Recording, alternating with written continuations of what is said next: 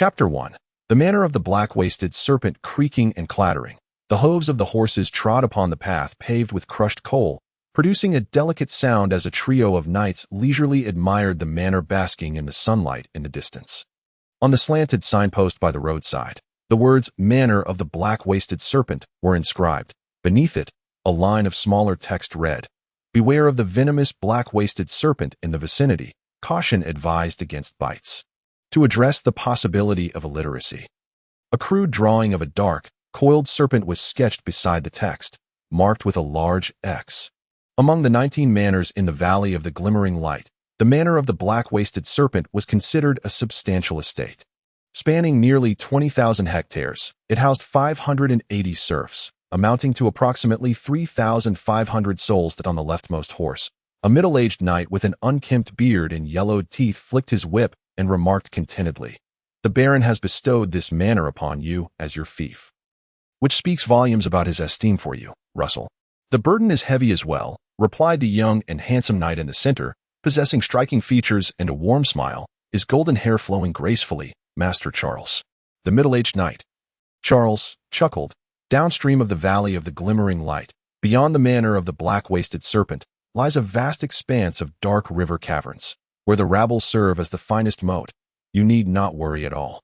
At this, the knight on the right muttered, "The free folk of the echoing river caverns are unreliable." Charles casually responded, "But there is still you, Eric, Des Russell's chief knight protector. Ensuring the safety of the manor of the Black-Waisted Serpent is your solemn duty." Eric, in his 30s with a square jaw, replied, "I shall do my utmost." "Very well, my esteemed teachers. The manor of the Black-Waisted Serpent has yet to be officially transferred. We shall make detailed arrangements once the handover is complete," the young and handsome knight said, gently nudging his horse, which immediately galloped along the coal-strewn road towards the manor ahead. The wind howled past his ears, and though the air was still quite cold, with tiny ice crystals striking his face, the unceasing surge of fighting spirit within him effectively mitigated the chill. Despite the thinness of his attire, he remained warm. Fighting spirit. Even after experiencing it for a full week, Russell remained astonished by this mystical power. The hooves raced onward, and as he neared his fief, a smile involuntarily graced his lips. He silently mused. Roman Roland once said, "True heroism lies in the choice to love life even after recognizing its harsh realities." As a time traveler, I find my current existence quite satisfactory. Born into a noble family, his father was named Roman, his elder brother Roland. He had a sister named Roland, and, a younger sister named Rolla. However, their family did not bear the surname Roman. They were known as the Glimmering Mushroom, a noble lineage named after a certain type of mushroom. Tracing back to his great-grandfather, the first Baron of Glimmering Light, his grandfather inherited the title, becoming the second Baron, followed by his father, who was the third Baron. In his generation, his ambitious brother Roland Glimmering Mushroom was ready to inherit the title of Baron of Glimmering Light and the fief of the Valley of the Glimmering Light at any moment. Of course, their father, Roman Glimmering Mushroom, was still in the prime of life and had no intention of departing this world just yet. Thus, this somewhat ineffectual second son of the Baron could rely on his parents' affection. Receiving the title of Lord at the age of 16 after his coming-of-age ceremony, along with his own small fief, the nearly 20,000 hectares of the manor of the Black-Waisted Serpent. Though termed a manor, its area was comparable to that of Russell's hometown on Earth. The population was sparse, with 580 households and around 3,500 individuals. A single village back on Earth might easily accommodate such a number. Fortunately, all these were serfs belonging to Russell. Halt.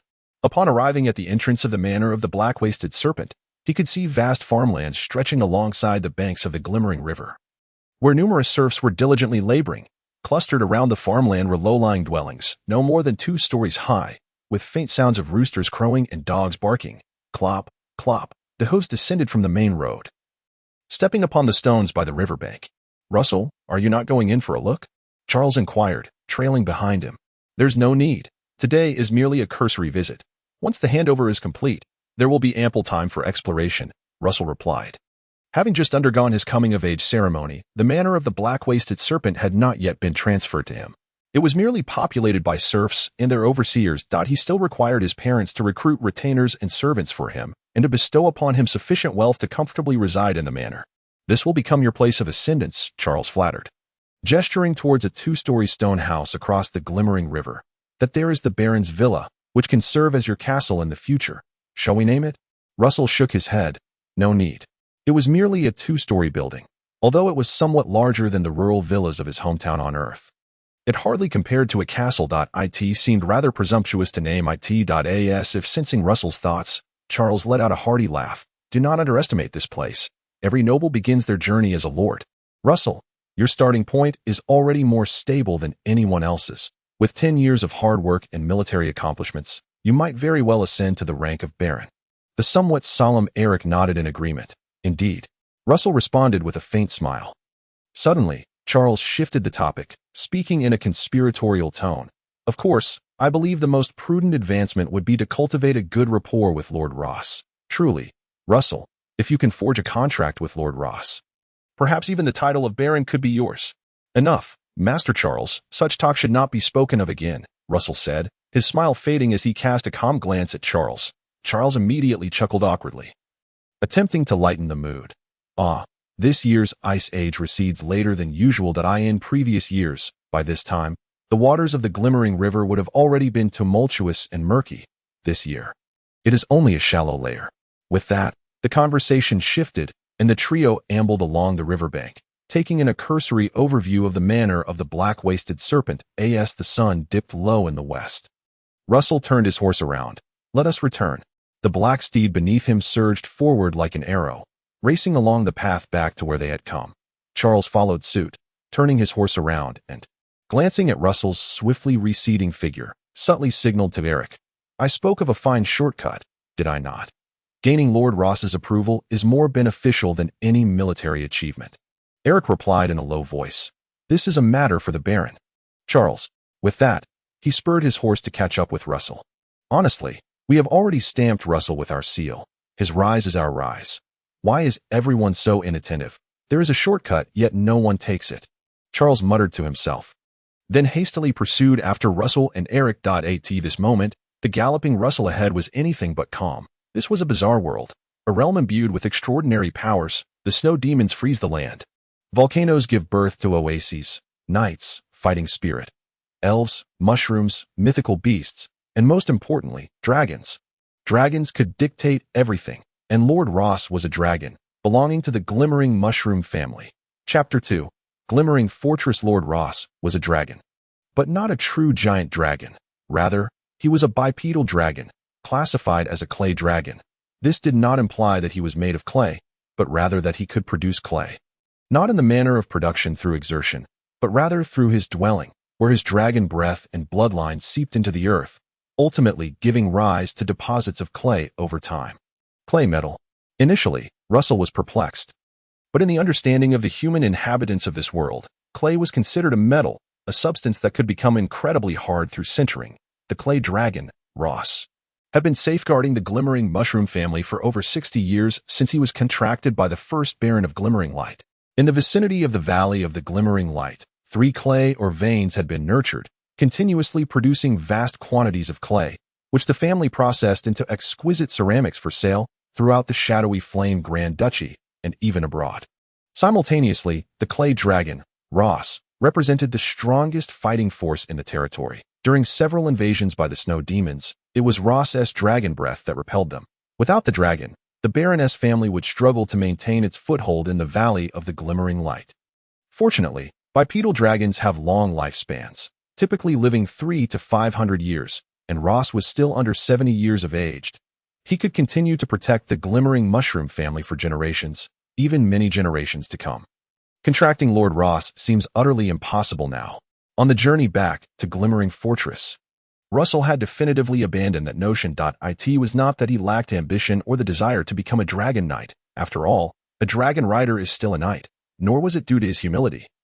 Believing that his brother Roland was the rightful heir to the title of Baron and head of the family, and thus should be the one to contract the clay dragon Ross. Rather, it was due to the awareness that his identity as a time traveler might be detected by Ross. The instincts of a dragon are exceedingly keen, were it not for the fact that Lord Ross cannot speak. I fear, recollecting the moment when he first traversed into this world filled him with trepidation. At that time, he had been savoring a dream dragon ice cream while crossing a street when he was unexpectedly crushed by a truck laden with dirt. Akin to an assassin, his consciousness faded, and he found himself in this new body. The previous owner of this body had been somewhat lackluster, beginning to practice fighting spirit at the age of 7 according to the fighting spirit training manual, yet only nurturing the seed of fighting spirit by age 10. As the coming-of-age ceremony approached, the seed of fighting spirit had yet to blossom into true fighting spirit. Thus, with determination, he forced a breakthrough, which led to a catastrophic failure, resulting in his demise. However, it is thanks to the perilous struggle of his predecessor that the seed of fighting spirit could ultimately flourish. Thus, with Russell's soul merging thereafter, he was spared from enduring this arduous trial, directly acquiring the coveted fighting spirit and becoming a commendable knight. Yet, upon stepping outside, he found himself fixated upon by Lord Ross, who was perched atop the luminous fortress tower. Through a window, those dragon-like eyes, larger than those of a bull, stared at him for a full quarter of an hour. Russell harbored no doubt that, were it not for the constraints of their blood pact, Lord Ross would have likely unleashed a dragon's breath upon him, reducing him to mere ashes. Bound by the pact, Lord Ross ultimately refrained from inflicting harm. Yet his demeanor towards Russell took a sharp turn for the worst, in an effort to avoid arousing suspicion. Russell promptly resolved to maintain his distance from Lord Ross in the future. Coincidentally, during his coming-of-age ceremony, he had been bestowed a title of lord by his father, Baron Roman, granting him his own fief. Henceforth, he would diligently cultivate his domain.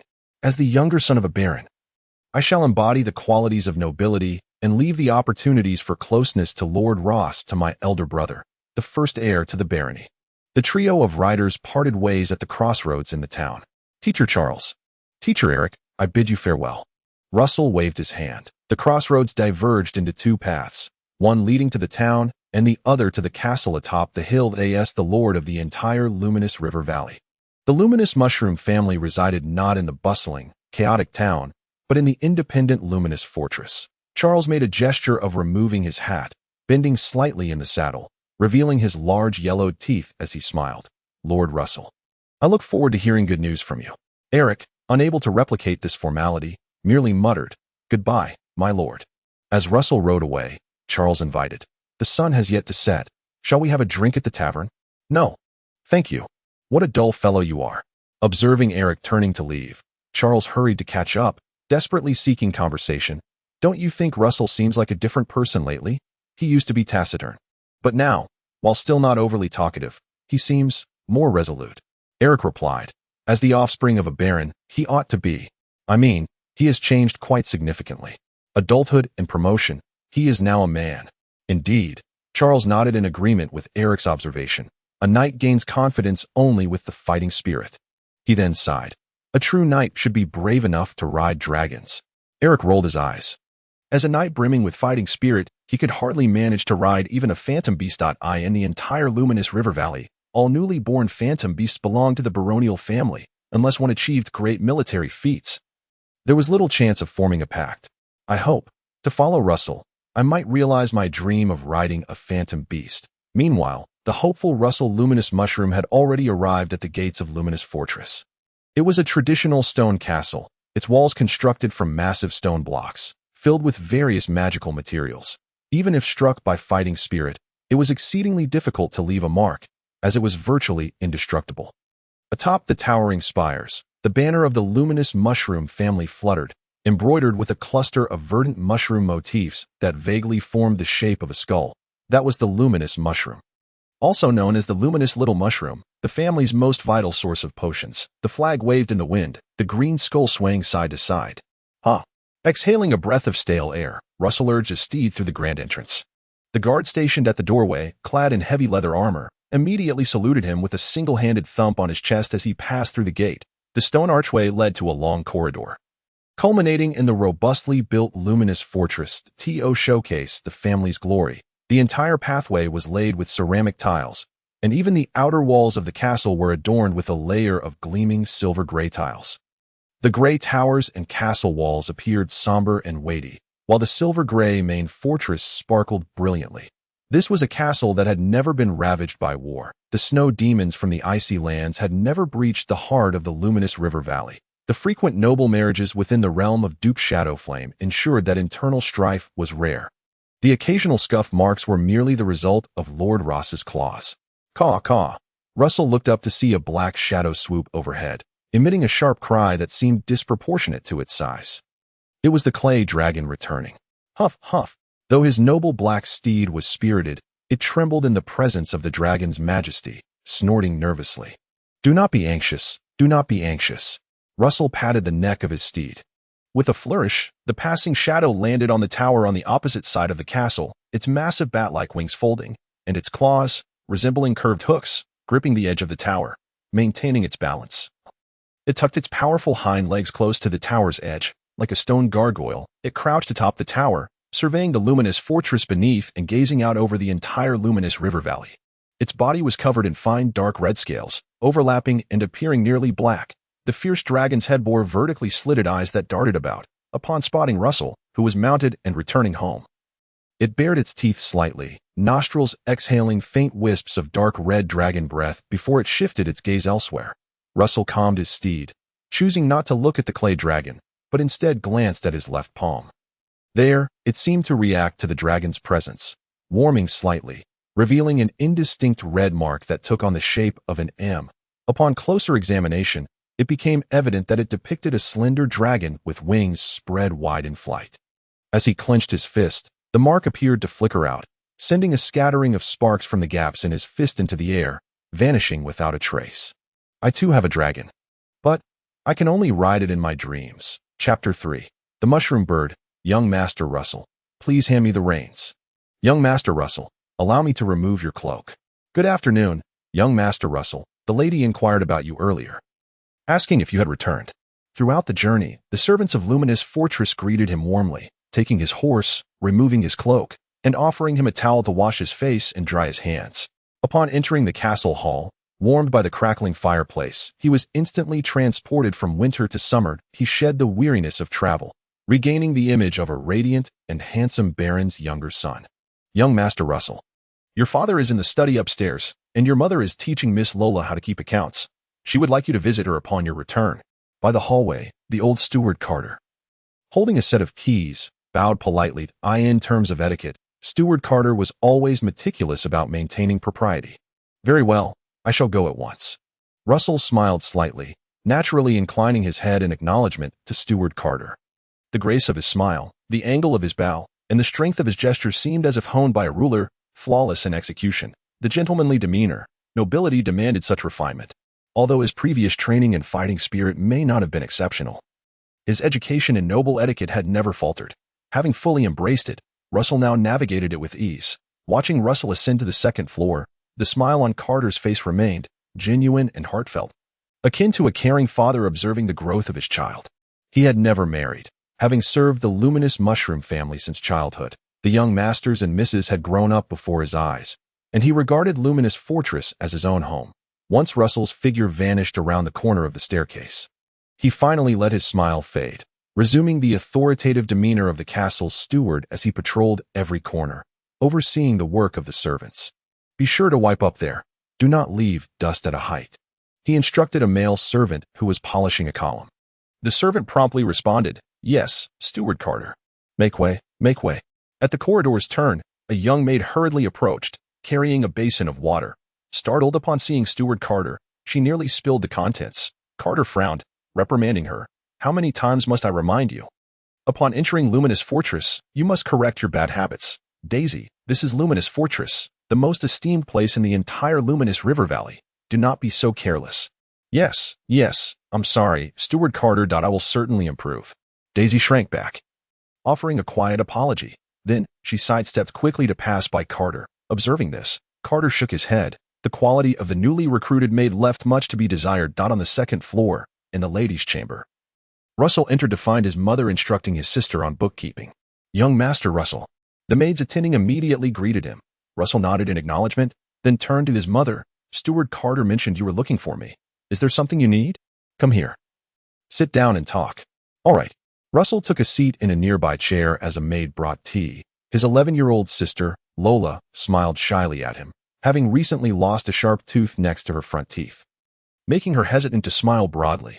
Russell returned her smile. His mother gazed at her now adult younger son, saying, I have discussed with your father several times about your proposal to move to Uyash Manor.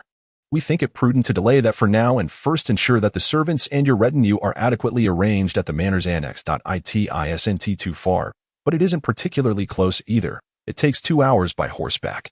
I can commute daily. Consider it part of my fighting spirit training, Russell replied. Moving out of Luminous Fortress was his established goal, not merely because he felt awkward in family interactions, but simply the discomfort of being under Lord Ross's watchful gaze. Are you so eager to leave home? His mother questioned, a hint of sorrow in her tone.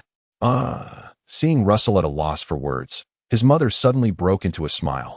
Well, children grow up and eventually leave home. If you wish to move, then by all means, go ahead.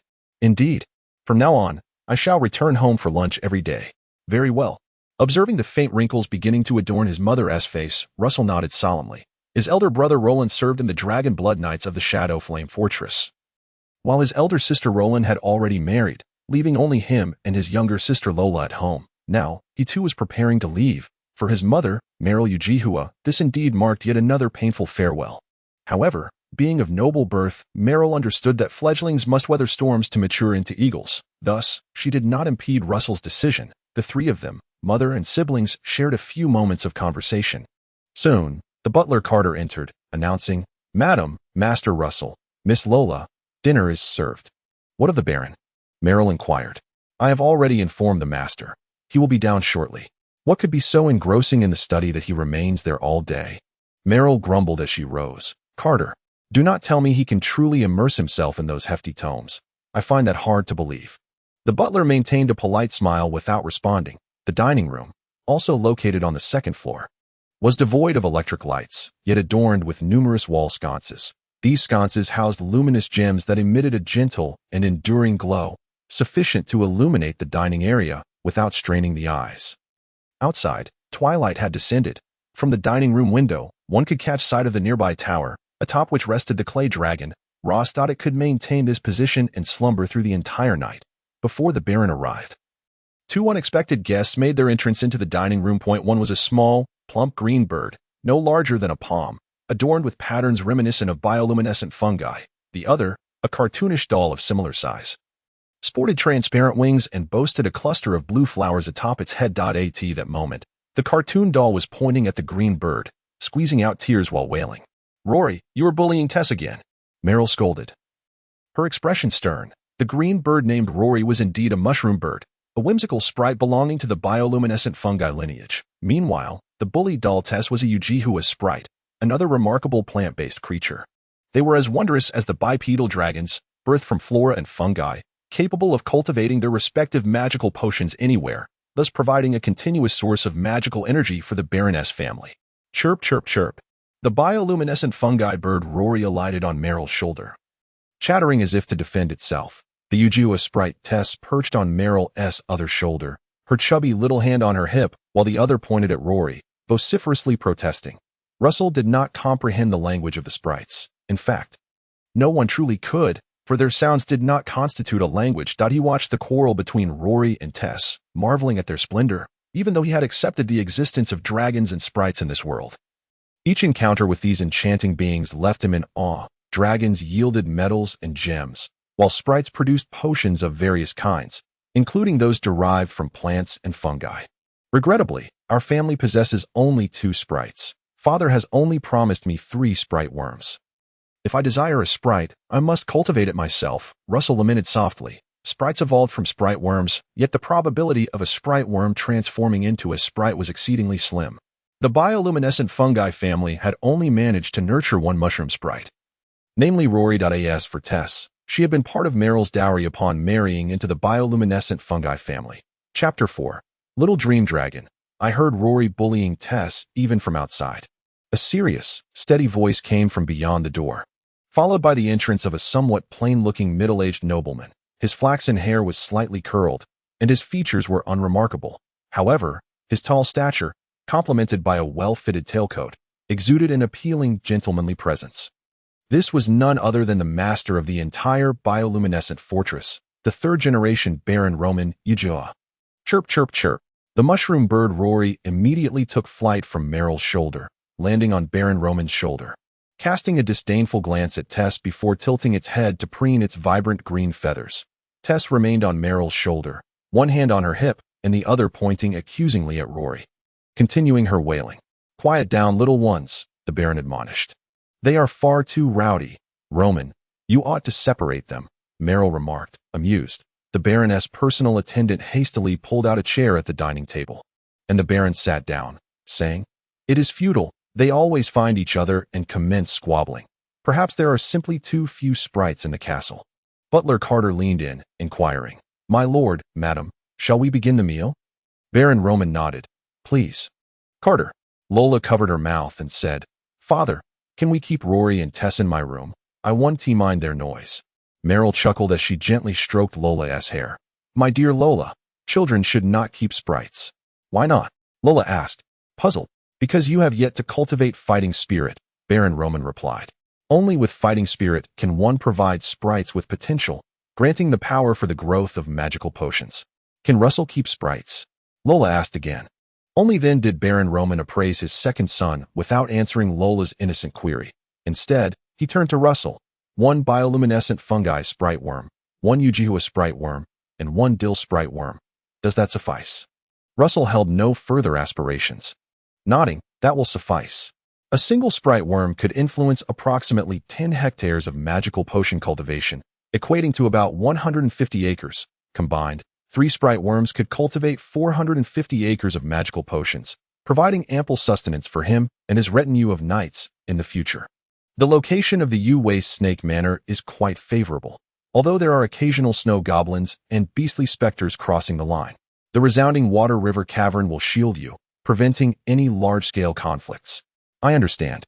More crucial than the snow goblins and beastly specters are the free folk in these caverns. A lord with a fief.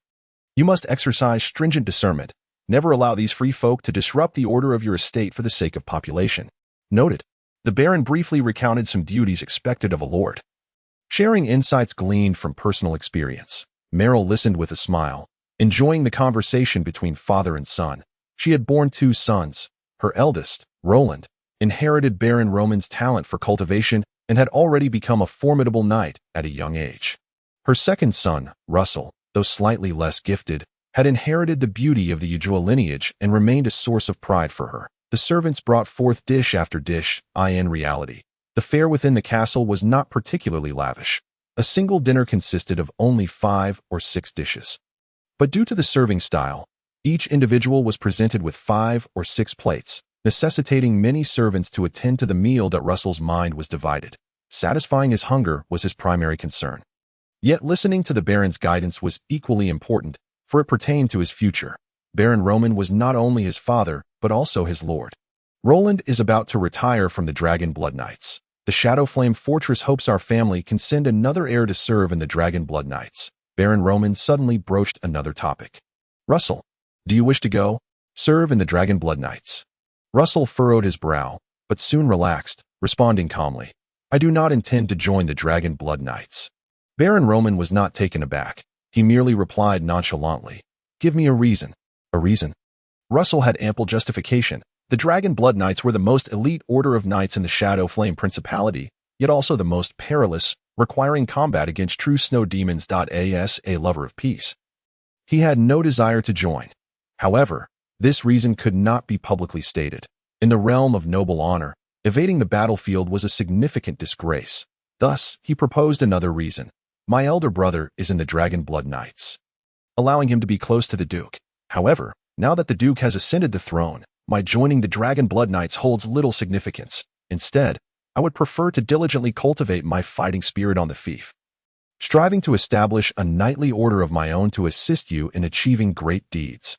Meryl also wished for her son to remain close to home, thus echoing, "Indeed, the Duke has ascended. Roland has already forged a good relationship with him, so there is no need for Russell to go." The Duke of Shadowflame was the monarch of the entire nation and also the lord of Baron Roman, the heir to Baron Roman.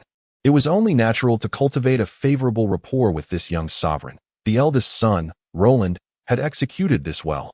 Thus, Baron Roman did not press further, nodding in tacit agreement with his second son Russell's reasoning. Then, starting tomorrow, recruit attendants and servants for you to manage the waste snake manor, the Baron instructed, turning to the elder butler Carter. Carter, I entrust you with the recruitment of servants. The butler inclined slightly. As you wish. My lord, I shall procure a fine batch of servants from Master Russell. Upon hearing this, Russell smiled. Thank you, Mr. Carter. The butler replied. It is my duty, Master Russell. The sumptuous yet somewhat unpalatable dinner concluded, and after bidding farewell to his parents, Russell returned to his chamber. His room was situated on the third floor of the castle, facing northwest, with a window that was not particularly large. It was obstructed by the castle's outer walls, offering only a view of the internal lawn and the activity area for the magical beasts. Upon as night has descended, the mythical beasts are now at rest. Lord Ross must have fallen asleep by now, Russell mused, glancing from his chamber at the tower where the clay dragon, Ross, most adored to perch. His former self felt quite discontented, believing this obstructed his opportunity to grow closer to Lord Ross. To ride a dragon. This is the dream of every young lad. Yet, at present, Russell deemed it best to remain unobtrusive, lest he reveal his identity as a traveler right under Lord Ross's nose. A dragon, you say? I possess one too. With no nightlife to speak of, after bathing and grooming, Russell retired to bed early, slipping into the realm of dreams. In a haze of time unmeasured, his consciousness found itself in a desolate and dim environment, where the silhouette of a castle emerged, seemingly sketched with the faintest of inks. There were no stout walls, no massive stones, only lines resembling a sketch. Darkness reigned supreme, accompanied by an eerie silence. The glimmering castle. This is the glimmering castle within my dreams. Russell had long grown accustomed to this peculiar dreamscape, his exclusive golden finger. Giet, accompanied by a crisp call, a small creature radiating a brilliant golden sheen fluttered into view from around the corner of the castle's outlines. It resembled a dragon, albeit in a comically cartoonish manner. Its head was as large as that of a bull, adorned with horns, scales, slitted pupils, and tiny, jagged teeth perfectly embodying the characteristics of a dragon. Its nostrils flared, exhaling wisps of faint smoke, akin to dragon breath, though this breath was more insipid than secondhand smoke, utterly harmless. The most amusing aspect was its body, which was almost the same size as its head. Its disproportionate limbs and tiny tail added to the absurdity. It has 4 limbs, a trait of the great dragons. Little dream dragon, tell me, are you a great dragon? Russell inquired with a smile. The little dream dragon hovered before him, flapping its wings and swaying its body up and down, tilting its head. It seemed rather perplexed by Russell's question. He had posed similar inquiries numerous times. The little dream dragon from his dreams was rather dim-witted, and thus he refrained from further banter. With a leap, he mounted the back of the little dream dragon. In this dream, he too was merely a cartoon figure. Chapter 5. The Light of Magic Buzz. Upon mounting the little dream dragon, the dreamscape before Russell underwent a tremendous transformation. The dimly outlined castle remained unchanged, yet beams of light began to emerge from every corner of the line-drawn castle. To this, Russell was no longer surprised. After several nights of exploration, he had grasped the general essence of this dream, which he termed the dim dream realm. In his understanding, the dim dream realm existed in a state of superposition with the real world. Or rather, it was like a different side of reality. It filtered out various distractions through a certain lens, leaving only the pure characteristics of magic in the genuine world. The key to unlocking this lens was the little dream dragon. Glowing golden beneath him, the lights illuminating the castle's corners represented different magical energies. Among them, the most striking was the immense torch-like glow atop the dimly drawn tower. It outlined the silhouette of a bipedal dragon, which at this moment sat perched like a gargoyle, sound asleep. Undoubtedly, this was the clay dragon Ross, manifesting in the dim dream realm. Let us go for a stroll. Russell waved his short, pudgy hands in the dim dream realm, feeling oddly peculiar, yet nimble. Giet, the little dream dragon chirped, flapping its wings and flying towards the clay dragon Ross at a pace akin to that of an adult walking. It took quite a while to arrive, hovering directly in front of Ross, allowing Russell to see clearly through the fiery patterns. The contours of Ross composed of magic, fierce, enigmatic, arcane. What a beautiful bipedal dragon, its magic overflowing. Alas, it harbors a strong animosity towards me, a traveler, rendering it impossible to ride. Russell lamented. All extraordinary powers could be collectively referred to as magic, whether it be a knight's fighting spirit, a mythical beast's elemental force, a dragon's breath, or even the true flames exhaled by a giant dragon. These forces represented various manifestations of magic, The most fundamental form of magic resided within the magical herbs cultivated by the elves, derived from the earth's power beneath his feet. Ga. Seemingly displeased with Russell's praise of Ross. The little dream dragon's bull-sized head spun 180 degrees, roaring in a dragon-like manner while emitting a rather comical call, reminiscent of a duck's quack upon first hearing it. "Ha, quite the jealous little one," Russell chuckled as he reached out to pat the little dream dragon's large head. Lamenting, "What a pity I can only ride you in dreams.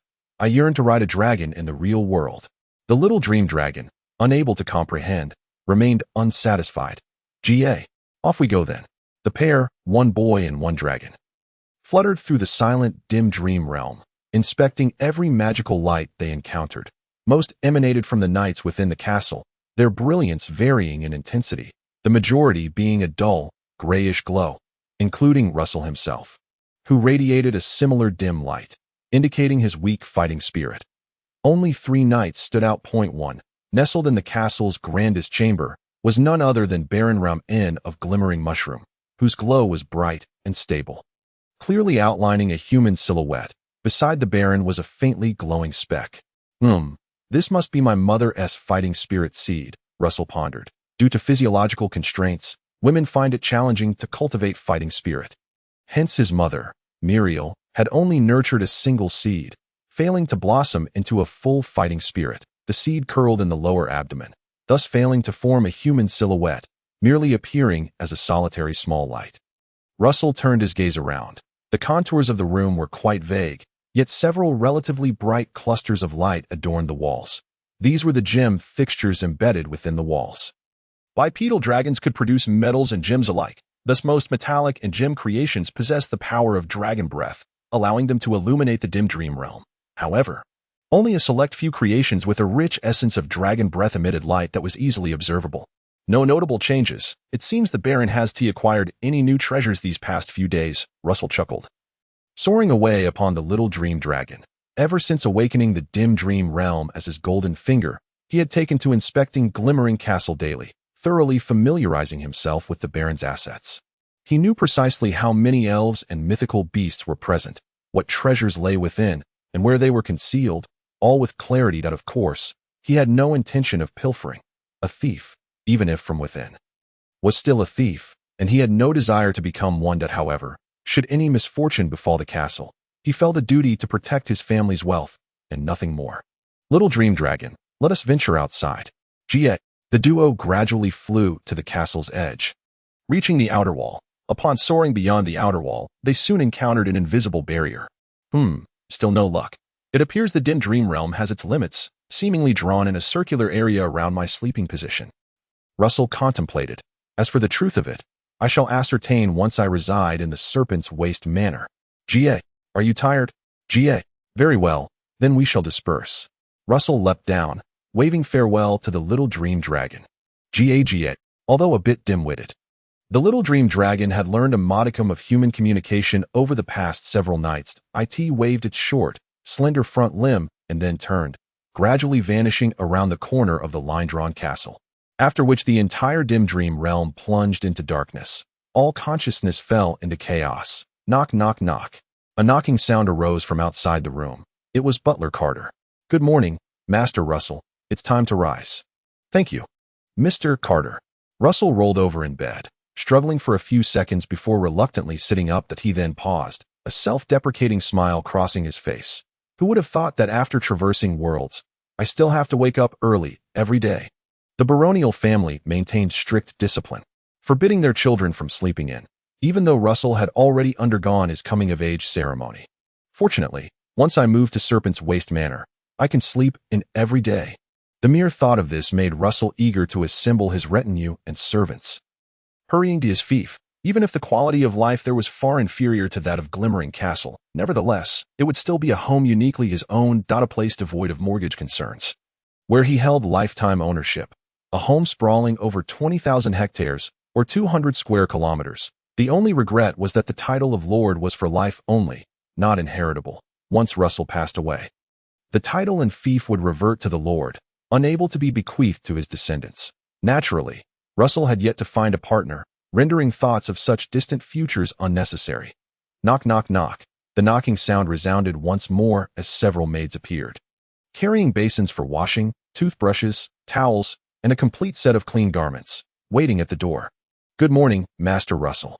Please, come in." Having already risen, Russell wore only a snug shirt.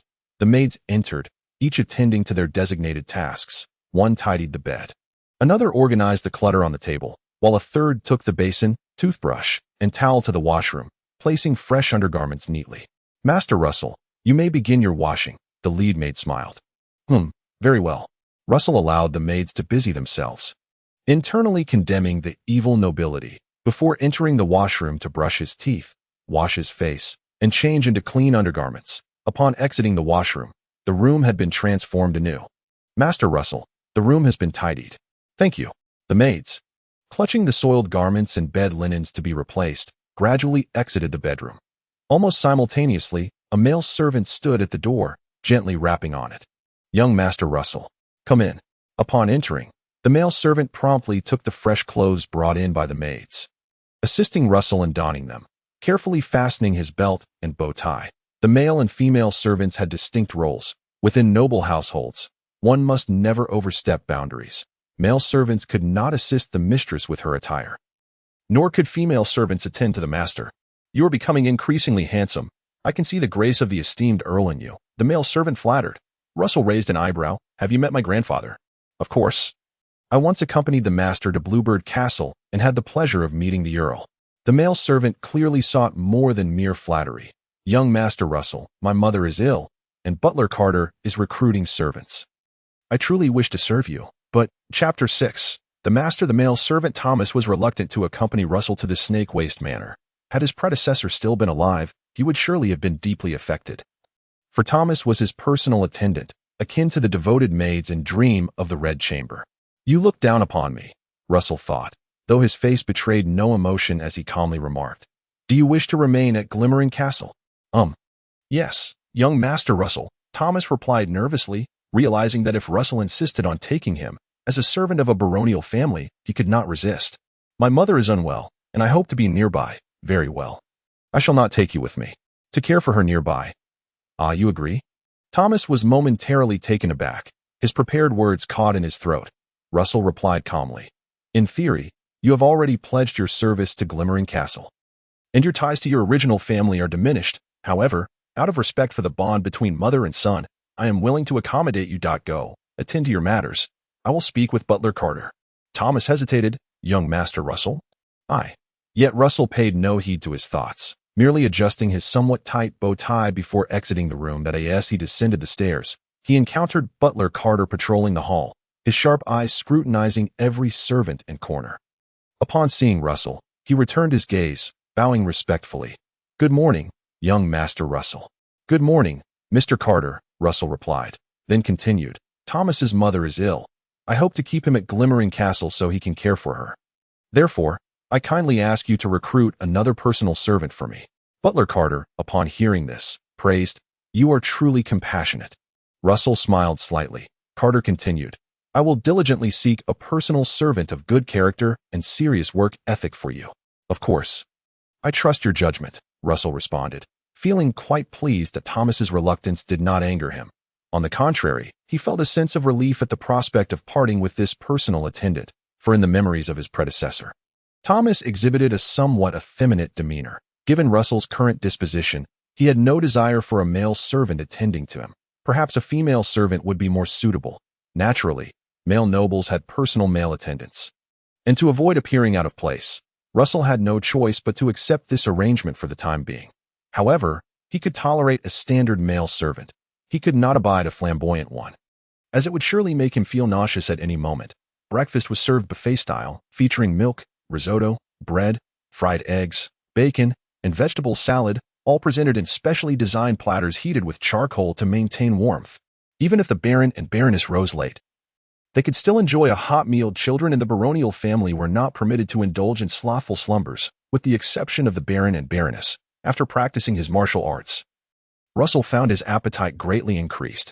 After devouring 2 large bowls of fish and rice risotto and a generous portion of bacon, he noticed his sister Lola yawning as she descended the stairs.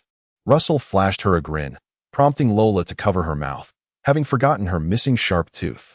"Russell, Are you going to stay at Snake Waste Manor today?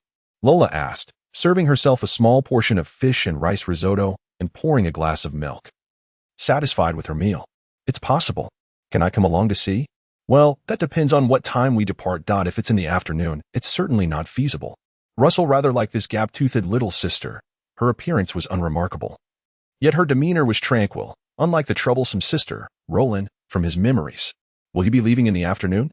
Perhaps. In truth, the Baron was remarkably efficient. By midday, he had already assembled 4 mounted knights to accompany Russell. And Butler Carter was equally swift, presenting a list of 10 new servants. Tom, John, Jack, James, we pledge our loyalty to you, Lord Russell. In the grand hall of Glimmering Castle, the 4 armored knights knelt on one knee, swearing allegiance to the young lord, Russell Glimmering Mushroom. Congratulations, Russell, on acquiring your first followers. The family tutor, Charles, predictably attended this occasion. He and the knight instructor, Eric, constituted Russell's earliest support. Eric, not one for many words, simply stated, "Congratulations, my lord." Russell smiled and nodded. Accepting the felicitations from his 2 mentors, this moment, Butler Carter approached with the 10 male and female servants. Young Master Russell, here are your servants. The 10 servants, led by a male servant of around 40 years, knelt before Russell, bowing their heads. We greet you, my lord. Please rise. Russell gestured graciously. Ladies and gentlemen, there is no need for introductions today. We shall have ample time to get acquainted in the future. Thus, the foundation of Russell's retinue began to take shape. Subsequently, the Baron generously bestowed upon Russell 5 large carts of goods and gifted him 3 broken contracts of elven insects, along with several packets of potion seeds and a dozen serfs skilled in potion cultivation. At 3 o'clock in the afternoon, they were all set to depart. I shall not escort you to your fief. Kindle will bear my decree and announce the new lord at Snake Waste Manor, Baron Roman stated, patting his son's shoulder before stepping aside to allow his wife to approach. Meryl opened her arms, and Russell leaned forward, embracing his mother. Whispering close to his ear, Meryl advised, stay alert at night. Do not skimp on the manor's provisions. Your martial training must not be neglected. After you finish, let me know, and I will prepare more for my dowry. Thank you, mother. I shall not be shy if necessary, Russell sincerely replied. In this world, knights valued the noble quality of self-reliance. Yet he would not be overly stubborn. When it came to leaning on his family, he would not hesitate. Meryl placed a kiss on Russell's cheek before releasing him. Lola approached, covering her mouth. Russell, I want to visit Snake Waste Manor. When can I go? It's too late today. Perhaps another time, Russell said, then turned to face the Baron and Baroness, placing his right hand on his chest and performing a knightly salute. Bowing. Father, mother, I am departing. The Baron nodded. Meryl displayed a bittersweet smile. Go, my child. Mounting his horse, Russell glanced back at the towering, glimmering castle and the clay dragon, Ross, spiraling in the distant sky. Without further hesitation, he waved forward. Teacher Charles. Teacher Eric, let us set forth. Charles doffed his hat in a flamboyant manner, declaring, Esteemed Baron, lady, Charles bids you farewell. Eric merely bowed and followed after Russell. The 4 armored knights, having waited for the servants to mount the carts, clustered around the 5 carts, closely trailing Russell. The procession gradually quickened its pace, journeying along the charcoal-paved avenue toward their new abode under the afternoon sun. The entrance of Glimmering Castle. The Baron took his wife's arm as they returned inside, while the male and female servants followed suit, resuming their unfinished tasks. Only Butler Carter remained at the entrance, watching the caravan disappear along the avenue, before raising a hand to wipe his slightly warm eyes. Muttering softly, the fledgling must learn to soar. Young Master Russell has grown up. Chapter 7. The arrival of the Lord. Old Barton squatted at the edge of the field, drawing heavily on his ceramic pipe, the embers rising with the burning tobacco. Once the tobacco in the pipe was exhausted, he carefully removed it, delicately tapping it against the edge of his palm to dislodge the ash to avoid damaging the ceramic pipe. He dared not apply too much force. Back when he used an old tree root pipe, he never had to worry about damaging it. No matter how he struck it against a stone, it would not break. However, since his daughter, who served as a maid in the castle, had gifted him this ceramic pipe, he cherished it dearly. This pipe was crafted from clay produced by the Baron's dragon, a connection that was something remarkable. He relished the opportunity to display his ceramic pipe in crowded places, showcasing not only its beauty but also his daughter's employment in the Baron's castle. Yet today, Old Barton had no desire to flaunt his ceramic pipe. After refilling it with tobacco, he expressed his concerns. This year's ice retreat is too late. It will surely delay the planting of wheat, resulting in reduced yields by year-end. The Baron will undoubtedly be displeased. A few serfs, ragged like Old Barton, squatted nearby, each puffing on a pipe. One of the elderly serfs exclaimed, spittle flying as he spoke. What nonsense are you spouting? What Baron, you say? Didn't we hear the steward mention just days ago that our Wu Yaoshi estate has been granted to a new lord? We are to till the fields for the new master. Old Barton expressed his astonishment. A new master? Which knight? Pray tell, have I not heard of? You wander about the fields all day. What do you know? The Baron has bestowed our Wu Yaoshi estate upon the young Baron. Which young Baron? Who else could it be but young Master Russell? Could it be young Master Roland? The spittle-spewing old serf proudly displayed his erudition. Young Master Roland is to inherit the title of the elder Baron, while young Master Russell shall be our lord. Upon hearing this, the other elderly serfs immediately clasped their hands together. Praise young Master Russell. No, no, praise Lord Russell.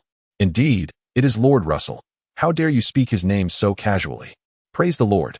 In the simple minds of the serfs, their lord was akin to the very heavens of their territory, and even the mere utterance of his name in private was considered a grave disrespect. The spittle-spewing old serf also clasped his hands. Praise the Lord. As their conversation continued, no one dared to mention the name Russell again, opting instead to refer to him as the Lord. Do you think, this year, with the wheat delayed, the Lord will fly into a rage? Old Barton began to worry again. Do you recall 5 years ago? That year, the wheat yield was low, and we serfs who farmed the fields each received 10 lashes. The spittle-spewing old serf could no longer muster enthusiasm and sighed, let us hope the new Lord is merciful and takes pity on us. The threat of 10 lashes held a considerable deterrent. Yet soon, another serf ventured, do you think the new Lord will bring in the spirit bugs and have us cultivate potion herbs? Ah, the spittle-spewing old serf regained his vigor. Indeed, the elder Baron and several lords wish to cultivate potion herbs. If we are allotted potion herb fields, we need not fear the early or late retreat of the Ice Age. We could farm all year round. Will it really be our turn? Old Barton hesitated. Let us go ask the steward. Let us go together. The group of elderly serfs rose, dusting off their backsides, pipes in hand, as they made their way to the steward's residence. Meanwhile, the sun hung low in the sky, casting a warm glow. Even though May was approaching, the weather remained somewhat chilly. The ice melting but not yet fully gone. Russell's caravan smoothly traversed the small bridge over the Yogwang River, entering the Wu Yaoshi estate. Young Master Russell, let us wait here for a moment until all the heads of the estates and the steward have gathered. Then I shall announce the Baron's decree, said Kindle, the captain of the patrolling knights escorting Russell, a beast rider. Although Kindle had yet to accumulate sufficient military achievements to be conferred the title of Lord, the ability to contract a beast and ascend to the rank of beast rider indicated he possessed the potential of a noble, likely to rise from retainer to vassal in the future. Thus, Russell treated him with courtesy. Thank you for your efforts, Captain Kindle. You are too kind. Kindle gestured to the knights accompanying him to notify the serfs' stewards to gather. These knights had patrolled the territory for an extended period. Familiar with each estate, in a short while, 4 or 5 dozen serf stewards, 5 heads of estates, and a baronially appointed estate manager had all assembled before the estate's annex. The Baron's decree had already reached the estate a few days prior. So the estate manager, heads of estates, and serf stewards were not surprised by the current situation, standing quietly in 2 rows, awaiting Captain Kindle to announce the Baron's new decree. Young Master Russell. Kindle turned to Russell. Russell gestured, please. Without further hesitation, Kindle faced the serf stewards, raising his voice, all serfs of Wu Yaoshi estate, heed my command. The master of the Yogwang River Valley, the companion of the clay dragon, your lord. The Yogwang Baron has bestowed the Wu Yaoshi estate upon his second son, Lord Russell Ingwang Soon. Pointing behind him, Russell smiled graciously at the serf stewards. Kindle continued, from this day forth, Lord Russell Ingwang Sun shall assume control of all matters regarding the Wu Yaoshi estate, including land, serfs, livestock, property, stones, water sources, trees, and even your children. All shall belong to Lord Russell Ingwang Sun. Pausing, he noted the numerous serfs gathering around the annex. However, they dared not approach closely, merely observing from a distance. Kindle concluded, at this moment, Lord Russell Ingwang Sun is your new master. Russell stood with his hands clasped behind him, maintaining an air of indifference. Kindle remained to one side, while the heads of estates and serf stewards appeared bewildered, many having forgotten when the last lord change occurred. Yet the estate manager showed no hesitation, kneeling first. Great lord, esteemed master, old Hans kneels before you in homage, praised the baron, after longing for the stars and the moon. Old Hans has finally awaited your arrival. With old Hans taking the lead, the heads of estates and serf stewards quickly followed suit, kneeling in unison, calling out various phrases of praise like praise the Lord, Lord Baron, homage to the Lord, and long live the Lord. Russell was not fond of this kneeling custom, however. At this moment, he could only abide by local customs, using this opportunity to establish his initial authority. I am your new master, Russell Ingwang Sund. I shall continue to protect you, just as my father, the Baron, has done, providing you with safety, shelter, and sustenance, while you owe me your loyalty. Old Hans was the first to react, exclaiming loudly. Old Hans pledges his unwavering loyalty to the Lord. The heads of estates and serf stewards echoed. We pledge our loyalty to the Lord. Even the serfs who had gathered around, caught up in the atmosphere, began to kneel one after another without a leader directing them. We pledge our loyalty to the Lord. Praise the Lord, loyal to the Lord. Little Sam is forever loyal to the Lord. Oh dear, you poked my backside. Lameless praises the Lord. Bah, B.A., B.A., Bob, praise, praise, praise, praise the Lord. Chapter 8. Black Pearl Wine. Captain Kindle did not partake in dinner at the estate annex after announcing the Baron's decree. He led the patrolling knights back onto the charcoal road under the last rays of twilight. Old Hans and the 5 heads of estates shall remain. Everyone else may return home. Russell concluded the noisy pledge of loyalty. The serf stewards departed, and the onlooking serfs quickly scattered, not daring to linger near the estate annex. Master, the study has been arranged and is ready for your use at any time, reported the well-dressed middle-aged steward. Thank you, Morris, Russell replied with a smile. Morris was his new steward, whom Russell had met on the way. He previously worked at a separate estate in town. The Yowang Baron owned several similar separate estates across his territory, each staffed by servants for management, including the annex of the Wu Yaoshi estate. It is my duty to serve you, my lord, Morris said joyfully upon receiving Russell's gratitude, introducing the 2 middle-aged servants beside him. A man and a woman, these are the resident manservant and maid of the estate annex, the Brown couple. We have met the lord. The Brown couple hurriedly bowed to Russell. Please rise, Mr. Brown, Mrs. Brown, Russell said, understanding that Morris had brought these 2 for guidance on arrangements. So he directly stated, since you have chosen to remain at the estate annex, follow Morris. Thank you, my lord. Thank you. The Brown couple expressed their gratitude repeatedly. Strictly speaking, they belonged to the Baron's retainers. If Russell did not take them in, they would have to return to Ingwang Fortress and await reassignment. Morris, have someone bring tea to the study, Russell casually instructed. Then addressing Charles and Eric, he said, my retainers, you 2 teachers, come with me to the study. Old Hans and the 5 heads of estates. You come as well. The estate annex was not very large, comprising 2 stories and a basement. Its layout resembled a square fort, with approximately 12 rooms on the first floor, 5 in the front, 5 in the back, and 1 on each side connecting them. In the center of the estate annex was a rectangular courtyard garden, roughly the size of 3 rooms. The master and servants resided on different floors, with the study naturally located on the 2nd floor. Russell, we must have a good drink tonight to celebrate your official takeover of the territory. Charles followed closely behind Russell, surveying the surroundings. The annex looks unassuming from the outside, but it's quite spacious inside. Living here must be quite pleasant. Are you 2 teachers planning to acquire property in the estate? Russell inquired. Eric nodded. Yes. Charles shrugged. Russell, just help me rent a single room. My wife is enamored with the hustle and bustle of town, using the excuse that our child still needs to attend classes at the night academy in town, so she refuses to move to the estate. He then shifted his tone, jokingly adding, perhaps this is for the best. I can enjoy my solitude and drink whenever I please. You will need to take on more of the estate's affairs, especially the estate court, Charles, Russell remarked. Of course, it's my responsibility. Charles chuckled. Well then, everyone please take a seat. Russell settled behind the desk as butler Morris, accompanied by a footman, brought stools for everyone. Once seated and tea was served, Russell surveyed the gathering in the study. 2 teachers, 4 retainers, an estate steward, and 5 village heads, essentially the entire leadership of the estate. Old Hans, please provide an overview of the Wu Yao Snake estate. Yes. My lord. Old Hans promptly rose, only half sitting on the stool after Russell's repeated gestures, to report. The Wu Yao Snake Estate spans 19,500 hectares, with 15,000 hectares cultivated, divided into 5 villages. The 5 villages were named Barley Village, Wheat Village, Alfalfa Village, Lentil Village, and Beanwheat Village. As their names suggest, Barley Village primarily grows barley, Lentil Village mainly cultivates lentils, and Beanwheat Village grows both wheat and lentils. The estate's original positioning in the Yogwang River Valley was fundamentally for the production of grains and fodder. Additionally, the serfs raised some poultry and a small number of livestock. It can be said that the industry was quite singular. Subsequently, the 5 village heads each introduced the agricultural conditions within their villages, as well as the status of the serfs. Within a single estate, approximately 10 to 12 households of serfs formed a group, with a serf overseer coordinating farming efforts, mediating neighborly relations, and assisting with tax collection. 10 groups constituted a village, led by a village head, akin to a production team leader.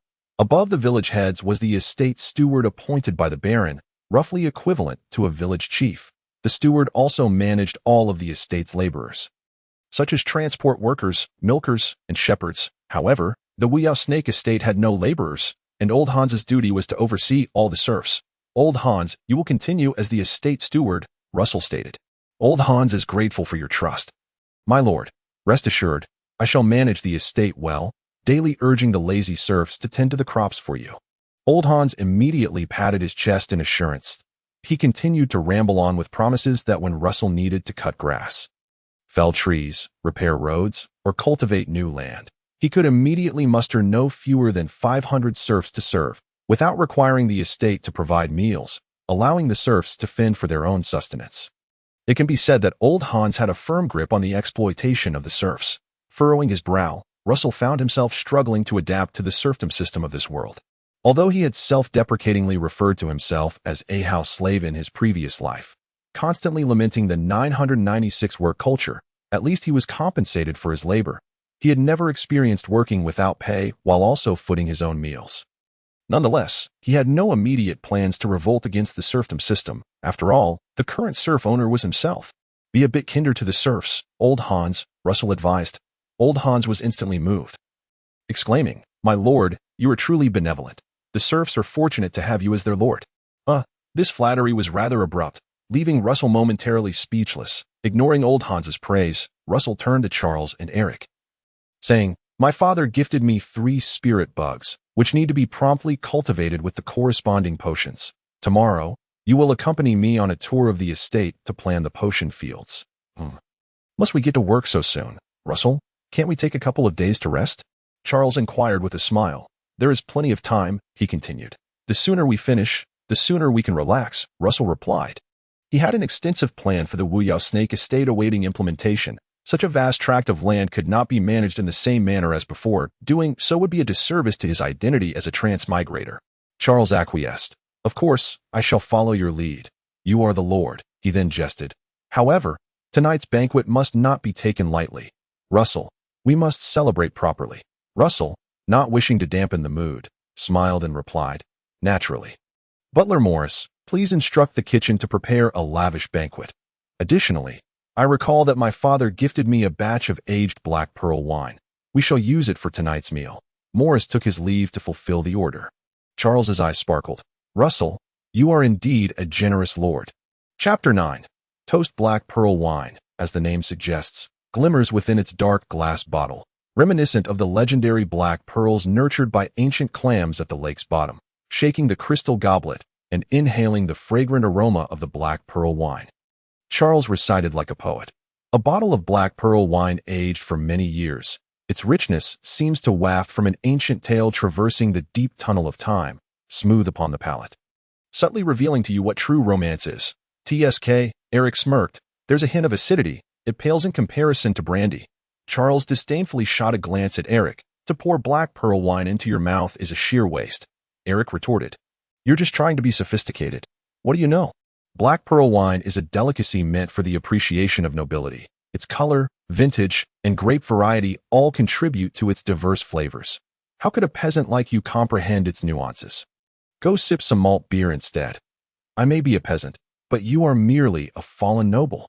Eric countered. He hailed from a family of serfs, having aspired to achieve success and ascend the ranks of nobility. In contrast, Charles's father had once been a lordly knight who died young, leading to their family's decline back to commoner status. A fallen noble once knew glory. The depth of history is beyond your understanding. Charles relished a sip of black pearl wine. I drank black pearl wine as a child. What about you? Peasant, have you even tasted wine? Eric balled his fist and exclaimed, You. Enough, you two teachers, Russell interjected, sensing the potential for conflict, raising his goblet. Let us all share a drink and toast. Cheers. Charles raised his goblet in agreement. Eric, not genuinely wishing to fight, followed suit, muttering, Cheers. Tom, John, Jack, and James, for knightly retainers, quickly wiped their greasy mouths and raised their goblets together. Cheers. With a toast, the atmosphere instantly brightened. All present were knights, their spirits high, and their appetites voracious. The footmen swiftly cleared plates of dishes, which disappeared in moments. Russell, too, setting aside his usual noble restraint, indulged heartily. Perhaps it was a psychological factor. The estate's annex felt like his true home, allowing him to relax more while enjoying the food than he did at the fluorescent castle. Russell. To the future of the Wu Yao Snake Estate, let us drink a toast, Charles exclaimed, appearing more animated at the banquet than ever before. With black pearl wine accompanying our meal, I truly wish this kind of life could be repeated every day. Russell took a small sip. It will come. Charles, everything will come to pass. A moment later, James raised his goblet again. My lord, cheers. As knightly retainers, the duty of James and the others was to constantly follow and protect Russell, serving him in all manners. Whether in battle or during meals, this created a very close bond. Many knights from affluent families eventually achieved noble titles themselves. Of course, Russell himself was merely a lord and lacked the power to confer titles upon his subordinates. But he would undoubtedly ensure that his knightly retainers were well fed and cared for, especially in critical moments when they would risk their lives for him. Cheers, James. The banquet continued for a full 2 hours, with both teachers and 4 retainers becoming intoxicated, while Russell retained a semblance of sobriety. Exiting the dining room, he stepped into the corridor adjacent to the courtyard. Butler Morris followed closely behind, addressing him. My lord, have the servants eaten? Thank you for your concern. My lord, the servants have already dined. Are there enough rooms in the estate? I was just about to report to you. Morris produced a piece of paper with a detailed sketch. There are 12 rooms on the ground floor, each quite spacious, around 15 to 16 square meters. The servants can squeeze in, and your retainers can have 2 to a room. The estate's annex was constructed in a rugged style, made of stone, prioritizing size and sturdiness over aesthetics. Each room was roughly the same size, measuring 4 meters in length and width. This meant the entire estate measured 20 meters long and 12 meters wide, with walls adding a bit more to the dimensions. Given the current situation, a temporary arrangement is necessary. You can partition one of the ground floor rooms into 2. That way, 2 to 3 servants can share a room, and your retainers can each have their own room. The 3 rooms at the front can be combined to create a reception hall, with tea and washrooms on either side. Morris exhibited a designer's flair. The layout plan for the estate annex was quite detailed, clearly marking the reception hall, retainers' quarters, servants' quarters, and kitchen on the ground floor, along with the restroom, boiler room, storage room, servants' dining area, and bathroom. As for the second floor, Morris had not marked it, as Russell needed to provide input personally. Very well, Morris, your arrangements are commendable, Russell praised. Let us proceed with this plan for now. When the weather warms up, we can further refine the estate annex. Also, arrange for Charles and Eric to stay in the upstairs guest rooms. As you command, my lord. After speaking, Morris hesitated as if wanting to say something more, with the evening breeze refreshing his mind. Russell inquired, Is there something you wish to express? As far as I know, noble lords have a tradition of enjoying a drink with their steward in the study at night. I wonder if you also appreciate this tradition. My lord, Morris said, his eyes gleaming with anticipation as he awaited a response. Russell raised an eyebrow and then smiled nonchalantly. Since it is a tradition, let us continue it. Morris was overjoyed and bowed respectfully. As you wish. My lord, he then inquired, shall this commence from tonight? You may arrange the guests. I shall take a bath and then retire to the study. When you come over tonight, do not bring any wine, for I have indulged too much. Yes, my lord. The bathing room was located on the 2nd floor, but it lacked a shower. Male servants had to fetch water from the boiler room on the 1st floor to fill the bathing room. The maids were responsible for preparing the bathing water for Russell and bringing him clean clothes. However, no one attended to him during his bath. That was something Russell had to manage himself. After soaking in the hot water for a few minutes, the effects of the alcohol dissipated. In fact, channeling one's energy had a similar effect, and operating the energy for half an hour could effectively alleviate drunkenness, provided one was not excessively inebriated and knew how to channel their energy. How refreshing!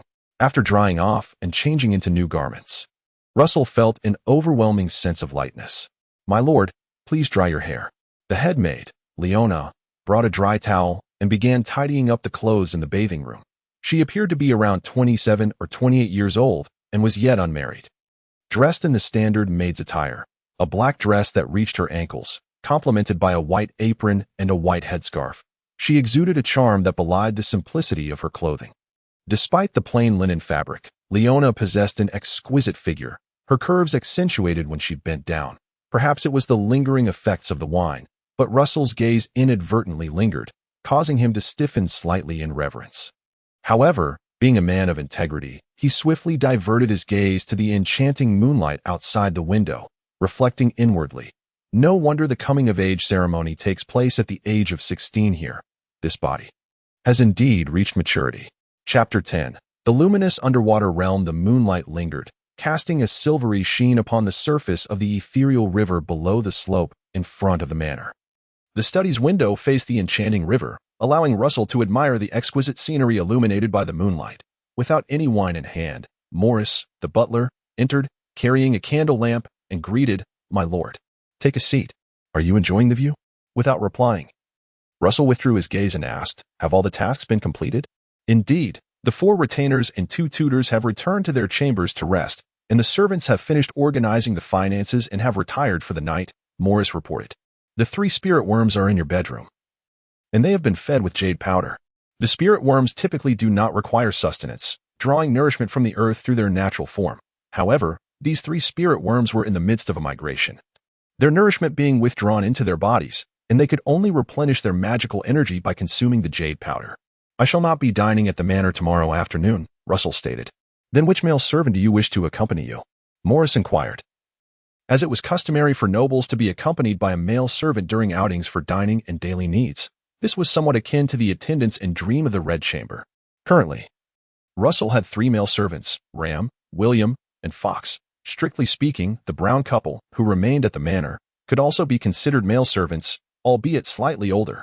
"You may decide," Russell replied, as he was not familiar with any of the 3. "Then let us have Ram try first. He possesses the most composed demeanor. If you find him unsuitable, we can switch to William or Fox next time." "That works. As for the Browns, my lord, I intend to assign Mr. Brown as the doorman, while Mrs. Brown will assist in the kitchen alongside Mrs. Moore." Mrs. Moore was the cook, responsible for managing the kitchen, ranking just below the butler and even above the head maid. "That is acceptable. Additionally, should I instruct old Hans, the headman, to expedite the delivery of eggs and flour for the tribute day?" "Tribute day?" Russell exclaimed in surprise. "Indeed. Upon your lordship's appointment, all serfs in the territory are required to present you with eggs and flour as a token of esteem," Morris explained, adding, "Expressing admiration for you is not merely a matter of words." Only then did Russell recall that the festival included tribute day. It was not a celebration in the conventional sense, but rather a pretext for extortion. Moreover, during the Dragon's Birth Festival, the serfs were obliged to offer certain living provisions to the Lord, such as eggs for the Dragon's Birth Festival and hens for the Snow Ghost Festival, which commemorated the humans slain by the Snow Demon. "Isn't this rather harsh on the serfs?" Russell inquired. Morris responded with an air of inevitability. "My lord, the fields cultivated by the serfs, the chickens, ducks, and the cattle, sheep, and dogs they tend, are all your property. That it is only right that they offer you a portion of their harvest to ensure they are well fed and clothed." Legally, this was indeed the case. Even the serfs were considered the lord's private property. Sensing Russell's lingering hesitation, Morris added, "My lord, the provisions granted by the baron are minimal. The eggs and flour will not last long." "I understand. There is only this one tribute day." "Correct. Yes. When old Hans arrives tomorrow, I will give him instructions. Is there anything else?" "There are no further matters." "Then good night, Mr. Morris." "Good night, my lord." Morris bowed and took his leave. Thus, the night came to a close as Russell returned to his master bedroom for rest. The heavy stone walls muffled all sounds of the night, leaving only the sound of his own breathing. I am becoming a lord. With a smile, Russell quickly drifted into slumber. In a haze, his consciousness once again found itself in the desolate, dark environment, a shadowy dreamscape that visited him nearly every night. However, unlike the castles outlined in previous nights, this time the dark dreamscape depicted the manor and the surrounding open land, even illustrating a small river that flowed through the periphery of the shadowy realm. Beautiful. Just as I envisioned, the dark dreamscape is a region centered around where I sleep. When sleeping in the castle, the dreamscape encompassed that territory. Now, in the manor, it extended to include the surrounding land. Yet, the little dream dragon appeared again. Upon approaching, the cartoonish figure of Russell leaped forward and swiftly unlocked the magical key to the dark dreamscape. Several beams of light emanated from the manor, the magical glow emitted by Charles, Eric, and the 4 knight retainers, with Eric shining the brightest, being a great knight, while Charles and the 4 knight retainers were merely equipped knights, differing by a rank. Russell had just begun to cultivate his energy and was also an equipped knight. Additionally, within the manor, there were scattered magical lights from the 3 spirit worms and some enchanted artifacts. TSK, compared to the luminous fortress, the magical glow of my manor is utterly pathetic. Gagit, the little dream dragon suddenly took flight towards the riverbank. Upon reaching the river, Russell exclaimed softly, for within the dimly outlined waters, a faint glow flickered. The light was so subdued that it was impossible to discern the original shape of the object, leaving him uncertain whether it was a fish emitting light. Moreover, this faint glow was slowly moving. It cannot be a fish. The swimming speed of a fish cannot be this slow. It seems more like a river mussel or some other creature in motion. He suddenly recalled the black pearl wine he had consumed during the banquet. Charles had boasted about legends of special mussels dwelling at the bottom of certain lakes that could produce magical black pearls. Could this be a river mussel that has birthed a magical pearl? Unfortunately, within the dark dreamscape, one could only observe but not take, rendering any impact on reality impossible. After a moment of contemplation, Russell rode the little dream dragon to survey other areas. Regrettably, he found no new sources of magical light. Little dream dragon, I shall bid you farewell. I am off to find pearls. Russell prepared to wave goodbye to the little dream dragon before immediately searching for the mussels. The little dream dragon tilted its head in confusion. Unsure of Russell's intent, the two shared a silent gaze. Soon, Russell realized a dilemma. He had no idea how to exit the dark dreamscape, akin to being trapped in a true dream, aware of its nature, yet unable to awaken. Little dream dragon, let me out. Gah. I said, I want to leave this place. Goodbye. Do you understand? Russell attempted to convey his thoughts to the little dream dragon, only to receive a head tilt in response as it continued to gaze at him with curiosity. After a moment, Russell gave up on the communication and raised his middle finger at the little dream dragon. Fool, you have 4 claws and pretend to be a dragon. Legend spoke of dragons possessing limbs and intelligence comparable to humans, capable of communicating in the dragon tongue. The little dream dragon, with its 4 limbs, was unfortunately not the sharpest. There they were, locked in a silent stare, until the little dream dragon could no longer endure the weight and, exhausted, ended the dark dreamscape with a gah. All consciousness fell into chaos. Chapter 11. The magical pearl. In the early morning, sunlight streamed through the gaps in the curtains, casting a bright pattern upon the bed. Russell stretched lazily, awakening from his slumber, opening his eyes without a hint of fatigue or discomfort, only feeling invigorated and full of vitality. Perhaps it is the vigor of youth that imparts this sensation. Or perhaps it is the deep slumber that bestows such a feeling. Or maybe it is the continual refinement of his physique through vigorous training that in any case, he finds himself rather content with his current form, radiantly healthy. With a casual pull on the rope bell by his bedside, the other end of the cord leads to the servants' quarters, where another bell, marked Master's Bedroom, jingles in response that it is impossible for the servants to be in constant attendance upon their master. Thus, the rope bell is an indispensable contrivance. Ah, what a delightful sleep. Even though I must wrestle with shadowy dreams for quite some time each night, it is not detracted from my rest. Rather, I find myself sleeping more soundly than ever before. A wave of joy surged through Russell's heart, only to be swiftly interrupted as he suddenly widened his eyes. The river clam. In the dim recesses of last night's dreams, he had encountered a clam that appeared to nurture a magical pearl, yet he could not escape the murky dreamscape. Even if little dream dragon grew weary and the dark dreams dissipated, he would inevitably succumb to a deep slumber, unable to awaken. Fortunately, I have not forgotten about my clam. I wonder if it has escaped during the night. Knock, knock, knocked out. A voice accompanied by the sound of knocking at the door announced, "Good morning." "My lord." "Good morning, come in." Russell had already risen from his bed. The door swung open to reveal the head maid, Leona, accompanied by 3 other maids, Aline, Phoebe, and Olivia, each diligently attending to their assigned tasks.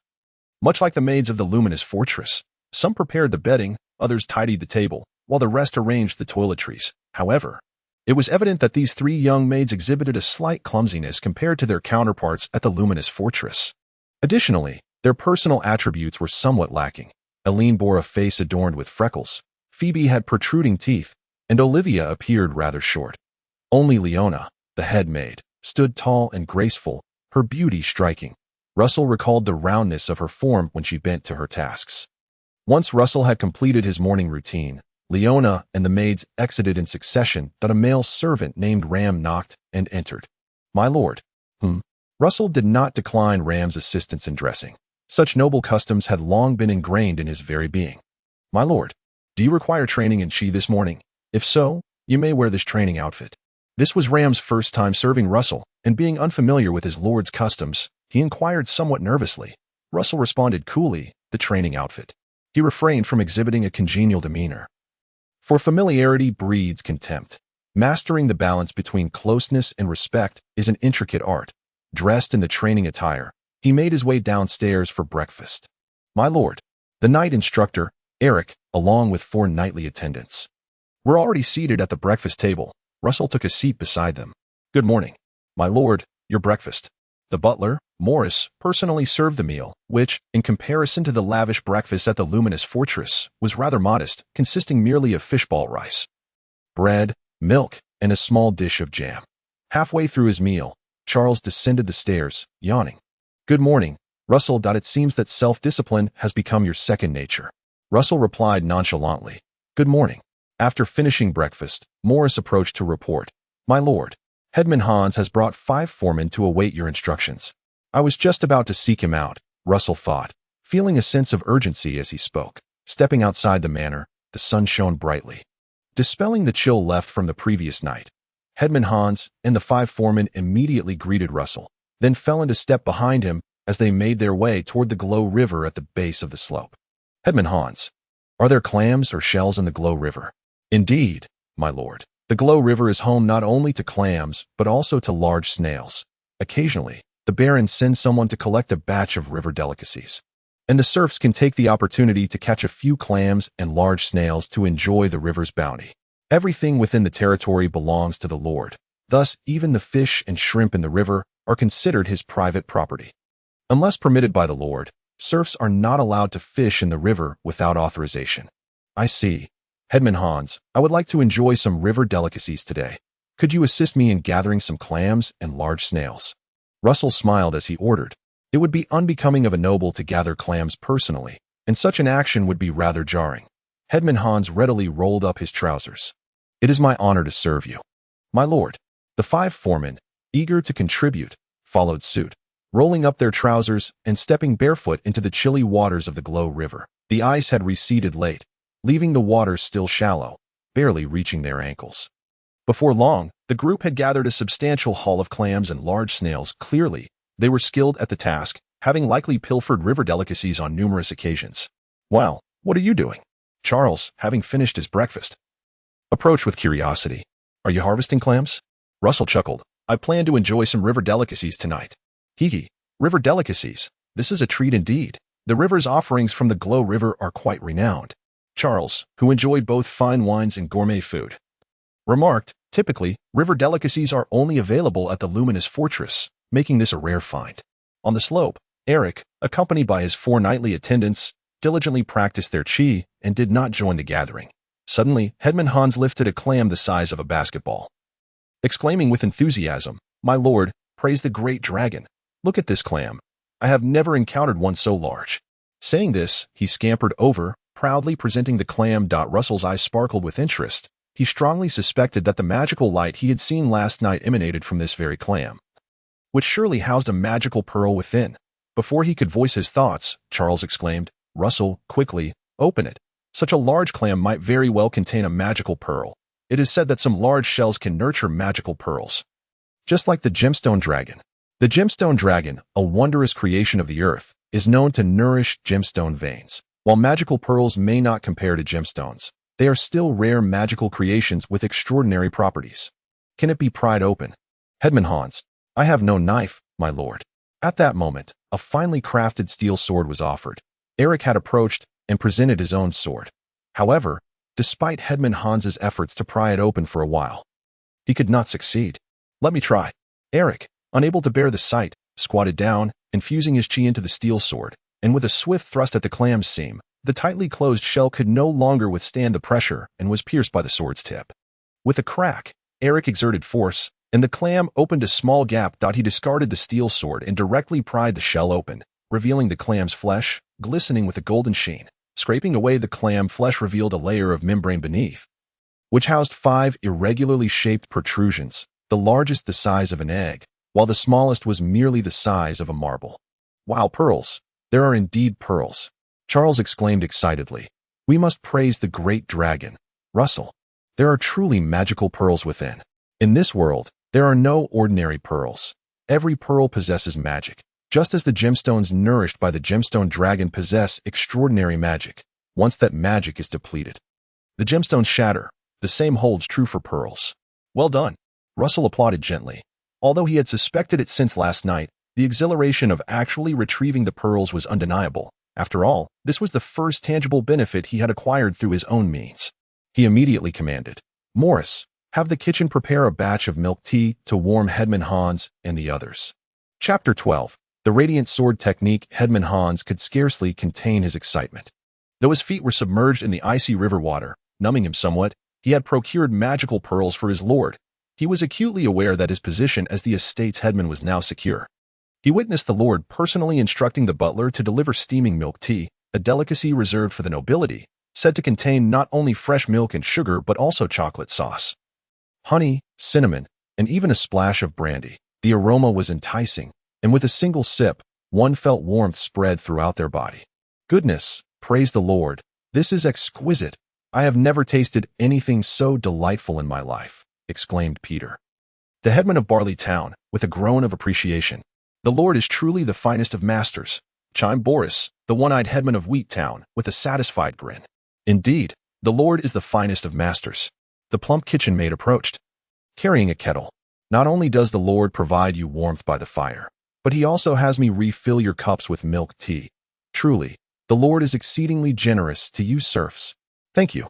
Mrs. Moore, initially hesitant to indulge in the milk tea, the others, upon realizing they could have a refill, disregarded the scalding temperature and swiftly downed their cups, eagerly extending them toward the kitchen maid's kettle. "Uncle Boris, did you all procure pearls for the Lord?" "What exactly are pearls?" inquired a curious kitchen maid, who was busy adding coal to the stove. "Do pearls grow inside clams? Are they a type of gemstone?" "Oh, you must be Barbara." Boris recognized the busy kitchen maid, the girl from the old Burton family. "Yes, you've grown so much. Old Burton mentioned you were working at the Luminous Fortress. I didn't expect you to come back to the estate with the Lord." Barbara smiled broadly, her freckled face lively, with her prominent canine teeth particularly striking. "I wanted to stay closer to home, Uncle Boris, but you still haven't told me what pearls are." "Ah, pearls." The one-eyed Boris, having spent his life handling river clams, was unaware of what pearls truly were. This was, in fact, his first encounter with a clam that contained pearls. Nevertheless, this did not deter him from boasting. "Pearls are the gems of the water, I assure you. The noble lords adore pearls." Sipping on milk tea and spinning tales, the boiler room was filled with a jovial atmosphere. "Barbara, stop chatting and hurry to fetch a bucket of water. We still have a plethora of clams and snails to clean," the cook shouted from the kitchen. Barbara promptly rose. "I shall go at once, Mrs. Moore." "Be swift about it. Act like someone who gets things done." "Of course, Mrs. Moore." Meanwhile, in the hall of the manor's annex, 5 silver-white pearls were displayed on the table, with Russell, Charles, and Eric gathered around. The magical energy is not particularly abundant. It is somewhat inferior to that of gemstones. However, compared to the wildly volatile magic within gemstones, the magic in pearls is far gentler and might be suitable for crafting magical potions. Eric offered his perspective. He was the only Grand Knight in the manor, a rank above that of a fully armored knight, with his fighting spirit coursing through all his meridians. Once he contracts a phantom beast, he could ascend to the rank of Phantom Beast Knight. Unfortunately, there are only 5 pearls. Russell, I believe we should treat them as jewels and keep them for gifts, Charles remarked. The gemstone mines nurtured by dragons could yield a considerable quantity of gems, thus generating immense economic value. An unexpectedly large river clam producing 5 pearls was indeed rare, but its true worth was not substantial. Russell pondered, esteemed teachers, since clams can produce pearls, do you think it is possible to cultivate pearls artificially? Cultivate them artificially? Charles shook his head. Russell, that is a fanciful notion. Pearls are gifts from nature, not potions. How could they possibly be cultivated artificially? The Baron sends people every year to fish for river delicacies, yet none have ever reported clams producing pearls. Eric nodded in agreement. Russell was not surprised by this. Previously, none of the clams in the Glow River had produced pearls, so naturally, no one had considered cultivating them. Yet, the knowledge from his previous life informed Russell that pearls could indeed be cultivated artificially. While he was unsure of the specific methods, he had a slight understanding of the principles behind pearl formation. When a foreign object invades the soft body of a mollusk, it secretes nacre to envelop the intruder, gradually forming a pearl over time. Perhaps it is feasible to cultivate pearls artificially. He mused silently, though he refrained from voicing this thought. After all, this was a different world, where pearls were magical creations, and whether they could be cultivated artificially remained uncertain. Moreover, the immediate priority was not pearl cultivation. He gestured for Butler Morris to put away the 5 pearls before following Eric to commence the day's nightly morning lessons. The radiant sword technique is most suitable for adults to practice. Eric gripped a steel longsword with both hands, infusing it with surging fighting spirit, visibly causing ripples akin to steam to emanate from the blade. Its lethality is formidable, and moreover, it is perfect for breaking through barriers. Russell also held the steel longsword with both hands, closely following Eric as he learned each movement of the radiant sword technique. Typically quiet, Eric was remarkably detailed and patient during instruction in every move. We must not only seek strength but also genuinely feel the connection between our fighting spirit and the technique. Then utilize the technique to channel our fighting spirit. With a swift motion, Eric executed a strike, unleashing a faint sword light that soared 3 meters through the air. In this move, the fighting spirit will be channeled through the technique into the meridians of your hands. Today, focus solely on practicing this move. Understood. Russell nodded, then repeatedly attempted the technique, slicing through the air with his steel longsword, yet no sword light emerged. His previous efforts had indeed allowed the seed of fighting spirit to bloom, providing him with genuine fighting energy. However, the fighting energy merely circulated within the main meridians of his body, barely forming a small circuit to nourish and strengthen him, unlike Eric, who could channel his fighting spirit into his weapon, releasing impressive sword light. Only by continuously strengthening his fighting spirit and impacting the meridians throughout his entire body could he establish a large circuit, enabling him to wield sword light at will. At that point, he would ascend from a fully armored knight to a grand knight. With determination, Russell diligently swung his sword until he was drenched in sweat. With each swing, a thread of fighting spirit was coaxed from the main meridians of his body, impacting the meridians in his hands, slowly carving out new pathways. He felt no fatigue, only a sense of wonder and exhilaration. Practicing fighting spirit feels somewhat akin to martial arts. Occasionally, his mind would wander to trivial musings. However, given my situation, I should first connect the Rin and Du meridians, then proceed to carve out the 8 extraordinary meridians in the 12 primary meridians. Chapter 13, Lady Ingrid. For an entire hour, Russell practiced the radiant sword technique, focusing solely on one move. By the end, his arms felt numb. Eric, have you noticed? Russell is far more diligent than before, Charles whispered to Eric. In the past, he would take 2 or 3 breaks during morning lessons, but now he has taken a single one, and his movements show no signs of slackening. The young lord has matured, Eric succinctly replied. The blooming of the fighting spirit, the coming of age ceremony. The nobility of lords. Russell's transition from boy to man was not solely defined by the womb of a woman, at least in Eric's view. Russell's maturity stemmed from shouldering the burdens of lordship. A lord is never merely a ruler or an oppressor. A lord is also the protector of his people, needing to combat the invading snow demons, safeguarding all within his domain with sweat and blood. With a sigh, Russell set aside the steel longsword and accepted the towel handed to him by the servant Ram, wiping away the sweat that he approached. Esteemed teachers, time is of the essence. I must bathe before departing for Glow Fortress.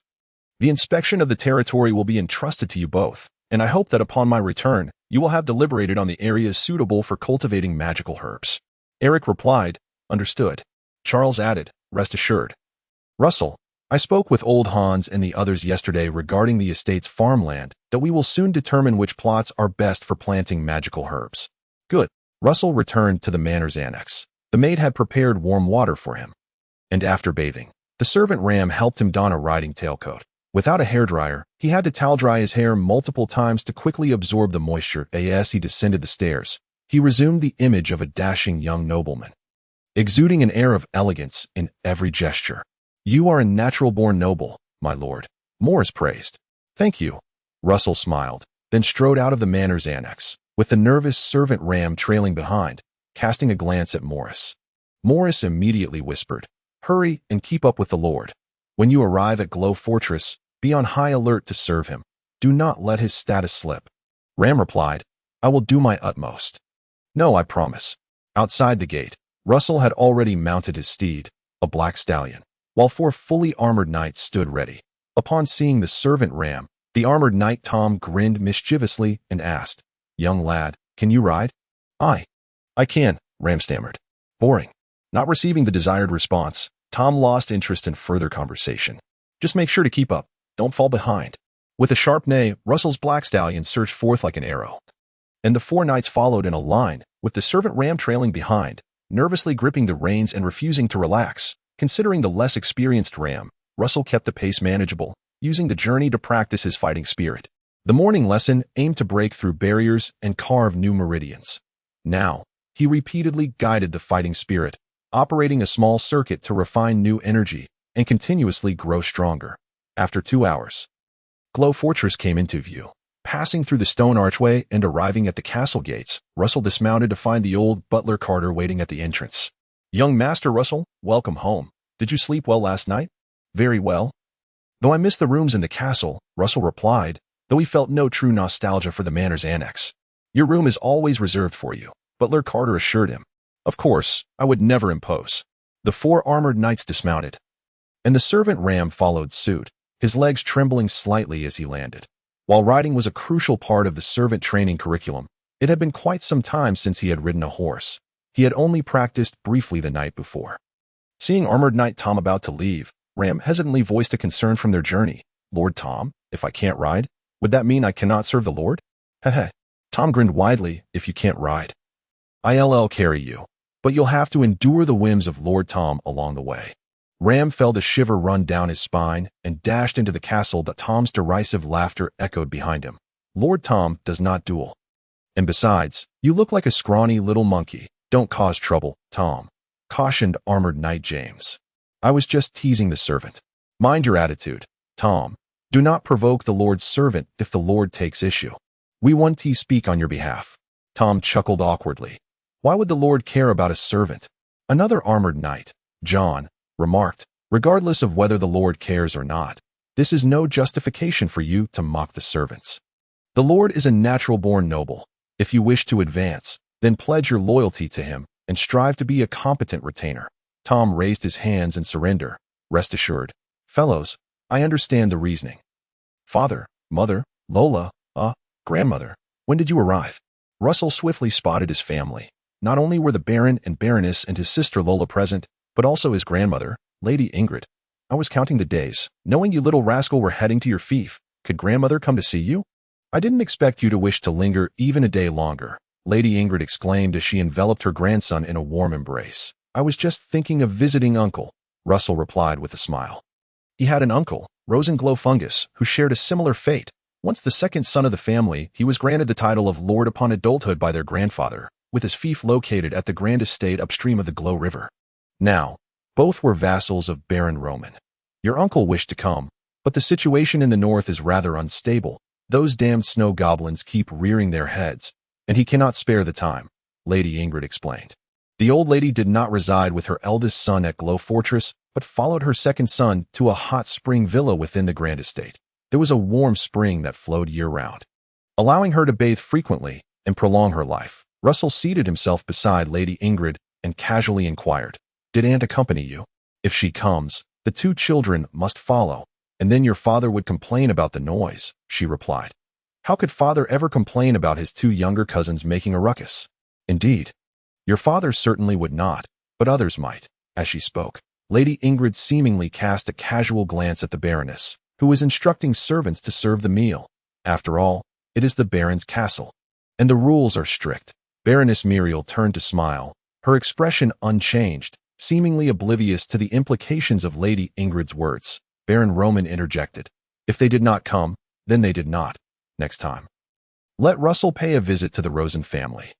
As long as the thought is there, it suffices," Lady Ingrid said, patting Russell's hand. "Now that you manage your own fief, you must devote your attention. Do not be deceived by the serfs of the territory. Be decisive when it comes to punishment." Russell casually replied, "Understood." Chapter 14. The Glowfire Family. After a hearty lunch, the group retreated to the sitting room to digest and engage in light conversation. Russell merely touched upon his feelings about residing in the fief for a day, finding little novelty in the experience. Most of the time, it was Lady Ingrid and Muriel engaging in idle chatter. Russell sensed an undercurrent of tension between this mother-in-law and daughter-in-law pair, though both maintained restraint, avoiding outright confrontation. Baron Roman seemed blissfully unaware of this dynamic. However, Russell suspected that the Baron might be feigning ignorance. As such age-old dilemmas need not be addressed until they escalate into destructive situations. After all, life should primarily be about joy. You cannot neglect your practice of combat arts. Your talent is merely average. And if you do not work diligently, your achievements will be limited. "I understand, Father. I had Carter prepare a batch of magical potions for you. Take one every day and do not refuse. As it is also your grandmother's wish," the Baron instructed. Lady Ingrid turned to say, "Indeed, our family is not lacking in wealth. The magical potions should certainly be reserved for the little rascal." "Of course. I shall not decline," Russell replied with a smile. He did not covet the Baron's riches, being the second son, but since the Baron was willing to give, he felt it inappropriate to refuse. "The little rascal has matured," Lady Ingrid chuckled. "He used to be a bit cantankerous, but now he is endearing." Muriel chimed in, "Mother, Russell has grown into adulthood. He is no longer the little rascal you speak of. How can he not be the little rascal in my heart?" All of Russell's brothers are still little rascals. The term little rascal is, after all, an outsider's nickname. We are the Glowfire family. What does it matter if others give us a nickname? It does not cost us a penny. If anyone dares to insult our family, let Lord Ross unleash his dragon's breath, and I assure you, they will be reduced to ashes," Lady Ingrid jested. Muriel narrowed her eyes and retorted, "Other families may very well have dragons too. In the Duchy of Shadowflame, there are 2 earls and 5 barons, each possessing at least one bipedal dragon, if not more. Such magnificent creatures are standard among the high nobility. Without a bipedal dragon, one cannot sufficiently safeguard the territory. With dragons, we are unafraid. Whoever insults our Glowfire family shall receive our retort. Every family has its own nickname. Your Ujihua family is often referred to by the moniker of Little Birds. Is it not?" Lady Ingrid countered. "Ujihua is a blue flower resembling a bird. Hence the Ujihua family is colloquially known as the bluebird family, sometimes playfully referred to as little birds. Similarly, glowfungus is a type of mushroom that emits a green glow at night, often found on tree trunks, giving the appearance of floating will-o'-the-wisps. Thus, the glowfungus family has also been dubbed the Glowfire family, and naturally, their descendants earned the nickname Little Rascal. Of course, there are even more disparaging nicknames such as Green Ghost or Green Ant. The banter between the two women was laced with contention, their jests tinged with rivalry. Yet this did not affect Baron Roman or Russell in the slightest. "Oh, by the way," Russell said, speaking of the magical potions, "I almost forgot. I brought a small gift for grandmother, mother, and Lola." Summoning the servant ram, he retrieved a small pouch. From it, Russell produced 3 pearls, freshly harvested from river oysters that very morning, glimmering with a soft, lustrous sheen, and if one were to sense closely, they would feel the faint magical energy coursing through them. The egg-sized pearl was given to grandmother, a slightly smaller one to mother, and the smallest to Lola. "Wow! Brother, what are these?" Lola exclaimed, seeing a pearl for the first time. "Pearls, gems born within shells," Such a rare treasure. Grandmother has yet to gift you. Yet you have presented her with a gift, Lady Ingrid said. Unable to resist the allure of the beautiful pearls. Little rascal, where did you find these? Baron Roman inquired, equally intrigued. I found them this morning by the river, Russell explained briefly, recounting how he had gone to seek river delicacies and unexpectedly stumbled upon pearls. I was astonished to discover one oyster yielded 5 pearls of varying sizes. There were still 2 smaller ones left in the pouch. Brother, your luck is truly remarkable, Lola said enviously. Lady Ingrid chuckled. Our Glowfire family has always been fortunate. Once, the little rascal's great-grandfather found Lord Ross, and now it seems it is the little rascal's turn to find pearls. This shows that the great family dragon has always been watching over us, bestowing blessings. Baron Roman was left speechless. Look at what you are saying. One bipedal dragon and a few pearls are hardly comparable. After gifting the pearls and receiving a batch of magical potions, Russell felt it was time to take his leave. Muriel, eager to know, asked, Russell, will you be staying at the castle tonight? No, mother. Alas, very well. After just one night apart. Muriel already missed her son. Baron Roman rubbed his wife's shoulders in comfort. It is not far, just beneath our very noses. What is there to worry about? Russell, head back now and manage your fief well. And do not neglect your combat training. Yes, father. Why are you leaving so soon? Lady Ingrid murmured. All the little rascals are growing up now. Grandmother, I will come to see you often, Russell said with a grin. Lola chimed in. Russell, when will you take me to play at the Wuyao Snake Manor? Next time, when I have the opportunity, I will come to fetch you. Grandmother, father, mother, no need to see me off. I shall take my leave, waving his hand. Russell departed from Glow Fortress with a flourish. Once outside the stone archway of the castle, he could not help but let out a long sigh of relief. Glow Fortress always made him feel constrained. Fortunately, Lord Ross was nowhere to be found today, so he would not receive a chilling glance, which would only add to his unease. As the sun dipped in the west, the horses headed south. After 2 hours of galloping along the cinder road, Russell returned to his loyal fief, the Wuyao Snake Manor. My lord, welcome home. Butler Morris greeted him at the entrance along with the male and female servants. Though few in number, the necessary protocols were not lacking. Where are Masters Charles and Eric? Both gentlemen have gone to inspect the estate. Morris, I shall not return to the villa. Russell turned his horse around, leading his 4 knightly retainers back onto the estate's internal pathways to begin his first inspection of his territory. Not far from the villa lay Domai village, where half of the serfs cultivated lentils and the other half grew wheat. With a small market situated at the center of the village, most of the estate's serfs resided near this small market, living in close proximity. There were no winding streets, merely a cinder path running northwest to southeast, with the serfs' homes lined along either side. The majority were wooden houses, interspersed with a few 2-story stone buildings. A procession of 5 riders arrived, swiftly startling the serfs within the small marketplace. Leading the charge was the steward who had met with Russell the previous day, who immediately knelt upon the ground. Welcome, my lord. The lord has come to inspect the estate. Praise the Lord. In a cacophony of voices, the serfs dropped to their knees, creating a chaotic scene, yet they seemed to instinctively part the sooty path, ensuring that Russell and his entourage could pass unimpeded. Chapter 15. Establishing the potion farm along the sides of the sooty path, the serfs spontaneously knelt to greet their lord, leaving a profound impact on Russell's heart. This world, this era, the authority of the nobility is overwhelmingly potent. He could scarcely imagine how he might shatter the shackles of class and savor a life of freedom if he were to find himself as a serf. Perhaps. He lifted his gaze, peering over the bowed heads of the serfs toward the southern horizon, which starkly contrasted with the luminous valley, still cloaked in ice and snow. Beneath the frozen surface, where the luminous river converged, lay a dark cavern known as the Echoing River Cavern. Within this cavern resided a group of free folk, unbound by the dominion of any lord. Indeed, they had gained their freedom, yet their lives teetered on the brink of peril. Constantly threatened by death, the lord of the Blackway Snake Estate. One of Russell's significant feudal responsibilities was to vigilantly guard the territorial boundaries, preventing the free folk from crossing over to pillage. Those who did not submit to the noble lords would receive no protection from them. Returning his gaze to the still kneeling serfs, Russell spoke with authority. Rise, everyone, from now on. I, Russell Luminous Fungus, your lord, require only a salute from you as I pass. There is no need for further kneeling or bowing. Oh, praise the Lord. You are kind and generous, my lord. A benevolent lord indeed. My lord, you are the true embodiment of nobility. Oh, how fortunate we are. Praise the Lord, your glory knows no bounds. The serfs clamored in gratitude, merely relieved of the need to kneel, which led them to believe their new lord to be a truly great person.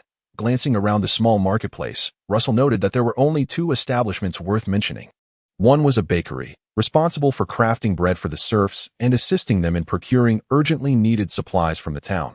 The other was a blacksmith shop, which could also be regarded as a stonemason's and carpenter's workshop, dealing in various iron implements, stone tools, and wooden furniture. Russell even spotted leather goods hanging at the entrance, indicating the owner's considerable skill. Additionally, there was a makeshift area that barely qualified as a shop, consisting of a row of awnings that could be termed a farmer's market, where serfs set up stalls to sell eggs, rice wine, cured meats, and other produce. What a pitiful sight, Russell lamented once more. The Blackway Snake Estate spanned nearly 20,000 hectares, larger than some towns back on Earth, yet the vibrancy of life here was worlds apart. The foremost issue was the population, 3,500 souls, akin to that of a larger village. This number was insufficient to sustain even a modest commercial system. There are too few serfs. Previously, the estate's agricultural output could not support many, but now that I have brought the elven worms, I can cultivate potions, which should allow for a greater sustenance of people. But from where shall I acquire more inhabitants? His gaze once again turned toward the echoing river cavern. This matter required careful deliberation. Leaving the small marketplace, he continued along the sooty path, traversing the undulating terrain, with the luminous river at its core, forming a somewhat atypical river valley landscape. T.O. Russell. The entire luminous river valley resembled a basin. The Blackway Snake Estate lay at the southern edge of this basin, with the land undulating like hills. Farther away, low mountains were blanketed in ice and snow. As he crested a rise, he spotted 2 riders approaching in the distance, none other than his instructors, Charles and Eric. Lord Russell, welcome to inspect the estate. Ha. I glimpsed a few knights from afar and guessed it was you returning, Charles said, performing a courteous salute from his mount, a stone heather pipe clutched between his fingers. Eric thumped his chest with his right hand. My lord. Greetings, dear instructors. How has the estate inspection fared? Have you identified any suitable areas for potion cultivation? The most fitting locale remains along the banks of the luminous river. Though Charles hailed from a fallen house, he possessed a fair amount of knowledge. The Baron's potion fields are situated along the banks of the luminous river. Ours can be the same. Russell remained non-committal. Is that so? I have devised a preliminary plan. The West Bank will host the lentil and alfalfa farms, while the East Bank will accommodate the soybean, barley, and wheat fields. We can carve out 5 fields along the riverbank to establish a new potion farm. From their vantage atop the rise, they could survey the entirety of the luminous river. Charles gestured. This way, the potion farm will benefit from ample irrigation from the luminous river, while also facilitating regular patrols that in times of peril, we can swiftly retract the elven worms back into their bodies, preventing significant losses. The agriculture of this world differed markedly from that of Earth. While the cultivation of ordinary crops might not vary significantly, the serfs could manage those tasks adequately. However, potion cultivation necessitated the care of elven worms, which provided the unique environment required for potion growth through the influence of their mycelium. Mycelium was the very essence from which the elven worms were born. In simpler terms, it was a treasure. The elven worms could be retracted or sown at will, and through mycelium, they could influence the range of potion growth. Russell was a man of action. Let us proceed to inspect the area and finalize the boundaries of the potion farm. Charles shrugged. You are the lord, as you wish. They galloped forth, arriving at the banks of the luminous river. Look, Russell, this area is still home to a vast grove of birch trees, all of considerable age, perfectly suited for the growth of luminous fungus. Charles pointed out at a patch of trees just beginning to sprout new shoots. The grove lining the riverbank, sparse yet extensive, luminous fungus thrived on the trunks of trees. It was a parasitic mushroom. Excellent, yet this grove alone is insufficient to plant 150 acres of luminous fungus. We will need to continue planting and expand the birch grove. Russell expressed his satisfaction. John, go find old Hans and instruct him to bring men to measure the land. Yes, my lord. The knight, John, promptly set off. Seeing this, Charles hesitated. Russell, shall we really commence measuring the land today? The sun is nearly setting. Perhaps we should wait until tomorrow. Today's tasks must be completed today. The potion farm requires immediate planning. Russell replied resolutely. The stewardship of his estate, his fields, his crops, everything ignited an unquenchable creative fervor within him. Tasks that could be swiftly accomplished were not to be postponed until the morrow. Russell's determination was reflected in his retinue and subjects. And old Hans arrived promptly, accompanied by a group of foremen and the steward of the serfs. Rainflower, luminous fungus, dill. The potion farm will be divided into 3 plots, with the birch groves on both banks designated for the cultivation of luminous fungus. Reserving 150 acres. Initially hoping for a leisurely day, Charles had no choice but to muster his energy to oversee the proceedings. He could not delegate all tasks to Russell, lest he risk losing his own value. Indeed, Lord Charles, we shall commence with the birch grove. Old Hans replied with a bow. Under the guidance of Charles and Eric, the foreman and serfs measured plot after plot. The sunlight poured through the birch trees, casting a faint golden hue over the straight branches, tree after tree. With vibrant green shoots and golden branches, nature's beauty was on full display at that moment. Russell gently urged his horse to the riverbank, stepping on the stones along the water's edge, quietly reflecting, "This place is as beautiful as a scenic resort. Alas, I am but a solitary visitor." Chapter 16. Mycelium. They toiled until darkness fell, finally measuring out the rough boundaries of the potion farm. Given that a single elven worm could only influence 150 acres of potion crops, the potion farm would be quite small. Totaling merely 500 acres, in the short term, 500 acres would suffice. Russell did not perceive any further channels through which to acquire additional elven worms. They were exceedingly rare. The elven worms possessed by the nobility were continuously replenished through the long-term cultivation of potions, wherein there was a small probability that new elven worms would be birthed from the potions. While the wilderness also held a slim chance of producing elven worms, it was negligible. Within the lifespan of an elven worm, which spanned 10 to 20 years, producing another elven worm was considered a stroke of luck. The chances of an elven worm evolving into a mushroom bird or a sprite were equally dismal. Fortunately, sprites could live for over 50 years, with lifespans reaching 100 not being uncommon. Such lengthy lifespans were sufficient to cultivate many elven worms for a family, with the hope that one might evolve and continue to ensure the family's potion supply. I hope my mushroom worms, my elven worms, strive to cultivate potions and promptly produce successor elven worms. The steward, Morris, presented a jade box containing the elven worms. Russell accepted it casually. Inside lay 3 languid, plump worms, adorned with resplendent patterns and possessing a smooth, jade-like texture. Rather than evoking the usual discomfort associated with ordinary worms, they instead radiated an endearing charm. Mushroom worm, little one, come and make your home. Russell extended his hand, and the elven worm, marked with greenish patterns, obediently crawled onto his palm. These elven worms had already been bound by contract, sharing a mental link with Russell, allowing him to easily command them. Wow, what wondrous and beautiful little beings! Charles stood by, exclaiming in astonishment, "It is truly unimaginable to create potions and magical materials that enrich our lives with such beauty." Approaching the largest and stoutest birch tree, Russell placed the luminescent mushroom larvae upon the trunk. Seemingly aware of its new home, the larvae crawled a few times on the bark before eagerly opening its tiny mouth, releasing a minuscule seed that, if not observed closely, would be nearly imperceptible. The seed landed on the birch trunk, and in an instant, a cluster of green mushrooms sprouted at a visibly rapid pace, with slender stems and flat caps that appeared remarkably exquisite. The cluster of luminescent mushrooms, comprising 7 or 8 fruiting bodies, arranged in a circular pattern, resembled a grand green flower. These mushrooms emitted a green glow at night, akin to a wisp of ghostly fire, and were also referred to as ant lanterns. However, the cordyceps were evidently larger than ordinary luminescent mushrooms. The specimen on the birch trunk was as large as a wash basin. "Well done, little one," Russell remarked, and upon ensuring the cordyceps was secure, he retrieved the mushroom larvae, placing it back into the jade box. When the cordyceps comes under attack, it condenses into a seed, returning its magical essence to the larvae. Protecting the mushroom larvae is tantamount to safeguarding the cordyceps. "Rudy," Russell turned to an elder among the serfs, "you have long cultivated luminescent mushrooms for my father. Henceforth, I appoint you as the overseer of the potion farm, responsible for managing the serfs and ensuring the proper cultivation of luminescent mushrooms." Rudy, a serf technician bestowed upon Russell by the Baron, was, in truth, merely a serf skilled in the art of potion cultivation. This proclamation, Rudy could not contain his joy, exclaiming, "Rest assured, my lord, Red-nosed Rudy shall produce the finest luminescent mushrooms for you. Having appointed the overseer of the potion farm, Russell hastened towards another parcel of surveyed farmland. The field was planted with wheat. However, this did not deter Russell from reclaiming it to officially convert it into a field for rainflower potions. Planting a rainflower cordyceps, adorned with blue blossoms resembling little birds, among the wheat.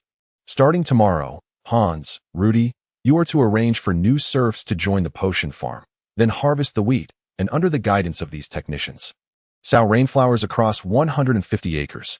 The immature wheat seedlings would not go to waste. After harvesting, they could serve as silage for feeding cattle and sheep. The Weow Snake Manor did not raise cattle or sheep, as the previous alfalfa farm had been responsible for cultivating pasture, which was transported to other estates with livestock. Now, there was no need for external transport, as Russell planned to raise some cattle and sheep in the future. For the time being, these alfalfa plants were just right for feeding warhorses. Moments later, on the opposite bank of the river, Russell placed the third cordyceps, officially completing its installation. By now, the sky had turned completely dark.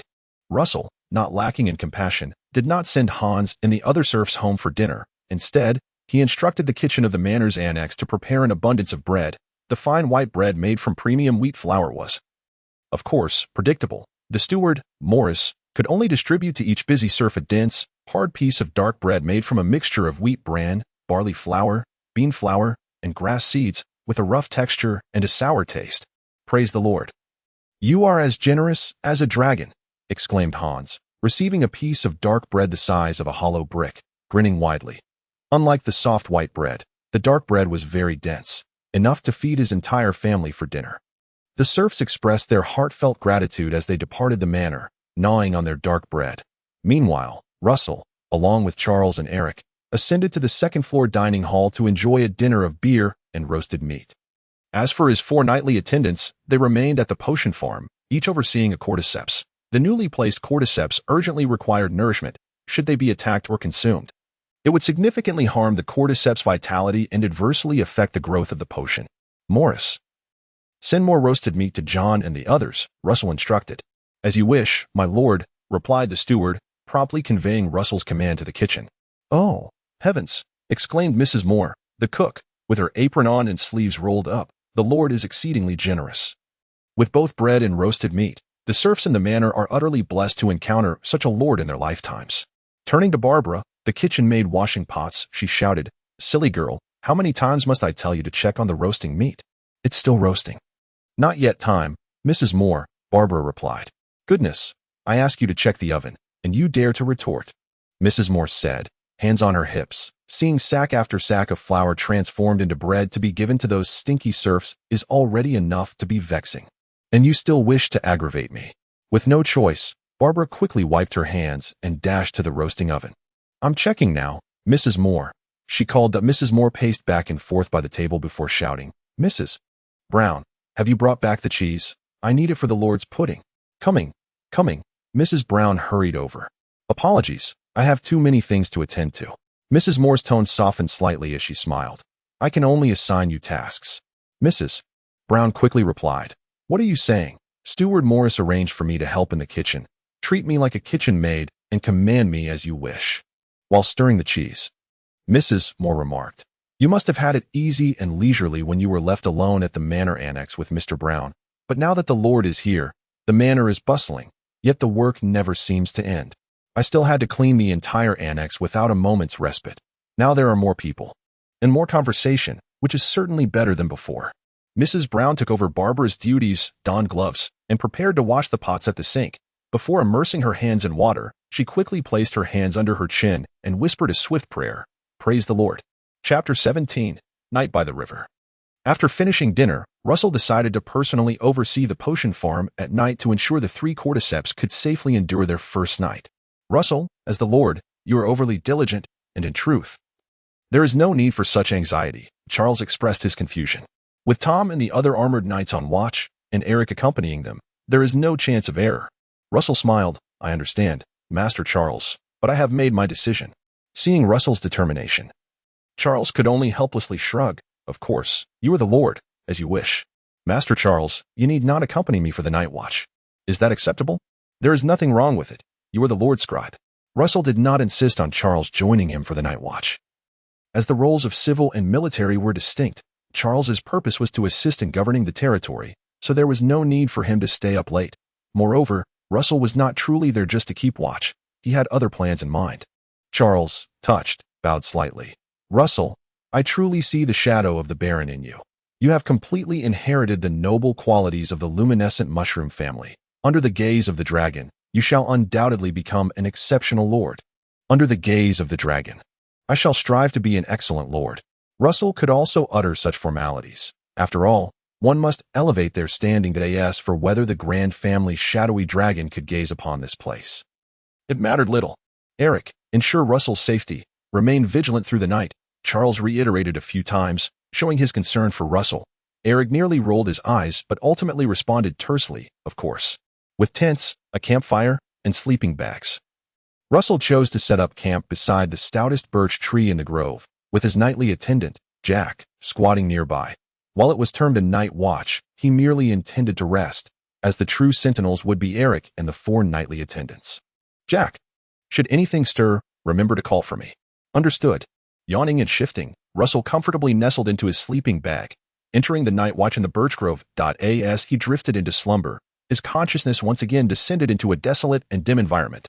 Undoubtedly, he had entered a new dark dreamscape, devoid of the linear castle and the linear manor annex. This time, the dark dreamscape existed within a grove outlined by lines, before the appearance of Little Dream Dragon.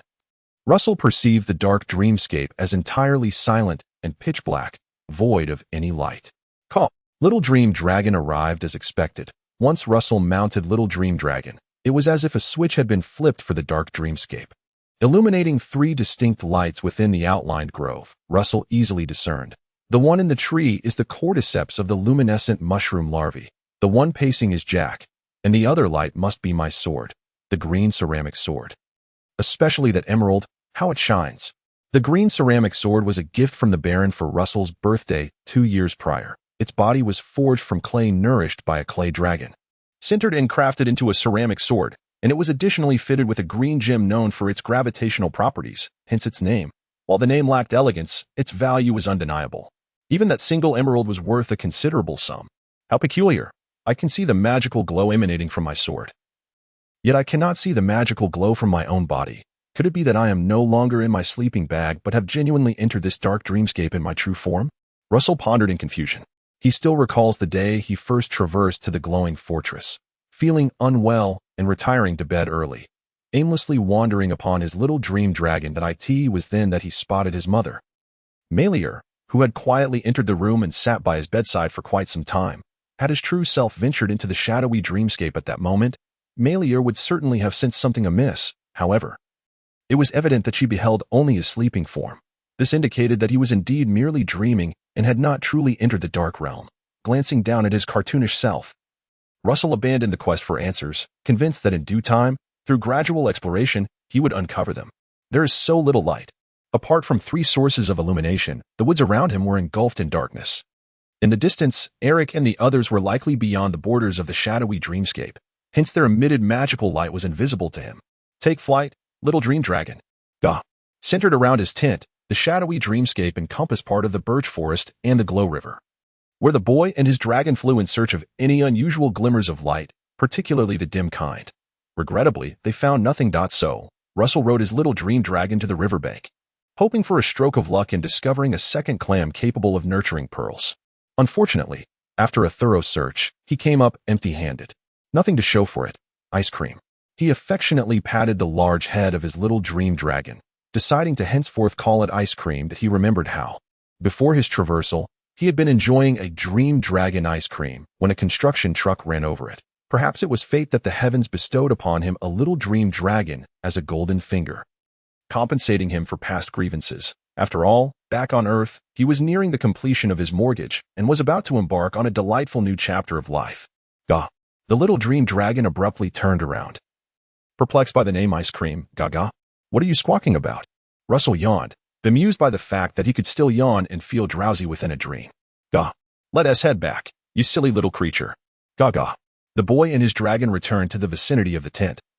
where Russell prepared to wait until the little dream dragon grew weary enough to dissolve the shadowy dreamscape on its OWNKT that moment.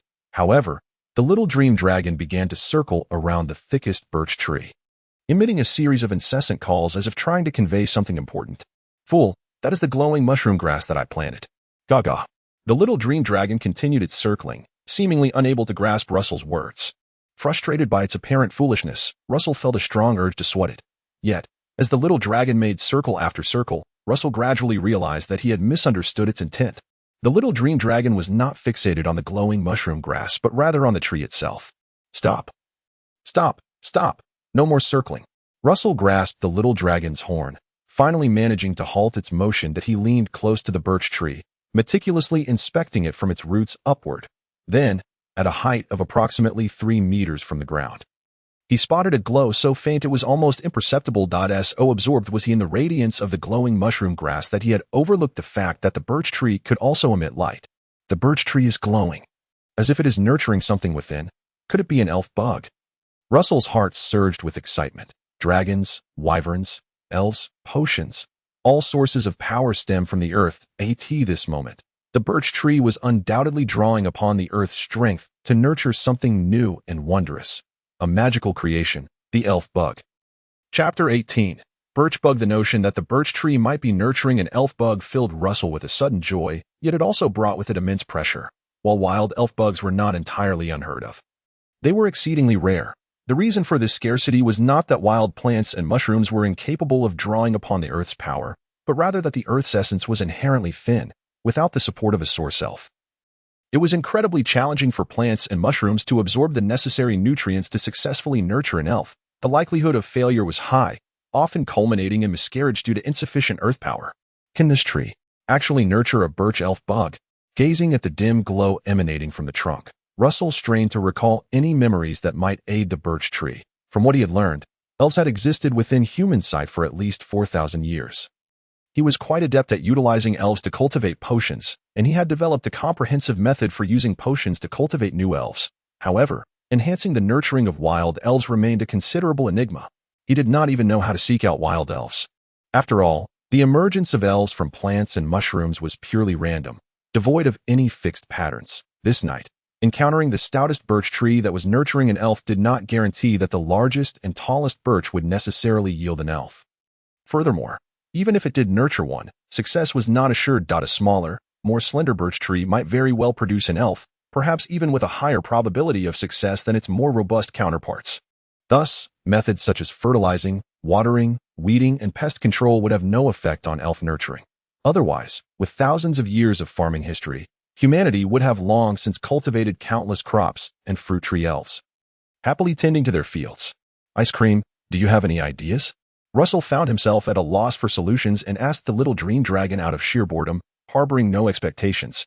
However, in the next moment, the little dream dragon cast a sidelong glance at Russell, snorted 2 puffs of hot air from its nostrils, and displayed a distinctly disdainful expression. Then, it turned back to face the birch tree, opened its mouth, and exhaled a breath that was even more ethereal than smoke. A miraculous scene unfolded. The dim glow of the birch tree, which had been nearly lifeless, suddenly seemed to awaken as if infused with vitality. It began to pulsate with a rhythmic breathing, the light flickering in brightness, each flicker enhancing its luminosity. Gaga. After completing this, the little dream dragon turned its head back, eyeing Russell with a sideways glance. Though Russell could not ascertain precisely what the little dragon's breath had done to the birch tree or how it had stimulated its magical essence, he surmised that this breath was undoubtedly crucial to the nurturing of the elf bug. Well done. Ice cream. He vigorously ruffled the little dragon's head. Gah! The little dream dragon shook its head, dislodging Russell, and then flapped its wings, distancing itself from him. It was tired. Just a single breath. Russell barely had time to entertain the thought before darkness enveloped him, plunging him into a state of confusion. Oh, oh, oh. In the distance, the rooster from the peasant's home crowed loudly. Inside the tent, Russell stretched out his arms, exerting himself in a thorough morning stretch, welcoming the splendid dawn. Ever since ice cream came into my life, I've not had a single restless night. He retrieved his pocket watch from beneath his sleeping bag and noted the time. It was 6:30 in the morning. As he lifted the tent flap, sunlight cascaded evenly across the birch forest. Somewhat dazed, his night attendant, Jack, leaned against a birch tree, nodding off like a chicken pecking at grains, only jolting awake upon hearing the commotion. "Ah, my lord. Go to the manor's guest house. Wash your face, have some breakfast, and then catch up on sleep." Russell expanded his chest and commanded. "I'm not tired," Jack fibbed, his eyes still red. Russell merely repeated, "Go." Jack bowed and took his leave, understood, leaving Russell alone to meticulously observe the birch tree. Since the elf nurturing portion was 3 meters up, he couldn't see much from beneath. However, he had a strong feeling that this birch elf bug would surely succeed in its nurturing. The 4th elf bug. I never expected to encounter the 4th so soon. Russell gazed upward for a moment, his heart swelling with warmth. This was only his 2nd night at the Wu Yaoshi Manor. If he were to camp in different locations each night, activating the shadowy dreamscape in various spots, would it mean that he could coax all potential wild elves in his territory to emerge, allowing Ice Cream to breathe life into them, successfully nurturing them? Marvelous. The more he pondered, the more exhilarated he felt, until Morris, the steward, arrived with 2 male servants and a maid, bringing him washing supplies and breakfast. "Sir, will you continue to guard the tree?" "I intend to observe the mushroom grass," Russell replied casually. As his dominion was his to command, he felt no need to explain his intentions to others. Under the servant's care, he brushed his teeth and washed his face with the crystal-clear waters of the Glow River, enjoying a simple breakfast afterward.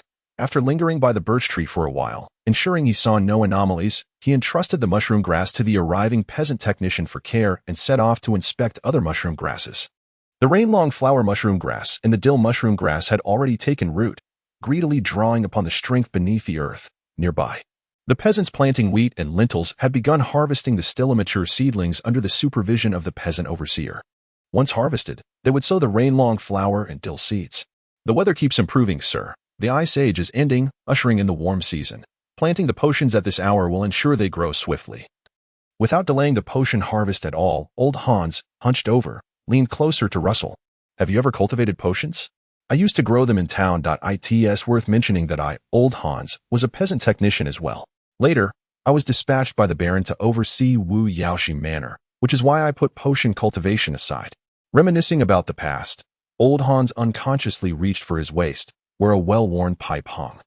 In this place, people smoked either through pipes or by chewing on tobacco leaves. Suddenly recalling something, old Hans hastily hung the pipe back. "Forgive me, my lord. I almost succumbed to the craving." "It matters not. If you wish to smoke, then smoke," Russell remarked casually. He felt no offense at the sight of a serf indulging in a cigarette before him, even though he harbored a distaste for smoking, particularly for the noxious second-hand smoke. After all, they were in the open air, where the risk of inhaling excessive second-hand smoke was minimal. Moreover, possessing the vigor of a knight rendered one almost immune to ailments. Even a day full of smoking would not lead to lung cancer. Knights imbued with such spirit seldom fell ill, for their vitality surpassed that of any miraculous elixir. Old Hans, however, dared not light his pipe in Russell's presence. Instead, he sought to appease him. As Russell surveyed the fields, he inquired, "Old Hans, having resided at the Wu Yaoshi Manor for such an extended period, what do you believe should be the foremost issue to address for its development?" Chapter 19. The Windmill. "Ah, my lord, old Hans is merely a foreman. He excels at urging the serfs to labor. However, when it comes to developing the manor, I confess I am at a loss," old Hans replied, a wry smile gracing his face upon hearing Russell's question. "You, my lord, are our sovereign, a descendant of the illustrious glowing mushroom lineage. Surely you will lead us to a prosperous life." Faced with old Hans's flattery, Russell could only shake his head in resignation. The times had changed, and it was indeed challenging to harness the initiative of his servants and serfs. He decided to rephrase his inquiry. "Let me put it this way. Old Hans, having spent considerable time here, do you perceive any shortcomings in this place? Or, what do you find most inconvenient about living in the manor? For instance, are the roads satisfactory? Is food sufficient?" Russell harbored grand ambitions for the development of Wu Yaoshi Manor. The future held a myriad of possibilities, yet he remained uncertain about the initial steps to take. It seemed that every aspect required advancement. But like a blank canvas, the multitude of options left him at a loss as to where to begin. Historically, old Hans had been the one to manage the manor, and Russell desired to glean his insights. Well, stealing a glance at the young and handsome lord, old Hans hesitated, uncertain if he should offer his opinion. Though he was the manor's foreman, he was, in truth, merely a servant in the lord's retinue. Servants were expected to follow orders without question. Suggestions ought to come from the likes of Lord Charles or Sir Eric. Yet, witnessing the earnest expression on Russell's face ignited a warmth in old Hans's heart. He saw in the young lord a glimmer of hope. Akin to the rising sun.it reminded him of over 20 years ago when he first laid eyes on the Baron in the fields, invoking a sense of aspiration. This was the legacy of nobility. Though the Baron had appeared somewhat unremarkable compared to the striking figure of Lord Russell. Speak freely. It is merely a casual conversation, Russell encouraged with an affirming glance. Old Hans offered a somewhat sycophantic smile. My lord, if we could construct a mill within the manor, I believe it would greatly facilitate the serfs in grinding their grain.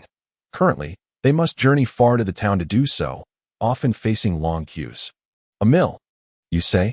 Russell nodded thoughtfully. In the glowing river valley, flour was the staple, primarily for bread, with wheat, barley, rye, and oats cultivated extensively. Grain flour was not easily preserved. Thus, the serfs needed to transport wheat to the mill only when preparing to bake bread, making the mill an essential fixture throughout the year. However, the mills in the glowing river valley were primarily located in the town. The journey from Yash Manor to the town took over 2 hours by horseback, and even longer on foot. A splendid suggestion, old Hans. I shall give it due consideration. Praise be to my lord. All the serfs shall be grateful for your generosity and kindness. Old Hans's flattery flowed effortlessly. Russell accepted it graciously. He was indeed contemplating the welfare of his subjects. Before long, Charles arrived on horseback. My Lord Russell, whether guarding the cordyceps or patrolling the fields, no one is as dedicated to their duties as you. A noble lord. The dragon watches. The Duke should summon you to oversee the court. If the shadow flame dragon truly observes me, then the Duke ought to appoint me as chief minister, Russell jested. Indeed. Who could argue otherwise? Charles, you have arrived just in time. I intend to construct a mill in the manor. Do you think the nearby glowing river is suitable for a watermill? Well, the section of the glowing river from the manor's annex to the birch grove exhibits little flow, making it evidently unsuitable. Further downstream, near the echoing water river cave, the current is swift, yet it may not be entirely safe. Russell inquired, will the free folk from the cave attack the mill? Certainly. Those wretches, who can scarcely feed themselves, are always scheming to cross into the manor to thieve, and they would not spare the mill. Then we shall have to construct a windmill instead. Russell turned to old Hans and asked, where in the manor is the wind strongest? Where it blows consistently throughout the year. Old Hans replied, the area around Alfalfa Village is undoubtedly the windiest, especially on the slopes near the curved Blade Mountain, where the winds howl incessantly. The glowing river valley is characterized by a topography flanked by 2 mountains. To the west lies the undulating range of the curved Blade Mountain, which, though not towering, resembles a curved blade warding off intruders from the western borders of the valley, keeping the snow and ice at bay. Then let us seek a location near Alfalfa Village to erect a windmill, Russell decided without hesitation. Charles stroked his chin thoughtfully. Russell, constructing a windmill will require a significant investment. A watermill cannot be built, and a beast-powered mill lacks efficiency. To meet the needs of the entire manor, we must at least erect a windmill, Russell stated. Otherwise, the serfs will have no choice but to travel to the town for flour. The elongated nature of the glowing river valley meant that a round trip to the town could consume an entire day for the serfs. A gross waste of time. Once the windmill was completed, Russell calculated the time saved could be wholly dedicated to serving the Lord and building a prosperous home together. No one could oppose the Lord's decisions. At the moment Russell resolved to construct the windmill, it had already become an integral part of Yash Manor. Old Hans, I require the enlistment of 100 workers to construct the windmill. Inform the serfs that they will be provided with 2 meals a day and need not bring their own provisions. Russell was neither harsh nor overly generous with the serfs, unlike most lords who summoned serfs to serve without remuneration and expected them to bring their own meals. Russell took a different approach. Old Hans marveled. You are truly a magnanimous noble. Praise the dragon. May the light protect you. My lord, you shall undoubtedly become a great dragon knight. Charles, I need you to go to town and contact the master craftsmen who can build the windmill, hiring them to oversee its construction. Consider it a trifling matter, Charles chuckled, to serve the glowing mushroom family. Even without provisions, the masons and carpenters will be eager to oblige. Not only provisions, I shall also offer remuneration. That is entirely unnecessary. Russell, they would work for anyone. Charles was perplexed. Why offer additional pay when it was not required? Most craftsmen were already serfs of the glowing mushroom family. It matters not. It is merely a token of compensation, Russell replied. Unwilling to elaborate, his perspective diverged from that of the indigenous nobility. It was essential to elevate the moral baseline somewhat. "You are indeed generous," Charles shrugged, as it was not his own money being spent. Chapter 20. The little dream dragon's broken promise. The horses housed in the manor's annex were in for a treat, as the freshly harvested wheat, barley, and lentil sprouts from the potion village, still fragrant with dew, were brought forth by the servants to feed them. The cultivation of the 3 potions was progressing smoothly under the guidance of the serfs and technicians. The first batch of hired hands for the windmill was effortlessly assembled by old Hans. Thus, Russell, as the lord, found himself with ample leisure time to survey his domain. That he refrained from returning to Glowing Fortress for lunch, as the 4-hour round trip would be a considerable waste of time, even if he could practice along the way. Consequently, he dispatched a retainer to deliver a message, deciding to return to Glowing Fortress once a week. The time saved would be entirely devoted to practicing the radiant sword technique. Lacking talent, yet perseverance shall suffice. After consuming a potion of magical energy, feeling the surge of vigor within him, Russell immersed himself fully, repeatedly swinging his steel longsword, utilizing the techniques of his martial art to carve out his meridians.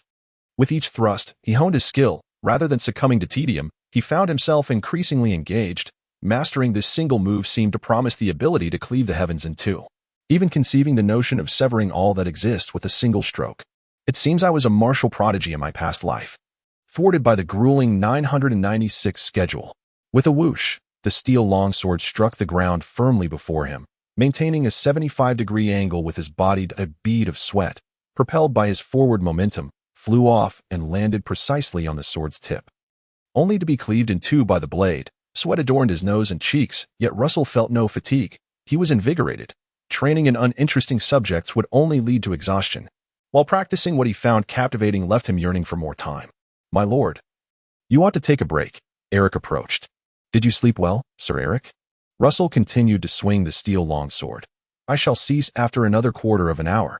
I have made up for my rest," Eric replied succinctly before drawing his own steel longsword and beginning his own practice nearby.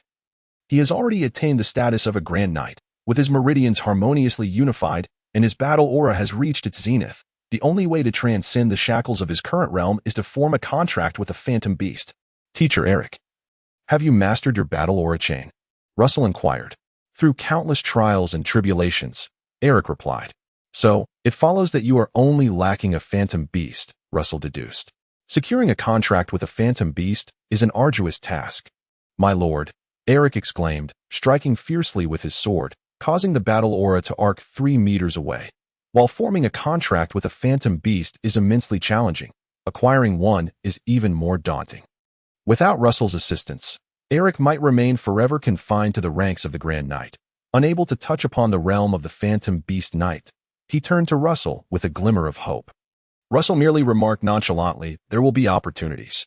As a lord, he understood Eric's aspirations well. A Grand Knight at the pinnacle of his power would seek to serve him for 2 primary reasons: to be conferred the title of Baron and ascend the ranks of nobility, or to contract a Phantom Beast and advance to the realm of Phantom Beast Knight. However, he would not make promises lightly. Some lofty dreams need not be spoken. In due time, they shall manifest naturally. A quarter of an hour later, Russell paused, and his male servant immediately presented him with a towel to wipe the sweat, while a female servant brought forth tea to quench his thirst. "My lord, shall I arrange a bath for you?" inquired the steward, Morris. "No need. If I bathe every time I break a sweat, I would find myself bathing 3 or 4 times a day." Russell had not yet reached the level of obsession with cleanliness. Before long, night descended. After dinner and a refreshing bath, Russell opted once more to camp at the potion depot, citing the need to keep watch over the cordyceps. No one could dissuade him, they could only let him toil away. However, much to Russell's bewilderment, that night, he did not enter the shadowy dream realm, sleeping soundly until dawn. "Good morning, my lord." "Good morning, John." After casually greeting his nightly retinue, Russell made his way to the glimmering river. Splashing water on his face. As the disturbed river water settled, he gazed at his handsome reflection and furrowed his brow, perplexed. Why did the shadowy dream realm not manifest? What could be the reason?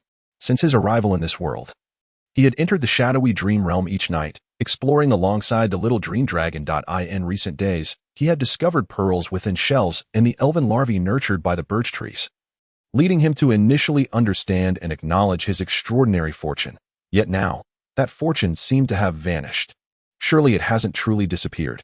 Russell's expression grew increasingly grave. The value of the shadowy dream realm was incalculable.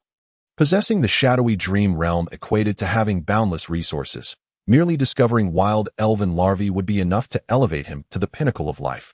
Without the shadowy dream realm, Russell could not guarantee his ascent. After all, in this fantastical world, the limitations to growth were not dictated by vision, but rather by dragons and elves. Without dragons and elves, even the most extensive knowledge of a time traveler would be of little use. Moreover, Russell had been an ordinary person in his previous life. Could it be that the little dream dragon has abandoned me? That seems unlikely. We have gotten along quite well these past few days. And I have not offended it, he pondered. The origin of the shadowy dream realm was undoubtedly tied to the little dream dragon, although Russell remained unaware of its true nature. Whether it stemmed from the last dream dragon ice cream he had consumed in his past life or some unimaginable dream dragon, he could not ascertain. Could it be, Russell speculated, that the little dream dragon exhaled a breath of dragon fire and then became fatigued? In previous encounters within the shadowy dream realm, the little dream dragon would also exhale, but it seemed that the ethereal mist of dragon fire was always drawn back in. Only this time, in its effort to aid the birch tree in nurturing elven larvae, the little dream dragon had failed to reclaim its breath. If that is indeed the case, the little dream dragon must be rather weak, but that doesn't seem right. The little dream dragon possesses 4 limbs and wings. These are traits of a true dragon. What it exhaled should have been dragon fire. Dragon breath is characteristic of bipedal dragons, while dragon fire is attributed to true dragons. Bipedal dragons, as the name suggests, have only a pair of powerful hind limbs, with their forelimbs transformed into leathery wings. True dragons possess 4 limbs and a pair of independent wings. Aside from its smaller size, the little dream dragon perfectly embodies the traits of a true dragon, yet Russell could not definitively classify it. In any case, Russell lifted his head, invigorated. Do not despair. Let us wait until tonight to see if the little dream dragon will reappear. Suppressing his worries, he resumed his role as the elegant noble lord. Busily patrolling his territory, overseeing the potion cultivation at the depot, meeting with stonemasons and carpenters from the town, and discussing plans for the windmill. As night fell, Russell once again chose to camp at the potion depot, eagerly anticipating the arrival of the little dream dragon in the shadowy dream realm. Yet, as the night passed, the little dream dragon still did not manifest. Does a single breath of dragon fire require such an extended recovery period? Little ice cream. Russell sighed, feeling somewhat disheartened. The only silver lining was that on the thickest birch tree, at a height of 3 meters, a bud resembling a tree fork had begun to sprout. Upon closer inspection, he could sense the pulsating magical energy within, as if a small life was gently breathing. The birch larvae were on the verge of taking shape. Chapter 21. The Elven Contract. The great dragon gazes upon you. Russell, I told you, the shadow flame dragon of the Grand Duke's house is always watching you. Charles exclaimed excitedly, even shaking his body beneath the birch tree and breaking into a classic solo cha-cha dance. Fortune smiles upon you, Russell replied with a charming smile. Congratulations. My lord, Eric murmured, offering his congratulations. The steward, Morris, chuckled broadly. My lord, you are a born noble. With the dragon's gaze and radiant blessings, upon your arrival in your territory, an elven larvae is born. This is nothing short of the finest blessing, much like those depicted in knightly tales. Indeed, it is a wonderful blessing. Russell accepted their congratulations with grace. The value of an elven larvae is challenging to quantify with conventional wealth, as it can cultivate magical herbs and materials, classifying it as an extraordinary entity. Yet beneath his smile, a trace of worry lingered in Russell's eyes. The joy of acquiring a wild elven larvae could not overshadow his concern for the little dream dragon, for it was his true foundation for survival. Moreover, he had grown quite fond of that adorable yet somewhat foolish little dragon. Russell, it seems you must continue to keep watch beneath the birch tree, ensuring that once the elven larvae hatches, you can form a contract at the earliest opportunity, Charles suggested. Of course, Russell agreed.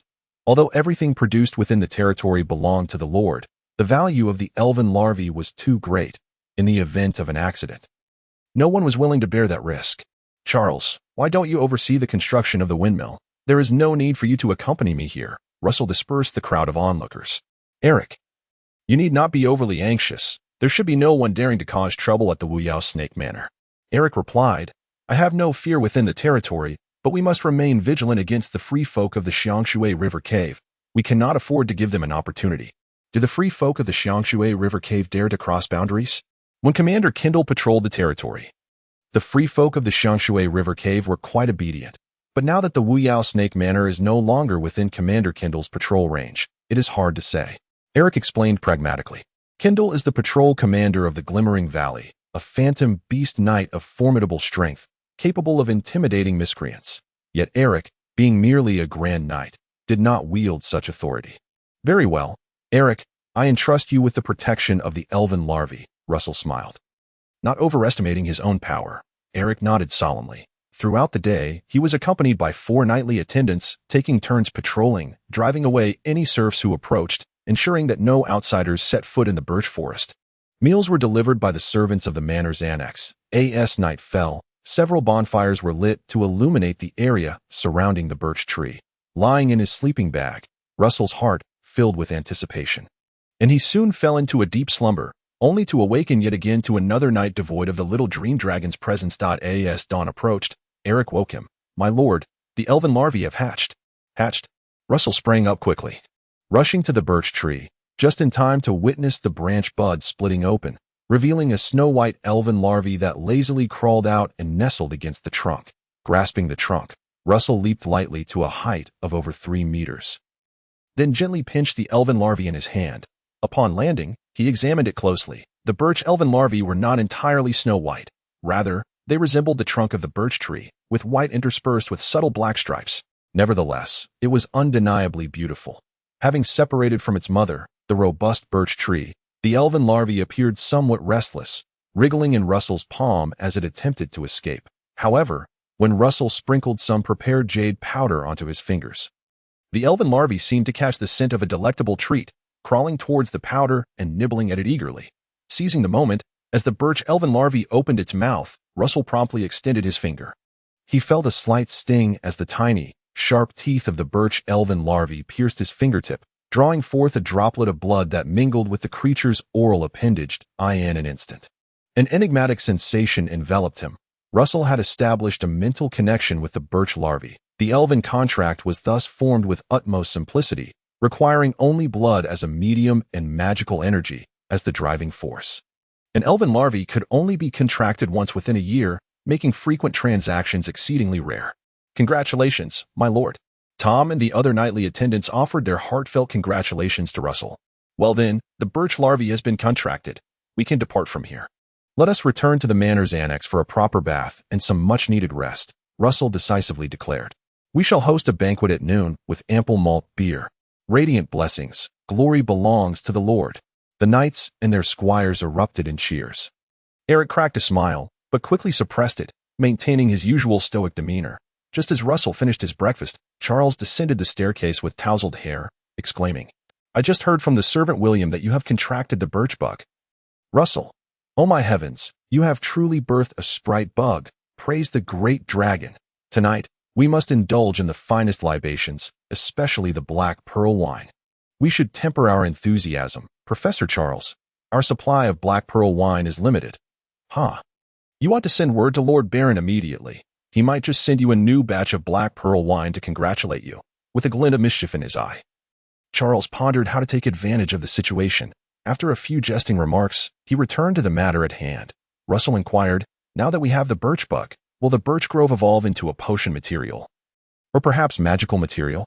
It should evolve into magical material, and with the birch bug, expanding the birch grove will become considerably easier. However, we must wait for the grove to evolve before harvesting new saplings to expand our resources. The luminescent mushroom is currently cultivated on the birch trees. Professor Charles, will there be any issues if we plant these two magical materials together? That, I'm not entirely sure. Charles shook his head. You should visit the luminescent fortress and ask Lord Baron about it. Very well. After the midday banquet, I will make a trip back to the luminescent fortress and stay there for the night. You and Eric must keep an eye on the estate. Rest assured, we shall manage, Charles assured him, thumping his chest. After the midday drinking, no more alcohol tonight. Of course, my Lord Russell. I, Charles, am no drunken fool. merely a connoisseur of fine wines and gourmet fare. Russell remained noncommittal and turned to say, "Morris, remember to lock the wine cellar tonight." Morris replied promptly, "As you wish, my lord." Charles dramatically clasped his hands atop his head and exclaimed, "Oh, good heavens, Russell, can we not have a modicum of trust between us?" Chapter 22. Greetings from Ross in the End. Russell did not compel Morris to lock the wine cellar in the manor, as he did not wish to squander the modest sum of red wine.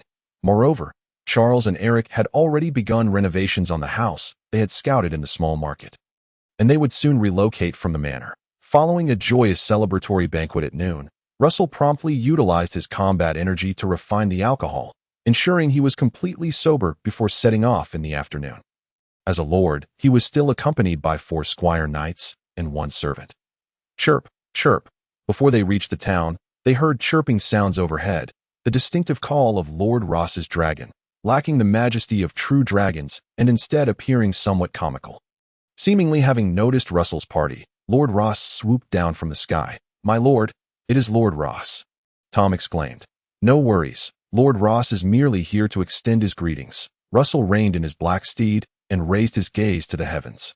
The clay dragon, Ross, folded his wings and descended like a shooting star, seemingly headed straight for Russell. Yet, Russell remained unperturbed, holding the reins and pressing his legs against his steed to prevent it from bolting in fright. His eyes locked intently on Lord Ross. The gaze shared between the man and the dragon crackled with electric tension. As Lord Ross approached, he suddenly spread his wings wide, executing a graceful stop and soaring back into the sky. The gust from his wings stirred up dust along the charcoal road, akin to a miniature sandstorm, causing Russell and the squires to squint against the onslaught. The horse ridden by the servant Ram was startled and reared, throwing Ram to the ground, who groaned softly. "Phew! Spit, spit." Russell sighed in relief, quickly expelling the dust that had entered his mouth. His gaze followed the retreating clay dragon Ross, a flicker of fierce light crossing his eyes as he harbored an undercurrent of anger. How dare this mere 2-legged dragon be so insolent? "You wretched dragon, just wait until my little dream dragon returns. I shall ride you into the ground." His previously joyous mood soured. Russell felt an impulse to slay the clay dragon on the spot, to spill its blood upon his estate soil and forge a vast clay mine. Of course, it was merely a fleeting thought. "My lord, Lord Ross's method of greeting seems rather excessive," remarked Squire Knight Tom, awkwardly chuckling. "Indeed, it has gone a bit overboard." Russell preferred not to dwell on it and glanced at the fallen Ram, saying, "You all go check on Ram and see if he is injured." "No need, my lord. I'm quite all right," Ram insisted, struggling to rise but failing as his legs trembled. "He has been scared silly, my lord." John, another squire knight, lifted Ram and placed him back on horseback. Fortunately, he wasn't crushed by the horse, or he would have broken a leg. "All right, calm your horse down," Ram gasped. Thank you, Sir John." Russell inquired, "Ram, check thoroughly to confirm you are not hurt, will you?" "I'm fine, truly, my lord. Can you continue riding?" Absolutely. Ram grasped the reins, striving to straighten his back. "You needn't worry about me. I can keep up." Observing that Ram's legs were still shaking, Russell decided, "Then let us all dust ourselves off and rest for 5 minutes before we continue our journey." Lord Ross's greeting was merely an interlude. As the clouds to the west began to glow with the setting sun, the party of 6 riders arrived at the Luminescent fortress. Passing through the stone archway, they encountered a patrol of knights within the castle.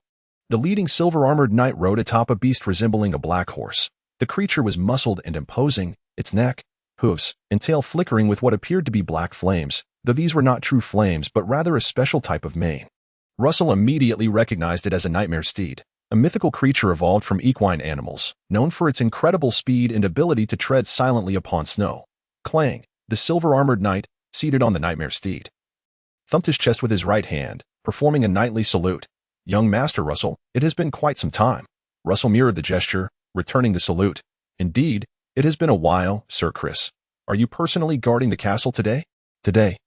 It is necessary to assert the Baroness' authority," Sir Chris replied. He was the captain of Baron Roman's guard, tasked with leading the knights on patrol through the town each month to ensure the serfs do not forget their lord's dominion. "Then please proceed. Do visit me at the Black Serpent Manor for a drink another day." "I would be delighted." After exchanging pleasantries, the knightly company exited the castle to proclaim the Baron's authority in the town. Russell did not linger and entered the castle directly. "Father, Mother, I have come to share some good news with you." Russell retrieved a delicate jade box from his pocket. While I was settling the luminescent mushroom bug, I unexpectedly discovered a wild sprite within the birch trees. Opening the jade box revealed a birch bug, entirely white with fine black markings, which immediately captivated the attention of the Baron and Baroness. It truly is a sprite bug. Russell, my handsome and fortunate son, Meryl exclaimed joyfully, kissing Russell on the cheek. This was a common gesture, yet Russell felt somewhat stiff. Fortunately, the Baron and Baroness seemed oblivious to his discomfort, their attention drawn entirely to the birch bug in the jade box. Especially the Baron, who appeared astounded. A wild sprite bug. How many years has it been since the Glimmering River Valley has seen one? Meryl chuckled. Dear, now we have discovered one, have we not? The Baron chuckled as well. Indeed. Then he patted Russell on the shoulder. Lucky lad. It seems sending you to the Black Serpent Manor was a wise choice. I owe that to your trust, father. If gratitude is due, it should be to your mother, were it not for her incessant whispering in my ear. I would not have wished to grant you such a title so soon, especially since you have yet to achieve any notable military accomplishments, nor have you even hunted a single snow demon on the snowfields. Russell readily complied. Thank you. Mother, observing her increasingly sensible and sweet-tongued younger son, Meryl took Russell's hand, beaming with joy. We are family. There is no need to adhere to those antiquated noble traditions. What does it matter if you have not slain any snow demons? My son is a noble by birth, the Baron sighed. Once Russell ascends to the rank of Great Knight, he must still hunt snow demons. Only through battle in the snowfields can one be deemed a worthy lord. Father. I shall do so. Very well. By the way, father, I wish to consult you on something. Russell broached the purpose of his visit. My territory has scarce trees, with only a birch grove suitable for cultivating luminescent mushrooms. But now the birch grove has birthed the birch bug. I am uncertain if it is appropriate to plant them alongside the luminescent mushrooms. You need not worry about that. In fact, it is not only harmless but rather beneficial. The Baron, being experienced in such matters, explained, although the luminescent mushroom is parasitic upon the tree trunk, it is a symbiotic species of mushroom. Both can thrive together, mutually enhancing each other's growth. Russell responded with delight. Is that so? That is splendid indeed. Chapter 23. The gentleman should a true gentleman sleep in separate chambers. Baroness Meryl lay upon her bed, glancing at Baron Roman as he entered, teasingly remarking. The lady's maid lowered her head, stifling a giggle. Baron Roman displayed no hint of embarrassment, raising his brows as he replied. In my domain, a baron has the right to rest wherever he pleases. No wonder everyone aspires to be a noble. There must always be some privileges to ignite one's fighting spirit, otherwise. Who would dare to take the lead in confronting the snow demon? Remarked the Baron. What the Baron has said certainly holds some truth. Meliel replied with a smile, observing the couple's playful banter. The lady-in-waiting quietly retreated to the doorway, saying, Madam, I shall not disturb you and the master. I will take my leave. Go back and get a good night's sleep. The Baron waved his hand dismissively. The couple lay side by side on the grand bed, sharing a gentle kiss before engaging in whispered conversation without further advances. That lad Russell is truly fortunate. He has stumbled upon a rare sprite worm just days after arriving in the territory. A white birch worm, no less, which is known for producing magical materials, mused the Baron, reflecting that while many sprite worms yield potions, they are not particularly rare. It seems Russell has finally encountered some good fortune, apart from the luck he enjoyed at birth. Inheriting the handsome traits of our esteemed Ujua family, his luck has been rather mediocre otherwise.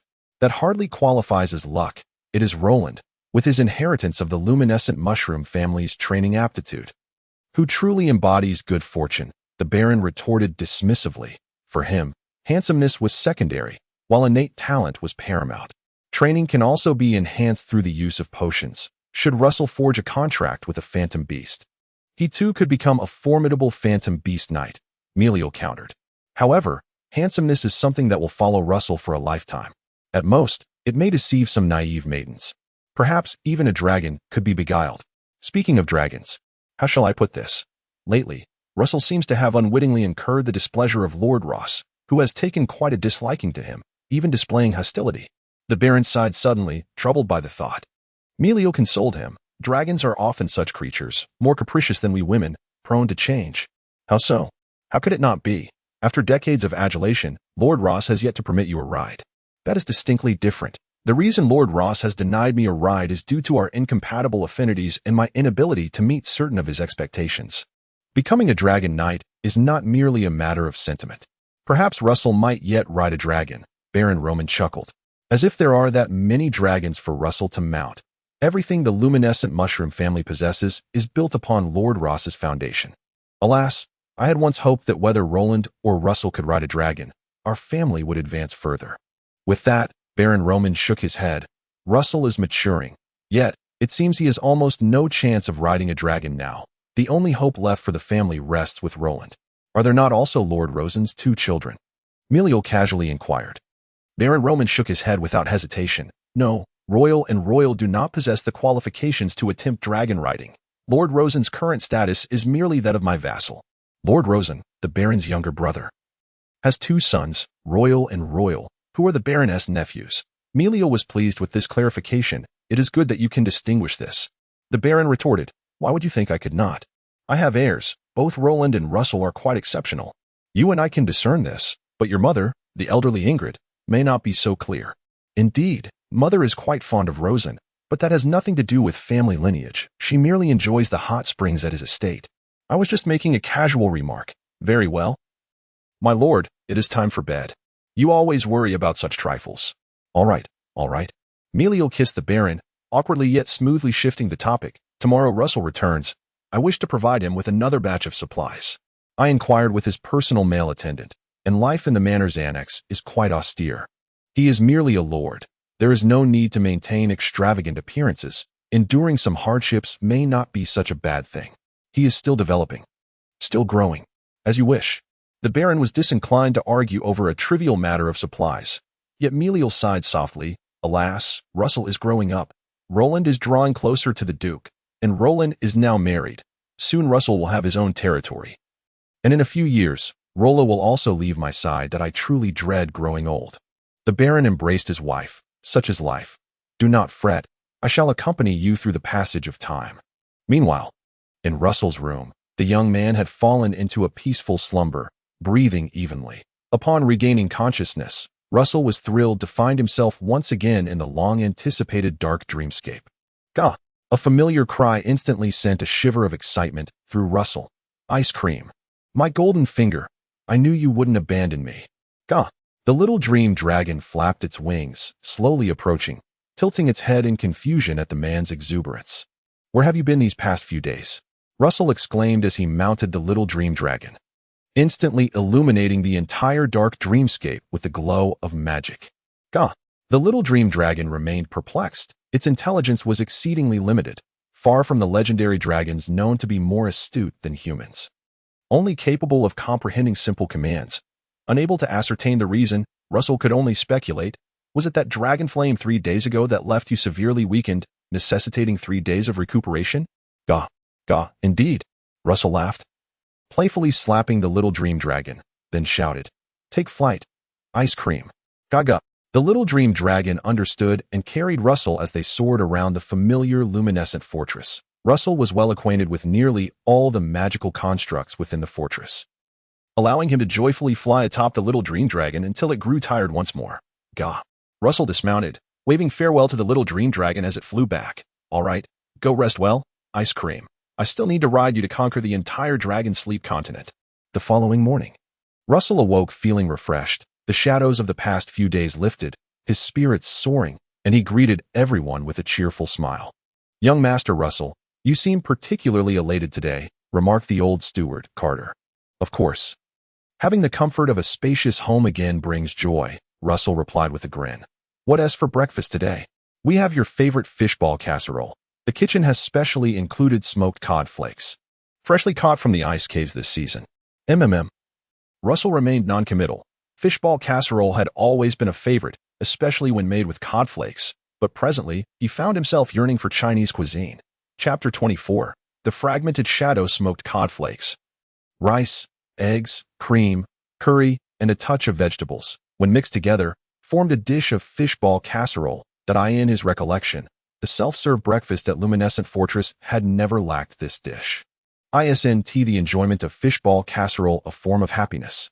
Russell mused, eating roasted meat and fried eggs with jam, occasionally sampling the casserole, idly reflecting, at least I can experience happiness every day, unlike me, who longs for a bite of stir-fry but cannot.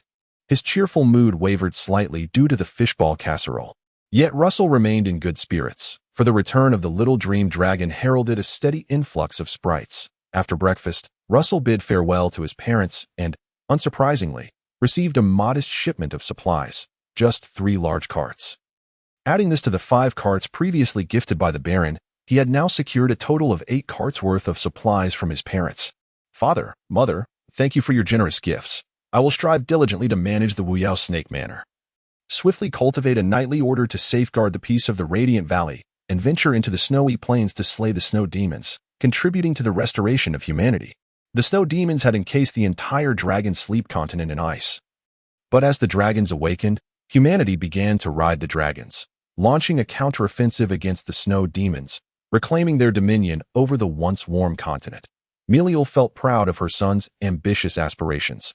The dragons are watching over you. Russell, the Baron waved his hand. Hurry back to your territory. If you visit too often, Luminescent Fortress will soon be moved to Wuyao Snake Manor. Russell laughed heartily. That is due to your generosity. Father, Russell, when will you take me to visit Wuyao Snake Manor? Rollo inquired, covering her mouth in feigned displeasure. I will certainly take you when I have the time. Ruffling his sister's hair, Russell then mounted his horse. Setting off with the 3 carts of supplies toward his territory, the journey was smooth, and Lord Ross did not provoke them. Upon arriving at the manor's annex gate, Charles, who was overseeing the construction of the windmill, rode up to greet him. I knew the Baron dotes on you. As long as you showcase the white birchworm, you are sure to receive generous rewards. Regrettably, such days cannot come too often, Russell replied. Who knows? Perhaps tomorrow or the day after, you may discover another sprite worm. It is quite unpredictable, Charles mused. I certainly hope so. The two entered the manor's annex, with Charles chattering away. The building materials for the windmill are easy to procure. Stones can be quarried from the Blade Edge Mountain. But the wood is a bit trickier. The white birch forest cannot be felled, and there are no other trees within the territory. Even if there were, they must not be cut down, especially the trees that delineate the fields. They must be well protected, Russell stated. Then we can only purchase wood in town. Go to the Red Falcon Manor to make a purchase. I recall that Lord Etris has a particular fondness for planting trees, and much of the timber used in the Glimmering Fortress is sourced from Red Falcon Manor. Lord Etris, a vassal of Baron Yuguang, is granted the Red Falcon Manor at the foot of the Sharp Knife Mountain on the eastern side of the Yuguang River Valley. As one of the Baron's most trusted aides.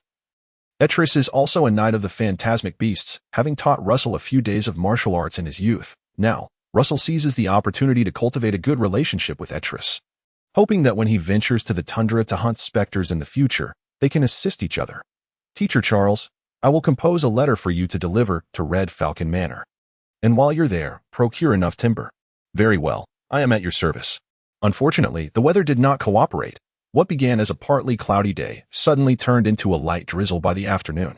The construction of the windmill had to be halted, and Charles was not in a rush to buy timber, choosing instead to take refuge with Russell in the manor's annex, savoring black pearl wine. Eric, unwilling to remain idle, remarked, My lord, I shall take Tom and the others to patrol the borders. Do we really need to patrol in this weather? In such conditions, one must be even more vigilant against dangers if the serfs encounter peril. They may not even have the chance to raise an alarm.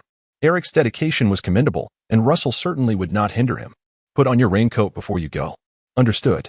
The sound of hooves echoed as they departed along the damp path of charcoal residue. Charles gazed out from the upper window, reflecting, the arrival of this rain signifies the complete retreat of the Ice Age. The Yuguang River will soon swell. I had intended to keep vigil for the caterpillar fungus, Russell lamented. With the return of the little dream dragon, he had planned to camp outdoors for several consecutive nights, scouring for any potential elven worms around his territory. Now, he would have to put that plan on hold. As night fell, the rain not only persisted but intensified. Unable to camp outside, Russell could only take refuge in his bedroom, relishing the comfort of his warm bed. The little dream dragon arrived as promised in the dark dreamscape. This further confirmed Russell's suspicion that the little dream dragon's absence over the past 3 days was due to its significant depletion of dragon fire energy, necessitating rest, now that it had recuperated. It would naturally report daily. Let us take flight and see if we can uncover new treasures near the manor's annex. Russell mounted the little dream dragon and meandered around the area, occasionally glancing at the rising Yuguang River or soaring to great heights before diving down. Without any new discoveries, the outing primarily turned into a playful jaunt. Little dream, how can we expand the dark dreamscape so that I can remain at home, yet still grasp all that transpires within my territory? Caw-caw. The little dream dragon was preoccupied with play. Russell could only lament his futile inquiries. However, at that moment, he suddenly noticed a dim, incomplete silhouette rushing in from the boundary of the dark dreamscape, emitting a faint blue glow. Someone is there. Russell swiftly urged the little dream dragon towards the glowing figure. Realizing it was stealthily approaching the manor's annex and did not belong to Eric, Charles, or the others, but rather a stranger. There is fighting spirit. This is a knight, judging by the intensity of the glow and the outline. They must be an armored knight. Russell quickly assessed the individual's level. The silhouette radiated light only from its torso and arms, with no luminescence emanating from its legs, a hallmark of an armored knight. As it had not yet fully opened all its meridians, its fighting spirit could not circulate to its legs. Thus it remained dark that he guided the little dream dragon directly to the incomplete figure. Observing the shadow glancing back furtively, using the rain as cover, it stealthily approached the outer wall of the manor's annex and began to scale the second floor with both hands and feet. Damn it! Russell furrowed his brow. Who on earth dares to intrude upon my manor's annex? Could it be someone from the echoing water river cave? An armored knight would undoubtedly be a significant figure among the free folk of the cave. Before Russell could ponder further, the little dream dragon opened its mouth, caw. It was tired and had no intention of continuing the dark dreamscape. Wishing to return. Don't, little dream. Think of a way to wake me up. Someone is plotting against me. Russell urgently pleaded. Unfortunately, the little dream dragon remained oblivious, shaking him off before flapping its wings and vanishing around the corner. Damn. Foolish little dream. Russell could only resign himself.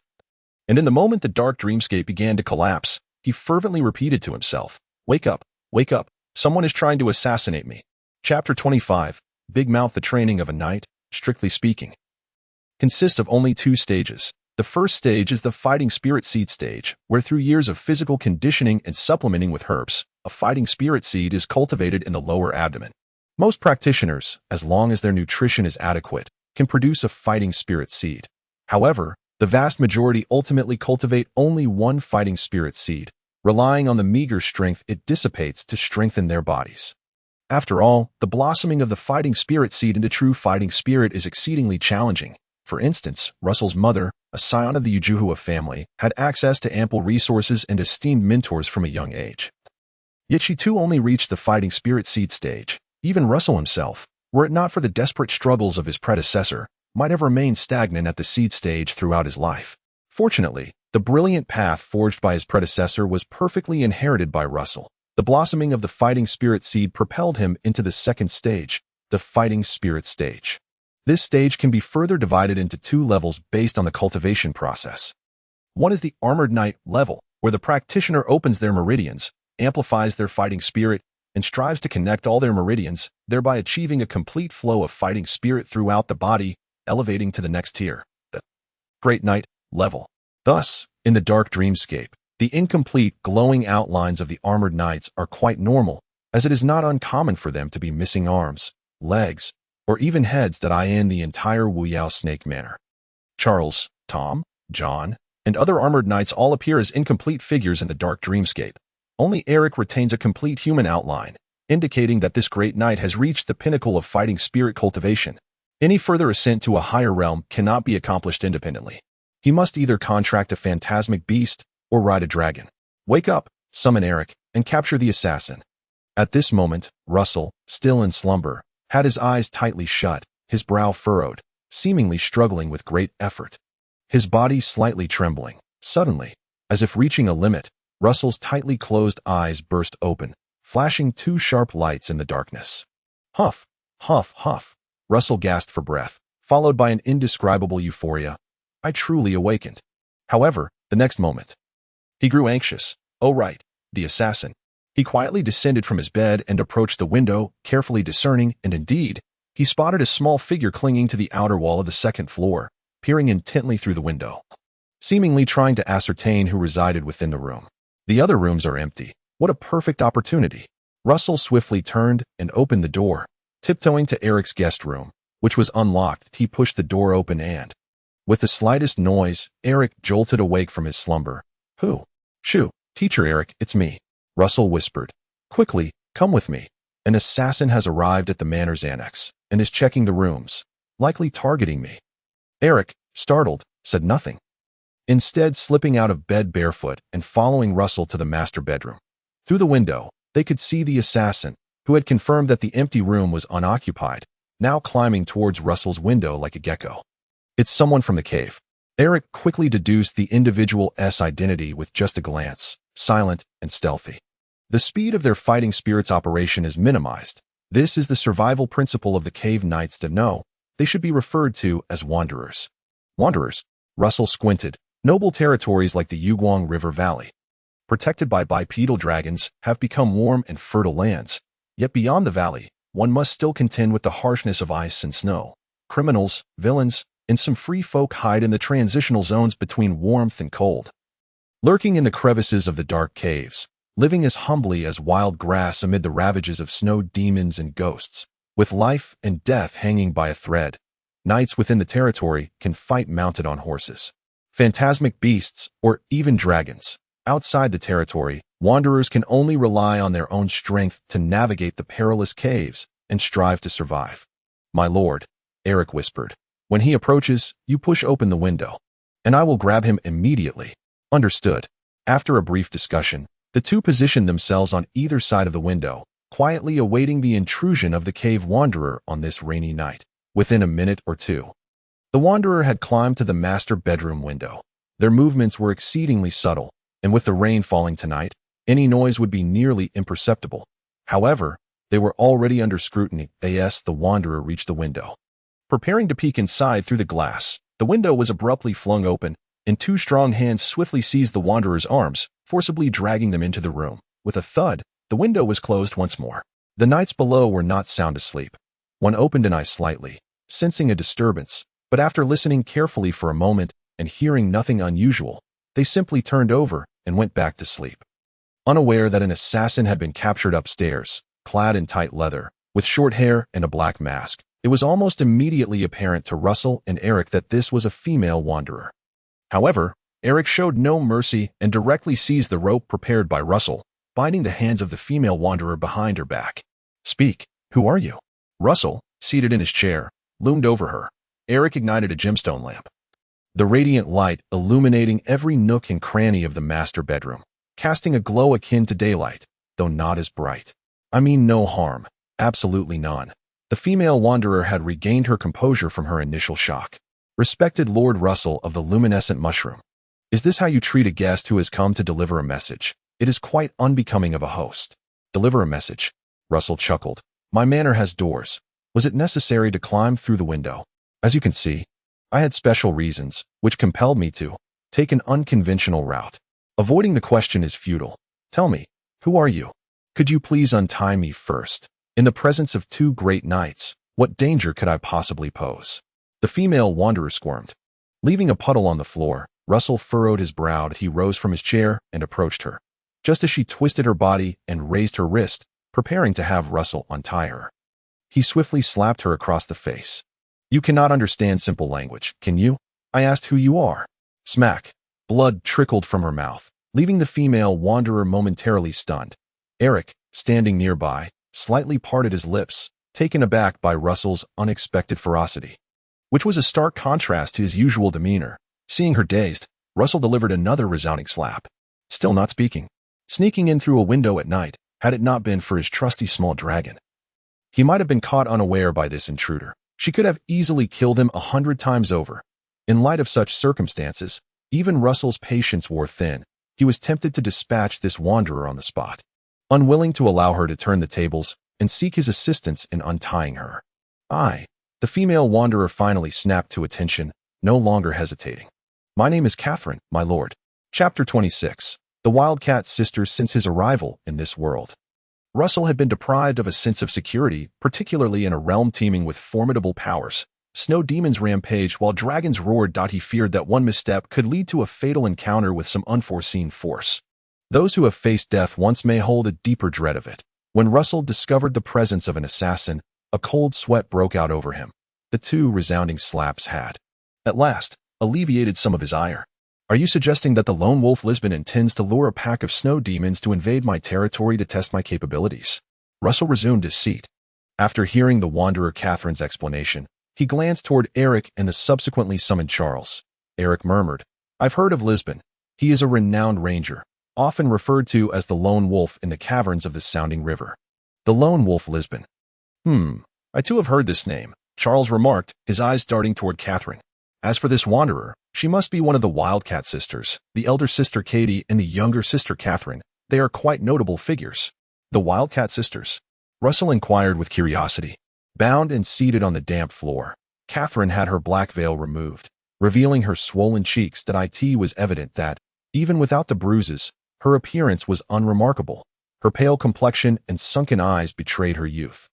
Yet deep lines etched her face, giving her an air reminiscent of a drug addict.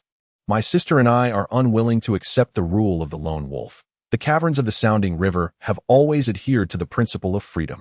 We may be the rats of the underground world, but we refuse to be anyone's slaves. Catherine looked earnestly at Russell as she spoke. Charles scoffed. You lowly peasants have no principles. A life of servitude is still better than your current existence. You do not comprehend what freedom truly means. Catherine's voice grew somber. Moreover, we simply do not wish to be slaves in the underground world. At her words, Russell raised an eyebrow but chose not to voice his opinion.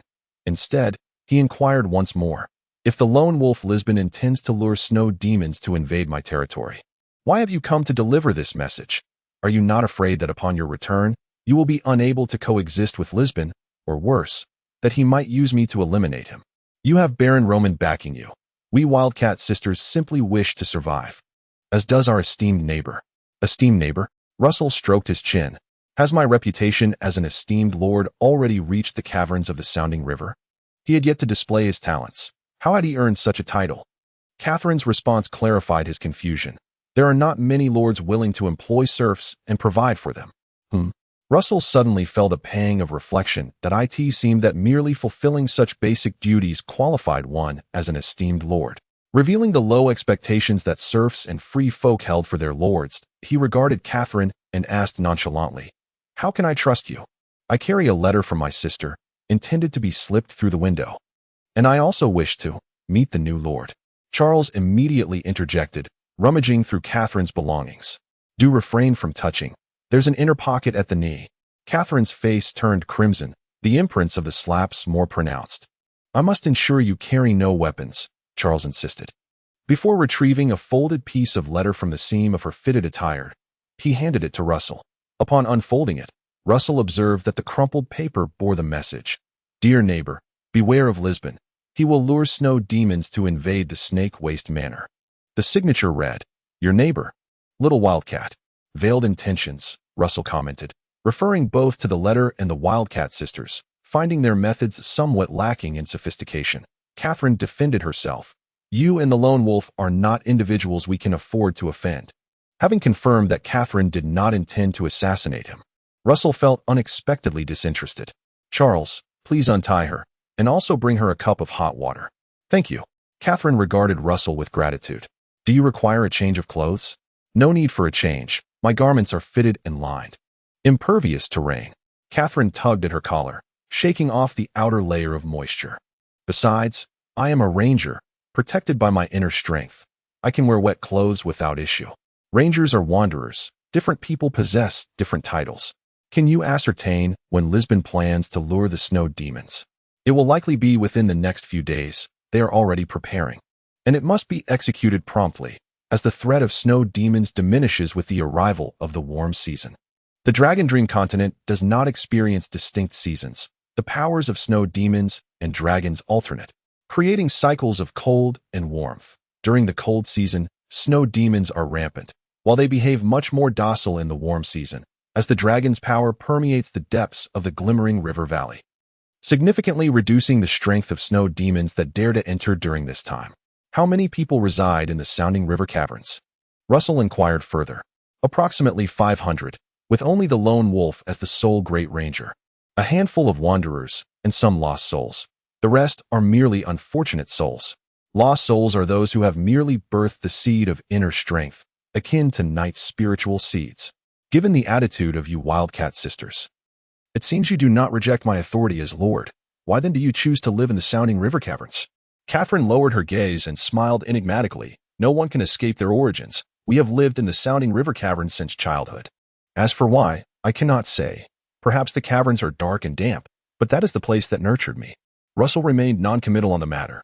Having asked all pertinent questions, he stood and said, "Would you like me to arrange a room for you to rest?" "No. If possible, please allow me to return now. If I am late, the lone wolf may discover me." "How will you return? Do you require an escort to the border?" "If you, my lord, trust me, I can return alone." Catherine took a sip of hot water, feeling somewhat anxious, uncertain of how she would be treated. "Russell," Charles attempted to interject. Russell gently raised his hand, silencing Charles' words, and looked at Catherine calmly. "When you leave, please use the front door." "Understood." Moments later, a bewildered butler Morris escorted Catherine out the door. Without taking the umbrella offered by Morris, she dashed into the rain, disappearing down the sooty path in an instant. "Russell, you should not have let her go so easily. The words of those lowly underground dwellers are not to be trusted," Charles complained. Russell smiled faintly. To kill her or imprison her would yield little significance. He then grew serious, stating, "The most critical matter now is that, regardless of whether Catherine speaks the truth or lies, we must prepare for the impending snow demon assault. Eric, do we possess the strength to counter them?" Eric pondered for a moment before replying, "I fear we do not, my lord. It would be prudent to notify Baron Roman and request the presence of Captain Kindle to oversee our defenses. The patrol knight Captain Kindle is a beast rider, with him stationed. Unless the snow demons themselves invade, no number of them could threaten the integrity of the territory." Charles nodded in agreement. "Indeed, Russell, this is not a matter for bravado. We should inform Baron Roman at once. In matters of life and death." Russell did not allow emotions to cloud his judgment. "Very well, first thing tomorrow, I shall dispatch a knight escort to deliver the message to Luminescent Fortress. Dispatch someone at once, while that little wildcat has not yet returned. We must hasten to summon Sir Kindle." Charles shrugged. Who knows if that Catherine is indeed the vanguard? What if the lone wolf Lisbon is following closely behind her? Russell wholeheartedly agreed. He readily instructed the butler Morris to summon 2 knightly attendants, Tom and John, urging them to make haste to Glimmering Fortress. As the knightly attendants rode off, Russell and his companions, lacking the inclination to return to slumber, opted instead to engage in a game of chess in the study. "Russell, are you contemplating the subjugation of the scoundrels from the Echo River Caverns?" Charles remarked, having discerned the undercurrents of Russell's thoughts. "There exists such an immature notion," Russell admitted. "Should you seek my counsel?" "I would undoubtedly oppose it. Scoundrels are hardly a desirable breed. Yet, if you are resolute in your decision, I can only advise you to tread carefully and discern who among the scoundrels bears the blood of their kind upon their hands." Russell nodded, made a move on the chessboard, and replied nonchalantly, "I shall not act blindly, and furthermore, my aim is to thoroughly resolve the issue of the Echo River Caverns." Chapter 27. Whims of the Little Demon Horse in the Continent of Lone Men. The snow demons usher in frigid cold, while dragons bring warmth. Beyond the estate of the Black Waste Serpent, the Echo River flows out of the glimmering river valley, where the power of the clay dragon Ross has shrunk considerably, rendering it incapable of providing warmth to the territory. Thus, beyond the confines of the estate lies a vast expanse of ice and snow, only at the juncture of the territory and the snowy plains.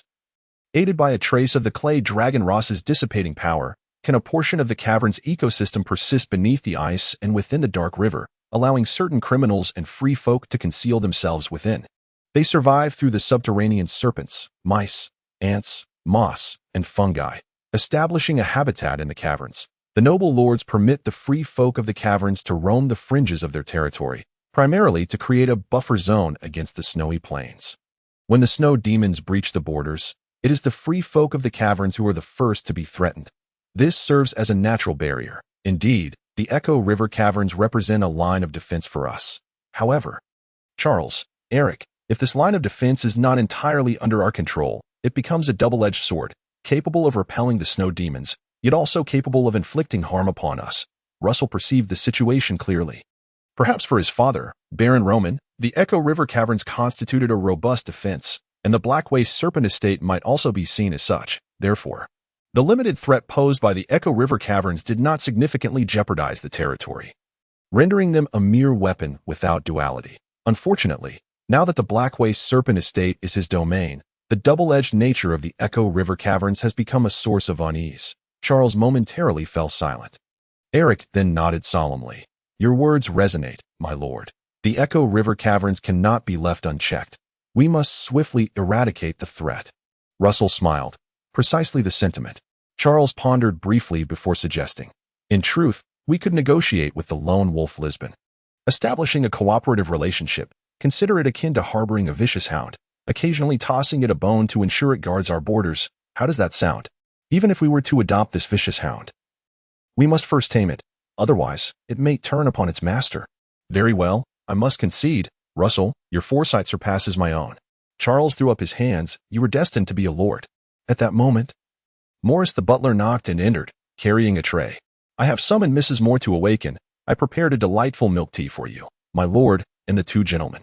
Morris set down 3 cups of milk tea. Oh heavens! To enjoy fragrant milk tea on such a frigid night is sheer bliss, Charles exclaimed with delight.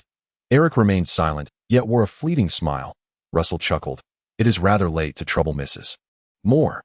Morris, please convey my gratitude to her, and also inform her that tomorrow I would like her and you, Morris, to have an additional serving of pudding on my account. Morris responded with a smile. Serving you, my lord, is our inherent duty. You are exceedingly generous. Charles took a sip of his milk tea and jested. If only we could exchange this milk tea for some black pearl wine. It would be perfect. Refrain from drinking alcohol for now, Charles, Eric interjected. Of course, do I not understand this? Charles raised his voice slightly. As dawn broke, the rain ceased. The chief patrolling knight of the territory, Sir Kindle, did not return with Tom and John. Instead, it was the castle's guard knight captain, Chris, who arrived.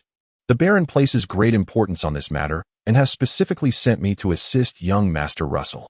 Chris rode in alone on his nightmare steed. Without bringing additional knights, 1 phantom beast knight sufficed to quell the minor invasion of snow demons.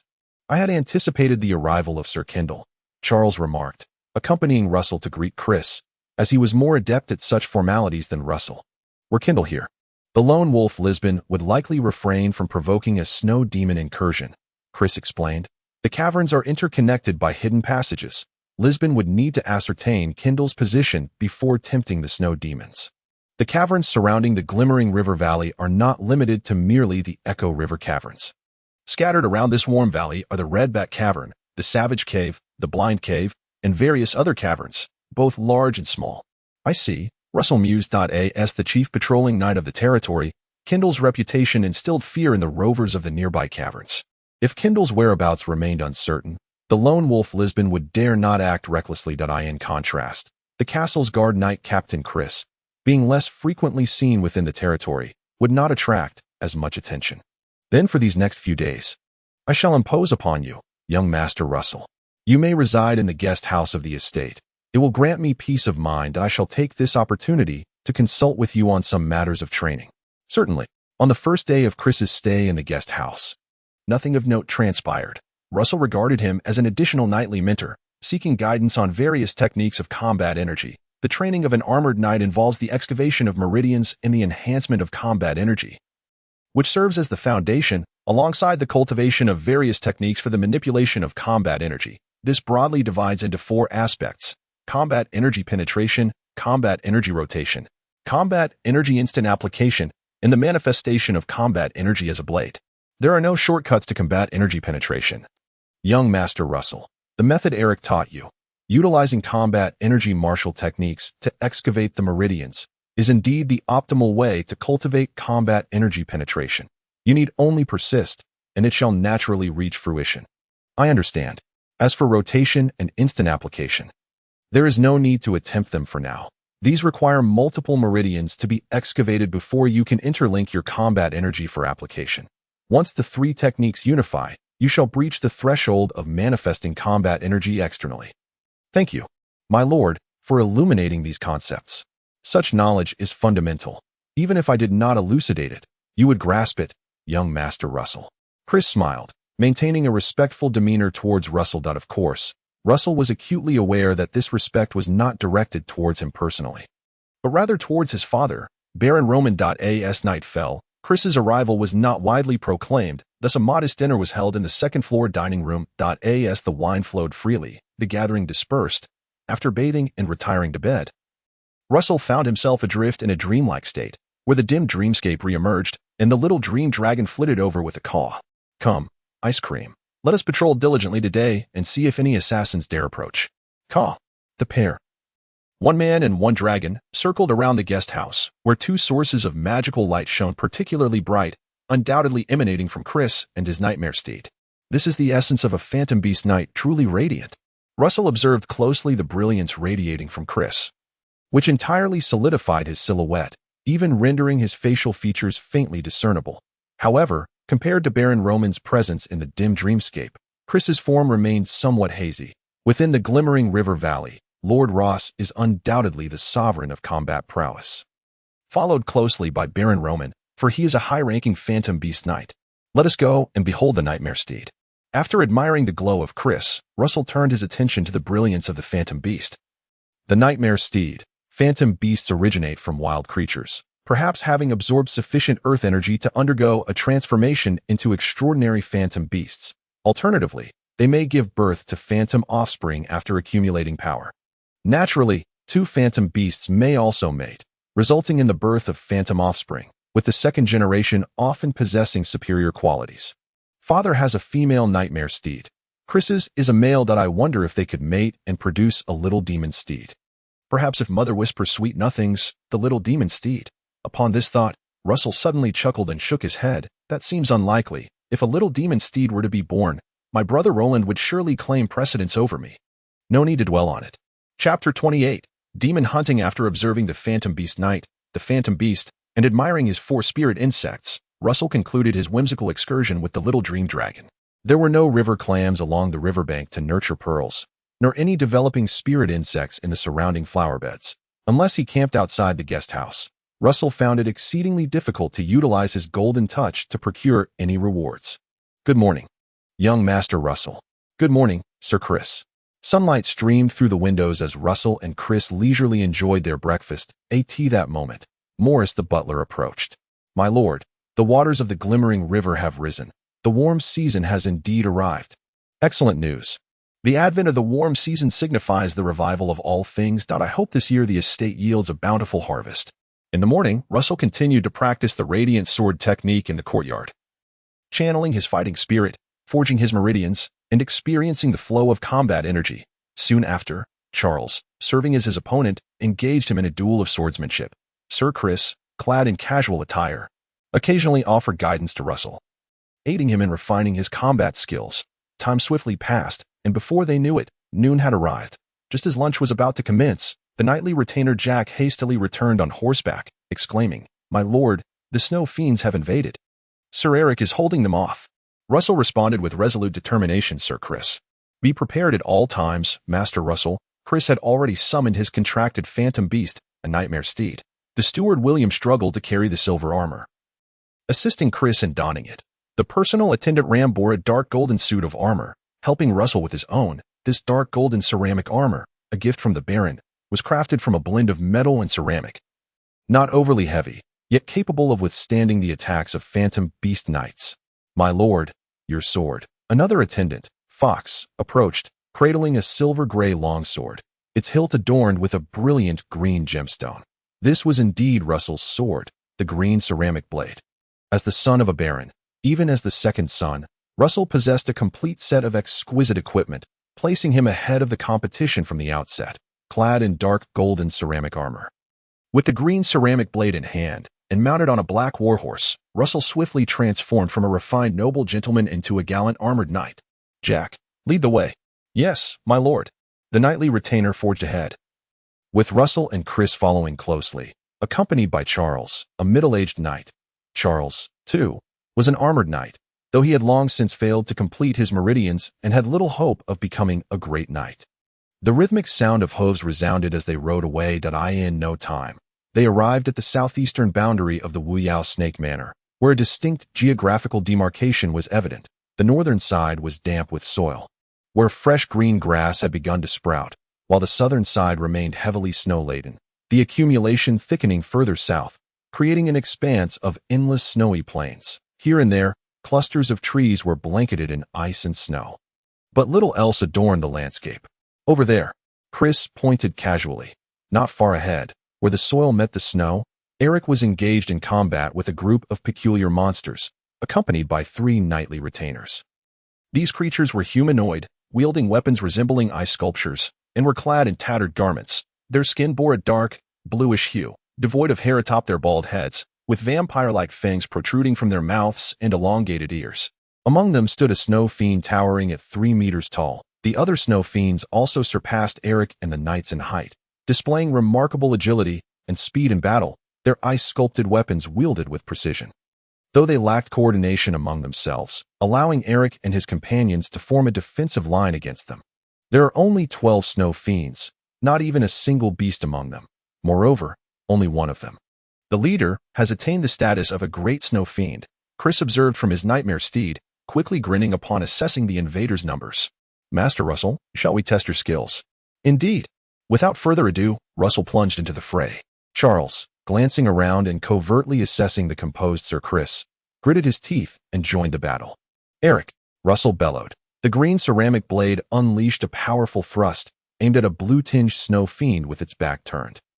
Just as the blade was about to strike the fiend's neck, it seemed to possess eyes on the back of its head, abruptly raising its ice-sculpted spear. Clang! The spear absorbed the forceful strike entirely, shattering not an inch, merely shedding a few fragments of ice. Eric then shouted, "Come together to form a line, my lord." He and his 3 knightly retainers pushed back the encircling snow fiends, creating an opening for Russell, Jack, and Charles to enter. Thus, the 7 knights, mounted on their steeds, formed a common knightly formation around Eric, the great knight, charging forth against the 12 snow fiends, striving to separate them and take them down one by one. Yet, the snow fiends remained huddled around their leader, the great snow fiend, making it challenging to truly divide them. My lord, capture the leader first. Eliminate the great snow fiend. Eric swiftly altered their attack strategy. Everyone, target the great snow fiend. Understood. Under Eric's command, the 7-knight squad swiftly pivoted towards the tallest great snow fiend, their lances and swords alternating in strikes against it. The great snow fiend, undaunted, or perhaps an embodiment of death itself, swung its massive ice-sculpted mace, matching the knight's charge with brute force. Thud! The fighting spirit of Eric's blade cut through the great snow fiend, shattering its armor like frozen attire and leaving a stark white mark on its bluish skin. Devoid of blood, the wound resembling gnarled wood. The individual strength of the snow fiends may not have surpassed that of the knights, but their undead resilience was indeed terrifying. Again, gather your strength and deliver a decisive blow to the great snow fiend. After a round of charges, Eric swiftly turned his steed, brandishing his sword for another assault. Wave after wave of thrusts landed upon the great snow fiend, leaving numerous deep wounds that revealed bone, yet without a drop of blood spilling forth, merely causing the great snow fiend to become slightly hindered in its movements. Hiss! The great snow fiend bared its fangs, roaring at the approaching knightly squad. The 11 snow fiends behind it mimicked the gesture, unleashing a chorus of serpent-like, guttural roars. Charge! Eric shouted. Within the knightly squad, Russell sensed a resonance among the knights' fighting spirits, as if they had entered a state of harmony. The flow of their energies synchronized, amplifying their fighting spirits several-fold, making Russell feel an overwhelming power surge within him, as if with a single strike, he could cleave through all. Charge! He echoed Eric's command. Charge!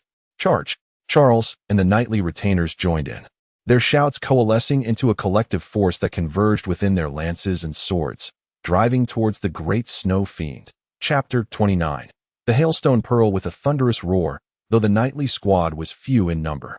At this moment, the 7 of them united, unleashing a fierce momentum and unparalleled offensive power. The great snow fiend swung its massive ice-sculpted mace, attempting to confront the knight's charge head-on.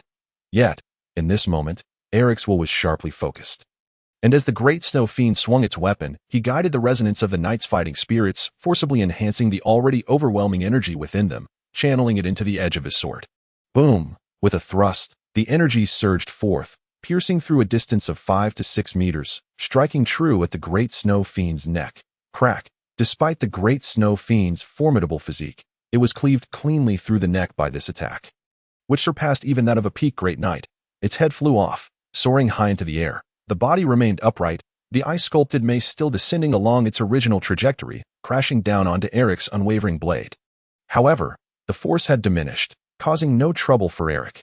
Yet, the ordinary snow fiends that followed surged forward, causing some disruption for the Knight squad, especially after Eric had exhausted the gathered energy from their resonance. The Knight's movement slowed and became distorted, granting the ordinary snow fiends an opportunity, leading to the demise of one warhorse. With a heavy thud, a moment of oversight caused Charles to tumble alongside his fallen steed. Two snow fiends, mouths agape with fangs bared, advanced with their ice-sculpted blades, poised to strike at Charles's limbs. Just as they were about to land their blows, a silver-gray longsword sliced through the air. Powerfully deflecting their weapons, it was Russell, acting swiftly to rescue Charles. "Thank you, my lord," Charles gasped, drenched in cold sweat. "Stay close," Russell replied, his expression impassive, still entranced by the astonishing sight of Eric's decapitation of the great snow fiend. The fusion of strength and beauty in the sword's arc, the unstoppable surge of fighting spirit, conveyed a primal force that quickened the blood. "I've got you." Knightly retainer John bent down, extending his hand. Charles promptly grasped John's hand, using it to vault up onto John's steed, rejoining the knightly squad to break free from the snow fiend's encirclement. Once they exited the perimeter, Charles hastily dismounted. Eric reformed the ranks. 7 knights became 6. Yet the charging formation remained unchanged. After a brief respite, they surged once more towards the roaring snow fiends. The headless corpse of the great snow fiend stood frozen in place, flailing its limbs and wielding its ice-sculpted mace ineffectually against the air. "Charge!" Russell, snapping out of his reverie, followed Eric once more into the throng of snow fiends, the fighting spirit within him ablaze, though its reserves gradually dwindled. "Can we continue, my lord?" Eric inquired, glancing back during a moment of regrouping. Russell gritted his teeth and replied, "We can." Upon hearing this, Eric raised his knightly sword high, roaring once more, "Charge!" Meanwhile, Sir Chris, atop his nightmare steed, smiled as he observed the knightly squad's battle, merely spectating from the sidelines without intervening. However, upon witnessing the headless body of the great snow fiend still thrashing about, he quietly approached it. With a swift motion, he drew his sword, and in a blur, 2 crescent-shaped arcs of energy sliced through the air, severing the great snow fiend's arms. With a swift flick of the saber, 2 crescent-shaped blades of light shot forth, severing the legs of the great snow demon. Clang! The corpse of the great snow demon collapsed to the ground. Yet its arms and legs continued to writhe in the distance. Its head, embedded in the mire, exposed its mouth, which opened and closed soundlessly, devoid of vocal cords to produce even a whisper. "Ah, to die once only to face death anew. This cursed snow demon has tormented me to such an extent." With a soft sigh, Chris caressed the neck of the nightmarish steed, their minds intertwined. Instantly, the nightmarish steed reared up its front hooves and then stomped down heavily, crushing the great snow demon's head into a pulp. In that fleeting moment, the great snow demon's trunk, arms, and legs appeared to lose all strength, falling into a profound silence. Then, as if time, frozen in ice, began to flow once more, the remnants of the great snow demon's head, along with its torso and limbs, decayed at a visibly accelerated rate until they were reduced to a foul, putrid powder.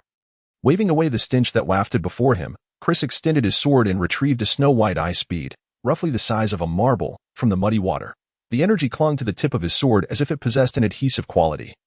And after a brief rinse in another puddle, he finally withdrew it into his hand.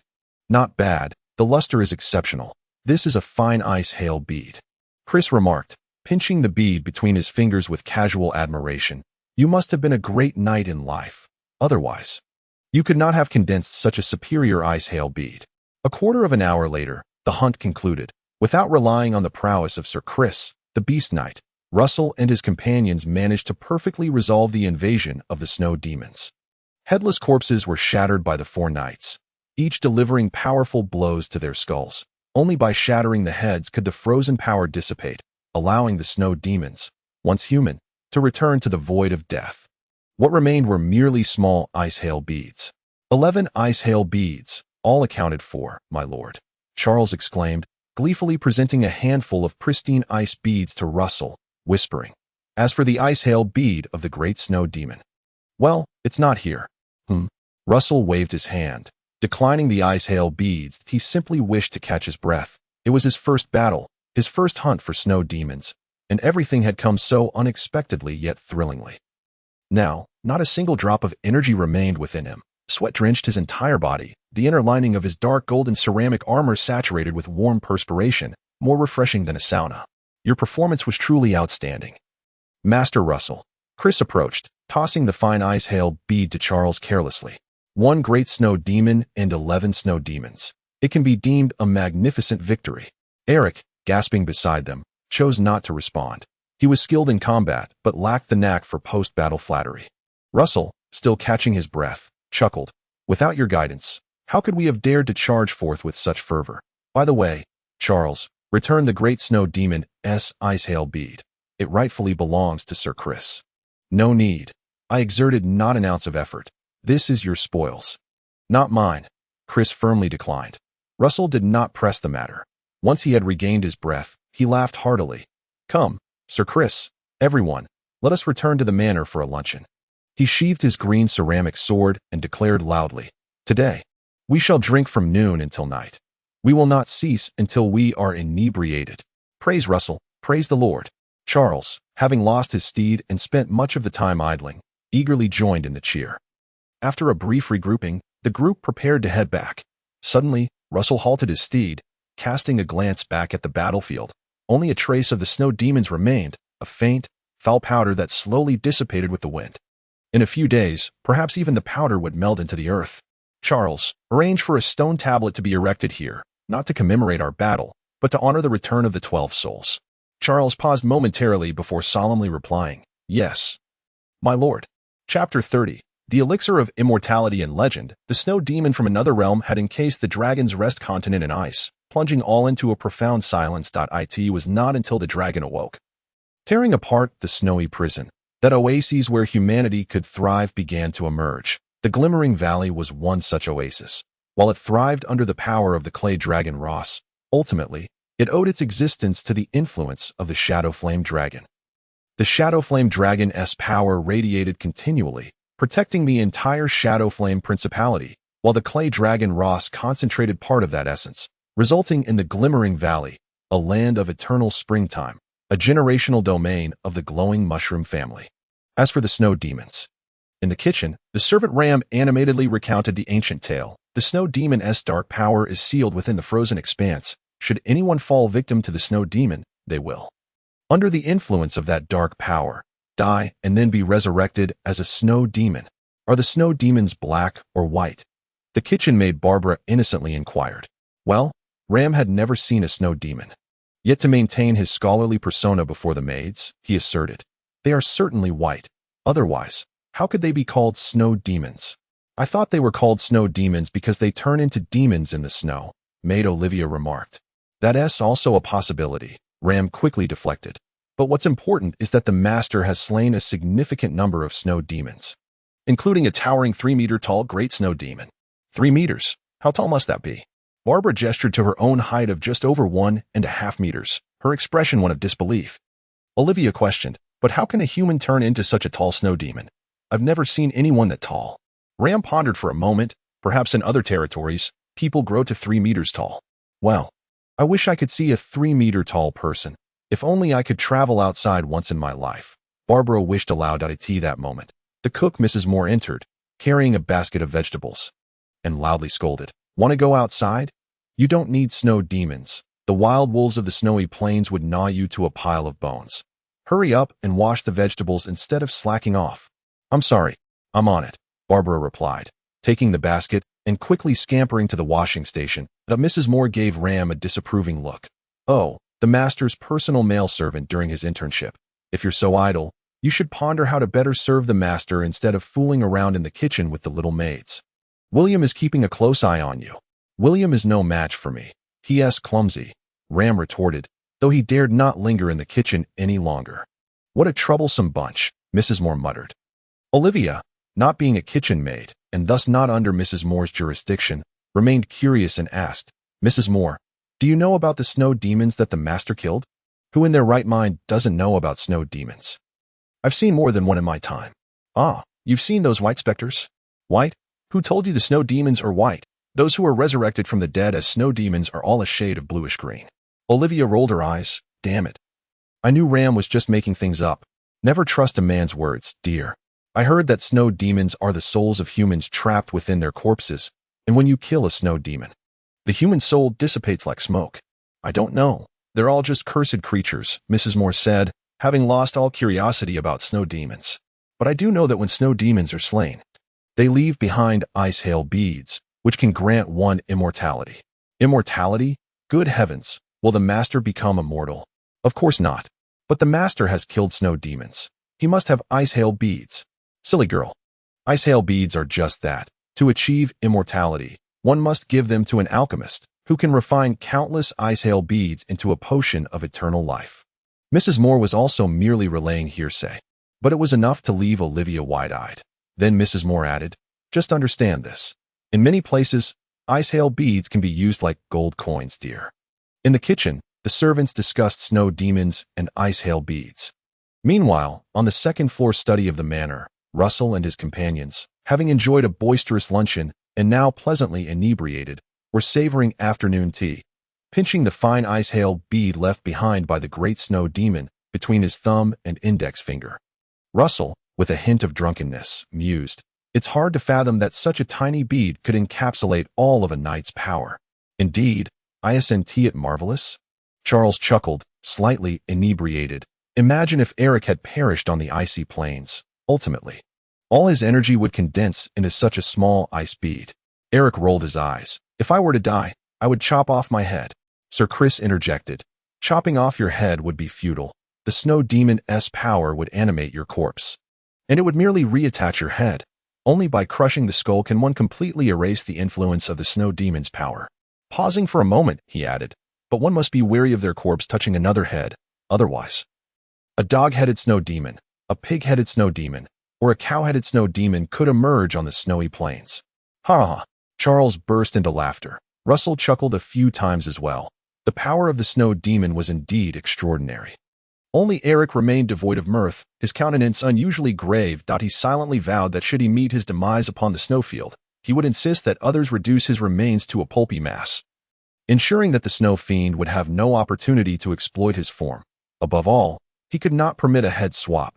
If a swap were unavoidable, it must never be a swine's head or an ox's. A dog's head, however, would be reluctantly acceptable. After some laughter, the rest engaged in casual conversation while sipping tea. Russell raised a fine ice hail pearl above his head, scrutinizing its interior through the light filtering in from the window, where he discerned wispy strands resembling smoke sealed within. These strands likely embodied the essence of a knight's lifelong cultivation of power. The snow ghoul was once human, specifically one who had practiced martial energy in life, upon succumbing to the corruption of the snow fiend's power after death. The energy within would transmogrify into another kind of force, reanimating the corpse as a snow ghoul, a power known as ice hail. Upon slaying a snow ghoul, the ice hail would coalesce into an ice hail pearl. According to market trends, an ordinary ice hail pearl could serve as a single gold coin, while a superior ice hail pearl might fetch 10 or 20 coins. In other words, slaying snow ghouls could yield substantial coinage.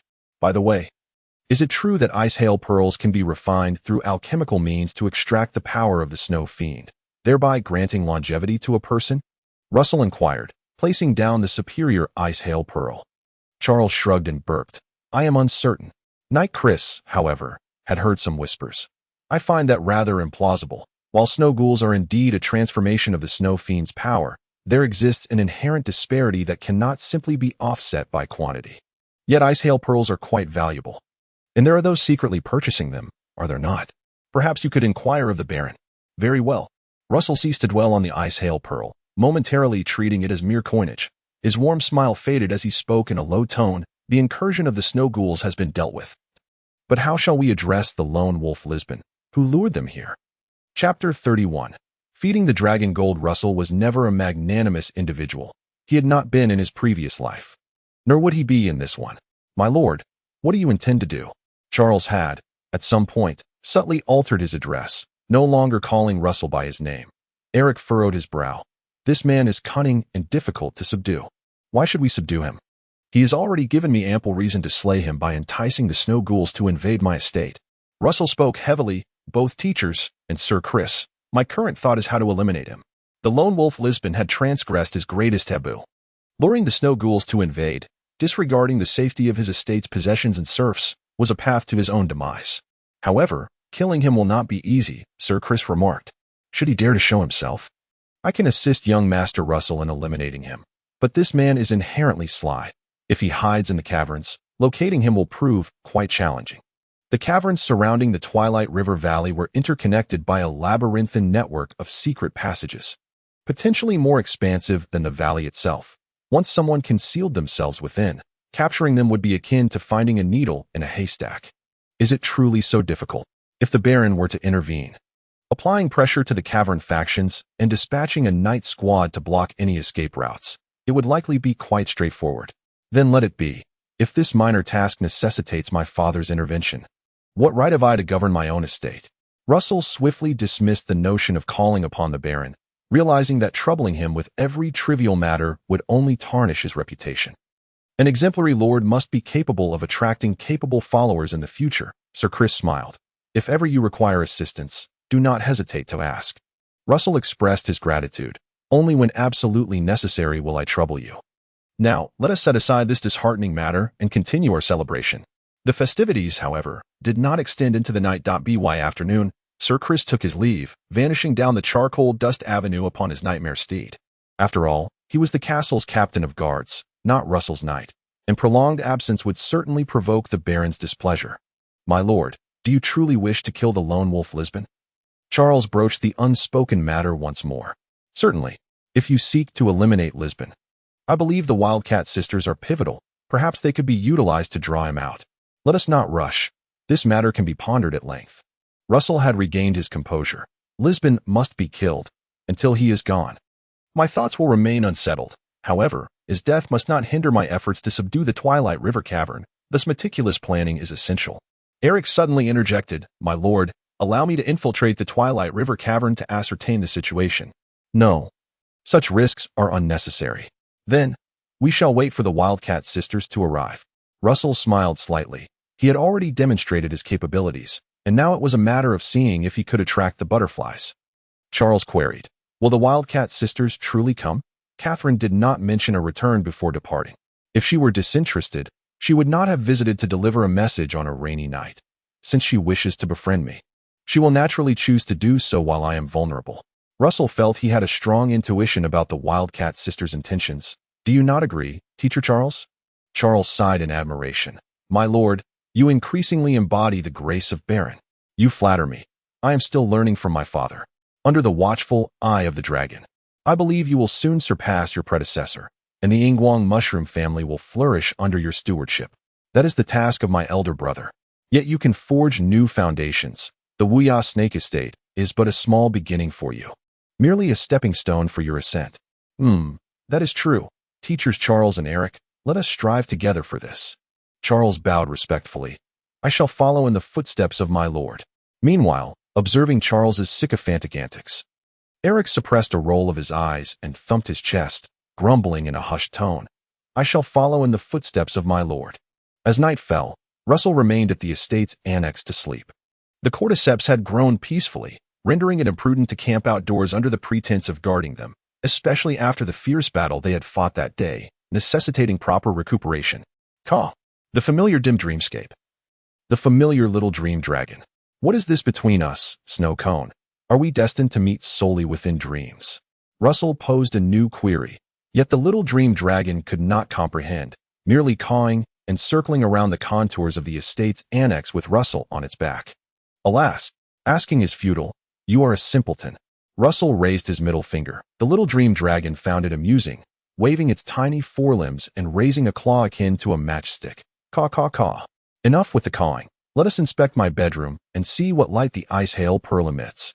The pair returned to Russell's chamber, where aside from the dark golden ceramic armor, the green ceramic sword, 2 small pearls, and the glow of the jeweled lamp, they also noticed a drawer in the nightstand emanating an eerie blue light. The glow coalesced into a cluster, evidently that of the ice hail pearl. Upon seeing this cluster of light, before Russell could decipher its significance, the little dream dragon suddenly cried out, Caw, caw, caw. What is it that you desire? Caw. Russell was taken aback. It was rare to see the little dream dragon react so vehemently, prompting him to wave his hand. If you want it, go ahead. In the next moment, the little dream dragon dove headfirst into the drawer, in the realm of the dim dreamscape, aside from magical creations that emitted light. All other objects were ethereal. Thus, the little dream dragon passed through the drawer, bringing its head close to the ice hail pearl. Opening its mouth, it rolled its tongue, and the ice hail pearl was swallowed whole. Then, it comfortably burped, "Caw. You can actually consume things in the dim dreamscape." Russell was utterly astonished, and then he attempted to touch the green ceramic sword. Unfortunately, his arm passed through the glow of the green ceramic sword. Unable to make contact with the physical object, consistent with previous experiments.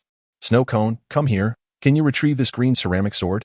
Russell patted the little dream dragon's head, guiding it to fetch the green ceramic sword.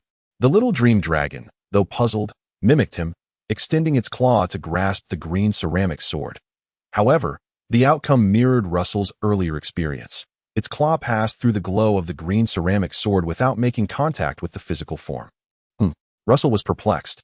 He contemplated. The dim dreamscape, while a reflection of reality, indeed allows Snow Cone to interact with the real world. Previously, it breathed life into the birch bug, which was one interaction. Now, consuming the ice hail pearl is yet another. However, the infrequency of these interactions left Russell unable to determine which actions fell within the realm of possible interaction. Never mind, I shall explore this further in due time. There was ample time ahead for Russell to unravel the mysteries of the dim dreamscape. He scrutinized the little dream dragon. "Having consumed the ice hail pearl, I perceive no change in you. Teske, I have become quite extravagant, feeding a dragon with gold." The ice hail pearl was indeed gold. Most serfs might never have laid eyes on gold in their lifetime, as silver coins and copper coins sufficed for their needs. "Let us take flight. We shall explore for a while before resting." Russell mounted the little dream dragon, embarking on another escapade through the streets.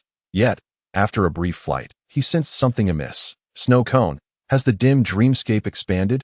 Previously, only a small portion of this tree resided within it. Now, an entire half is engulfed in the dim dreamscape." Chapter 32. The Study, the Father and Son's Game. The dark dreamscape expanded, a notion in which Russell was firmly convinced that he had previously observed that great tree, noting that only a small portion of it had been enveloped by the dark dreamscape. Yet now, a significant majority of it was ensconced within. It was evident that all these changes transpired following the consumption of the ice crystal by the little dream dragon. He rode atop the little dream dragon, unable to contain his laughter. "Ice cream, you wait for me. I will feed you with gold coins every single day." "Gah." The little dream dragon tilted its head, seemingly grasping something, nodding vigorously. "Gah, gah, gah, gah, gah, gah." Russell mimicked the little dream dragon, calling out a couple of times. The ice crystal was indeed valuable, yet nurturing the little dream dragon and expanding the dark dreamscape could not merely be measured in monetary terms.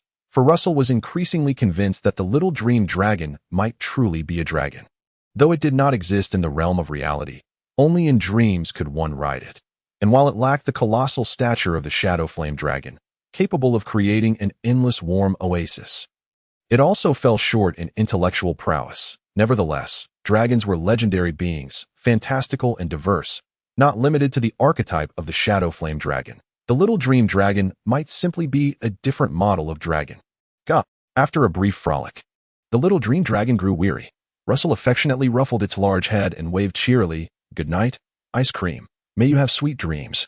"Ha ha. What constitutes a sweet dream? Perhaps you and I are living a sweet dream right now.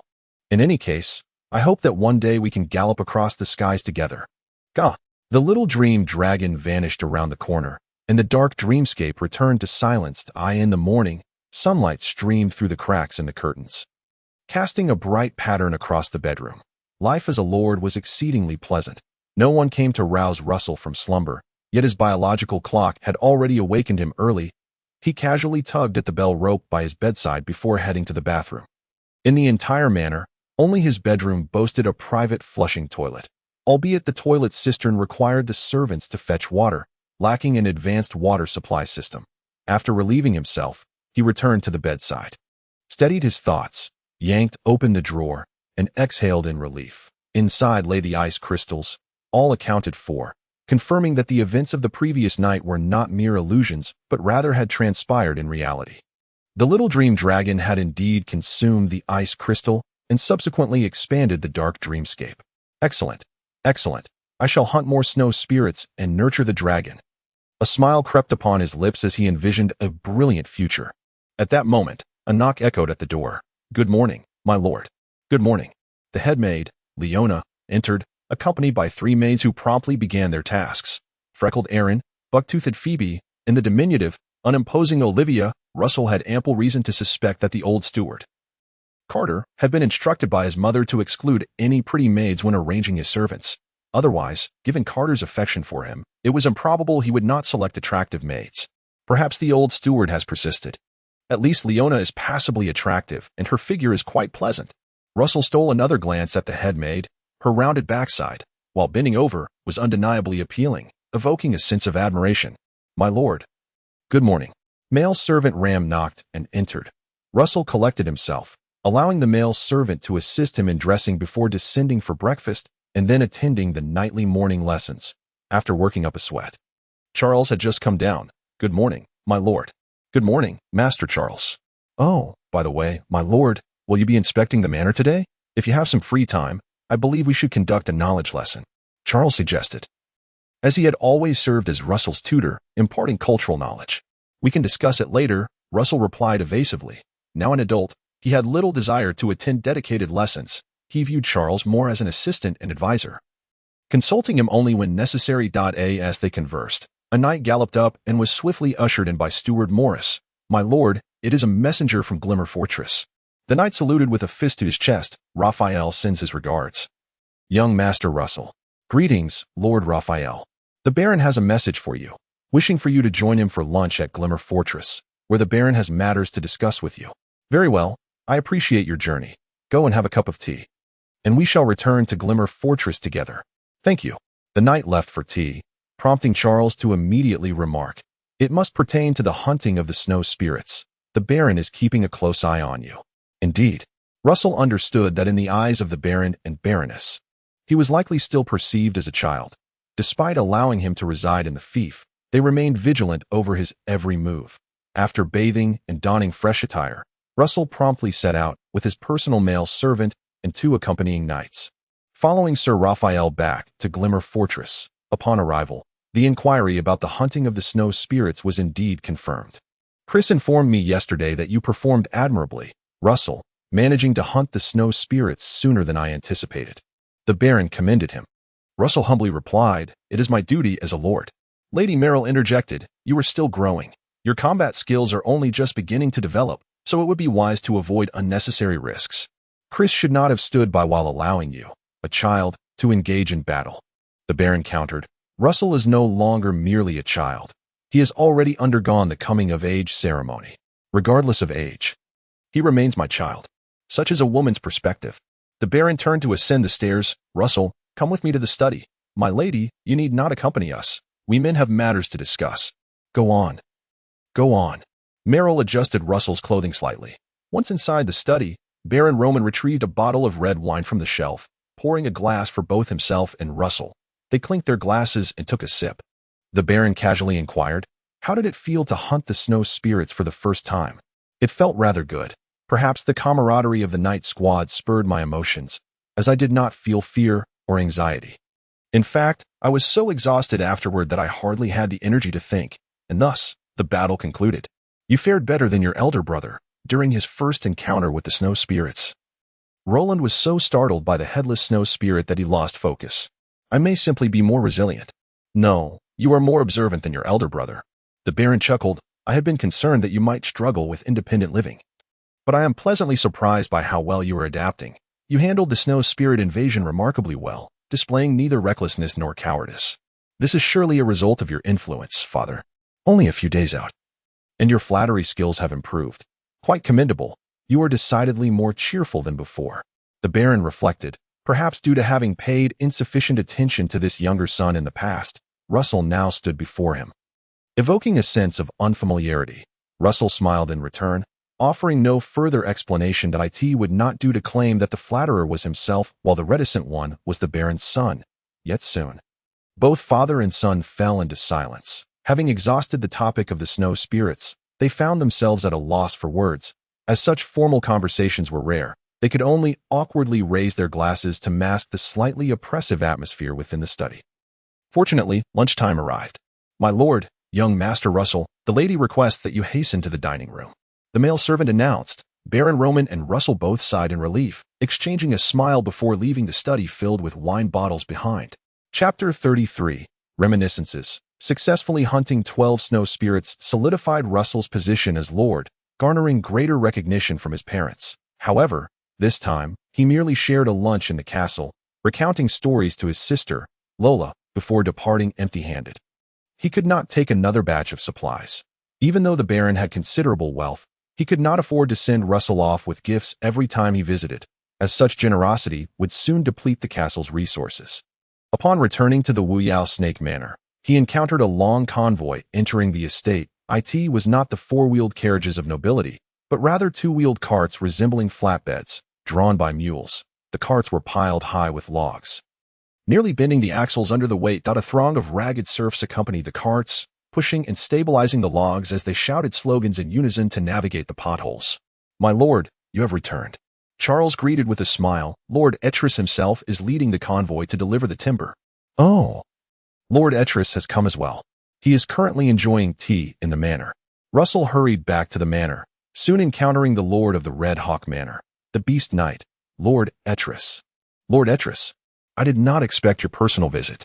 "Aha, Russell, you have grown." Etris clapped Russell on the arm. "You appear more resolute than during your coming-of-age ceremony. It seems that the life of a lord indeed fosters rapid growth. At your age, I had yet to slay a snow spirit." He was Baron Roman's right-hand man, one of the 5 noble vassals, having fought alongside the Baron for many years and possessing formidable strength. The transfer of timber was left to Charles and the others, while Russell remained to share tea and converse with Etris, listening to tales of past exploits on the snowfields. "I accompanied the Baron into the snowfields to battle and clear trade routes. Over the years, I have slain countless snow spirits, as if they were an endless tide." Etris mused. "They say that snow spirits are the reanimated dead, yet I do not believe it. Do you not concur with this assertion?" "My lord, certainly, I do not acknowledge that. How could there be so many dead among us humans? Moreover, the transformation into a snow ghoul requires that the deceased must have practiced the art of combat aura, which diminishes their numbers even further. Yet, consider this. Throughout history, how many snow ghouls have we slain, and has their number decreased? Indeed, it has not diminished." "Precisely. Therefore, it stands to reason that snow ghouls are not entirely the result of human transformation. Well, how should I put it? Perhaps a portion of them are transformed humans, for I have witnessed with my own eyes comrades who have perished rise again as snow ghouls. In any case, it is difficult to say. The notion that snow ghouls are formed from the dead who have practiced combat aura has become nearly a consensus. However, after Etris spoke, Russell felt a sense of unease. How many must have perished to allow humanity to hunt for thousands of years, yet still not eradicate them? Even with a continuous stream of human deaths, it pales in comparison to the rate of slaughter, especially now, when knights in the snowy plains, upon losing a comrade, would enact humanitarian destruction, leaving no chance for transformation into snow ghouls. Thus, the origin of snow ghouls remains a mystery to this day. The conversation soon shifted to snow demons, and Russell inquired, "My lord Etris, have you ever fought against a snow demon?" "Ha, of course I have." At this, Etris's beard perked up with enthusiasm. "We refer to snow ghouls as green skins and snow demons as blue skins. They are taller than the great green skins. Some even ride snow beasts. Are you familiar with snow beasts? They are nothing like the wretched ghost beasts. Snow ghouls are the result of human transformation, while ghost beasts arise from animals, both influenced by the power of snow demons, thus earning the title of ghouls. The calamity that has befallen the frozen dragon's rest is rooted in the snow demons.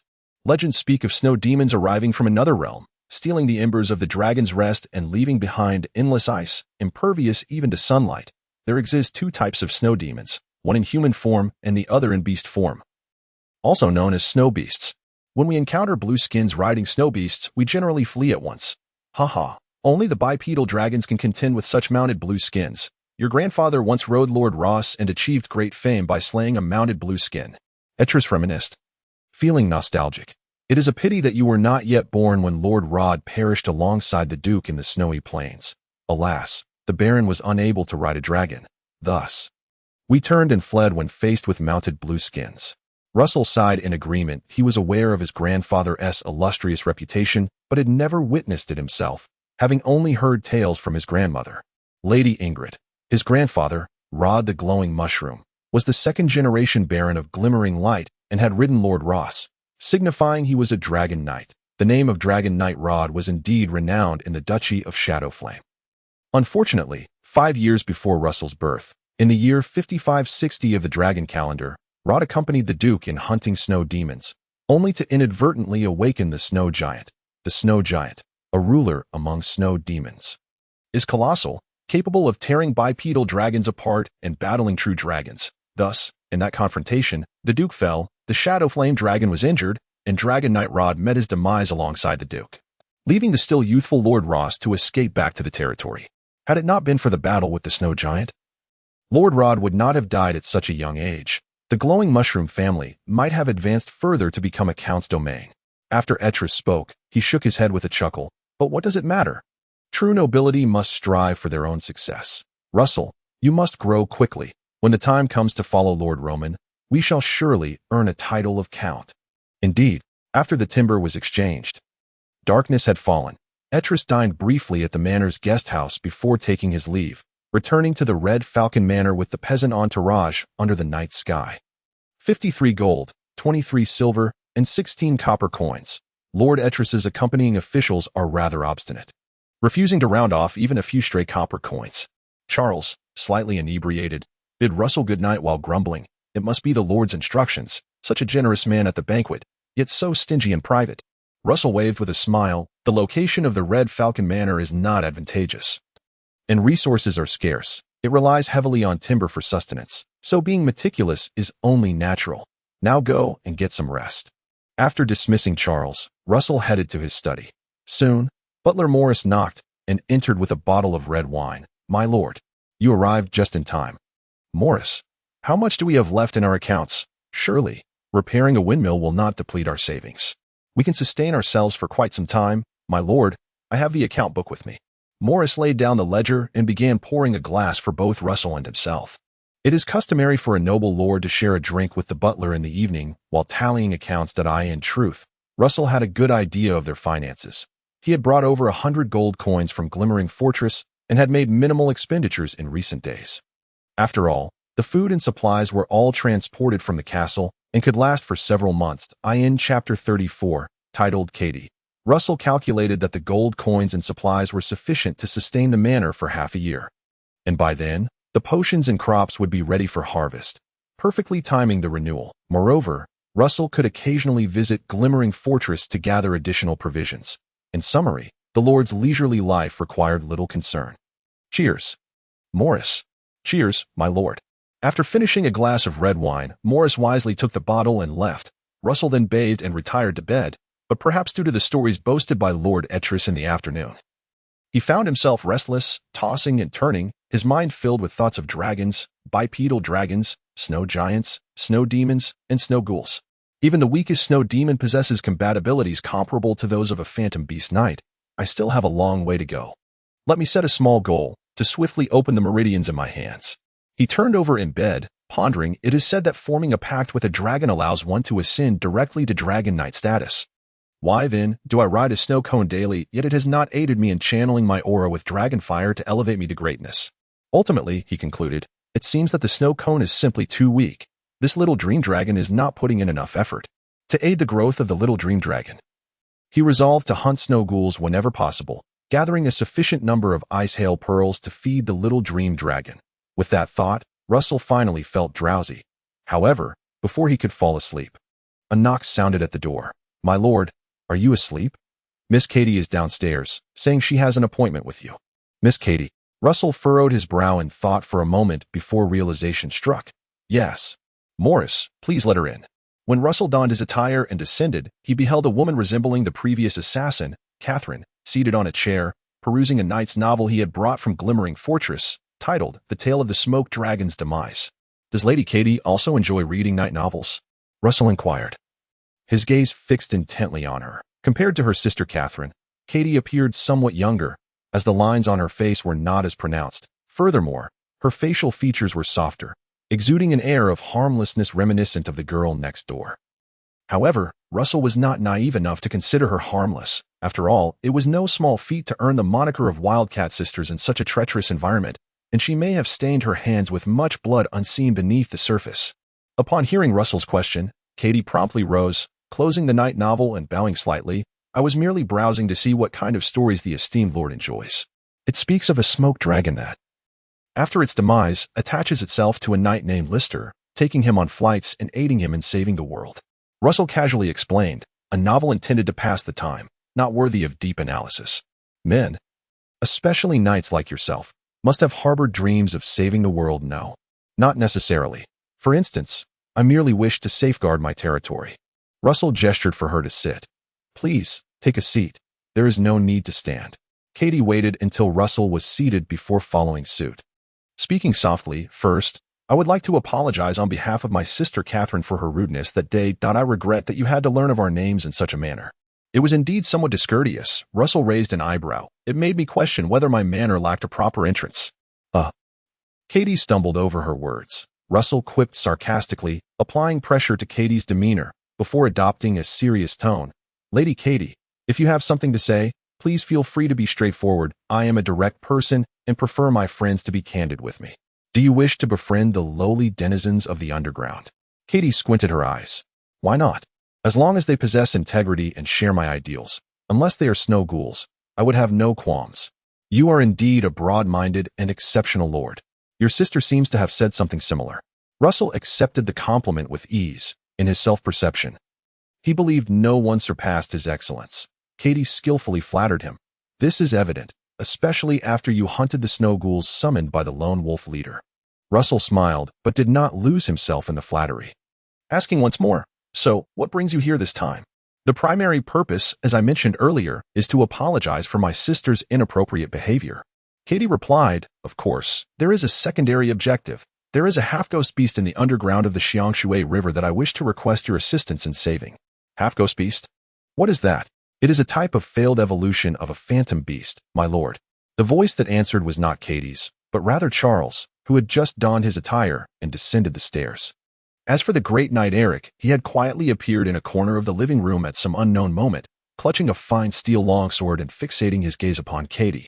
Once seated, Charles continued to elucidate. In the process of evolution, when the power of the earth dominates, a beast may transform into a phantom beast. However, some phantom beasts, tragically, undergo their evolution upon the snowfields, only to be disrupted by the forces of the snow demon, resulting in their fall into the realm of the half-ghost beast. Katie interjected. Indeed, the half-ghost beast, caught between two conflicting powers, faces a dire fate. Thus, I implore you for your assistance. The fate of a half-ghost beast is almost invariably bleak, leading to its descent into a ghost beast. Charles rolled his eyes. Just slay it. Why go through such trouble? Russell, too, found himself perplexed. While a phantom beast might warrant rescue, a failed evolution into a half-ghost beast held no value in preservation. A flicker of anger crossed Katie's eyes, but she soon composed herself and replied, this half-ghost beast is a companion that Catherine and I have nurtured since childhood. To regard it as family would not be an exaggeration. Hence Catherine and I are unwilling to abandon it. Perhaps my words are harsh, but the fate of the half-ghost beast is sealed. If you sisters of the Wildcats cannot bear to part with it, you may bring it to me for assistance, Charles stated solemnly, believing his willingness to help was a gentlemanly act. Upon hearing this, Katie's expression darkened as she turned to Russell. My lord, if you are unwilling. There is no need for such words. Charles feigned innocence. I merely spoke the truth. Observing this, Russell sought to soothe. Master Charles speaks from a place of goodwill. Lady Katie, do not be hasty. Perhaps my visit here today is a desperate gamble. Since we are here, why not give it a try? What do you propose? You may first deliver the half-ghost beast to me. Regardless of the outcome, I assure you I shall strive to provide a satisfactory result, Russell stated calmly. Katie pondered for a moment, then rose, casting a deep gaze at Russell before slowly nodding. Very well. I trust that the Lord is an honorable and I in the latter half of the night at the entrance of the underground river by the glimmering river. I will bring the half-ghost beast. You may send someone to receive it. Russell smiled. No problem. Regardless of success or failure, my lord need only do his utmost, and we Wildcat sisters shall owe you a favor, Katie said, bowing in gratitude. If you manage to revive the half-ghost beast, then we Wildcat sisters shall be at your service." With that, she departed without lingering, vanishing into the night. Watching her silhouette fade, Russell turned back to the living room and commanded, "Eric, arrange for the night attendants to await at the entrance of the underground river later tonight." "Understood," Eric replied in a low voice. Chapter 35. The half-ghost beast. The half-ghost beast holds no value for rescue. Perhaps the Baron may intervene and enlist Lord Ross's help to dispel the snow demon's interference, Charles remarked while sipping tea, providing Russell with a detailed account of the half-ghost beast's condition. But even if the interference is successfully removed, the half-ghost beast will at best revert to a common beast, making any hope of it evolving into a phantom beast nearly impossible, thus rendering the effort futile. "We must at least attempt it, mustn't we? My lord, I mean, your goodwill would suffice," Charles chuckled. "There is no need to trouble the Baron. Merely gaining a favor from the Wildcat sisters is enough." When we faced the lone wolf Lee Spin, the Wildcat sisters could prove to be an asset. Charles's words, while pragmatic, were indeed the most advantageous choice. Russell remained noncommittal. He harbored his own thoughts, and thus summoned the servant Tom to bring forth a chessboard. Engaging Charles in a few games. "Aren't you going to rest?" Charles yawned and inquired. "Not in a hurry. I wish to see what the half-ghost beast is like first," Russell replied, setting up the chess pieces. Determined to play until the early hours. "Very well." Charles rubbed his eyes, reluctantly accompanying Russell through the night. At 2 o'clock in the early hours, Eric returned with the night attendants, a cart behind him bearing the half-ghost beast brought forth by the Wildcat sisters. "What manner of half-ghost beast is this?" Russell queried. Staring at the feeble creature on the cart, the half-ghost beast bore a resemblance to a wolf dog, yet its body was covered in grotesque tumors, rendering it exceedingly ugly. Even great lumps sprouted from its head, preventing it from opening its eyes, only able to emit weak whimpers. Eric had already examined it on the way back. It appears to be an ordinary wolf dog, possibly a mix of sled dog and hound. "Just a mongrel." Russell nodded, wishing to avert his gaze from the creature. The grotesque tumors were truly repugnant, yet he maintained his composure, collaborating with Eric to meticulously inspect the half-ghost beast. He could discern two invisible forces clashing within it, one stemming from the power of the earth, the other from the snow demon's interference, both intangible yet incessantly eroding its being. "If it does not receive treatment, it will not survive for long," Eric remarked. "Do you possess a method of treatment?" "I do not. What about Master Charles?" "I regret to say, my lord, unless the Baron can persuade Lord Ross, there remains a slim chance of saving this poor creature. Otherwise, I can think of no alternative." Charles clicked his tongue, appearing to lament while remaining indifferent. After some deliberation, the group concluded that they could find no viable solution and decided to temporarily house the half-ghost wolf dog in the abandoned doghouse outside the manor, which had long been repurposed as a storage room.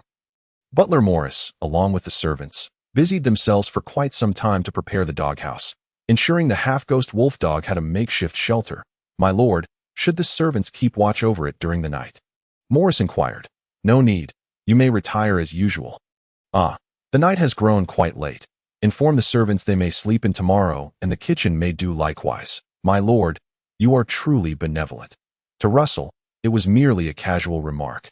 Yet to the servants, it represented a gracious act. The standards for noble lords were indeed quite low. In the echoing river's cavern, a small yet warmly decorated cave exuded a homely atmosphere. A small flicker of fire illuminated the entire space. "Sister, do you truly believe that the newly adult lord will seek the Baron's assistance and subsequently save Kevin?" Catherine furrowed her brow and asked, deep lines on her face making her appear as if she were in her 40s, despite being in her 20s. Across the fire, Katie, looking significantly younger and not yet 30, appeared merely in her mid-30s. "I do not know." "You do not know?" Catherine exclaimed in disbelief. "Yet you had me send a message and deliver Kevin. What if they were to kill him and consume him?" "Sister, you are truly cruel. Kevin has been like family to us all these years." "I am aware. You are aware. How should I converse with my sister, Catherine?" Katie lifted her gaze, sternly regarding her sibling. "Regardless, let Kevin protect us Wildcat sisters one last time. If Kevin is killed, we shall abandon all hopes and fully align ourselves with the lone wolf leader." Catherine inquired. "What if he is not killed?" "Then it would indicate that Russell is at least a trustworthy lord." "Catherine, life in the cavern is too dark. If given the chance, I hope to see the light once more." My life may be as it is, but I wish for you to live in the sunshine, to marry and bear children. Sister, you too have envisioned a life in the manor, have you not? Yet we are free now, are we not? The lone wolf leader may be formidable, but we need not fear him. We can always evade him. Catherine sought justification. She then clenched her teeth and added, Russell may be handsome, yet he is far from a gentleman. He has slapped me several times. What else could you expect when you were caught in the act? I merely intended to slip a letter through the window and catch a glimpse of what the Lord looked like. Who could have known? Catherine still could not comprehend why she had been apprehended that night when she had previously moved freely in the manor. Katie sighed deeply. It matters not. Leespin has forgotten his lowly status. He is beginning to play with fire. Just watch. One day he will burn himself. Baron Glimmering will not allow a commoner to wreak havoc around his territory. Catherine suddenly whispered, Sister, is it true that the lone wolf leader really found a mushroom worm? Who knows? It must be true, otherwise he could not be so arrogant. TSK, if Baron Glimmering were to hear this news. At that moment, the flickering fire extinguished. Katie clapped her hands. All right, sisterly heart-to-heart time is over. It is time to sleep. Catherine, our food reserves are dwindling, and tomorrow we must go gather mushrooms and moss. Meanwhile, within the manor's guest house, Russell once again descended into the dim dreamscape, accompanied by the familiar quack of the little dream dragon's arrival. Come quickly. Ice cream. I may need your assistance today, Russell beckoned. The two cartoonish figures, a man and a dragon, swiftly took flight, illuminating the dark dreamscape with a magical glow. Russell almost immediately spotted the location of the doghouse, where two dim lights, one blue and the other white, intertwined. Let us go. Quack. The little dream dragon carried Russell to the side of the doghouse, where he could clearly see the blue and white lights entwined, outlining the distinct form of the half-ghost wolf dog, including the grotesque contours of the tumors adorning its body. The white one should represent the power of the earth, while the blue resembles the power of the ice hail pearl, clearly indicating the interference from the snow demon. Ga, Shuagao, do you possess the ability to extract the blue radiance, this very light? Russell inquired. His agreement to Katie today stemmed from a desire to test whether his own Shuagao could assist the half-demon beast, conducting an experiment. Firstly, he theorized that if Xiao Menglong was indeed a dragon, then His Excellency Ross, a bipedal dragon, could certainly heal the half-demon beast, and thus, as a dragon, Xiao Menglong should be capable as well. Secondly, after Xiao Menglong consumed the ice hail pearl, the dark dream expanded. If it could devour the snow demon power residing within the half-demon beast, perhaps it could further enlarge the dark dream. Thirdly, should he truly revive the half-demon wolf dog, the Wildcat sisters would surely return to his side, providing him with substantial assistance in vanquishing the lone wolf Leespin. In summary, this rare experimental opportunity was one Russell could not forsake, both emotionally and rationally. Chapter 36. I am willing. Ga, Xiao Menglong, perplexed, seemed to grasp the situation slightly after Russell's repeated explanations and gestures. Then, a look of disdain crossed its dragon visage as it reluctantly opened its mouth and inhaled towards the half-demon wolf dog. In the next moment, the entwined blue and white light surrounding the half-demon wolf dog began to gradually separate, with the blue radiance entirely entering Xiao Menglong's mouth. Gaga. Xiao Menglong swallowed the blue light, yet did not exhibit the joy akin to consuming the ice hail pearl. Instead, it stuck out its tongue in disgust, as though it had tasted something foul, and turned its head back, casting a resentful glance at Russell. Haha. All right, I understand your grievances, Russell hurriedly consoled Xiao Menglong. Next time, I will definitely bring you ice hail pearls to enjoy. Ga, such a good child. After calming Xiao Menglong, Russell carefully observed the half-demon wolf dog. After the snow demon interference had been extracted, it appeared to have fallen into a deep slumber, utterly still, with only a white light gently flowing within its body. Having done all he could, whether it would survive now rested in fate or the will to live of this wolf dog. Let us proceed to the great tree. Russell mounted Xiao Menglong and soared towards the great tree that served as a boundary marker. A minute later, he sighed deeply. No change. The dark dream has not expanded in the slightest. The power of the half-demon beast is insufficient to enlarge the dark dream. Indeed, if it were possible, Shuagao would have willingly absorbed it rather than begrudgingly. He stroked his chin, pondering for a moment, perplexed. Logically speaking, the ice hail pearl, formed after the snow demon's death, and the snow demon interference within the half-demon beast should be of the same origin. Why could one expand the dark dream while the other had no effect? Could it be that the power within the half-demon beast is too meager? Russell considered, but soon dismissed the notion. No, even if it were minimal, it should at least cause a slight expansion. Yet now I see clearly. The dark dream is not expanding in the slightest. Suddenly, a realization struck Russell. I overlooked a crucial point. The power within the half-demon beast originates directly from the snow demon. Whereas the ice hail pearl condensed from the snow demoness energy is actually a transformation of fighting spirit, or the elemental power within a phantom beast that can also condense into ice hail pearls. In this context, the snow demon's power merely acts as a catalyst, not directly stored within the snow demon. Therefore, the essence of the ice hail pearl's power ultimately derives from the earth's energy. No wonder, Russell exclaimed in enlightenment, no wonder Shiwei relishes ice hail pearls, as they equate to refined earth energy, while the power entangled within the half-demon beast is that of the snow demon. Clashing with Xiaoming Long's energy, dragons are birthed from the earth itself, naturally resonating with its energy, making their affinity for ice hail pearls wholly logical. Reflecting on this, Russell apologetically patted Xiaoming Long's neck. I am sorry. Shiwei Gao, consuming the snow demon's power must have inflicted some harm upon you. I shall never compel you to eat again, for that would be akin to forcing you to consume excrement. Ga. Xiaoming Long raised its head, perplexed. Oftentimes, its exchanges with Russell felt more like monologues, lacking genuine communication, as they lacked a true bond, making telepathy impossible. Furthermore, Russell did not comprehend dragon speech, if Xiaoming Long's vocalizations could be deemed as such. Then, Russell felt a twinge of relief. Fortunately, I did not seek my father's assistance in treating the half-demon beast, compelling His Excellency Ross to consume excrement. I wonder if he would break the bounds of our contract and incinerate me with a single dragon breath. However, a wicked smile crept across his face as he pondered. This clay dragon disrespects me.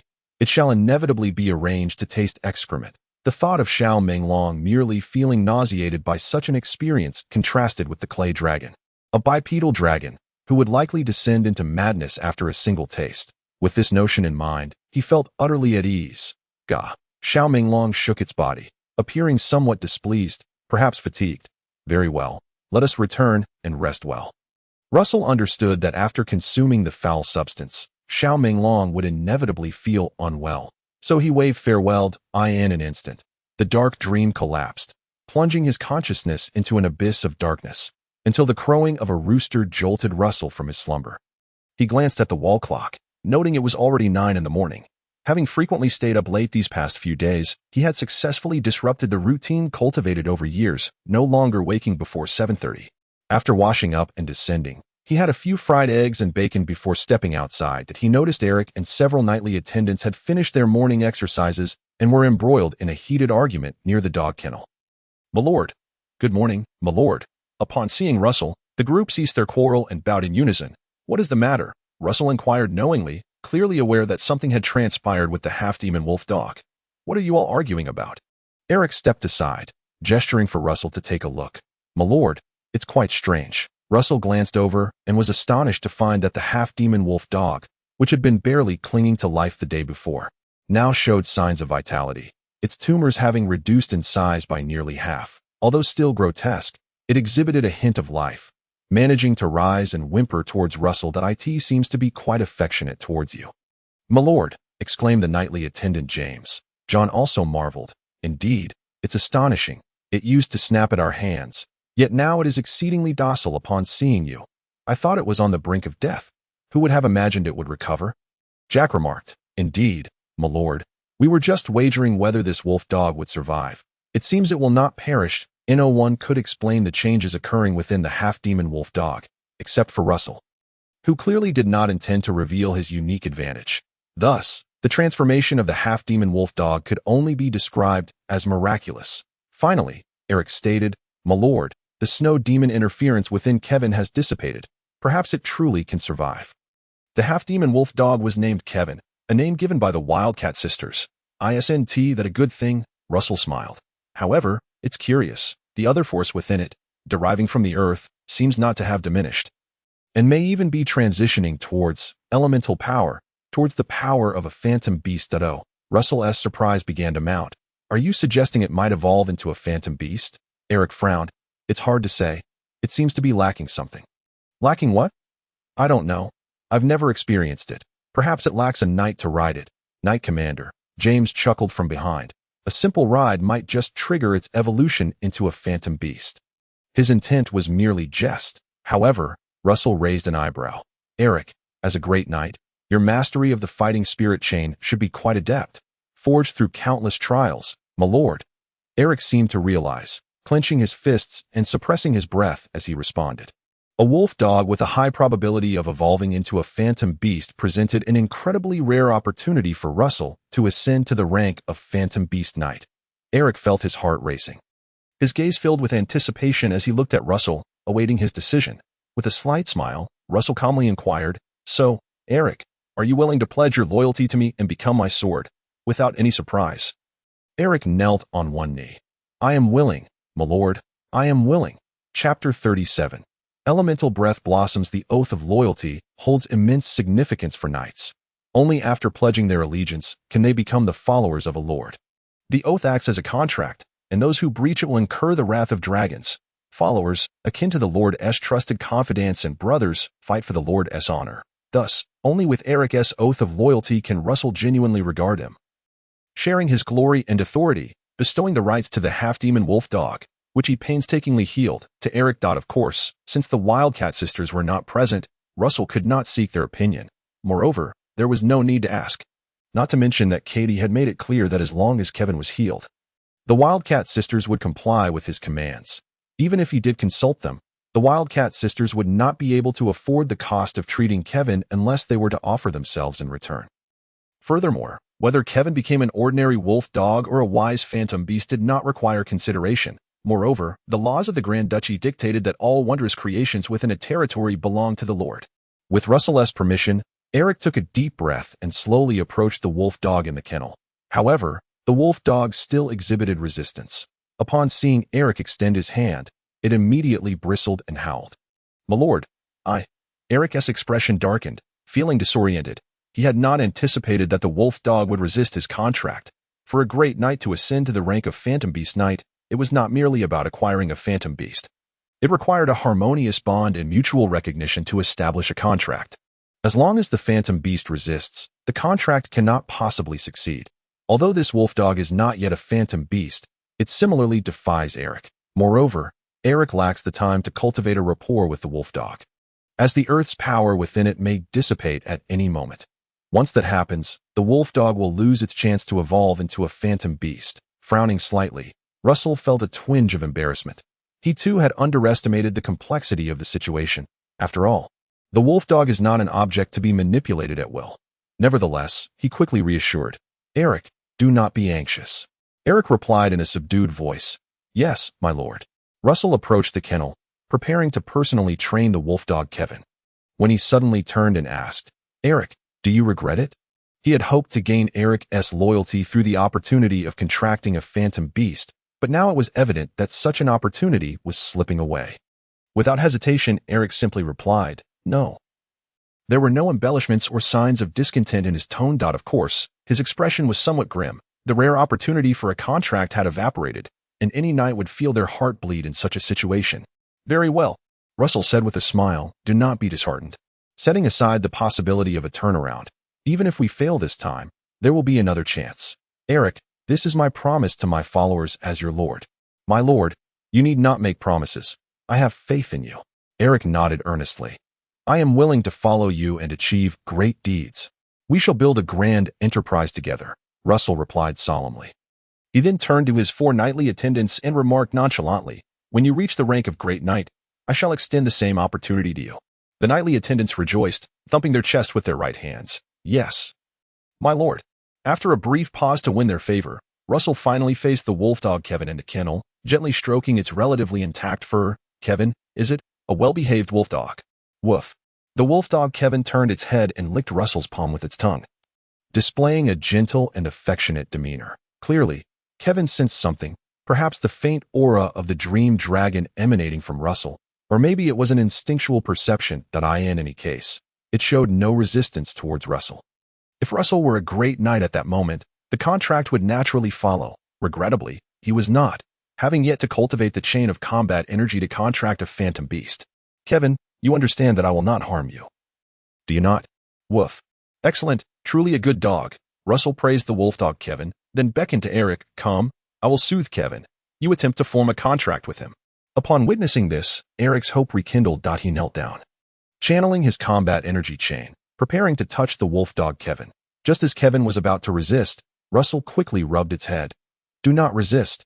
Forming a contract with Eric is the only way to help you. Kevin, do you not wish to remain a muddled beast for all eternity? This is your chance to change your fate.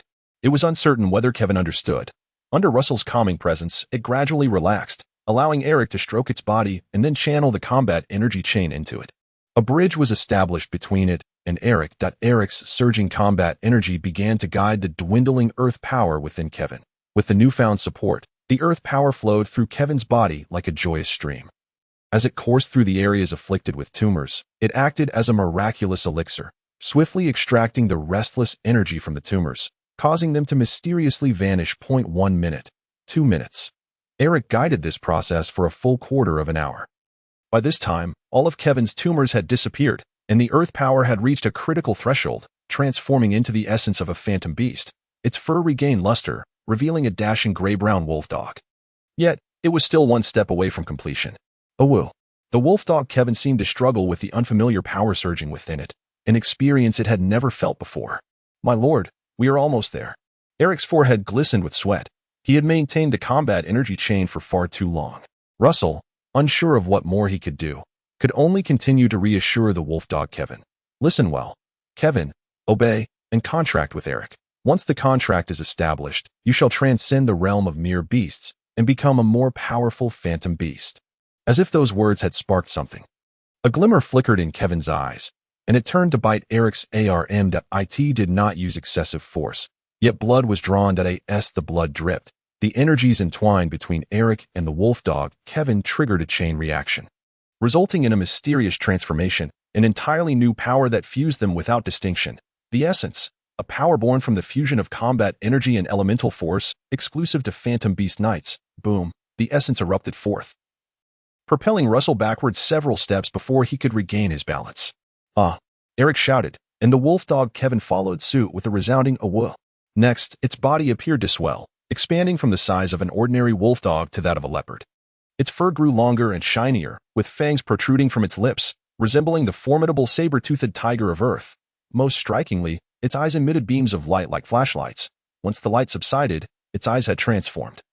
One gold and the other silver, presenting an unusual beauty. The evolution complete, the essence surged forth. The wolf dog Kevin, now with golden and silver eyes, could not contain its excitement, howling at the sky. Awoo, woo, woo. Oh! Heavens! At the entrance of the estate, Charles, with disheveled hair, dropped his jaw in astonishment. What on earth has happened here? Can someone enlighten me on the current situation? Chapter 38. The Importance of Etiquette. Goodness, Eric has truly struck the jackpot. Upon learning of the morning's events, Charles's envy twisted his expression. Contracting a phantom beast and ascending to the rank of Phantom Beast Knight was akin to being struck on the head by the droppings of a dragon, rather than merely being observed by one.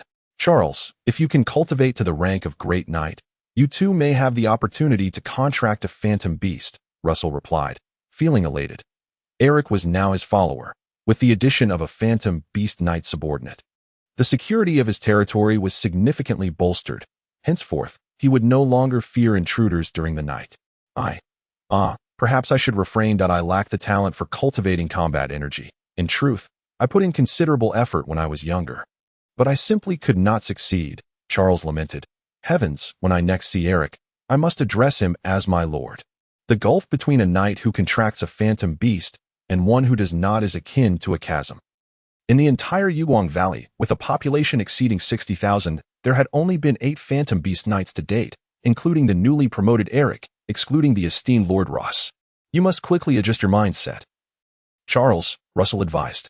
How could this? My lord, could you elucidate how Eric has come by such extraordinary fortune to become a Phantom Beast Knight? I cannot fathom how a half-ghost beast could evolve into a Phantom Beast and be contracted by Eric. Perhaps the dragon has taken notice of this place and healed Kevin, Russell replied with a casual smile. You often say that the dragon is watching over me. It truly is that simple. Charles was left speechless. He realized his lord had quite the knack for humor. Yet, upon further reflection, the jest seemed somewhat plausible. Ever since Russell arrived at the Wuyao snake estate, he first found a pearl and a clam, then procured white birch worms after placing cordyceps, and now a half-ghost beast had evolved into a phantom beast. With this thought, Charles cautiously lifted his gaze to the sky, silently muttering, "The shadow flame dragon of the Duke's household cannot truly be watching over this place. I must refrain from sneaking into the wine cellar for a drink. Should he be discovered by the shadow flame dragon, the consequences would be dire." Eric and the wolf dog Kevin did not return until noon, both panting heavily yet brimming with vitality. "My lord." Eric's typically stern face now radiated a beaming smile. "Awoke." The wolf dog Kevin approached Russell, affectionately rubbing its head against his trousers, though it had become Eric's contracted partner. It still recognized who its true savior was. "Come, let us welcome our newly promoted Phantom Beast Knight, Master Eric." Russell led the applause. Butler Morris, accompanied by servants, and Charles, albeit reluctantly, joined the 4 knightly attendants in honoring Eric with their applause. A Phantom Beast Knight deserved such accolades. Eric graciously accepted the tribute, then soon composed himself, stating earnestly, "My lord, we should keep the news of my ascension as a Phantom Beast Knight confidential for now. What? We shall announce it publicly only after we deal with the lone wolf Leespan." Eric replied, his memory still fresh with the resentment of the snow ghost invasion, viewing it as a provocation against the Wuyao snake estate and, by extension, against Russell himself. Such provocations against Russell were tantamount to affronts against all his followers. "Very well. Morris, ensure that the servants keep this secret," Russell instructed, then turned to Charles and the others. "You two must not divulge this secret when you venture outside. Anyone who does will face severe consequences." "Yes, my lord." "Agreed." "Very well. Although we must keep the news under wraps, it does not hinder us from hosting a celebratory banquet. We shall drink as usual, but it is imperative that we do not become inebriated." "My lord." "You are always so wise and generous." Charles chuckled heartily. "Do not indulge too much, Master Charles. You still have to supervise the construction of the windmill this afternoon." Russell could not help but remind him once more. "Rest assured, my lord." After the midday feast, with Russell's admonition in mind, no one dared to overindulge, thus everyone remained clear-headed for the afternoon's work. Charles went off to oversee the windmill's construction at Cloverfield, while Russell patrolled the territory with Eric and the wolfhound Kevin. Although Kevin had been promoted to a mythical beast, aside from his gold and silver eyes, he bore no striking traits that would raise suspicion regarding his true nature. "What is the sensation of the elemental breath compared to the fighting spirit?" Russell inquired. He felt an insatiable curiosity towards the mythical beast knights. Despite his father, Baron Roman, already being a high-ranking mythical beast knight, he seldom shared tales about them, merely urging Russell to focus on honing his fighting spirit and to avoid lofty aspirations and restlessness. Thus, his understanding of mythical beast knights remained rather superficial. After pondering for a moment, Eric replied, "The fighting spirit is akin to a horse that requires a rider to guide it, while the elemental breath resembles an integral part of the body, utilized quite naturally. I am still not proficient enough, and my synergy with Kevin has only just begun." "I see." Russell understood the gist and refrained from further inquiries. After all, he was already a bona fide dragon knight. The mythical beast knights were hardly remarkable in comparison. If Little Dream Dragon was indeed a true dragon, the presence of a mythical beast knight accompanying him imbued Russell with a profound sense of security during this territorial patrol, alleviating his fears of sudden threats such as snow demons that might endanger his life. "The agricultural development of the territory remains woefully stagnant," he remarked, gesturing toward a stretch of farmland. "The soil is barren, lacking livestock and tools. The serfs can only cultivate a meager yield of wheat, barley, and lentils by hand." Eric remained silent, as his responsibility lay solely in the territory's security, not its production. Russell did not expect a response. Instead, he envisioned the blueprint for future developments of the estate. That it was only when his enthusiasm waned that Eric spoke up. "My lord, should we notify the Wildcat sisters?" Kevin had already been revived, even promoted to a mythical beast. Russell had acceded Katie's request. However, he shook his head. "There is no need to seek out the Wildcat sisters. We shall wait for them to come to us. After all, it is they who are in need." Although it was his first time as a lord, the previous identity had been influenced by the Baron's teachings, thus he was naturally aware of some methods employed by lords in dealing with both humans and beasts. Being overly eager or enthusiastic would always lead to subpar outcomes. Only by exercising patience could he retain the initiative. "Indeed, my lord," Eric nodded. Why do you think Katie and Catherine, despite bringing a dog, are referred to as the Wildcat Sisters rather than the Wild Dog Sisters? Russell suddenly realized a blind spot. Eric could not provide an answer. I do not know. It matters not, whether wildcats or wild dogs. Once they enter the territory, they must abide by the rules. Russell possessed an intrinsic regard for rules, which perhaps contributed to his swift adaptation to his new identity and integration into this world. Of course, he preferred others to observe the rules he established. Chapter 39. Subduing the Wildcat Sisters. As the Ice Age receded and the warm season approached, the luminescent river began to swell. It is said that during this time each year, the blind dragon would migrate from the subterranean dark river to the shallows of the luminescent river to spawn. The blind dragon is not actually a dragon, but rather a species of fish with severely impaired vision and an exceedingly unsightly appearance. It may be a unique type of salmon. The delectable blind dragon is renowned throughout the luminescent river valley, even drawing praise from visitors beyond the valley. Russell found inspiration from this. Master Charles, how about we go fishing by the river tonight, and let Mrs. Moore prepare a soup with the blind dragon for tomorrow? The fishing was not the objective. Setting up camp and sleeping outdoors was his true aim. Charles had yet to recover from the shock of Eric's promotion to mythical beast knight that day, and he shook his head repeatedly. My lord, I sincerely apologize for dampening your spirits, but I only wish to retire early to bed tonight. If I could taste the blind dragon soup tomorrow, that would be splendid. Very well, I shall take Eric for a night of fishing. Russell was indifferent to whether Charles joined them. That evening, they set up camp by the river near the potion farm, adjacent to the rainflower fields, and began fishing for blind dragons. After a while, Russell retreated into his sleeping bag and quickly fell asleep. Call. Accompanied by little dream dragon's call, the dark dreamscape revealed a new scene. Unfortunately, after a prolonged search, the duo found nothing. Their earlier discovery of the birch larvae in the birch forest had been pure luck. Moreover, had it not been for little dream dragon expending dragon fire, the birch larvae likely would not have matured at all. Wild sprites were exceedingly rare. Do not be disheartened, Snow Cone. When we return, we shall change locations for night fishing and strive to thoroughly search both banks of the luminescent river. Russell remained undeterred. The Wuyo Snake Estate spanned a vast area of nearly 20,000 hectares, of which he had only explored a mere fraction, with 365 days in a year dedicated to exploration. It would take him 3 years to cover the entire area. Of course, there is no need to explore barren lands devoid of flora and fauna. Russell calculated in his mind, eliminating areas unlikely to yield sprite larvae, focusing only on promising locales, which he believed could be fully explored in 2 to 3 months. Furthermore, once Little Dream Dragon matured, the dark dreamscape would expand, making future explorations easier. All in all, everything was progressing positively. The following day, Russell returned to the estate's annex, empty fish basket in hand. My lord, how was your fishing expedition last night? Asked Butler Morris politely. Russell shook the basket. Indeed, the blind dragon is truly blind. Such a large bait yielded not a single catch. But I am not worried. I shall battle again tonight. With your patience, my lord, the harvest tonight will surely be bountiful. Haha, I appreciate your kind words. As night fell, Russell once again set forth with his fishing basket and rod to a new riverbank along the luminescent river for night fishing. The servants at the estate annex, curious, asked Butler Morris, Mr. Morris, why does the master choose to fish for blind dragons at night?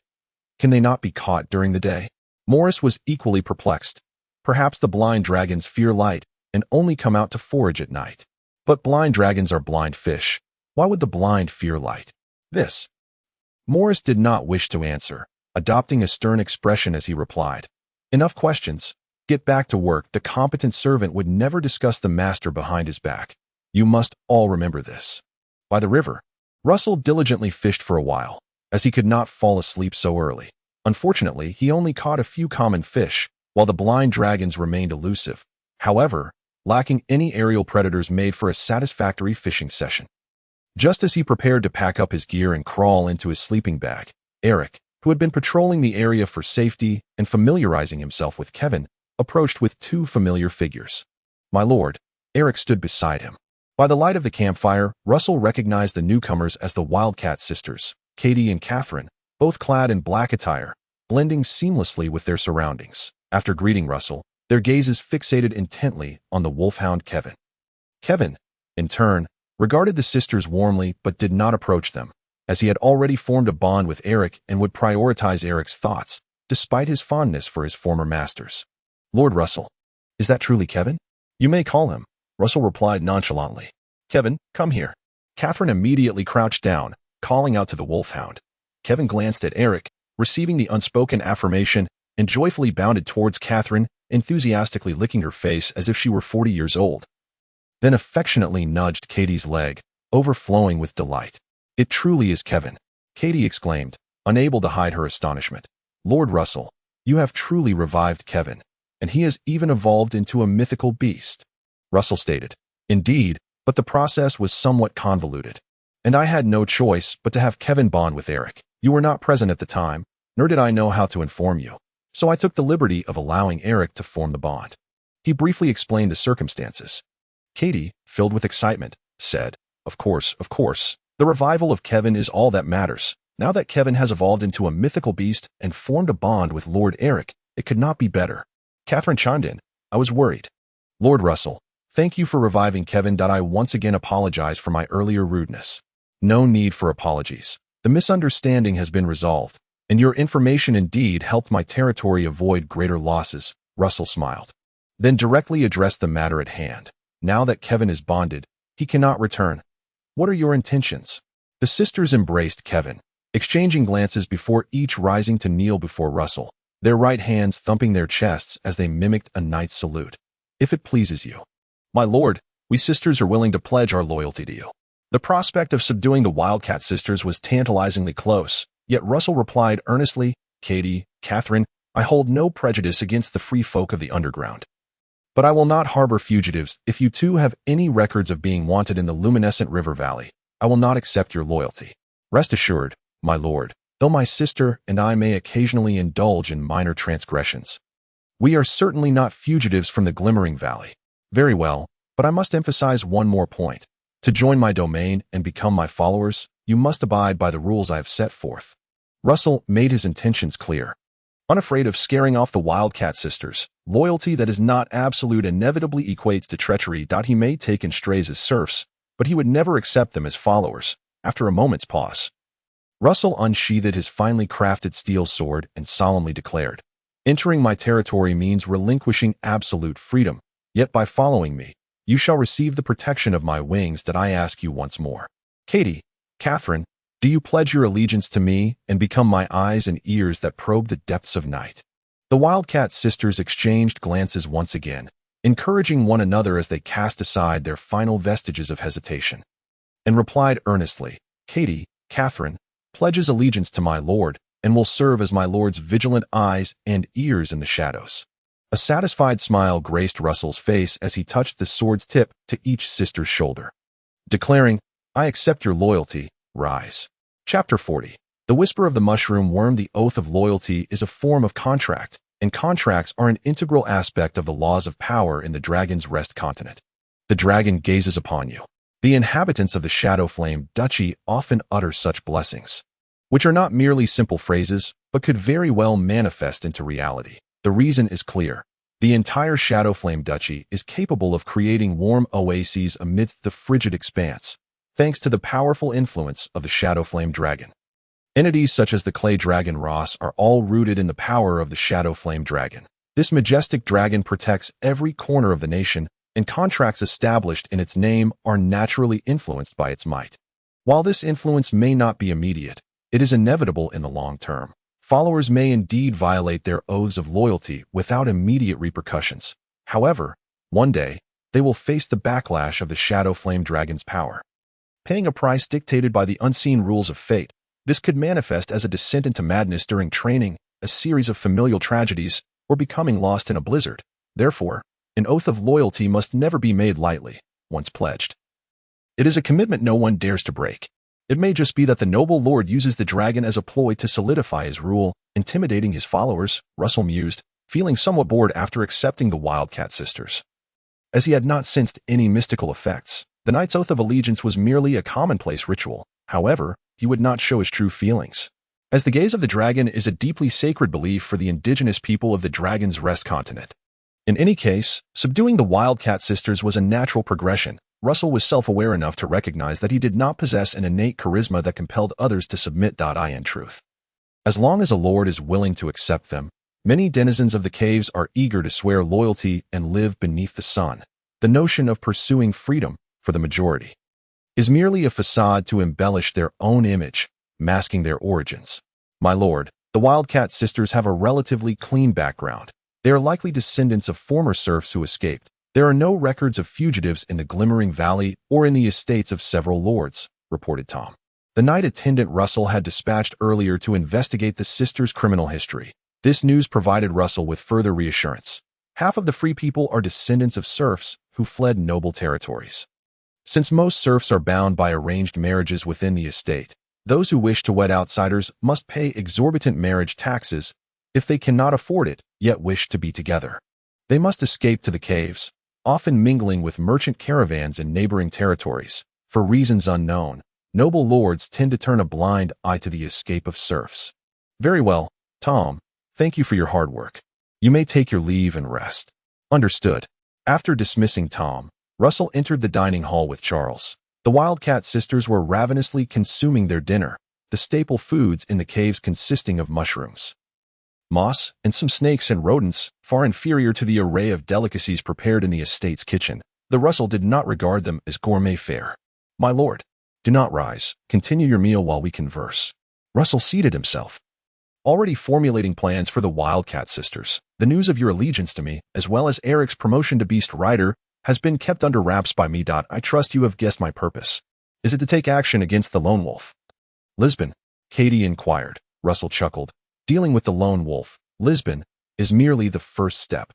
My true aim is to establish control over the entire Echoing River Cave system.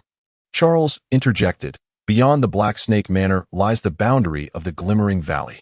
But my lord is not content with just the land of Black Snake Manor. He seeks to expand his domain to encompass the entire Echoing River Cave system. Is my lord truly interested in the Echoing River Cave system? To be honest, it is quite barren and offers little in terms of return. Katie expressed her doubts. Even the most desolate lands possess their own value. Ultimately, I desire the Echoing River Cave system and the labor force of its free inhabitants. I understand now. My lord, Katie nodded. What would you have us sisters do? First, I need to ascertain Lisbon's whereabouts and ideally draw him out of the Echoing River Cave system. Second, I require the recruitment of free inhabitants. Skilled artisans can conduct business in my territory, while those with strength may sell themselves as serfs. Of course, those with blood on their hands and those who cannot be trusted must be eliminated.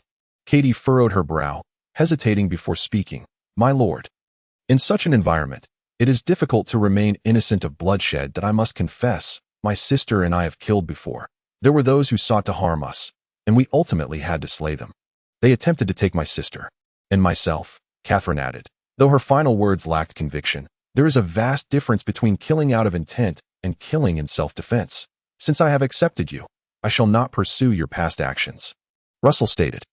In times of peace, he would certainly distance himself from murderers, but this world is different, and his moral standards must adapt to the rules of this realm. Thank you for your understanding, my lord. Rest assured. After this dinner, my sister and I will return to the caves, feigning allegiance to the lone wolf, Lisbon, and then seek an opportunity to lure him out. Once you have dealt with Lisbon, we shall consolidate the Echoing River Cave system and present you with land and people. Excellent. May we find success, and you shall walk freely beneath the sun. Russell raised his glass. Charles chimed in cheerfully. Beautiful people ought to stride confidently through the streets. His eyes wandered between Katie and Catherine. Russell cast a perplexed glance at Charles, unable to comprehend how he found the Wildcat sisters attractive. Was it their pronounced nasolabial folds, their pallid skin, or their sunken eyes? Or perhaps it was their appearance, which suggested they were in their 20s yet bore the demeanor of women in their 30s or 40s. The four raised their glasses and drank together. Subsequently, Katie hesitantly stated, My lord, there is a piece of news whose veracity is uncertain, but perhaps I should convey it to you. Please, go ahead. There is a rumor circulating in the Echoing River Cave system that the lone wolf, Lisbon, once discovered a mushroom worm, and it is said that he has relied on this mushroom worm to acquire sufficient resources for training, thus ascending to the rank of Great Ranger. Oh, Russell's interest was piqued. What do you think the likelihood is? I believe it to be quite high. Lisbon was merely an ordinary ranger before. Yet suddenly, over the past few years, he has risen to become a great ranger. Catherine asserted confidently. Without the aid of the mushroom worm, he could not have gathered a following to dominate the caves. Charles exclaimed excitedly, "My lord. This gives us yet another compelling reason to clear out the echoing river cave system. Indeed, regardless of its truth, we must capture Lisbon and interrogate him." Russell had already considered the echoing river cave system as his own domain. As it is his territory, all wondrous creations within it naturally belong to him. The lone wolf, Lisbon, is guilty of theft and robbery. Catherine, upon your return, be sure to gather more intelligence regarding the mushroom worm. Should you need to relay information, have Kevin assist. I will ensure that Eric collaborates with you. Yes, my lord. Chapter 41. Fish soup. As June approached, the weather gradually warmed, and the Wildcat sisters returned to the echoing river cave system to plot against the lone wolf. Lisbon. Russell found himself at leisure once more, and after a week of nocturnal fishing endeavors, he thoroughly explored the banks of the glimmering river. On 2 occasions, he indeed observed magical lights in the water. Possibly pearls nurtured by river clams, or some other treasures. Unfortunately, he was unable to awaken immediately, and upon returning the following morning to fish, he caught nothing. It was a pity. Nevertheless, his prolonged night fishing yielded several blind dragons, which Mrs. Moore prepared into a delicious blind dragon soup. It is acceptable, but Mrs. Moore added too many seasonings. I can no longer endure this. I must find an opportunity to have a proper conversation with her, Russell resolved. Nobles seldom enter the kitchen, or rather, they rarely intrude upon the lives of their servants. The current noble system of the Grand Duchy of Shadowflame dictates a rigid hierarchy, wherein even nobles must adhere to regulations and engage in activities befitting their dignity.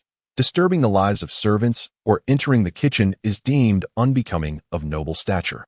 However, Russell was unconcerned with appearances.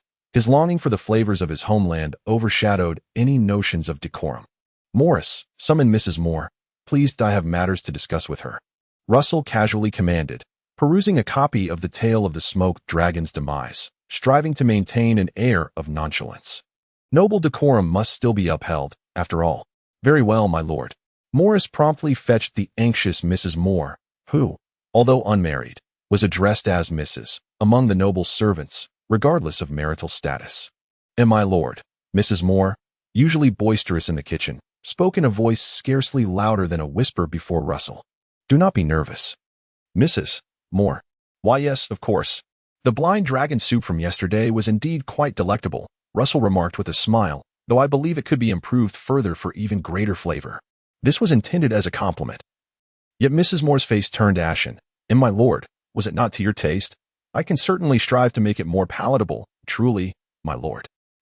Russell sighed in exasperation, attempting to reassure her. I said it was very tasty. Mrs. Moore, you need not be anxious. Oh, thank goodness, as long as you liked it, my lord. Your culinary skills are more than sufficient to earn a position at the Luminous Fortress. Thank you, my lord. Mrs. Moore's spirits lifted instantly, her smile radiant. I could have applied to the Luminous Fortress, but Mrs. Grammer occupies the position, and I had no desire to be her subordinate. When Butler Carter asked if I would serve you, I agreed without hesitation. Observing Mrs. Moore's incessant chatter, Russell quickly interjected. Let us not dwell on that. Mrs. Moore, I believe there is still room for improvement in the blind dragon soup. I am afraid I do not quite understand what you mean. My lord, Mrs. Moore shook her head. The seasonings in the blind dragon soup were excessive. Do not be alarmed. What I mean is that you may use fewer conflicting flavors. Ingredients like cinnamon, honey, onion, and black pepper completely overshadow the taste of the blind dragon, Russell explained. Mrs. Moore, evidently not grasping his intention, became increasingly flustered. And my lord, I shall certainly endeavor to make it more delicious next time. Seeing her distress, Russell decided to abandon the discussion and commanded directly. From this day forth, you are to prepare a fish soup for every meal. My only stipulation is that, aside from salt, ginger, and garlic, you may only add one type of seasoning. Do you understand? My lord, is there something you find unsatisfactory in my cooking? Did you not hear my instructions? I will strive to make it taste better. My lord, please believe me, I will surely work hard to create a more delectable blind dragon soup. Stop. Russell could no longer continue the conversation with Mrs. Moore and called out. Morris. My lord, I am here. Did you comprehend what I just conveyed to Mrs. Moore? Yes, my lord, I understood. You wish for Mrs. Moore to experiment with several different recipes for the fish soup. She may be too anxious to grasp your meaning. Then please clarify my requirements to Mrs. Moore clearly. Now, you may escort her back to the kitchen. Russell waved his hand, feeling fatigued. The thought of replacing the cook crossed his mind, yet suitable alternatives were not readily available, so he set it aside for the time being. Meanwhile, Morris took Mrs. Moore back to the kitchen. Oh heavens, I have made a mess before the Lord. Mr. Morris, I have ruined everything. He must certainly despise me now. Mrs. Moore lamented, covering her face with her hands and beginning to weep. The Lord does not like my fish soup. Mrs. Moore, you are far too anxious. The Lord is not in the habit of consuming people, Morris soothed. Moreover, he bears you no ill will. You are merely overthinking it. The Lord merely wishes to try a new method of fish soup. Is that truly the case? The Lord does not blame me. Indeed, the Lord is generous and kind. How could he possibly hold you accountable for such a trivial matter? Furthermore, Mrs. Moore, what has come over you? You are usually quite articulate. Why do you falter in front of the Lord? I do not know. I cannot help but feel nervous upon seeing the Lord. Terrified of saying something amiss. Mr. Morris, you must tell the Lord that I am indeed quite skilled in the culinary arts. The Lord is certainly aware. We all know this, for we have all savored your dishes. Have we not? That is reassuring, most reassuring. In any case, beginning today, a fish soup shall be prepared each day. Aside from salt and ginger garlic, only one seasoning may be added, and it must differ each day. Do you understand? I understand. Mrs. Moore wiped away her tears, regaining her composure. But why does the Lord wish to do this? Simply carry out the Lord's orders. Do not question further. But such a fish soup will surely lack flavor. The Lord will not hold me accountable again. Will he? He will not. Then I comprehend. I shall prepare the fish soup now. Rest assured, my lord, the soup I craft will be delightful. As Mrs. Moore spoke, she turned to search for the kitchen maid, calling out loudly when she did not see her. Barbara, Barbara, you lazy girl. Where have you run off to? Come and get to work. Coming, Mrs. Moore, came Barbara's voice from outside the manor. And where have you been frolicking? We went to see His Excellency Kevin. Mrs. Moore, His Excellency is so gentle. He even allowed us to pet him. Barbara exclaimed excitedly. His Excellency Eric did not stop us, Domai. I got to touch a mythical beast.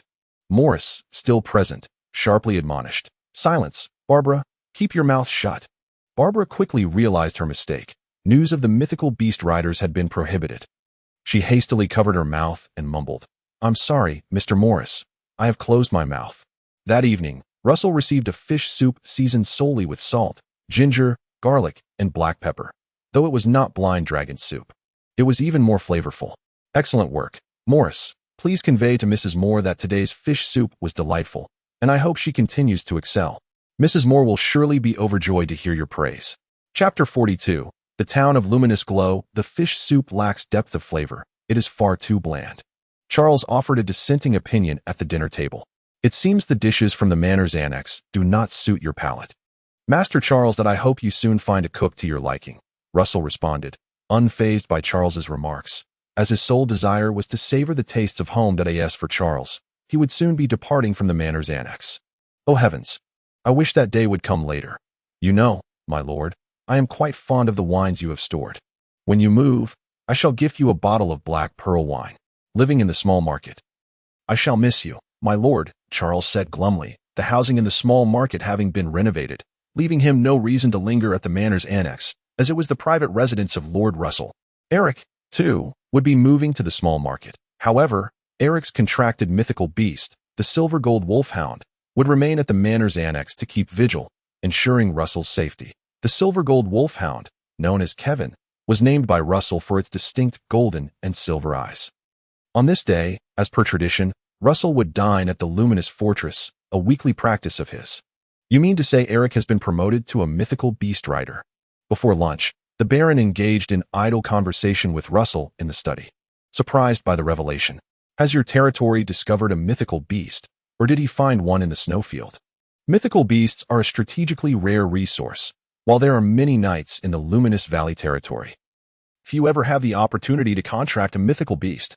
Moreover, sometimes the compatibility between the beast and the knight is insufficient, making it impossible to complete the contract, causing many knights to squander their lives without promotion. The Wildcat sisters sent a half-ghost beast. I initially intended to merely collect a favor. But unexpectedly, the wolfhound Kevin came through on its own. This truly is a testament to the power of the Shadow Flame Dragon, which has granted new life to this wolfhound. Baron Roman could only attribute the miraculous occurrences to the Shadow Flame Dragon of the Grand Duchy. As in everyone's mind, dragons are all-powerful. Indeed, praise the dragon, Russell echoed, secretly lauding his own dragon, Little Dream Dragon, in his heart. What are your plans for consolidating the Echo River Cavern next? The Baron paused to regain his composure, swiftly guessing Russell's next move. Yes, Russell had no secrets from his father. I intend to lure and eliminate Lisbon first, then consolidate the Echo River Cavern, expanding the territory of the Blackwaste Snake Manor to encompass the entire cavern, allowing for constant observation of the snowfield's conditions. Your ideas are commendable. Exploring new avenues is never a bad thing. However, the cavern is a haven for filth. You must exercise caution not to let your territory become tainted in the process of annexation. I will handle it appropriately. Father, moreover, do not rest easy simply because Eric has ascended to the rank of Beast Knight. Remember, your own strength is the most dependable foundation. I understand. Come now, let us dine. The father and son set down their wine glasses and departed from the spacious study. When it was time for the meal, their mother, Meryl, brought up a matter. In a few days, on June 4th, it will be your grandmother's birthday. Your father and I plan to hold a banquet at Glowing Fortress. Remember to return a day in advance. Alas, I wonder if your sister's family will come back. June 13th is Roland's birthday. Baron Roman remarked. We shall soon find out if they will attend. Every June, merchant caravans come to trade, and Roland and Cooper's letters should arrive with them. Russell's sister, Roland, is married to the heir of the Black Courtyard Baron, Lord Cooper Tinsey Chow, and essentially, the 2 counts and 5 barons of the Shadow Flame Duchy engage in intermarriage. With the eldest sons marrying daughters of other nobility, as for younger sons like Russell, it matters little. Arranged marriages are permissible, but love matches are also acceptable. I will return on June 3 RD, Russell stated. Have you thought about what gift to prepare for grandmother? Now that you are a lord of a fief, you cannot simply bring a pot of flowers as you have in previous years. I truly have not decided. If you cannot think of a suitable gift, select something from the castle. Perhaps a magical bracelet or a gemstone necklace will suffice. Meryl casually suggested. We cannot allow others to gossip and think we are ignorant of etiquette. Baron Roman shot a glance at his wife, but remained silent. Russell pretended not to catch the underlying meaning, smiling as he said, If possible, I will prepare a special gift for grandmother. However, should the gift not be ready in time, I will have to rely on mother to provide me with a gemstone necklace as a backup. I shall have Megan fetch one for you right now, Meryl replied. Referring to her personal maid, is there truly a need to rush? Baron Roman responded, exasperated that it was not easy to amass the modest wealth of Glowing Fortress, and soon it would be stripped by his younger son, who always took a little back with him each visit. Russell smiled. Thank you, mother. Seeing Russell's lack of formality, Baron Roman frowned and said, You are managing your fief well, but you must learn to be self-sufficient. Self-reliance is a noble quality. Your uncle does quite well. Make sure to consult him whenever possible. I will, father. Brother, when will you take me to Wu Yaoshi Manor to play? Lola chimed in. No longer covering her mouth. Having grown accustomed to her toothless appearance, she was beginning to sprout new teeth. Next time, for sure, Russell replied nonchalantly. Upon leaving Glowing Fortress, the hour was still early, and Russell suddenly felt a desire to wander through the town. The town was named Yoguang Town, though this name was seldom mentioned by locals, who simply referred to it as the town. It served as the center of the entire Yoguang Valley. A long street ran along the banks of the Yoguang River, intersecting with 3 shorter streets that spanned the river, forming the primary framework of Yoguang Town. Surrounded by towering city walls, it could very well be considered a small city, albeit with a population of less than 10,000. The entire Yoguang Valley territory boasted a mere 60,000 residents. Riding his black horse, Russell navigated through the crowd with his knightly retinue, remaining incognito and thus receiving no salutes, even though his father was the lord of this territory. Few people recognized him. What a foul stench. No wonder nobles never reside in towns. Like Wu Yaoshi Manor, the manor is somewhat distanced from the small market. Russell silently endured the mingled odors of excrement and urine that pervaded the town, which included human and animal waste alike. Although the town had public restrooms, not every household possessed one. and the sight of discarded chamber pots was commonplace. The one redeeming aspect was that no one dared to dump their waste into the Yogwang River. Doing so would incur hefty fines and corporal punishment. After all, the river's fish were a culinary delight, heavily consumed by glowing fortress, and no one wished to sully the Baron's provisions. Of course, as Russell traversed the bridge over the cross street, he spotted someone urinating by the riverbank. And further away, it seemed someone was squatting in the grass to relieve themselves. Grass. Russell commanded his nightly retainer, James, go, apprehend that individual defecating by the river and hand them over to the town constable. Chapter 43. White crystal life in the manor was rather monotonous, especially for Russell, who had long since outgrown the novelty of it all. Apart from the scenery, here, there is virtually nothing. And now, even the views of Wu Yaoshi Manor had become tiresome. A river, 2 mountains, vast fields, and wasteland, nothing more. Rudy the Red-Nosed is doing well. The 4 types of potions in the potion yard have entered a healthy growth phase, and the arrangements for the serfs are orderly. Charles rode closely behind Russell. Reporting on the state of the manor, Rudy the Red-Nosed was a serf technician who had long cultivated potions for the Baron and was appointed as the head of the potion yard after being bestowed upon Russell. That is excellent. The scale of glowing mushrooms and the white birch forest must steadily expand. Remind Rudy not to expand recklessly. Rest assured, my lord, I will advise Rudy accordingly. What of the manor court? Just some minor disputes that I presided over the manor court personally, and the serfs have been coordinated well. Currently, there are no disagreements. Charles boasted proudly. Old Hans simply lacks the art of mediation. One must not indulge the serfs. Wu Yaoshi Manor is Russell's domain. In strict terms, he is the law, and all disputes within the territory must be adjudicated by him. Thus, lords establish manor courts on their lands, presiding over them personally or delegating trusted subordinates. It would be best to have the stewards of each yard suppress disputes first, set the manor court once a week, and I will personally attend to adjudicate. Russell would not entirely relinquish the authority of the manor court to his subordinates, not out of greed for power, but due to his lack of trust in Charles's judgments. Although Charles surpassed everyone in knowledge, he had a tendency to underestimate the serfs, which was not a good thing. Of course, as you wish, Charles replied with a smile. Perhaps Eric's promotion to Beast Knight had profoundly impacted him, as he was now considerably more diligent in his tasks than before. Unlike in the past, when he seemed to merely mooch off Russell, he now felt a deeper connection to Wu Yaoshi Manor. Perhaps he did not want to be left behind by Eric, or perhaps he was convinced that Russell could indeed accomplish great things. By the way, my lord, do you know that merchant caravans have already arrived in town this year? I heard from the serfs at the mill that the town is bustling with people. Charles suddenly recalled. Why don't we also visit the town? The caravans have arrived? Russell's interest was piqued. With the warm season upon them and the snow demon's power waning, trade routes were reopening, and merchant caravans were becoming increasingly active. Turning his horse around, Russell promptly decided, let us go to the town. If possible, invite a group of merchants to sell at the small market of Wu Yaoshi Manor, so the serfs need not travel so far to town. You are truly benevolent, my lord.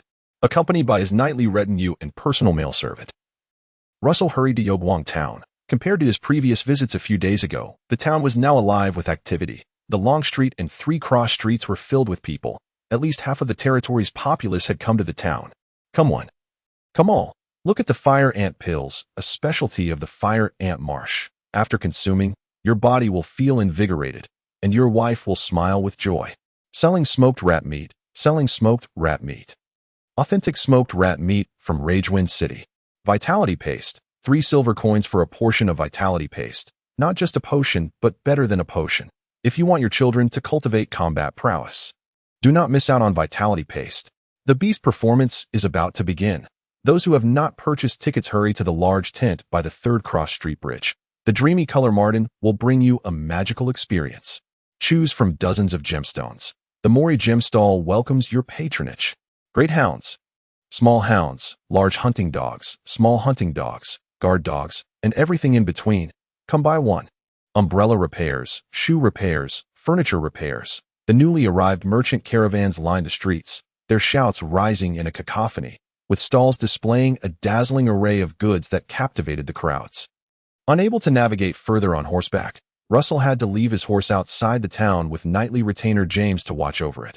Then, accompanied by Charles and others, he mingled with the throngs. My lord, You truly need not lower yourself to such a degree, squeezing in with these foul-smelling serfs. You could easily have Tom clear the way for you," Charles said loudly to be heard over the surrounding clamor. "Even my father would not choose to disturb the citizens' revelry on such a day," Russell replied noncommittally. He could certainly reveal his identity as the Baron's younger son, allowing the townsfolk to part for him, but there was no need for such theatrics that he did not relish the pomp of a grand procession, rather. The bustling scene evoked a sense of nostalgia, of course. It would have been better if the surrounding odors could be diminished. Moments later, Russell and his party arrived at the gemstone stall. "Good sir, are all these gemstones produced by dragons?" Russell inquired, gazing at the diverse assortment of gems on display. "Indeed, my lord." The stall owner possessed a keen eye and immediately discerned Russell's esteemed identity. "Pray, take a look at these exquisite gems. This is an emerald, capable of channeling combat energy, making it an exceptional material for weapon inlays. And this here is a Danquan stone, known for accelerating wound healing." A plethora of gemstones in various hues lay before him. However, Russell's attention was captured by a colorless and transparent gem. "Is this rock crystal?" "Indeed, my lord. You possess an extraordinary eye. This is, in fact, rock crystal, completely transparent, a specialty of the Count of Shattered Stone. We procured this batch at a high price while passing through Shattered territory. The Count of Shattered Stone is one of the 2 earls in the Duchy of Shadowflame, holding significant power and always serving as the Duke's trusted confidant." "What is the effect of rock crystal?" "It purifies the soul. My lord, once you adorn yourself with a piece of rock crystal, your focus will be greatly enhanced during training and meditation." "How much for these 2? Russell selected 2 slightly larger pieces of rock crystal. The total is 13 gold coins. With the larger piece priced at 7 gold coins and the smaller at 6, the stall owner's eyes sparkled with excitement. He had finally encountered a lucrative customer. "Of course, if you possess ice hail pearls. They can also be used as payment." "That is too expensive," Russell replied, shaking his head. "Ah, but this is already a very fair price, my lord Deesse nobleman. You surely understand that dragon specialties are always exorbitantly priced. Only someone of your stature is worthy of utilizing them. It is precisely because I am a noble that I recognize the price is excessive." Russell was not one to shy away from negotiation. Unwilling to be swayed by flattery, 2 pieces of rock crystal for 7 gold coins. "Accept my offer, or I shall take my leave." "Heavens!" the stall owner exclaimed, cradling his head in despair. "My lord, you wound me." Observing the stall owner's dramatic display, Russell turned without a word and began to walk away. "Teacher Charles, let us depart and explore elsewhere." "Ah, please wait, my lord. I shall sell them for 10 gold coins." "Only 10 gold coins?" the stall owner called out urgently. The peasants and free men bustling about the town were not his target clientele. Only someone like Russell could afford and was inclined to purchase such gems. Losing any customer would be a tremendous loss. Russell halted, revealing a satisfied smile, but quickly reined it in, turning back with determination. "A maximum of 8 gold coins. That is my bottom line. 9 coins. How about 9? The stall owner clasped his hands together, adopting a pleading posture. "This is top-quality rock crystal, perfectly shaped and transparent. It has taken at least a decade in the mine to yield such superior quality."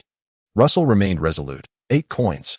Ultimately, after witnessing the stall owner's woeful demeanor, they settled on the price of 8 gold coins. However, as the stall owner nimbly wrapped the rock crystals, as if fearing Russell might change his mind, Russell realized he was still rather naive. The stall owner had likely earned at least 2 extra gold coins, if not more. Chapter 44. The Pregnant. "So where might I find a gem craftsman in town?" Russell inquired of Charles after purchasing the rock crystals. "For gem craftsmen, there is a lamp shop on 2nd Cross Street. The artisans there excel in polishing gemstone lamps. Of course, the glowing fortress should have skilled gem craftsmen to polish gemstones for the Baron." "Let us proceed to the lamp shop," Russell said, swiftly leading them there. Upon finding the artisan who polished gemstone lamps, he articulated his request. "I require your assistance in crafting these 2 pieces of rock crystal into lenses, a convex lens, thicker in the center and slightly thinner at the edges." In truth, he needed the artisan to create reading glasses. His grandmother, the elderly Lady Ingrid, had advanced in years, and the combat energy she once nurtured had waned, leaving her unable to maintain her health. This had resulted in some presbyopia. She could see distant objects well, but reading letters up close was quite blurry. Russell planned to gift her the reading glasses during her birthday celebration. Naturally, he did not intend to create a complete pair of reading glasses, but rather 2 single lenses, the old-fashioned type with chains. Reading glasses also have prescriptions, but Russell could not accurately measure her vision. He would first make 2 lenses of different prescriptions for her to try that if she found them useful, he could later have someone craft a more precise pair. "My lord, you are truly filial," Charles remarked with admiration. Even more astonishing is that a simple piece of crystal can enable presbyopic eyes to see objects clearly again. That is quite extraordinary. In life, wonders abound, if only one is perceptive enough to discover them, Russell replied with a smile, confident that his gift would bring immense joy to his grandmother, and it was not exorbitantly priced, merely 2 pieces of rock crystal. In fact, reading glasses could also be made from glass, but Russell disdained the lower quality, especially since the glass-making techniques here were subpar, rife with impurities. Before encountering the gemstone stall, he had considered preparing some exquisite dishes from earth for his grandmother. Considering the difficulty of communication with Mrs. Moore, the culinary prospects seemed too slim, making the reading glasses a more fitting alternative. The caravan brought many novel items, and as Russell wondered, the sun began to set in the west. "My lord, shall we return to the manor, or stay at the glowing fortress for the night?" Charles inquired. "Neither. Let us find a small inn in town to stay at. By the way, do such inns exist?" Charles hesitated. "Of course. But your noble status. It is merely for one night. It is of no consequence." Russell's intentions were not entirely innocent. Life on the snowy plains is far more dreadful than a small inn. "Yet we shall inevitably venture there to fight. Consider it an early adaptation." "Very well, as you wish. Teacher Charles, you may return home for the night and come back tomorrow morning." Russell granted Charles a reprieve. Charles's steed had indeed been idle for far too long, and upon hearing this, he chuckled. "I am grateful for your generosity and kindness, my lord." That night, in the cramped little inn, Russell occupied a separate room, while his personal attendant and several nightly escorts shared another. There were simply no extra rooms available due to the caravan's arrival. Despite the somewhat unpleasant odor, Russell soon fell into a deep slumber as he slept, accompanied by a creaking sound. The shadowy dreamscape descended once again, enveloping the surrounding blocks in darkness, centered around the inn. He mounted the little dream dragon, and instantly, magical lights flickered to life along the streets. "It is treasure hunting time, Snow Cream. Let us set forth." Russell had chosen to stay at the inn for this very moment. During the day, he had perused the wares brought by the caravan, unable to discern their worth. However, now, within the confines of the shadowy dreamscape, anything of value would be easily revealed. Gah! The duo, a boy and his dragon, glided toward the first magical light. Splendid! These appear to be magical potions. The radiance is dense, and it seems there are no fakes within. Russell approached a stall, which had already closed for the night. The owner asleep within his tent. Nodding slightly, Russell departed. Magical potions held no significance for him. He could easily acquire them at the glowing fortress without spending any coins. After a leisurely stroll, he had examined most magical creations, yet the opportunities for bargains were scarce. Merchants mingling with the caravan could likely pass off ordinary items as magical creations, but it was improbable that genuine magical creations were being sold as mundane goods. Regrettable, Russell lamented. Feeling disheartened as his hopes for a good bargain crumbled, he then rode his little dream dragon to the edge of the shadowy dreamscape, drawn by another magical light. "Oh," he exclaimed in surprise, "this seems to be a livestock stall. The cart is filled with cages housing many lambs, calves, and puppies. Is that a glowing sow? It appears the glow emanates from her belly, as if something is curled up inside her." The unexpected joy was overwhelming. At a humble livestock stall, there was a pregnant sow, seemingly carrying a magical beast's offspring. Could it truly be the offspring of a magical beast? Russell circled around the pregnant sow, attempting to observe closely, but the piglets had not matured enough for him to discern their features, and the light was dim, likely to extinguish at any moment. After all, the difficulty of ordinary animals birthing magical beast offspring was immense. Yet, if she truly was pregnant, with ample nourishment and time, it could yield a bountiful return. "I shall take this sow." Gah! The little dream dragon, confused by Russell's interest in a sow, let out a call to express its fatigue. Soon after, the shadowy dreamscape dissipated, and his consciousness returned to a state of chaos. The following morning, Russell awoke early from his slumber. rousing his nightly entourage, and swiftly made his way back to the livestock stall. The stall owner had yet to open for business, as he was feeding the young animals. Upon learning of Russell's intentions, he immediately set down the feed and enthusiastically introduced. This sow was brought at great expense. Fearing the piglets could not withstand the cold during the journey, I had her transported before she gave birth. The sow, a deep shade of black, was voraciously munching on feed. The stall owner continued, "This is an excellent breed, the golden black pig at my lord. Do you have your own estate? You could easily raise these golden black pigs, and in a year, reap the rewards of succulent golden black pork, whether barbecued or smoked. It is truly exceptional." The golden black pig is a local specialty of the Golden Baron's territory, and Russell had only tasted it at the feast in the glowing fortress. It was indeed delicious. Thus, he smiled and inquired, "Very well, I shall purchase this sow. How much?" "The price is merely 1 gold coin and 16 silver coins. Not particularly expensive," Russell remarked lazily. Opting not to haggle further, and simply nodded, "Ram will handle the payment. Jack, you and the others take the sow back to the territory, be cautious of the bumps, and ensure that the piglets in her belly are unharmed." Understood. The nightly attendants promptly acquired a vendor's cart, hiring a peasant from the town to pull it towards the Wu Yao Snake Manor. Russell lingered in town a bit longer, exploring the entire caravan and retrieving 2 crafted single photographs from the lighting shop, before finally reuniting with Charles to return to their domain. Chapter 45. Miscarriage. What an intriguing invention, my lord. The Red Fortress ought to bestow upon you the title of scholar, Charles exclaimed, holding the single photograph with his reading glasses. Gazing through the convex lens at the magnified image, marveling at its details, the Red Fortress serves as the epicenter of power for the Shadowflame Duchy, a magnificent palace established by the Shadowflame family at the foot of a volcano. Known as the Shadowflame Grand Palace, its exterior adorned in a dark crimson hue, hence its moniker, the Red Fortress. Russell replied nonchalantly, "It is merely a trinket. I am certain the old lady will greatly appreciate this gift. It is not only exceedingly practical, but also embodies your filial piety towards her." "Indeed, a heartfelt devotion," Russell responded with an air of tranquility, having traversed this realm and inherited the body of his predecessor, along with the bloodline of the Luminescent Mushroom family, regardless of the origins of this connection.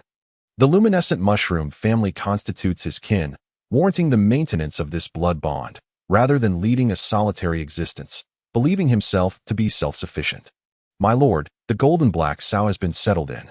Morris, the steward, approached. "This old sow is in robust health. Following your instructions, I have assigned the servant Fox to attend to her specifically, and the kitchen will prepare a special meal for her."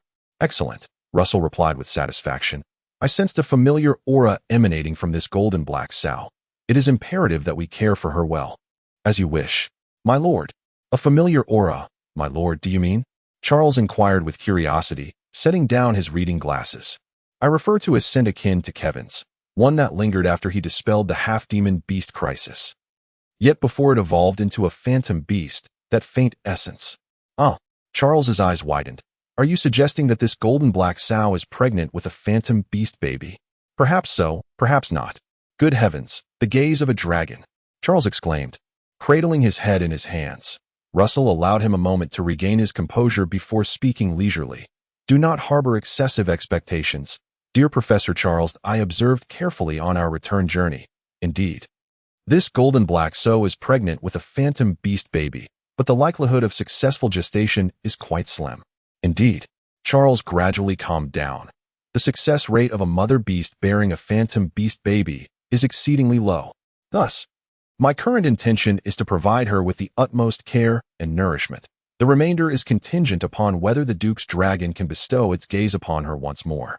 Russell smiled faintly, secretly wishing for the little dream dragon to intervene at that moment. Eric, who had gone to check on the golden black sow, approached. Russell inquired, "So, is it true that this golden black sow is indeed pregnant with a phantom beast baby?" "Yes, my lord," Eric nodded, then shook his head. "But the essence is somewhat weak, and the sow is soon to give birth. It should be difficult for her to carry the phantom beast to term. Perhaps a miracle shall occur, after all. Kevin was once a miracle himself." Russell remained confident, believing that with the assistance of the little dream dragon, The successful gestation of a phantom beast was merely a matter of a single breath of dragon fire. Though it might seem a bit excessive, for now, he could only rely on the little dream dragon to provide that modest aid. However, after waiting until nightfall to sleep, the dark dreamscape descended upon Russell once more. And he found himself mistaken. The little dream dragon completely disregarded his entreaties, showing no inclination to assist in the gestation of the phantom beast baby, instead tilting its head in playful innocence. "Ga, breath. Dragon fire, just one breath of dragon fire. Ga, please, dear ice cream. This is a phantom beast baby. Surely, you do not wish to see it miscarry, do you? Ga, remember the birch bug? Come, I shall show you the birch bug. Look, what a delightful birch bug, so plump. This is one you helped nurture. Very well, you obstinate little dragon." Ultimately, Russell relinquished his attempts to communicate with the little dream dragon. He was uncertain whether the little dream dragon was simply exhausted from its previous exertion of fire, unwilling to expend more, or if it was genuinely incapable of aiding in the gestation. Regardless, it remained indifferent to the golden black sow. Awakening from the dream, sunlight streamed through the curtain gaps as Russell sat up in bed. Reflecting on the events of the dark dreamscape, he shook his head in resignation, chuckling softly. "Ah, if ice cream refuses, then so be it. It is merely a phantom beast of little use to me." In the territory, Eric was the only high knight, having successfully contracted the golden silver wolf dog. The rest, including Charles, Tom, Jack, John, James, as well as Katie and Catherine, did not meet the standards for contracting phantom beasts that I asked for Russell himself. He would require considerable time to cultivate into a high knight. However, upon further reflection, the phantom beast baby will also require time to grow. I certainly will not contract a golden black pig. Tom and the others can afford to wait. As the Lord, Russell valued his reputation. The golden black pig was rather unseemly. Should he contract it, being dubbed the Black Pig Knight by others would be quite unflattering. Oh well, the phantom beast baby shall be left to fate, if it must miscarry. So be it. I can only hope to find a nurturing spirit bug next time, and that ice cream will be more generous and not withhold a breath of dragon fire. Russell hoped, if worst comes to worst, I shall kill more snow demons and feed at the ice hail beads. Now that the warm season had arrived, trade routes had reopened, and soon Baron Yugwang would lead a team to cleanse the snow demons from the roads. Russell planned to join him, assured of safety under the protection of the phantom beast knight Eric. Resolving this, he tugged on the bell rope by his bedside that a new day had begun.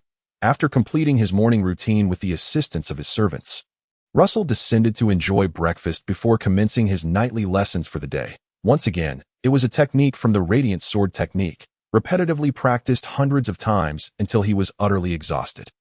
Yet, he found joy in it, especially as he felt the battle energy gradually carving pathways through the veins of his arms. The sensation was nothing short of exquisite. In the morning, he routinely surveyed his territory, observing the growth of crops in several farms, and checking on the few insect grasses in the potion depot.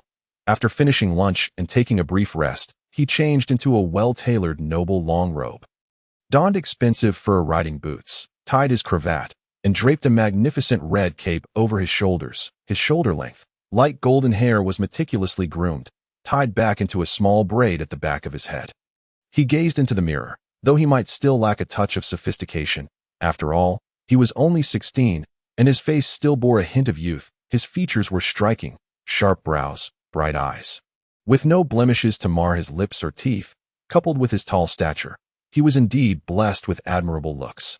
"My lord, you resemble a noble more than any other noble," the headmaid, Leona, remarked sincerely as she tidied his hair. "I owe that to my mother, who perfectly passed on the beauty of the Ujua family to me," Russell replied with a smile. His siblings bore a resemblance to the Baron. They couldn't be called ugly, but neither were they handsome or beautiful. Only he had inherited his mother's grace. His aptitude for cultivating battle energy, however, was somewhat lacking. Nevertheless, it was fortunate that his predecessor had fought for his path to cultivation. With continued effort, he would inevitably rise to become a high knight, and then, by contracting a phantom beast and riding a dragon, he could completely transform his fortunes and reach the pinnacle of success. "Let us be off. Eric, Professor Charles." Russell mounted his horse. He was bound for the luminescent fortress, as tomorrow marked the birthday of his grandmother, Lady Ingrid. Chapter 46. Uncle Dave Russell galloped ahead on horseback, with Eric closely following. Equally mounted on a warhorse, though he had contracted a phantom beast, the gold-and-silver wolf dog Kevin was not a mount. Phantom beasts could serve as mounts, but they were not limited to that role. Kevin, though capable of carrying an adult's weight without issue, was too small to effectively engage in combat alongside a knight. The true combat style of phantom beasts was transformation.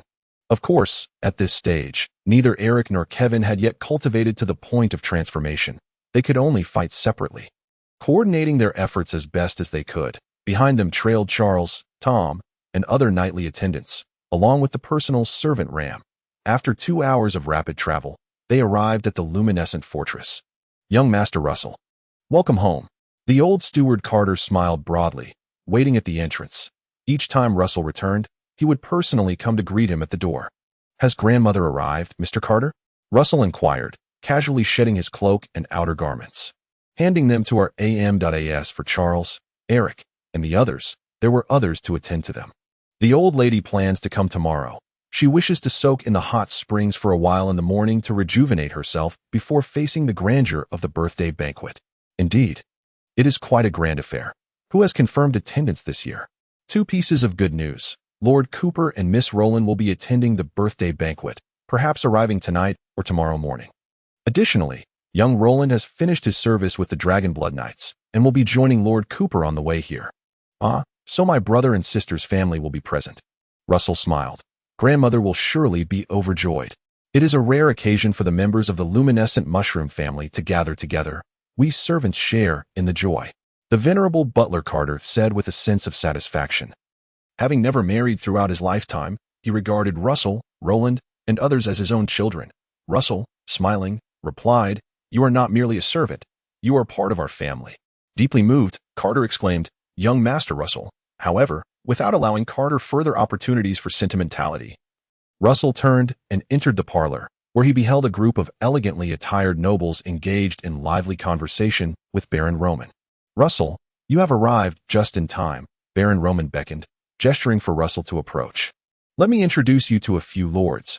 This is Lord Ordo Shuelu from the Shattered Stone Territory. And this is Lord Dave Jindingmo from the Golden Plains. The 2 earls from the Duchy of Shadowflame, along with 5 barons, were intricately intertwined through intermarriages, essentially all related by blood. Thus, on the occasion of the old lady Ingrid's birthday, every household would dispatch a junior noble to extend their congratulations. In the days to come, as Russell matured, he too would shoulder this responsibility, representing the Valley of Luminous River in social engagements across other territories. Of course, Russell was still too young for such duties, which were currently undertaken by his uncle, Rosen Luminous Mushroom, who tirelessly traveled on behalf of the family. "Russell, do you remember your Uncle Dave?" A rugged middle-aged man approached briskly, not waiting for Baron Roman to introduce him, and enveloped Russell in a hearty embrace. "You've grown sturdier. I knew your training wouldn't falter, huh? Uncle Dave, when did you arrive?" Russell inquired with a smile. Having inherited the memories of his former self, Russell naturally recognized this middle-aged man, Dave Jindingmo, a vassal of Baron Davis Jindingmo, and also Davis's cousin, frequently traveling between the 2 territories. "I arrived yesterday. Your aunt was quite insistent," Dave laughed. "This year, the ice receded late, and your aunt has been a bit unwell. Otherwise, your uncle would surely have accompanied her to visit old Lady Ingrid." Russell promptly asked, "Is aunt well?" He not only had a biological uncle, but also a biological aunt who had married Baron Davis Jindingmo. She currently had a daughter named Diana. "About the same as previous years. It's nothing serious, just can't be exposed to cold winds," Dave replied. "That's a relief." After greeting Dave Jindingmo, Russell exchanged pleasantries with the other 4 lords before settling down to engage in casual conversation. The Duke has just ascended the throne currently. The Red Castle is prioritizing stability. Once the wings are strong, especially after the Shadowflame dragon heals, we shall resume external conquests and continue to expand our territories, Ordo Shuelu remarked. However, it seems the Duke is somewhat impatient. "What is the attitude of Earl Shattered Stone?" Baron Roman inquired. "My lord clearly supports stability. The Shadowflame dragon has fought year after year. It is time for a few years of respite to regain strength," he replied. Baron Roman then turned to Dave, asking, "What are Baron Davis's thoughts? I recall he is quite the vanguard, is he not?" Dave shrugged. "I wouldn't know. The Baron rarely discusses such matters in his territory. Russell, intrigued, interjected, "The Duke is of similar age to me and remains unmarried. Would the Shadowflame family allow him to go to battle?" The previous Duke perished in the snowy plains, leaving only the current Duke as the sole heir of their bloodline. Should another mishap occur, the crown of the Shadowflame Duchy would likely fall into the hands of distant relatives, causing significant upheaval. Particularly concerning was the Shadowflame Dragon, which had already suffered severe injuries once. Any further misfortune could spell disaster for the entire nation. The barons fell silent. Only Dave Jindingmo shrugged again. Who knows? Baron Roman quickly moved past this topic, aware that those present were merely ordinary nobles with little influence over state affairs. He patted Russell on the shoulder. "You should go meet your mother. Ask her if she requires assistance with tomorrow's banquet." "Certainly." Russell rose to take his leave. In truth, he was not fond of such noble social interactions. If he were merely a bystander, it would be acceptable. He enjoyed listening to various rumors from the outside world. However, being required to engage in conversation, whether to agree or play along, was somewhat taxing for him. His mother, Meryl, was on the second floor of the banquet hall, preparing for the following day's festivities alongside Lola. Servants, attendants, and hired workers bustled in and out, meticulously reporting every detail to the Baroness, who would ultimately oversee the arrangements. Organizing a banquet was a monumental task, involving the most meticulous etiquette and decorum expected of nobles, leaving no room for negligence. The 11-year-old Lola needed to begin her education now, for she would eventually marry into a baron's or even an earl's territory, taking charge and orchestrating such events. "Mother, Lola," Russell greeted. "Russell, you've come." Meryl looked up and smiled, then added, "I'm rather busy here. Please go to the hall and chat with your father and the others for a while, and wait for your sister, brother-in-law, and elder brother." "All right," Russell replied with a smile. Descending the stairs, he returned to the hall to continue listening to the nobles share tales of the snowy plains. However, engaging stories were scarce. Most were tedious accounts of battle scenes, while the barons might find them intensely relatable. Russell found them dull, having yet to experience the brutal slaughter of the snowy plains himself. He had only participated in a skirmish at the edge of the territory, where, under the command of the Beastmaster Knights, he had assisted in slaying a dozen snow demons. Thus, he soon began to reminisce about his elder brother Roland and sister Roland. Chapter 47. A reunion of siblings. Russell Luminescent Mushroom had 3 siblings. His elder brother Roland, 6 years his senior, who had served in the Dragonblood Knights since his coming-of-age ceremony, accompanying the yet-to-be-crowned Duke in training and demon hunting, fostering a strong personal friendship for their future reign.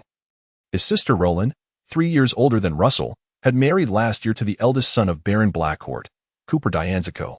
Lastly, there was his younger sister Lola, 5 years his junior. My elder brother is a competent noble heir, Russell mused to himself. As for his sister Roland, he refrained from passing judgment. To be a wife is the best outcome.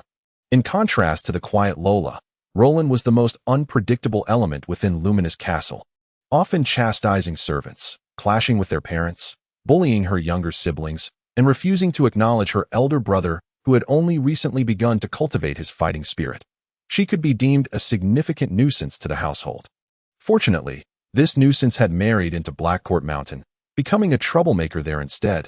Just as Russell was lost in thought, the sound of bells echoed, and Luminous Castle sprang into action. The old butler Carter excitedly called all the servants to line up outside the main door to welcome their guests, then composed himself before entering the hall.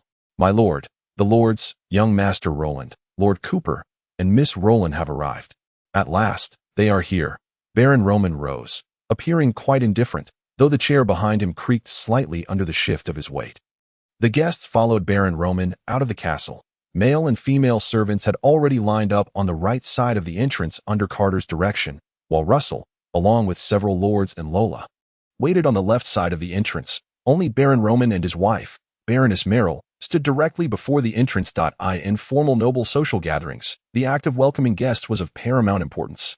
Not only must nobles greet one another, but they must also exhibit the demeanor of their household servants to reflect the etiquette and education befitting nobility. The few tall horses surrounding a carriage slowly approached the entrance. A young knight, strikingly similar in appearance to Baron Roman, walked at the forefront, accompanied by another gentle-looking young knight. The two dismounted together, and the knight resembling Baron Roman strode directly to the Baron and Baroness. Bowing and greeting. Father, Mother, thank you for your patience. It's wonderful to be back at Luminous Castle after 6 months. This plain-looking young man was none other than Russell's elder brother Roland, who had already become a knight but had yet to form a contract with the beast. Good, it's great to be back. Baron Roman nodded nonchalantly. Baroness Merrill then embraced Roland warmly, saying, My son, you have truly endured hardships these past years. It's finally time for your suffering to end. Their embrace was brief, for the other gentle-looking knight approached the carriage, awaiting a splendidly dressed young noblewoman to alight. He then took her arm, and together they walked to stand before the Baron and Baroness. Father, Mother, the young noblewoman was Roland. Cooper, Roland, I trust your journey was smooth. Baron Roman inquired with a smile. Your grandmother sent someone yesterday to inquire about your travels. Everything went smoothly, especially once we reunited with my elder brother. It became even easier, Lord Cooper replied with a smile. The two in-laws exchanged pleasantries. Baroness Merrill had already pulled Roland aside to exchange warm words. Roland then greeted the other lords, recognizing each one and displaying the perfect demeanor expected of a noble. As they approached Russell, he recalled the memories of his former self's interactions with his elder brother and broke into a smile. Roland stepped back, scrutinizing Russell closely before opening his arms wide and embracing him tightly. My dear brother, you've finally taken this step. Mother wrote to me. Do you know how thrilled I am for you? Indeed, Russell returned the embrace eagerly. Though I have yet to catch up to you and sister, at least I haven't brought shame to father. What nonsense is this? Your health and well-being bring joy to our parents, Roland replied warmly, releasing Russell. Now that you have successfully manifested your fighting spirit, we brothers shall fight side by side in the future and hunt demons in the snowy plains together. I too am looking forward to. Russell's words trailed off. Roland had turned to face Laura, laughing heartily as he embraced her, exclaiming, Ah, my beloved little sister, your elder brother thinks of you every day. Russell observed this, swallowing his unspoken words and maintaining only a smile. Meanwhile, Baron Roman gazed at Roland, witnessing the affectionate bond between siblings, which brought a satisfied smile to his lips, though it quickly faded as he resumed his noble demeanor. Roland and Lady Muriel exchanged heartfelt farewells for a while before joining Lord Cooper and greeting the other lords. When they reached Russell, he and Cooper exchanged polite pleasantries. Roland's eyes sparkled as she exclaimed, You are now a knight in armor. Russell, we must duel soon, so I can properly instruct you on how to cultivate your fighting spirit, helping you avoid unnecessary detours. Russell responded with a smile, Sister, you aren't looking for an excuse to give me a thrashing, are you? Must I be so blunt? Roland raised an eyebrow. Moreover, I have countless reasons to discipline you. Have you written to me since being granted your fief? Russell stammered. You and elder brother are equally heartless. Fortunately, Roland merely muttered her complaint before enveloping Russell in a warm hug. You must visit Black Hill Mountain sometime. I miss you dearly. I certainly will. I miss you as well. No, you don't. It's insincere. Roland rolled her eyes. Russell found himself at a loss against Roland's relentless teasing, only managing a forced smile, when suddenly Cooper shot him a knowing glance. Russell understood and responded with a smile in kind. Once the greetings concluded, the group moved into the castle's grand parlor, where the elderly butler Carter strode purposefully, directing servants to serve tea and various pastries, while also coordinating the arrival of additional staff brought by Lord Cooper. Despite the bustling atmosphere, a subtle smile lingered on Carter's face. Your health remains as robust as ever, Mr. Carter. How splendid, Roland remarked, smiling at the butler. Carter replied, I have diligently cared for my health, hoping to serve you for many more times to come. I hope that each time I return, you will be at the door to greet me. I shall do my utmost. Milady, not just your utmost, but a guarantee. I promise, milady. The parlor was filled with guests, and while servants moved about busily, it did not feel chaotic, as its expanse surpassed that of a standard basketball court. The nobles engaged in idle chatter, with conversations so dispersed that one group could hardly hear another. Roland maneuvered among the lords. Although he had just returned home, he swiftly assumed the role of host. Lady Muriel accompanied Roland, while Laura whispered beside them. Baron Roman maintained his noble composure, allowing Roland to warm up the atmosphere, only occasionally interjecting with a comment. As for Russell, he sat beside his brother-in-law Lord Cooper, both sharing a comfortable silence, radiating a sense of camaraderie. Chapter 48. A heartwarming scene. You found a white birch sprite bug, and Eric has been promoted to Beast Knight? At the dinner, Roland expressed astonishment at Russell's recent experiences, noting that it had only been a month and a half since his coming-of-age ceremony and the granting of his fief. And pearls. Father mentioned that wearing pearls regularly can nourish the skin, keeping it radiant. Laura produced a black pearl pendant from her neckline, stating, "I have worn it constantly, and it truly feels wonderful." Roland, intrigued, inquired, "Pearls, where did those come from?"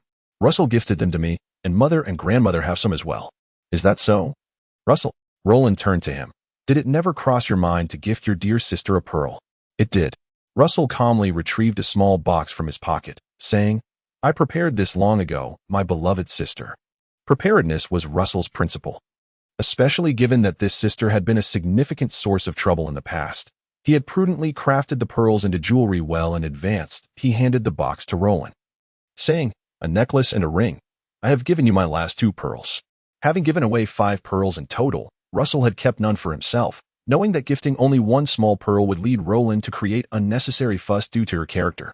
"They are beautiful," Roland exclaimed, admiring the sparkling, round treasures. "Truly befitting of my dear brother." "This is too extravagant, Roland. After all, Russell has only just received his fief," Cooper remarked quietly. Roland rolled her eyes immediately. "This is love between siblings. Cooper, you have neither a sister nor a brother, so of course, you wouldn't understand." Cooper could only smile helplessly. Russell chimed in, "They are not overly precious, merely rare. Such magical creations born from clams are seldom found." "What about mine?" Russell. Roland asked nonchalantly. Russell shook his head with a chuckle. "Pearls are suited for beautifying the skin, which is of no use to us. Thus, neither you nor father possess them, nor do I anymore." Baron Roman glanced at his second son's strikingly handsome face, feeling inexplicably displeased, and nodded in agreement. Indeed, men do not require beautification. Letting the winds and snows leave their marks upon one's face is the true emblem of a knight. "I beg to differ," Lady Muriel countered. "If you wish to bear scars, so be it. I do not wish for Roland or Russell to have any marks upon their faces." As she spoke, she cast a lingering glance at Russell, revealing a satisfied smile. Having 4 children, 2 sons and 2 daughters, only Russell's appearance met her utmost satisfaction, while talent could be cultivated through hard work and elixirs. Physical attractiveness was a lifelong attribute. As the dinner concluded, the lords each retired to their chambers. Only Russell's family remained in a smaller parlor, engaging in conversation. The primary discussion revolved around Baron Roman and Roland's matters concerning the court, while Lady Muriel and Roland shared insights on married life, with Russell, Cooper, and Laura primarily listening. The Grand Duke is indeed ambitious, seeking to establish new territories, which can also expedite the recovery of the Shadowflame Dragon, Roland stated. Although the snow giant fled heavily wounded, the Grand Duke fears its return, thus hopes to gain the Shadowflame Dragon's favor through this endeavor. What is the relationship between the Shadowflame Dragon and the Grand Duke? It should be adequate. I have rarely seen the Shadowflame Dragon, as it has been slumbering in the volcano for the past few years, with only the Grand Duke frequently visiting. Have any findings emerged from the investigation into the snow giant? None. The tundra is vast, and despite numerous search missions by the Red Fortress, the snow giant's lair remains elusive. As Roland spoke, he reassured, "Father, you need not worry. The Shadowflame Dragon's condition has been stable these years, and its territories are warm and vigorous. Are they not? Should the snow giant dare to trespass upon our lands, it would surely face the Shadowflame Dragon's wrath." Russell queried with curiosity, "If the Shadowflame Dragon is at ease recuperating, why is the Grand Duke so eager for its endorsement? A dragon can suppress a nation and protect it for millennia. However, the number of knights who can truly earn a dragon's recognition is exceedingly scarce. For the most part, dragons are solitary beings, and merely possessing the bloodline of the Shadowflame family does not compel them to obey. After all, the power of a contract derives from the dragon itself and cannot naturally bind the dragon.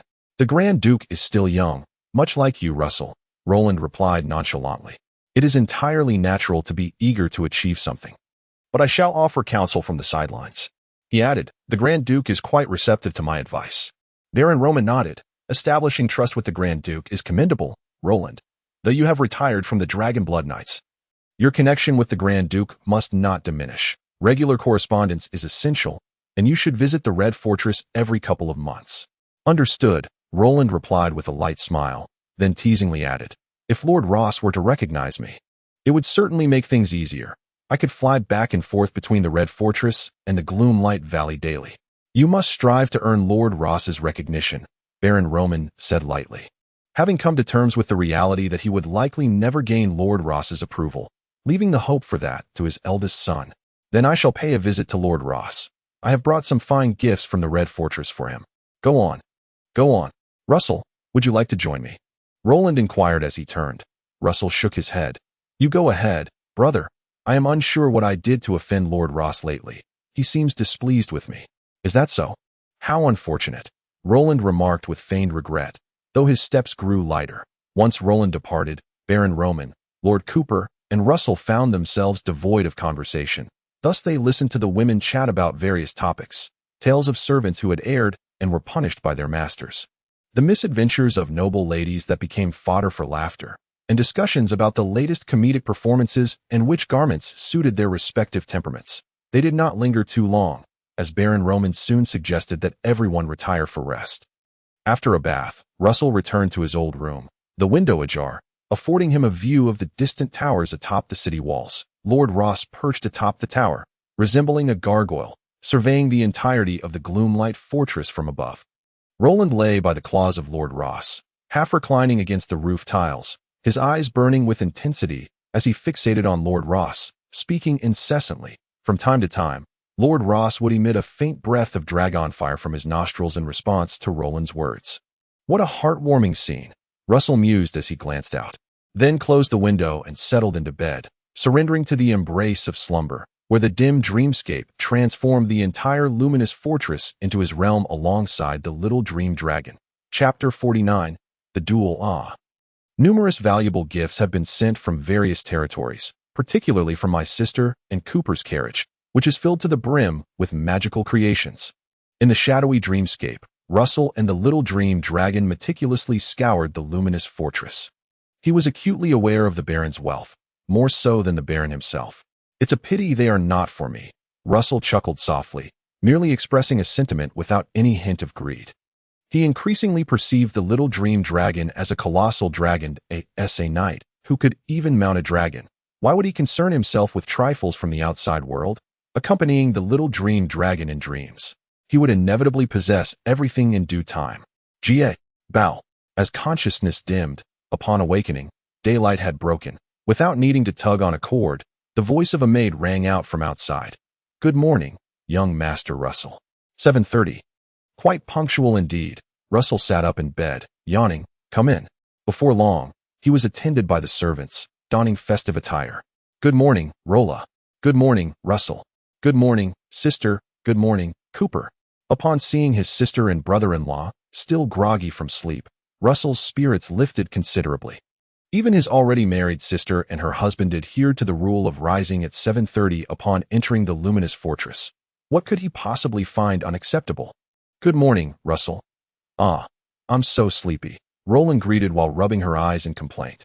I wish to finish having children soon, so I could wash up, eat breakfast in bed, and rise whenever I felt like it. In noble circles, ladies who had given birth and were elevated to motherhood could wash, dine, and sleep in as late as they desired. Encourage your husband to work harder at night, and that day will come swiftly, Russell jested. Roland immediately clenched her fist and shook it. You've grown quite bold, Russell, daring to tease your sister, are you? A duel, now, immediately. Let me finish my breakfast first. You truly dare to accept the challenge. You've indeed grown bolder, she replied. Sister, you are an armored knight, and so am I. What is there to fear in accepting the challenge? Russell stated with a smile, acknowledging a fact. There might be a difference, but he no longer feared the era when Roland exerted her dominance over him. This left Roland momentarily speechless as she turned to Cooper. My brother has decided to rebel. Cooper, what do you think I should do to subdue him? Cooper shrugged. This is a private matter between you siblings. Please allow me to remain uninvolved. Moreover, I wish you the best of luck. After breakfast, night training, and then the duel. Roland issued her challenge. Russell did not decline. All right. Just then, their elder brother Roland descended the stairs. Upon seeing him, Roland immediately called out, Roland. Come witness after breakfast. I need to teach this audacious fellow a lesson. I've only been away from the luminous valley for a few days, and he dares to rebel." Roland waved his hand dismissively. "You two are truly amusing." He then turned to Cooper and inquired, "Did Roland behave this way while at Black Hill Mountain? Did she cause you any distress?" She was quite the lady at Black Hill Mountain. Perhaps returning to the luminous valley has unleashed her true nature. However, isn't this version of Roland quite endearing? Cooper replied gently. Endearing? Roland remained noncommittal. Perhaps. Breakfast was exceptionally lavish, featuring not only the customary fish and egg stew, but also bread, milk, fruit tea, fried eggs, bacon, vegetable salad, river fish, river shrimp, and even a pot of thick medicinal soup, exuding a fragrant aroma. This was cheap blood paste, previously sold by merchants, with a portion the size of a teapot lid costing 3 silver coins. Yet here, one could indulge freely. Faced with such an opportunity to seize the moment, Russell could not resist, ladling bowl after bowl of cheap blood paste, regardless of its less than pleasant taste. "Have you never seen good food?" Roland exclaimed, her face contorted in disdain. "I'm merely replenishing my energy. After breakfast, I must face you in battle," Russell replied unapologetically.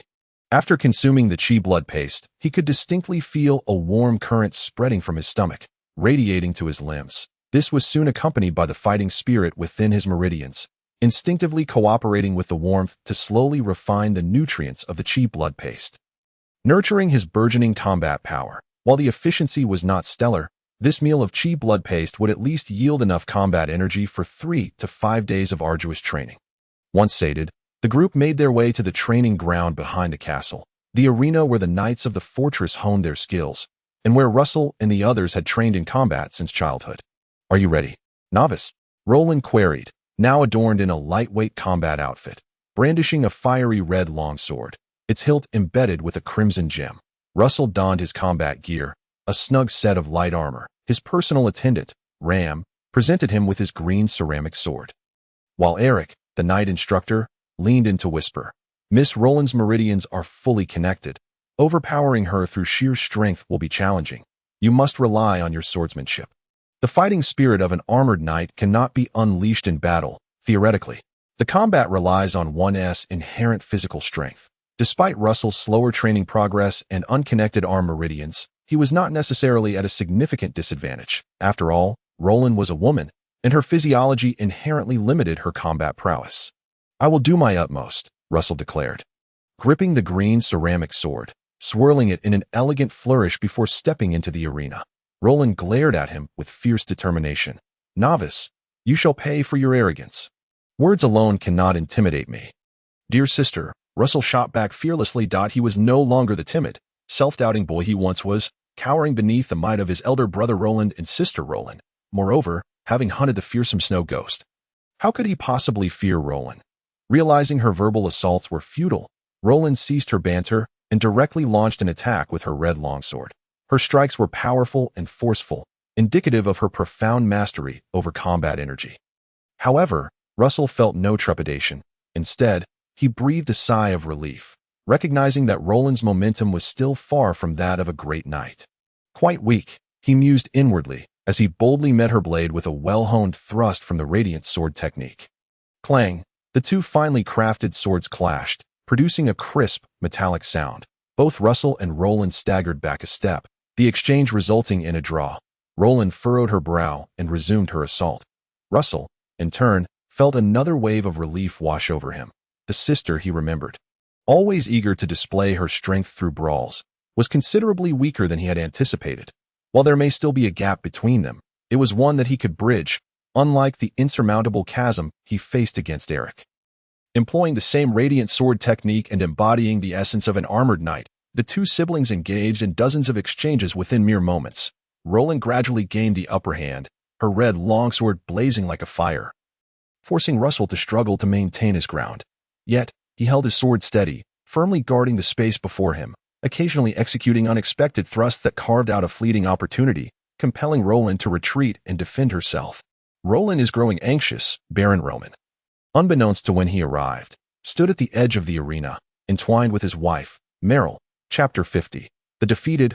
"Are you suggesting that Russell might win?" Lady Meryl remarked in astonishment, observing Russell being pressed in combat. He has only just awakened his fighting spirit, while Roland has been honing hers for 4 to 5 years. She recognized that her youngest son had inherited her beauty, yet lacked her husband's martial prowess. Likewise, she was aware that her eldest daughter had not inherited her beauty, but had instead taken after Baron Roman in terms of martial talent. By 13, Roland had already awakened her fighting spirit, and after 5 years, it had grown even stronger.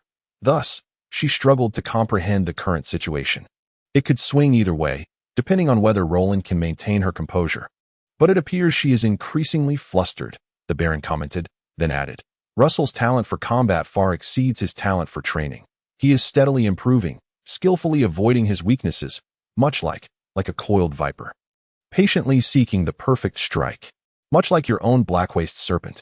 Lady Merrill pondered thoughtfully. The blackwaist serpent was the most common venomous snake in the Luminous Valley and also a local specialty, with its gall, flesh, and blood serving as materials for magical potions.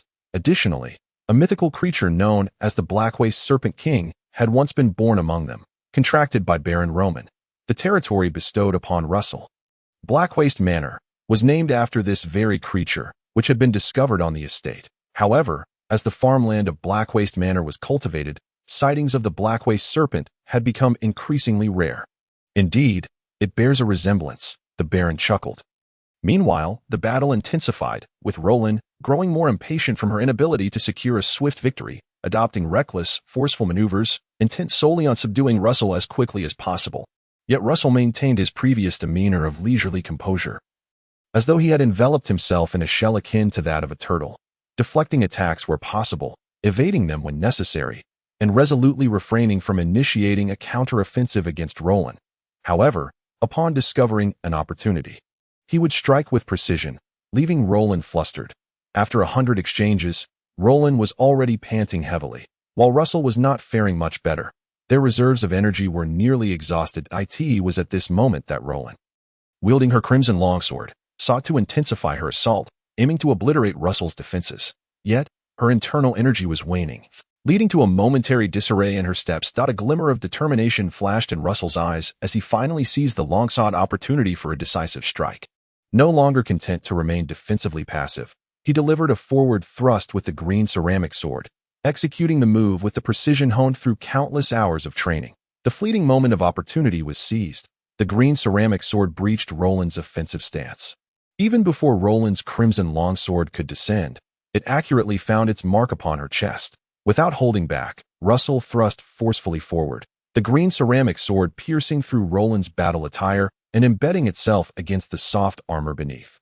Although it failed to penetrate the armor, the immense force struck Roland like a bolt from the blue, causing her body to weaken, her technique to dissolve completely, and ultimately, she fell onto the grass with a thud. Sheathing his sword and clasping his hands, Russell made an effort to steady his tumultuous heart, offering a serene smile. Sister, I concede to your prowess. I lost. Roland struggled to accept the reality that her younger brother, whom she had always bullied, had bested her. Picking up the fallen crimson longsword, she declared her intent to continue the duel. I refuse to believe it. Let us fight again. Cooper approached and restrained her. Enough. Roland. It's merely sibling rivalry. Go change your clothes. Grandmother will be here shortly.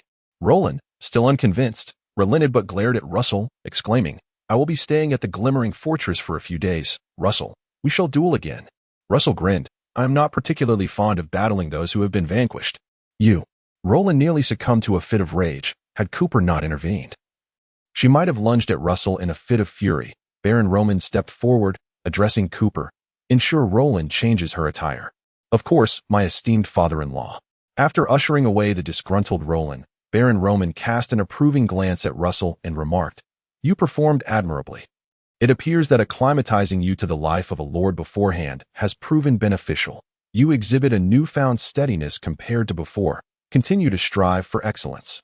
Yes, father. Roland, who had been observing from the sidelines, approached and clapped his hands, smiling at Russell. Well done, young man. Your prowess has sparked my competitive spirit. Charles squeezed in, discreetly giving a thumbs up. Your might is formidable. Russell, your growth is remarkable. Dave Kingtop Mushroom laughed heartily as he came forward to offer his praise. Thank you. Thank you. The sibling duel, devoid of life and death stakes, ultimately conveyed little of consequence. Yet victory invariably brings joy. Coup. From atop a nearby tower, the clay dragon Ross seemed to gaze in their direction, emitting an unintelligible sound. Russell glanced up at Lord Ross, feeling as though the clay dragon was mocking him. Nevertheless, as long as Ross did not seek confrontation, he would not instigate one. Choosing instead to remain indifferent, he exchanged polite remarks with those who had come to commend him before retreating to change his attire. Once dressed, he lingered only briefly, for the castle's bells had already begun to toll. The arrival of grandmother Ingrid was imminent. Accompanying her were Uncle Rosen and his family, Aunt Clara, along with his older cousin Royal and younger cousin Royal. After a lengthy exchange of pleasantries, the gathering enveloped the birthday matriarch as they entered the castle's grand hall. All the little rascals have gathered. This is even more delightful than during the festival, Ingrid chuckled. Beaming with joy, the sight of her thriving family was her greatest delight. Yet, a hint of regret shadowed her expression as she surveyed the crowd and sighed. Has Roby not come again? How many years has it been since her last visit? Roby was Russell's aunt, who had married the golden Baron Davis King Out Mushroom. Baron Roman reassured her, sister has always been frail, she cannot endure the cold winds. Given the icy conditions, it is understandable that she has not returned. If she cannot come, you must all make an effort to visit her, she insisted.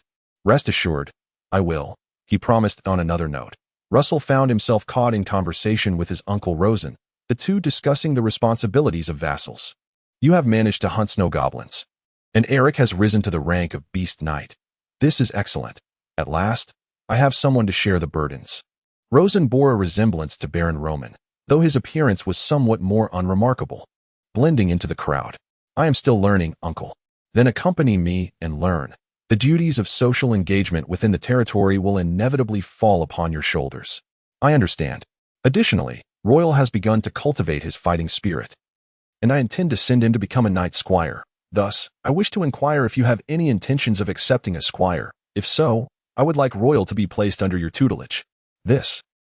Russell was taken aback, but quickly shook his head. My training in combat has only just commenced. I have not yet considered taking on a squire. Rosen was not surprised, responding, very well, I shall inquire elsewhere. Chapter 51.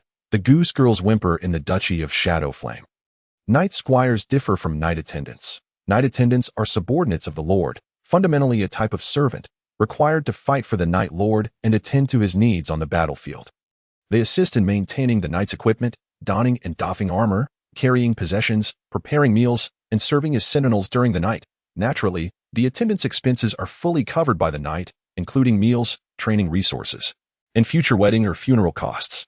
However, knight squires are distinct. They resemble apprentices, following a legitimate knight to cultivate their combat skills, learn the art of warfare, and even study territory governance. Consequently, squires are typically the children of nobility. Nobles send their children to another noble family to serve as squires.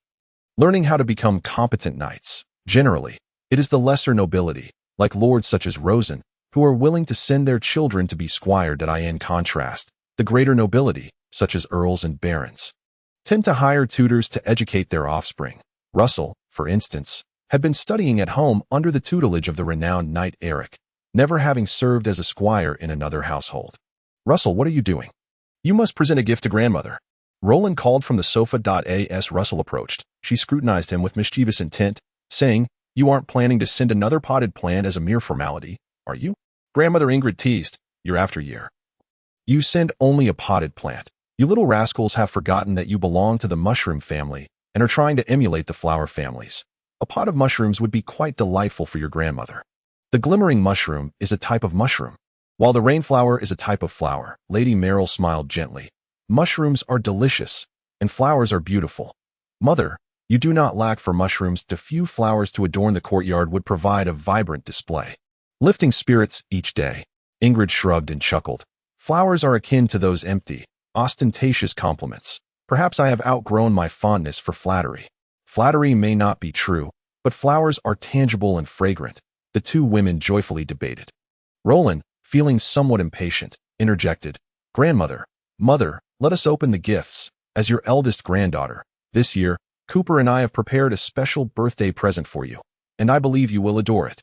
Her maid presented an exquisitely adorned lady's hat, predominantly black with an impressive brim akin to that of a straw hat. Atop the hat, a A circle of colorful feathers sparkled brilliantly. Wow, look at what my beloved Roland has brought me. Ingrid's eyes lit up with delight upon seeing the hat. Roland beamed. The feathers on this hat are from the tail of a vibrant beast, glimmering in the sunlight and shifting colors. Grandmother, you must try it on. It will make you look 10 years younger. Following her, elder brother Roland gifted a string of gem bracelets. While they appeared rather ordinary, Roland's subsequent words illuminated their significance. This is a special gift I obtained from Princess Anxia. She also asked me to convey her birthday wishes to you. Wishing you health and longevity. By the gaze of the great dragon, Ingrid exclaimed, taking the bracelet with trembling hands, her voice choked with emotion. Does Princess Anxia still remember this old woman? Princess Anxia, the mother of the current Duke of Shadowflame, held an unparalleled noble status. Princess Anxia certainly remembers you, Roland replied. She also mentioned that whenever you have the time, you should visit the Red Castle, as many noble ladies there have been longing for your presence. Ingrid sighed with nostalgia. Indeed. It has been many years since I visited the Red Castle. Ever since your grandfather followed the first Duke, I have been living in this shadowy valley in a daze. Mother, do not speak like that. Although father is no longer with us, you still have us, Rosen, Roby, and these younger generations, Roland and Royal, to keep you company. Baron Roman quickly reassured her. As he spoke, he cast a meaningful glance at Roland. Lola immediately rushed forward, exclaiming, Grandmother, Lola has a gift for you too. This is a scarf that I knitted by hand. Do try it on. With Lola's interruption, the elderly Ingrid found her thoughts straying from her late husband, and she happily accepted the gift. Observing Russell, who had yet to present a gift, Roland raised her voice once more, admonishing, Russell, what are you waiting for? Don't think to placate us with just a potted flower. Having lost the duel, she was still troubled by it, yearning to tease Russell and make him appear foolish. Russell smiled indifferently and approached the matriarch, producing a carefully prepared gift. Grandmother, I have already undergone my coming-of-age ceremony and been granted my own territory. I am no longer a child. Thus, this year, I have meticulously prepared a gift for you. In his palm lay 2 pairs of single-lens reading glasses, crafted from white crystal and set in delicate, slender metal frames, one side designed to rest upon the ear, while the other perched upon the bridge of the nose, connected by a fine chain for hanging. What is this? Ingrid inquired, perplexed. She was not alone. Everyone present was unfamiliar with the single-lens reading glasses. 2 round lenses. What on earth is this, Russell? Roland raised an eyebrow. Is it some sort of gemstone jewelry? Or is the design simply too peculiar? They are called reading glasses, Russell casually explained, then turned to the matriarch. Grandmother, please try on this pair of low-prescription reading glasses, just as I am wearing. He demonstrated, requesting someone to bring a book. Ingrid, though somewhat bewildered, complied with Russell's guidance and donned the single-lens glasses, then began to peruse the book he had handed her. Upon doing so, she gasped in astonishment. Oh, good heavens, how marvelous!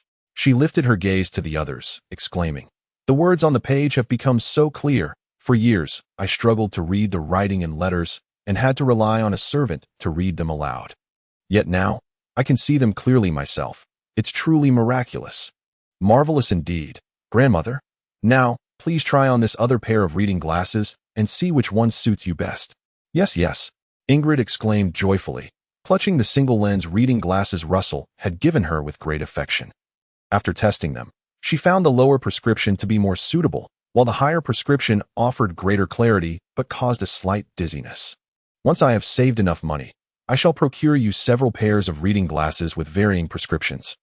So we may find the perfect fit for you, Russell remarked with a smile.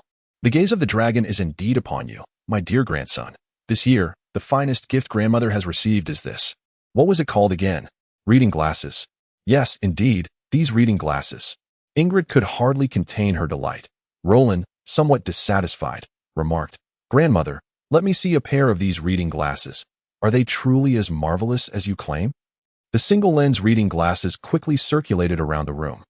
And while everyone tried them on, aside from Ingrid, none suffered from presbyopia and thus could not appreciate the glasses' remarkable qualities. They were nonetheless astonished by the magnification effect of the reading glasses. Carter, come here. Noticing the guest's ignorance, Ingrid called for the old steward Carter and handed him the higher prescription reading glasses. You also struggle to see clearly, do you not? Come, try this young rascal's invention. Once Carter donned the glasses and gazed at the book, he too exclaimed in wonder, mirroring Ingrid's reaction. Good heavens, how extraordinary! Is it not marvelous? This is Russell's filial piety, and it is a boon for us elderly folk, Ingrid said, her spirits high. The gaze of the dragon. Blessed by the light, I must write to the scholars of the Red Fortress. Russell could easily be recognized as a scholar based on these reading glasses. Chapter 52. The elemental flesh, the dragon, warms the world. Knights fighting for their habitats, and naturally, officials are needed to govern territories, while scholars ponder the mysteries. The Palace of Shadow Flame, also known as the Red Fortress, bestows the title of scholar upon those who make significant discoveries in energy cultivation, achieve major innovations in magical creations, contribute greatly to the transmission of knowledge, and make remarkable inventions in daily life. Scholars hold a status akin to that of lords within the noble hierarchy, albeit without territorial grants. However, the Red Fortress provides a stipend each year, and various lords vie to employ scholars as officials in their domains. In essence, being a scholar is a passport to the upper echelons of society. Nevertheless, can a mere pair of reading glasses suffice to earn the title of scholar? Russell was unconcerned. Firstly, he did not require the title to ascend to high society, as he was already part of it. Secondly, the assessment of scholars was merely a matter of casual conversation among the Shadow Flame family residing in the Red Fortress. Even if he had not invented the reading glasses, should the matriarch send a letter, it was likely that Princess Ansha would bestow the title of scholar upon Russell, viewing it as a means of courting Baron Roman. Of course, there was a third reason for Russell's indifference. Having invented reading glasses, he could also create glasses for nearsightedness, telescopes, microscopes, and more. If these inventions could not secure him the title of scholar, it would suggest a deficiency in the intellect of those at the Red Fortress. A mere pair of imperfect single-lens reading glasses. Grandmother, I have even better designs in mind, tailored to suit your needs, Russell said with a smile.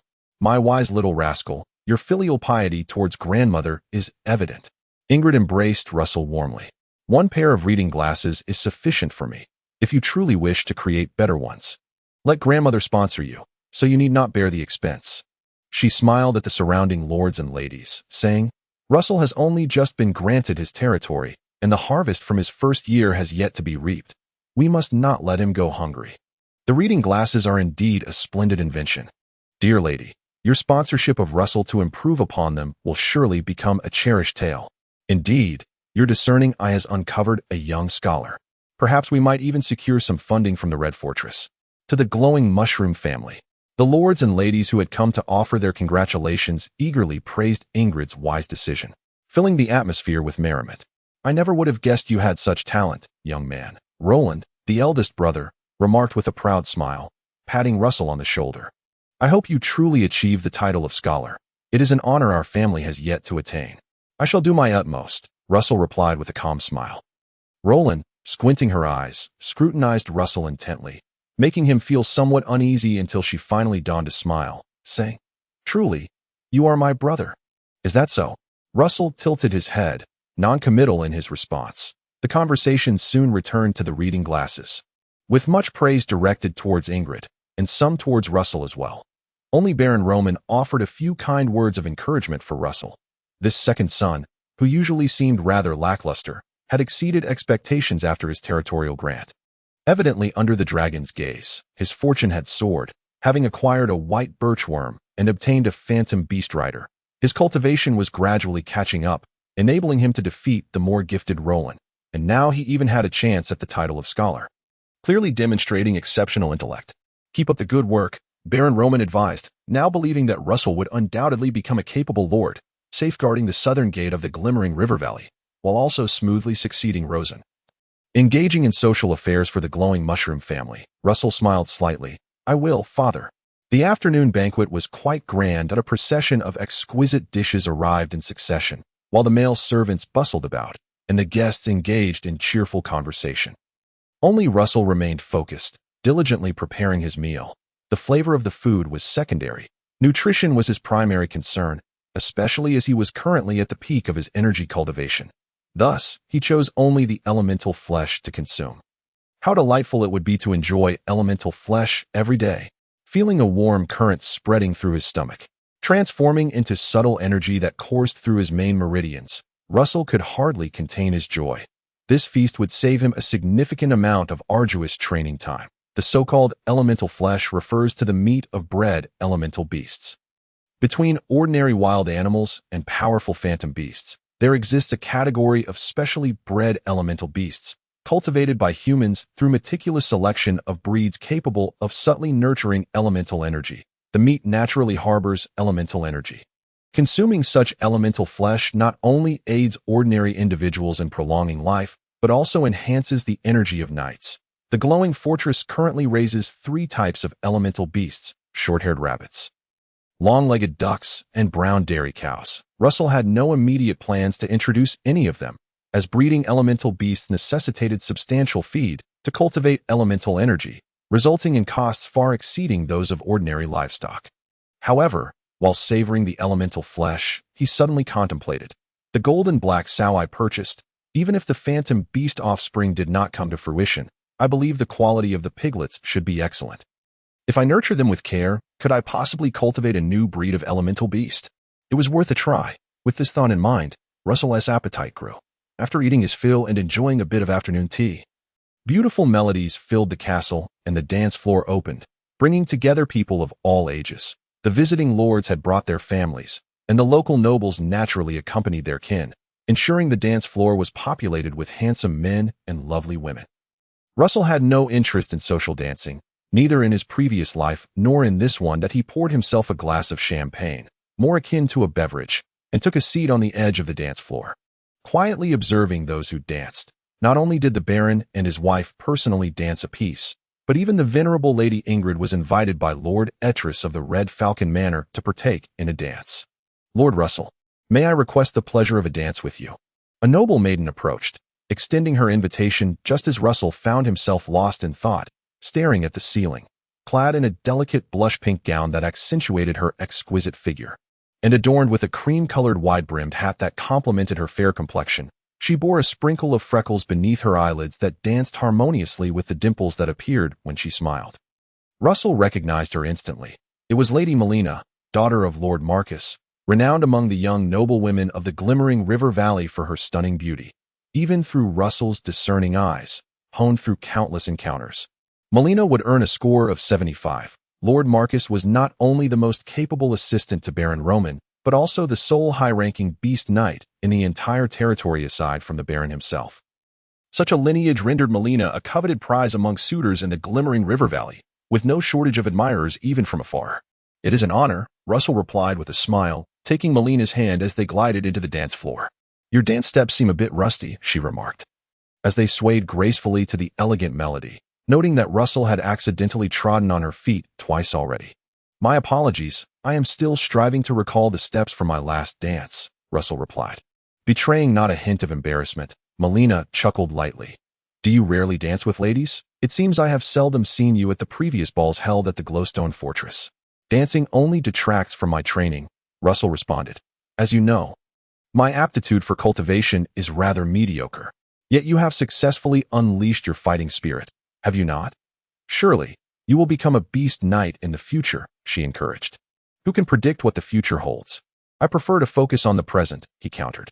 Indeed, seizing the moment is vital. The rest will be observed by the dragons, especially for a diligent knight such as yourself, Melina said, her eyes sparkling with sincerity.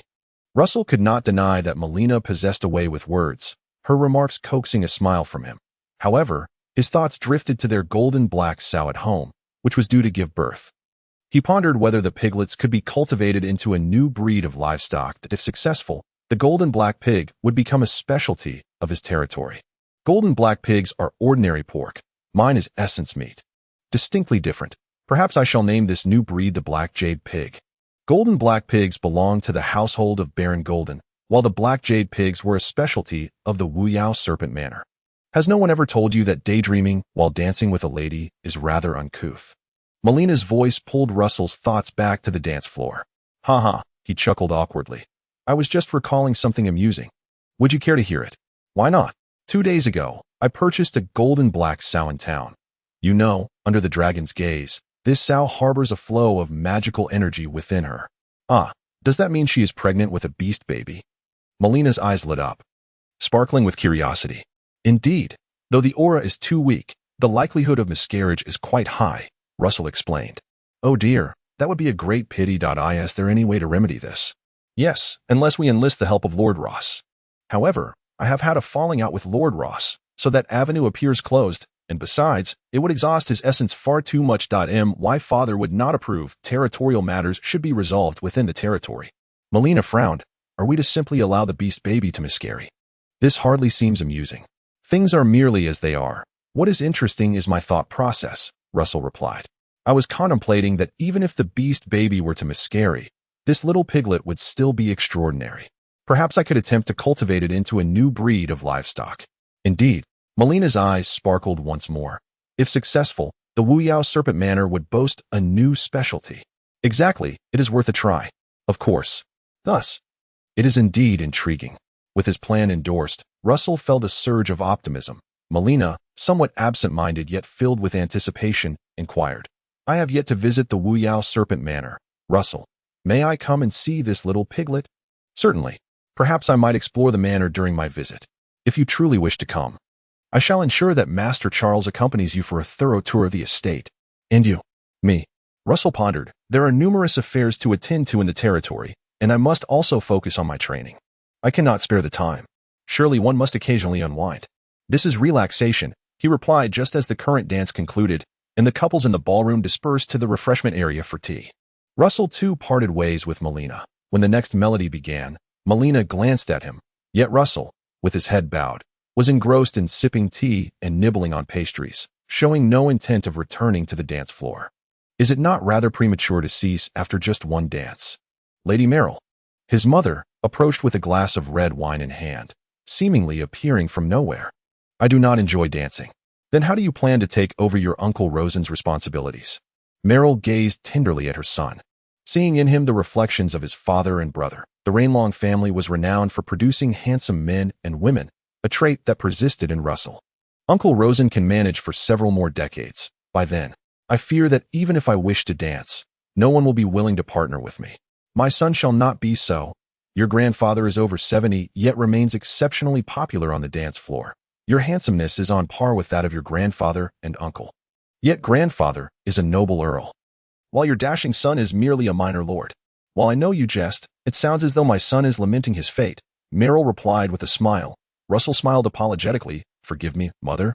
I do not mean to complain. Perhaps I once did, but now I feel quite well, especially since I have taken charge of the territory since I am on the right, optimistic path. Indeed, in his memories, he had harbored some grievances regarding his talents and lamented being the second son of the family. But he would not do so now, for he possessed a dragon. What more could he desire?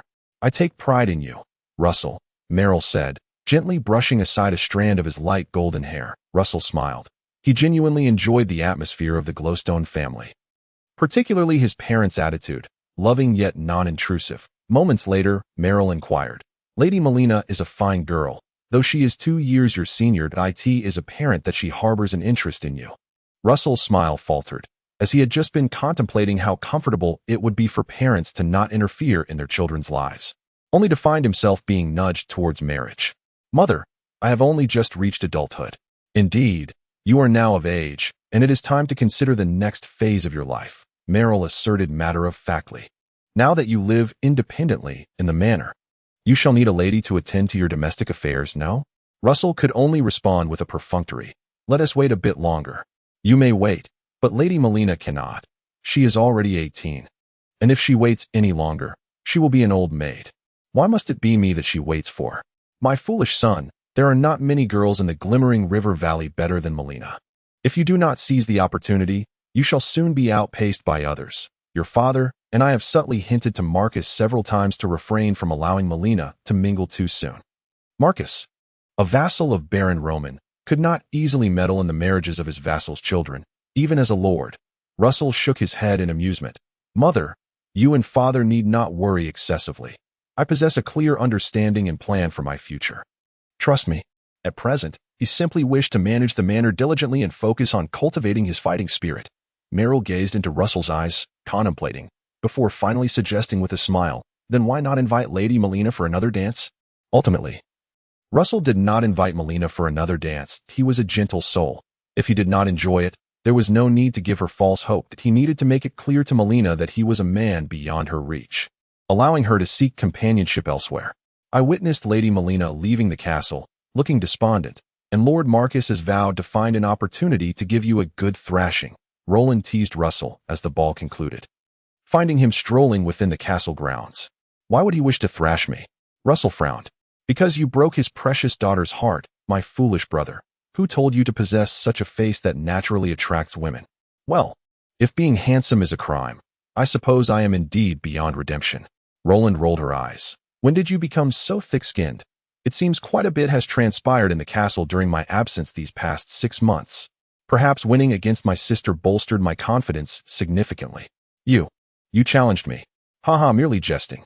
Do not think that a lucky victory over me means you have truly bested me, that I was merely careless. Next time, I shall take our duel seriously. Roland glared at Russell. Still feeling the sting of defeat from their earlier duel, a significant setback in her life, Russell shrugged, remaining silent, for he had no desire to engage in another duel with Roland. That it is not that I fear defeat, but rather that it holds little significance. Even if I were to win, there would be nothing worthy of boasting about, for after all, Roland is merely a woman of mediocre talent. Should I lose, I would undoubtedly face her ridicule for an entire year. Better to retreat to the manor and engage in battle alongside my own knights and retainers. The knights, whether in terms of fighting spirit or martial prowess, far surpass the superficiality of Roland. After all, they are seasoned knights who have truly fought against snow demons on the battlefield, honing their skills amidst life and death. Thankfully, Roland is not one to stubbornly persist. She is now intent on dragging Russell into a duel. Perhaps even she cannot guarantee a reversal of fortune. Casting a sidelong glance at Russell, she remarked, I missed your coming-of-age ceremony, and, owing to the Ice Age, failed to present you with a gift. It is of no consequence, he replied. That will not do. After all, I am your sister. Roland summoned her personal maid, instructing her to fetch a gift from her room. Here is a token for your coming of age. Thank you, Russell said as he accepted and began to unwrap it. Inside was a jade box, and in the next moment, Russell realized something, his eyes widening in surprise as he looked up at Roland. Roland, smirking with satisfaction, urged, open it and see. In truth, Russell could already surmise its contents. The jade box was customarily used to store an elf worm. Upon lifting the lid, he discovered a plump elf worm peacefully slumbering within, specifically a luminescent mushroom worm, its body a vibrant green. In my dowry from our parents, there is a luminescent mushroom worm. I intentionally refrained from forming a contract with it, choosing instead to preserve it for your coming-of-age gift. Roland leaned casually against the wall, her posture anything but ladylike. Yet at that moment, Russell felt a profound sense of affection. Taking a deep breath, he closed the jade box and said, Sister, this gift is far too precious. The mushroom worm is a strategic resource, and you need it more than I. You gifted me pearls. I did not decline them for their value. I am giving you a mushroom worm, so why do you hesitate? Indeed, pearls are not as valuable as a mushroom worm. Enough of this banter. Accept the gift. Or are you worried I might lack dowry for my future husband? Roland clenched her fist. I would give him 2 chances. And he would still not dare. Quit your nonsense. Very well, Russell conceded, not one to be overly sentimental. That a valuable gift is still a gift, and he need not worry about repaying this kindness in the future. Now, you go attend to your matters. I shall retire early to rest. Early to bed and early to rise is essential for maintaining good skin. You, on the other hand, have such good skin without any care. It's simply unreasonable. Roland dismissed Russell with an air of impatience. Each time she glimpsed his handsome face and smooth complexion, it irked her. After the conclusion of Lady Ingrid's birthday banquet, apart from the Roland couple who chose to linger at Luminescent Fortress for a few more days, the others gradually dispersed. Russell, too, did not linger long. The following morning, he returned to his estate, the Serpent of the Black Waste, bearing the coming-of-age gift from his sister, a luminescent mushroom worm, and 100 gold coins sponsored by his grandmother for the research project on the improvement of old glasses. Miss Roland is truly generous. My lord, Charles exclaimed repeatedly along the way, marveling at the immeasurable value of a mushroom worm. After all, it was a resource of strategic significance, be it magical potions or magical materials. These were precious resources only nobles could command, crucial to the cultivation of fighting spirit and the stability of governance.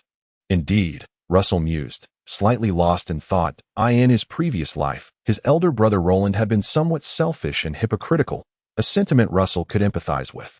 Yet, He also sensed that Rolling had been rather unreasonable and treated him poorly. He only perceived half the truth. She was indeed unreasonable, yet she was quite good to him, contemplating the mushroom worm nestled within the jade box. He couldn't help but inwardly exclaim, "Sister Rolling, truly delightful." Upon returning to the Serpent of the Black Waste estate, James, the knight tasked with overseeing the golden black sow, stepped forward to report, "My lord, the golden black sow has finished giving birth. But regrettably, there are no magical beast offspring." This news was disappointing, yet not entirely unexpected. "Oh, the great dragon of the Duke's house.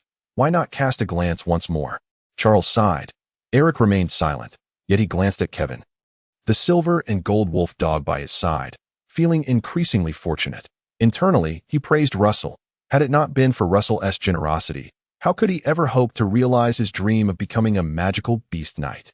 After years of labor at Luminescent Fortress, he had never once been afforded such an opportunity. "Which of the piglets is the one with the magical energy abortion?" Russell inquired. "This one, the plumpest of the lot." "My lord, bring it here." Immediately, James cradled the stout black piglet in his arms, while the golden black sow, having raised her head briefly, settled back down comfortably, her head tilting to indulge in the fragrant pig feed. Utterly unconcerned about the piglet being taken away, Russell extended his hand, carefully sensing the residual energy on the piglet. There remained a faint trace of magical essence, albeit dissipating. He turned to Eric, saying, "Can you feel it? This is a complete failure. It cannot become a magical beast offspring, can it?" Eric examined it briefly, then shook his head. "The magical energy has dissipated. It cannot be salvaged." A collective sigh emanated from the knights. Had a magical beast offspring truly been born, it would have likely produced the next magical beast knight from among their ranks. They would not have minded being called pig knights, as long as they could ascend. Russell nodded in understanding and commanded, "James, summon old Hans. Have him arrange for a serf to rear the pig, especially this little one. It must be raised separately and given the best feed." "My lord, are you suggesting?" Charles quickly grasped Russell's intention. "Indeed. Wow, this is quite possible. If we can cultivate a new breed of magical beast, our territory will acquire another specialty." Chapter 55. At a set of drive shafts. The second luminescent mushroom worm's mycelium was soon selected near a thick birch tree, not far from the first. Currently, there were no more woods in the Serpent of the Black Waste estate suitable for developing new luminescent mushroom potion fields. Thus, they must allow the influence of the two mycelia to overlap, enhancing the production speed and scale of luminescent mushrooms within the birch growth. "We must swiftly establish new birch groves across the river," Russell issued his highest directive. Charles, old Hans, and others nodded eagerly, affirming that all work was proceeding in an orderly manner. Indeed, Russell could see across the river, where a large group of serfs, under the guidance of the serf overseer, were diligently planting cut birch branches into the riverbank. Birch trees can be grown from seeds or propagated from cuttings. These cuttings had been personally inspected by magical beast knight Eric and were branches capable of nurturing magical energy. Once the birch mycelium began to mature, its influence would constantly exert itself, gradually transforming this birch growth, infecting ordinary trees to become magical materials, drawing magical energy from the earth and nourishing the wood itself. However, many birch trees had been growing for years, and the infection process could take a long time, spanning 10 to 20 years to fully produce viable materials. The magical branches, once rooted and sprouted, would quickly grow into magical birch trees, bypassing the infection process. Upon Russell's inspection of the opposite bank, the serfs, upon seeing the arrival of Russell and his entourage, paused their work and bowed at a 90-degree angle. Russell had amended the serfs' custom of kneeling to pay respects, allowing them to bow only upon their first encounter with the Lord each day. Subsequent meetings required only a nod of acknowledgement. Red-nosed Rudy sends his regards. "My lord." The head of the potion depot, a cheerful technician named Rudy with a prominent red nose, greeted with a respectful bow. "Rudy, keep up the good work. Report any happenings at the potion depot directly to me." "Yes, my lord." "Very well." Russell looked upon the diligent serfs, a genuine smile gracing his face. Such a vast expanse of land, with so many crops, belonged to him. So many people were working for him. And indeed, these individuals were his personal property. The life of a lord may seem dull and monotonous compared to the colorful existence on earth, yet spiritually, it is abundant that in this vast world, he is free to exert his will. "Come, Master Charles, let us see how the windmill is progressing." Russell eagerly made his way towards the hillside windmill. Observing the lord and the knights depart with such grace, the serfs, who had been quietly planting trees, gradually grew bolder and began to whisper among themselves. Our lord is quite diligent. We see him inspecting the territory almost daily. The serf overseer working nearby chuckled. The lord is young and vigorous, naturally. He must inspect the territory daily to prevent you old fellows from slacking off. As the overseer was also a serf, the serfs felt no fear in retorting. You've been slacking off too, when the depot had ISNT watching. You lead the way in idleness.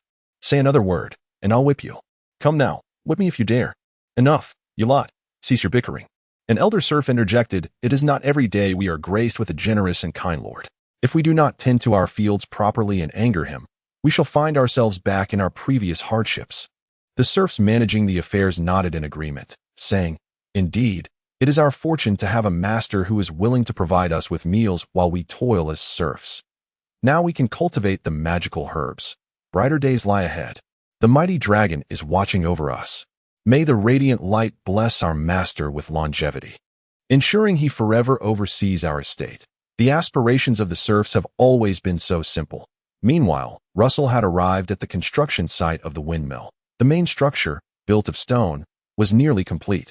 However, the windmill's blades, along with the rotating shafts and grinding stones within, were still under construction. The stonemasons were outside, diligently polishing the large millstone, which was crafted from massive rocks quarried from the curved blade mountains.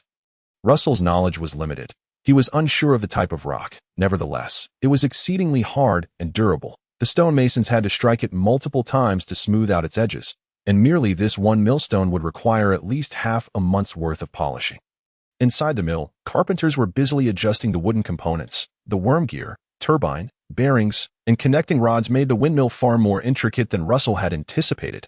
Sir, you have arrived at the perfect moment.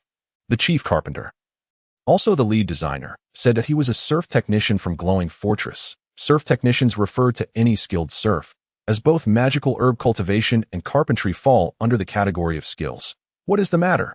We measured the wind speed here in Alfalfa Village, and it appears it may be somewhat inadequate for our needs, so we will need to design an additional set of drive shafts to ensure the millstone can rotate properly, the chief carpenter explained. However, adding another set of drive shafts places significant demands on the wood. So, does that mean this wood cannot be used?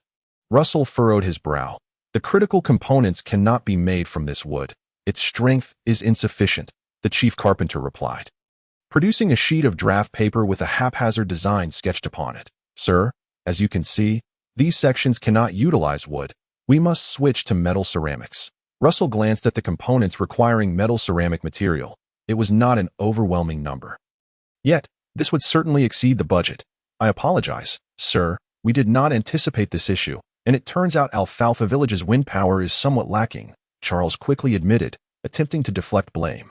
It is also due to these rough carpenters and stonemasons who ensured the windmill could turn during construction, only to claim it cannot now. The chief carpenter interjected. Lord Charles, we never stated the windmill could not turn. Rather, the force of the wind will be lessened to ensure proper operation. We need to add an additional drive shaft. Very well. Russell waved his hand dismissively. This is a minor issue, not worth arguing over. Now, tell me, if we add this drive shaft, the windmill can operate normally, correct? Yes, my lord, I assure you, came the confident reply. Then, Charles, you will procure the metal ceramic components as per the chief carpenter's requirements from Glowing Fortress. After making his decision, Russell turned to the chief carpenter and added, Once the components are acquired, if the windmill functions smoothly, all will be well. However, if there are any design issues, I shall hold you accountable and inquire about the caliber of technicians employed at Glowing Fortress. His tone was gentle. Yet the chief carpenter felt an immense pressure. I assure you, my lord, there will be no further issues. Excellent. I look forward to the successful completion of the windmill. Chapter 56. Gumblood on the day of the birthday banquet. Lady Ingrid sponsored Russell with 100 gold coins for the improvement of his reading glasses, prompting him to expedite this endeavor. After inspecting the windmill, he dispatched a nightly retainer to summon the jeweler from the lamp shop, who was promptly brought over. Monty sends his regards, Lord Russell, the jeweler said, his legs trembling slightly from his first experience riding horseback. Greetings, Mondes, Russell replied warmly. Do you know why I summoned you? Please, command me, Lord Russell. It concerns the 2 pieces of white crystal I previously asked you to polish into reading glasses. My grandmother is quite fond of them. Ah, Lady Ingrid likes them. That is indeed my honor, Mondes exclaimed, visibly excited. However, those 2 pairs ultimately had some discrepancies, so I now wish to create a pair better suited for presbyopia, Russell continued. I am pleased with your craftsmanship. Hence I intend to entrust you with the task of polishing the lenses. In truth, Russell aspired to recruit Mondes for independent work. He harbored ambitions to delve into glass manufacturing, producing a wider array of exquisite glass products. Unfortunately, reality imposed limitations, not due to a lack of funds or technical know-how, but rather due to energy constraints. It is well known that metals and gems originate from dragons, particularly bipedal dragons, but in truth, energy also derives from them. The burning of coal and oil is sourced from the deposits created by bipedal dragons, requiring transportation from distant lands to ensure the supply for the glowing river valley. Each year, Baron Roman would clear the trade routes across the snowy plains, facilitating the transport of substantial coal shipments from afar. Regrettably, the firing of clay into ceramics necessitates copious amounts of coal. Thus, Russell could not afford to allocate any excess coal. Without coal, how could one fire glass? This was a deadlock. One could not simply fell all the trees in the territory to create charcoal. Lacking the ability to manufacture glass independently, he was left to procure it from outside sources, receiving inferior glass riddled with impurities and bubbles, which he would then use to craft the desired products. Not to mention the cost implications, the constraints of trade routes alone could jeopardize the entire endeavor. The most critical issue is patent protection. This world lacks any such safeguard. If I toil to create glasses, telescopes, and microscopes, others could easily replicate them. Only by mastering glass production can I earn the right to compete. Therefore, until he could acquire a bipedal dragon capable of producing coal, he had no intention of deeply engaging in glass product development. He called Mondes to earn a little extra for himself, commissioning him to craft a few pairs of reading glasses suitable for his grandmother, successfully settling the research expenses in the process. If I purchase enough white crystal, spending 30 gold coins should yield a satisfactory pair of reading glasses for my grandmother. As for the remaining 70 gold coins, let them serve as her sponsorship of the scientific endeavor, Russell thought. It must be said, Lady Ingrid was remarkably generous, effortlessly parting with 100 gold coins, equivalent to several years' worth of crop yield from the Black Snake Manor, excluding magical herbs. After his allocation, the gold coins gifted to Russell by Glowing Fortress amounted to a mere 50.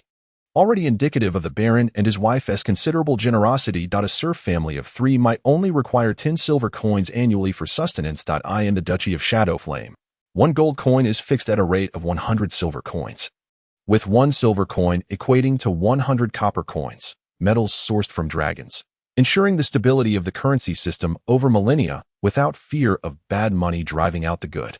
In summary, Mondes gladly accepted Russell's commission, planning to utilize his spare time at the lamp shop to craft the new reading glasses. Once I acquire a sufficient quantity of white crystal, you will polish them into rough lenses. And then accompany me to Great Wind Manor, where we will personally measure and calibrate before finishing the polishing. Russell organized everything. That a simple pair of reading glasses required no specialized knowledge. It was merely a matter of the jeweler's skill. As you wish, Lord Russell. Then it is settled. After bidding farewell to Mondes, an unexpected visitor arrived at the manor in the evening. Greetings, my lord. The newcomer was none other than the elder sister of the Wildcat sisters, clad in a tight-fitting black outfit. No need for formality. Please enjoy a cup of hot tea first. Russell had been in regular contact with the Wildcat sisters through Kevin, the silver wolfhound who served as their messenger. But being merely a magical beast, he couldn't convey overly intricate information. After sipping some hot water, Katie reported, Catherine and I have successfully joined the team of the Lone Wolf Lisbon. Excellent. He hasn't grown suspicious? Has he? No, this man has become somewhat reckless, my lord. Katie shook her head. His actions in the Echo River caverns have grown increasingly brazen, even resulting in confrontations with the Wildman Cave, leading to several fatalities. The Wildman Cave was located within the Curved Blade Mountains, home to several hundred free folk. When a dragon wishes to annihilate a person, it first drives them mad. Russell paraphrased a saying from Earth. Indeed, Katie concurred, then added, Moreover, I have good news, my lord. The existence of a mushroom insect in Lisbon has been confirmed. Oh, what kind of mushroom insect? Bloodtooth fungus. Bloodtooth fungus. Russell had not heard of it before. Yes, Lisbon refers to the mushrooms he cultivates in that manner. After grinding the bloodtooth fungus, he produces a paste resembling blood, called gum blood. After aligning ourselves with him, Catherine and I received a sample of gum blood. After a pause, Katie continued, however, I do not know where the bloodtooth fungus is cultivated. It seems only Lisbon is aware. The name bloodtooth fungus slipped from his lips by accident. Russell nodded, recognizing the necessity of obtaining both the bloodtooth fungus and gum blood. After some thought, he commanded, Katie, you and Catherine continue to follow Lisbon and find a way to draw him out. Of course, you sisters must also exercise caution. Once Lisbon is eliminated and the Echo River caverns are consolidated, you will be able to walk freely within the manor. We sisters eagerly anticipate that day. My lord, Katie smiled gently, her eyes alight with hope. Has Lisbon been engaged in any other activities apart from his troubles with the Wild Man Cave lately? Charles inquired. Did he express any opinions regarding how easily the adults dispatched that group of snow demons? Or what is his view on the adults? Lisbon seems consciously to disregard the adults, but on a few occasions, when I deliberately mentioned them, I could discern a glimmer of jealousy in Lisbon's eyes, jealous of the adults. That is quite natural, Charles chuckled. The adults are young and handsome, a dashing nobleman, while he merely resembles a plump rat struggling in the underworld, fortuitously acquiring a mushroom bug, a mere oversight of the dragon, destined to return to the hands of the adults sooner or later. Katie concurred. Indeed, Russell remarked with a placid smile. That being said, we must still regard Lisbon with respect. Katie, I hope you and your sister will exercise greater caution in your schemes.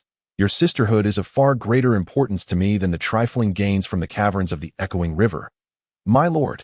Katie's eyes glistened with unshed tears, despite knowing Russell was merely speaking sweet nothings. She was deeply moved. After all, a kind word warms the heart through the coldest winter. Chapter 57. A discussion on manure policy. The plans regarding the lone wolf Lisbon require patient waiting. The agricultural production in the estate does not necessitate his guidance as an outsider, yet that does not impede Russell from exercising his initiative. Once the manure is collected, it can be used to enrich the soil. He stood by the window of the stone house, gazing at the small market just a wall away. Master Charles, please urge old Hans and the others to construct a latrine at the small market as soon as possible. The conditions at the small market were deplorable, primarily due to the serfs relieving themselves indiscriminately. This issue had long been on Russell's mind. Can manure truly fertilize the land? My lord, surely, you must be mistaken, Charles objected. Manure will scorch the crops. Charles spoke from personal experience. He had a dilapidated yard at his home in town where a sour jujube tree thrived. Each time he got drunk, he would relieve himself upon that tree, and over time, it had withered away. Whether urine or feces, both will burn the crops. It is said that manure carries toxins that can poison flowers and trees, Charles declared emphatically. With Eric nodding silently beside him, Russell was astonished. Do you all believe manure burns crops? Charles affirmed, of course. Indeed, Eric muttered in agreement. Given that the Dragon's Rest continent is a realm of wonders, Russell was unsure if his understanding was correct. So he resolved to seek knowledge through practice, he added. Before you utilize manure to fertilize the land, have you fermented it? Fermented? What do you mean? Charles inquired, perplexed. I understand fermentation. It is necessary for brewing wine. But, can manure ferment? What does it ferment into, my lord? Where did you hear that manure can ferment? In that moment, Russell grasped the crux of the issue. The people here were acutely aware of the dangers of manure, but were oblivious to the fact that, once fermented, it could transform into a natural fertilizer. Naturally, whether it truly becomes fertilizer post-fermentation still required verification, Russell stated. Let us set aside what fermentation is and how to achieve it for now. Master Charles, please ensure that old Hans and the others build a latrine, and require that all serfs visiting the small market must use it. Of course, as you wish. Although Charles did not fully comprehend Russell's insistence, he acquiesced. Furthermore, every village must construct a latrine, and we must issue a decree forbidding all serfs from relieving themselves indiscriminately. Urine in buckets, feces in pits. To facilitate the collection of manure, Russell pondered that relying solely on policy enforcement would evidently be insufficient. In an age when even the Earth's third brother still defecated outside the latrines, it was evident that sanitation habits were difficult to change. Thus, he added, Master Charles, you must immediately draft a notice stating that from now on, The estate will purchase manure at the rate of 1 copper coin per bucket of urine and 2 copper coins per bucket of feces, with no limits on quantity, including manure from cattle and sheep. Ah? Charles widened his eyes. My lord, what are you suggesting? Do not rush. We shall construct a composting site and a cesspool downwind on the estate, dispatching serfs to turn and aerate it regularly. After a few weeks or months, we will use this fermented manure to enrich the soil and observe the results. I find myself somewhat lost in your explanation, my lord. There is no need to understand. Just follow my instructions, as you wish. Although Charles did not fully grasp the significance of fermentation, he understood who provided his salary and quickly took command. Remember to build the latrine downwind. Russell pointed to the location outside the window. The stone house where he resided was Charles' dwelling at the small market. With 2 floors, Charles' family remained in town and was unwilling to come, leaving only a cook and maid residing downstairs to handle cleaning and cooking. Next door was another stone house, albeit slightly larger, which served as Eric's family's residence. Now, both family tutors had moved out from the estate's annex. Oh, and remember to build it a distance away from the charcoal ash road. This street is too narrow, and I may expand it in the future. Understood, my lord. Excellent. Constructing the latrine, composting site, and cesspool, as well as purchasing manure from the serfs, may require a considerable amount of funds. Not a concern. I am well off. Russell smiled confidently. The research funding provided by his grandmother was ample enough for a comprehensive transformation of the territory. But I must express, my lord, do you truly intend to spend money purchasing manure from the serfs? Charles genuinely could not fathom. With a mere directive, the serfs would willingly offer their produced manure. There is no need to spend money. Even Eric chimed in. Everything in the territory belongs to the lord, including the serfs and their manure. This undoubtedly prompted Russell to reflect that as a lord, it was illogical to spend money on manure, akin to how serfs raising chickens, ducks, and geese could simply be compelled to deliver them to the lord under the pretext of taxation. Fundamentally, these creatures belonged to the lord, while the serfs merely tended to them. Much like farming, when harvest time arrived, the majority would be surrendered to the lord, leaving the serfs with only a modest portion for sustenance. Regardless, my 2 esteemed tutors, I am a generous lord and always hope for my subjects to reap greater benefits. Russell opted not to levy a tax on manure. Thus, let us distribute it in the name of a cleanliness fee. A cleanliness fee, indeed. When the serfs take pride in cleanliness and hygiene, it pleases me as their lord to share a bit of copper coins in this joy. It is quite reasonable, is it not? Indeed, it is quite reasonable. Charles quickly identified a flaw. However, this may lead to a situation where no one wishes to use the latrine. The serfs would undoubtedly prefer to keep the manure at home, then earn a bit of cleanliness fee from you. Russell blinked, acknowledging the issue. Fortunately, as a responsive lord, he swiftly revised the policy. Let us construct a latrine solely at the small market.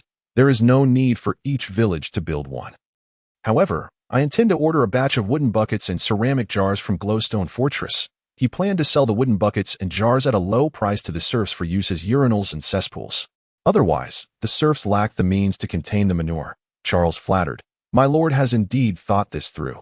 The serfs do not have additional buckets at home to collect urine and feces. My ideas do not always prove effective.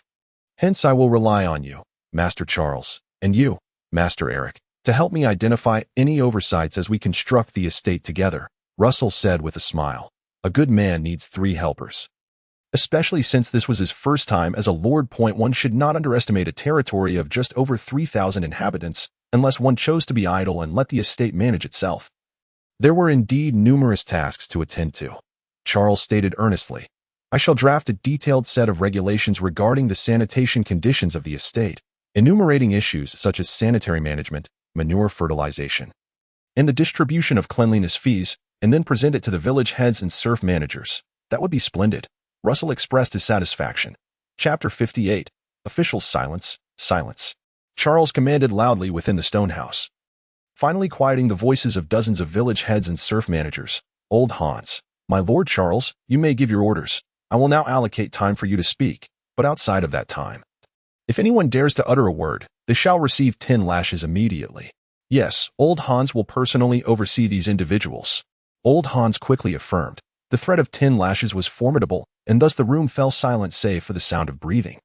Charles was pleased with this. and continued at a leisurely pace. The sanitation policy is as follows. The Lord is quite dissatisfied with the filth and disorder of the Wuyao snake estate. Thus your dangers and opportunities have arrived simultaneously. The assembly was bewildered by the notion of danger and opportunity. Charles elaborated. The danger is this.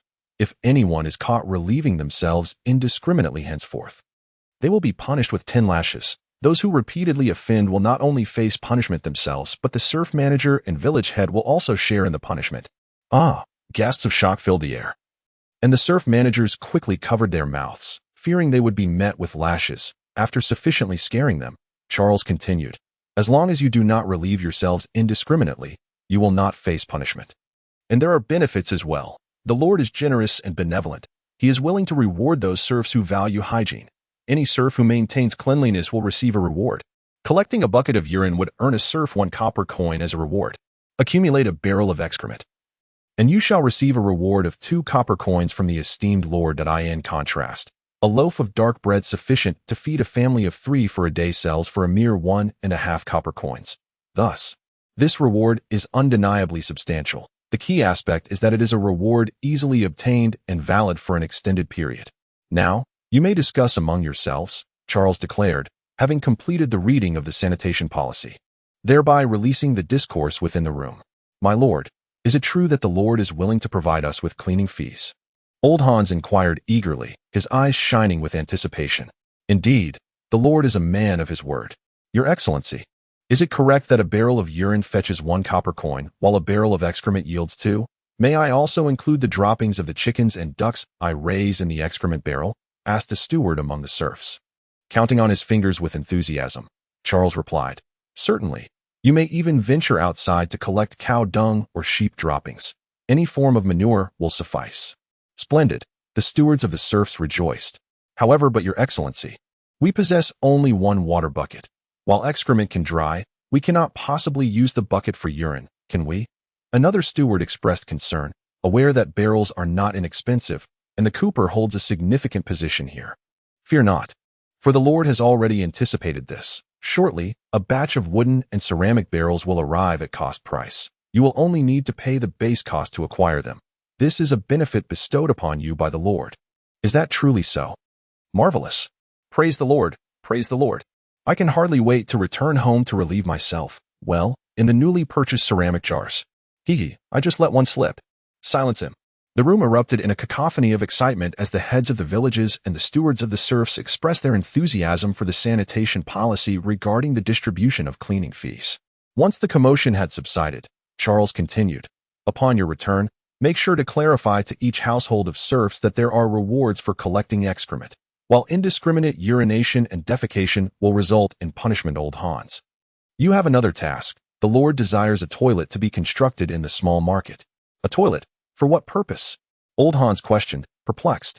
Your Excellency, for the sake of cleaning fees, I would rather not address such matters in a toilet. You are certainly permitted to collect excrement at home, but the toilet must be built for future considerations. The Lord has already sent for a merchant caravan to be invited to the small market, facilitating the purchasing needs of the serfs in the manor. After a pause, Charles elaborated, in the future, each month, the Lord will invite the caravan to the glimmering river valley for a visit to the small market. Do you understand? Following the warm season, a caravan will arrive each month. Thus, Russell also wishes to engage in trade with the caravan, inviting them to the small market to sell goods, while the caravan can also procure some products from the manor. This mutual exchange will invigorate the local economy. Unlike the current situation where over 3,500 serfs revolve solely around the farmland, devoid of any skilled artisans. The Lord is truly benevolent. He treats us exceedingly well. One steward of the serfs choked on his words. The dragon watches over our Lord. The blood of the glowing mushroom family flows through our Lord. He shines brilliantly in the night. Praise the Lord. The flattery echoed in waves. And amidst this atmosphere, Old Hans accepted the task of constructing the toilet. It was merely a toilet. The serfs of the territory could manage without the assistance of the town's craftsmen. The small market must also be expanded, and the roads need to be widened. Old Hans, the tasks before us are substantial, Charles reminded as he saw Old Hans out. The Lord's intention is to cultivate a construction crew within the territory through the establishment of the windmill and the toilet. I shall do my best. Your Excellency, Not just your best. It is imperative. Any serf with a knack for construction must be meticulously selected. Certainly, Your Excellency. I will endeavor to cultivate a construction crew from among the serfs. Old Hans nodded heavily. Feeling the weight of responsibility, Charles added, There is no need for you to feel burdened. A serf construction crew is a boon. The Lord never sends hungry serfs to labor, thus every time they work. The Lord provides meals that I trust the serfs will come to appreciate the construction crew. Of course. However, the lazy will be expelled and whipped as a consequence. This must be enforced with strictness. I shall ensure it. Your Excellency, the Lord's mercy extends to the serfs. Yet we, as officials of the territory, have the duty to assist the Lord in managing the serfs, ensuring that the diligent enjoy their bread while the indolent face punishment. Charles patted Old Hans on the shoulder. Old Hans nodded fervently. Yes, exactly so. After sending off Old Hans and the stewards of the serfs, Charles did not immediately rush to the manor's annex, but instead lingered at home for a while. Since it was not yet mealtime, he preferred not to arrive too early and risk being sent away by Russell, missing out on a meal. My lord, will you be dining at home this afternoon? The cook and maid inquired as she approached. A woman in her 40s. No, you can prepare something for yourself. Understood, my lord. After the cook left, Charles found himself somewhat bored in the room, wishing to read a newspaper or a novel, but there was none to be found. Newspapers were only available in the glowing fortress, and the books had been left behind at his old home. Had I known, I should have brought a book from the manor's annex. Russell enjoys reading and has quite the collection in the study, Charles mused. Deciding instead to fetch a chair and sit by the window, gazing out over the distant fields. Compared to before, the current Russell, he resembles a competent lord that I in the past. Russell was diligent yet somewhat insecure and introverted. However, after the emergence of his fighting spirit, he has become extroverted and cheerful, particularly with an increasing sense of confidence. Most importantly, the dragon has begun to watch over Russell. Eric has already become a beast knight. This truly is. Charles felt an inexplicable jealousy. One does not fear a brother's struggles, but rather fears when a brother drives a luxury vehicle. Once, he and Eric were equals, serving as tutors in both academia and martial arts. Yet in the blink of an eye, Eric has ascended to the rank of beast knight, far surpassing him. No, I must also train diligently. What if Russell acquires a beast of his own? Charles immediately rose to begin his training in fighting spirit. However, after only a brief session, he felt deflated. Alas, I have been idle for too long. My meridians have stiffened. I shall not have the opportunity to become a great knight. Forget it. He shook his head, reassuring himself. I will focus on assisting Russell, being a good official one day. When Russell achieves greatness, perhaps I too might earn the title of lord and restore the family legacy. Chapter 59, Dignity at Noon. As mealtime approached, Charles arrived at the manor's annex. Since he was there, Russell felt obliged to invite him for lunch, thus instructing butler Morris to set an extra place for Charles. Charles, you need not rush here every time. You could rest at home for a while and come in the afternoon instead, Russell suggested. Charles chuckled, displaying a certain nonchalance. I just remembered I had matters to report, and it coincidentally aligned with lunchtime. Perhaps it was the call of the black pearl wine. Faced with Charles's brazen attitude, Russell felt he could say little, but resignedly replied, Let us eat first. There was no other option. Charles was his tutor and naturally one of his most trusted subordinates, and moreover, he was likely the only individual capable of serving as an administrative official within the territory. Charles was literate and adept at organizing various tax documents. Others, like Old Hans, the steward of the manor, despite their wisdom and experience, lacked the educational background to draft documents, thus could not serve as officials. Similarly, Eric, a beast knight, possessed formidable combat skills but also fell short in education, complicating his ability to manage the territory. Therefore, unless Russell took on every responsibility himself, he had no choice but to rely on Charles. Fortunately, despite Charles's somewhat roguish demeanor, he nonetheless possessed a degree of competence, aiding Russell in managing the affairs of the territory efficiently, relieving Russell of the burdens of administrative duties and allowing him more time for training. One day passed without incident. That evening, Russell once again found himself soaring through the dim dreamscape, riding a dragon and wandering around the manor's annex. His primary focus was on the small black piglet being raised in the doghouse. Ever since the golden black sow had given birth, this little black piglet had received special care from Russell, particularly arranged under the watchful eye of the servant fox. The piglet was allowed to eat first. and only after it had its fill were the other golden black piglets permitted to feast. Very good, maintaining its condition excellently. Russell soon observed that the magical aura surrounding the black piglet had not dissipated. Were it an ordinary beast, once it failed to mature, its magical essence would typically fade, reverting it to the nature of a common animal. However, this little black piglet showed no signs of regression to the ordinary. While its magical essence had not further transformed into a beast, it had at least managed to retain its status under Russell's care. Gah! The little dream dragon was perplexed. After all, it was merely a small piglet, and it could not comprehend Russell's feelings toward it. You do not understand, Snow Cream. This is no ordinary piglet. It is a black pig. Do you grasp the significance of a black pig? A new breed of livestock. Once it hits the market, it will be snatched up eagerly. Russell explained with a smile, regardless of whether the little dream dragon could comprehend. If it were merely an ordinary bred beast, I would not be so exhilarated. However, it is a pig, you see. Among all livestock and poultry, the pig possesses the greatest potential as a source of meat. Pigs grow swiftly on coarse feed, making them the optimal source of meat. Chickens, ducks, and geese are too small, while cattle and sheep grow too slowly.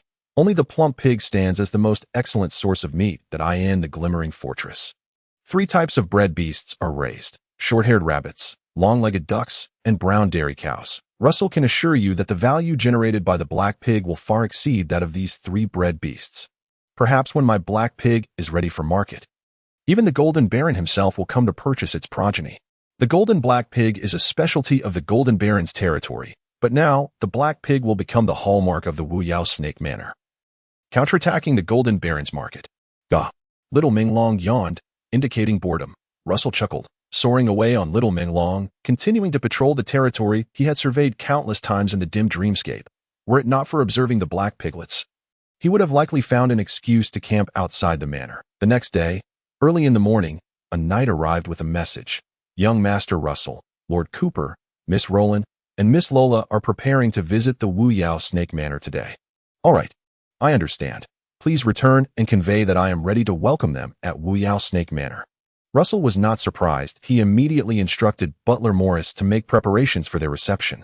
It is Miss Rowland, Miss Lola, and Lord Cooper Tyansico, the heir of Black Mountain, correct? Morris inquired, astonished. Indeed. Master, what level of hospitality should we extend to these guests? Let us welcome them according to the standards set for my elder brother Roland. Slightly below the level we would accord to my parents. Russell pondered before responding. He is a vassal to Baron Roman, who represents the Lord to him. Thus, welcoming Baron Roman and his wife is of the highest order, with Lady Ingrid also belonging to this echelon. Next in line would be his brother Roland, the baronial heir, while Uncle Rosen would receive similar treatment. Following that would be fellow vassals Marcus, Sally, and Etris, the 3 knightly lords. I understand, Master. I shall prepare immediately. Morris's expression turned serious. He recognized that today's reception would be a test for him, gauging whether the staff of the manor could function as an excellent team. Perhaps Russell would not be overly demanding, but Morris's internal pride would not permit any errors in this reception, as even the slightest mistake would reflect poorly on Russell as the master. Leona, lead the maids to thoroughly clean the manor from top to bottom, leaving no room untouched. That I need immaculate hygiene without a hint of neglect, and the bed linens and tablecloths must be wrinkle-free. Morris declared sternly in the servants' dining room. The head maid, Leona, responded, Understood, Butler Morris. Ram, I am here, Butler Morris. As the master's personal attendant, you must assume the responsibility of receiving guests while I am occupied, especially coordinating with the servants of our esteemed visitors. Rest assured, I am well versed in the duties of a male servant from my time at Glimmering Fortress. Ram replied confidently. Do not be arrogant. Learn to be humble. Yes, William. Morris called out the second male servant's name. William responded, Please instruct me, Butler Morris. I need you to exert yourself a little. You shall be responsible for the tea and dining trays upstairs and downstairs in situations where the maids cannot attend. Communicate with the kitchen at all times, ensuring that no dish is misplaced. Only 2 young ladies and Lord Cooper are coming, so I believe I won't make any mistakes. You must not err. Losing face for the master is a significant failure on our part, Morris emphasized. Then instructed, Fox, the master has assigned you additional duties to oversee that little piglet. I must also assign you a new task to care for the guests' horses. Certainly, I excel at such tasks. Butler Morris, Lastly, to the kitchen, Mrs. Moore, showcase all your culinary skills. Today's midday meal must strive for excellence. Oh dear, under the gaze of the dragon, I need assistance. Mrs. Moore began to panic. Morris glared at her sternly. Look at me. Mrs. Moore, all you need to do is present your finest culinary talents. Do not concern yourself with anything else. Barbara and Mrs. Brown are excellent helpers. While they may not assist you with cooking, they can manage the other tasks. What about the fish soup the master instructed? Should I prepare the old recipe or the one the master requested? Do not rush. I will consult the master. Morris steadied Mrs. Moore, swiftly returning to the sitting room, where Russell was engrossed in a novel. Master, regarding the fish soup for today's luncheon, should it follow the new recipe or the old one? Russell squinted his eyes. The new recipe. Let the culinary revolution commence from today. Chapter 60. The second duel compared to the welcoming ceremony at Glimmering Fortress. The reception at the manor was decidedly modest. Among the nobility, standing on the left side of the gate was Russell alone, accompanied only by a destitute Charles. Fortunately, there was also the phantom beast knight, Eric, to lend some semblance of grandeur. Though for the time being, outsiders were unaware of his status as a phantom beast knight. In the servants' line, Butler Morris stood tall on the right side of the gate, flanked by 3 male servants and 4 female servants, who were all notably spirited. However, in terms of appearance, they fell short. Welcome, my sister. Welcome, Lord Cooper. Welcome, Lola. Russell greeted with a smile. Nothing has changed here since my last visit to Wuyao Snake Manor a few years ago. When I accompanied Roland, he mentioned that there were traces of the Wuyao Snake King, but unfortunately, we did not find it. Roland reminisced. Speaking of the Wuyao Snake King, even the Wuyao snakes are rarely seen nowadays. After the farmland was cultivated, it has become increasingly difficult for them to survive here. Russell replied with a smile. You're lying, Russell. Lola exclaimed angrily. What? You always said you would bring me to Wuyao Snake Manor, yet you never did. It was my sister who brought me. I had intended to take you out for a visit when I returned to Glimmering Fortress. Truly. Russell rubbed his nose. Perhaps he had overlooked Lola each time he visited the castle because she had always been so quiet there. Lola was filled with resentment that as the time approached noon. They did not linger in conversation and promptly followed Russell to the dining room on the second floor. The banquet could not compare to the opulence of Glimmering Fortress, and Russell was not particularly eloquent as a host. But with Charles providing warm hospitality, the overall atmosphere of the banquet remained quite pleasant. Moreover, Mrs. Moore's culinary skills were indeed commendable. The guests enjoyed their meal, which was very much in line with the eating habits of the era. Until the new-style fish soup was served. Russell, what kind of fish soup is this? The taste is rather peculiar, Lola remarked after taking a sip. Is it not to your liking? I can't tell. It's just not what I am used to. Sister. Cooper, what do you think? Russell turned to inquire of the Cooper couple. Cooper smiled and said, I find it quite enjoyable. Although it seems strange at first, one can quickly appreciate that while this soup has a light flavor, it allows the taste of the fish itself to shine through, which I quite like. Is that so? That is wonderful. It means our tastes are similar. Russell felt a sense of joy in finding a kindred spirit. This fish soup represented the earthly flavors he sought, that moment. Roland lifted her head, her gaze complex as she regarded Russell. Are you so impoverished that you cannot afford seasonings? In this fish soup, I can only taste salt. Not a single spice has been added, clearly indicating that your household is low on condiments. Not quite. I simply prefer this plain taste. Do not disguise it. Poor Russell. Roland looked at Russell, seemingly not jesting but genuinely feeling sorry for him. After the fief was granted, life here must be incomparable to that in the castle. Make sure to return to the castle for meals whenever you can. Father and mother surely won't mind an extra place setting. Really, there's no need. Russell laughed. I am living quite well here, and this fish soup is an improvement I requested from the kitchen. Seeing the disbelief in Roland's eyes, Russell felt compelled to explain further. Sister. You know I am currently very interested in inventions. The reading glasses I gifted grandmother and this new fish soup flavor are both my creations. Is that true? Absolutely. I am certain to earn the title of scholar. All right then. Roland responded. But from her expression, Russell could tell she did not truly believe him. This made Russell feel helpless. He was not impoverished at all and did not require such sympathy. After the luncheon, Russell specifically instructed Butler Morris, do not inform Mrs. Moore of my sister's evaluation at the banquet. Understood, Master. Given Mrs. Moore's sensitivity, hearing Miss Rowland's opinion would surely break her heart. Indeed, I still need Mrs. Moore to continue refining the recipes. Should Lord Cooper's evaluation be conveyed to Mrs. Moore? Yes.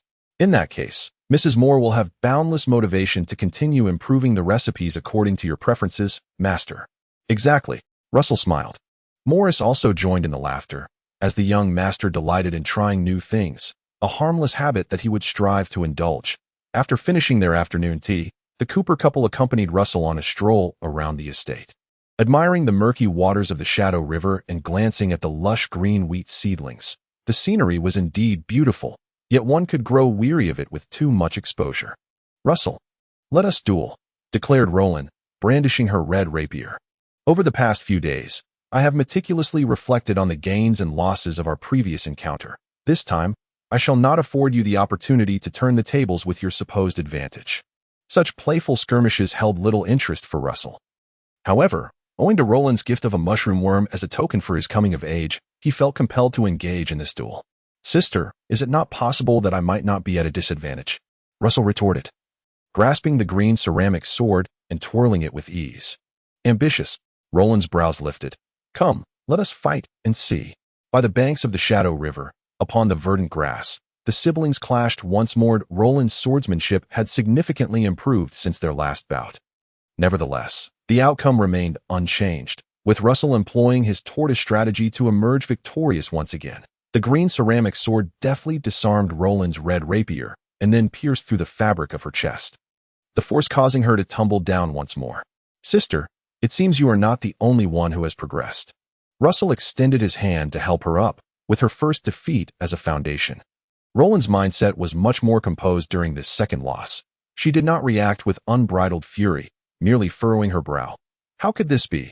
I have thoroughly analyzed my mistakes. My fighting spirit is superior to yours. I should not be bested. That is a testament to my tactical prowess, Russell replied, catching his breath, his tone calm. While I may lack your strength in both fighting spirit and martial skill, I have capitalized on the endurance afforded to me by my physique, thereby exhausting your stamina. Thus, the ultimate victor remains I. In truth, Russell's second triumph was far more arduous than the first. Yet a victory is a victory at this moment. Russell spoke with confidence. Sister, in this ebb and flow, if you do not swiftly advance to the rank of great knight to compensate for your physical weaknesses with fighting spirit, you may find it increasingly challenging to surpass me in the future. Arrogant and ignorant, Rowland vehemently shook off Russell's hand. I shall not be disheartened. Do not fret, Russell, once I have recalibrated my mindset. I shall return to battle. I stand ready, Russell replied, having discerned Rowland's tactics through their two encounters. Facing her with a nonchalant demeanor, Rowland glared at him fiercely, but after a moment, she erupted into laughter. Ah! You clever boy, you have truly grown. I can no longer regard you as a child. Russell shrugged. It is indeed the case. Rowland then smiled mysteriously before turning to Cooper. Cooper, your wife has been wronged. Are you not going to come and reclaim her honor and teach this fellow Russell a lesson in adult confrontation? Chapter 61. Ambush. Cooper Tionzikeo was the eldest son of Baron Curry's Tionzikeo and the heir to the Black Garden Barony. At the age of 24, he had already attained the rank of Great Knight, poised to form a contract with a phantom beast at any moment, possibly even with the family's bipedal dragon, thus becoming a dragon knight. He, like many heirs from noble families, typically delayed forming contracts with phantom beasts, aiming to wholeheartedly win over their family's bipedal dragon, hoping to gain its acknowledgement as a virgin, thereby ascending to the rank of Dragon Knight. It is said that this virgin status holds an extra allure for the bipedal dragon, though no one has precisely calculated the odds of success. They merely repeat the wisdom of their ancestors. Cooper Tionzikeo was no exception, nor was Russell's elder brother, Rowland Ingwangsun. At this moment, observing his wife defeated for the second time, Cooper wore a constant smile, fulfilling the role of an attentive spectator. Upon hearing Rowland's request for retribution, he did not budge, but instead joked, What splendid weather we have today, Rowland, Russell, and Rolla. Shall we go fishing? Infuriating, Cooper, Rowland exclaimed loudly. Cooper feigned ignorance. He took a cloak from a servant and draped it over Rowland. Expressing concern, You've just exercised and worked up a sweat. Hurry and wash up in the estate's annex and change into clean clothes. Though spring has arrived, there is still a chill in the air. Be cautious not to catch a cold. regardless of Roland's protests. Cooper merely smiled gently, and no one paid any heed to Russell, who, with his left hand supporting his right, and his right hand stroking his chin, felt a wave of reflection. So this is the essence of soft overcoming hard. I was initially worried about Roland's post-marital life, but it seems quite harmonious. The atmosphere at Wyosh Manor was rather mundane, so once Roland had washed up and changed her attire, Cooper proposed to take his leave. Russell accompanied the group to the charcoal ash road. Sister. Cooper, when do you plan to depart? The plan is to return the day after tomorrow, Cooper replied. Can you not stay for a week? There is much to attend to in the Black Garden. My father has taken up a post in the court, and the territory cannot do without me and Roland. Baron Curries has gone to court? That explains it, Russell commented, understanding that the territory required a steward. With Baron Curries absent, heir Cooper must step up, lest chaos ensue. Roland had settled her mindset, but her fighting spirit remained intact. Do not slacken, Russell. When I return next year, we shall compete again. I am ever ready, Russell chuckled. Cooper, look at him. Does he not seem to invite a beating? Cooper laughed in response. Ah. Haha. Roland rolled her eyes, but soon joined in laughing. Do not see us off, Russell. Focus on your training at home. When I return next year, I shall teach you a lesson. I shall await your arrival. Almost forgotten. Rolla chimed in. Russell, Wyosh Manor is hardly entertaining. Will you come again next time? I will. Very well. You are always welcome. Waving goodbye, Russell paused on the bridge over the Shadow River, watching as the Cooper couple and Rolla disappeared down the charcoal ash road. In the evening, Eric arrived with the silver wolfhound Kevin. My lord, the Wildcat sisters have sent word. The lone wolf Lisbon may be leaving the echoing Water River Cavern, passing by the western side of Wyosh Manor, and then heading to the Wildman Cave to engage in battle. To battle in the Wildman Cave. Russell raised an eyebrow. Instead of traversing the cavern's secret passage, he opts to go through Wyosh Manor. It is said that the secret passage has been blocked by the free folk of the Wildman Cave, prompting Lisbon to cross through Wyosh Manor to launch a surprise attack on the Wildman Cave and deal with the formidable bear, Groff. In the Curved Blade Mountains lies the Wildman Cave, a type of cavern with numerous passages, inhabited by many free folk. Groff, the formidable bear, is the strongest presence in the Wildman Cave, not a ranger, but a fully equipped knight. Of course, compared to the echoing Water River Cavern, which has nearly been consolidated by the lone wolf Lisbon, the free folk of the Wildman Cave are far more disorganized, hence Lisbon's desire to annex the Wildman Cave. However, the greatest obstacle to this endeavor is Groff. The bear. Lone wolf Lisbon is quite audacious. Having already taken control of the echoing Water River Cavern, he now seeks to swallow the Wildman Cave as well. Russell shook his head. Should Lisbon successfully annex the Wildman Cave, it is likely that Baron Roman would not hesitate to intervene, as the Baron could tolerate the presence of a group of free folk hiding in the vicinity of the Shadow River Valley, but would never allow them to unite and pose a threat to the valley's security. Lisbon is short-sighted. My lord, it is time to take action and eradicate him once and for all, Charles remarked with a grin. Indeed, Russell nodded. He then turned to Eric. Can we contact the Wildcat sisters to ascertain Lisbon's exact route and timing? We shall ambush him and strive to resolve the echoing Water River Cavern issue once and for all. I will send Kevin to reach out to the Wildcat sisters. Eric promptly set about his task. As night fell, Kevin returned to the estate's annex, bringing with him a handwritten note from the Wildcat sisters, which bore a haphazard line, at midnight, near the foot of the Curved Blade Mountain. Please be vigilant, my lord. After reading the note, Russell maintained a calm expression, though his heart raced with anticipation. Eric, how shall we set the ambush? You shall call the shots. Eric replied in a low voice. My lord shall remain at the estate's annex, while I take 4 knights to lay an ambush, with Charles flanking us. Understood. The 4 knights readily agreed. They showed no fear. On the contrary, they were eager to prove themselves, though they were not great knights. As fully equipped knights, they had no fear of rangers. Rangers lack sufficient training resources, making their fighting spirit akin to a trickling stream, providing minimal enhancement to their strength. Knights, with ample training resources, continually expand their meridians and refine their fighting spirit, resulting in a robust fighting spirit that significantly enhances their combat prowess. In direct confrontation, even the great ranger Lisbon may not triumph over a fully armored knight. Charles, however, appeared somewhat anxious. Eric, do you have complete assurance? Eric glanced at Charles and replied in a low voice, do not worry. Your involvement will not be necessary. Merely a precaution. That is reassuring. Charles exhaled, relieved. Russell chuckled.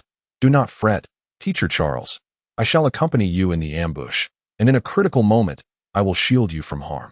Charles's face flushed with embarrassment as he exclaimed, Ah! How could I allow my lord to shield me from the blade? It is I who should vow to sacrifice my life to protect my lord. It was you who saved me from the clutches of the snow demon during that fateful encounter. And thus, Charles can offer no greater repayment than to fight valiantly before you. All right. There is no need to make such grand declarations. Simply follow Eric's command, Russell interjected, waving his hand dismissively. Yet Eric inquired, My lord, are you certain you wish to proceed? Of course. Very well. Eric did not object to Russell's inclusion. He believed that Russell would inevitably join the battle on the snowy plains. The ambush this evening would serve as a preliminary exercise, and weaklings from the cavern would be far easier to deal with than the indomitable snow demons of the tundra. After satisfying their hunger and thirst, under Eric's guidance, Russell, Charles, and 4 knightly companions donned their armor and quietly concealed themselves in the hollow at the foot of the curved blade mountain. The golden and silver wolfhound, Kevin, lay hidden on a nearby rock, his keen eyes, 1 gold and 1 silver, watchfully scanning the path ahead. Should anything arise, he would alert Eric through their mental connection. Russell gazed up at the stars, suddenly struck with inspiration. Charles, I shall take a brief nap. Rouse me immediately if anything occurs. Chapter 62. The Wolf Slayer, my lord, is truly remarkable. How can he sleep so soundly at such a time? Charles mused as he observed Russell, who had already drifted into a rhythmic slumber. Eric remarked softly, My lord possesses exceptional mental fortitude. He has certainly acclimated to the rigors of battle on the snowy plains. Indeed, our young lord seems far more at ease in the face of combat than those of us who have traversed the battlefield, knightly companion Tom echoed, a flicker of inspiration igniting within him. Following such a leader promised a brilliant future to eye in that moment. As Russell slipped into the shadowy realm of dreams, he felt a surge of pride in his own inspiration. Gah! Snowcake! Did you ever imagine I would not forget to play with you even now? Tonight, we shall embark on an adventure to uncover new places. Rarely venturing out, Russell was determined not to miss this opportunity for treasure hunting. He trusted Eric and the golden and silver wolfhound Kevin to keep him safe. Moreover, being in the realm of shadows might allow him to discover the whereabouts of the lone wolf Risbin's party ahead of time. Gaga. The little dream dragon flapped its wings and lifted Russell into the air. From the hollow, he could see the incomplete glowing forms of the armored knights, as well as the distinctly illuminated figure of Eric nearby. Not far off, Kevin's luminous form remained intact. However, they were oblivious to Russell and the little dream dragon, who lay in quiet ambush. Even if Russell approached them, they sensed nothing amiss. Let us ascend a little up the curved blade mountain. Gah! Upon reaching the boundary of the shadowy realm and standing upon the rocky face of the curved blade mountain, Russell gazed down upon the entire dreamscape below. Places that radiated magical light were exceedingly rare. Yet soon enough, a faint glimmer on the rocky wall captured his attention. There truly is a magical light. Let us investigate. Riding the little dream dragon, he swiftly approached the glowing point. Through the dim sheen, he could discern that the light was deeply embedded within the rock, and he could faintly make out a round stone emanating a soft yellow glow. A glowing stone. Could it possibly be a gem? Russell speculated, unable to touch the smooth stone, but that seems unlikely. Gems are typically found alongside bipedal dragons. How could one appear here on curved blade mountain? The entire realm of the glowing river valley, including the western curved blade mountain and the eastern sharp knife mountain, belonged to the clay dragon Ross. If any minerals were to be produced, they would likely be clay minerals. Could it be? In an instant, an exhilarating thought surged within Russell. Has another gem dragon arrived in this vicinity? According to legend, bipedal dragons possess 108 distinct attributes. 72 types of bipedal dragons can yield various metallic ores, categorized as metal dragons, while 36 types can produce gemstones and crystals, known as gem dragons. The clay dragon of the Luminescent Mushroom family is classified as a metal dragon, yet this thrilling notion was quickly dismissed by Russell. No, it cannot be a gem dragon's mine. This suspected gem exists in isolation, far from resembling the distribution of a gem mine. Gem deposits typically exhibit a banded distribution, with various gems of differing shapes scattered across the band. Observing from the magical light, The entire band should radiate with magical illumination rather than a solitary gem. Could it be that this gem was discarded here long ago and gradually embedded itself within the rock? Russell pondered, then shook his head. That cannot be. It takes countless years for a gem to embed itself into rock. Such a time frame would be measured in millions of years. However, the existence of bipedal dragons and even true dragons spans merely a few thousand years.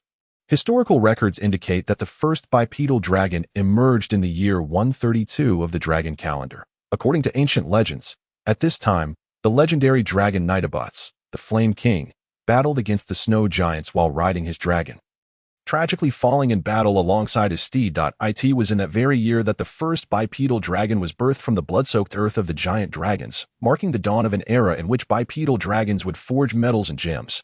This year is the 5,581st year of the dragon calendar, a mere 5,400 years since the first bipedal dragon's emergence. Thus, Russell dismissed the possibility that this suspected gem had been left behind here. It might not even be a gem. Russell frowned. He then turned to the little dream dragon and asked, "Snowcake, can you recognize what this is?" Gah. The little dream dragon seemed perplexed. Communication between humans and dragons was riddled with significant barriers, often resulting in a mismatch of understanding. Except for basic emotional expressions, after much interaction, Russell had only managed to decipher the little dream dragon's gotta mean that it was tired or uncomfortable after consuming something unpleasant at other times. Interpreting the little dream dragon's remained elusive, necessitating a blend of guessing and intuition. If only I were a linguist, I could begin learning the dragon language now. Alas, I am not, and once I awaken, I will forget most of what transpires in this shadowy realm. Russell lamented. Gah. Enough with the gah. Let us explore elsewhere. I have memorized the location of this suspected gem, and upon awakening, we shall return to excavate it. Russell resolved not to dwell on whether the object in the rock was indeed a gem produced by dragons. Thus, the cartoonish figure in the little dragon set forth once more, gliding along the contours of the curved blade mountain, until, with a final gah, the weary little dream dragon took flight. The shadowy realm dissipated, consciousness returning to chaos. My lord. Russell awoke from his slumber. Risbin has appeared. Kevin has locked onto him, and over 20 individuals are trailing behind. Eric, with his eyes closed, communicated with Kevin through their psychic connection, a gift of beast riders that Kevin's eyes served as Eric's own. Are the Wildcat sisters in the party? Russell queried, swiftly regaining focus. They are. Excellent. Let us proceed as planned. Eric suddenly opened his eyes, addressing the 4 knightly companions. Prepare yourselves. I will launch the initial assault on Risbin, while you obstruct the surrounding rangers and wandering souls. Understood. Tom, John, Jack, and James, the 4 knightly companions, nodded affirmatively. Charles, ensure my lord's safety. Eric added with a note of urgency. With me here, no one shall breach my defenses to harm my lord, not even a hair. Charles fervently pledged his loyalty. Russell patted his shoulder. Relax, amidst the chaos. We shall seize the opportunity to assist Tom and the others in restraining the rangers, granting Eric the time he requires for the decisive strike. Time slipped away in fleeting moments. The golden and silver wolfhound Kevin, hidden in a secluded spot, monitored Risbin's movements, relaying them to Eric through their mental link. The lone wolf Risbin, who had carved a reputation for himself in the depths of the echoing water river, remained blissfully unaware of being targeted. In his reckless ambition, he sought to raid the wild man's den that night, eliminate the formidable Groff, and extend his influence into the wild man's lair. The ruler of the echoing water river's depths is not enough.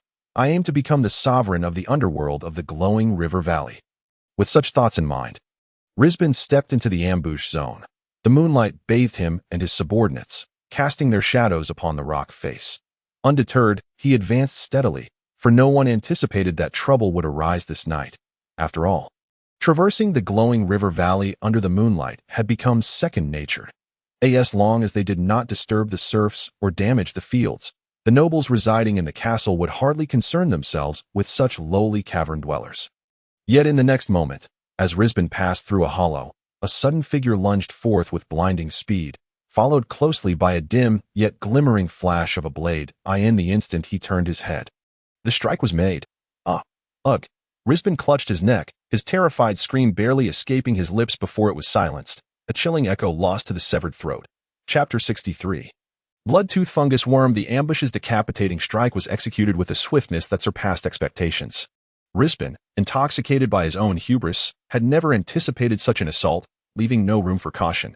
Though he was a formidable ranger, his innate deficiencies rendered him slightly weaker. Furthermore, he was ambushed by a beast rider whose entire being was enveloped in a shroud of ethereal energy in the blink of an eye. Death had descended upon him.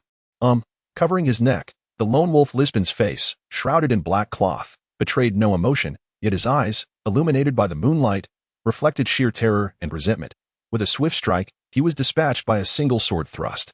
Eric followed up with another surge of sword energy, forcing the surrounding, panicked rangers to retreat, then bellowed, "I am Eric, the Phantom Beast Knight, acting under the orders of Lord Russell, here to punish the lone wolf Lisbon for luring the snow demon to wreak havoc upon the Wuya Snake Manor. Lay down your weapons, and those who resist shall be slain." Tom and 3 other knights, clad in heavy armor, surged forth like 4 human tanks. The spirits attempting to flee could not withstand their onslaught, with a few swift strokes. Several spirits fell to the ground, becoming true spirits, mere ordinary souls, bereft of any ranger prowess, merely the harbingers of conflict. "Tonight, we kill only Lisbon. All others may surrender to escape death." Charles, seeing the tide had turned, shed all fear and began to howl.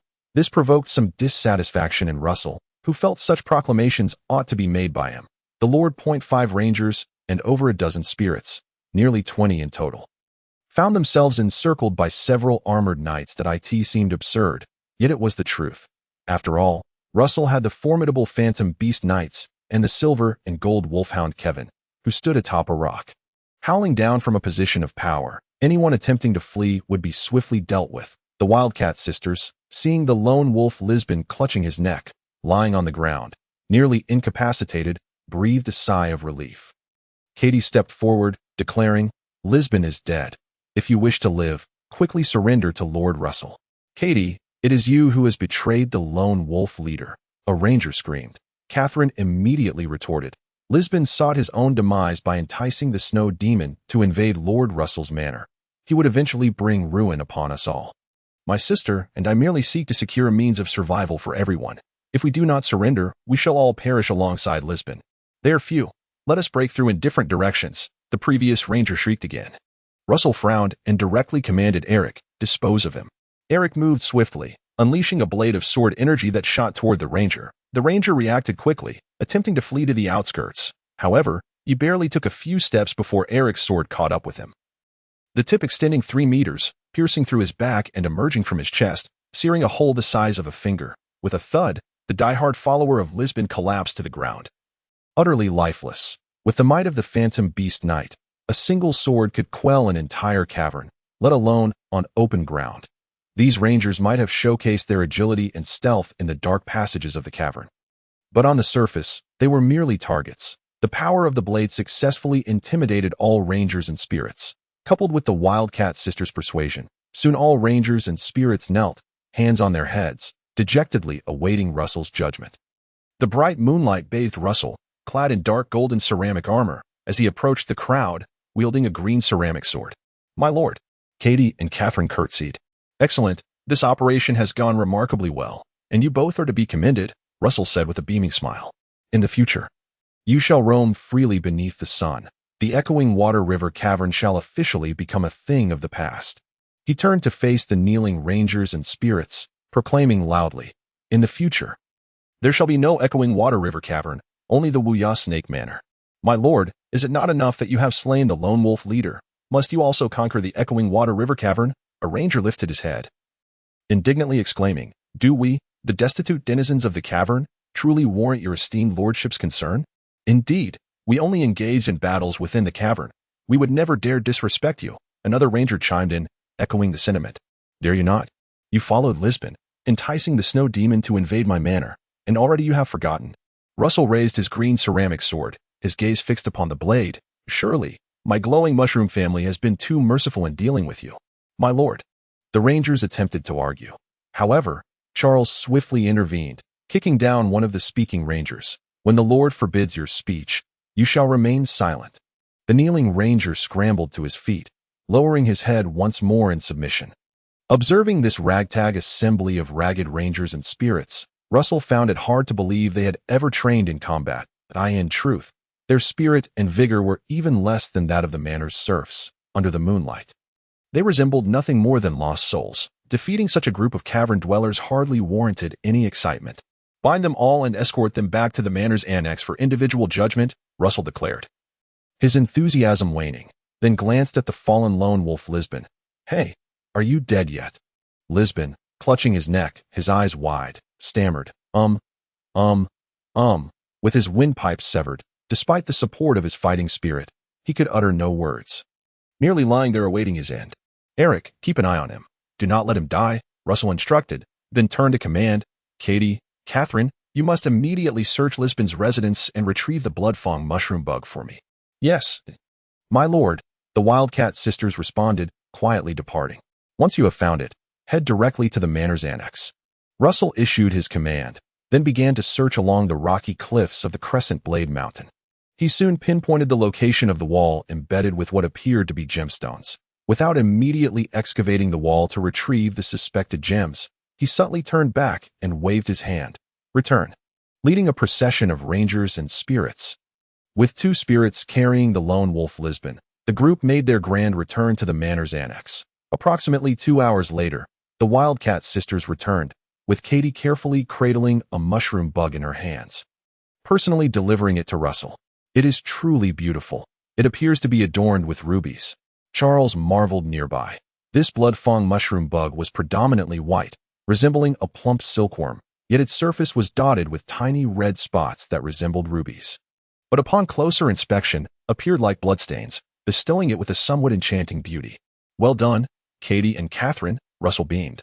Katie curtsied. "Serving my lord is an honor for both my sister and me. You and Teacher Charles must carefully scrutinize the detained rangers and spirits. Those guilty of heinous crimes shall be executed, while the rest may swear fealty and submit to reformation," Russell succinctly instructed before focusing on the mushroom bug.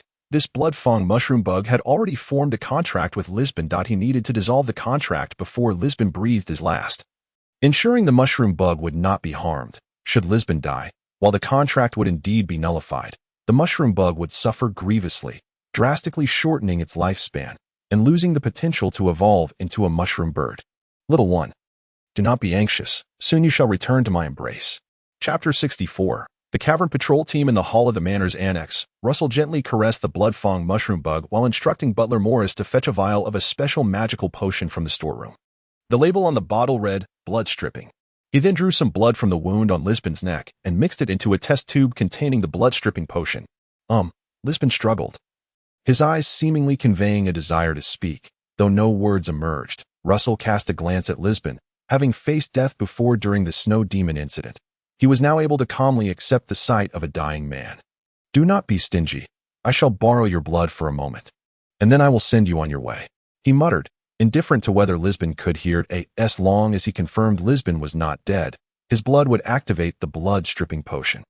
After stirring the test tube thoroughly and adding some jade powder, the potion transformed into a thick paste. Russell then fed this magical potion to the blood-fong mushroom bug, which eagerly consumed it. Thanks to the allure of the jade powder, moments later, the mushroom bug trembled, and 2 drops of blood seeped from its skin. Russell quickly wiped away these 2 drops with a cloth and chuckled. All done. These 2 drops of blood were the very essence Lisbon had provided when the contract was formed, serving as the medium for the magical bond between the spirit bug and its master. Nobles regarded spirit bugs as prized possessions, naturally researching methods to dissolve contracts to prevent their spirit bugs from falling into the hands of commoners. The blood-stripping potion was specifically formulated for such purposes. "Tom, send Lisbon on his way, then find a place to burn him." Russell turned his head, no longer regarding Lisbon. From the moment Lisbon had lured the snow demon to invade Weah Snake Manor, he had already deemed Lisbon dead in his heart. Lisbon laboriously raised his hand in a futile attempt to protest. However, the night attendant Tom calmly held down his head, gently twisting it, producing a sickening crack as Lisbon drew his last breath. He was then carried away to be disposed of. To avert the fear that corpses buried might become tainted by the snow demon's power and rise again on the Dragon's Rest continent. The deceased were always cremated. Not only humans, but animals were either consumed or burned after death. "Well then, everyone, rest well." Russell yawned. He did not immediately contract the bloodtooth mycelium worm. After all, He had just severed a previous contract, and his vitality was slightly impaired. He needed to allow the bloodtooth mycelium worm some time to recuperate. My lord, the rangers from the Xiangshui River Cavern are all gathered here, but there are still around 20 to 30 wandering souls. My sister and I are prepared to take them down overnight and then present them to you for judgment, Katie stated as she rose, showing no intention of resting. Very well, Russell nodded. Bring Kevin along.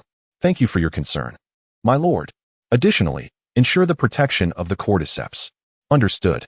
After a restful slumber, he awoke at 10 o'clock the following morning. The Wildcat sisters had already escorted the 20 to 30 wandering souls, awaiting Russell's judgment. Lone Wolf Lisbon was dead, and his few ranger subordinates were imprisoned. The entire Xiangshui River Cavern was left leaderless, making the Wildcat sisters' takeover rather effortless. My lord, all practitioners from the Xiangshui River Cavern are present, Katie approached and reported. Identify and bring forth those who have committed crimes alongside Lisbon. Those who have stained their hands with blood, Russell calmly instructed. A competent lord, while possessing the quality of mercy, must also harbor a heart of iron. There is no need to deliberate morality when it comes to dealing with wrongdoers. Yes, Katie responded. As for the remaining rangers and wandering souls willing to submit to me, they shall be incorporated into the cavern patrol team, under the jurisdiction of Knight Eric. Russell issued another directive.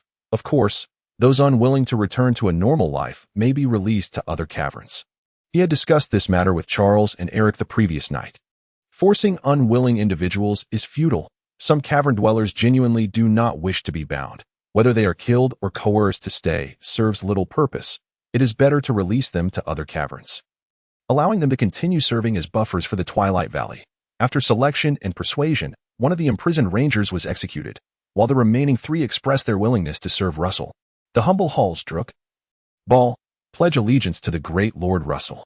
The 3 rangers knelt, kissing the tips of Russell's leather boots while bowing their heads in fearful submission to swear their loyalty. Their oath-taking posture was far less dignified than that of the Wildcat sisters or Eric's allegiance.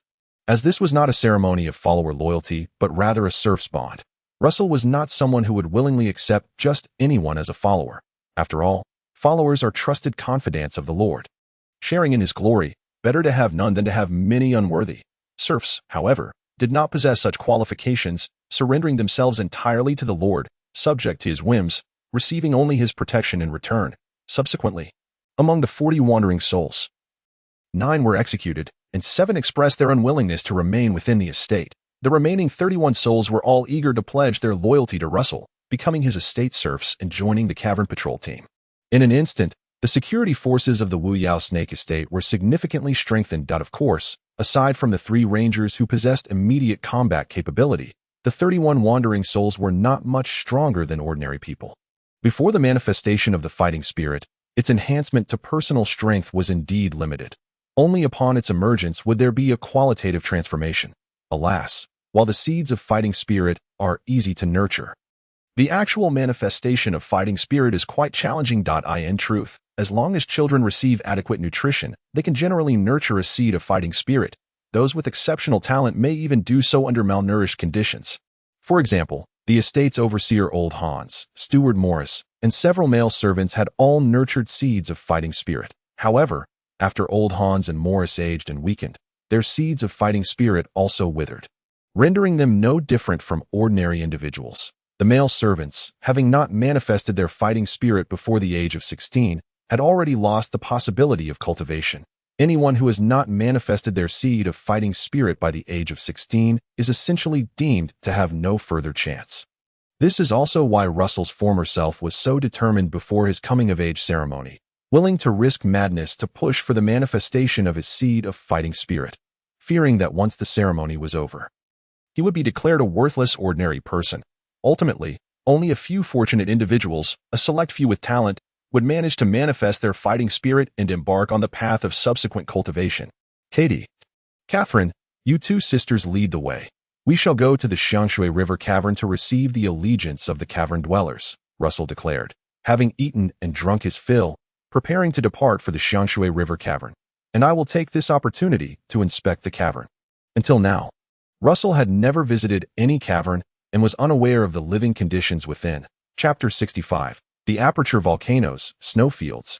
This is the opposing ecological system of ice and fire on the Dragon's Rest continent. The entire continent is enveloped by the power of the snow demons, with the land buried beneath thick layers of ice and snow, becoming an endless expanse of snowfields. However, the birth of the dragons shattered the seal of the snowfields. Mountains of volcanoes erupted, spewing forth scorching magma. This is the roar of the dragons. The power of dragon fire rolled along the magma outward, radiating warmth from the volcano's center, creating a patch of warm oasis. The Duchy of Shadowflame was established alongside the birth of the Shadowflame dragon, and nearly 400 years have passed since then. The power of the Shadowflame dragon continues to grow, and the territory expands accordingly. Yet the main territory still revolves around the volcanoes, but further afield, as bipedal dragons begin to emerge, the solid ice surrounding the volcanoes starts to melt, forming warm places akin to the Twilight Valley.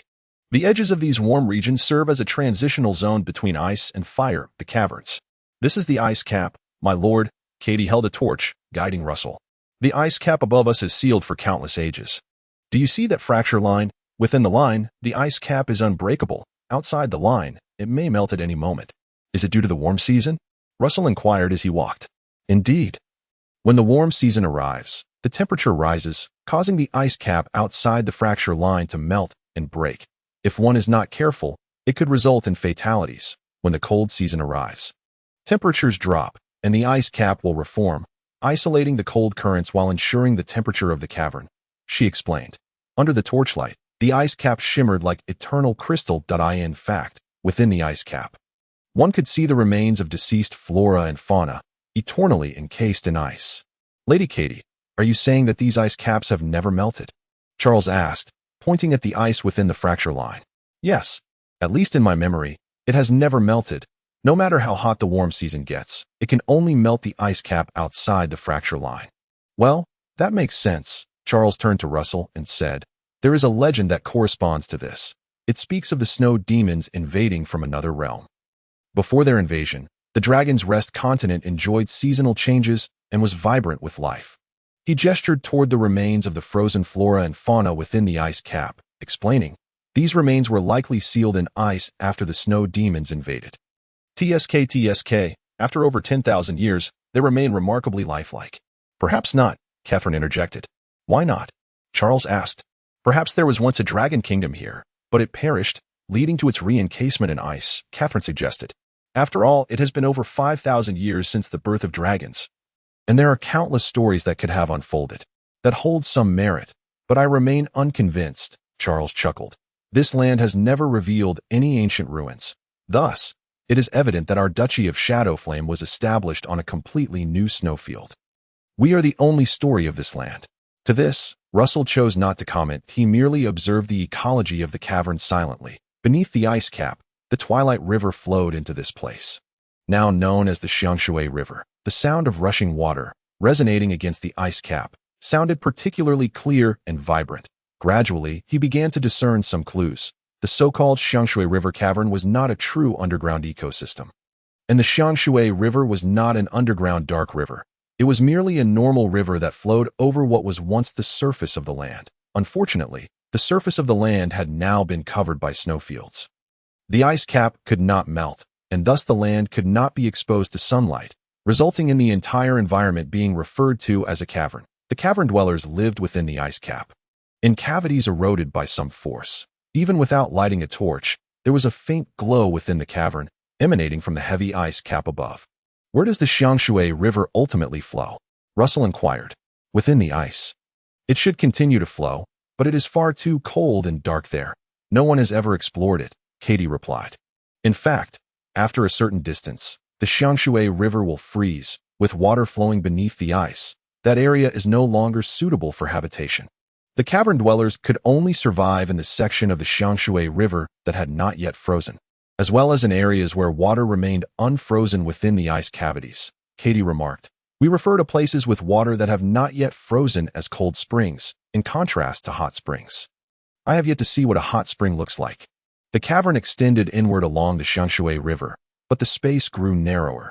Dense moss and small mushrooms flourished around them, and they could see many free dwellers clad in animal skins, foraging for these mosses and mushrooms, which served as food for the cavern's inhabitants.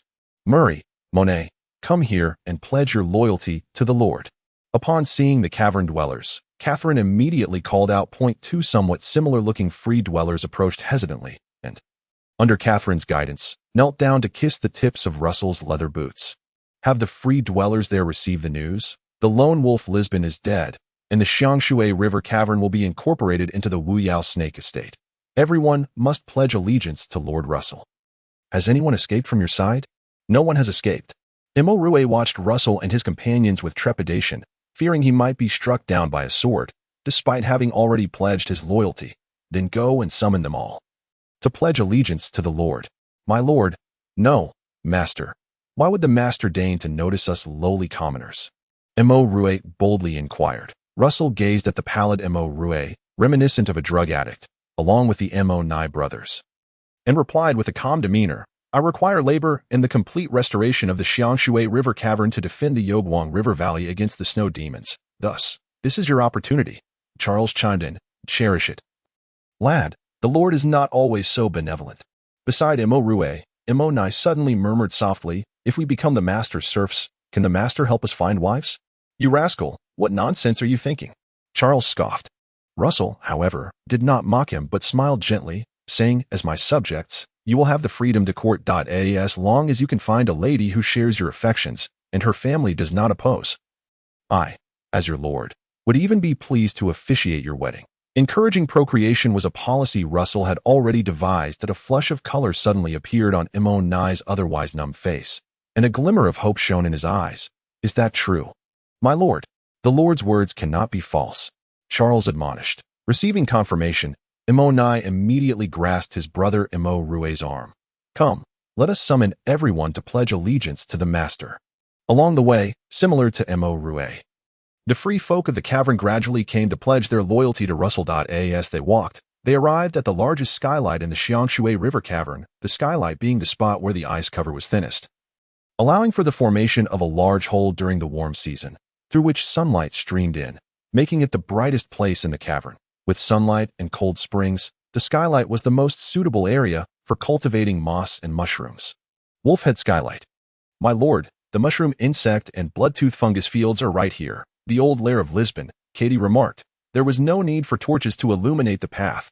Russell could already see the full vista of the Wolfhead Skylight.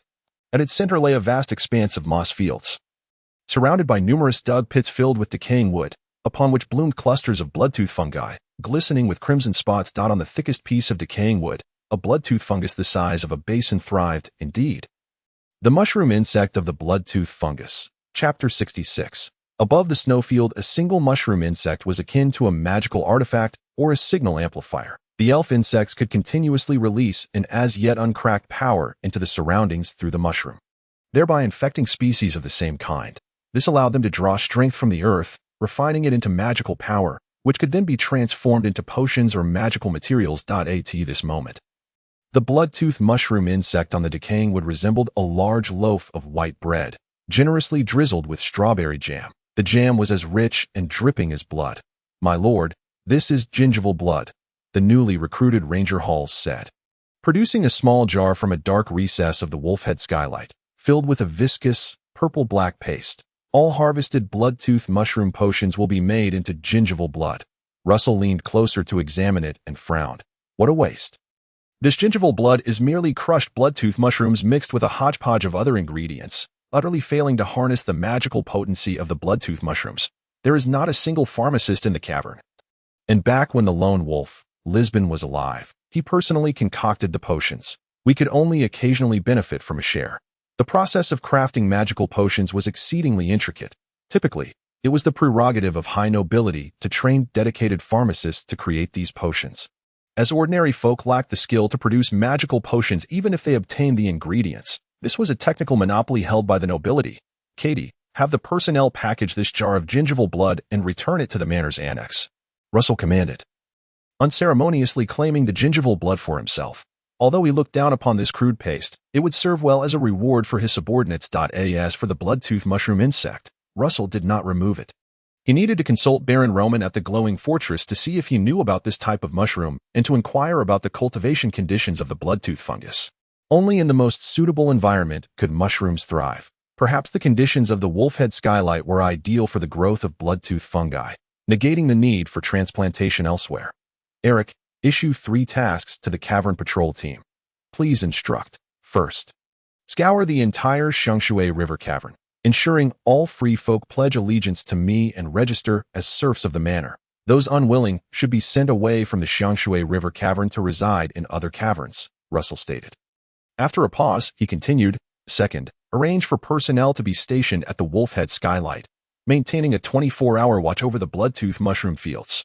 It could be said that the most valuable asset in the entire Xiangshui River cavern was this plot of land at the wolfhead skylight. Russell then announced the third task. The cavern patrol team can form another group of patrollers to establish a patrol route throughout the Xiangshui River cavern, also maintaining a 24-hour watch to ensure the swift detection of any snow demon sightings. Understood, Eric replied in a low voice. Catherine. Assist Eric in executing these 3 tasks. Russell called out another name. Katie, continue serving as my guide, leading me around the Xiangshui River cavern. Yes, my lord, Katie responded. Eric added, let Kevin accompany the lord for his safety along the way. Very well, Russell readily agreed. As he placed great importance on his safety, with the wolf dog Kevin by his side, no one in the cavern could threaten him. The internal pathways of the cavern were interconnected, aside from some naturally formed cavities. Most have been painstakingly excavated by the free folk over the years, utilizing cold springs and skylights as settlement points, thus forming a complete cavern ecosystem. Cold springs, dark passages, skylights. Unknowingly, the group arrived at the deepest skylight of the Xiangshui River cavern. Katie introduced, this is called the Great Mouth Skylight.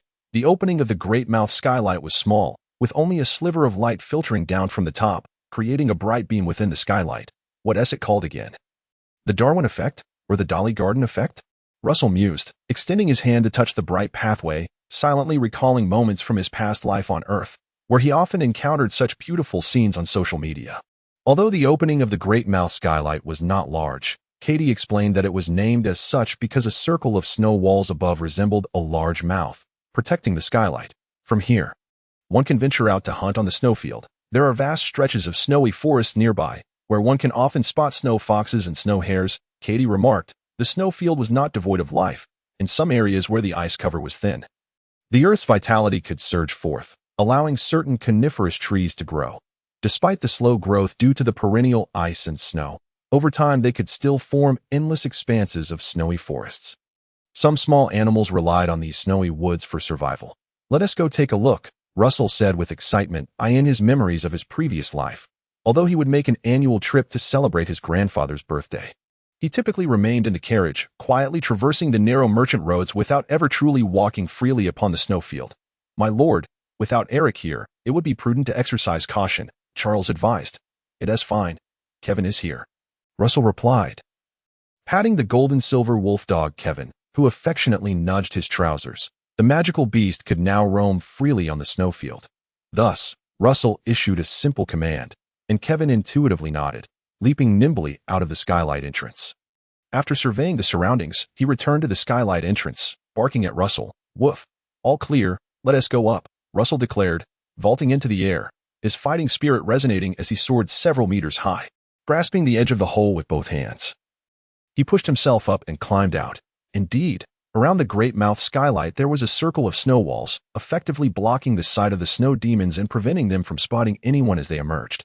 There was no wind, and the ground was blanketed with snow. Russell cautiously peered out from the snow wall, and to his delight, he beheld a vast expanse of continuous snowy woods, perhaps due to the arrival of the warm season. The trees within the snowy woods were not heavily coated in snow. Rather, many branches and leaves were exposed, basking in the sunlight.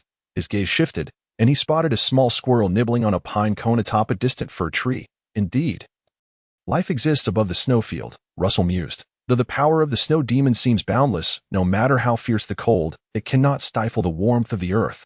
Life continues to struggle forth under its nurturing embrace. Katie followed closely behind Russell, effortlessly climbing up. The 4 night attendants also easily leaped up. However, when it came to Charles, a problem arose. He struggled to reach such heights, attempting several times but to no avail. My lord, please lend a hand. He could only stand in the skylight, looking rather pitiful. Russell rolled his eyes. You ought to exercise more. Never mind, Tom. Jack, lend him a hand. Understood. The 2 night attendants leaned over the skylight entrance, and when Charles jumped up, they each grabbed one of his hands, finally hauling him up. Phew.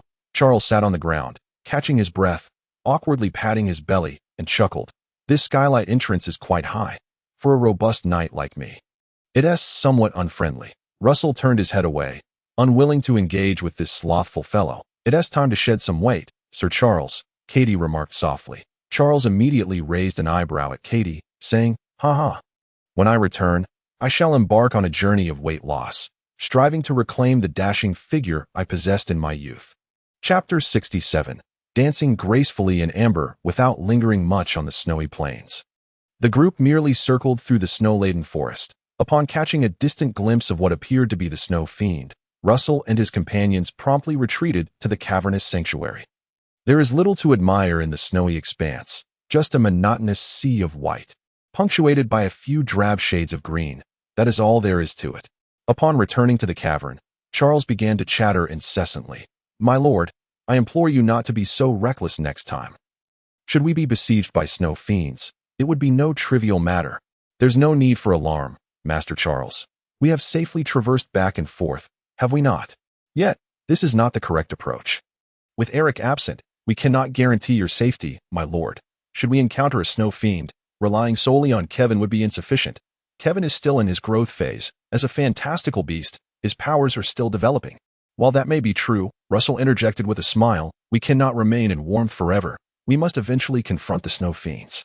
In truth, Russell was growing increasingly impatient. The little dream dragon was eagerly awaiting sustenance in the dim dreamscape, hoping for more ice hail pearls to facilitate its growth. In the past, his strength had not sufficed to hunt snow fiends, forcing him to remain at the Wuyao Snake Manor, quietly honing his abilities. However, the unexpected arrival of the gold and silver wolf dog, Kevin, had given rise to the fantastical beast knight, Eric. This undoubtedly provided Russell with ample resources to initiate the hunt for snow fiends, as the speed of collecting ice hail pearls for profit far surpassed that of farming. After all, one ice hail pearl equated to a single gold coin, while a high-quality ice hail pearl could fetch upwards of a dozen coins. Katie, who was leading the way, suddenly turned and asked, "My lord, may I accompany you in hunting the snow fiends?" "You." Russell shook his head. "Katie, knights are born to hunt snow fiends as a ranger. Your role is merely to ensure the stability of the manor's territory. The combat prowess of a ranger is too feeble, relying on agility and swiftness, which would prove ineffective against the snow fiends. The snow fiends are rugged and robust, and only knights, who share a similar imposing nature, can confront them head-on." With a subtle shift in her expression, Katie sighed faintly. "Is it true that rangers can only showcase their talents within the confines of the cavern?" Charles immediately stepped forward, expressing concern. "Katie, what compels you to seek battle in the snowy plains? Would it not be satisfactory to remain in the manor? Each person's responsibilities differ. Hunting snow fiends is not the sole path." "It's nothing. I merely wish to hunt snow fiends," Katie replied dismissively with a smile. Russell's gaze shifted as he began to grasp Katie's intentions. She might be grappling with the blood of her kin on her hands due to the machinations involving the lone wolf, Lisbon, and thus sought to cleanse her hands by hunting snow fiends. Nevertheless, it was evident that a ranger was ill-suited for battle in the snowy expanse. Therefore, Russell refrained from further commentary, hoping that, with time and the sunlight, Katie would naturally resolve her inner turmoil. Upon exiting the Xiangshui River Cavern, Russell was accompanied solely by Kevin, the gold and silver wolf dog. Eric, Katie, Charles, and the others remained in the cavern to organize all the free people, while the four knights stayed behind to assist. The Xiangshui River Cavern will temporarily transform into a settlement. Those among the free folk who wish to return to the life in the sunlight will be distributed among several settlements in the manor, while those unwilling to leave the cavern will be categorized as serfs in the cavern settlement. Russell provided his guidance that in the future, the Xiangshui River Cavern will establish two organizational structures, one for the agricultural framework of the cavern settlement, and another for the border patrol of the cavern, ensuring the safety of the Wuyao Snake Manor to the south. "Ah, the air outside is truly refreshing and pure," Russell exclaimed as he stretched in the sunlight. "The air within the cavern is too polluted and excessively cold, although I am shielded by my combat aura. It remains uncomfortable." "Woof," Kevin responded in agreement. "Let us go. I shall take you to explore the Wrench Blade Mountain," Russell declared, swiftly guiding Kevin to the valley where they had laid an ambush the previous night. To protect his secret, he had refrained from excavating the potentially gem-laden rock face until now. "Kevin, keep watch for me." "Woof." Kevin promptly leaped onto a nearby rock, attentively surveying the surroundings. Russell retrieved the chisel he always carried and approached the predetermined section of the rock face. Quickly beginning to excavate, before long, he had carved a large opening into the rock. Continuing his efforts, he finally unearthed what appeared to be a gem, initially revealing a gleaming golden HUEAS. Russell continued his excavation. The entire gem came into view, revealing a large, transparent stone of golden color, roughly the size of an adult's fist, and forming an irregular oval shape that a faint magical aura flowed within this stone, which Russell held aloft to the setting sun, allowing him to see clearly that within the transparent golden stone was a butterfly, with its wings spread wide. "Is this amber?" Russell gasped. Yet, as memories from his past surged forth, his breath quickened in realization. No, this is not ordinary amber. This is amber insect. Incredibly rare, even more so than the bipedal dragons. The wondrous creatures of the Dragon's Rest continent are not limited to dragons. Bipedal dragons, elves, and mushroom insects. There exist various peculiar and extraordinary beings. For instance, the giant river clam that Russell once dredged from the glimmering river, which birthed pearls as magical creations, is itself a wondrous entity. Now, the piece of amber he held was likewise a magical being. It exudes a magical aura, and last night, both I and the little dream dragon witnessed it glowing. This must be an amber insect. Legend has it that amber insects are small flora and fauna encased in amber from ancient times, buried deep underground and nourished by the power of the earth. Over time, these small beings encased in amber undergo miraculous transformations, evolving into a fantastical creature. However, due to the extreme rarity of amber insects, their wondrous attributes remain largely unexplained at least. In his past life, Russell had no knowledge of the amber insect's uses. Regardless, with the amber insect in my possession, I shall soon discover its purpose. Oh, right, I must first forge a contract and awaken the amber insect. Russell carefully examined the amber in his hand before using his fingernail to prick his finger. 2 droplets of blood oozed from his fingertip, falling onto the amber stone. Much like the contract with the fairy insect and mushroom insect, the method of binding with the amber insect also relied on blood as a medium, with combat aura or similar magical energy as the driving force. This method of contracting is instinctive and requires no deliberate guidance. In the next moment, the blood droplets seemed to seep into the amber. Absorbed entirely in an instant, Russell felt a faint breath of life entering his consciousness. Simultaneously, the butterfly within the amber, which had not fluttered for millions of years, slowly began to move its wings. Crack! With the movement of the butterfly's wings, the entire amber stone shattered into a fine powder, slipping from Russell's palm. Only the butterfly, encased in amber for countless ages, began to truly dance. Unlike ordinary butterflies, its 4 wings were not broad but rather slender. Resembling 4 broad swords, as it flapped its wings, it appeared as if 4 swords were being wielded simultaneously. With a silvery gray hue enveloping its body, it resembled 4 blades more than a butterfly. Silently, the butterfly danced gracefully. Yet, Russell felt the joyous and liberated emotions emanating from this butterfly-like amber insect deep within his soul. At that moment, the dancing butterfly suddenly darted toward Russell's palm like a beam of light, entering his hand with a flourish. Upon lifting his hand, the M-shaped mark belonging to the little dream dragon began to glow, now accompanied by a butterfly the size of a sesame seed, swirling around the M mark in a graceful dance. Chapter 68. Sword Butterfly. The M-shaped mark is a unique symbol of the little dream dragon, visible only to Russell. It serves as their sole connection outside the dim dreamscape. Without this mark, it would be challenging for Russell to articulate whether the little dream dragon truly existed. It is precisely this mark, which he can summon at will, that assures him that the little dream dragon is not merely a figment of his imagination but a tangible future reality, a dragon that will one day break free from the mark and meet him in the real world. In truth, upon closer inspection, the M-shaped mark resembles a slender dragon in flight. How fascinating! This butterfly amber insect can merge with the mark of the little dream dragon, Russell mused, observing the tiny butterfly mark gracefully circling the M mark. Even more intriguing was the realization that he could explore the wondrous capabilities of the butterfly amber insect through this minuscule mark. Sword. Swordsmanship. This butterfly amber insect possesses an innate mastery of swordsmanship. After forging the contract, it too can aid me in mastering sword techniques. In a moment of revelation, Russell was filled with astonishment. He then called upon the swordsmanship butterfly within his mind, receiving an influx of peculiar sensations in return. In an instant, enlightenment struck Russell as he closed his eyes and sat cross-legged on the ground. In his mind, the intricacies of the radiant sword technique, which he practiced daily during his nightly training, flowed through him. He had always believed that his grasp of the radiant sword technique had reached an impeccable level, but in this moment, influenced by the swordsmanship butterfly, he realized that there were still many aspects of the radiant sword technique he had yet to fully comprehend. It turns out it can be done this way. There is still much room for refinement in this technique. My previous training methods were rather crude. At this moment, he felt as if possessed by an unparalleled master, realizing that his prior understanding of the radiant sword technique was akin to a child's scribbling. Moments later, Russell suddenly opened his eyes, casting a glance at the setting sun, and slowly drew the green ceramic sword from his waist. Taking a deep breath, he closed his eyes, then opened them again.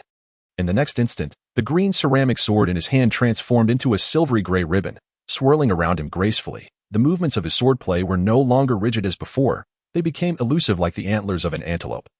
Impossible to trace, each strike flowed into the next, resembling the delicate dance of a butterfly, and behind this beauty lay a concealed lethal intent. Not far away, Kevin, the golden and silver-eyed wolfhound perched on a rock, watched Russell with curiosity, his eyes reflecting a version of the radiant sword technique that was strikingly different from the past. This new technique was more agile, more exquisite, and more beautiful. As he executed the final move of the technique, Russell let out a mighty roar, bringing the green ceramic sword down forcefully against the rock wall.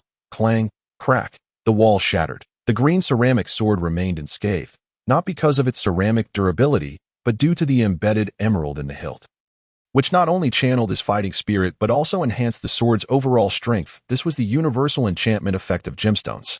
Huff, huff. Russell gasped, liberated from the profound insights he had just experienced. He turned his inner gaze to his own fighting spirit and discovered that it had carved out a vein over a centimeter in width in his hands. This accomplishment equaled his previous half-month of arduous training. Incredible. Russell felt a sense of triumph. Realizing the immense benefits the swordplay butterfly amberworm had brought him, it was not merely a deeper understanding of the radiant sword technique, but a profound enhancement in his comprehension of all sword techniques. As his swordsmanship deepened, he also found that each move had a powerful attraction to his fighting spirit. This meant that his efficiency in channeling his veins through sword training would greatly increase. I had planned to endure for a decade to fully open all my veins and rise to the rank of a great knight. Now, perhaps in 3 to 5 years, or even 2 to 3 years, I could achieve that. Russell grinned widely. He might surpass the 4 knight attendants and ascend sooner than they. All of this was due to the mysterious and rare amberworm. Woof. Kevin barked. Russell gave a thumbs up and replied, "Occasionally, one gains something. Kevin, I'll treat you to a feast when we return." Woof woof. Kevin barked joyfully. Russell then turned his gaze back to his palm, where the M-shaped mark still flickered, and the butterfly mark continued to spin. "Come forth." At his command, the butterfly mark swiftly emerged from his palm, transforming back into a fist-sized silvery gray butterfly. Its wings, shaped like broad swords, danced gracefully before landing on Russell's outstretched finger, folding its wings into 2 broadswords, exuding the aura of a blade. "Aside from assisting me in comprehending sword techniques, can you also perform sword techniques yourself?" Russell inquired softly. The swordplay butterfly remained silent, yet its antennae twitched slightly before it took flight, rapidly flapping its wings in the air. Whoosh!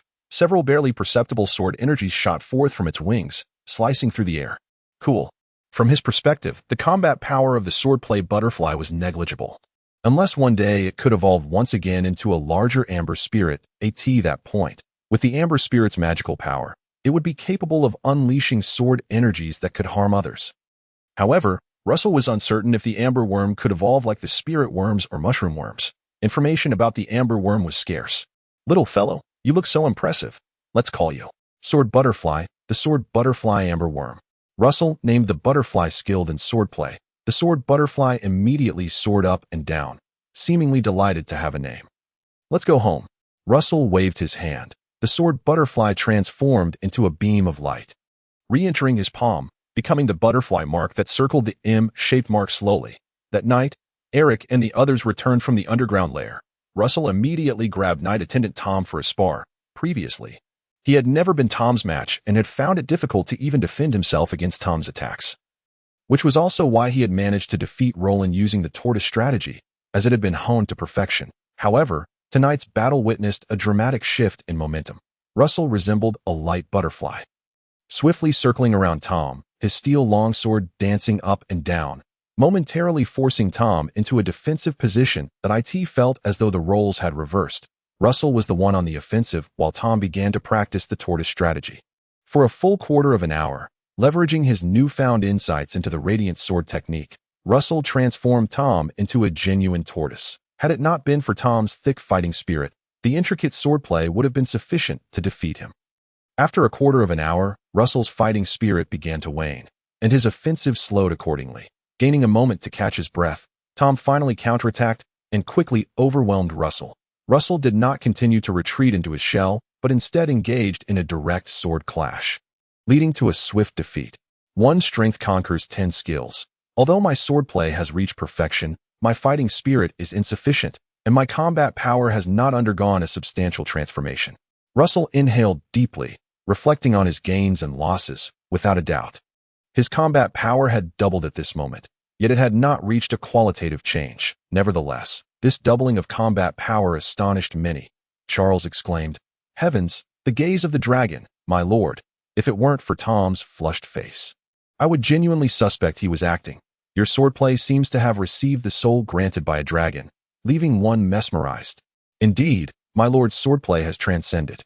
Eric added quietly, "It has surpassed my own techniques. My lord is a genius of fighting spirit martial arts. Indeed, it's unfathomable. Soon we shall become my lord's defeated subordinates. If we do not hasten our training, we will fall behind my lord." The knight attendants, including Tom, all offered their enthusiastic praises. Russell shook his collar and smiled slightly. "Calm down. It is merely a modest improvement." Chapter 69. The Old Master. My lord is a genius of the sword path. Following the next match, where they competed solely using fighting spirit martial arts, the Phantom Beast Knight Eric had no choice but to concede this point. The previously somewhat clumsy Russell had, in a single night, transformed into an exceptional sword master. The Radiant Sword technique, a commonly known sword style, blossomed in Russell's hands. Ethereal like a butterfly in terms of pure swordplay technique, he could now overwhelm Eric. Russell performed a beautiful flourish with his longsword, sheathing it gracefully before tossing it to the male servant ram, smiling as he remarked, "This is the power of enlightenment. Perhaps the dragon has started to watch over me, granting me new insights into swordsmanship. It can only be this explanation. My lord has been under the dragon's watchful eye all along." Charles chimed in with playful banter. "There may indeed be some truth to that." Russell winked. He spoke the truth. The little dream dragon was always observing him, and all of this was indeed brought about by the little dream dragon. Without it, he would not have discovered the swordplay butterfly amberworm, and thus would not have gained his swordsmanship talent. The banquet was lively. Russell sat at the head of the long oval table, with Eric and Charles on either side, followed by the Wildcat sisters and the 4 knight attendants. And finally, Halls, Druck, and Ball, the 3 newly recruited rangers. Given their diligent efforts in assisting Eric with the organization of the Xiangshui River Underground, Russell reluctantly allowed them to join the table. These 12 individuals comprised all the fighting spirit wielders in the Serpent's Waste Manor. Sipping the newly concocted fish soup, Russell inquired, "Master Eric, after the census of free people in the Xiangshui River Underground, how many remain?"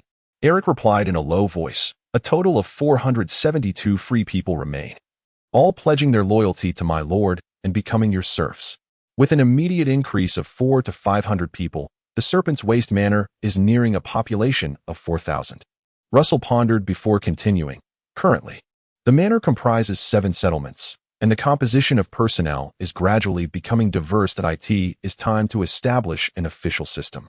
The Serpent's Waste Manor is now divided into 7 settlements: barley settlement, wheat settlement, alfalfa settlement, lentil settlement, bean wheat settlement, potion settlement, and underground settlement. Indeed, the manor's affairs are currently managed by Old Hans in conjunction with me, and there are indeed many troublesome aspects." Charles nodded. "Then let us decide tomorrow." "No, the day after tomorrow. to hold a manor meeting to finalize the selection of officials. Russell made the decision. Regarding the framework for the officials, Charles, please take the day to draft it and submit it for my review. As you wish, Charles replied with a smile.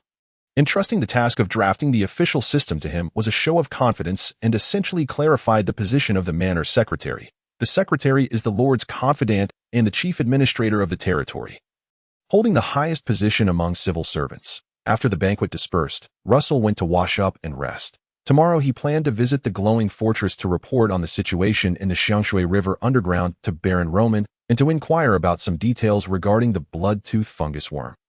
Of course, if he could find information about the amber worm in the castle's library, that would be even better. Before going to bed, Butler Morris entered the study carrying a bottle of red wine. As the master and servant shared a glass of wine every night. "My lord, do you think we should hire a few old masters?" Butler Morris inquired. "Old masters? Indeed, I was contemplating the recruitment of a swineherd, followed by the hiring of a horse herd. After all, we must ensure that Fox returns to his duties as a servant," Morris remarked. "Furthermore, my lord, since you have a penchant for fish, perhaps it would be prudent to employ a fishmonger, specifically tasked with catching fish for your esteemed self." The term herd refers to a type of long-term laborer. Unlike mere serfs who toil in the fields, a herder can tend to sheep, thus earning the title sheepherd. They can care for pigs, thus becoming a swineherd. They can manage bees, hence the title beeherd, and they may tend to cattle, being known as a cowherd, among others. Fish herds, horse herds, and even those who tend to chickens, ducks, geese, pigeons, and dogs are not uncommon. In addition to these herders, there exist various types of laborers, such as the fence keeper who oversees the estate's boundaries, the pasture delineator who assists the lord in allocating grazing land for the serfs, and the fallow manager who helps implement crop rotation, along with the forester who looks after the woodlands. Of course, it is typically the great lords who employ such long-term workers. Lesser lords like Russell do not require such a multitude of laborers.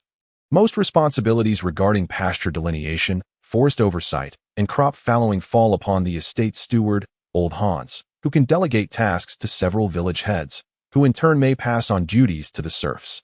In summary, the Weio Snake Manor is too small, with too few inhabitants, and the workload is not particularly substantial. Thus the number of hired hands can be kept to a minimum. For Baron Roman, as long as the serfs diligently cultivate the land and provide him with sustenance in due course, there is no need to hire individuals for meticulous estate management.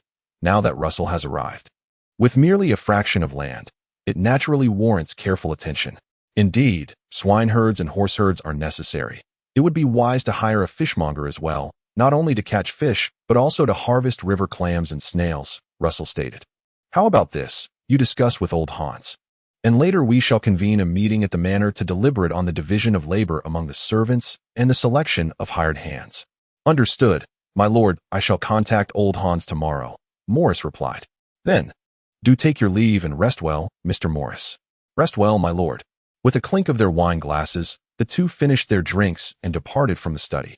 Meanwhile, within the stone houses of the small market, Charles was warmly welcoming the Wildcat sisters, resembling a flamboyant bumblebee. "Katie, Catherine, feel free to treat this place as your home. The upstairs rooms are reserved for you, while I shall reside downstairs. Should you require anything, simply call for me. We shall be moving out soon. The Lord has informed us that a row of dormitories will be constructed in the small market, and we will relocate there once they are completed," Catherine replied. Of course, but until the dormitories are ready, do make yourselves comfortable here," Charles reassured them. "Charles, you are truly a kind soul," Katie said with a smile. Charles beamed, his mouth stretching from ear to ear. "I am merely fulfilling the duties of a gentleman, Katie." "Catherine, there is no need for gratitude." "Then, good night," they replied. "Good night," he echoed. Despite a tinge of reluctance, Charles graciously tipped his hat, saying, "Good night, my lovely ladies." "Good night, Lord Charles." Katie and Catherine curtsied before turning to ascend the stairs. Once the Wildcat sisters entered their room, the cook emerged from the corner, nervously inquiring, "My lord, since you are staying downstairs, where shall I reside?" "Make a makeshift bed in the kitchen," he instructed. "Ah," the cook protested unwillingly. Charles waved his hand impatiently. "I shall provide you with a copper coin each day for your makeshift bed." Upon hearing this, the cook eagerly gathered her bedding and hurried into the kitchen. "Rest assured, my lord, I shall make my bed in the kitchen and will not disturb your slumber. The long night stretched on. Charles found it difficult to sleep, lying on the hard bed where the cook had rested. Tossing and turning, his mind filled with thoughts of the Wildcat sisters. Chapter 70. A glitch in the dream. As the night deepened, the realm of dreams descended upon him. Gradually, consciousness returned, and Russell reappeared, observing his own body still lying in bed. Even after witnessing this many times, it remained a marveled this moment. He resembled a spirit leaving its corporeal form. However, this spirit bore an amusing appearance. With diminutive arms and legs, akin to a cartoon character, suddenly, Russell exclaimed, "Oh!" He noticed that a butterfly had unexpectedly joined him, its wings fluttering like broadswords. A sword butterfly? Undoubtedly. This was the sword butterfly, the amber moth he had contracted with during the day. Now accompanying him into the shadowy dream realm, it had truly entered, capable of free movement just like Russell and the dream dragon, unlike other sprite-like insects that merely radiated magical light within the shadowy dream. Without truly belonging to it, the sword butterfly could not vocalize. It simply alighted gently upon Russell's shoulder. Yet, upon reflection, it is not surprising. If you can transform into a mark, accompanying the dream dragon as its emblem, you should naturally be able to enter the shadowy dream realm. Russell mused. In the next moment, the dream dragon appeared. "Gah! Ah, Snowcone," Russell beckoned. "Come and meet our new companion. The shadowy dream realm is becoming increasingly lively." "Gah!" The dream dragon flapped its tiny wings and flew over. Casting a disdainful glance at the sword butterfly perched on Russell's shoulder, the sword butterfly took flight, joyfully circling around the dream dragon. Yet, the dream dragon turned its head, glaring fiercely at the butterfly, even attempting to puff air to chase it away. However, the sword butterfly remained undeterred, delighting in its aerial dance around the dream dragon. Russell mounted the dream dragon, laughing as he said, "Ah, so you two have already met. Now, let us cease this petty squabbling." He understood that the M-shaped mark in his palm represented the dream dragon's physical manifestation. After departing the shadowy dream realm, the dream dragon would exist in the form of the M-shaped mark. And even at this moment, the dream dragon retained its awareness. Thus, when the sword butterfly transformed into a mark and joined the M-shaped mark, it was only natural that the dream dragon could sense it. "Gah!" The dream dragon rolled its eyes. Ignoring the sword butterfly, carrying Russell, it began to survey its territory. Though there was little of interest to inspect, the manor and its surroundings had been thoroughly explored over many nights by the duo, with no new magical lights to illuminate the darkness. "Another tedious night, Snowcone," Russell lamented. "We cannot afford to sleep in the manor any longer." The dream dragon wholeheartedly agreed. "Gah!"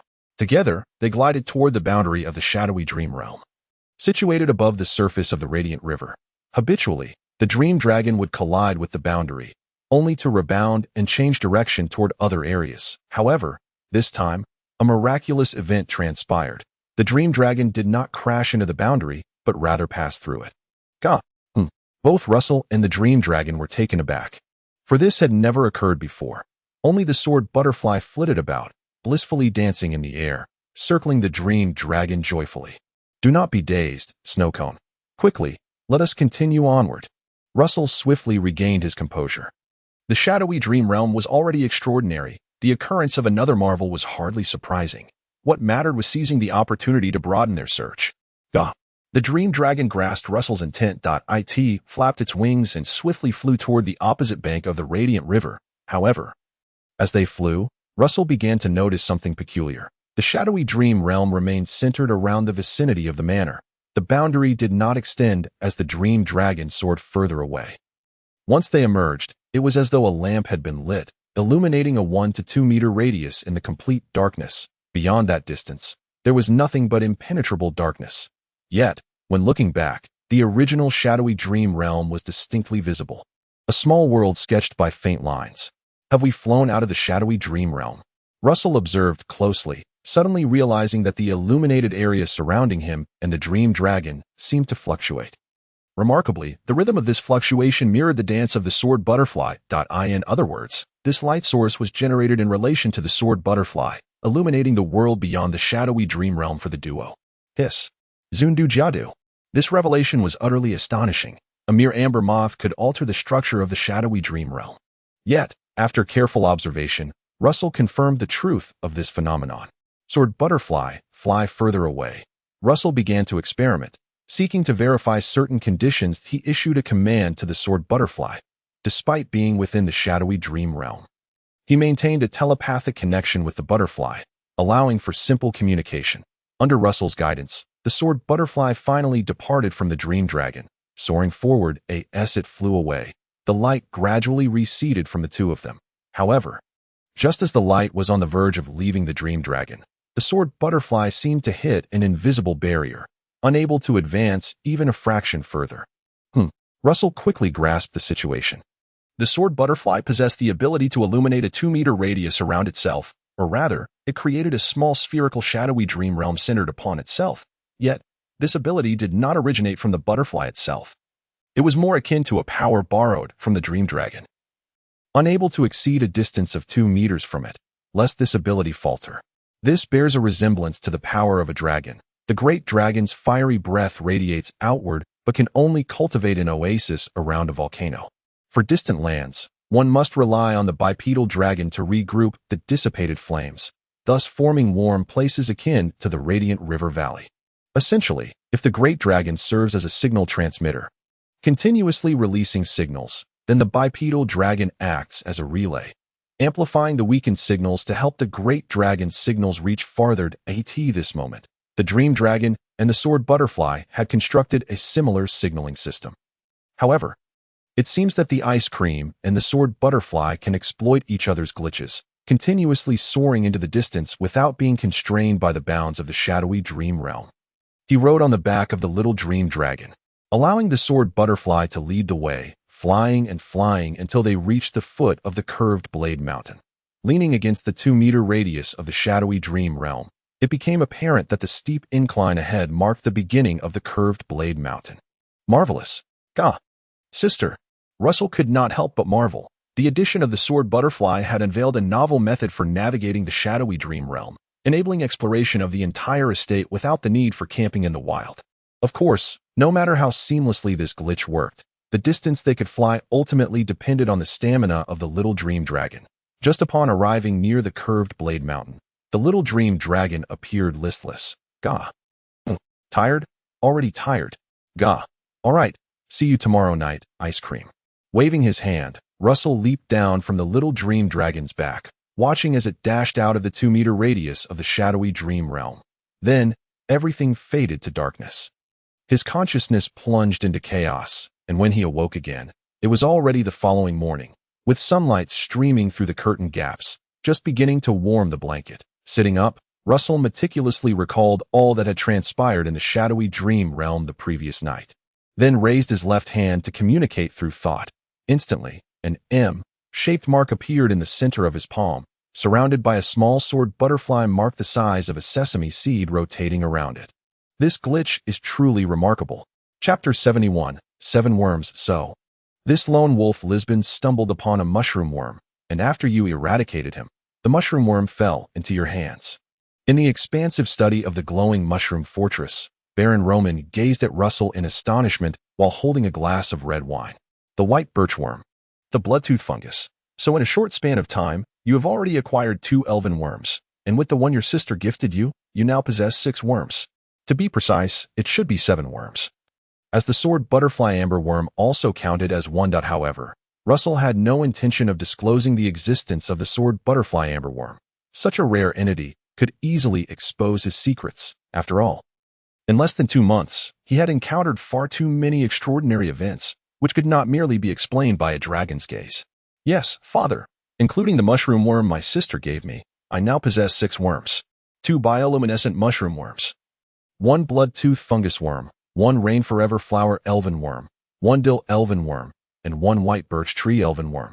The dragon's gaze indeed suggests that sending you to live in the estate was the right decision, Baron Roman remarked, somewhat contemplatively, without much further thought.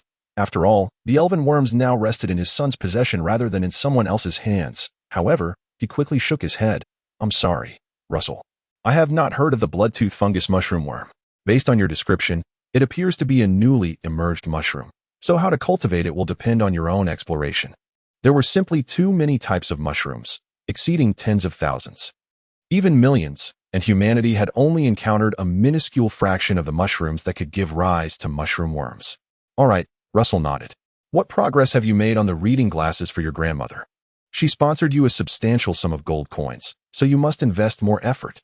I have already arranged for a gem craftsman to tailor the reading glasses for grandmother. This time, the glasses will feature double crystal lenses, which I am certain will satisfy her, Russell replied, noting that creating reading glasses did not require much technical skill. With a research budget of 100 gold coins, he allocated 30, which was more than sufficient to produce a rather perfect pair of reading glasses. That's good to hear, the Baron nodded. Subsequently, the two fell into a lull, each not being particularly talkative, thus relying on silence to ease the awkwardness. Ultimately, it was Russell who broke the silence. Father, I would like to browse through some books in the study to see if I can find any information about mushroom worms, as it would assist me in arranging the blood-tooth fungus worm. After all, it is a new type of mushroom. You may, Baron Roman replied as he rose. Stay in the study to read. I will step out for a bit. Father, take care. After bidding farewell to Baron Roman, Russell freely perused the collection in the study.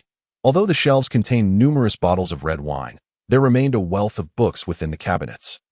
The Baron, while not fond of reading, understood that books were vessels of knowledge, essential for the prosperity and legacy of a noble family. Thus, each year he would gather books from various places to add to the study's cabinets, waiting patiently for those with the fortune to delve into them. He himself would never deign to read. His interests lay elsewhere, preferring to engage with the three-headed phantom beasts he had contracted rather than peruse a single page. The sound of pages turning echoed through the study, continuing until lunch began, yet he found no records concerning the amber worm. After lunch, he remained in the study, continuing to search for another 2 hours, still uncovering nothing related to the amber worm, only encountering sporadic mentions in some night novels that seemed to categorize the amber worm as a type of elven worm, capable of cultivating insect-type potions. The sword butterfly amber worm can cultivate sword butterfly potions? Russell shook his head. He had received feedback regarding the sword butterfly, confirming that it could not cultivate any butterflies into potions, that it existed as an individual entity without the ability to infect others of its kind for potion making. After all, the sword butterfly was a species from tens of millions of years ago, and its kin had long since perished. The butterflies that currently existed were vastly different from the sword butterfly, likely no longer belonging to the same taxonomic group. If they were not of the same group, how could infection occur? Forget it. I shall explore this on my own. In fact, I have already begun to appreciate the wonders of the sword butterfly amber worm. Not finding any information about the amber worm did not greatly disappoint Russell. On the contrary, it further affirmed the rarity of the amber worm. The fact that he had obtained the sword butterfly amber worm was indeed a stroke of luck. You are truly fortunate. As he was about to leave, his elder brother Roland clapped Russell on the shoulder, casting a somewhat envious glance at the silver and gold wolfhound, Kevin, who was guarding Russell. Eric did not accompany Russell, but assigned Kevin to ensure his safety. Now that the lone wolf Lisbon had been eradicated, news of Eric's promotion to Phantom Beast Knight no longer needed to be kept secret, and elder brother Roland was thus informed. Eric has actually advanced to a Phantom Beast Knight, and I have yet to contract a Phantom Beast. Roland's tone carried a hint of jealousy. Are you planning to encounter Lord Ross while remaining a maiden? Russell teased with a smile. Of course. Of course, Roland replied with an air of certainty. Whether pursuing a dragon or a girl, it is all the same. Russell, just wait and see. The glowing mushroom family is poised to restore the glory of our grandfather in our generation. Roland. Russell's grandfather, Rod the Glowing Mushroom, was a renowned dragon knight. Had it not been for his death alongside the former duke in the snowy plains, the glowing mushroom family might have already risen to the rank of an earl. Then I look forward to your good news, brother. Russell smiled and waved his hand as he rode away from the glowing mushroom fortress. He no longer harbored even a trace of covetousness toward Lord Ross, while Roland was still engaged in courting a bipedal dragon. He had already shared countless nights entwined with the dream dragon ice cream. Watching Russell depart, Roland couldn't help but stroke his chin, muttering to himself, could it be that Russell has truly come to terms with things and no longer desires to compete with me for Lord Ross? This kid was never this sunny before. He used to be so mischievous. No, I must remain vigilant. To him, Lord Ross was his coveted prize, and he would not allow anyone, especially his brother Russell, to lay claim to her. Lifting his gaze to the magnificent glowing mushroom fortress, Roland regarded it as his rightful possession. Now, he merely awaited the day Baron Roman would pass away. so he could rightfully assume the title of the new master of the glowing mushroom fortress in the Yonderlight Valley. Taking a deep breath, filled with hopeful anticipation for the future, Roland returned to the parlor. "Roland," called Lady Muriel. "Mother, is there something wrong? Have you spoken to Russell about Melina? That child, if he does not take more initiative. Marcus will soon send Melina to the Women's Academy in Angerwind City to mingle with young nobles from elsewhere," Lady Muriel complained. "I mentioned it, but he seems indifferent," Roland shrugged. "Mother, I see no use in your anxiety. That boy has yet to awaken to his potential." Lady Muriel retorted, "If he hasn't awakened, then what about you? What are you waiting for if you are not actively socializing? Are you waiting for Princess Conlea to grow up?" Chapter 72. The framework of officials upon leaving the glowing mushroom fortress. Russell did not immediately return to his territory, but instead diverted to the town. He then met with the mayor of Yonderlight Town, Banquet, a middle-aged man in his 40s, sporting a pair of stylish mustaches. "Young Master Russell, welcome to the municipal office," Banquet greeted without much warmth. "Is there something with which I can assist you?" As a local official, he owed allegiance solely to Baron Roman and the Baron's heir. "Roland, Mayor Banquet, I wish to invite merchant caravans to Yo-Yo Snake Manor," Russell stated plainly. "The manor's small market has begun renovations, and in the future, merchant caravans can come to Yo-Yo Snake Manor for sales each month. And I will exempt them from taxes. Trade taxes are vital revenue for lords, consisting of tolls, import taxes, export taxes, and more. Each time a caravan traveled through Yonderlight Valley, they were required to pay taxes to the glowing mushroom fortress. If caravans were also taxed for visiting Yo-Yo Snake Manor, it would clearly be unappealing, so Russell could only adopt the tax exemption strategy to attract caravans. Otherwise, given Yo-Yo Snake Manor's geographical position, it would likely not receive any trade taxes at all. At this stage, Russell merely wishes to stimulate consumption within his territory. Is it tax-free? If so, I shall instruct the clerk to notify the merchant caravan in town. Naturally, whether the caravan is willing to proceed is contingent upon the merchant's own inclinations. I shall not compel them," remarked Banquet. Of course, trade is fundamentally a matter of mutual consent. Having achieved his objective, Russell took his leave. Upon returning to the territory, he found everyone bustling about. Charles had been scurrying around the estate all day, and the Wildcat sisters were nowhere to be seen. Even the butler, Morris, was absent. "Mr. Morris has gone to the small market to discuss the selection of swineherds, horsemen, and fishmongers with old Hans," replied the head maid, Leona. "He asked me to convey to you, my lord, that he will return before dinner begins." "I understand," Russell nodded. Noticing that there was still some time before dinner, he decided to take out a potion brimming with boiling magical energy and began his nightly evening training. The swordsmanship talent bestowed by the sword butterfly had granted him a fresh perspective on the radiant sword technique. However, it had not altered his training strategy. He remained steadfast in practicing a single technique, using the sword moves to channel his fighting spirit and carve his meridians.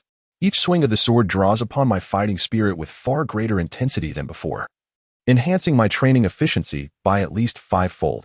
Russell keenly sensed the subtle differences and silently calculated the training enhancement brought by the sword butterfly in his mind. 3 years. I must open all my meridians within 3 years and ascend to the rank of Grand Knight. Russell, filled with ambition, set this modest goal for himself. Of course, a journey of 1,000 miles begins with a single step. He did not allow the enhancement of his training talent to lead him to slacken his efforts, but instead continued to wield each move with utmost diligence, treating his training sessions with the devotion of an ascetic. He persevered until sunset, when dinner commenced. Meanwhile, as if on cue, Charles and the Wildcat sisters arrived together. Charles skillfully removed his coat and hat, handing them to a male servant, and approached Russell. "My lord, did you find any records of blood-tooth fungi at Glowing Fortress?" "No, it seems we must explore on our own." "Well, fortunately, the lone wolf Leespin has prior experience cultivating blood-tooth fungi. We can certainly reference that experience and make fine adjustments. How is the preparation for tomorrow's estate meeting coming along?" "I was just about to report to you," Charles replied, following Russell into the dining hall and gesturing for the Wildcat sisters to hurry in. "My lord, we have traversed 7 outposts today, arranging for the serfs to discuss and elect suitable representatives to jointly attend tomorrow's estate meeting. What about the framework for the officials?" "It has already been planned. I will draft a comprehensive charter tonight. But let me first introduce the details to you." The servants began serving the dishes as Charles spoke while eating. According to the basic framework of the Shadow Flame Principality, the Yash Manor adopted a structure akin to the separation of powers, of course. The Lord is the law, which is an undeniable premise. Under the Lord's authority, the officials would divide the power into three parts. One clerk, responsible for all mundane management of the territory. One security chief, responsible for maintaining order and defending against snow demons. And one court chief, responsible for adjudicating all disputes within the territory and punishing criminal acts. Feasible, Russell acknowledged. Charles continued to explain, beneath the clerk, there will be a tax officer, an agricultural officer, an education officer, a diplomatic officer, and, as per your specific instructions, a sanitation officer. In fact, there could also be a water resources officer, a construction officer, a medical officer, a market officer, and so on, but there is no need to establish all of them. Russell nodded in agreement. Feasible.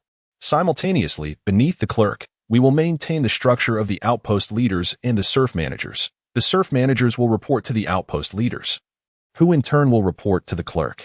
Feasible.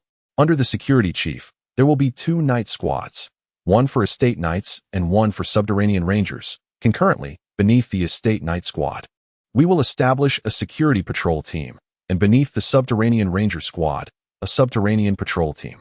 Charles clearly put in considerable effort, articulating smoothly. Of course, if necessary, we should also establish a cordyceps guard and a rural security team, which can be attached to various outpost leaders to serve as temporary patrol forces. That is also feasible, Russell remarked. Lastly, for the court chief, we will set up 1 judge, 1 defense attorney, and 1 escort officer. To be honest, it seems a bit cumbersome. Perhaps just 1 court chief would suffice, along with a few clerks to assist. Let us first establish the framework regarding whether to appoint these officials. We can discuss that later, Russell stated. As you wish. Allocate a deputy position for each official, but do not recruit anyone just yet. I will assess the situation later before making any appointments, Russell added, envisioning the formation of an official cadre to train and cultivate, so that when his territory expanded in the future, he would have officials ready at hand. The following day, from early morning, the entire Yash Manor bustled, as if it were the Dragon Festival, celebrating the birth of the Shadow Flame Dragon. Akin to New Year's Day on Earth, the serfs, rarely able to set aside their labor, flocked to the small market. It's been ages since the last estate meeting. I recall the last one was 12 years ago when the Baron appointed old Hans as the estate steward, recalled an elderly serf, faintly remembering the previous estate meeting. Indeed, so many years have passed. The young Hans of yore has now become old Hans. I wonder whom the Lord will appoint as officials. Surely it will be Sir Charles. But isn't Sir Charles a judge?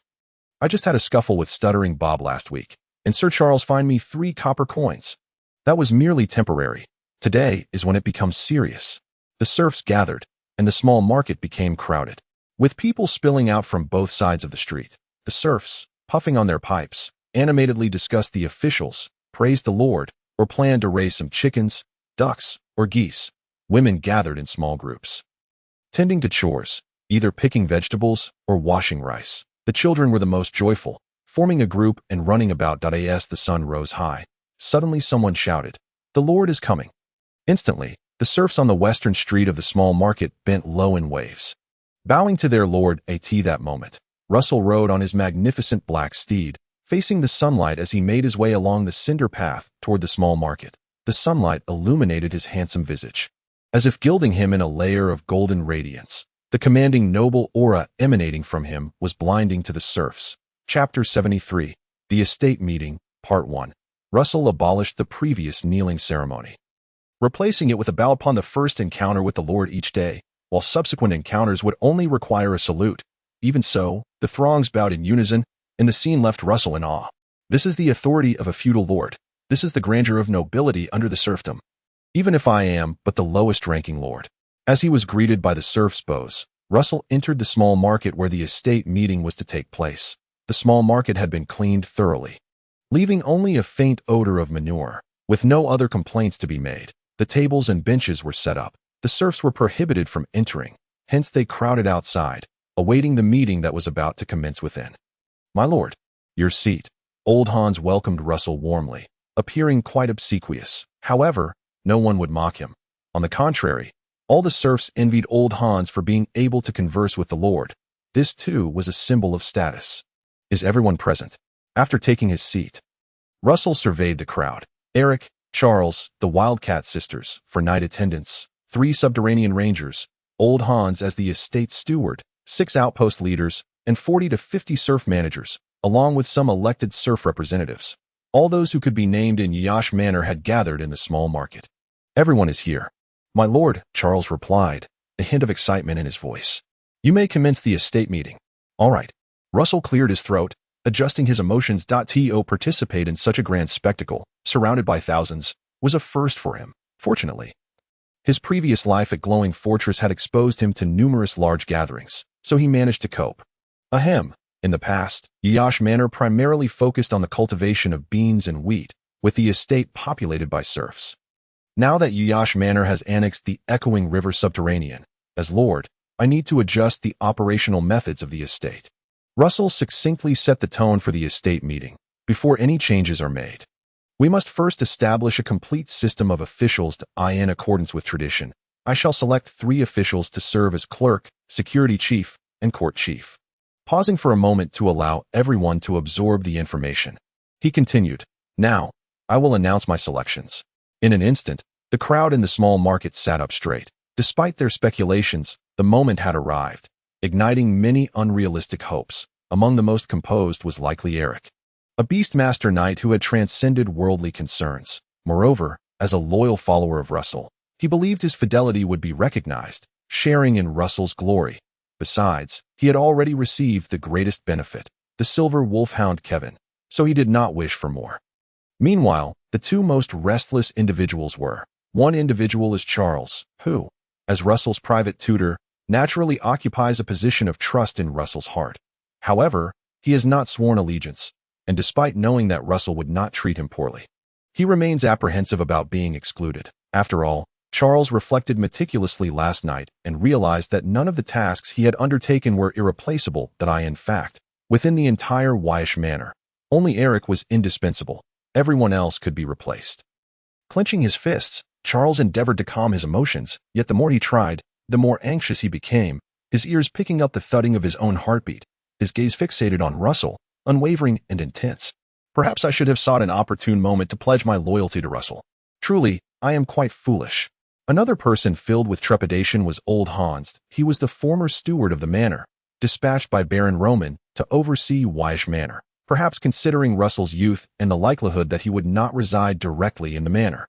The Baron had not recalled Old Hans after bestowing the manor upon Russell. This led to Old Hans's awkward predicament. It was as if the Baron had gifted him to Russell. However, upon Russell's arrival at the manor, it became evident that the estate no longer required such a steward, though Russell did not dismiss him and still allowed him to retain the position. Old Hans could distinctly sense that he was no longer needed. Charles had gradually taken over the mundane affairs of the estate. Now, with Russell presenting 3 positions, there was no doubt that these roles represented the true officials of the territory. Namely, Russell's most trusted subordinates. Will I be granted a position? Will the master abandon me?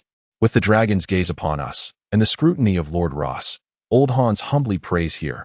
May the light bless. And I shall ensure my wife prays for you day and night. Old Hans incessantly murmured within himself. Cough, cough.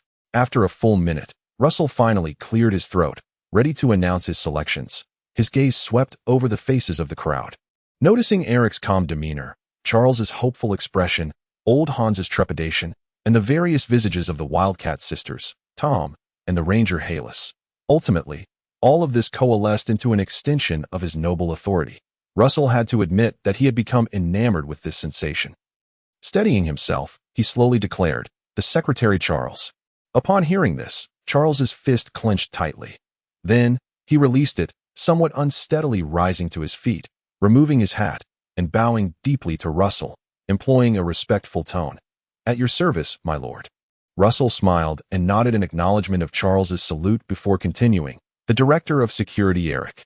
Eric wished to emulate Charles and deliver a few eloquent lines.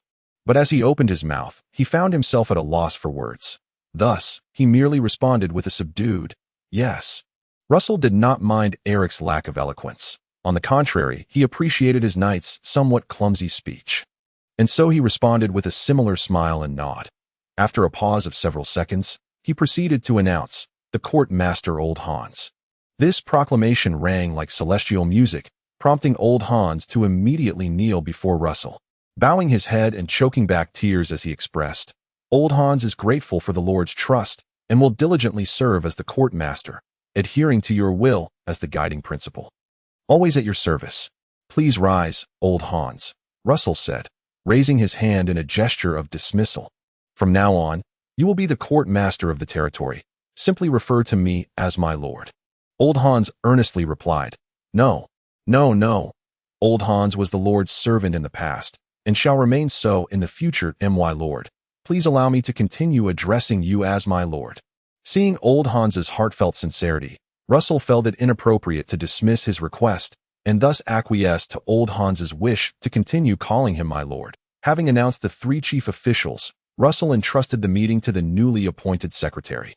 "Charles, you will preside over the subsequent manor meeting, elect officials, announce policies, and ensure the spirit of this meeting is implemented among all." "As you wish, my lord," Charles replied, having composed himself, a triumphant smile adorning his face. Chapter 74, The Manor Meeting, Part 2. The duties of the secretary are, the duties of the director of security are, the duties of the court master are, blah, blah, blah. Compared to Russell's succinctness, Charles, the inaugural secretary of Wyche Manor, appeared excessively verbose. Fortunately, his words were substantive and remained on topic. Blah, blah, blah. Therefore, we will now elect several officials under the secretary's jurisdiction, namely the tax officer, agricultural officer, education officer, foreign affairs officer, and health officer. By the way, the three chief officials may also concurrently hold the aforementioned positions. Upon concluding, Charles spotted Rudy, the red-nosed technician and head of the potion depot, among the crowd, and suddenly recalled something, interjecting, "Charles, let us add a technical officer responsible for the research and promotion of potion and magical material cultivation techniques." "As you wish," Charles readily agreed. The nomination process commenced, with Secretary Charles first nominating a candidate, followed by the Director of Security Eric and Court Master Old Hans, in turn nominating individuals. Everyone seated in the marketplace, including peasant representatives, could raise their hands to propose candidates or self-nominate. The final selections would be determined through a show of hands. Naturally, if Russell had a suitable candidate, a single word from him would suffice for the final decision, because Russell's word was the law of the territory.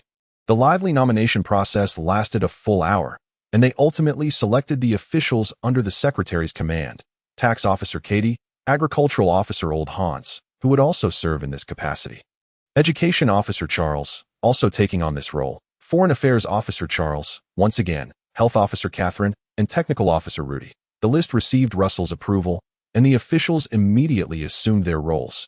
Next, they began to nominate officials under the Director of Security, namely the commanders, Knight Captain, and deputies, Knight Lieutenant, of the Knightly and Ranger teams, as well as the patrol team. After half an hour, it was determined that the Knight Captain of the Manor's Knightly team would be Eric, while Katie would serve as the Ranger Captain of the Underground Ranger team. The Knightly team established a patrol team, with the captain being the Knight Lieutenant, filled by Tom, Russell's Knightly retainer. Similarly, the Underground Ranger team formed an Underground Patrol team, led by Catherine as the Knight Lieutenant. Finally, they began to nominate officials under the Court Master's command, establishing 3 official positions. The judge would be Old Hans.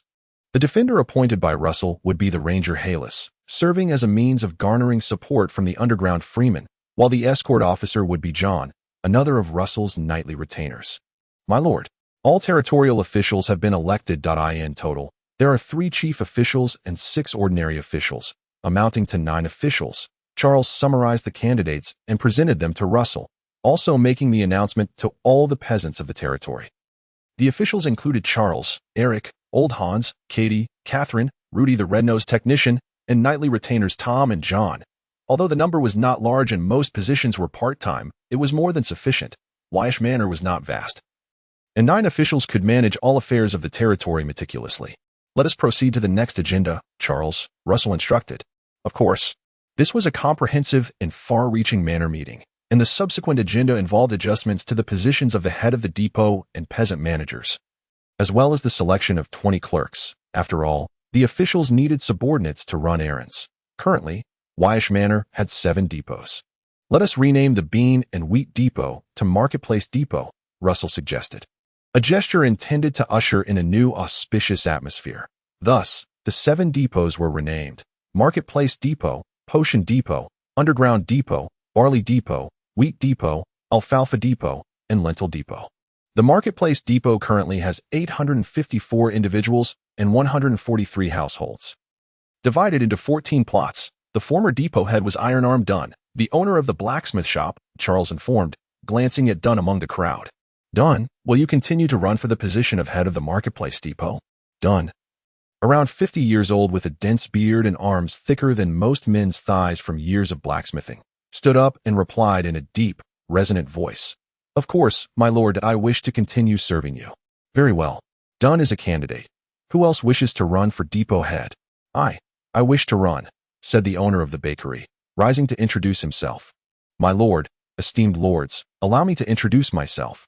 I am the bakery owner. Commonly known as High Hat Bosie. I believe I am more suitable than Ironarm Dunn for the position of head of the Marketplace Depot. Following him, several other peasants from the Marketplace Depot stood up, expressing their desire to run for the depot head position. Although the depot head was not technically an official and received no salary, the prospect of reduced taxes compared to ordinary peasants was enough to spur enthusiasm for the candidacy. The peasants of the Marketplace Depot had gathered in the streets. Under Charles's moderation, they eagerly participated in a voting process. After a lively series of votes, Ironarm Dunn successfully retained his position as head of the Marketplace Depot. Dunn, upon returning, be sure to organize the 14 plots within the depot and elect a new peasant manager, Russell instructed. Rest assured, my lord, I Dunn will ensure it is done perfectly. Ironarm Dunn pounded his chest with his thick arms, producing a resounding thud. Russell couldn't help but wonder if Dunn might inadvertently harm himself with such fervent gestures. Next, we turn our attention to the newly established Potion Village, although it is still in its infancy. The farmers are already fully equipped, comprising a total of 581 individuals across 97 households, divided into 8 plots. The original village head was the red-nosed Rudy, a skilled farmer and technician specializing in the cultivation of fluorescent mushrooms. With a wealth of experience, he now serves as a technical officer. After Charles concluded his introduction, Rudy expressed his intention to continue his candidacy for the village head position, followed by 2 fellow farmer technicians who also declared their intent to run. The outcome was not surprising, as Rudy was elected with a substantial majority. Now, we have the newly established Cave Village, which, after adjustments, consists of 358 individuals across 121 households. With fewer members per household, we plan to divide it into only 6 plots. As of now, there is no village head, nor have farmer managers been appointed, so the farmers of Cave Village are encouraged to participate in the elections. The serfs in the Glimmering Valley live as families, typically with 6 members per household. However, in the environment of the Echo River Cave, the population is sparse. Some households may consist of just a couple. Thus, while the number of households is high, the population remains low. After a round of elections, Druck, one of the original cave rangers, narrowly triumphed over the other 2 rangers, Halls and Ball. This left Hall somewhat discontent, as he had previously received Russell's support and was appointed as a defense attorney under the jurisdiction of the court. He had hoped to leverage the Lord's favor to secure the position of village head in Cave Village, only to be unexpectedly defeated by Druck. If this place does not keep me, there will be another that will. In a moment of frustration, Halls began to contemplate following the example of the Wildcat sisters and leaving Cave Village for another settlement. Now it's the turn of Barley Village, comprising 612 individuals across 105 households, divided into 9 plots. The original village head was the black-skinned Peter. Charles continued, checking his pocket watch. It's already noon. Let us take a break from the estate meeting, and everyone can return to their homes for lunch. We shall resume at 1 o'clock. This time, Russell, as the Lord, did not provide the meals. After all, with 3,500 people, the kitchen in the estate's annex could hardly manage, and the serfs were left to fend for themselves. However, the newly elected officials were invited by Russell to the estate annex to enjoy a sumptuous lunch. Cheers, may each of you achieve remarkable success in your new positions, Russell toasted. Raising his glass of red wine, the officials responded in unison. We shall serve you diligently, my lord. Chapter 75. A joyous conclusion. The afternoon estate meeting was rather relaxed. The original village head of Barley Village, Blackskin Peter, was successfully re-elected. Following that, the wheat village, with 591 individuals across 100 households divided into 9 plots, also saw its original head, the one-eyed Boris, retain his position. Subsequently, the alfalfa village, consisting of 355 individuals across 62 households divided into 6 plots, re-elected the original head, the limping Adolf. Only the bean village, with 632 individuals across 108 households divided into 10 plots, experienced some changes. The former village head was the ever-smiling, gray-haired vegetable master, Shelby. He earned the nickname Vegetable Master for his exceptional skill in vegetable cultivation and his eagerness to instruct others in the practice. The serfs of Bean Village, aside from cultivating beans, almost universally maintained vegetable gardens, thereby elevating Shelby's standing among them. The serfs wished to nominate Shelby as the village head. However, Shelby, now advanced in age and with mobility issues, voluntarily withdrew from the race. To their astonishment, the serfs nominated his wife, Mrs. Shelby, who was a decade younger than her husband. Mrs. Shelby, like her husband, is warm-hearted, and she too possesses the knowledge of vegetable cultivation. Indeed, just the other day, Mrs. Shelby was helping us plant onions and celery. I hope Mrs. Shelby can become the village head. The vegetable master will support Mrs. Shelby in her endeavors. The serfs genuinely supported the Shelby couple, as the ability to read the weather and seasons for planting was indeed a skill worthy of recognition. My lord, this, Mrs. Shelby is, after all, a woman. Charles found himself in a quandary regarding this situation. Yet, Russell responded with a smile, what of it? If the farmers believe Mrs. Shelby can fulfill the role of village head effectively, why not allow her the chance? Now, I officially appoint Mrs. Shelby as the village head of Bean Village. Upon hearing Russell's appointment, the serfs of Bean Village erupted in cheers. Praise the Lord. The Lord is benevolent and kind-hearted, truly caring for us serfs. One day, the Lord shall ride a dragon. I wish to kiss the tips of the Lord's shoes to express my gratitude. With the Lord, life will only improve. Mrs. Shelby, equally overwhelmed, covered her mouth in disbelief. Oh my, is this true, my lord? Can I really be the village head? Oh my, I never even dared to think of such a thing. I am but a simple woman. Mrs. Shelby, you must believe in yourself and in the trust bestowed upon you by the farmers, Russell encouraged. Yes, my lord, I believe in myself. Mrs. Shelby cherished this opportunity immensely, tears in her eyes as she nodded repeatedly. Praise the Lord. Thank you for making me the village head. I will take this responsibility seriously and fulfill my duties well. Then let us await the results with anticipation, Russell smiled. Once Mrs. Shelby was confirmed as the village head, the elections for the village heads of all 7 villages within the Wu Yao Snake estate were completed. The village head is not merely an official nor solely subordinate to the clerk. They bear responsibility for every official and must collaborate with them to manage all affairs of the villages. My lord, with the election of the village heads concluded, shall we proceed to elect the captains of the cordyceps guard and the village security teams? Seeing that the day was still young, Charles inquired. Russell pondered for a moment before replying. Let us elect the captain of the cordyceps guard.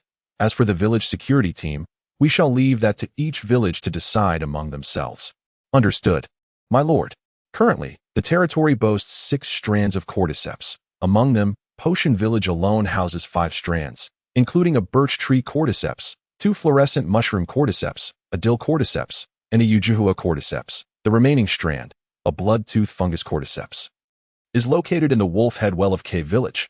After discussions among the officials, it was decided to form 2 cordyceps guards. One will be the Birch Forest Cordyceps Guard, with Russell's nightly retainer, Jack, elected as captain. The second will be the Wolf Head Well Cordyceps Guard, for which officials intended to nominate Defense Attorney Halls as captain. However, Halls, disheartened by his failure to secure the position of village head in Cave Village, had no intention of remaining there and declined the role.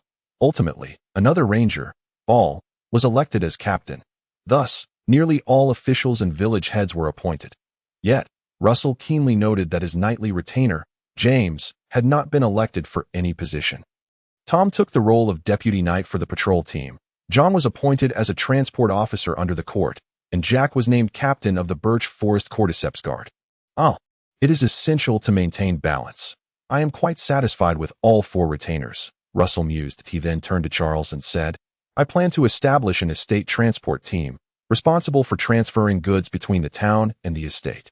Farmers can also utilize the transport team to travel to town for market days, thereby saving time. My lord, your consideration is indeed prudent. The estate does require a transport team, Charles concurred. Let James be appointed as the captain of this transport team, Russell casually suggested. Initially disheartened, James was surprised by the proposal, which soon filled him with a profound sense of gratitude for being understood. He knelt on one knee, declaring, My lord, James shall not disappoint your trust and will diligently maintain the estate transport team. Russell graciously accepted James's gratitude. Ultimately, every trusted individual around him received a new position, culminating in a lively estate meeting with a joyous conclusion. That evening, the officials were again guests at the estate annex, sharing a banquet with Russell. Let us all raise our glasses in a toast, Russell proclaimed. Signaling everyone to drink together, the divisions of industry are now clear. It is time to stride forward boldly. The windmill mill is nearing completion. Public restrooms must be prioritized immediately, and we have compost yards and septic tanks to construct as well. Rest assured, my lord, we will proceed with everything in due order, Charles replied, his mouth full as the newly appointed clerk, riding high on his success. The reorganization of the small market must commence right away. The merchant caravan is likely to arrive soon.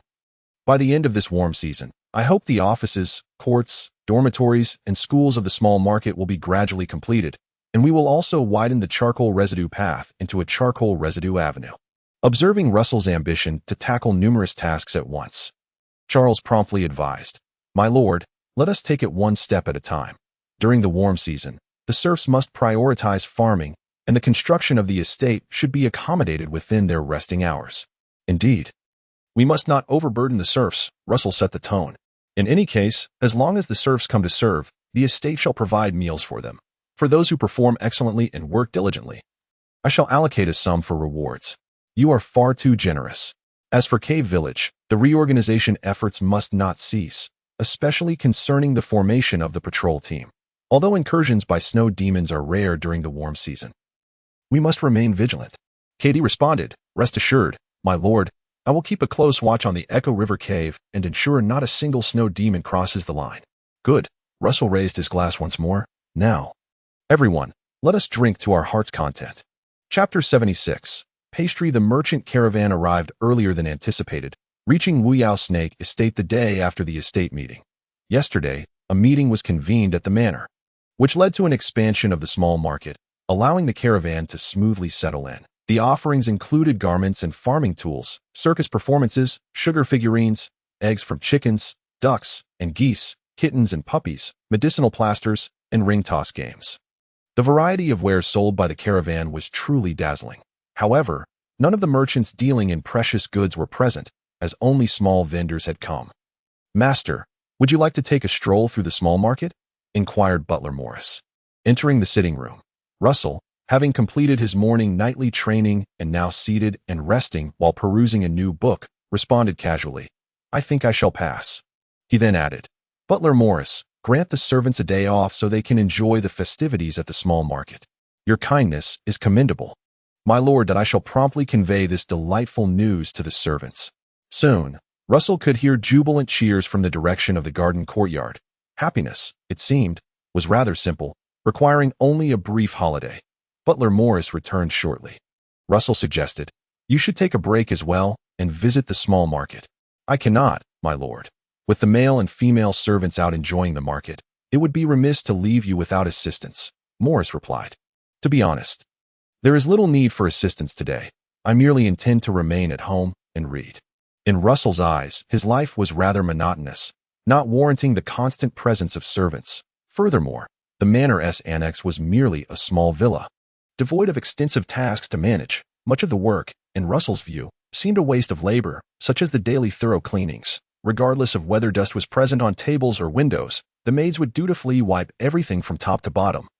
Day in and day out, Russell believed that a weekly cleaning would suffice. However, for Butler Morris, meticulousness was paramount. He inspected every nook and cranny daily to ensure that no corner was neglected.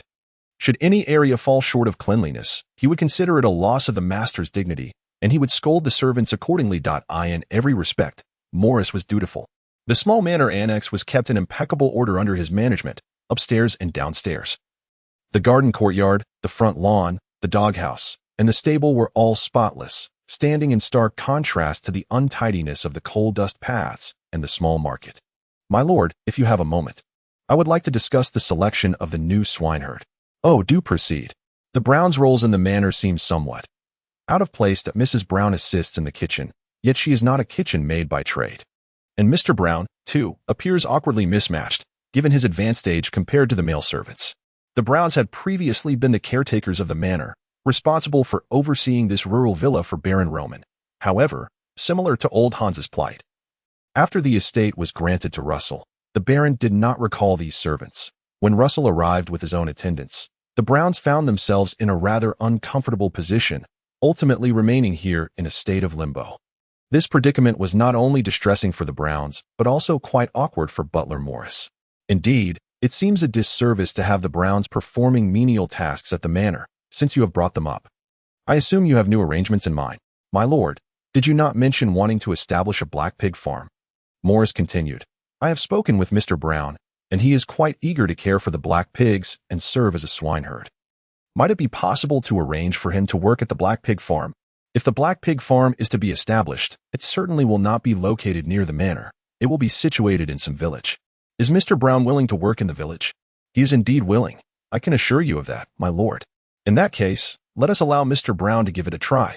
However, I hold high expectations for the black pigs, and his role as swineherd is crucial. Should he fail to meet those expectations, I will not hesitate to replace him, Russell stated earnestly. The black pigs possess the potential to extract a trace of primordial energy, representing an exceptional genetic lineage for farming primordial beasts, with the future possibility of developing new breeds. Their value is immeasurable, hence Russell's commitment to nurturing the black pigs, even drawing from Earth's breeding knowledge to continuously optimize their genetics.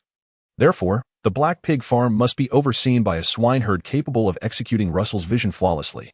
Russell then inquired, what about Mrs. Brown? Will she also work at the black pig farm? I recall they have a son who works as an assistant in a shop in town. Correct. Indeed, Morris responded, though Mr. Brown does not wish for Mrs. Brown to accompany him in raising pigs, as the work is indeed rather arduous for women. From what I gather, Mrs. Brown prefers to remain at the manor. If she is to stay at the manor, what arrangements shall be made?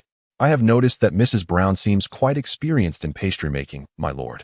Would you be inclined to assign her as a second-in-command to Mrs. Moore, allowing Mrs. Brown to specialize as a pastry chef, crafting an array of breads and cakes for you? A pastry chef, Russell mused, suddenly struck by an idea that he did not immediately confirm Mrs. Brown's role as a pastry chef, but instead asked, where is Mrs. Brown now? Did she go to the market? She did not. She remained in the kitchen attending to the boiler. Call her over. I have some ideas I wish to discuss with her. Certainly. A minute later, Mrs. Brown stood before Russell, far calmer than Mrs. Moore had been when she first met him, trembling with nerves. My lord, Butler Morris mentioned you were looking for me.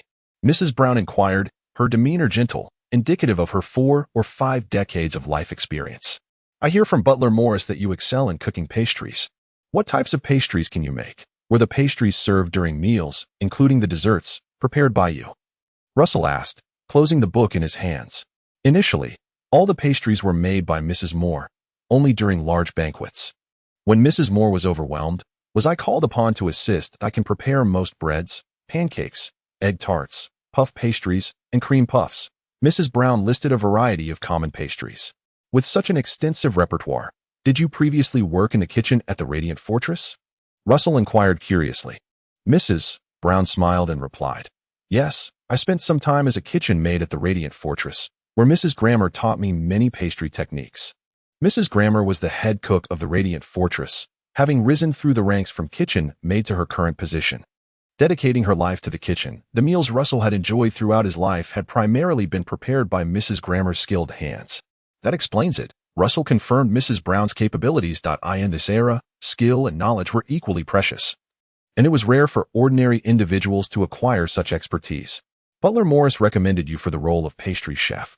However, I have a new concept in mind, Mrs. Brown. I have an interest in culinary arts as well, and I would like you to collaborate with me in inventing some new pastries. Russell articulated his vision, driven by a singular desire. He yearned for buns, dumplings, fried dough sticks, and fluffy white mantou. Chapter 77. Pearl farming. Upon hearing of Russell's intention to develop new pastries, Mrs. Brown immediately grasped the implication. My lord, do you wish for me to experiment with new flavor recipes, much like what Mrs.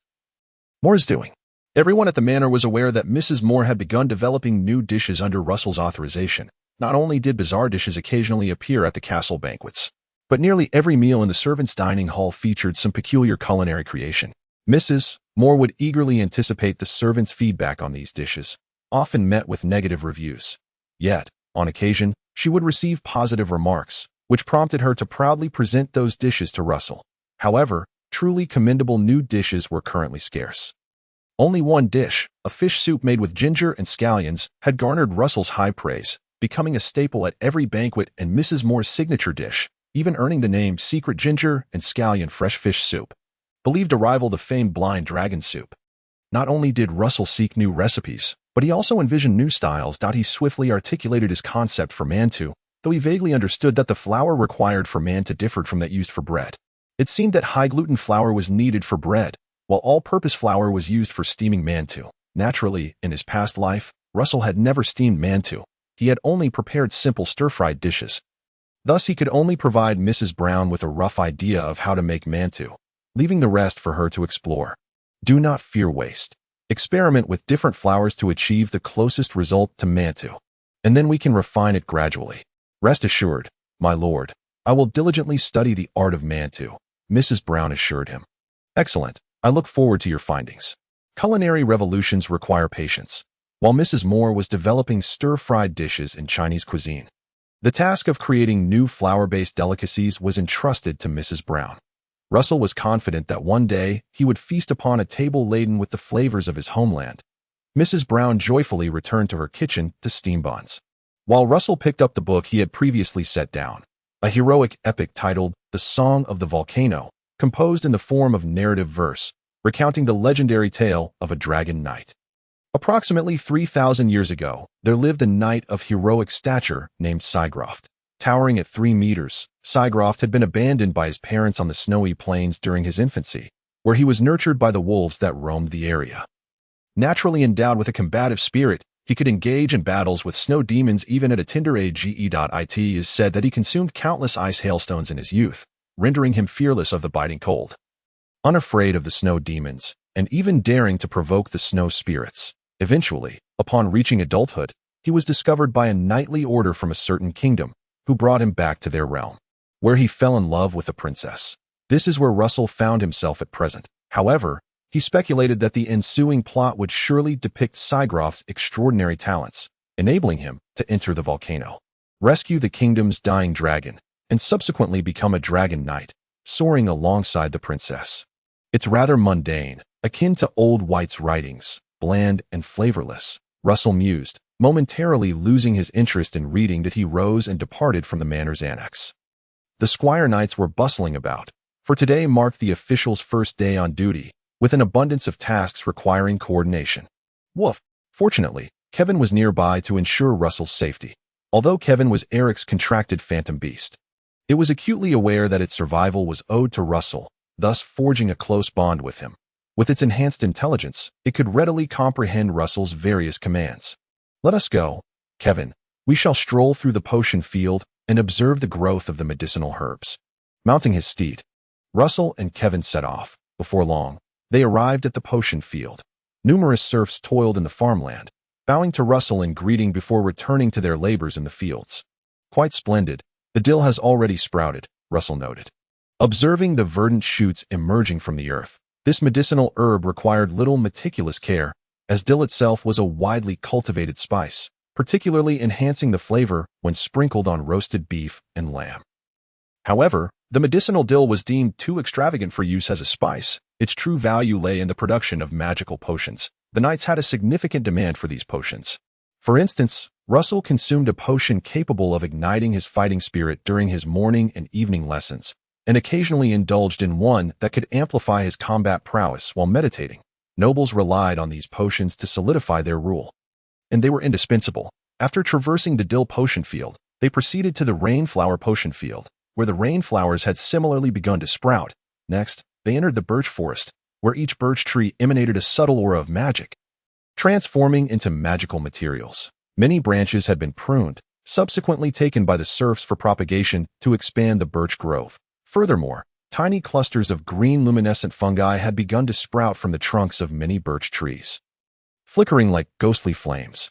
Such a symbiotic relationship is flourishing, Russell remarked with satisfaction. Satisfied with the health of the medicinal herbs and magical materials, he shifted his focus to the banks of the glimmering river, gazing at the surging waters. With the arrival of warm seasons, temperatures rose daily, causing the accumulated snow in the glimmering river valley to melt and the river's water level to surge. Once this period of rising water concludes and the river's level and flow stabilize, we can send people down to harvest river clams, Russell thought quietly. He also envisioned cultivating river clams to produce pearls that if he could artificially nurture pearls, it would be akin to contracting a bipedal dragon, continuously yielding magically infused pearls. Profitable indeed. Yet, I wonder if we can successfully cultivate pearls, and the yield remains uncertain. Nevertheless, it is worth a trial. Russell rode along the riverbank at a leisurely pace, meticulously searching for a suitable location to excavate a pond. Ultimately, at the junction of the potion field and the wheat field, where the glimmering river curved, he discovered a low-lying area ideal for digging a pond. Once the farming season slows down, I will arrange for people to excavate it. No, there's no rush. Let's first dig a small pond in front of the manor's annex to experiment with pearl cultivation, Russell contemplated, deciding against hasty actions without prior validation of the technique. Should the pearl cultivation prove unsuccessful, the pond would be a wasted effort. Time to head back. Later that evening, when Charles, Eric, Old Hans, and others came to report on the day's work and enjoy a meal, Russell inquired of Old Hans, who in the manor is most adept at clam harvesting.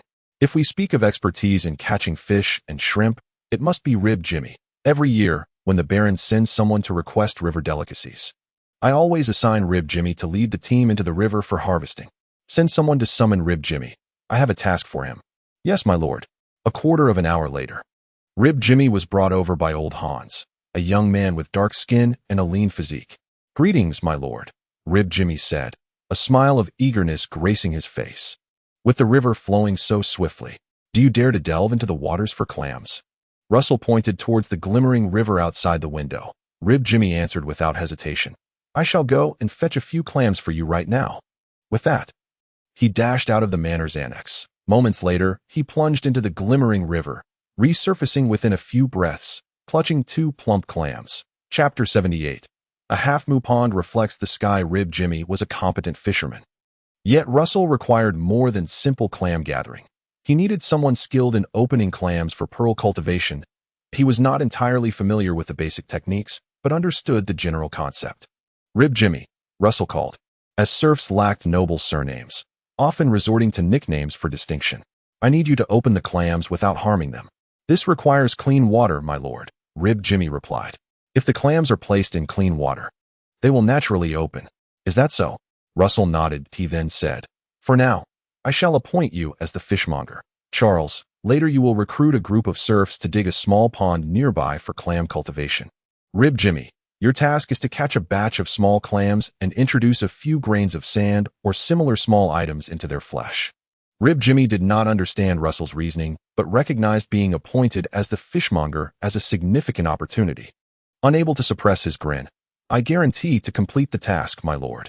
Russell instructed the kitchen to provide Rib Jimmy with a generous piece of bread for dinner and indicated that he would join in the pond excavation tomorrow, followed by clam cultivation. Once everyone had dispersed, Charles was the last to leave, curiously inquiring, my lord, are you hoping to cultivate pearls from these clams? That is indeed my intention, but can simply inserting grains of sand into their flesh achieve that? Charles expressed disbelief.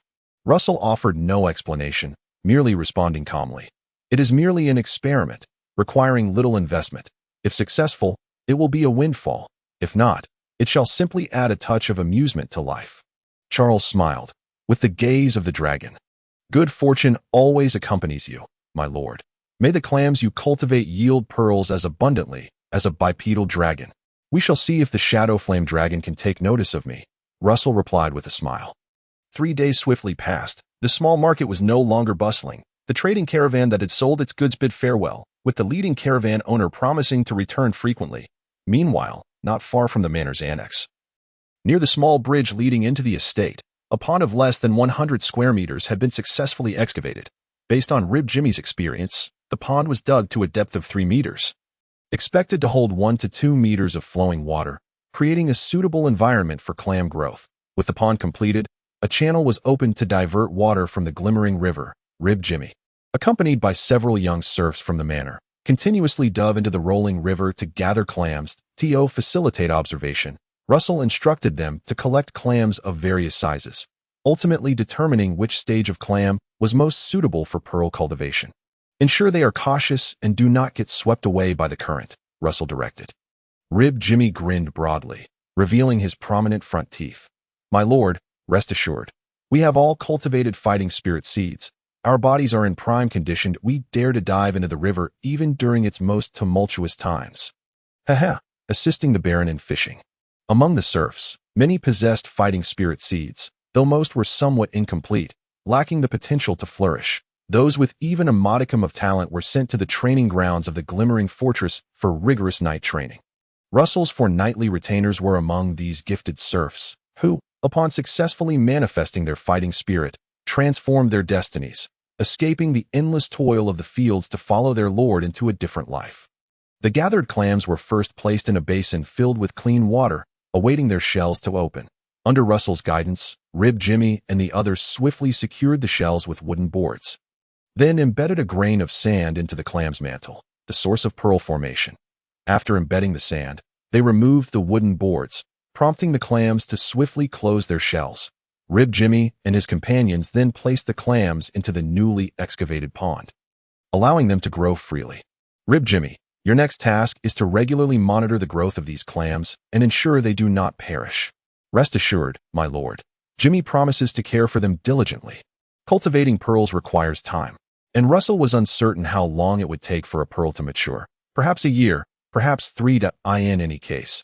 This was a long-term endeavor requiring careful observation. The task of overseeing the fishery has been entrusted to the fishmonger. Thus, Russell no longer feels the need to keep a watchful eye on this matter. Occasionally, he rides his little dream dragon to the pond's edge to see if any magical lights are blooming. June swiftly passes by. The warmth of the season intensifies, and the temperature rises rapidly from the recently traversed 0 degrees to a pleasant 17 or 18 degrees. The entire Twilight Valley basks in a spring-like warmth. With plants growing at a nearly visible pace, spurred by the Earth's vitality. In just a day and night, they can grow significantly. Along the fields and the sides of the charcoal paths, delicate clusters of yellow flowers bloom profusely, exuberantly expressing the vitality brought by the warmth. These are dandelions. Russell recalls that there is a dandelion sprite in the Glow Castle, which is why a vast field of dandelions has been cultivated on the hillside behind the castle. When the dandelions reach maturity, a gust of wind sends a flurry of white fluff soaring through the air, cascading over the castle and drifting far away. There are also many dandelions around the manor's annex. But alas, I do not have a dandelion sprite. Russell stands on the lawn before the gate, gazing at the scattered yellow flowers sprouting from the grass, reflecting on how truly beautiful spring is. However, this warm and delightful moment is abruptly shattered by the sound of urgent hoofbeats. The messenger knight Raphael from Glow Castle gallops to the manor's annex. Young Master Russell, the Baron has issued an order. All lordly nobles are to gather at Glow Castle at noon today for the Merchant's Path cleansing meeting. I understand, Russell replies, his brow slightly raised, before instructing Butler Morris. Please take Knight Raphael down for a cup of hot tea. Thank you, young Master Russell, Raphael responds without hesitation. Russell quickly calls for Eric. My father has sent word to prepare for the Merchant's Path cleansing meeting. In this year I intend to participate, so I need your assistance in making the necessary preparations. My lord, you should focus primarily on your studies. I will ensure your safety, Eric replies. Tom and the others need to gather their focus and practice together swiftly to prevent the Night Squad's formation from breaking apart once we enter the snowy plains. Eric, having experience from accompanying Baron Roman in battles on the snowy plains, has a well-founded perspective. Therefore, Russell decides to heed Eric's arrangements and simply observe the world on the snowy plains. If he could hunt down a batch of snow demons and gather some frost pearl to nourish his little dream dragon, that would be even better. Moments later, leaving Eric to train the 4 night attendants, Russell accompanies the silver and gold wolfhound Kevin, following Raphael to Glow Castle. Chapter 79. mockery at Glow Castle, in the conference hall. A round table is positioned against the wall, with the windows wide open. The head of the clay dragon Ross pokes in through the window, seemingly claiming a spot for itself, its fine scales. Chilling gaze and slightly flaring nostrils occasionally emit puffs of warm air, complemented by its fearsome dual horns, showcasing a unique beauty of the bipedal dragon. This beauty does not stem from its form, but rather from its raw power. A subtle pressure, characteristic of dragons, envelopes the conference room. Baron Roman sits against the wall, closely positioned next to Lord Ross's head, wearing a smile as he affectionately strokes Lord Ross's horns. Although Baron Roman has not been officially recognized as a dragon rider, Lord Ross does not reject such intimacy. The contract is established through blood, and once signed, it is passed down through generations. The specific situation is as follows. A large number of snow demons have appeared around the merchant's path, posing a severe threat to its safety and must be eradicated. Russell's elder brother Roland presides over the meeting, his sharp gaze sweeping across the assembled lords around the round table. Rosen from Windmill Manor, Marcus from Windmill Manor, Sally from Grey Cat Manor, Etris from Red Falcon Manor, and Russell from Black Waste Serpent Manor. When do we set off? Lord Marcus inquires, having not once glanced at Russell since entering. As he is the father of Melina, have we coordinated with Count Floating Cabbage's night squad for a joint advance, or will we operate independently? Roland responds, this time, we will operate independently, with the center of the merchant's path as the boundary, each side clearing its own area. So, will it be Viscount Meyer leading the team, or Lord Mel? Sally asks. It will be my uncle leading the team, Roland replies with a smile. Count Floating Cabbage is indeed Russell's maternal grandfather. Melin Yuja, currently, as the Grand Duke has just ascended the throne and the Elder Council has not yet disbanded, Count Melin is still overseeing state affairs in the Red Castle. The territory of the Three Rivers Mouth is managed by his heir and only son, Viscount Meyer Yujua, who is indeed Russell's uncle at the same time. Meyer's son, Lord Mel Yujua, who is 3 years older than Russell, has begun learning about territory management and frequently accompanies the night squad in battles on the snowy plains. Oh, Viscount Meyer? Haha, once I see him, we must share a drink together, Sally chuckles, for the knights from both families often fight side by side and are quite familiar with one another, under Roland's guidance. The meeting begins to discuss how to arrange combat tasks. Such cleansing battles along the merchant's path occur annually, and the seasoned lords quickly coordinate their respective duties with just a few exchanges. Only Russell is participating for the first time. Russell, how many knights does your territory contribute? Roland inquires. 1 beast knight and 5 armored knights, including myself, Russell replies, acknowledging that while his numbers are few, having a beast knight is not insignificant. Then you will follow behind us. Responsible for clearing any straggling snow demons, Baron Roman interjects at an opportune moment. Just as Russell is about to agree, Lord Ross turns to him with a grin, emitting a derisive snort through its nostrils. Chirp. It appears to mock Russell as a coward. Although no one understands the dragon language, especially since each bipedal dragon has its unique call, making it impossible to categorize, those present at the table can discern that Lord Ross is indeed ridiculing him. Ahem. Roland nearly bursts into laughter but manages to stifle it. Despite his inner fury, Russell remains composed on the surface, embodying a spirit of stoicism as he responds lightly to Baron Roman. Understood, father. Baron Roman pats Lord Ross's neck, perhaps somewhat displeased with Lord Ross's blatant disregard for Russell. Yet, no matter how displeased he may be, Lord Ross is the essence of the Twilight Valley, even if it were to tear Russell apart. Baron Roman could only weakly lament. You vile dragon, you have betrayed the family's trust in you. Life must continue as it has, and this minor episode does not affect the meeting's tone. After outlining their respective roles, they agree to convene at Glow Castle 3 days hence, July 5th, and the meeting concludes. The lords depart, arm in arm, from the castle. Russell too prepares to return, but his elder brother Roland catches up, inquiring with genuine concern, what have you done to offend Lord Ross? I recall it did not always hold such disdain for you. I do not know, Russell replies. Think carefully. There must be something that offended Lord Ross, Roland presses. I truly cannot recall. I only remember that during my coming-of-age ceremony, Lord Ross's attitude suddenly turned sharply against me. Russell shrugs. Knowing he cannot divulge to Roland that Lord Ross likely suspects he is a time traveler, of course, he also harbors another suspicion, that Lord Ross has caught a whiff of the little dream dragon's presence. Yet he ultimately dismisses this thought. After all, the little dream dragon is still a colossal dragon, while Lord Ross is merely a bipedal dragon. Upon detecting the little dream dragon's scent, Lord Ross would likely retreat rather than repeatedly provoke him. The true dragons are the apex of the food chain, the greatest creations birthed from the earth's power. Your coming-of-age ceremony? I was unable to return in time to attend. Did anything happen then? Roland inquires repeatedly. This leads Russell, initially touched by his elder brother's concern, to realize that Roland is not genuinely worried about him. Instead, he seeks to derive insights from Russell's negative experience to avoid offending Lord Ross himself. Thus, he simply shakes his head and replies, "Brother, had I known, I would surely tell you, to assist you in becoming a dragon rider, but I truly do not know. In any case, if you wish to ride a dragon, you must strive in other areas." What do you mean by that? Roland stammers awkwardly, scratching his nose. I merely wish to help you resolve the conflict with Lord Ross. Seeing Russell's skeptical expression, he turns away. Mumbling, I care not for riding dragons. It matters not to me which of us rides one. The family merely needs a dragon rider. So, if I do not strive, who can I depend on to do so? I understand, Russell chuckles. Then earnestly pats Roland on the shoulder. Brother, I have lost hope of riding Lord Ross, so I sincerely wish for your success in becoming a dragon rider. Father, mother, Lorien, and grandmother all share this hope. Upon hearing this, Roland's awkward expression dissipates, and he bursts into hearty laughter.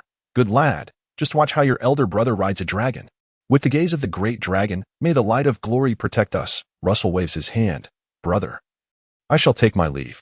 Indeed, see you in 3 days. All right. Chapter 80. The Merchant's Path. Ah, splendid, splendid.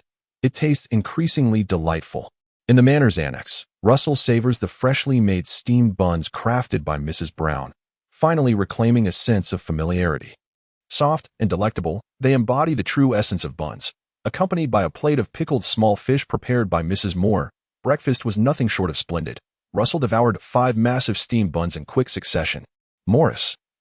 Reward Mrs. Brown with 5 copper coins to encourage her to continue developing even tastier buns. And Mrs. Moore's small fish deserves a reward too. Give her 2 copper coins as well.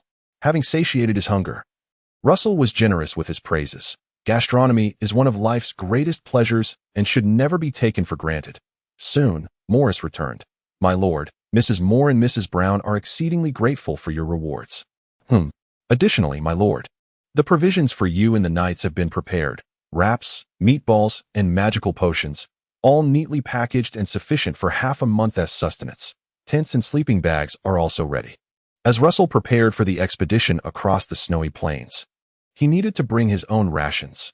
Armor, weapons, and horses were also to be self-supplied. While Morris was detailing the provisions that had been prepared, the Wildcat sisters entered together.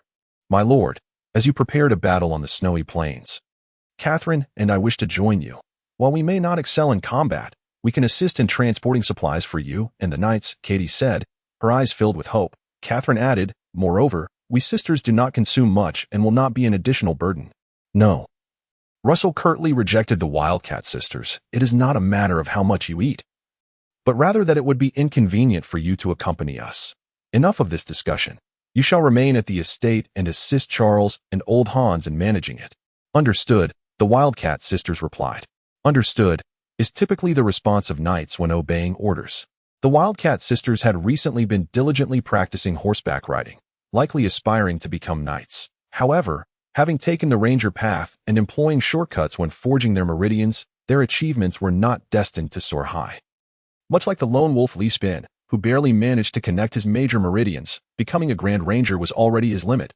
There was no possibility of connecting all the minor meridians to form a grand circulation, nor of cultivating the energy chain and forming contracts with mythical beasts. Yet, any increase in strength was welcome, for even the path of knights posed great difficulty in advancing to become beast knights.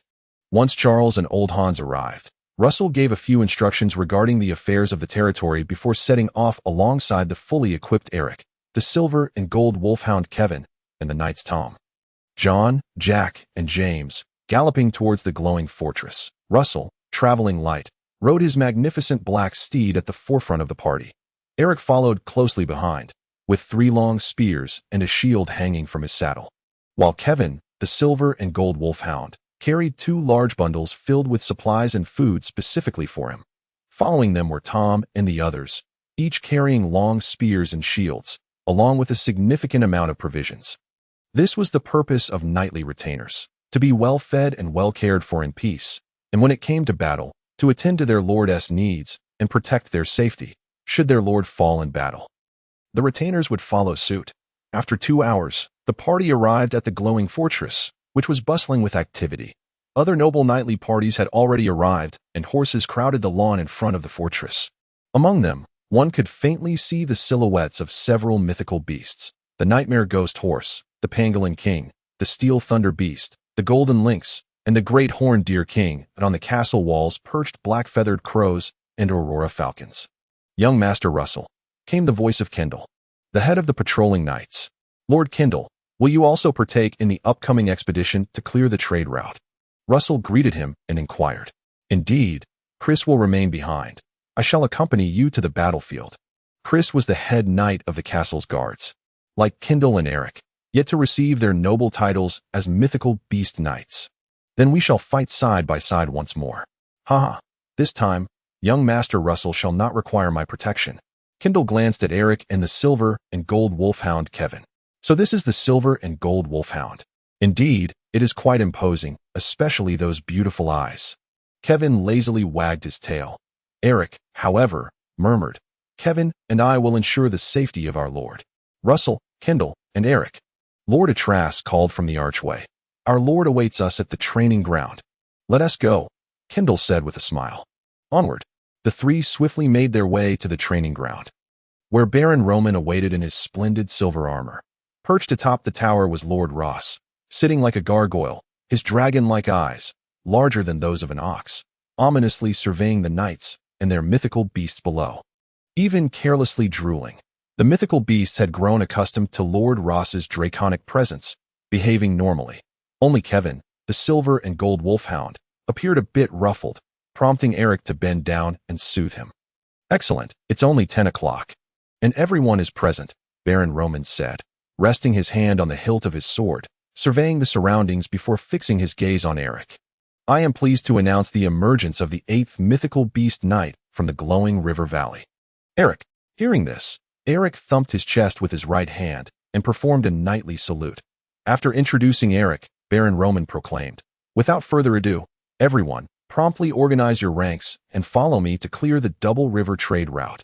With that, Baron Roman mounted the nightmare ghost horse, his contracted mythical beast. Simultaneously, a large gray serpent swiftly coiled around Baron Roman's armor, its head emerging over his left shoulder, flicking its tongue repeatedly.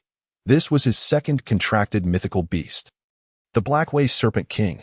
Almost simultaneously, a flash of silver light appeared, and a silvery fox had settled on his right shoulder, his third contracted mythical beast, the Silverwing Wind Fox. Russell gazed enviously at his father, admiring the striking image of 3 mythical beasts surrounding him. The path of knighthood involves progressing through elemental stages and energy stages, and upon successfully contracting a mythical beast, one enters a new realm, the Yuanchi stage. The Yuanchi stage is divided into 2 levels, mythical beast knights and high-level mythical beast knights. The distinction is straightforward. Contracting 1 mythical beast qualifies one as a mythical beast knight. Contracting 2 or more qualifies one as a high-level mythical beast knight. Additionally, there is another method of classification. Contracting 1 mythical beast is a first-tier mythical beast knight. Contracting 2 is a second-tier mythical beast knight, and so forth. It is said that the highest possible is to contract 5 mythical beasts, making one a 5th-tier mythical beast knight. Contracting more than 5 mythical beasts will exceed the critical threshold of Yuanchi, leading to dispersion and causing the mythical beast knight to go astray. Undoubtedly, Baron Roman is currently a 3rd-tier high-level mythical beast knight. Pulling back his envious gaze, Russell turned to another noble knight, Marcus, who rode a mythical beast resembling a rhinoceros, the steel thunder beast. Beside it was another mythical beast, the pangolin king, a 2nd-tier high-level mythical beast knight. Marcus, what a pity that Melina is not my type. Otherwise, Marcus would have been my father-in-law, Russell mused to himself. In the entire glowing river valley, there were only 2 high-level mythical beast knights, Roman glowing mushroom and Marcus, both of whom surpassed all knights in combat prowess. However, The true pinnacle of combat power was the clay dragon Ross, who emitted a cry and soared into the sky, becoming a black dot against the backdrop of the glowing river valley nights, flying towards the double river trade route carved by humanity through the icy wilderness. Chapter 81, The Baroness Doctrine. The biting cold wind howled fiercely, leaving the warm confines of the glowing river valley and continuing towards the source of the glowing river led them into the Red Bat Cave. Compared to the darkness of the Sounding Water Cave, the Red Bat Cave was relatively spacious. The more significant difference, however, was that the Red Bat Cave lay along the essential trade route, having been developed over many years into a well-connected network. The Charcoal Ash Avenue extended deep into the Red Bat Cave, passing through a shaft and officially penetrating the snowy plains above. The entirety of the glowing river valley's knights formed a knightly troop, divided into the vanguard, rear guard, left wing, right wing, and a support unit that included Russell. The knightly troop advanced along the double river trade route. Amidst the howling wind and snow, Russell could clearly see 2 rows of walls built from solid ice, forming a trade route akin to a great wall, extending deep into the endless snowy expanse. The merchant convoy could travel within the walls while battles occurred outside them, hidden within this great wall-like trade route. The merchant convoy could traverse to various warm locales without alarming the snow demons. Of course, to ensure the route's safety, every lord was obligated to clear the vicinity of snow demons, protecting the trade route while also earning some ice hail pearls, making it a mutually beneficial endeavor. However, the icy wall was not continuous but rather adapted to the terrain of the snowfield, sometimes rising abruptly and at other times submerging beneath the ice. The Cold Spring Point is a crucial node along the trade route. We must ensure that there are no large groups of snow demons nearby. Baron Roman emphasized this battle direction before the troop departed. The reason was simple. The snowfield was exceedingly cold, making it challenging for ordinary people and horses to endure prolonged exposure to its chill. Yet, beneath the ice cover, there were occasionally less frigid areas where solid ice could melt into water. Known as Cold Spring Points, these points served as the best sanctuaries and camps for merchant convoys along their journey. Thus, the icy wall of the trade route was not a straight line, but rather a winding path connecting all the Cold Spring Points. My grandfather's territory is at the confluence of the 3 rivers, while my father's territory is the glowing river valley. Hence the trade route connecting the 2 territories is called the Double River Trade Route. Russell found himself trailing behind the knights, surrounded by the howling winds and swirling snow, which inevitably caused his thoughts to wander. However, before they could reach the first cold spring, the monotonous march was reluctantly brought to a halt. Caw, caw. Lord Ross circled above in the sky, at times emerging from the clouds, only to vanish back into their depths. In the northeast, we have spotted the tracks of snow demons, numbering over 100, came the shout from Lord Sally in midair. Russell looked up to see Lord Sally, his enormous raven wings outlined in dark light, allowing him to soar like a bird, scouting the surrounding enemy presence. Is this the manifestation of a phantasmal beast? Russell couldn't help but exclaim in admiration. Eric, upon hearing this, clenched his fist. Indeed, my lord, this is the manifestation of a phantasmal beast. Kevin and I are not yet capable of this feat. The training to become a phantasmal beast knight is divided into 3 stages. Sword mastery through battle aura, armor transformation through battle aura, and the manifestation of a phantasmal beast. Currently, Eric, still in the process of harmonizing with the silver and gold wolfhound Kevin, could only manage the first stage, using the radiation of his essence to perform battle techniques from a distance, thus freeing his hands. Russell reassured him. There is no rush. You and Kevin still have ample time to harmonize. Meanwhile, upon receiving Lord Sally's warning, the Knight Order swiftly rearranged their formation. Baron Roman, stationed at the rear, remained inactive, while Roland led the vanguard and left flank, rapidly charging northeast. The sound of galloping hooves and the howling winds were abruptly silenced. As the knights surged forward, their battle aura resonated, providing both indomitable offensive power and impenetrable defense. In a mere moment, the vanguard and left flank crushed the more than 100 snow demons in the northeast, after which the knight formation dispersed, with the knights zealously pursuing and hacking at the snow demons, shattering their bodies and crushing their skulls, extracting the ice hail pearls within. Unfortunately, the snow demons were defeated too swiftly for Russell's support squad to take action, leaving nothing but empty ground. I wish I could join in the fray, Russell lamented. Those ice hail pearls are essential for the growth of Little Dream Dragon. My lord, please remain patient. This is just the beginning that we will encounter many more snow demons, and then your assistance will be required, Eric called out. For now, you need to quickly adapt to the snowy environment, as Russell's knight captain and also his combat instructor. Eric never missed an opportunity to educate him. I understand, Russell nodded. Thus, the Night Order continued their march, encountering 2 or 3 more waves of snow demons on the way to the first cold spring. However, these were merely small groups that were easily routed, leaving Russell without a chance to engage until they finally reached the first cold spring. As evening approached, the so-called cold spring was essentially an open-air courtyard, topped with a thin layer of ice, beneath which lay a stone-paved floor, approximately the size of half a football field. Surrounding it were numerous ice caves storing useful supplies such as firewood, black bread, warm clothing, and so forth. The Night Order quickly squeezed inside, with a contingent remaining outside to guard and ensure the safety of the cold spring. The knights and their attendants swiftly erected tents and lit bonfires to begin cooking. Russell was then summoned by Baron Roman. Father, upon entering the tall command tent, Russell found only his elder brother Roland present, with the other lords absent. Sit down, Baron Roman said. Tonight, the 3 of us shall dine together to celebrate Russell's first camp in the snowy expanse. Russell took a seat.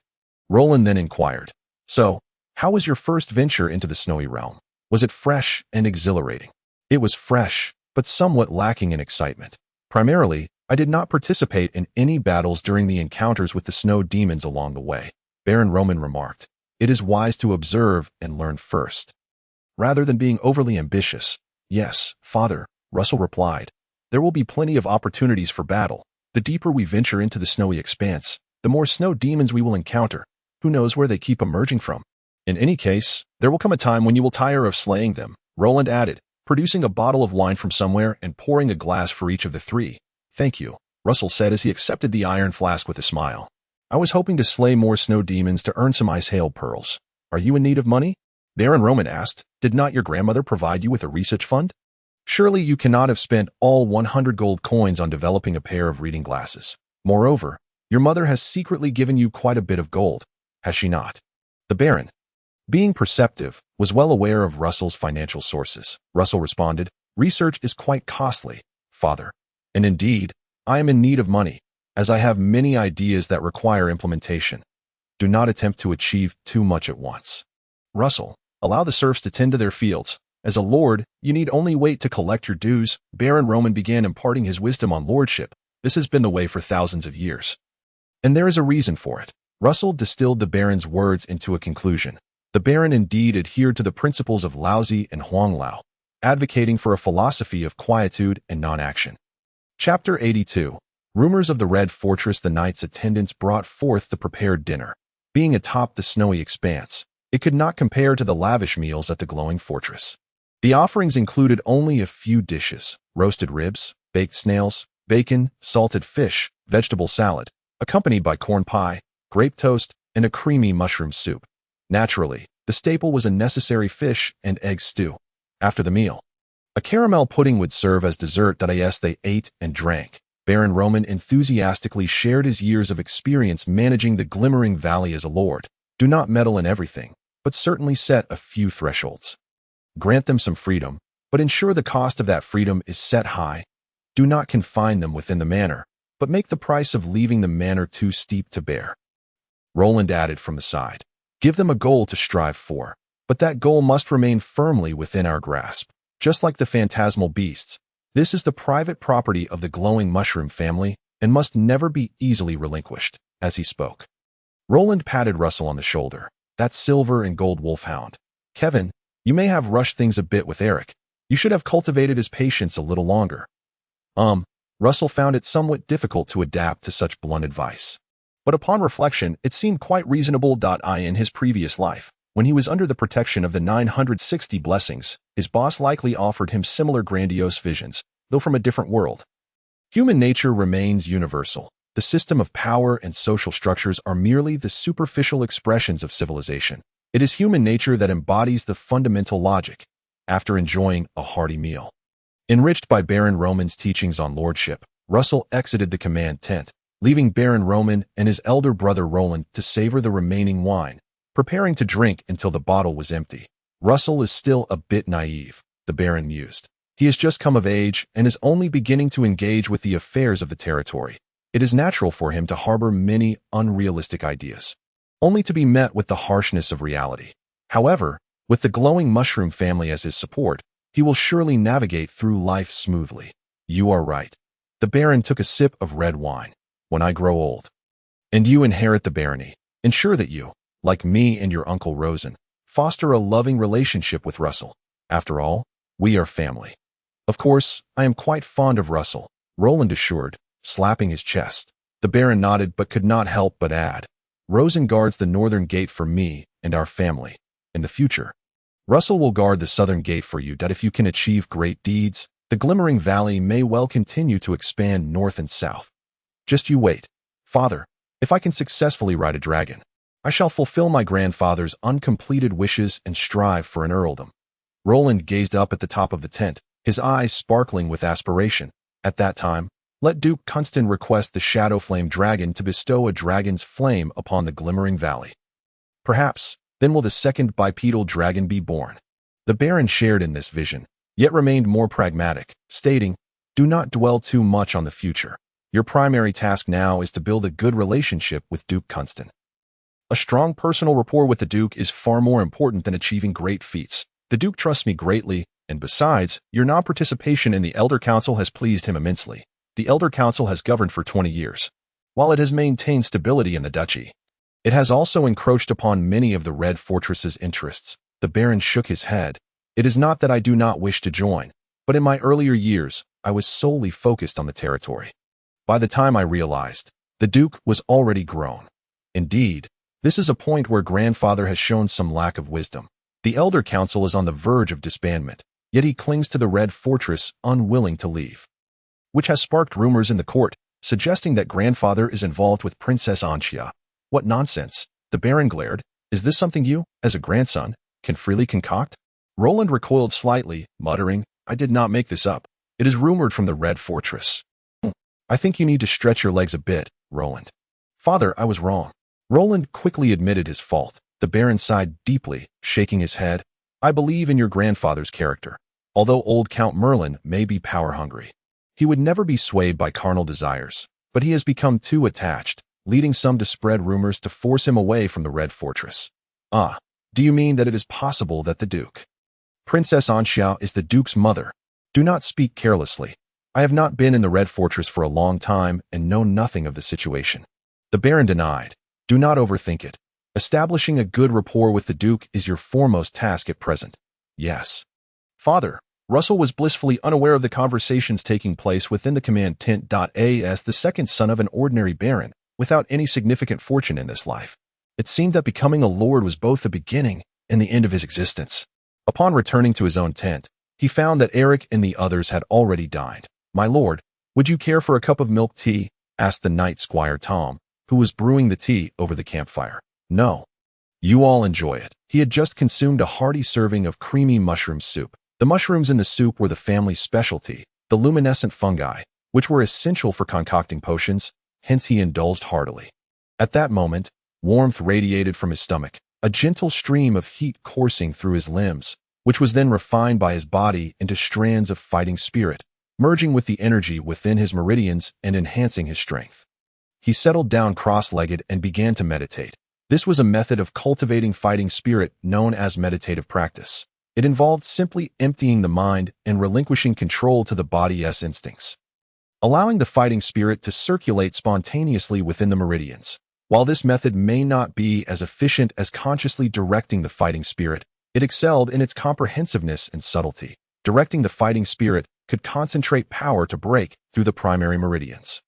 But the body also contained numerous minute meridians that were invisible, intangible, and difficult to perceive.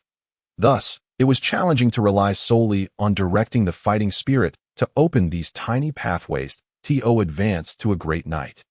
Not only must the primary meridians be opened, but these smaller pathways must also be traversed. Hence, meditative practice became particularly crucial by emptying the mind and letting the fighting spirit spontaneously impact the tiny meridians. One could realize the dream of becoming a great knight, laying a solid foundation for future contracts with phantom beasts. In a fleeting moment, an hour of meditation passed. rising to relieve himself at the cold spring's privy. Russell then burrowed back into his sleeping bag, entering the first realm of dreams above the snowy expanse. Shortly thereafter, the dark dreamscape descended as anticipated. Caw. A small dream dragon flapped its short wings and flew towards Russell.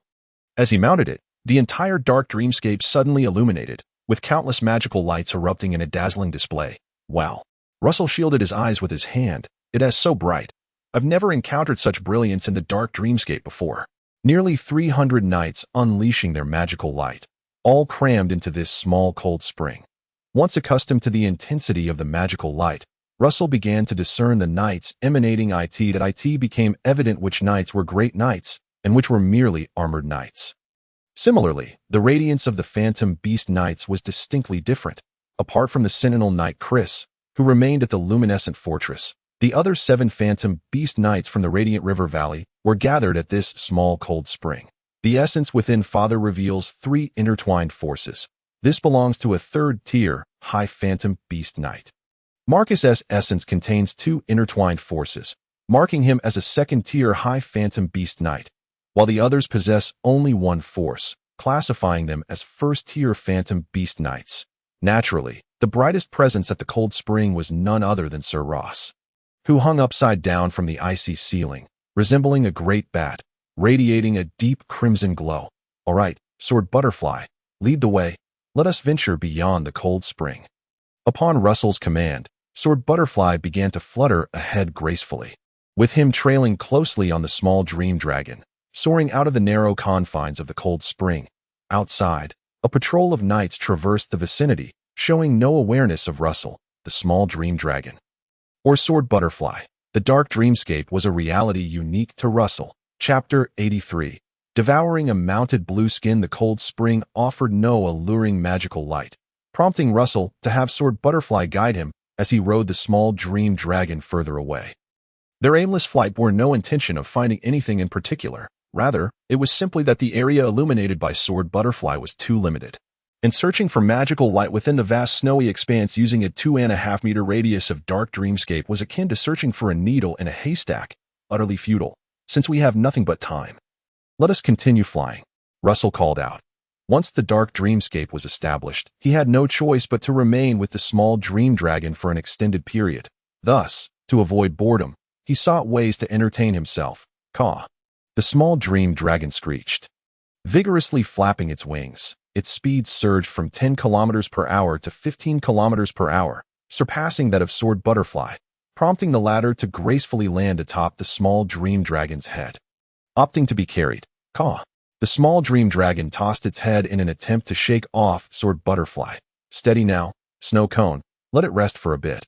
It's no trouble, Russell reassured. Caw. The small dream dragon seemed to understand, casting its gaze upward but failing to see Sword Butterfly due to its large head, thereby dismissing the latter's presence as they flew. Suddenly, a few azure lights flickered in the distance. Russell exclaimed in surprise. Can the dark dreamscape emanate light from beyond? Come on, Snow Cone, let us pick up the pace and investigate. Caw. The small dream dragon also grew excited, soaring towards the azure light at 15 kilometers per hour as they approached. The azure glow became clearer, revealing its outline. Upon reaching a sufficient distance, Russell's eyes widened in astonishment. What is that? Is that a snow demon? And there's one mounted on a snow demon? Is it a blue skin or a green skin? The outline of the azure light distinctly formed the image of a snow demon. Legend spoke of snow demons as the reanimated corpses of those who perished, infected by the power of the snow magic, growing taller in stature, developing green faces and fangs, with hairless heads and elongated ears. The horses ridden by snow demons belonged to the category of ghost beasts, animals that had succumbed to the influence of snow magic and returned as the undead. From the light, it appears comparable to an ordinary armored knight. It should not be a blue skin. Merely a green skin, Russell deduced. Snow demons and ghost beasts bore azure skin, hence the term green skin. In contrast, snow magic beings exhibited deep blue skin, thus labeled blue skin. Green skins and blue skins are not the same entity, if one were to draw a comparison. It could be likened to being a lackey to a tiger. Blue-skinned snow magic beings are the tigers, while green-skinned snow demons and ghost beasts are akin to lackeys, the vengeful souls of the slain. Be cautious.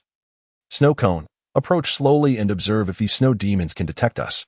Russell instructed with caution. The ability of the snow demons to emit light beyond the dark dreamscape did not preclude the possibility of them seeing through it and discovering Russell and the small dream dragon, especially with one of them mounted. The snow demon atop the ghost beast horse appeared to be over 3 meters tall, clearly a large snow demon comparable to a great knight. Thus, this was a mounted great green skin. The strength of the mounted great green skin exceeds that of the one I hunted in the Wuya Snake Manor, which was unmounted. Russell felt a surge of anxiety. Fortunately, no matter how powerful the green skin may be, it cannot surpass a phantom beast knight. And this is the dark dreamscape. Green skins, whether they be large snow demons or various ghost beasts, arose from humans and animals reanimated post-mortem. Their inherent power had been tainted by the snow magic, transforming them into ice hail beads that in contrast. The essence of a phantom beast knight is a fusion of the phantom beast's primordial power and the knight's fighting spirit. Once a phantom beast knight perishes, their essence quickly disintegrates, reverting to primordial power and fighting spirit. Thus, upon the death of a phantom beast knight, they might at most rise as a large green skin. Incapable of retaining the power of a phantom beast knight. As Russell and the small dream dragon drew nearer, the group of green-skinned snow demons displayed no unusual reactions, clearly oblivious to the presence of the dark dreamscape. This relief allowed Russell to feel a sense of triumph as he mused. The small dream dragon is at least a dragon capable of matching the might of the king among snow magic beings, the snow giant. How could these mere green skins possibly see through the dark dreamscape? They flew ever closer, even reaching the faces of the green skins, 11 in total, counting the ghost beast horse ridden by the large green skin, making for 12 green skins. Russell scrutinized them closely. This small group of green skins wandered aimlessly across the snowy expanse. They neither slept nor ate, their sole purpose being the eradication of all living beings upon the snowfield, ensuring a desolate silence remained. Caw-caw. The small dream dragon interrupted Russell's observation, extending its short front limbs towards the mounted large green skin. Caw-caw. What do you mean? Do you wish to eat it? Russell queried, somewhat perplexed. The small dream dragon, however, cracked a smile and opened its mouth wide, directing a breath towards the mounted large green skin. Then, a remarkable scene unfolded. The azure light emanating from the mounted large green skin and its ghost beast horse reacted swiftly, forming a vortex at the head of the mounted large green skin, drawing all the azure light towards it. Subsequently, an ice hail bead coalesced and slowly floated into the small dream dragon's mouth. The dragon swallowed it whole, savoring the taste before burping contentedly. Caw. Oh my goodness! Russell exclaimed in astonishment. My snow cone, you are incredible. You just swallowed the ice hail bead of a mounted large green skin without even needing to battle. Caw. The small dream dragon seemed confused. It tilted its head, its eyes reflecting a glimmer of ignorance, unsure whether it was itself or Russell that was uninformed. Russell shook his head, chuckling. Indeed, you are a dragon, though your limbs and wings may be petite. You are still a dragon capable of contesting with the snow giant. It is entirely reasonable for a dragon to devour the ice hail bead of a mounted large green skin. He then pointed at the remaining 10 ordinary green skins. Come on. Snow cone, it's my treat. Don't hold back. Eat to your heart's content. The 10 azure-skinned creatures seemed to be engulfed in bewilderment, unaware of the reason why their leader, the mounted azure beast, suddenly transformed into a cloud of smoke and vanished. They lingered in place, aimlessly wandering. Just as Russell believed that the little dream dragon could devour these azure beasts one by one, the little dream dragon yawned and uttered a sound. Gah. It was weary. Considering the time, it was indeed the moment for the dark dream to conclude. Thus, Russell, in high spirits, waved his hand and said, Well then, you may proceed that I shall continue to host you tomorrow with a delightful azure beast set meal. He had initially thought he would need to hunt the snow demons himself, extracting ice hail pearls to nourish the little dream dragon. Who would have imagined that the little dream dragon could feast upon the snow demons like a buffet? This significantly reduced Russell's costs of raising a dragon. In the future, I can let the little dream dragon roam freely, then hunt the snow demons to extract ice hail pearls, which can be exchanged for gold coins. My territory has gained yet another source of income. How delightful. With this cheerful disposition, the dark dream shattered. Consciousness plunged into darkness. Upon awakening, the dawn light had already begun to illuminate the eastern horizon outside the cold spring. The nightly attendants had prepared breakfast, Everything was kept simple for the march. Russell took a sip from his water flask, rinsed his mouth briefly, and began to enjoy his meal. Chapter 84. The mark is burning charge. On the snowy expanse, the thunder of hooves echoed. Eric, at the forefront, led Russell and 4 knightly attendants in a charge towards a small group of snow demons. The knights continuously surged with their internal fighting spirit, and Russell similarly felt a swell of fighting energy. Although they were merely armored knights incapable of projecting their fighting spirit outward, the intense energy still created an enigmatic resonance. This resonance allowed the entire knight squad to unite as one through the realm of their fighting spirit, mutually enhancing each other's combat prowess. Kevin, the silver and gold wolf dog, also joined this troop, as its innate energy could similarly amplify the fighting spirit resonance, albeit to a much lesser extent compared to armored knights. Master. Catch. Knight attendant Tom shouted, tossing a nearly 5-meter-long knight's lance. Russell casually caught it, tucking the lance under his arm. Just as the knight squad passed through the throng of snow demons, Eric wielded his broadsword with grand flourishes. Sweeping the snow demons aside, Russell pinpointed an unsteady azure-faced snow demon and thrust the knight's lance into it. With a squelch, it pierced straight through the demon's chest, pinning it to the ground. Russell immediately released his grip on the lance. Once all the snow demons were pinned down, the knight squad dismounted, drew their side swords, and proceeded to sever the legs of the struggling snow demons, finally crushing their skulls to retrieve the ice hail pearls within. As the snow demons transformed into a cloud of gray mist, dissipating in the wind and snow, Russell shook the snow-white ice hail pearl in his hand. A satisfied smile gracing his face, he then extracted the knight's lance from the ice and mounted his horse, ready to welcome the next charge. Baron Roman was leading the knight order ahead, engaging in battle with a large group of snow demons, while Russell followed closely behind Eric, picking off the scattered smaller groups of snow demons. Form up, Eric commanded loudly upon sighting a few more snow demons approaching. Russell flicked his cloak and urged his black steed to merge into the knight squad. Following Eric, they launched another knightly charge, the surging fighting spirit resonating anew, filling their bodies with a fresh power. The howling wind and snow mourned for the relentless snow demons on the plain. In this era, the strength of the snow demons had waned, bolstered by the might of the dragons. Humanity had begun a full-scale counteroffensive. An unceasing harvest of snow demons transformed into pure white ice hail pearls, akin to the earth thawing after millennia of frost, shedding joyful tears as they re-emerged into the light. Charge! Eric bellowed. Russell gripped the lance with one hand, securing it with his elbow, aiming at a new azure-faced snow demon. With a resounding thrust, he did not manage to pierce the demon's chest, but instead pierced its abdomen, once again pinning it to the ground. The knight squad galloped forth over 100 meters before reining in their horses, regrouping for the next charge. Russell's heart swelled with excitement. Suddenly, he sensed something. Raising his left hand to find the mark representing the little dream dragon, the M insignia was burning, accompanied by a sesame seed-sized sword butterfly mark, swirling around the M shape. There was no time to ponder why the mark manifested spontaneously. The knight squad had already charged into the throng of snow demons, and with no knight's lance to thrust with, Russell drew his green ceramic sword. In that moment of wielding the sword, a butterfly's shadow flashed in his eyes. The next instant, instead of delivering a direct slash to the snow demon's body, Russell, struck by inspiration, deftly twirled his wrist, precisely tapping the snow demon's forehead with the sword tip. Harnessing the tremor of the blade and the momentum of the charge, he sheared the demon's head cleanly off at the brow. There was no splatter of brain matter. The wound instantly froze, revealing the intricate folds of the brain beneath. Impressive. Russell was pleased with the sudden burst of inspiration, graceful and agile, with the damage dealt being formidable. Naturally, this level of injury was not fatal to the snow demon. Thus the knight squad would need to continue their assault, hacking the remaining snow demons into pieces, subsequently crushing their skulls to recover the ice hail pearls within. Easy peasy, master. The remaining azure beasts are mere pushovers. Knight attendant James laughed heartily, swinging his broad sword down as if swatting a fly, and with a crack, a hairless head was shattered. The surrounding writhing corpses, upon the shattering of their heads, fell limp, once James extracted the ice hail pearls and took his leave. The remnants of the corpses and shattered heads dissipated into gray smoke, swept away by the wind and snow. Do not let down your guard.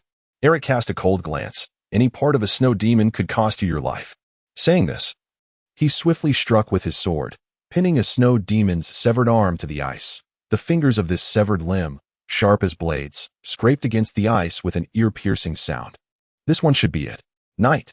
Knight attendant John found a head among the body parts and stomped down hard with the iron heel of his boot, causing the snow demon's head to explode like a watermelon. The fingers scratching the ice fell silent. Another azure beast approaches. Knight attendant Tom called out. Just as Eric was about to draw his sword to slay the azure beast, Russell stepped forward.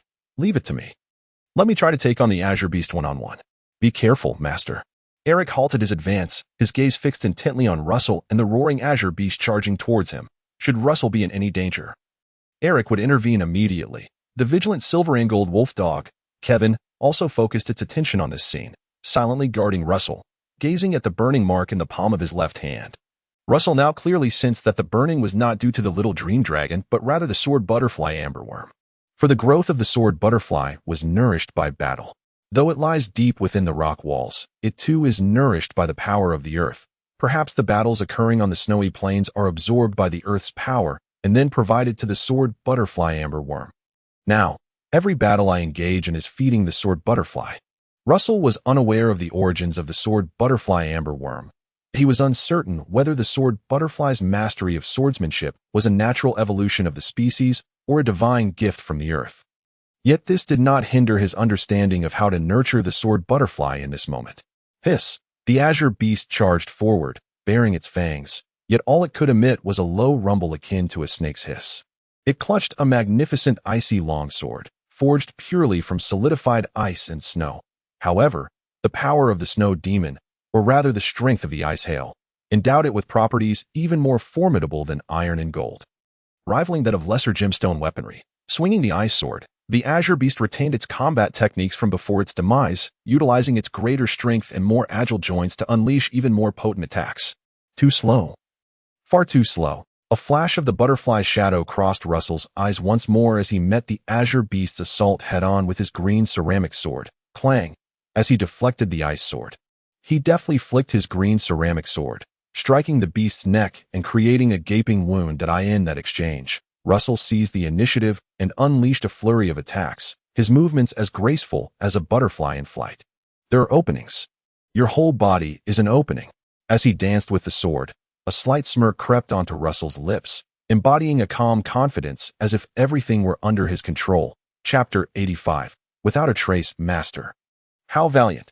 Your swordsmanship has reached an ethereal level. I cannot compare to you, master.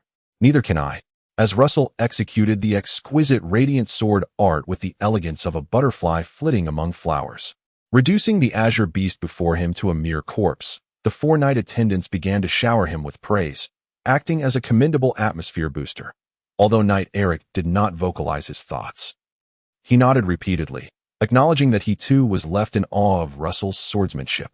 Regrettably, my fighting spirit is not yet solid enough. It takes me dozens of strikes to slay a mere azure beast. Russell did not allow himself to become overly proud. He understood his current capabilities. No matter how refined his swordsmanship, it was merely an embellishment. After all, strength conquers all. Without a solid fighting spirit, one could not unleash the full potency of their sword techniques. Master, you have only just completed your coming-of-age ceremony. There is still ample time to hone your fighting spirit. Sooner or later, you will ascend to the rank of a great knight and forge a contract with a mythical beast. Tom smiled, stepping forward to shatter the azure beast's head with his broadsword. Crouching down to excavate the ice hail pearls from his mind, such menial labor was not something Russell needed to undertake personally. At that moment, a knight galloped in, bearing a message from Baron Roman. The support squad is swiftly catching up. The knight order is about to advance. Very well, Russell nodded. The knight squad soon assembled and quickly caught up with the main force ahead, setting off towards the next cold spring along the trade route. Upon reaching the cold spring, the knight order began to regroup. Russell returned to the command tent for dinner, where he listened to his father and elder brother recount the day's achievements. We didn't encounter any blue-skinned foes, and there were few green-skinned and ghost beasts. We hunted approximately 500 snow demons in total, his brother Roland remarked, shaking his head in dissatisfaction. Moreover, the front line lost 3 armored knights. What happens to the fallen knights? Do we burn their bodies? Russell inquired. Burning them is too cumbersome. Did you see Marcus's Iron Thunder Beast? We can crush the corpses with its massive feet, and the tiny lightning released will char the dismembered remains, allowing the deceased knights to merge with the earth swiftly, Roland explained. Russell opened his mouth in surprise. To him, such an act seemed a profound insult to the dead. Yet this was the mourning ritual of the Dragon's Rest continent. Either burn them or crush them. It was all to prevent the snow magic from reanimating the dead, transforming them into the snow demons that their loved ones dreaded to confront. Speaking of which, your standards are quite high. You even find Melina unworthy. Roland clapped Russell on the shoulder and asked, Melina has already joined the merchant caravan to attend classes at the Wind Fury City Women's Academy. Do you regret it? The Baron, savoring his red wine, also looked up, eager to hear his son's views on romance. Noble unions were of utmost importance. I have no regrets, brother. I have just come of age, and there is plenty of time to seek my soulmate. Soulmate? You truly have not awakened to reality, have you? Perhaps you've read too many novels. Roland scoffed. What you need is a mistress for the estate. Do you understand? Melina is your most suitable choice. She would help you manage the estate's finances. I manage quite well as it is. But you cannot focus solely on the estate in the future. You will need to socialize with many nobles. Without a suitable mistress, how can you take over Uncle Rosen's responsibilities? Perhaps I will soon find a very fitting mistress for the estate. Let us hope so, Roland said with a tone of regret. I sincerely wish you would pursue Melina. Russell replied with a smile. Should I also attend classes at the Wind Fury City Women's Academy? If you do not mind. I believe father and mother would agree. There is no shame in pursuing love, is there? Roland said, glancing at Baron Roman. Father, what do you think of my proposal? Baron Roman nodded earnestly. There is nothing wrong with that. Russell, listen to your brother.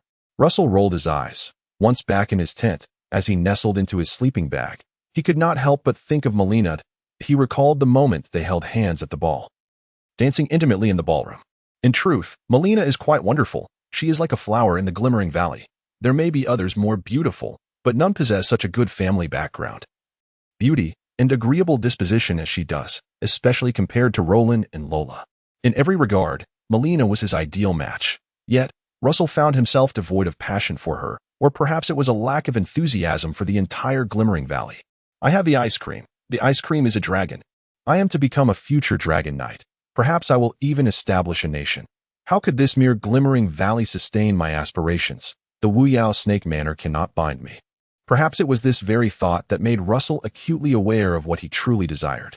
What he sought was not a mistress for the Wuyao Snake Manor, but a queen for his envisioned kingdom. Melina, my dear, it is not that you lack excellence. It is that my standards are rather high, Russell mused wistfully. Soon, he drifted into slumber. The dim dreamscape re-emerged, still familiar. The little dream dragon appeared with a cheerful GA, while the sword butterflies danced gracefully around it. Still not grown up, Russell observed the little dream dragon, which retained its cartoonish, large-headed form. Come, let us see if the dark dreamscape has expanded. He rode on the little dream dragon, soaring to the boundaries of the dark dreamscape. Russell felt that the dark dreamscape should have expanded. But this cold spring was new, making it difficult to gauge how much it had truly grown. Whether large or small is of little consequence. With the sword butterflies, there is nowhere we cannot go. Russell patted the little dream dragon's neck. The many nights spent together had enabled the little dream dragon to quickly grasp Russell's intent, and it flew toward the boundary. They continued to soar aimlessly over the vast snowy plains, hoping to encounter the magical light emitted by a group of snow demons. Unfortunately, tonight's venture proved fruitless. The little dream dragon grew weary without encountering any snow demons. Very well, let us disperse. We shall continue tomorrow night. The dreamscape crumbled, plunging him into darkness. Ordinarily, Russell would have slept soundly until dawn, free from further dreams. However, that night, after the dark dreamscape concluded, he unexpectedly found himself dreaming that in the dream. He and Melina were joyfully dancing, and as they danced, they found themselves on a warm, large bed. Do you think I'm beautiful? Melina asked as she removed her outer garment, revealing her form-fitting undergarments. Her curves were enchanting, provoking thoughts. Beautiful, Russell affirmed firmly. Since I am so beautiful, what are you waiting for? All right. Russell prepared to take decisive action, but before he could pounce, he felt the world tremble beneath him.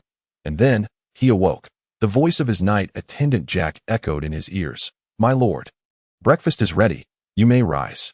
Russell steadied himself and turned to Jack. I have a question for you. Please, my lord.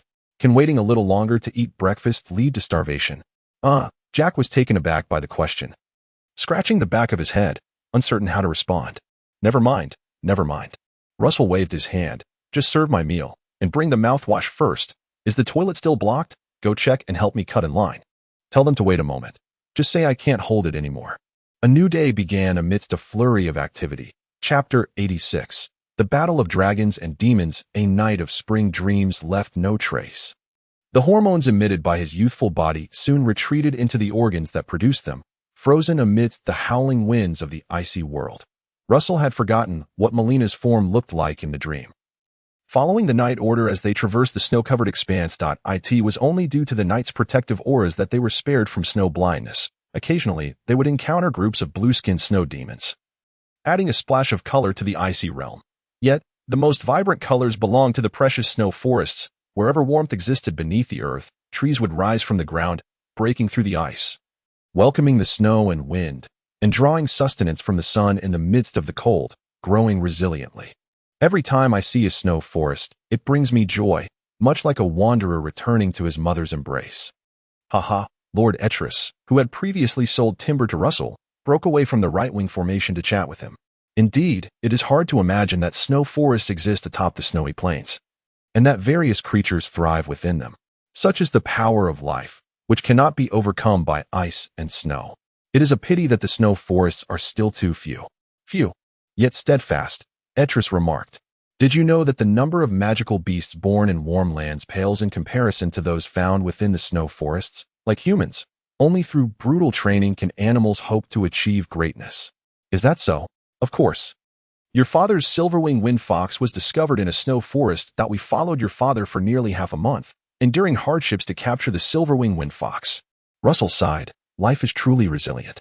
Thus, the dragons will ultimately triumph over the snow demons, and we knights shall reclaim the dragon's rest continent. Etris chuckled heartily, stroking the frost on his beard. With Etris sharing stories, the march became less monotonous. However, the light-hearted atmosphere was soon disrupted by a series of chirp-chirp cries from the sky. It is a warning. Lord Ross has spotted the snow demons. Etris's brow furrowed as he spurred his horse forward. Eric, keep a close watch on young Russell. The snow demons are not something he can contend with at this moment. Understood. Eric thumped his chest and then turned to Russell, saying, My lord, do not stray from my sight. The snow demons are far beyond your current capabilities. I understand. Russell acknowledged the gravity of the situation. He had always been cautious and well aware of the principle that a gentleman should not stand beneath a dangerous wall, if not for Eric's advancement to a magical beast knight. Granting him confidence and support, Russell would not even consider taking on a task like clearing the trade route. Ensuring his own development was the true path. Therefore, upon the appearance of the deep blue-skinned snow demons, his restless heart quickly calmed. The Night Order rapidly reformed their ranks, with Russell's support squad surrounded on all sides by 4 formations, nearly 300 knights tightly clustering together. The resonating auras of the various knight squads created a broader resonant space. Buzz, buzz, buzz. Russell could even feel the energy within him on the verge of exploding, as the continuous resonance and pulling placed his aura in its most active state. That moment, Russell reached his peak fighting potential. Sir, focus on circulating your inner energy and do not be swept away by the resonance of the Legion, Eric cautioned. Isn't the resonance of the Legion a good thing? Russell felt an unprecedented surge of power within him. It is beneficial during a charge. But now is not the time for recklessness. Excessive excitement will only burden your body and lead to fatigue, causing aches and weakness, Eric calmly explained, weighing the pros and cons whether it be the resonance of the Knight's fighting spirit or the Legion's resonance. Both can temporarily enhance combat capability. However, it ultimately draws upon the Knight's own strength, and once the resonance ceases, the repercussions of excessive energy depletion will manifest, ranging from mere fatigue to serious injury, or even death from prolonged combat. In summary, while the resonance of fighting spirit is formidable, it requires careful moderation. I understand, Russell nodded, swiftly channeling his energy to mitigate the effects of the Legion's resonance. Meanwhile, the vanguard squad had already engaged the snow demons. Russell gazed into the distance and vaguely discerned 5 colossal figures with skin resembling deep blue gemstones. Each stood 4 to 5 meters tall, each with a distinct form. One blue-skinned creature resembled a rotund monk, Another appeared akin to Gollum from The Lord of the Rings. Yet another resembled a robust troll from World of Warcraft, while the remaining two bore a general resemblance to humans. They wielded various ice weapons, maces, battle axes, great swords, and of course, long swords. Much like the weapons held by the snow ghouls, these ice weapons were crafted from the most primitive ice, imbued with the formidable power of the snow demons, making them glisten with a captivating sheen. Is this the ice crystal weapon? It truly is extraordinary. Russell marveled as he observed one of the snow demons brandishing a shimmering mace. Unfortunately, these ice crystal weapons could not be preserved once a snow demon was slain. The weapons would lose their sustaining power and shatter or melt like snow. Boom! The battle had commenced as several phantom beast knights launched an assault on the snow demons, with Lord Ross diving down from the sky.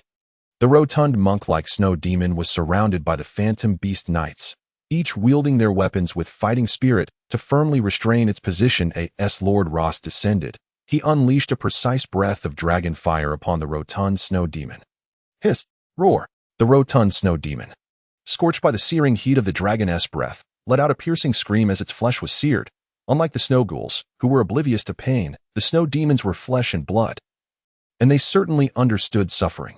Yet, it bore the agony and fiercely swung its ice crystal mace, fiercely striking upwards toward the sky. Lord Ross skillfully evaded the attack by twisting his body and folding his wings. Ascending back into the heavens, the phantom beast knights' forms became somewhat obscured, but bursts of radiant energy erupted as they danced around the towering snow demon, launching their assaults, having fought side by side countless times.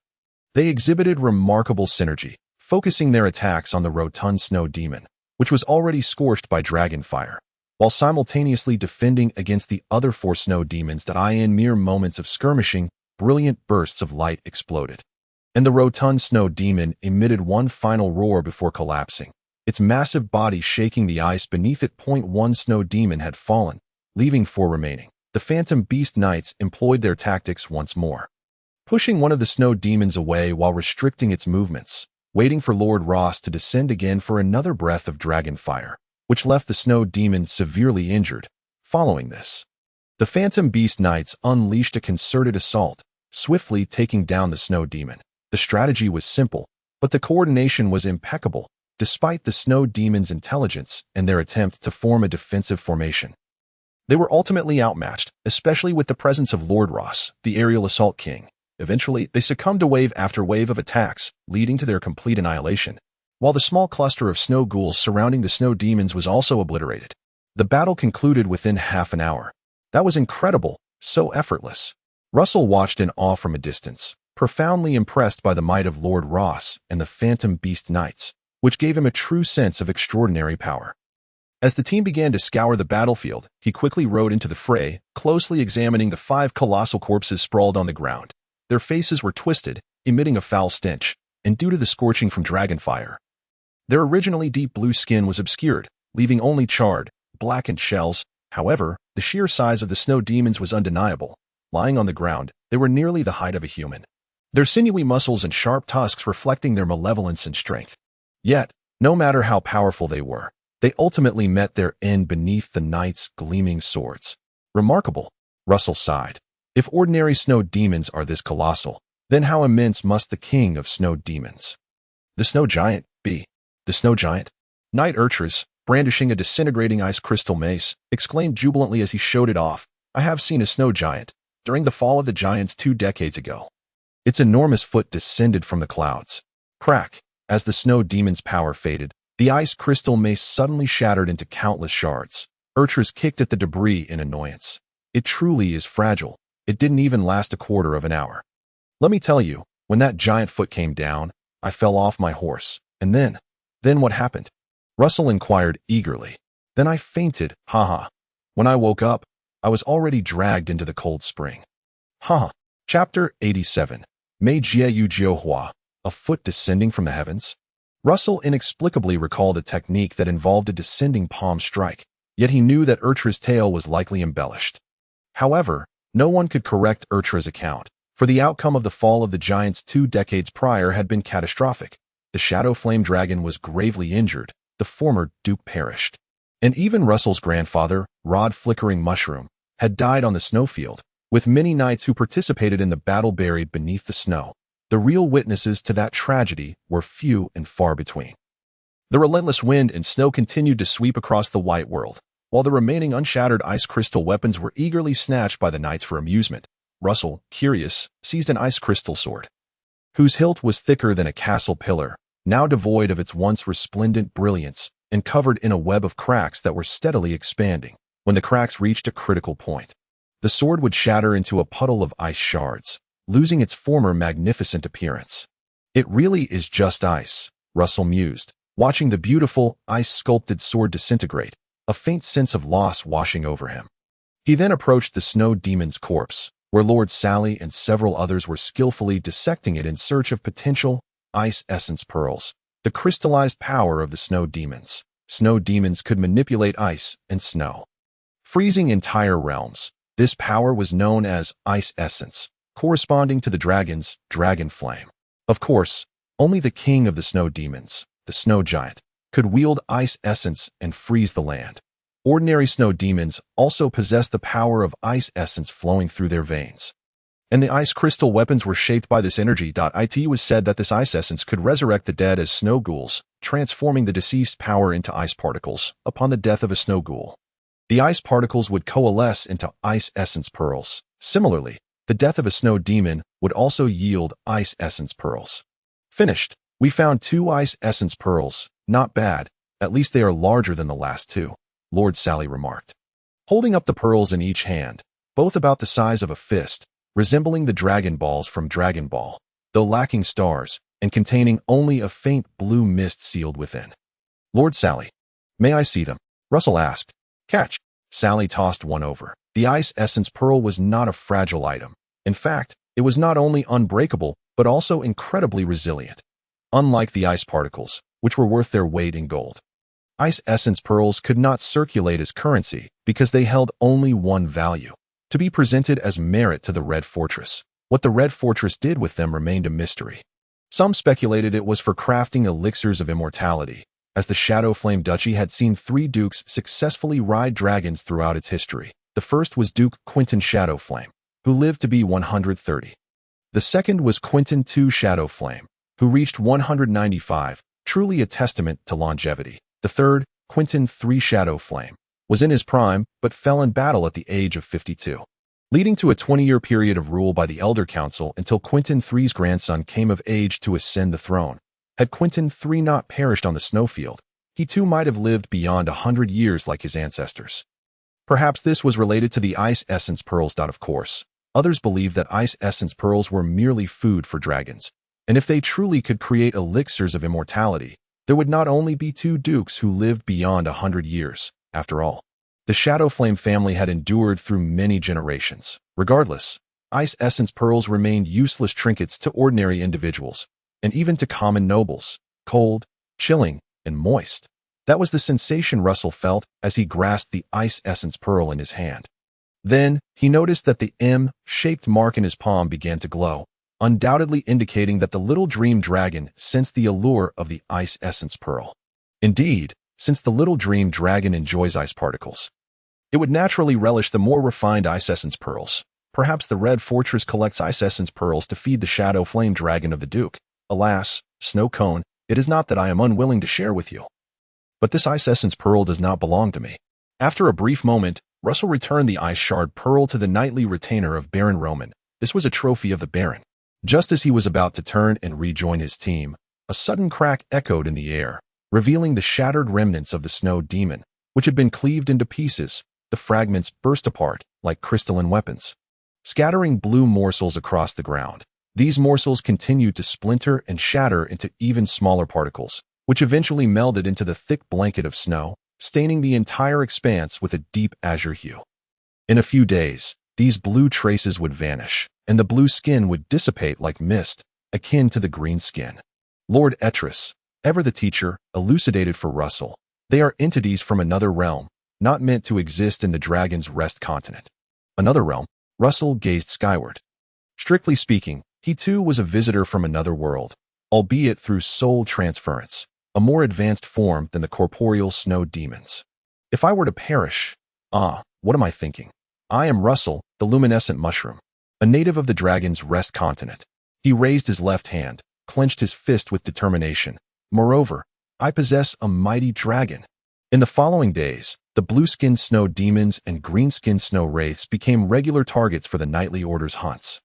As a member of the support squad, Russell also managed to capture a fair share of the stragglers. Over 40 ice shard pearls had been amassed, including 2 of superior quality extracted from the cranium of a large green-skinned demon. A veritable bounty. This is far more lucrative than farming, though it comes at the cost of one's life, Russell mused, reflecting on the nearly 10 nights the Order had lost over these days.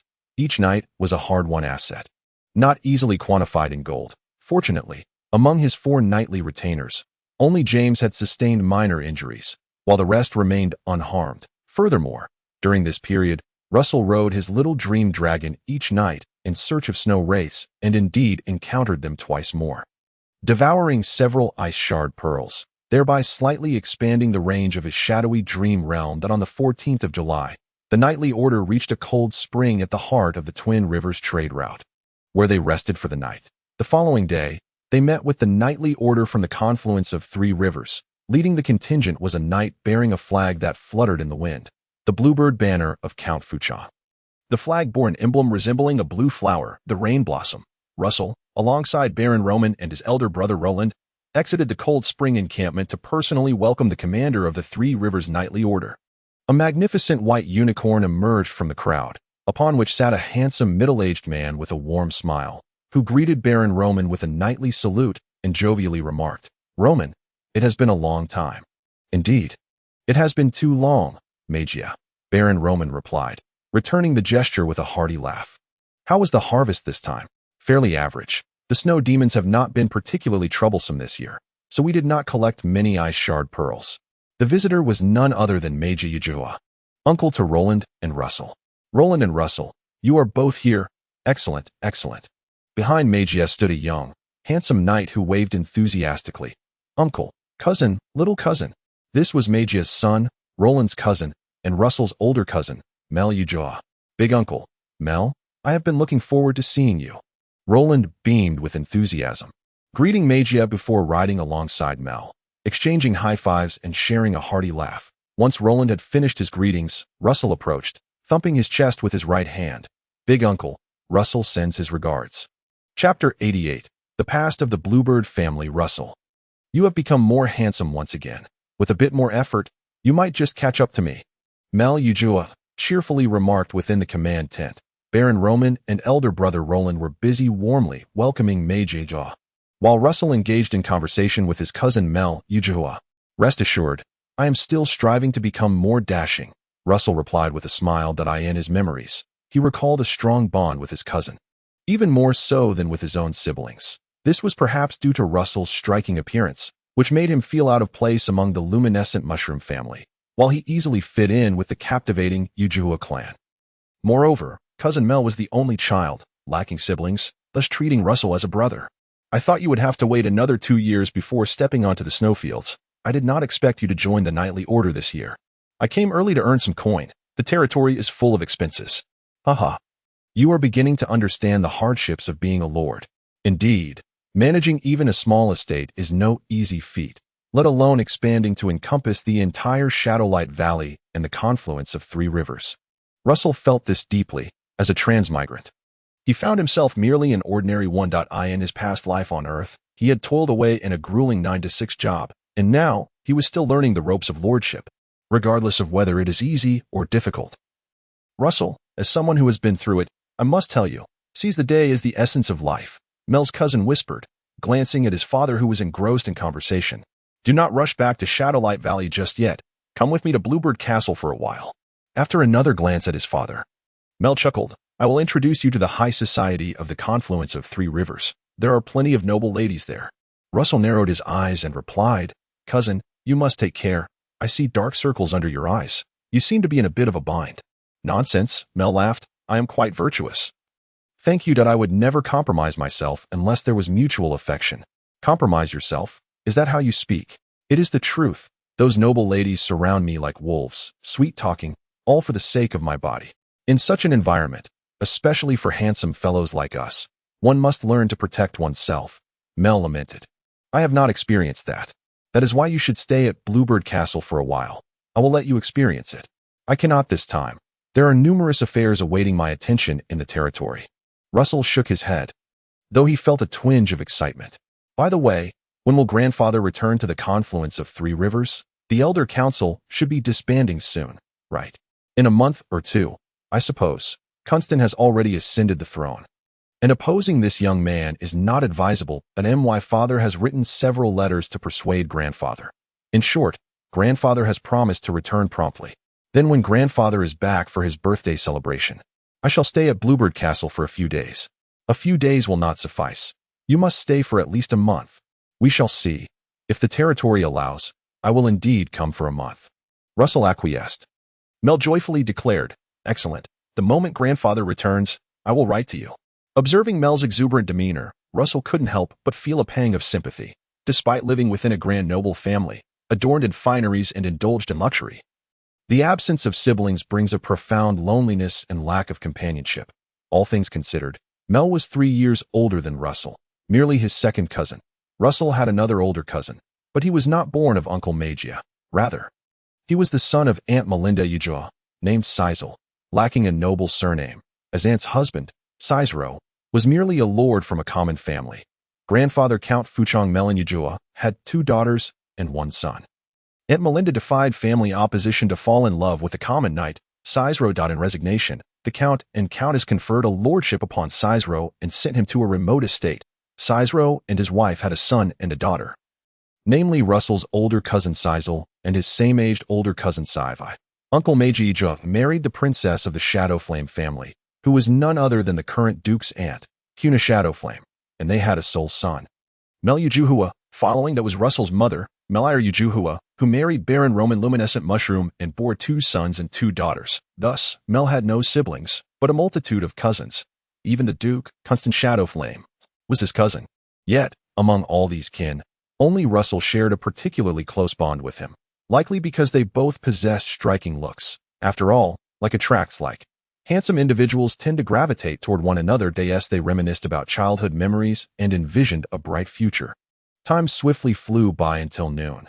Within this humble and austere cold spring, nobles from 2 great territories gathered in Baron Roman's command tent, enjoying simple fare and drinking high-proof spirits in a lively banquet. My Lord Viscount, I raise a toast to you. Etris stood to offer a toast. If it weren't for the late Count's assistance back then, I might never have returned from the battlefield and would not be here to enjoy this festive gathering. Meiji Yujuhua laughed as he drank. Indeed, Lord Etris, we shall continue to fight side by side for many more years. Yes, indeed, many echoed in agreement. The title of Viscount is a special one. A lifetime title that cannot be inherited. It is generally awarded to court officials or scholars and merchants who have made significant contributions. The noble titles of the Shadowflame Duchy are inherited from the Radiant Empire, or rather, the titles of numerous nations across the Dragon's Rest continent, all following the title system of the Radiant Empire. Below the king, only dukes, earls, and barons hold hereditary titles and possess their own fiefs. Marquises, viscounts, and lords hold lifetime titles. Regardless of whether a title is hereditary or lifetime, there exists a strict hierarchy: duke, marquis, earl, viscount, baron, and lord, where vassals owe fealty solely to their lords, and territories enjoy a high degree of autonomy. As the Grand Duchy of Shadowflame stands as an independent principality, the title of duke is the highest rank, followed by the hereditary ranks of count and baron. Typically, a baron would bestow a lord title upon his heir to facilitate their involvement in the governance of the territory. Likewise, a count would grant a viscount title to their successor, Russell's grandfather. The Earl of Floating Blossom, Merlin Yujua, remains in good health. Thus his uncle, the Viscount Meyer, must navigate social circles while bearing the title of Viscount. Fortunate indeed, as this rank surpasses that of a baron. By the way, my Lord Viscount, has His Excellency Medicaroon not arrived? Inquired Lord Sally with curiosity. Uncle Meyer shook his head, responding, My wife is visiting the quarry territory, and I have sent His Excellency Medicaroon to escort her. I see. Chapter 89. The Survival Path of the Bioluminescent Mushroom Family. His Excellency Medicaroon, akin to Lord Ross, is a bipedal dragon. At the confluence of the three rivers, there are two bipedal dragons. One, named Mercedes, is a manganese steel dragon and currently serves as the steed of Earl Merlin, one of the few dragon knights in the Grand Duchy of Shadowflame. The other is the blue crystal dragon Medicaroon, which has yet to accept a knight. Following a jubilant feast, the two knightly orders set forth from the cold springs, preparing to return to their respective domains. Coo! Lord Ross circled in the sky. Baron Roman and Viscount Meyer clasped hands, exchanging farewells before mounting their steeds. The elder brother Roland closely followed Baron Roman. Russell waved goodbye to his cousin Mel. Take care on the journey home. Don't forget what you promised, to stay a month at Bluebird Castle. Mel reminded him with concern. Understood. Do ensure you maintain your health. I wouldn't want you to be the subject of ridicule among the noble ladies. You should worry about yourself instead. Thus, the two knightly orders, after a brief reunion, set off in different directions along the double river trade route, returning home. The journey to the battlefield took a week, but their return spanned merely 3 days. Upon entering the Redback Cavern and stepping onto the charcoal road, everyone exhaled in relief. The desolation of the snowfield, with its poor sustenance and lack of proper rest, inflicted a mental strain on all, especially for Russell, who felt discomfort without a bath even for a day. Enduring over 10 days without one was a torment beyond imagination. Each battle left him drenched in foul sweat, amplifying his distress. We're back, a knight shouted exuberantly. I have returned. Damn it. Finally home. Some more artistic knights closed their eyes, savoring the sound of hooves upon the charcoal road, exclaiming, How delightful! I long to plunge into the glimmering river for a bath. Others, upon encountering the babbling brook within the Redback Cavern, felt an immediate itch to cleanse themselves. The glimmering river, fed by the melting snow from the Redback Cavern, provides a perpetual supply of water.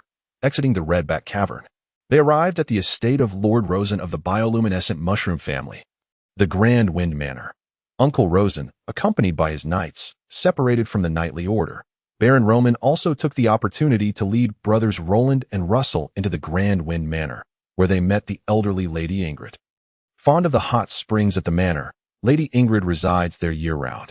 It brings me joy to see the little fire sprites return safely. It signifies that the Grand Duke's dragon is still vigilant. She embraced Roland, then approached Russell. Come, let us see how our scholar has fared. Observe what has changed in your grandmother.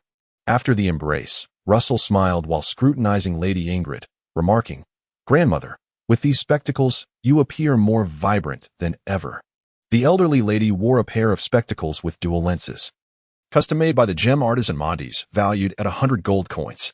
This is a token of love from the little fire sprites. Naturally, my complexion improves with it, she jested lightly, before gesturing, All right, Roman, gather the little fire sprites back to the fold. Let them rest at the castle. They surely reek. Of course. Mother, Baron Roman mounted his steed. Roland, Russell, do come visit when you have time. Uncle Rosen waved in a hurried farewell. The knightly order continued along the charcoal road beside the glimmering river, swiftly reaching the bioluminescent fortress. Lords Sally, Marcus, and Etralis parted ways mid-journey, leading their knights separately. Russell sought to see his mother.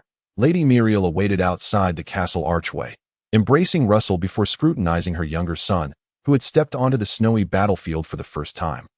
And upon confirming his well-being, she sighed in relief, smiling. You must be exhausted.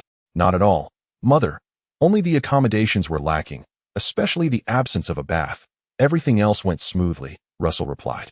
Then stay at the castle for the night. It is getting late. And I have instructed the kitchen to prepare dinner, Lady Muriel insisted, compelling Russell and others to remain at the bioluminescent fortress. Seeing the sun nearing its descent, Russell acquiesced. Roland, Russell, I missed you. Upon entering the castle gate, Lola rushed towards them, leaping into Roland's arms. Roland laughed heartily. I missed you too, my little Lola. Once they parted, Lola approached Russell for a hug. Compared to her warmth with Roland, this embrace felt somewhat subdued. Russell's demeanor had always been a tad distant, and now he was not one to relish physical contact. Though young, Lola perceptibly sensed this, thus maintaining restraint. Russell, was the snowy battlefield enjoyable? The first day was delightful. Thereafter, it became rather tedious, Russell chuckled. I don't understand. And that is precisely correct. You are still quite young. I am 11 years old. Russell, you cannot still regard me as a child. Lola admonished with a serious expression. Roland teased from the side. At 11, you are not a child. Are we knights who have undergone the coming-of-age ceremony merely children? Humph, Lola huffed. Roland continued to jest. You must realize, your teeth are not yet fully grown. Lola, you have much effort ahead before you truly mature. I have indeed grown them all. This is the last tooth that has fallen out, and it has already emerged. Lola grinned, indicating her latest tooth had come in. Her prior gap nearly filled. All right, little adult, allow me to bathe first. Upon my return, we shall share tales of the snowy battlefield. Russell laughed, eagerly anticipating a wash to rid himself of the discomfort. After bathing, dinner commenced. It was merely family dining. The atmosphere was relaxed. They shared stories of the snowfield, listened to recent anecdotes from the glimmering river valley, and concluded the meal amidst the hearty consumption of Baron Roman. Roland and Russell. What a relief.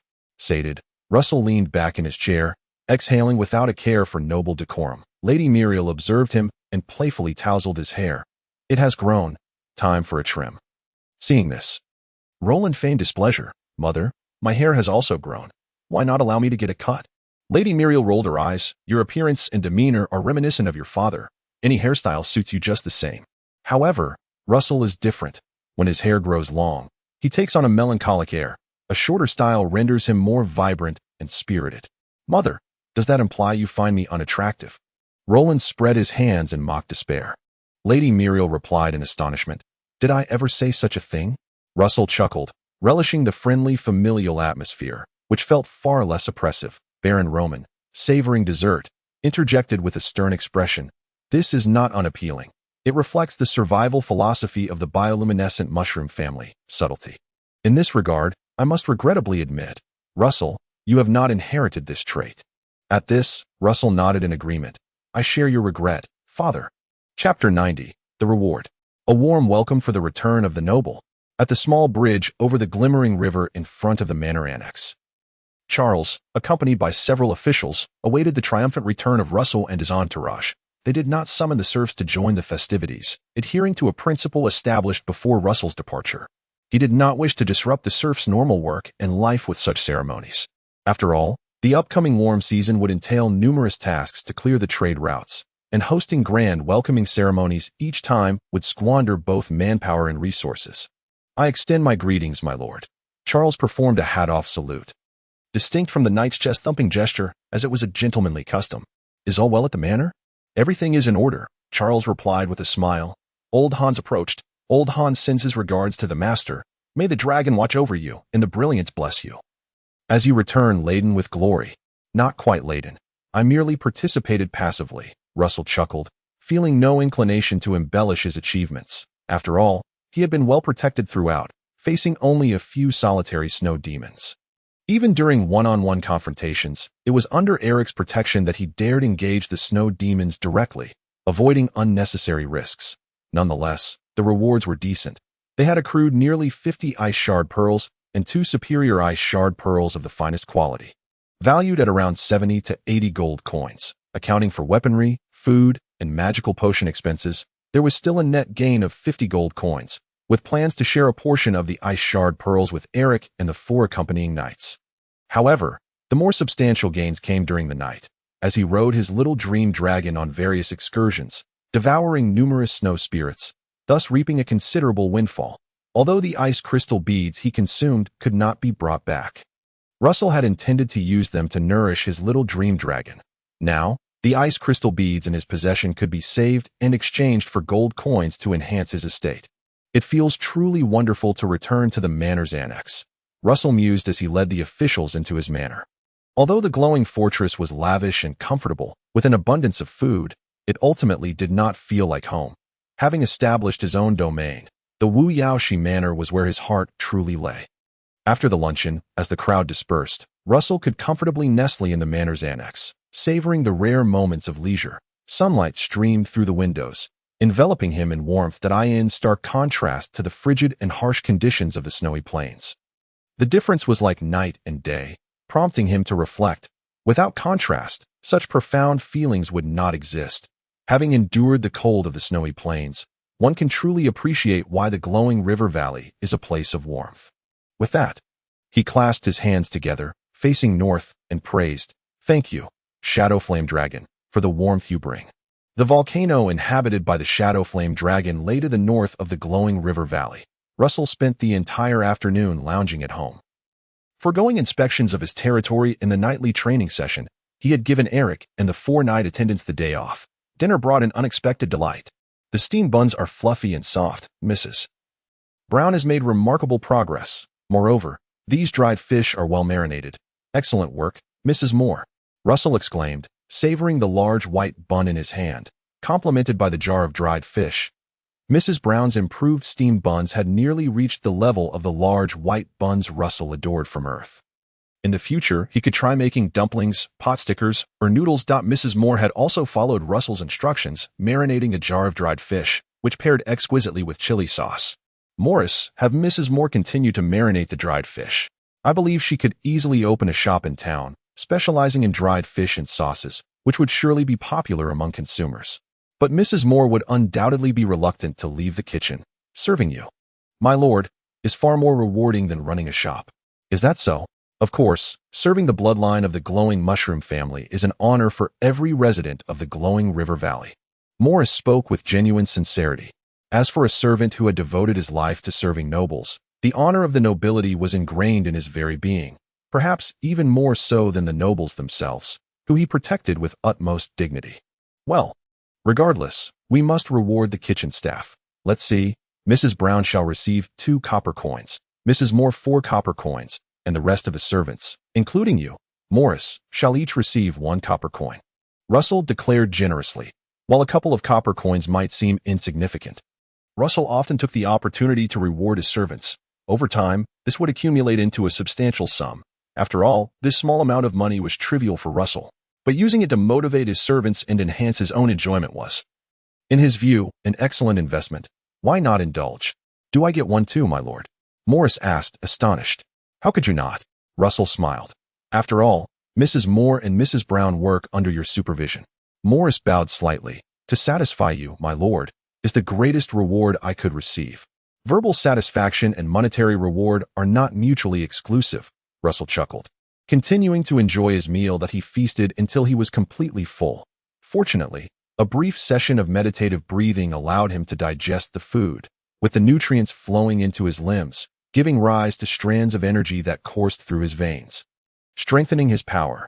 This was the path of a night's cultivation. After meditating and taking a bath, Russell prepared for bed. Moments later, the shadowy dreamscape descended, and the little dream dragon squawked as it took flight. Russell leaped onto the dragon's back and waved forward. Let us set off. He rode the little dream dragon towards a large tree at the edge of the shadowy dreamscape, which marked the boundary. Centered around his bed, the original scope of the shadowy dreamscape encompassed a significant portion of this tree. However, at this moment, Russell distinctly noticed that the tree was not only entirely within the boundaries, but had also expanded outward by about a meter. Wow! This journey to the snowy plains has yielded tremendous rewards, Russell exclaimed. The range of the shadowy dreamscape has expanded by 2 to 3 meters. Of course, compared to the roughly 50 acres covered by the shadowy dreamscape, this minor expansion seemed trivial. Yet, a journey of 1,000 miles begins with a single step. Given enough time and ice crystal beads, the little dream dragon would undoubtedly expand the shadowy dreamscape to infinity. Gah! The little dream dragon tilted its head and voluntarily flew towards Russell's bedside. Perching beside the nightstand and looking at him with a quizzical expression, Russell's smile faltered.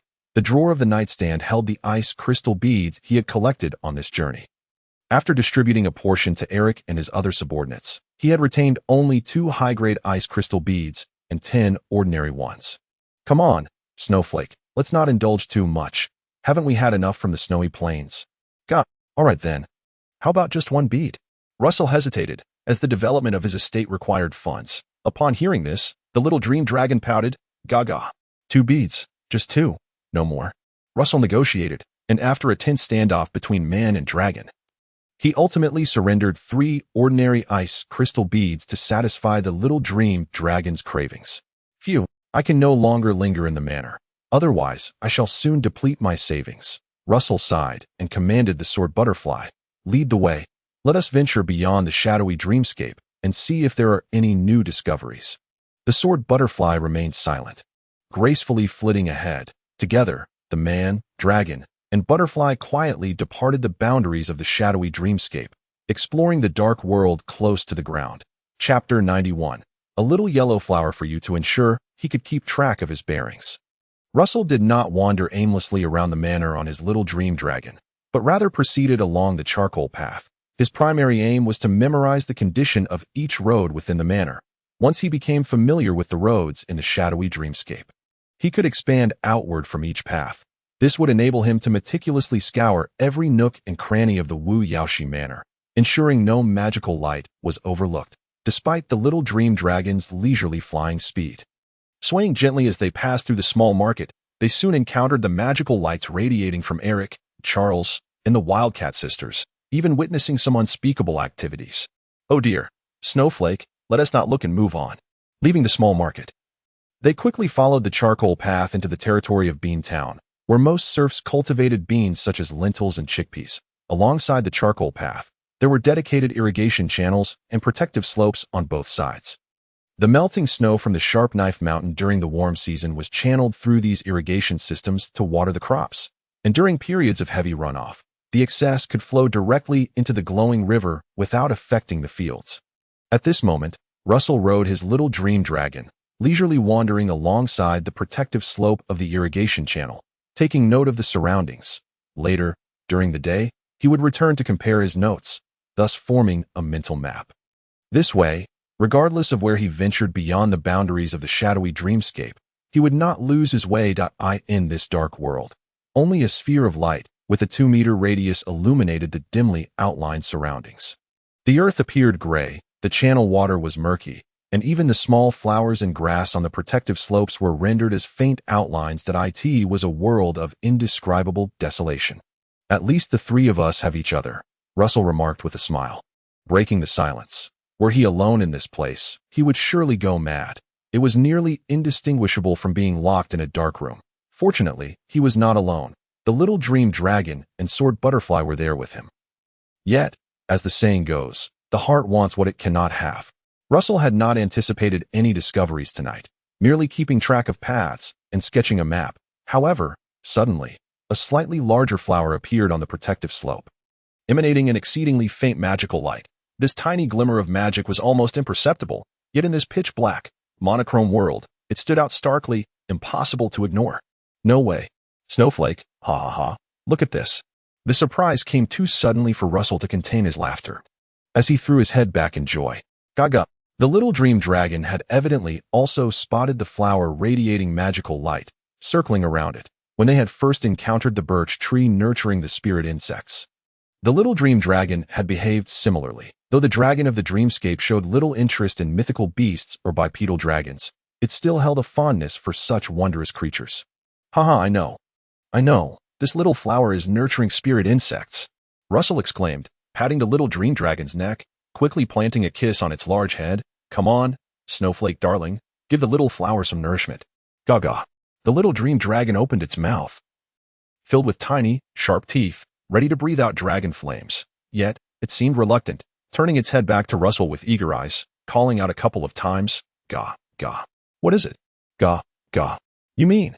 At that moment, a light bulb went off in Russell's mind.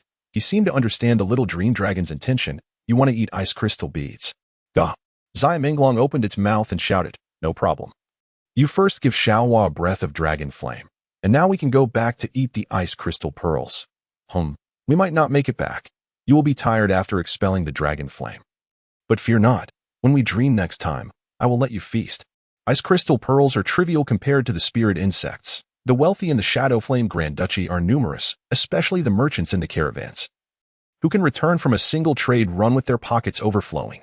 However, despite their wealth, they cannot purchase spirit insects, mythical beasts, or any wondrous creatures. The reason is simple.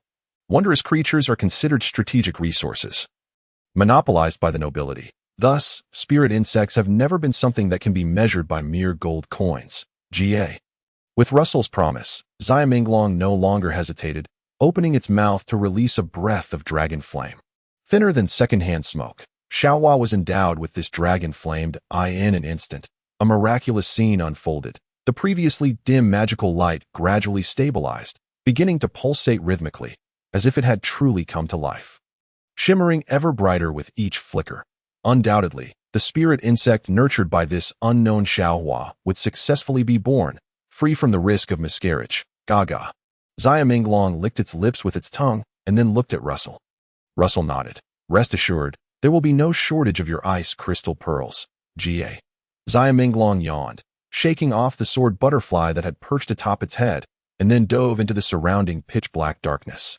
With Xiaominglong's support gone, the dark dream avatar, illuminated by the sword butterfly, also extinguished. That Russell's consciousness plunged into chaos. When awareness returned, the sun had risen, but today there was no sunlight. It was a cloudy day. After washing up, he had a simple breakfast of steamed buns and dried fish. Russell even canceled the morning class, telling the arriving Eric, "Go home and spend time with your wife. There is no class today." "My lord, I insist," Eric attempted to protest. Russell waved his hand. "Work and rest must be balanced. After the journey to the snowfield, everyone is tired. I will grant you another day off." "I am not tired, my lord." "Well, all right then." Seeing Eric's insistence, Russell said, "Then you continue training Tom, Jack, and the others that I will take Kevin and stroll around the estate." Not allowing for refusal, Russell called upon Kevin, accompanied by his personal servant Ram, and left the estate. He intended to search for the spirit insect he had nurtured with dragon flame the previous night. Should he arrive late, it might be devoured by someone's sheep or trampled by children. Leaving him in tears, following the cinder path, he searched diligently, continuously comparing the real path with that of the dark dream. Russell quickly found the water diversion embankment. This is it. Russell dismounted, wandering along the embankment with Kevin, the silver wolf dog, his eyes scanning each flower, searching for the one that resembled the outline he remembered. The embankment was covered in spring grass, particularly abundant with dandelions, each blooming with clusters of small yellow flowers. "The scenery here is truly lovely, my lord," remarked his servant Ram in admiration. Russell replied absently, "Watch your step. Do not trample the flowers, especially the dandelions, lest you ruin the beauty of this place." At that moment, all his attention was focused on the flora along the embankment, closely monitoring Ram and Kevin to prevent them from stepping on any flowers. Having not sensed it himself, he was uncertain which flower nurtured the spirit insect. However, the flower he had seen in the dark dream was slightly larger than the surrounding ones. Moreover, judging by its outline and observing the flowers along the embankment today, he could reasonably deduce that it was a dandelion. Soon, he found a likely candidate among the dandelions, blooming with several small yellow flowers clustered together, quite similar to the one he had seen in the dark dream, especially since it was noticeably larger than the surrounding dandelions, with a robust plant and substantial flowers. Kneeling down, Russell carefully sensed the air. Almost immediately, he detected a familiar magical aura emanating from it, and he could not help but burst into laughter. "Ha! Woof!" Kevin approached, curiously regarding Russell. "Ha!" Russell ceased his laughter, joyfully petting the dog's head as he said, "Kevin, I shall gift you a small yellow flower." Chapter 92. Tastier than dog excrement. The water diversion embankment of Bien Doton was soon surrounded. Then news of the Lord discovering another spirit insect spread rapidly among the nearby farming serfs. "Incredible!" Charles squatted down, feeling the aura carefully before standing up, hands on his head in astonishment. "Another spirit insect. The magical aura is abundant. It will soon be born. Unbelievable. Who would have thought, just taking a stroll, thinking this dandelion was large and beautiful, that one would stumble upon a spirit insect?" Russell feigned a lack of sincerity, attempting to deceive the common folk that in reality, he could not hide this from Eric, Charles, and the others. The previous birch insect and now this dandelion insect had come too unexpectedly, and both were found by Russell's sheer luck. Upon reflection, it was clear that there was a hint of mystery behind it. However, Russell did not care how others perceived it.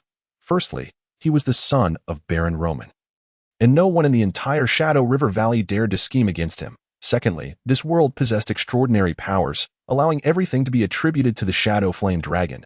For instance, at this moment, Charles was exclaiming, "Thanks to the Shadow Flame Dragon of the Grand Duchy, please gaze upon the Yuyo Snake estate more often." "The dragon's gaze," Eric echoed quietly. The Wildcat sisters looked at Russell, their eyes sparkling. Believing they had aligned themselves with the right person, they had come to understand Russell's character, recognizing him as a lord worth following. They were also aware of his talents, knowing that becoming a mythical beast knight was a certainty. Now, they even felt his luck firsthand. Just as the phrase the dragon's gaze suggested, indeed, Russell was under the watchful eye of the dragon. Following such a lord, the future appeared promising. To ensure the successful nurturing of this dandelion spirit insect, proper nutrition is essential. Russell summoned the technician, Rudy with the red nose. You surf technicians should know how to fertilize the insect grass, right? I know a little, my lord, Rudy humbly replied. Given the current situation, this dandelion insect grass is thriving, and the possibility of the spirit insect's natural nurturing is quite high. If we make some effort to fertilize it, we should achieve success. Then I leave it in your hands, Russell instructed calmly. Knowing that a single breath of dragon flame from Xiaominglong was sufficient for the spirit insect to be nurtured, Rudy and the surf technicians would only be doing some additional enhancements. Subsequently, Russell instructed his knight attendant John. Later, form a temporary dandelion insect grass guard team. You will lead the protection of this insect grass, and once the spirit insect is nurtured, we can consider the transplantation issue. John, currently serving as a transport officer, was responsible for escorting criminals sentenced by the estate's court. But since there had been no significant crimes among the serfs, he had little work to attend to and readily accepted the command. Yes, with everything settled, Russell returned to the estate, patiently awaiting the nurturing of the dandelion spirit insect. With dragon flame accelerating its growth, it likely wouldn't take long before he could contract another spirit insect. The speed at which I am acquiring spirit insects is rather rapid. If I were to explore the entire estate, I wonder how many more spirit insects I could find. I shall continue to strive. Should my father inquire, I will say that the shadow flame dragon has likely taken a liking to me. In any case, Xiaominglong must thrive at this moment. The shadow flame dragon served as the perfect shield. Legend has it that the shadow flame dragon dwells in a volcano, healing its wounds, and even the Grand Duke finds it difficult to meet. So naturally, no one can verify this with the dragon. Should one attempt to seek confirmation, they would likely receive no answer. The influence of the Shadow Flame Dragon over the entire Shadow Flame Grand Duchy was not a deliberate arrangement, but rather a spontaneous expansion. In short, the Shadow Flame Dragon merely provides power. Where and how it radiates depends primarily on fate. Without keeping the officials for lunch, Charles remained stubbornly unwilling to leave until Russell looked into his eyes and calmly said, "The tutor's salary. The scribe's salary. Charles, return to your stone house to enjoy your favorite food." Charles chuckled awkwardly. How can my cook's culinary skills compare to Mrs. Moore's? Moreover, there are the delicious pastries made by Mrs. Brown. I will head back now. My lord, take a bottle of wine with you. Russell shook his head.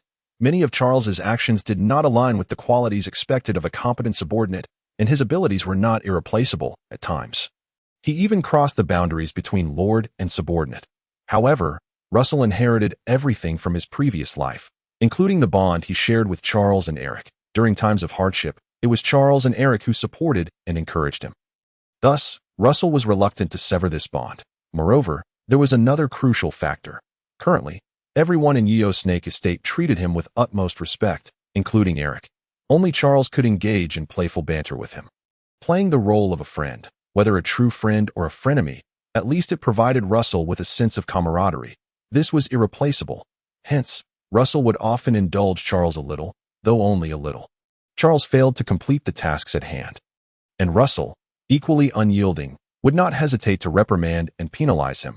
The interests of the Lord were non-negotiable. After dispatching Charles, Russell enjoyed a solitary and tranquil lunch, savoring the dishes newly researched by Mrs. Moore. Russell spat out the food he had tasted. Convey to Mrs. Moore that this edamame sauce is even more repugnant than dog feces. The butler, Morris, chuckled. I shall relay your sentiments accurately, my lord. Before long, Mrs. Moore, who had been busy preparing all the dishes and was about to take a break, received Russell's unfavorable review. Unlike her previous trepidation regarding each dish, Mrs. Moore had quickly adapted and was no longer timid. Very well, Mr. Morris. Please inform my lord that I will earnestly improve this edamame sauce.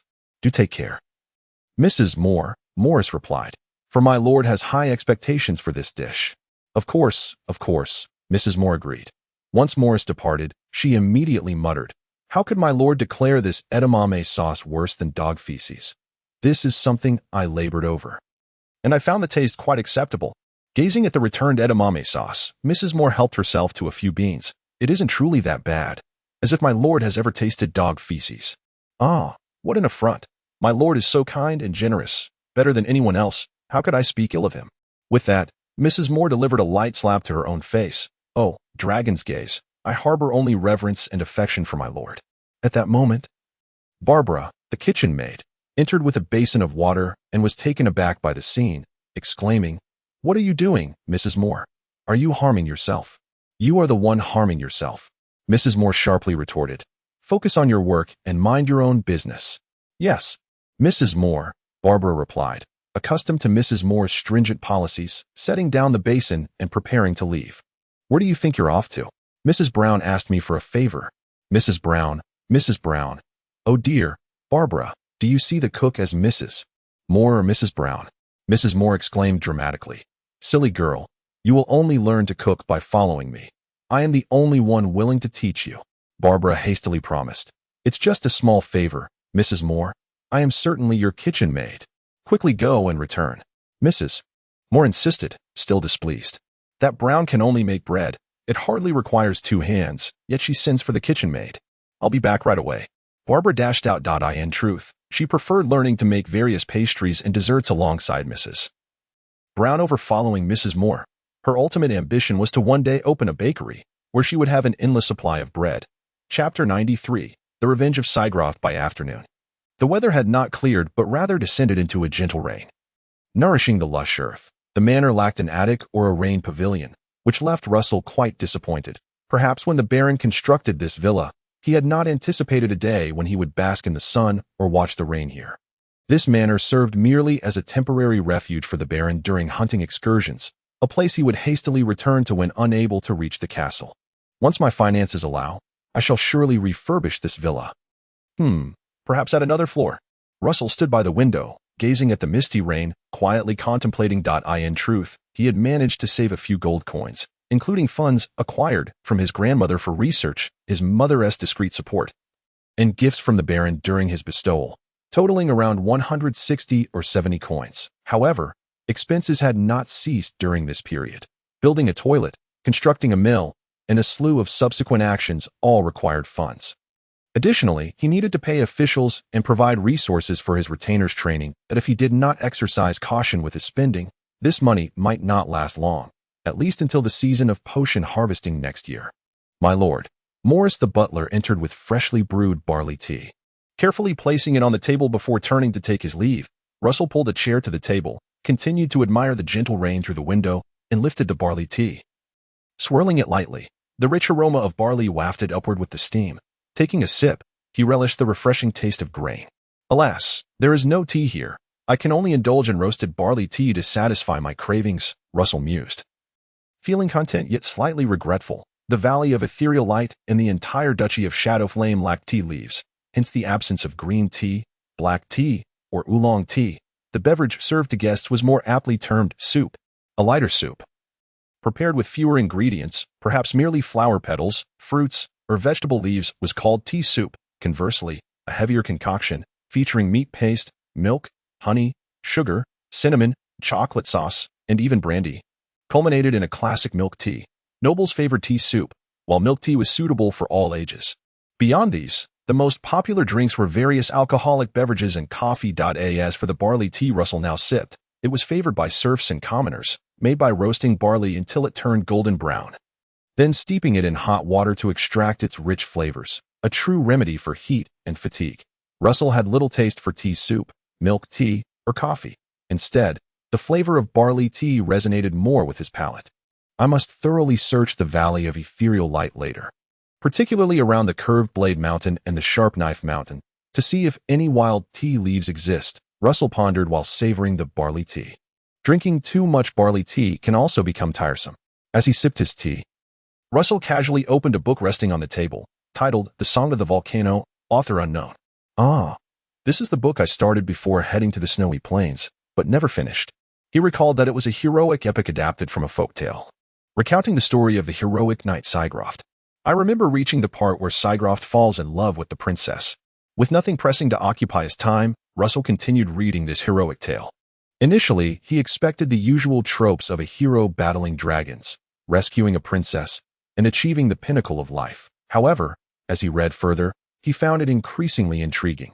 After falling in love with the princess, Sigroft did not ascend to greatness. Instead, he became the princess's devoted admirer. He fought on the front lines for her, thwarted her rivals, and assisted her in claiming the throne of the kingdom. The princess promised to marry Sigroft upon her ascension, yet once she became the kingdom's first queen, she callously abandoned him, luring him to the volcano's edge and casting him into the searing magma.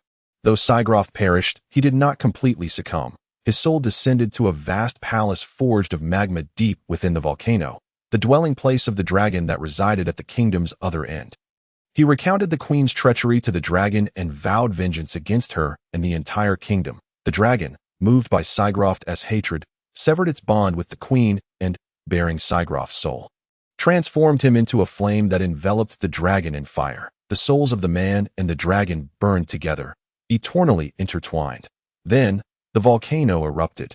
The dragon and Sigroft united, razed the capital city of the kingdom, and incinerated the queen. Subsequently, the dragon and Sigroft departed from that wretched land. Without the dragon's protective power, the volcano that should have nourished the kingdom gradually extinguished, and all warm regions began to chill. A bitter winter, accompanied by fierce blizzards, swept across all noble domains, and soon the entire nation was encased in ice. Thus, this kingdom came to be known as the Lost Kingdom. Emerging from the Lost Kingdom, the knight Sigroft rode upon the lost dragon, wandering throughout the dragon's rest continent. Some claimed that this dragon knight had perished, while others insisted they had glimpsed him and the dragon, affirming they had died, yet lived on in hatred. When those burdened with deep-seated grievances prayed for vengeance, Sigroft and the lost dragon would appear, aiding them in their quest for retribution, an eternal cycle, never-ending. How curious, Russell mused. This book speaks not of the dragon knight's pinnacle, but rather of the tale of a devoted admirer seeking vengeance. He shook his head, acknowledging that ancient storytellers had a knack for weaving narratives and understanding that devoted admirers often meet a grim fate. However, after a moment of disdain for the author known as Anonymous, Russell suddenly pondered a different possibility. Is there a chance that Sigroft and the lost dragon truly existed? If it were not for the existence of the little dream dragon, Russell might never have realized that dragons could manifest in various forms. The Shadowflame family's dragon protected an entire nation, representing the most traditional form of a dragon. Yet, the little dream dragon was also a dragon. If even a dream dragon like the little dream dragon could exist, then perhaps Sigroft and the lost dragon evolved into a revenge form. It was not entirely implausible. Even if Sigroft and the lost dragon were merely a tale, the vengeful dragon might still very well exist. Regrettably, such questions undoubtedly lacked answers. The entirety of the Duchy of Shadowflame revolved around a singular Shadowflame dragon, apart from Princess Ansha and a select few. Most people had likely never encountered a second dragon. In fact, the vast majority were unaware that beyond the Duchy of Shadowflame, other nations existed. The Duchy of Shadowflame was their entire world. The Duchy of Shadowflame is indeed rather diminutive. Russell shook his head, sipping the now tepid barley tea, gazing vacantly out the window. Let alone the glimmering valley, even my own black-waste serpent manor feels inadequate to contain my aspirations. Sooner or later, Russell would mount the fully grown dream dragon and traverse the entirety of Dragonrest continent, experiencing all manner of dragons and legends if given the chance. He would even like to visit the homeland of the snow demons. After all, we are all visitors from other realms. It seems quite reasonable to pay each other visits. Russell chuckled lightly. Chapter 94. Charles' achievement. The gentle drizzle did little to hinder the serf's labor. Near the manor's annex, the little pond saw Jimmy the fishmonger dive headfirst into the water, searching beneath the surface. Moments later, he emerged, his expression one of dejection as he knocked on the door of the manor's annex. Russell received him in the parlor. Is something amiss? Master, I must report some unfortunate news. The clams we are raising in the pond have been dying, one after another, Jimmy lamented. During your absence on the snowy battlefield, I noticed the first clam had perished. Today, upon further inspection, he discovered that even more clams had met their demise. They all seemed to have festering wounds, leading to their deaths. How could a mere pinprick on the membrane result in such decay? Master, wounds festering. Russell furrowed his brow. Jimmy then presented several deceased clams, prying open their shells to reveal that the once embedded grains of sand had indeed rotted away in large patches. The putrid odor wafted from the decaying wounds. Russell pinched his nose, scrutinizing the rotting clams, struggling to comprehend. I distinctly recall that when sand enters a clam, it secretes nacre to encapsulate the grain, eventually forming a pearl. Over time, this process would yield a small pearl at the core of the sand grain. He never anticipated that these clams would succumb to infections from their wounds. The grand plan for pearls seemed to have been stifled before it even began. Yet Russell remained undeterred, frowning as he instructed, "Jimmy, dispose of these clams and clear out all the deceased ones from the pond. Additionally, go and catch 2 living clams. I need to assess the situation." "Understood, master." Jimmy, feeling disheartened, lacked his previous enthusiasm but promptly dove back into the pond, retrieving a few small, living clams for Russell. Without waiting for the clams to open their shells naturally, Russell directed Jimmy to forcibly pry them apart. He observed that the wounds where sand had once penetrated had healed. Yet there was no sign of nacre secretion. The grains were merely embedded within the flesh, showing no indication of developing into pearls. Perhaps it was simply too soon. However, the fact that these clams were alive and their wounds healed suggested that cultivating pearls might still hold promise. Perhaps the larger clams grow slowly. Unable to heal quickly, Russell concluded. "Jimmy, return later with a batch of smaller clams. Repeat the previous steps and introduce the sand grains to them." "As you wish, master." Upon hearing that there was still hope for this endeavor, Jimmy's spirits soared. He cherished his position as a fishmonger. By evening, Charles arrived, sheltering beneath an oiled paper umbrella, ready to report on territorial matters and seize the opportunity for a meal. "The mill is currently being tested, my lord. In a few days, it will be operational, allowing the serfs to grind grain nearby and providing an additional source of income for the manor." Charles began with promising news. He continued to ramble about various other matters, such as the pottery jars and wooden barrels ordered from Glowing Fortress, the compost site and latrines land having been cleared and leveled, and the planning of the officials' dormitory for the small market. A myriad of miscellaneous tasks occupied the territory. "Excellent, well managed," Russell remarked, inviting Charles to join him for dinner. As they dined and conversed, the topic soon turned to the deceased clams in the pond, and Russell's aspirations for the pearl cultivation remained high. "My lord, do you truly believe that clams can be artificially cultivated for pearls? It seems rather implausible." Unbeknownst to him, Charles had shifted from using the informal "you" to the more respectful "you" when addressing Russell. He glanced outside, as if to conceal something, and whispered, "If you succeed, it would be akin to wielding the powers of a wyvern. Surely, even the Duke's dragons would not take notice?" "In a strict sense, this would indeed be a usurpation of the dragon's authority. After all wondrous creations of the Duchy of Shadowflame are rooted in the essence of the Shadowflame dragon, whether acquired or gifted. They are born of its power." Russell's pearl cultivation, seemingly disconnected from the Shadowflame dragon, still tugged at its resources. However, cultivating pearls cannot compare to the yields of a mine. "I believe the Shadowflame dragon would not be so miserly," Russell countered, shaking his head. "Moreover, success is not guaranteed. It appears that introducing sand grains does not provoke a response from the clams. Pearls are magical creations. It cannot be that simple, my lord. I believe it would be exceedingly difficult for ordinary sand grains to transform into pearls," Charles casually remarked as he took a bite of bacon. "Perhaps you might consider using something of greater value, like gemstone fragments." "Ah," Russell exclaimed in surprise.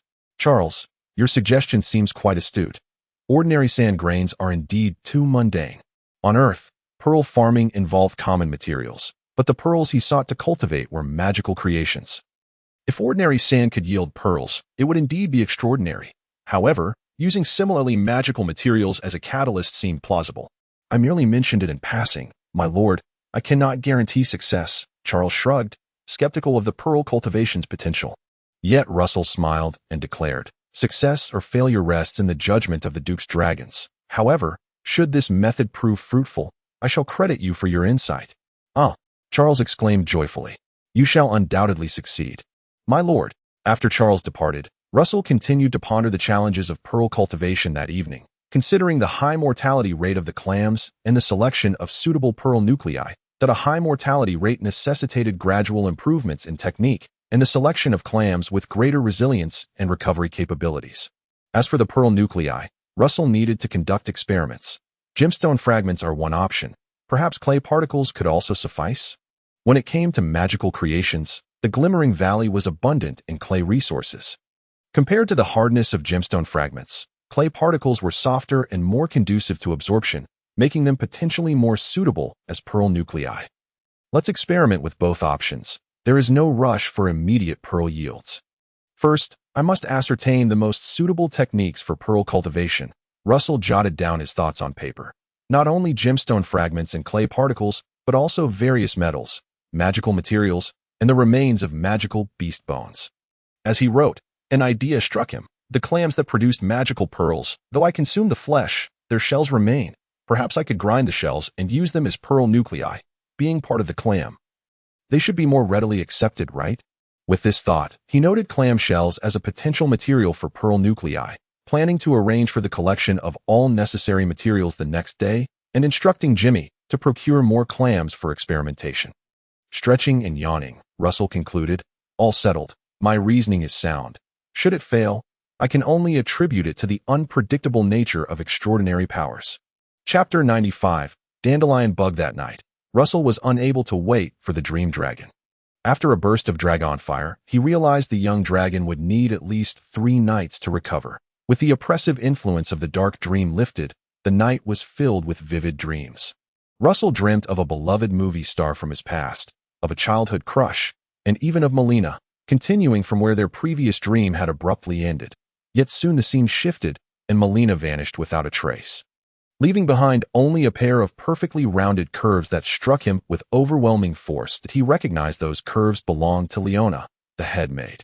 The light drizzle outside had ceased, but the sky remained overcast. Before 7 o'clock, Russell awoke from his captivating dreams. Oh dear, this body has matured rather significantly.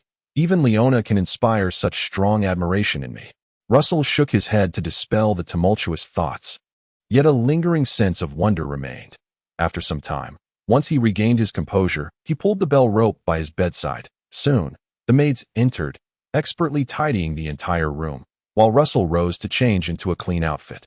Master, you always look so dashing, Leona, the head maid, complimented with a smile. Among the maids, her words were the sweetest. She would consistently praise Russell's good looks, appreciating him purely for his handsomeness without any ulterior motives. In this world and era, a chasm existed between nobility and servants, and without a significant transformation, no one could bridge that divide. I owe it to my mother, Russell replied with a smile. As he casually assessed Leona, he noted her tall stature and striking features. Though she paled in comparison to Melina, she still possessed a commendable beauty. Furthermore, when she bent down to gather the soiled laundry, her well-rounded figure added at least 10 points to her allure. Russell squinted slightly, watching a few maids depart, his respect for them enduring through the ages. It was not until his personal servant, Ram, approached to assist him with his attire that he mused. No wonder noble families exclusively employ male personal servants and female ones. This effectively prevents any untoward incidents. After donning a well-fitted noble outfit, Russell descended the stairs at a leisurely pace to partake in breakfast. Just as he finished his meal, his nightly attendant, John, hurried over, exclaiming, my lord, the spirit larvae have been nurtured." "Is that so?" Russell replied, seemingly unfazed, for he understood this was the result of the dragon fire's ripening effect. Nevertheless, he promptly gathered the jade box and jade powder before sprinting to the irrigation ditches embankment at Beantown.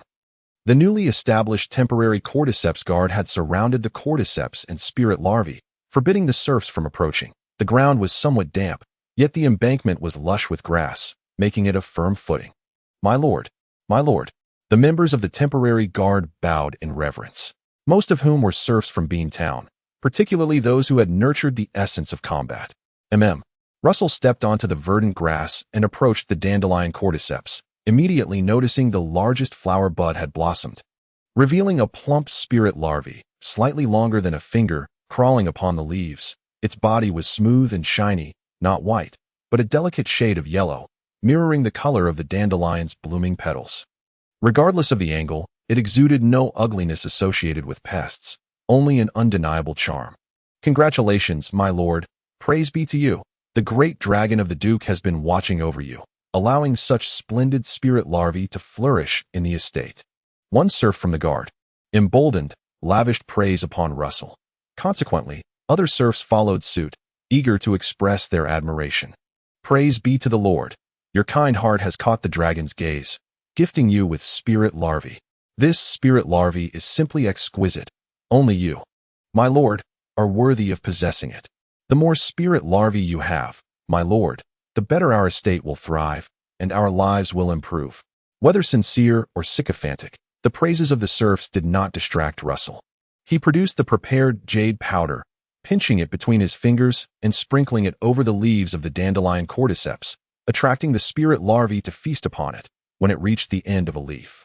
Russell deftly extended his finger, and with a gentle nip, the fine teeth of the dandelion spirit larvae pierced his fingertip, drawing forth a droplet of blood that mingled with the jade powder as it consumed it. Russell's combat energy blended with the blood droplet, serving as a conduit for the merging of his essence with the spirit larvae's magic. Thus, a spirit contract naturally took form. This bond, intricate and esoteric, defied verbal explanation. Yet at that moment, Russell distinctly felt a vague connection of the soul with the dandelion spirit larvae, enabling him to command it with simplicity. "Come here, little one," he beckoned, and the dandelion larvae sluggishly crawled onto his palm before being carefully placed into the jade box. Having completed this, Russell finally felt a sense of satisfaction. This dandelion larvae was wholly his. He turned to his personal servant, Ram, and instructed, "Fetch some coins. The cordyceps guard has faithfully protected my spirit larvae. So I shall reward each member with 10 copper coins. As long as they remain loyal to me, I never withhold my rewards." No sooner had he spoken than the serfs erupted into exuberant cheers. Praise be to the Lord. The dragon watches. Its light bestows protection. May the great beast flay wish the Lord's swift dragon rides.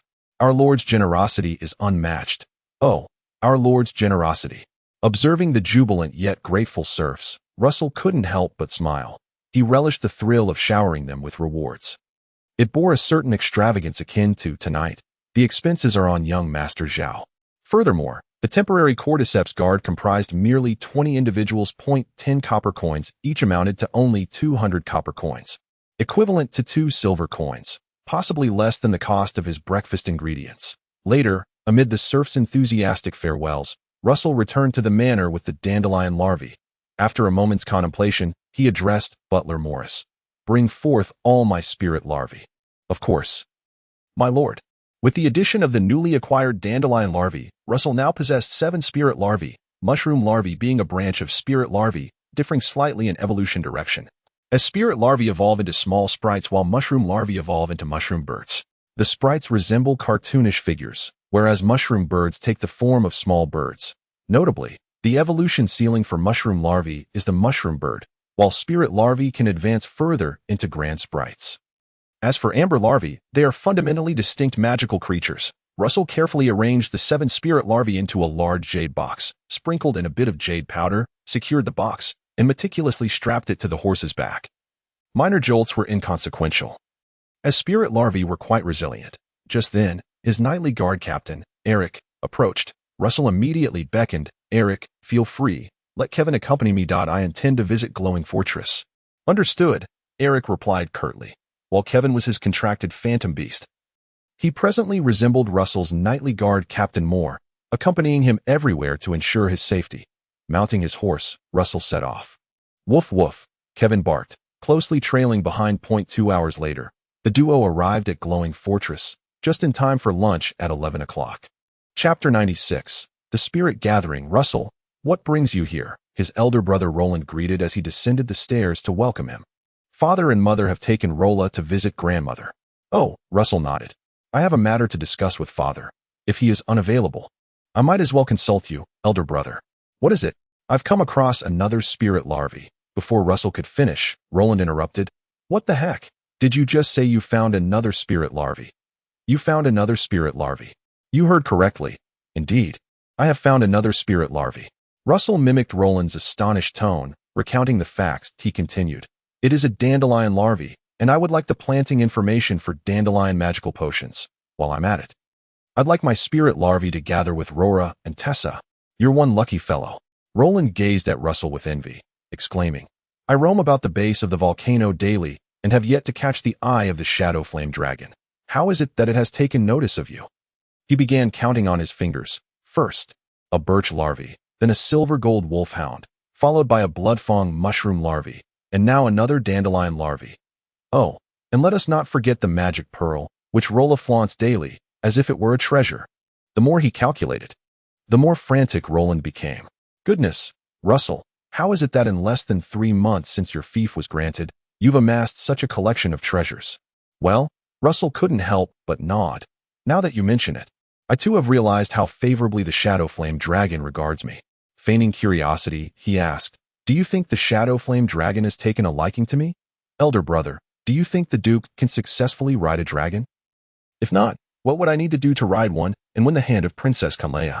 You call me fat, and yet you still breathe heavily." Roland rolled his eyes. "I was merely pondering. Enough of that. I've come to understand your ambitions." "So, you disregard Malia because you have your sights set on Princess Kanleia," Roland remarked with a hint of sardonicism. "I advise you to take a break. Your little antics pale in comparison to the flutter of the Shadow Flame Dragon's eyelids. Let alone garner its attention. Whether the Shadow Flame Dragon pays me any mind is of little consequence. What matters is that I receive tangible benefits," Russell replied with a grin, though he would not contend with his elder brother over inheritance. Teasing Roland to evoke a fluster was a delightful pastime. After all, he was the second heir to Baron Roman. Roland's constant vigilance against him only served to stoke Russell's rebellious spirit.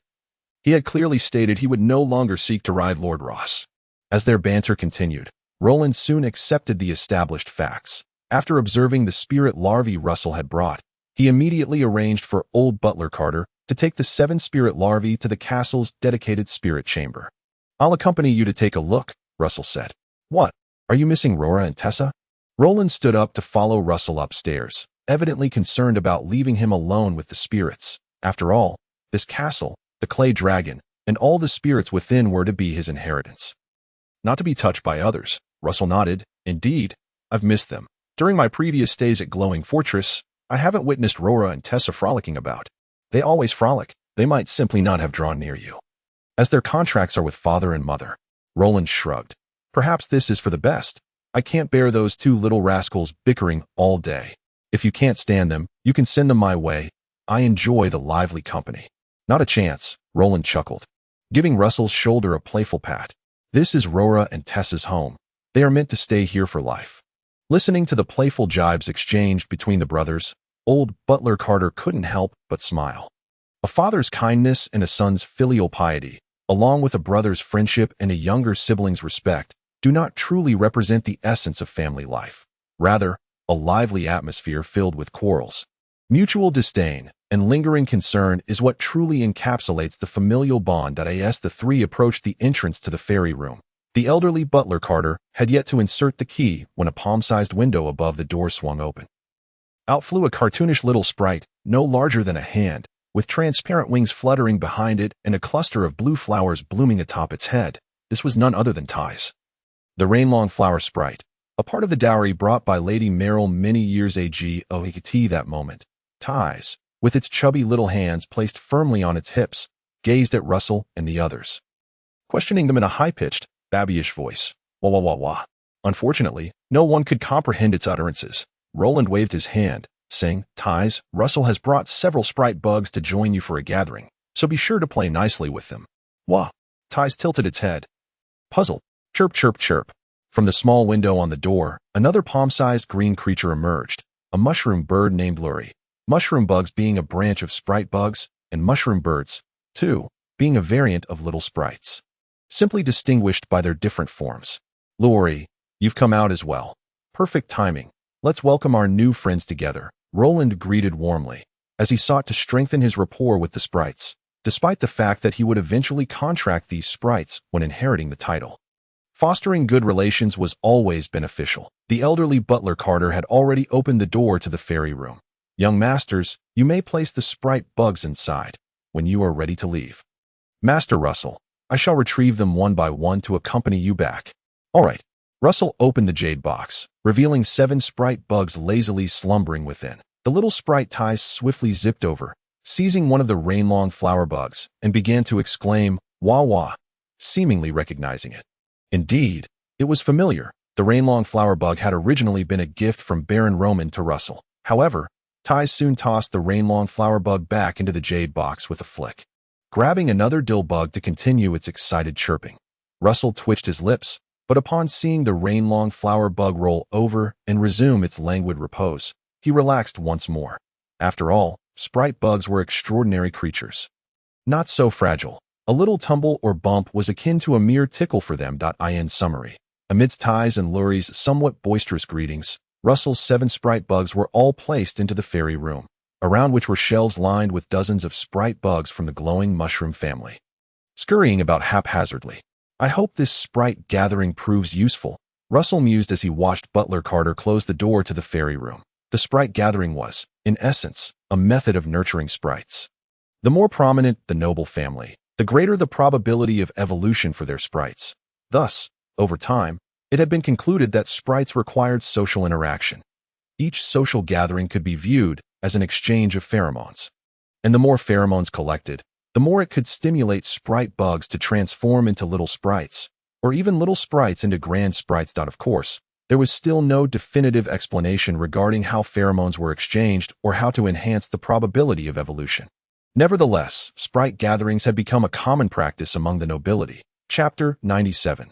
Clay residue. As the Baron and his wife took their daughter Laura to the Great Wind Manor for a soak in the hot springs and to visit grandmother Ingrid, Russell found himself bored within the castle, feeling as though the brooding Lord Ross atop the tower harbored ill intentions towards him.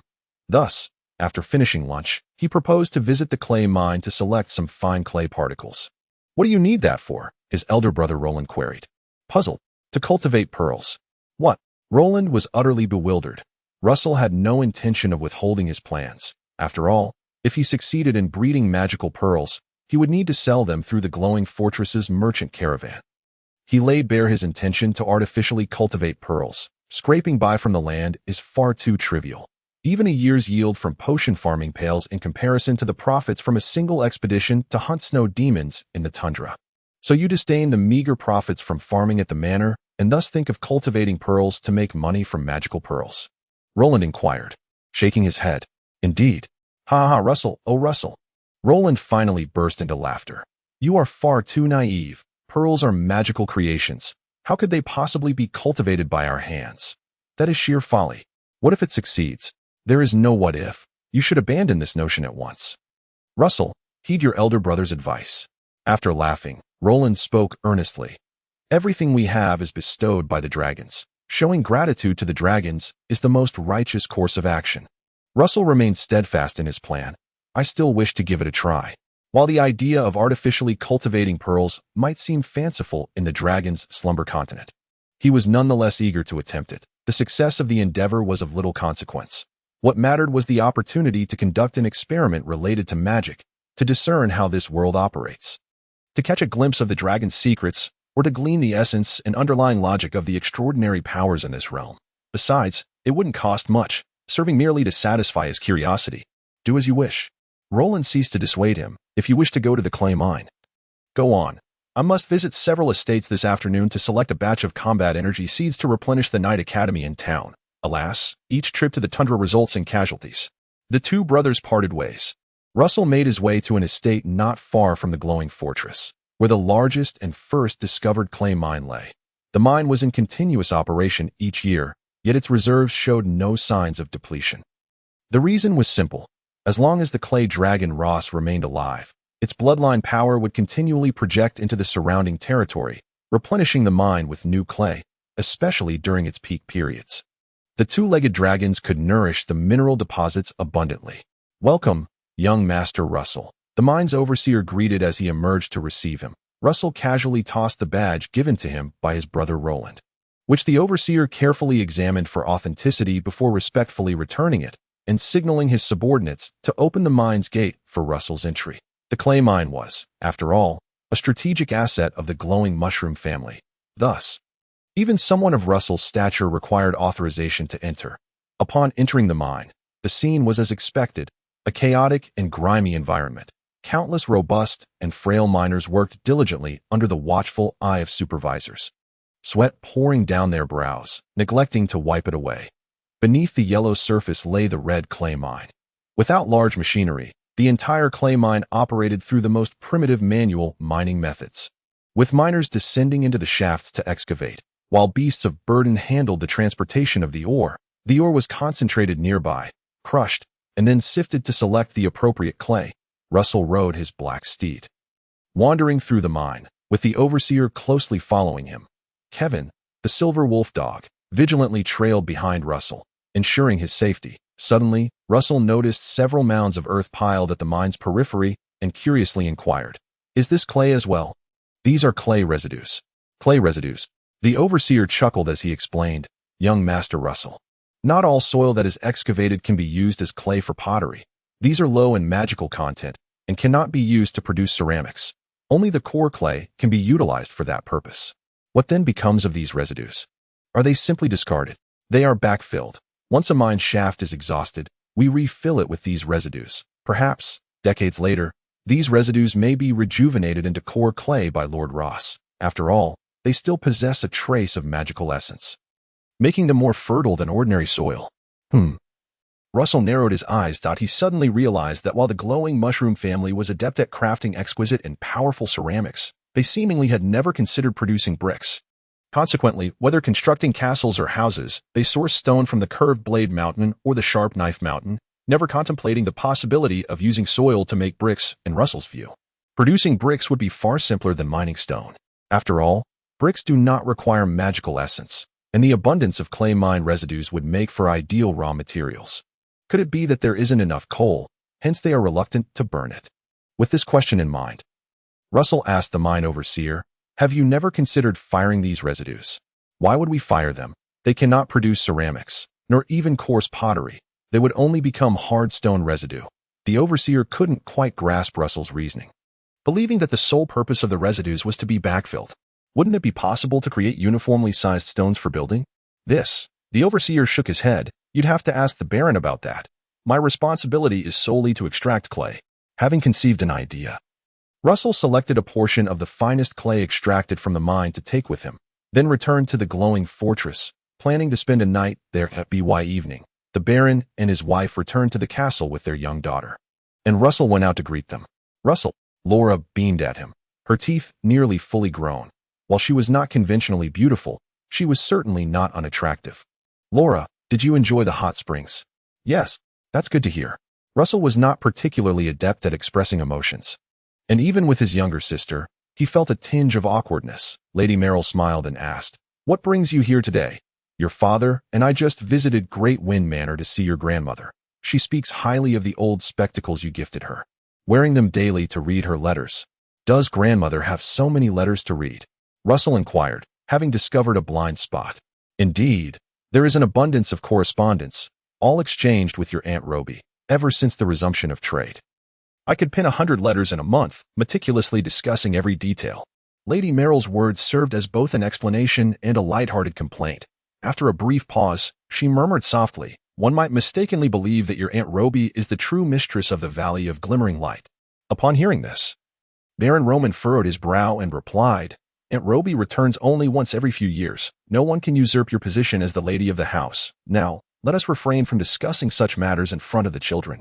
Come inside quickly. By the way, Carter, fetch 2 bottles of the 71 Black Pearl from the wine cellar. I wish to enjoy a drink with Russell." As the group entered, Lady Merrill instructed, "Carter, while you're at it, inform the kitchen to prepare a mint cooling soup. Rora has soaked in the hot springs for too long and needs to dispel some damp heat." "As you wish, my lord, my lady," responded the butler Carter, bowing slightly before attending to his tasks. Chapter 98. The earth brick. Russell held a disdain for the term earth, likely stemming from his experience with a debris truck that had led to a significant turning point in his life. Nevertheless, after dinner, he earnestly discussed the feasibility of earth bricks with his father, Baron Roman, and his elder brother, Roland.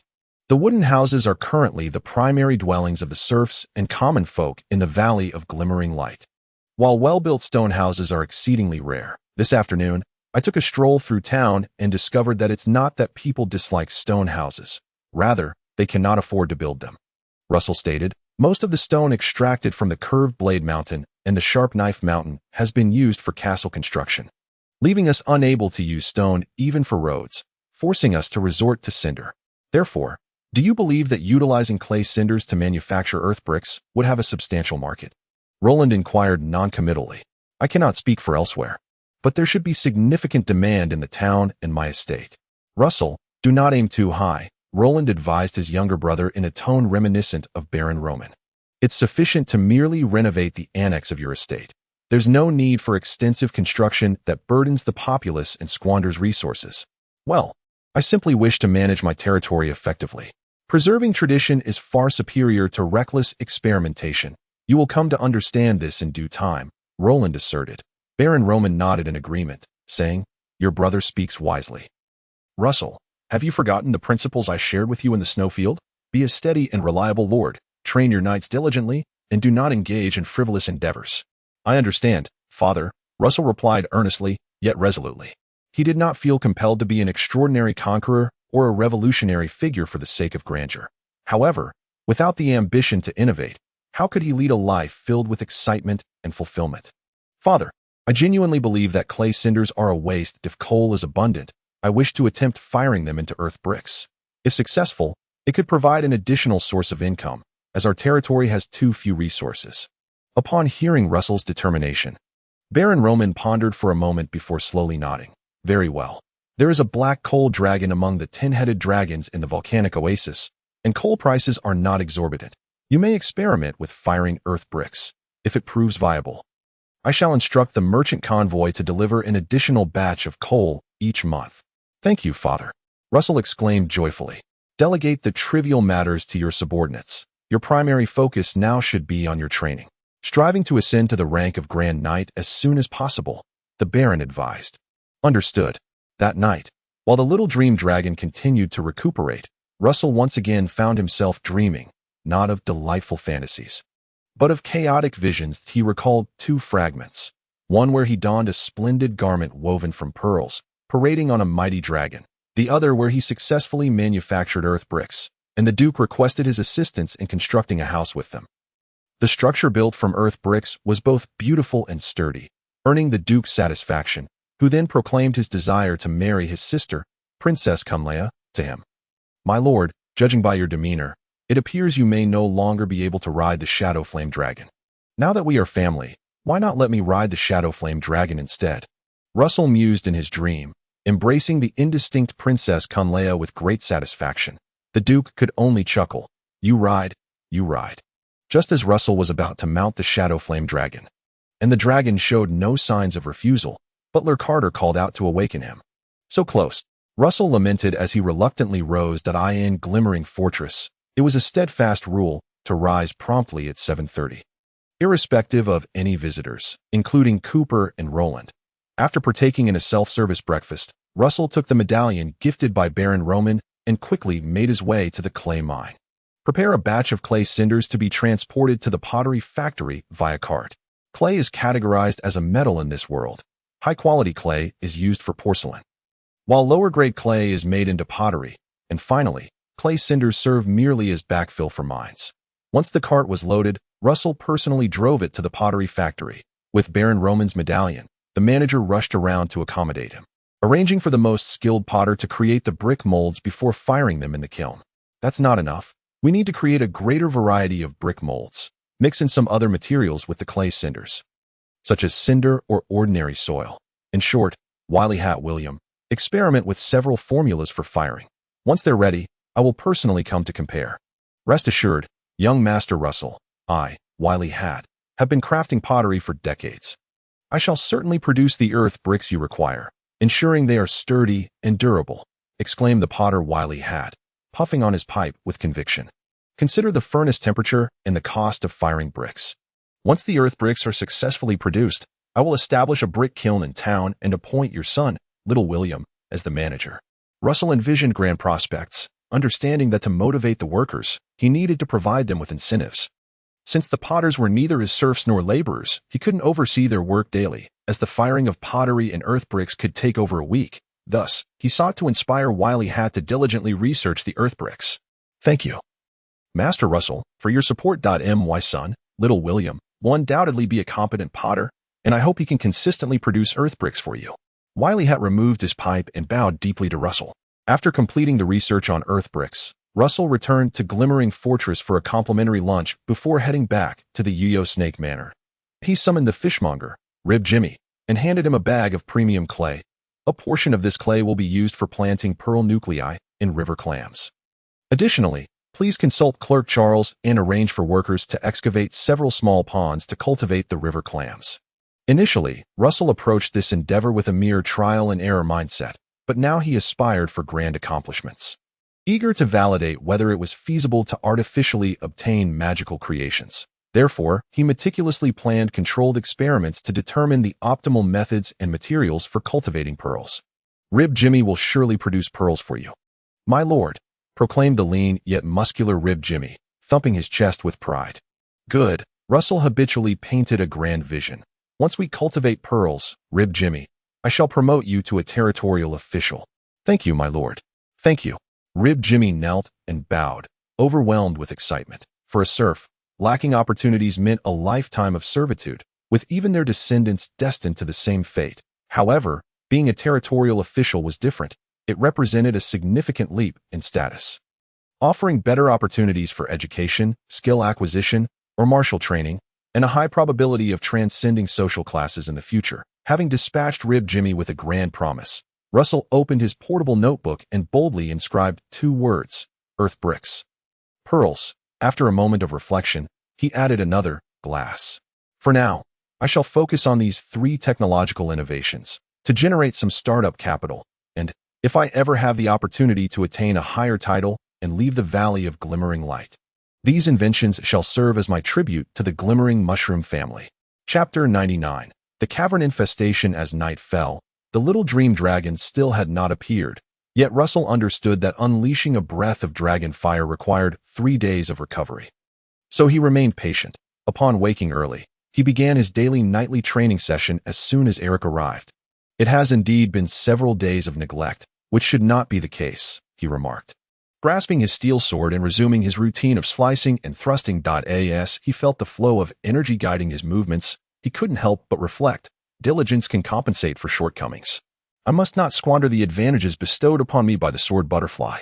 On the contrary, having obtained the sword butterfly, he should intensify his training, for only through hard work could he maximize its benefits and realize his aspirations for ascendance.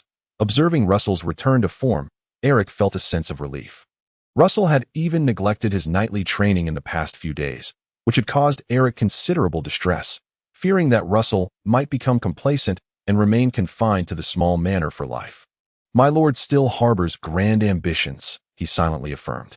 Then fervently thought, as long as my lord is willing to strive, with his current momentum, he will undoubtedly carve out a path for himself. At that time, I may even be granted a title of nobility and ascend the ranks of the aristocracy. Nobility. Even the lowest lifetime title would represent a monumental leap in one's life, akin to a fish leaping over the dragon gate in transformation. But if a man like Charles, a fallen noble whose ancestors once held the title of lord, can still rely on ancestral favor to become a tutor for the younger sons of barons, it is evident how profound and far-reaching the influence of nobility can be. Eric dreams of ascending to the ranks of the aristocracy, not only for his own glory but also for the future of his children. Even if his offspring achieve nothing remarkable, they would still benefit from his lineage and enjoy a life of affluence. Should they prove to be exceptional, they could carry the family legacy forward. Generations later, it is not impossible for the family to attain a legitimate and hereditary baronial title. Such is the case for the Ingwang family and many counts and barons of the Shadowflame Duchy, except for Baron Swan, who is a naturally born noble of the Shadowflame family, requiring no effort to inherit his title. Whoosh! The steel sword sliced through the air, producing a crisp and sharp sound. Eric glanced again, realizing that his mastery of the radiant sword technique was indeed inferior to Russell's. Leaving him with nothing to teach, he then turned to instruct his knights and attendants, Tom and Jack.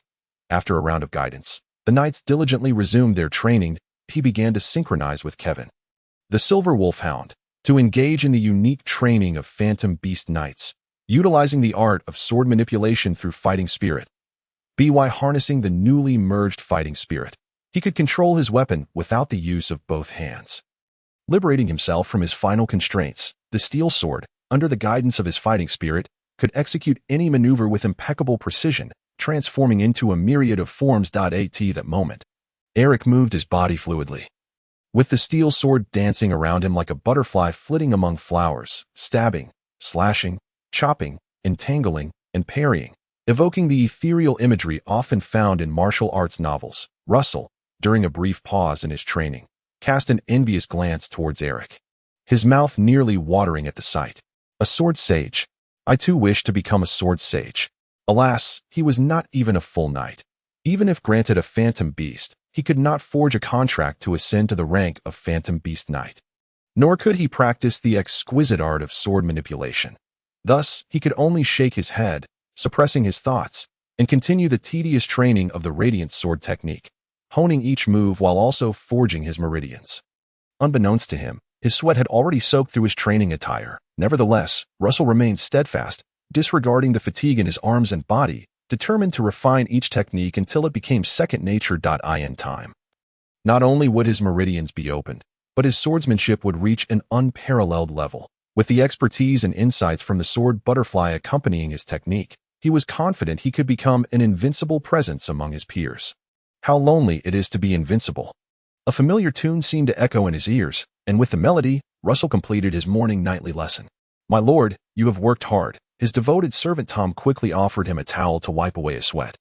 After drying off, Russell tossed the towel back. He observed Eric, Kevin, and the four knights still engrossed in training, and suddenly inquired, "Tom, do you know what a conceptual deity is?" "Conceptual deity?" Tom shook his head. "I do not know."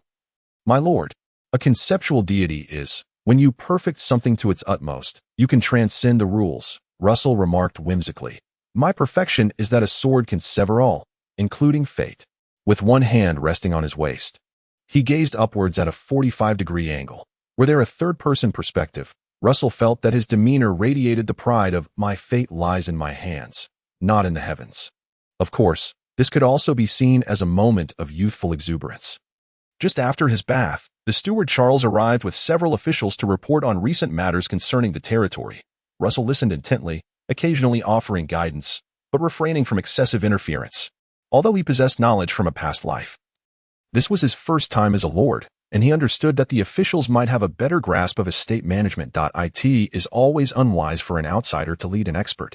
Finally, the technical officer, the red-nosed Rudy, reported, "My lord, we have analyzed the dandelion potion cultivation techniques you brought from the Glimmering Fortress and plan to designate 150 acres in Beanfield as a dandelion potion farm." "Feasible," Russell nodded. "The selection for the Cordyceps Guardian team has unanimously nominated Officer John as the leader." Charles continued. Previously, Russell had appointed his knightly attendant John to serve as the temporary captain of the Cordyceps Guardian team. So the officials understood that this position was reserved for him, and others should not harbor any extraneous thoughts. Russell nodded indifferently. "Feasible. There's one more matter, my lord," Charles added.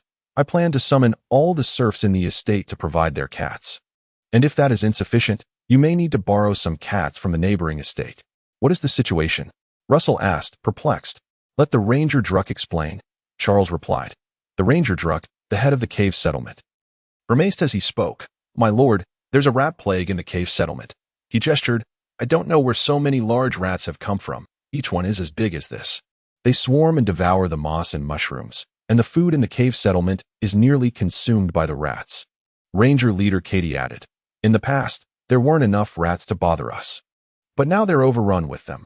No matter how many we kill, they keep coming back, and several serfs have been bitten by the rats. The Cave Ranger team can only guard the wolf head well, ensuring that the bloodtooth fungus fields are not breached by the rats." A rat plague. Russell was genuinely astonished. The meager food supplies in the cave settlement, barely enough for the people, had somehow led to a rat infestation, which was quite an eye-opener for him. However, since the rat plague had become a reality, the urgent task was to eradicate it. He immediately dispatched his knightly attendants with his noble seal to gather a batch of cats from the neighboring estates to catch the rats. At the same time, he intended to personally inspect the cave settlement to see the extent of the rat infestation. Chapter 100, A Need for a Plan. This could be a double-edged sword, depending on our ability to mitigate the damage caused by the rat plague. Standing before the dark passage of the cave settlement, Charles spoke in a roundabout manner. The rat plague severely threatened the food production in the cave settlement. The moss and mushrooms had been excessively consumed by the swarming rats, and restoring the moss and mushroom fields to normal production in the short term seemed unlikely. However, The sheer number of rats undoubtedly provided the settlement's inhabitants with a source of meat. In the damp, dark environment of the cave settlement, obtaining palatable meat was no easy feat. Even the rangers could not guarantee catching snakes, rats, or various insects daily from the cramped tunnels. Rather than being a paradise for the common folk, the cave settlement is more like a haven for snakes, rats, and insects. Many of the excessively narrow passages can only accommodate these small creatures. Charles murmured beside Russell. He continued, "A few days ago, when I visited the cave settlement for inspection, they took me to one of the dark passages. With a torch illuminating the way, we could see a skeleton wedged inside. They said someone tried to catch a snake but ended up suffocating in there. They couldn't even pull the body out." As they proceeded, passing several cold springs and wells, Russell witnessed the dire consequences of the rat infestation. What was once an orderly moss and mushroom field now lay barren, reduced to bare soil. The serfs guarding the moss and mushroom fields were on their knees, weeping. Upon seeing Russell and his entourage arrive, they immediately prostrated themselves, pleading for their lord's assistance to save them and grant them a way to survive. Many of the serfs bore injuries, testament to the rat's bites. "Send someone to the glimmering fortress to order a batch of antidote potions. Those bitten by the rats are at high risk of contracting the plague," Russell said, his brow furrowed. "Do not worry about the cost. It will be covered from my lord's account." The antidote potions varied greatly, some capable of treating illnesses, while they may not revive the dead. They could easily eliminate the mere plague. "The antidote potions are too expensive, my lord. Buying a few and diluting them with water for the serfs should suffice," Charles replied, eager to save Russell's funds. "Do not sacrifice the greater good for the sake of a few coins." "Charles," Russell admonished sternly. Charles immediately responded awkwardly, of course, everything will be according to your wishes, my lord. I will arrange for the purchase of the antidote potions right away. I will handle the financial matters. Your task is to eradicate this rat plague. Ensure there is no outbreak of the plague, and properly arrange the future lives of the serfs in the cave settlement," Russell said seriously, fixing his gaze on Charles. "If you accomplish this, you will be a competent steward in my eyes." Upon hearing this, Charles was taken aback and promptly replied in a deep voice, "As you wish, my lord." Continuing along the dark passage, upon reaching the Wolf Head Well, Russell finally witnessed the true nature of the rat plague. Most of the serfs in the cave settlement were clustered near the Wolf Head Well, as the newly formed Cave Ranger team, the Cave Patrol team, and the Cordyceps Guardian team were all working tirelessly to fend off the advancing horde of rats. The narrow passage hindered human movement far more than that of the rats, allowing the swarm to break through the defenses and surge into the Wolf Head Well, where they were subsequently dispatched by rangers such as Catherine, Howls, and Ball. Dozens of cats followed the rangers, relentlessly tearing into the rats. Each rat, while not quite as large as a cat, was certainly not far off. Some particularly fierce rats even dared to attack the cats, injuring several in the process, their fur stained with blood. "Jack, James, go help." Russell rushed into the Wolf's Head courtyard, swiftly drawing his sword to join the fray. Eric nodded at the gold-and-silver wolfhound, Kevin, and then joined the battle. In the blink of an eye, the swarm of rats was effectively contained, driven out of the Wolf's Head courtyard and back to the far end of the passage. Especially notable were Eric and Kevin, whose lethality was remarkable. Eric wielded his sword with the force of his chi, the blade dancing through the passage, each strike precisely piercing a large rat. Kevin, on the other hand, stationed himself at the entrance of a small passage, effortlessly dispatching each rat that approached with a swift bite, tossing them aside before seizing another. The rats charged quickly, but Kevin was even swifter in his execution. "How many rats have we killed?" Russell asked. Having just skewered a rat, without turning her head, Catherine, gripping her dagger tightly, replied, "At least 1,000, my lord." The carcasses of the rats piled up into a small mountain within the Wolf's Head courtyard. Charles, panting as he continued to slay rats, found time to jest. "With this much rat meat, we could certainly survive the food shortage. Once we eliminate the rat plague, we could exchange the meat for bread." Eric, however, furrowed his brow and remarked, "My lord, something feels amiss." "What do you mean? Why are these rats only attacking the Wolf's Head courtyard?" Eric questioned. Katie offered an explanation. "Because all the other moss fields and mushroom patches have been depleted, leaving only this potion field." "That may not be the case," Eric replied calmly. "I have witnessed 2 rat plagues before. They are aimless, consuming whatever is in their path. They wouldn't specifically target the potion field of the Wolf's Head courtyard with such reckless abandon." Refusing to retreat. With this revelation, Russell began to comprehend. Are you suggesting that there is someone behind this rat plague, or perhaps a rat king controlling them? In this world, extraordinary powers exist, allowing beasts to ascend to the status of phantom beasts. And it is only natural that a beast king would evolve as well. Beast kings are typically phantom beasts. For instance, the king of the Blackwaste serpents, one of Baron Roman's 3 contracted phantom beasts, was once the ruler of all the Blackwaste serpents from the Blackwaste manor, capable of commanding any serpent. Nowadays, there are hardly any Blackwaste serpents left at the manor, as the farmland has been cultivated, destroying their habitat. Additionally, after Baron Roman contracted the king of the Blackwaste serpents, he took a large number of them to construct a new serpent garden near the glowing fortress, hoping to breed a second phantom beast. The king of the Blackwaste serpents. It's merely a possibility, Eric replied, speculating rather than asserting the existence of a rat king. Yet even this conjecture exhilarated Russell. The knights and retainers, Jack and James, were equally thrilled. Their excitement barely contained that if a rat king truly existed, it would mean they might have the opportunity to contract a phantom beast and become immensely powerful phantom beast knights, seizing the moment while the rat swarm was repelled. Russell swiftly gathered everyone for a brief meeting. Current indications suggest that a rat king may have emerged among the swarm. This would explain why the rats from the Echo River Cave and several surrounding caves have been summoned here, leading to this rat plague. He cast a keen gaze over the assembled individuals. If that is indeed the case, there is no doubt that the Rat King has set its sights on the mushroom patch within the Wolf's Head courtyard. Highly likely. Charles's eyes sparkled with excitement. My lord, this is a tremendous opportunity. Although Russell was thrilled, he remained clear-headed. Whether it is an opportunity or not will depend on how we respond. Everyone, we must first devise a plan to capture the Rat King. Chapter 101. The dog catches the rat. The plan to capture the Rat King consisted primarily of luring the rats out of their burrows. It was divided into 2 phases. The first step was to exterminate the rats, forcing the Rat King to intervene directly. The second step involved capturing the Rat King once it was lured out. The most crucial aspect is to capture the Rat King. We humans find it difficult to navigate the caves, and I believe the Rat King would not boldly charge at us head-on. This plan was discussed enthusiastically by the group before being handed over to Charles for refinement. Despite his numerous flaws, Charles possessed a sharp mind, capable of adequately fulfilling the role of a strategic advisor that he passionately declared. Therefore, I propose that the vanguard for capturing the Rat King should not be you or me. But, he pointed a finger towards the gold-and-silver wolfhound, Kevin. Kevin, only Kevin can ensure the Rat King's capture without fail. Woof. Kevin seemed to understand, barking confidently. Lord Eric, do you have anything to add? Charles respectfully inquired, addressing the phantom beast knight. Eric muttered, no. Charles turned to Russell, who gave a subtle nod, indicating that he had no further additions to the plan. As the Lord, he did not need to rely on cunning to establish his authority. In fact, the blood of the glowing mushroom family coursing through his veins was the ultimate symbol of legitimacy. He welcomed the initiative displayed by his subordinates. Very well, everyone. With Russell's approval, Charles clenched his fists and exclaimed with renewed vigor, this plan shall be named.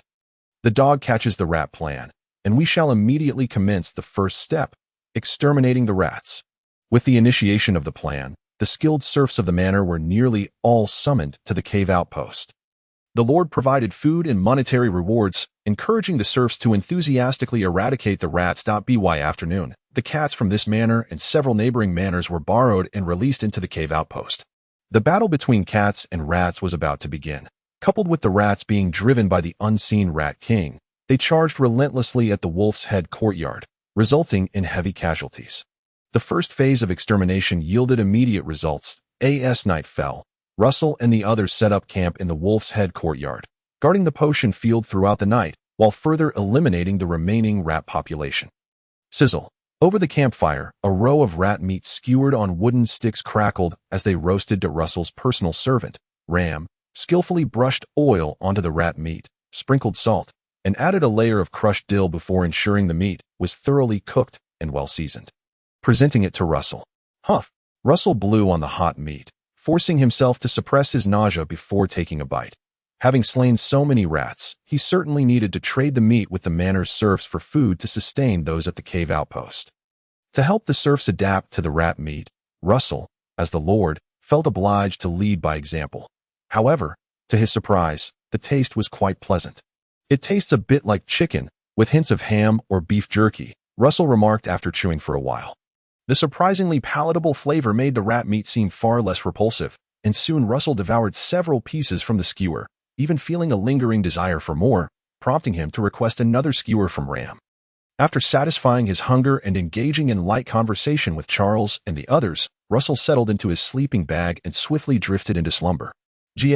After 3 days of absence, the little dream dragon finally reappeared with the arrival of a shadowy dream. It still retained its cartoonish, large-headed form, unchanged. I missed you, Ice Cream. God, and you too, Sir Butterfly. The sword butterfly remained silent, merely circling around Russell to express its joy. Tonight, we have a significant task ahead. Ice Cream. Sword Butterfly, let's set off. Russell had been anticipating this moment. Ever since he speculated that a phantom beast rat king might be behind the rat plague, he had been eager to utilize the shadowy dream to scour the various dark passages. Searching for the rat king's lair and discreetly positioning Kevin to keep a watchful eye. Once the rat king showed itself, they would seize the opportunity to capture it.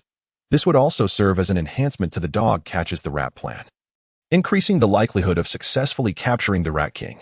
The little dream dragon eagerly agreed, swiftly transporting Russell to search the shadowy dream, confirming that there were no anomalies within its realm before breaching the shadowy dream and utilizing a dream avatar to scout the surrounding dark passages. As it happened, within the shadowy dream, both Russell and the little dream dragon were diminutive, barely larger than a cat, allowing them to navigate any passageway. Thus, they searched through countless dark tunnels until, at the entrance of one, they spotted a radiant glow of magical energy. Get closer, Russell instructed. The trio, Russell, the little dream dragon, and the sword butterfly, quickly approached the luminous glow, revealing the outline of a large rat. However, compared to the brilliance emanating from Kevin, this rat's glow was not only dimmer but flickered intermittently, sometimes bright and at other times dull, appearing rather unstable at that moment. The large rat was nestled in its lair, seemingly restless, pacing back and forth with agitation. This doesn't seem to be a phantom beast. Could it be some sort of domesticated primal beast? Russell suggested, signaling the little dream dragon to circle around the large rat for a closer examination of its magical glow. No. It's much brighter than the black pig's glow. This is not a phantom beast, but is nearing the threshold of one. Suddenly, he pondered a possibility. Wait, if this rat king were already a phantom beast, it wouldn't need to invade the wolf's head courtyard to steal my blood-tooth mushroom potion. But if it still seeks to acquire the blood-tooth mushroom potion, then it must be in dire need of these magical herbs. As for why it urgently required the potion, it was evident that the rat king was likely on the brink of evolving into a phantom beast.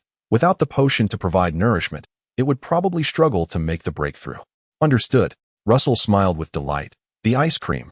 This great rat before me seeks to pilfer my potion to aid its evolution. Ha ha.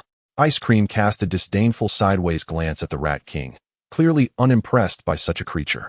Confirming the existence of the rat king, Russell wasted no time. He mounted Little Dream Dragon and returned to the dim dreamscape, meticulously documenting this passageway and its connections to numerous other routes. Noting the available escape holes, after completing these tasks, Little Dream Dragon was utterly exhausted, letting out a weary gah in farewell before plunging into the darkness, vanishing from sight. The dim dreamscape subsequently dissipated, and consciousness fell into chaos. Upon awakening the next day, Russell rinsed his mouth and filled a basin with water before embarking on a quest to locate the passage leading to the Rat King's lair, guided by the memories of the previous night. The passage was not difficult to find and was of ample size, as the Rat King's form was significantly larger than that of an ordinary rat, comparable at least to that of a hunting dog, though certainly smaller than the gold-and-silver wolfhound, Kevin. This is the one. Russell crouched down, wrapping his arms around Kevin's neck. You stay vigilant here.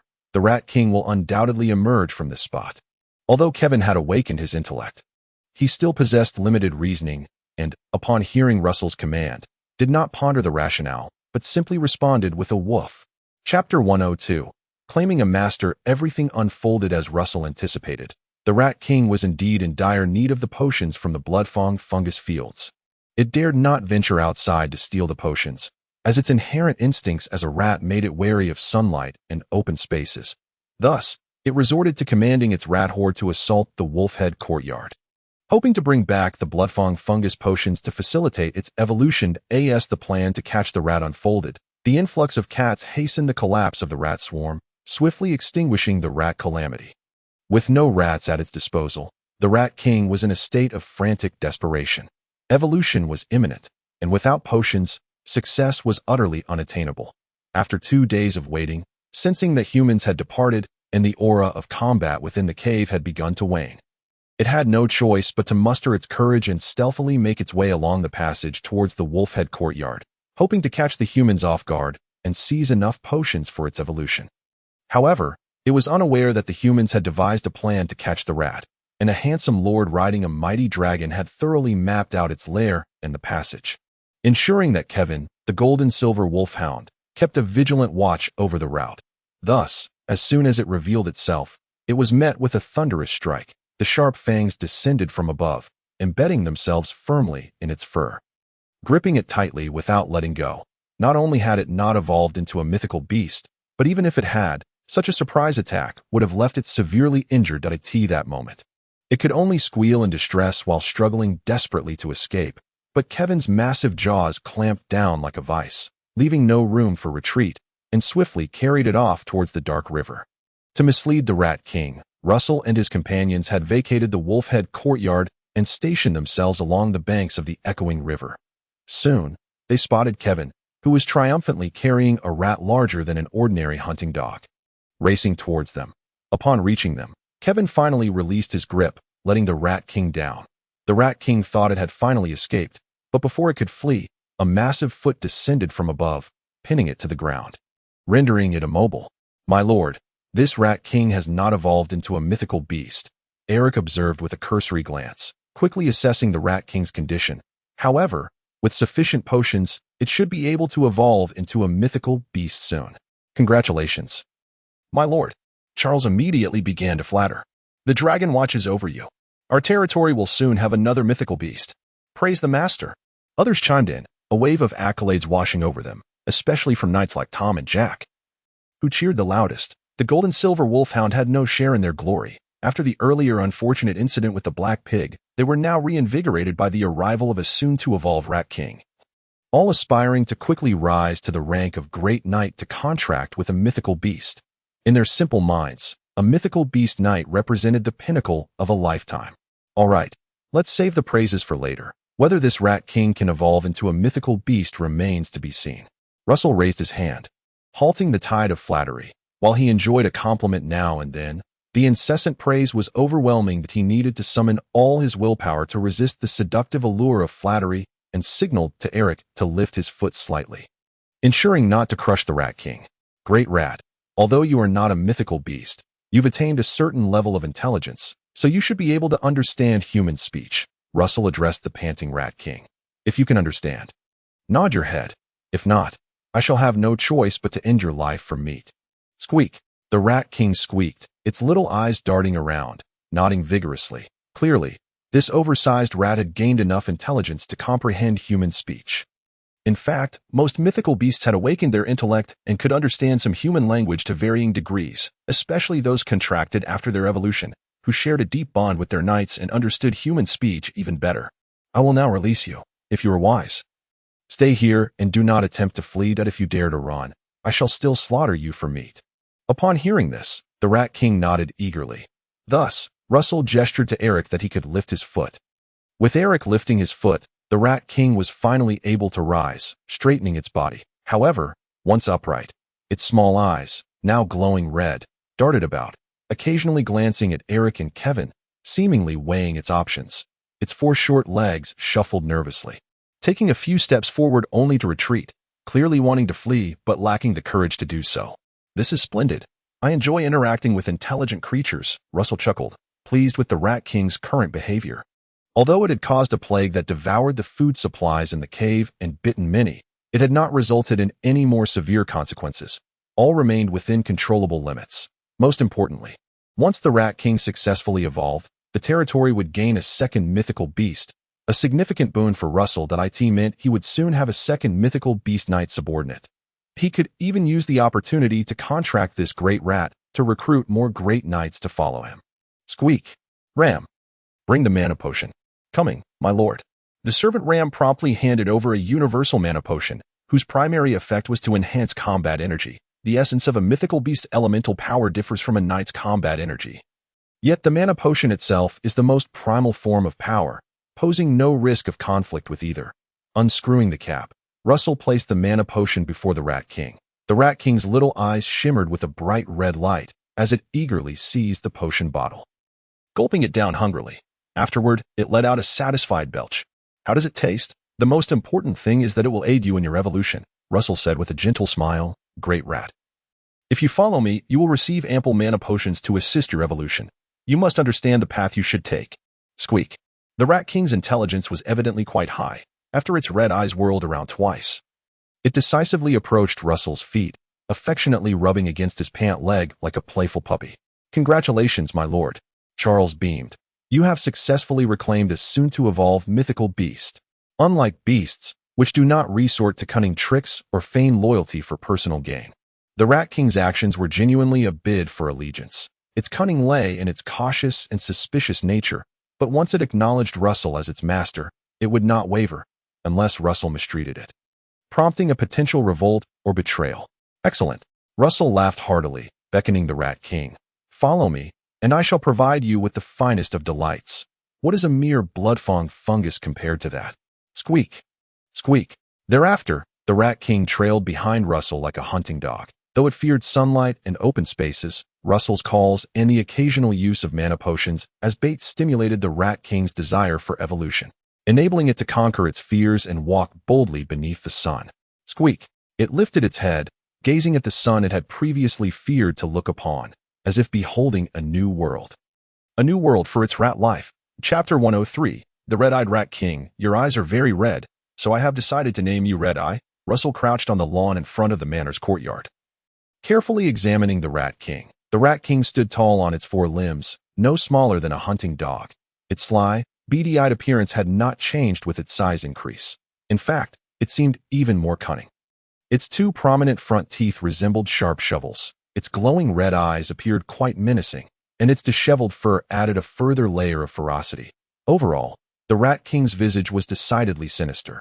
Yet, possessing the potential of a mythical beast and having recognized Russell as its master, Russell found that he perceived it with an oddly benevolent gaze. Red-Eye, henceforth, I shall provide you with ample mana potions. If you can evolve into the mythical Red-Eyed Rat King, I promise you a brilliant future. I will spare no expense to ensure your well-being, and in due time, I shall find you a worthy knight for a contract. Squeak. The Rat King did not comprehend Russell's lengthy monologue but understood the phrase mana potion. That was sufficient. Its eyes sparkled with excitement. Russell, ever true to his word, had the servant bring over several mana potions he regularly used, unscrewed the caps, and fed them to the Rat King. Gulp. Gulp. The Rat King drank with great relish. This left Kevin, the gold and silver wolfhound tasked with surveillance, feeling somewhat ill at ease. Such an abundance of magical potions was something he had never savored, and here was a mere rat that could indulge in them until it was full. It was utterly unreasonable as if, sensing Kevin's resentment, Russell suddenly offered him a magical potion, pressing it into his mouth. Woo! Kevin immediately began to wag his tail like a propeller in excitement. His loyalty had finally been rewarded with tangible benefits. Unscrewing the cap with his teeth, Kevin cast a glance at his contract partner, Eric, who was diligently practicing his swordsmanship not far away. A faint sense of regret lingered in his heart. If only Russell had been the one to contract him. How splendid his life could have been. Eric, sensing something amiss, set down his steel sword, feeling as if he was being looked down upon.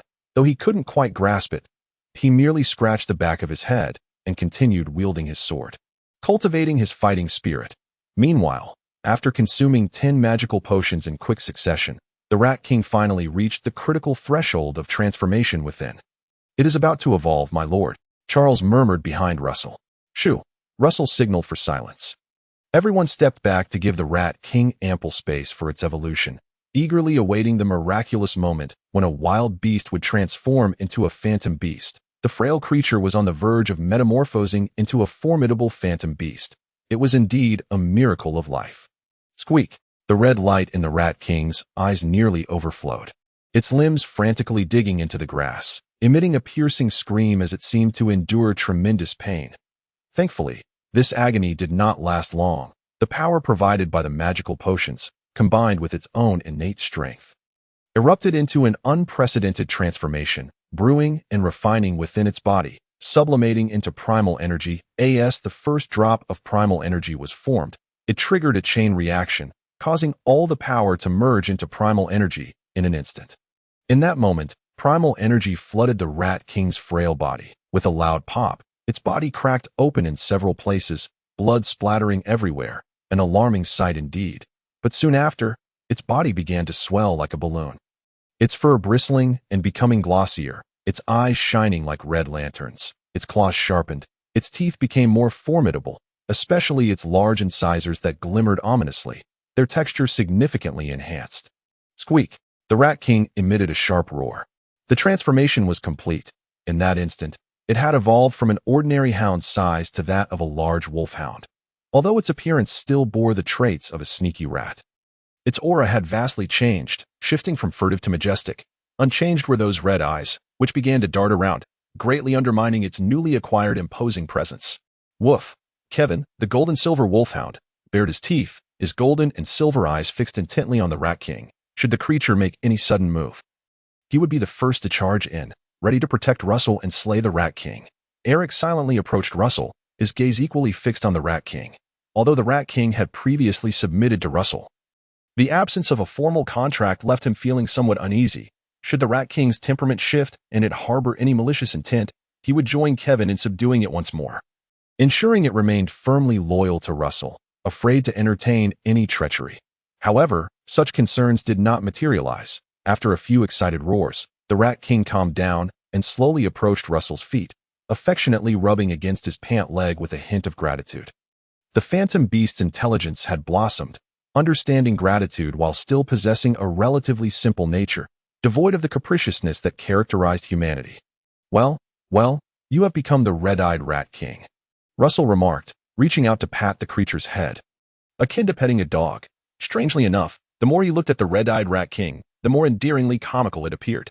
Squeak! While rubbing against Russell's pants, the red-eyed Rat King cast a sideways glance at Kevin, its small eyes glimmering with pride that it was no longer afraid of this large wolfhound. At this moment, witnessing the phantom beast's transformation, Charles immediately began to flatter exuberantly, with the gaze of the dragon and the blessing of its light. Congratulations, my lord, on acquiring another phantom beast. The might of your domain has soared to new heights, and the ascent has already begun. Congratulations, my lord. Praise the master, praise the dragon. You must be favored by the dragon, and your knightly path shall surely flourish. The officials echoed, though their praises were repetitive and lacked freshness. Russell listened with a smile for a while before raising his hand to halt the torrent of flattery, saying, though we have suffered some losses from the recent rat plague, it pales in comparison to the joy of acquiring the red-eyed Rat King. The red-eyed Rat King held its head high, feeling increasingly proud. Although it could not fully comprehend Russell's words, it understood that he was praising it. Kevin looked at the boastful rat with disdain, curling his lip. Thus, at noon today, I invite you all to a feast. We shall not return until we are intoxicated. After the crowd cheered, Russell continued, of course, the red-eyed Rat King is here. It will choose its future contract partner based on your efforts. This statement revealed Russell's intention. He did not plan to contract the creature himself, but rather to leave the opportunity to his followers. In an instant, Tom, Jack, John, and James exchanged glances, their eyes sparkling with fierce determination that at present, they were the four most likely candidates to advance to the rank of Great Knight and secure a contract. Yet, even the Rangers, such as Katie, Catherine, and House, were secretly gearing up, realizing that despite their misdirection, there still lay a chance to regain their fighting spirit and return to the path of knighthood. After all, nothing in the world is insurmountable for those with resolve. Even Charles, amidst the laughter, secretly steeled himself, planning to return home that evening and strive to recapture the feeling of training. What if? What if he succeeded in becoming a great knight? Would he not soar immediately? He could not help but glance sideways at Eric, realizing that a gap had now formed between them. Even as the territory scribe, he still could not compare to the status of a phantom beast knight. Forever obliged to address Eric as Sir Eric. Meanwhile, Eric could simply call him Charles without a second thought. Persevere. Charles motivated himself. If a mere rat can evolve into a phantom beast, My lineage has produced phantom beast knights. Why can't I revive the glory of my ancestors and return to the realm of phantom beast knights? Chapter 104. Magic. The feast continued until 1 o'clock in the afternoon. When it was time to disperse, Russell instructed all officials to circulate their fighting spirit to dispel the effects of alcohol, so as not to delay the work of the afternoon. After all, the rat plague had just concluded, and the situation in the underground stronghold was dire, necessitating careful arrangements for the serfs' livelihoods. Although the officials departed, Kevin remained. He needed to continue ensuring Russell's safety, at least for the next 3 days. To confirm that the Red-Eyed Rat King was genuinely obedient to Russell, throughout the entire afternoon, the Red-Eyed Rat King displayed remarkable compliance. Perhaps it had endured starvation in the underground for too long. Never having enjoyed a hearty meal, upon arriving at the manor, with delectable food at its disposal, it was utterly delighted, regretting not having followed Russell sooner to indulge in such luxuries. Squeak. Red-Eyed, phantom beasts can cast magic too. Kevin's exclusive magic is explosive ice and fire. What is yours? Russell began to train the Red-Eyed Rat King, aiming to strengthen their bond while enhancing its abilities. As he spoke, Kevin turned his head toward the window. His golden and silver eyes shining brightly. Two beams of light intertwined and swiftly shot toward a large stone 100 meters away, resulting in a thunderous explosion that shattered the stone. The debris still bore traces of freezing and burning. Woof woof. After casting his magic, Kevin turned to the Red-Eyed Rat King, barking proudly. This was his exclusive magic, explosive ice and fired in the Dragon's Rest continent. There were no wizards, yet magic existed, composed of special spells formed from magical energy, paralleling the martial skills wielded by knights. The knights' martial skills were known as fighting spirit techniques, while the magic of phantom beasts was termed primal energy spells. Furthermore, when a phantom beast fused with a knight, they could develop even more potent primal breath spells based on primal energy spells, since both primal energy spells and primal breath spells are constituted of magical energy. They are collectively referred to as magic. Theoretically, a phantom beast knight is akin to a part-time wizard. Naturally, each phantom beast's primal energy spell is fixed, resembling a natural talent. Thus, the potential for developing primal breath spells is quite limited. Many phantom beast knights might only ever develop a single primal breath spell in their lifetime. Whether primal energy spells or primal breath spells, they are fundamentally constructed from one's own power, imitating the most basic elemental attributes. Most commonly, these are the 4 fundamental elements: earth, water, fire, and wind, although there are also special elemental attributes such as lightning, light, ice, and darkness. The elemental attributes themselves do not rank hierarchically. It primarily depends on the magic constructed and whether the Phantom Beast Knight can develop more powerful primal breath spells, showcasing the might of magic itself. Beautiful. Look at Kevin, who has already mastered the release of explosive ice and fire, Russell praised, giving Kevin a thumbs up. Kevin raised his head, responding nonchalantly with a bark. Woof. Stung by this, the Red-Eyed Rat King immediately began to squeak in dissatisfaction. Its eyes glowing with crimson light, the radiance enveloped its entire body in an instant. The next moment, the Red-Eyed Rat King raised its front paw and took a small step forward, its form vanishing in the blink of an eye, only to reappear 5 meters away on the lawn. With another step, the Red-Eyed Mouse King vanished once more, reappearing approximately 7 or 8 meters away by the edge of a pond. Cool, Russell exclaimed in admiration, then waved his hand. Don't run too far, come back first. Chirp, the Red-Eyed Mouse King responded, turning around and taking a step, vanishing again within a shroud of crimson light, in the blink of an eye. It had returned to the lawn, pausing briefly before disappearing for the 4th time, only to reappear right at Russell's feet. Meanwhile, the blood-red glow surrounding it dimmed, flickering a couple of times before dissipating entirely, leaving only the Red-Eyed Mouse King panting heavily. The magical exertion had been immense. This series of 4 teleportations had exhausted it far more than running dozens of kilometers. Woof woof. Kevin's eyes widened in astonishment. Russell, exhilarated, patted the Red-Eyed Mouse King's head. Incredible, Red-Eye. Your magic is simply extraordinary. Teleportation. This is instantaneous movement, and to teleport 4 times in succession is akin to having 4 flashes. Chirp. It seems this must be a dark elemental magic. Given the bloodied appearance you had while casting, let's call it bloodlust flicker. Russell, having never encountered such magic before and lacking any references, decided to bestow a fitting name upon the red-eyed mouse king's ability. Perhaps Bloodlust Flicker might not significantly enhance combat prowess, but it undoubtedly served as an exceptional means of escape.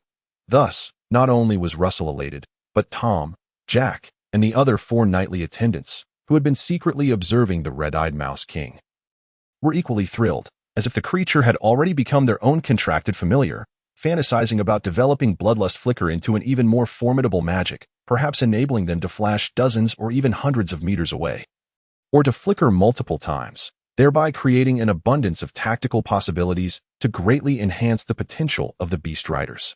Chirp! The red-eyed mouse king raised its front paws, mimicking the action of eating, indicating its hunger.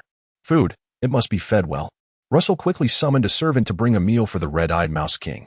Watching it devour the food voraciously, he couldn't help but muse, it must have been starved before, after all. A large rat living in the tunnels, no matter how skilled at stealing, how much could it possibly obtain to eat? As he spoke, he gently stroked the now smooth fur of the red-eyed mouse king, sighing, I wonder how you managed to evolve in the first place. The idea of a mere rat from the tunnels evolving into a familiar was quite inspiring at that moment. The red-eyed mouse king suddenly turned its head back to Russell, chirping, before continuing to devour its meal with gusto. Chirp! It called out while moving towards the exit. After a few steps, it turned back to Russell, chirping twice more. Huh! Russell exclaimed in surprise. Are you asking me to follow you? Where are we going, Red-Eye? You aren't heading back to the tunnels, are you? Despite his confusion, Russell did not hesitate. He quickly beckoned Kevin and followed the red-eyed mouse king. Indeed, it was leading Russell somewhere. Thus, the trio, 1 human, 1 mouse, and 1 dog, swiftly departed the manor, with the red-eyed mouse king occasionally raising its head to sniff the air, confirming their direction. They were not heading towards the tunnel settlement, but rather towards the Sharp Blade Mountain, passing through the market settlement before reaching the foot of the mountain. Beyond the market settlement to the north lay the territory of Baron Roman. Characterized by sprawling vineyards, the red-eyed mouse king did not approach these vineyards but instead traversed along the mountainside. Occasionally, it would attempt to burrow into a hole, but upon realizing that Russell could not follow, it would return and navigate around the hillside. After several stops, they were nearing the boundary of the vineyard when the red-eyed mouse king finally halted at a spot on the mountainside, close to the snowline. Chapter 105. The swarm of bare bees in the warm season. The snowline of Sharp Blade Mountain and Curved Blade Mountain continuously ascends. Currently reaching the mid-mountain area, the mountain summit was capped with pristine white snow, while the base was lush and green. Near the snowline, the area was primarily covered with shrubbery, and at this moment, the red-eyed mouse king stopped in front of a thicket, carefully parting a few clusters of bushes to squeeze inside. Kevin quickly followed, ensuring there was no danger before softly whimpering. Russell then squeezed into the thicket, discovering a patch of exposed rock within the bushes, while the red-eyed mouse king sniffed around the base of the rock, revealing several round, fuzzy bees fluttering in and out of a small hole beneath the stone. Chirp! The red-eyed mouse king called anxiously, eager to enter the hole beneath the rock. However, having evolved into a familiar, its size had increased by 1 or 2 times, making it impossible to squeeze through. Kevin also stretched his head over, but being larger than the red-eyed mouse king, he too could not fit. Russell, however, was not in a rush to investigate what lay within the hole. Instead, he reached forward with one hand, pinching a round, fuzzy bee between his index and middle fingers. The bee was covered in fine hairs, resembling a small, snugly wrapped bear, and its stubby hind legs were coated in nectar. Oh! Russell exclaimed in astonishment. He could sense a faint, almost imperceptible magical aura emanating from the small bee. Is it the nectar carrying magical energy? Has it collected pollen from magical herbs? He first speculated whether the magic stemmed from the nectar itself, considering that magical herbs also bloom and rely on bees for pollination, making it plausible for them to carry magical properties. However, upon closer examination, his eyes widened in realization. No, it's not the magic of the pollen. This pollen is merely from ordinary flowers, which means this little bee itself carries a magical aura. In an instant, he grasped the implications. He glanced at the struggling bee in his hand, then at the red-eyed mouse king, piecing together his thoughts. No wonder the red-eyed mouse could evolve into a familiar. It must have discovered a colony of magical bees and been stealing their magical nectar daily. Without the magical nectar, a rat from the tunnels that could barely fill its belly would never have achieved evolution. Hence, the red-eyed mouse's evolution was not a mere coincidence, but rather an inevitability. Of course, for evolution to occur, the red-eyed mouse had to possess the innate talent. Without that talent, even an abundance of magical nectar would only yield an ordinary large rat. With innate talent, combined with this fortuitous opportunity, it ultimately led to the red-eyed mouse's transformation into a familiar.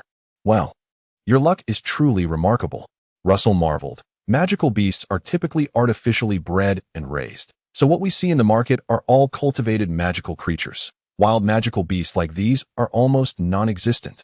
In the wild, conditions are harsh, and without a stable supply of nutrients, it is difficult for wild animals and insects to maintain a prolonged accumulation of magical energy. It could be said that this swarm of bees was the first wild magical creatures Russell had ever encountered. With a swift slap on the red-eyed mouse king's rear, he urged, "Don't rush to eat the honey. I'll reward you with a meal later for your good behavior." Initially, he thought that acquiring a familiar was the greatest reward, but he hadn't anticipated also stumbling upon a colony of magical bees, a true two-for-one deal. "Chirp, make way, let me take a look." Russell bent down to peer into the hole beneath the rock. The darkness below obscured his view of the bee's nest, but the comings and goings of the bees confirmed that there was indeed a hive inside. He stood up, glancing down at the vineyard. He stroked his chin thoughtfully. "My father's territory is the Glow Valley, situated between Sharp Blade Mountain and Curved Blade Mountain. The upper mountain area doesn't strictly belong to my father's domain. Therefore, the bee colony is unclaimed." With this realization, he muttered to himself, "Since this is a gift from my dear Red-Eye, I shall graciously accept it." He decided to return first, then bring people back to excavate the hive for domestication. Once the bee farming is successful, I'll distribute part of the colony along with the rearing techniques to the family. Waving to Kevin and the red-eyed mouse king, Russell led the way out of the thicket, contentedly thinking, "As a son, I should contribute something to my family alongside enjoying the benefits. These bees shall serve as a tribute to my father and mother." Half an hour later, Russell returned with a group of people, cutting down the thicket before lifting the rock to excavate the cavity where the hive resided. In an instant, they uncovered a honeycomb resembling a massive dinosaur egg, standing at least 2 meters tall. Aside from a few small openings for entry and exit, the rest of the hive was completely sealed, making it quite peculiar. At that moment, the hive trembled, and countless bees swiftly emerged, swarming towards the people. Fortunately, everyone was well covered and unafraid of being stung. It's hard to imagine that such tiny creatures could construct such a large hive. Charles marveled, then laughed heartily. "My lord, once this is transported back, you'll have an endless supply of magical honey. It all depends on whether we can successfully rear them. For now, let us just bring it back." Russell waved his hand. The group promptly hoisted the enormous hive and joyfully returned to the Serpent's Waste Manor. "My lord, these bees don't sting and are rather adorable. Round like little bears," Charles chattered throughout the journey. "Why not raise them in the potion settlement, allowing them to collect pollen from magical herbs?" "That sounds feasible," Russell nodded. Charles added, "It seems I've never heard of anyone rearing magical beasts like bees." "My lord, these bees might be the first of their kind. Why not give them a name?" "Indeed, please bestow a name upon them, my lord." Old Hans chimed in, eager to join in the fun. Russell chuckled and said, "Then I shall name them. These bees resemble little bears, so let us call them bear bees." "How delightful!" Old Hans exclaimed in admiration. "The name bestowed by an adult is perfectly apt for these little bees." Charles wholeheartedly agreed, hearing their flattery. Eric could hardly suppress an eye roll. He found nothing appealing about the name bear bees. To him, it was no different from names like brown dairy cow, short-haired rabbit, or long-legged duck, which referred to livestock.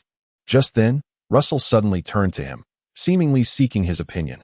Without hesitation, Eric nodded. "Very well. Good. Since everyone approves of this name, from now on, this charming group of beastly bees shall be known as bear bees." "My lord," Charles interjected, "there is no one in our territory who understands beekeeping. Perhaps we should consult with the Baron at Glowing Fortress. He has a beekeeper under his employ, and we could hire one to tend to our bees." That sounds feasible. You shall arrange it." "As you wish." Russell, not particularly knowledgeable about beekeeping, recalled watching videos of bee catching and honey selling on Doin in his previous life. Thus, he could only seek the expertise of an external beekeeper. Chapter 106, A Father's Lecture. The following day, Russell took Charles to Glowing Fortress. While Charles sought to recruit a beekeeper, Russell intended to report his findings. The Red-Eyed Mouse King to Baron Roman. His elder brother Roland was down at the manor overseeing the farming, thus missing out on Russell's current excitement. However, the Baron and his wife listened with rapt attention to Russell's account over lunch. My son has been watched over by the great dragon. Roman, Lady Merrill exclaimed joyfully. Now we need not worry about Russell. The fledgling will soon spread its wings and soar through the skies. Indeed, indeed, Baron Roman replied, albeit with a somewhat strained smile that it was not that he was indifferent to his son's fortune, but rather that he had grown somewhat numb to the joy, even at a loss for words. The first time Russell mentioned finding a white birch larva, he thought the lad was simply fortunate. The second time, Russell spoke of rescuing a half-demon beast, and Eric was promoted to Phantom Beast Knight. One could only attribute it to the dragon's gaze. The third time, Russell reported slaying the lone wolf Lisbon and retrieving a bloodfang larva. He found that quite agreeable. Believing that wondrous creatures should only be held by nobility, when Russell returned yet again, claiming to have discovered a dandelion larva, Roman was not present, but upon hearing the news upon his return, he was astonished and chose to remain silent. And now, Russell had the audacity to claim he had captured another phantom beast, even finding a swarm of wild beastly bees. Such luck could no longer simply be described as the dragon's gaze. It was akin to being the dragon's illegitimate child. Fortune always favors the prepared. Father, mother, did I believe if I had not taken the initiative to organize the caverns, perhaps these blessings would not have come my way. Russell casually sliced into his beef. Therefore, it is not the dragon watching over me, but rather my actions that have earned the dragon's approval. Lady Merrill nodded repeatedly. Indeed, what Russell says is precisely what I wish to convey. Your grandfather never liked others attributing his success to luck. He believed all fortune stems from strength, including his dragon riding, which was validated by His Excellency Mercedes. As she spoke, she turned to her husband. What do you think, Roman? Indeed, Baron Roman replied, preoccupied with his meal, somewhat reluctantly acquiescing. Old Count Merlin is indeed one of the few talents in the principality, and that is precisely why he became a dragon rider. So grandfather believed this too? Perhaps that is the consensus among heroes. Russell remarked with a smile that it was not self-aggrandizement. The atmosphere had simply built to this point. He then suggested, Father, why not also organize the caverns surrounding the glimmering river valley? Perhaps you might uncover unexpected delights. While that may be true, I think it best to refrain, Baron Roman replied, shaking his head lightly. Inaction is often better than action. The resources in the caverns remain whether you can test them or not. Should I require anything, I shall take what I need. For now, let them be. Russell pondered for a moment, commending, Your insight is admirable, Father. It is not insight per se, merely the wisdom left by our predecessors, the Baron replied. Having regained his composure, spearing a piece of steak, he spoke with the tone of an experienced elder. Russell, you are indeed fortunate at present, but I hope you remember something. Please, Father, speak. While transient luck is delightful, true strength is fundamental. Do not allow external matters to cloud your true purpose, Baron Roman stated earnestly. Just as with that Lisbon you dispatched, what does it matter if he obtained a bloodfang larva? As long as we desire it, he cannot possibly retain it. Russell nodded, fully in agreement. He took the Baron's teachings to heart, not allowing any sense of superiority to arise merely because he was a transmigrator. After all, this was a world imbued with extraordinary powers. Even if he had been merely a corporate drone in his previous life, or a prominent figure in the underworld, he would still need to act with discretion. Establishing a firm foundation before speaking boldly, observing his second son so earnestly absorbing his lessons, Baron Roman quickly rediscovered the feeling of being a father. You must remember, our family's ability to maintain dominion in the glimmering river valley relies on Lord Ross. All external matters can be forsaken, but Lord Ross must never be let down. He then proceeded to impart a multitude of points that a lord should heed.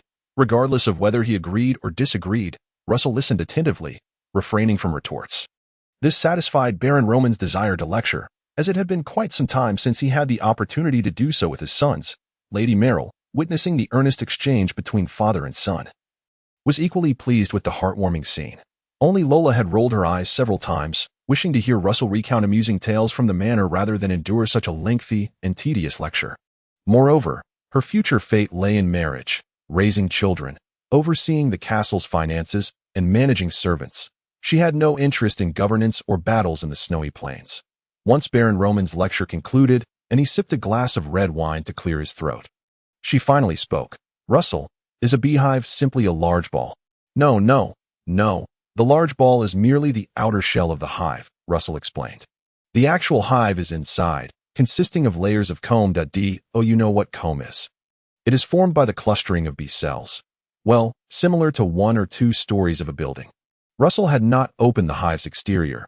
He had merely peered inside through the small holes where the bees entered and exited.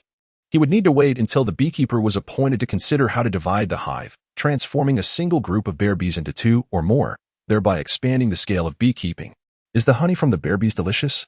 Lola inquired again. I am unsure yet. I have not tasted it myself. Once the bee colony grows larger, I will harvest some honey to sample. As he spoke, Russell added to the Baron and his wife. Father, Mother, the hive was sourced from Knife Mountain. Once I successfully rear the bear bees, I shall bring a batch to the castle, so that you and Lola can frequently enjoy the magical honey. It is heartening to know you have such intentions, Lady Merrill remarked with a smile. The value of breeding beastly bear bees is certainly not negligible when the time comes. The castle will not receive your bear bees for free. We shall compensate you at market price, the Baron stated. Upon hearing this, Lady Merrill chided her husband. You always calculate everything so meticulously. This is Russell's filial piety. Yet to you, it seems like a transaction in the marketplace. The Baron replied, Let us speak of matters as they are.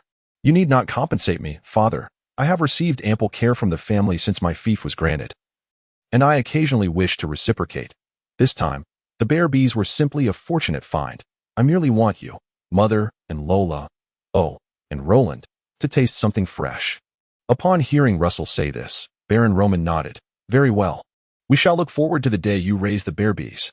With lunch concluded, the Baron and his wife rose to leave.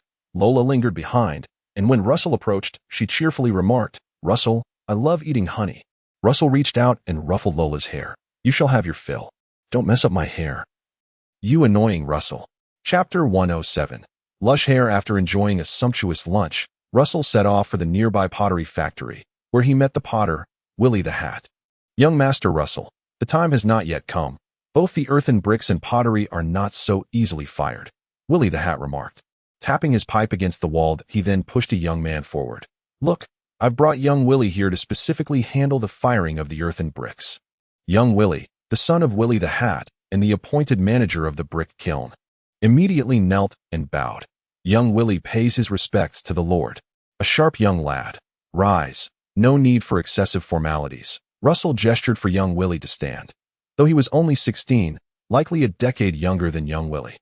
He spoke with an air of authority, and none present found it amiss. His noble status conferred upon him a position above the rest. Now, what stage are the earthen bricks at?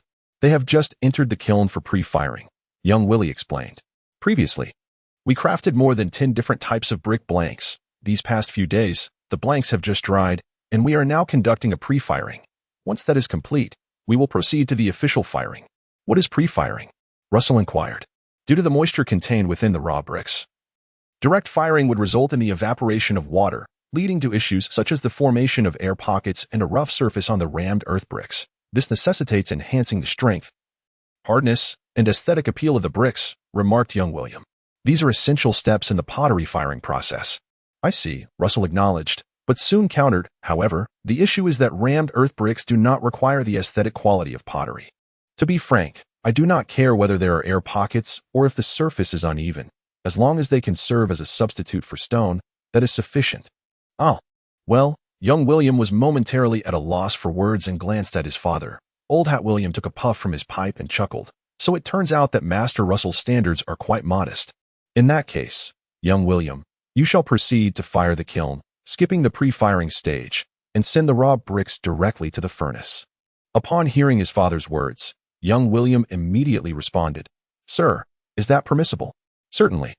Your father is an experienced potter. You should heed his advice, Russell replied with a smile. He did not require the rammed earth bricks to be aesthetically pleasing. They merely needed to be sturdy and durable. After all, once the house was constructed, a layer of mortar would be applied on the exterior, rendering the appearance of the rammed earth bricks inconsequential as the raw bricks had only just begun to fire. There was little worth inspecting. Russell soon left the pottery factory accompanied by his 2 magnificent beastly guards, Kevin and Red. He initially intended to take a stroll through the town to select a suitable location for the brick kiln. However, he reconsidered, as Red was accompanying him for the first time and appeared somewhat timid. The bustling town could be overwhelming, and should Red panic, It would be quite challenging to restrain this giant rodent. Even with Kevin nearby, it would be difficult to contain Red-Eye, who had acquired the magical ability of Bloodthirsty Blink, allowing it to escape at any moment.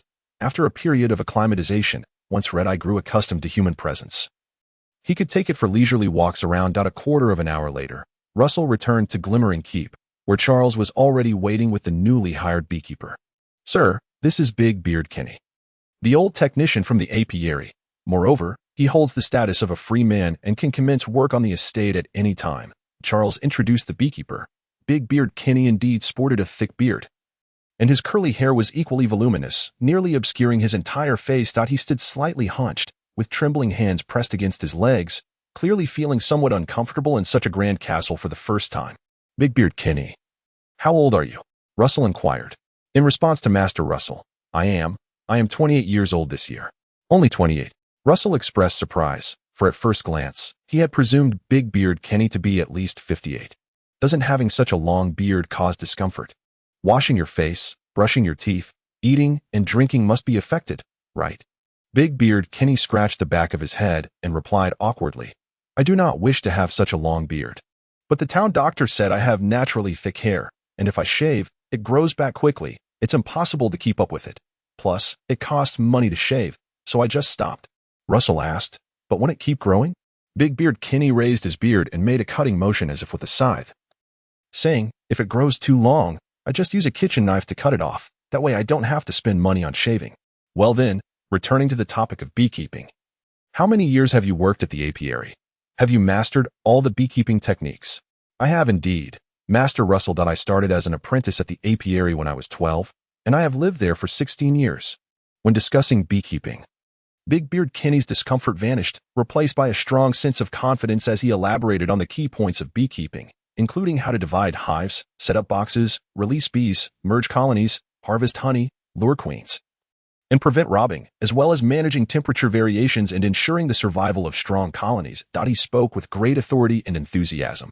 "Excellent, Big Beard Kenny. From this moment onward, I appoint you as the beekeeper for the Yo-Yo Snake Manor, tasked with raising honeybees for me. Charles has already informed you of the compensation, which will undoubtedly be double what you earned at the apiary." "I am honored to serve you, Master Russell." "No, sir," Big Beard Kenny responded eagerly. On the second-floor corridor, the Baron and Baroness had been observing the proceedings below. Upon witnessing Russell recruit the beekeeper, Lady Muriel remarked with a smile, "Russell has made remarkable progress. He was once a shy and introverted boy, and now he is developing into a competent lord." Baron Roman replied, "That is why I have always insisted that as children grow, they must be allowed to venture out and forge their paths." "You always have a point. It is simply the truth. Children of serfs begin working alongside their parents at a young age, and by their early teens, they are sent off as apprentices. While we may be nobles, there is little difference in how we nurture our children. It is through trials that a man truly matures." Lady Muriel rolled her eyes. "Nonsense." "Ahem. My lady, mind your language." Baron Roman nearly choked, as his wife had always been the epitome of refinement and had rarely uttered a vulgar word. "I don't care about being refined or not. Russell is my son. If you are unwilling to support him, then I shall do so with my dowry." Lady Muriel retorted, "He has sacrificed his magical potions for a mere rodent beast. Without my support, how can he cultivate? It's just a few magical potions. Yet you are unwilling to spare even those. When did I say I wouldn't? I will inform Carter to provide Russell with a batch of magical potions." Only then did Lady Muriel feel satisfied, wearing a sly smile as she added, "Let it come from my dowry, lest Baron Roman feel pained." Baron Roman, Chapter 108. The difficulty of the rodent path. Russell did not leave Glimmering Keep empty-handed.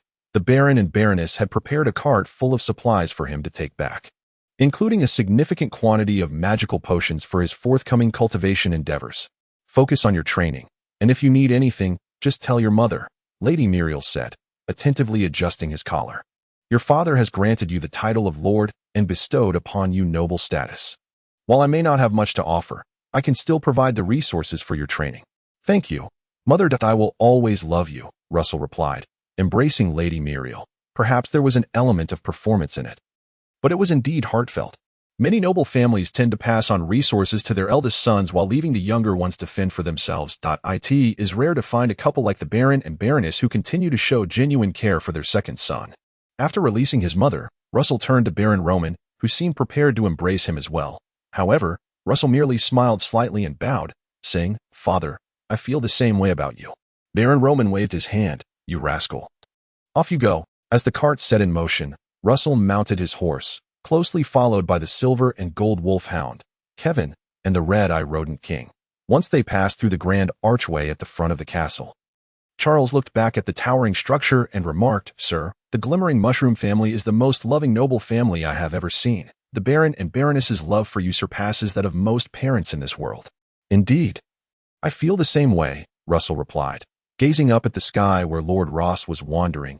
Intermittently emitting chirps, he expanded his chest and declared, "Thus, I must invigorate myself to govern Yuyo Snake Manor effectively and safeguard the southern gate of the Waiguang Valley. Should Roland achieve success and expand the territory in the future, I can also lead the charge. Do you hope for young Roland to succeed in riding a dragon?" Charles quietly inquired Diane his memories.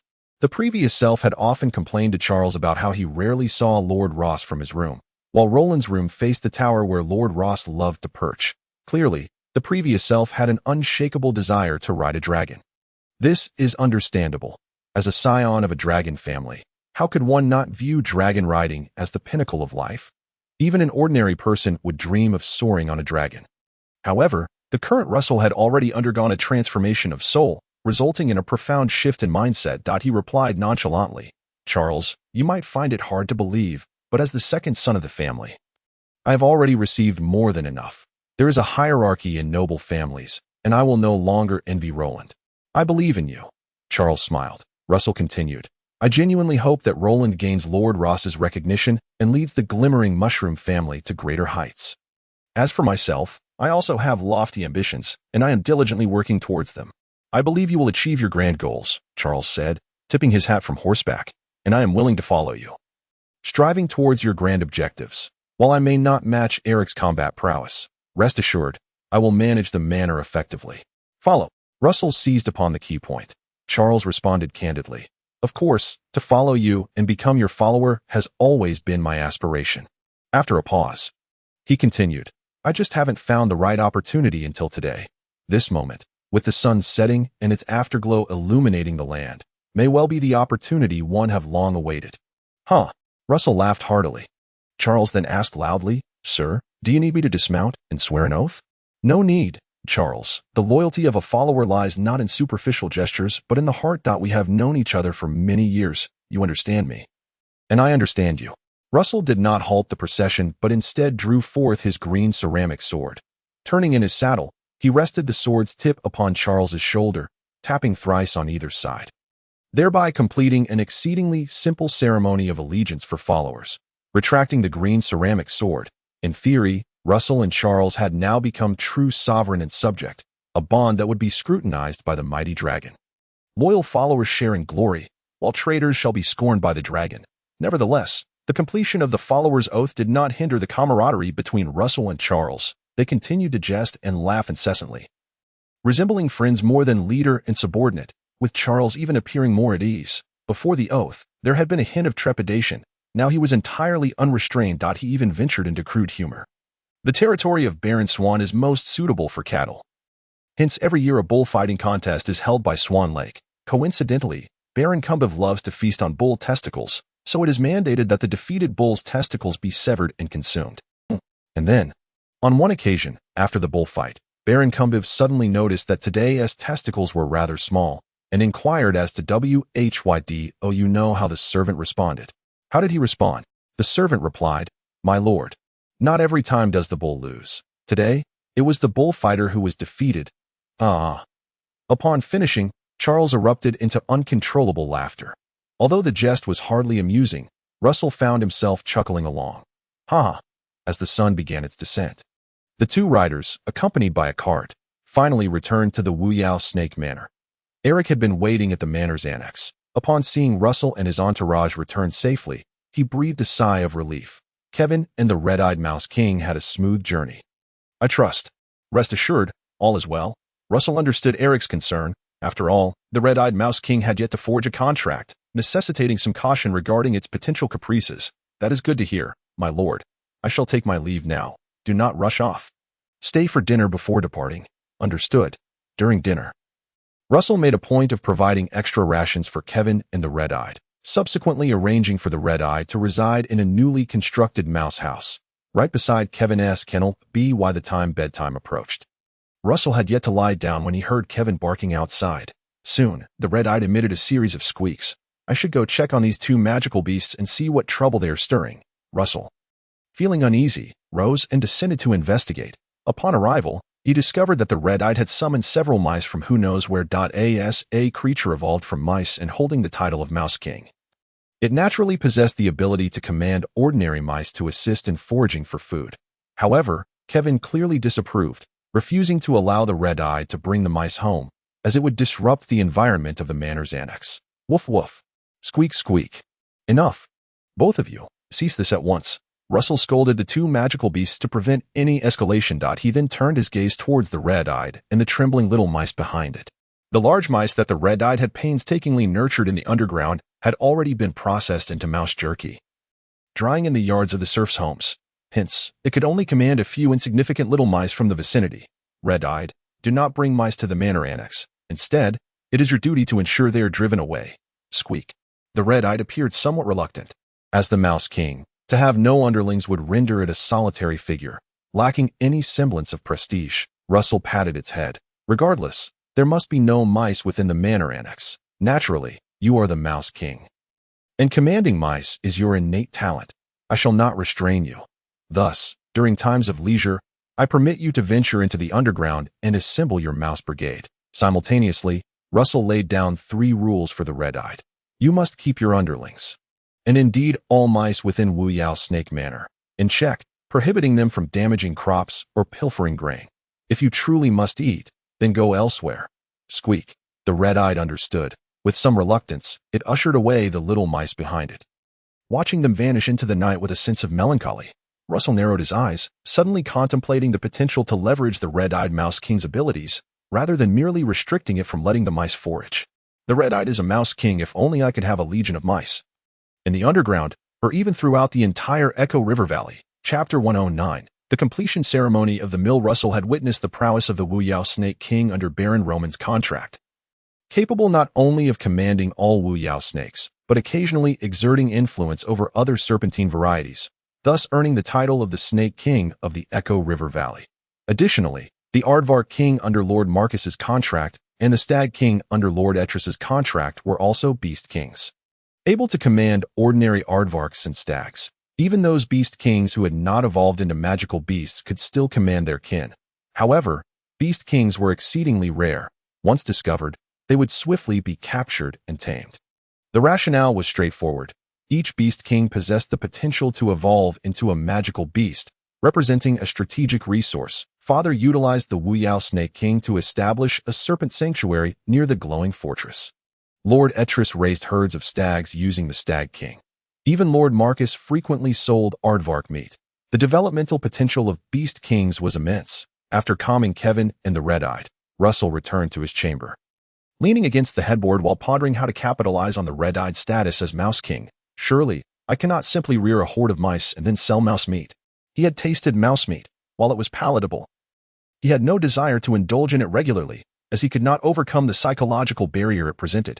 Moreover, with delectable options such as pork, beef, lamb, and poultry available, why would he choose to consume mouse meat? Thus, mouse meat not only has low yield but also lacks a competitive price. It is simply not worthwhile. As for assembling a mouse army to pilfer, Russell dismissed that notion. He would not demean his own status in such a manner. Perhaps I could form a treasure-hunting mouse squad. With this thought, Russell became intrigued, meticulously considering the feasibility of a treasure-hunting mouse team. Ordinary mice possess low intelligence. Sending them to seek out insect grass or magical beasts would yield no results. However, instructing them to locate a beehive or rabbit burrow should not pose a problem. Right? Stroking his chin, he nodded affirmatively. Feasible. I shall communicate with the red-eyed later and discuss how to establish the treasure-hunting mouse squad. In fact, there may be no need for deliberate searching. Mice are ubiquitous, and the red-eyed merely needs to gather information. Should any valuable finds, like honeybees, arise, just inform me. He had profited from the honeybees and wished to replicate that success. Suddenly, he recalled that the red-eyed resided in the underground. where mice would undoubtedly be well acquainted with the passageways. Perhaps he could leverage the red eye to gain complete control over the echo rivers underground. Moreover, it could extend outward, monitoring the movements of the snow demons on the snowfields, should any snow demon intrude. The mice would serve as the finest sentinels. Growing weary from contemplation, Russell decided to lie down. Let this be for now. I shall discuss it with Charles tomorrow. Before long, he drifted into slumber. That night, he rode upon the little dream dragon, accompanied by the sword butterfly, wandering throughout the territory to familiarize himself with the paths and various markers, all the while hoping to stumble upon a fortuitous find, such as an insect grass in the process of maturing or other treasures. Russell believed that many such treasures existed in the wild, yet were often overlooked by the untrained eye, and the gestation of the elven insect was notoriously difficult, leading to the natural miscarriage of many. Now, with himself and the little dream dragon, such losses would no longer occur. Regrettably, after a night of activity, he found nothing. The following day, after the night's morning lesson, Russell summoned Charles to briefly discuss the treasure-hunting mouse squad and border alert matters. "My lord, this is splendid news, truly splendid," Charles exclaimed. "I wholeheartedly support the establishment of a treasure-hunting mouse squad to scour for treasures. Additionally, we should form a sentinel mouse squad for patrolling the underground. Indeed, you must also post a notice in the manor, forbidding any serf from capturing mice without permission. With the presence of the red-eyed mouse king, all mice within the territory would no longer be pests but rather valuable resources. I will post the notice at once and relay the orders to each settlement." After Charles finished speaking, he added playfully, "My lord, I have good news. The windmill mill has finally been completed, and I wish to hold an inauguration ceremony." "Oh, it is finished? That is indeed splendid news. The master carpenter attempted to grind grain last night, and the results were quite promising. It is only slightly less efficient than an ordinary watermill, and that is without sufficient wind. Once the wind picks up, the performance of the windmill will be exceptional. Excellent. Arrange an inauguration ceremony for tomorrow, inviting all the idle serfs of the territory to attend. I also want to announce at the ceremony that the first month of milling will be free of charge, and thereafter, fees will be paid at market rates. What do you think?" "My lord, you are exceedingly generous. However, I believe a duration of half a month, no, 7 days, of free service would suffice," Charles replied. "There is no need for you to be overly kind to the serfs. They are but humble peasants. Relieving them of the hassle of traveling to town for market should warrant a slightly higher charge. We must think long-term, Charles. I do not wish for the territory to be filled solely with serfs. Perhaps in a few years, a number of serfs will buy their freedom and engage in small commerce and handicrafts, revitalizing the territory in the process." After all, it was his own territory, and Russell was thoroughly satisfied with Wu Yao Snake Manor. The only aspect that left him wanting was its monotony to date. There was merely a single bakery, a blacksmith shop, and a small farmer's market. All the subjects are serfs, toiling endlessly in the fields, and by nightfall, not a single lamp is lit. If the territory could attract a few more free citizens engaged in handicrafts and small commerce, perhaps it would be livelier. Perhaps we could draw some free citizens from outside. That would be challenging. What could the territory offer to entice free citizens to settle here? The serfs barely earn enough from farming to save any money, and without funds, how could they spend? Currently, the potion fields are expanding, and many serfs have shifted to cultivating potions. Once the harvest is abundant, you could consider waiving a portion of their taxes, allowing the serfs to accumulate some savings. After a pause, Charles added, "However, in my opinion, there is no need to develop handicrafts or small commerce. The serfs can simply focus on farming and providing food for the lord. That is sufficient. If you are short on funds, hunting snow demons in the tundra could be an option." This sentiment was shared by most nobles. The territory supplies food and resources for cultivation, while the lord diligently trains knights to venture into the tundra to earn merit and profits, returning to strengthen the territory, cultivate more land, and acquire additional resources, perpetuating this cycle for generations. In the afternoon, the inauguration ceremony of the windmill took place before the windmill in the Clover settlement. The massive blades of the windmill turned gracefully in the breeze, drawing a large crowd of serfs. Elderly men, women, children, and sturdy men wielding hoes and shovels gathered to witness the ceremony. "The Lord has arrived," shouted the knightly attendant Tom.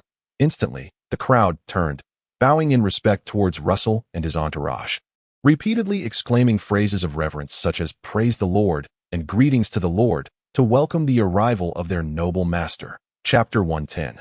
The black market of the Shangshui River. The ceremony reached its zenith as Russell announced that the windmill would operate free of charge for 1 month, and that the milling fees would remain consistent with those of the town's mill. The serfs expressed their profound gratitude, extolling their noble lord at that moment. Russell stood at the second-floor window of the windmill, a smile gracing his face as he quietly observed the jubilant crowd below. His heart swelling with emotion. For these serfs, who had toiled in the soil for years, often surrendering a significant portion of their yields, merely a month of free milling could bring them to tears of joy. Illustrating that happiness in life is not elusive. The challenge lies in sustaining that happiness, for human beings tend to develop new discontent after their needs are met. This moment, the serfs were indeed content. But as time passed and they grew accustomed to the windmill, they might no longer perceive the joy they felt today. Of course, that was a matter for the future. For now, Russell derived immense satisfaction and fulfillment from the radiant smiles of the serfs. Regardless, as a lord, I must diligently develop the territory to ensure a prosperous life for my subjects. With that resolve, Russell turned and descended the stairs, followed by the officials, bringing the inauguration ceremony of the windmill to a close. The serfs dispersed, and those who had yet to mill their grain eagerly returned home to fetch their wheat, ready to enjoy the complimentary milling service. Meanwhile, Russell and his party made their way to the potion settlement. Not to inspect the potion fields. After all, potions merely required minimal oversight, entrusted to the serf technicians, but to oversee the construction of the bear bee farm. The beekeeper, the burly Kenny, had already taken up his position, accompanied by his wife, as they jointly managed the bear bee farm.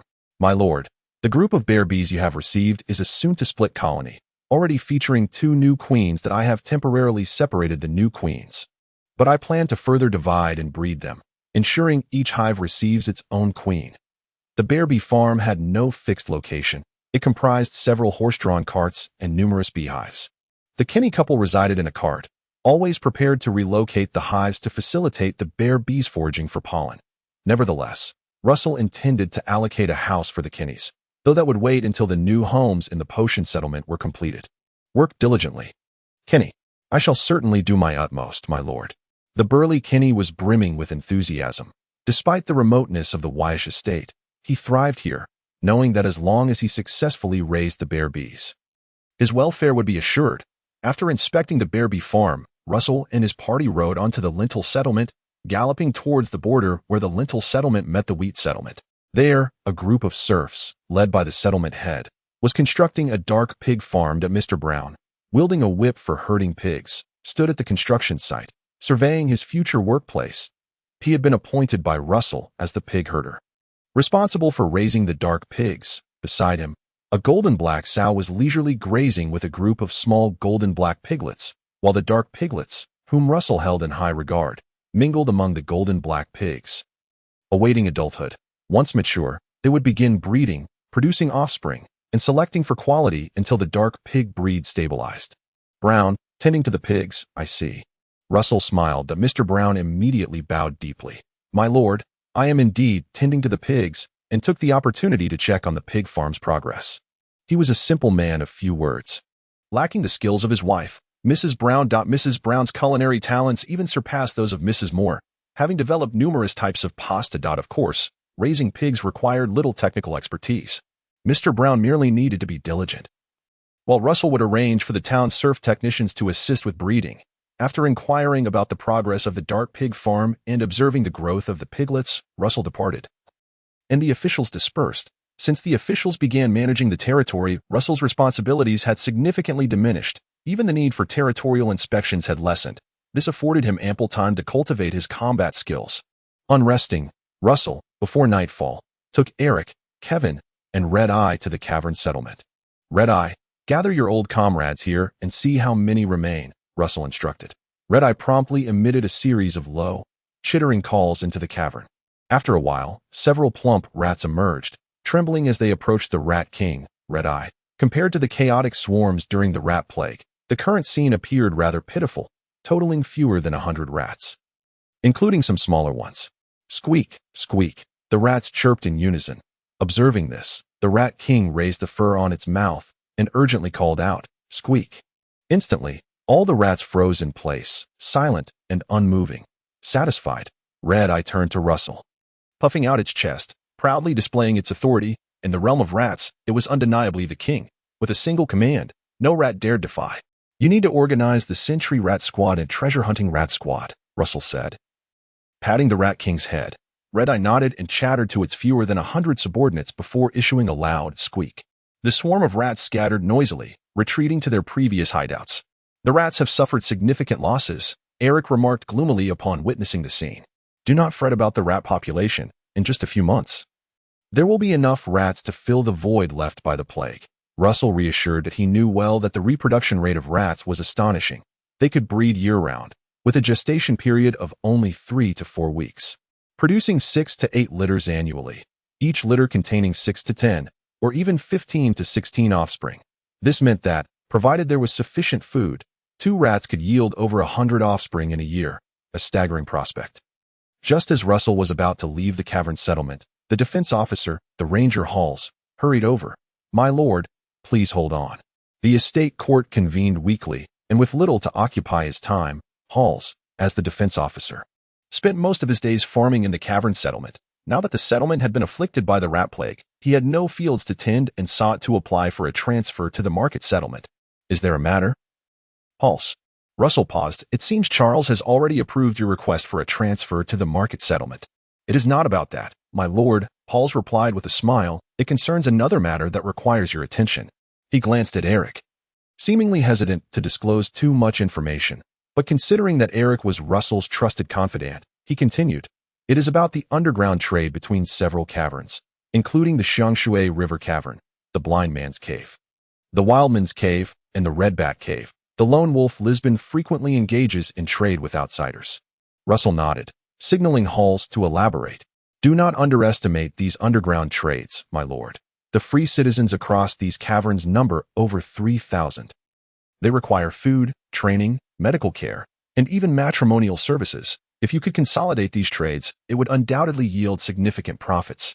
Halls expressed his vision. Perhaps you could establish a black market in the Xiangshui River Cavern, facilitating the flow of goods for the free citizens, while even connecting with the caverns outside of the Yoguang Valley territory, attracting more free citizens to seek refuge. Chapter 111. Ambitious Goals of Black Market. Russell shook his head. I am a lord, and indeed a noble. I will not permit the existence of a black market. Upon hearing this, Halls immediately appeared dejected.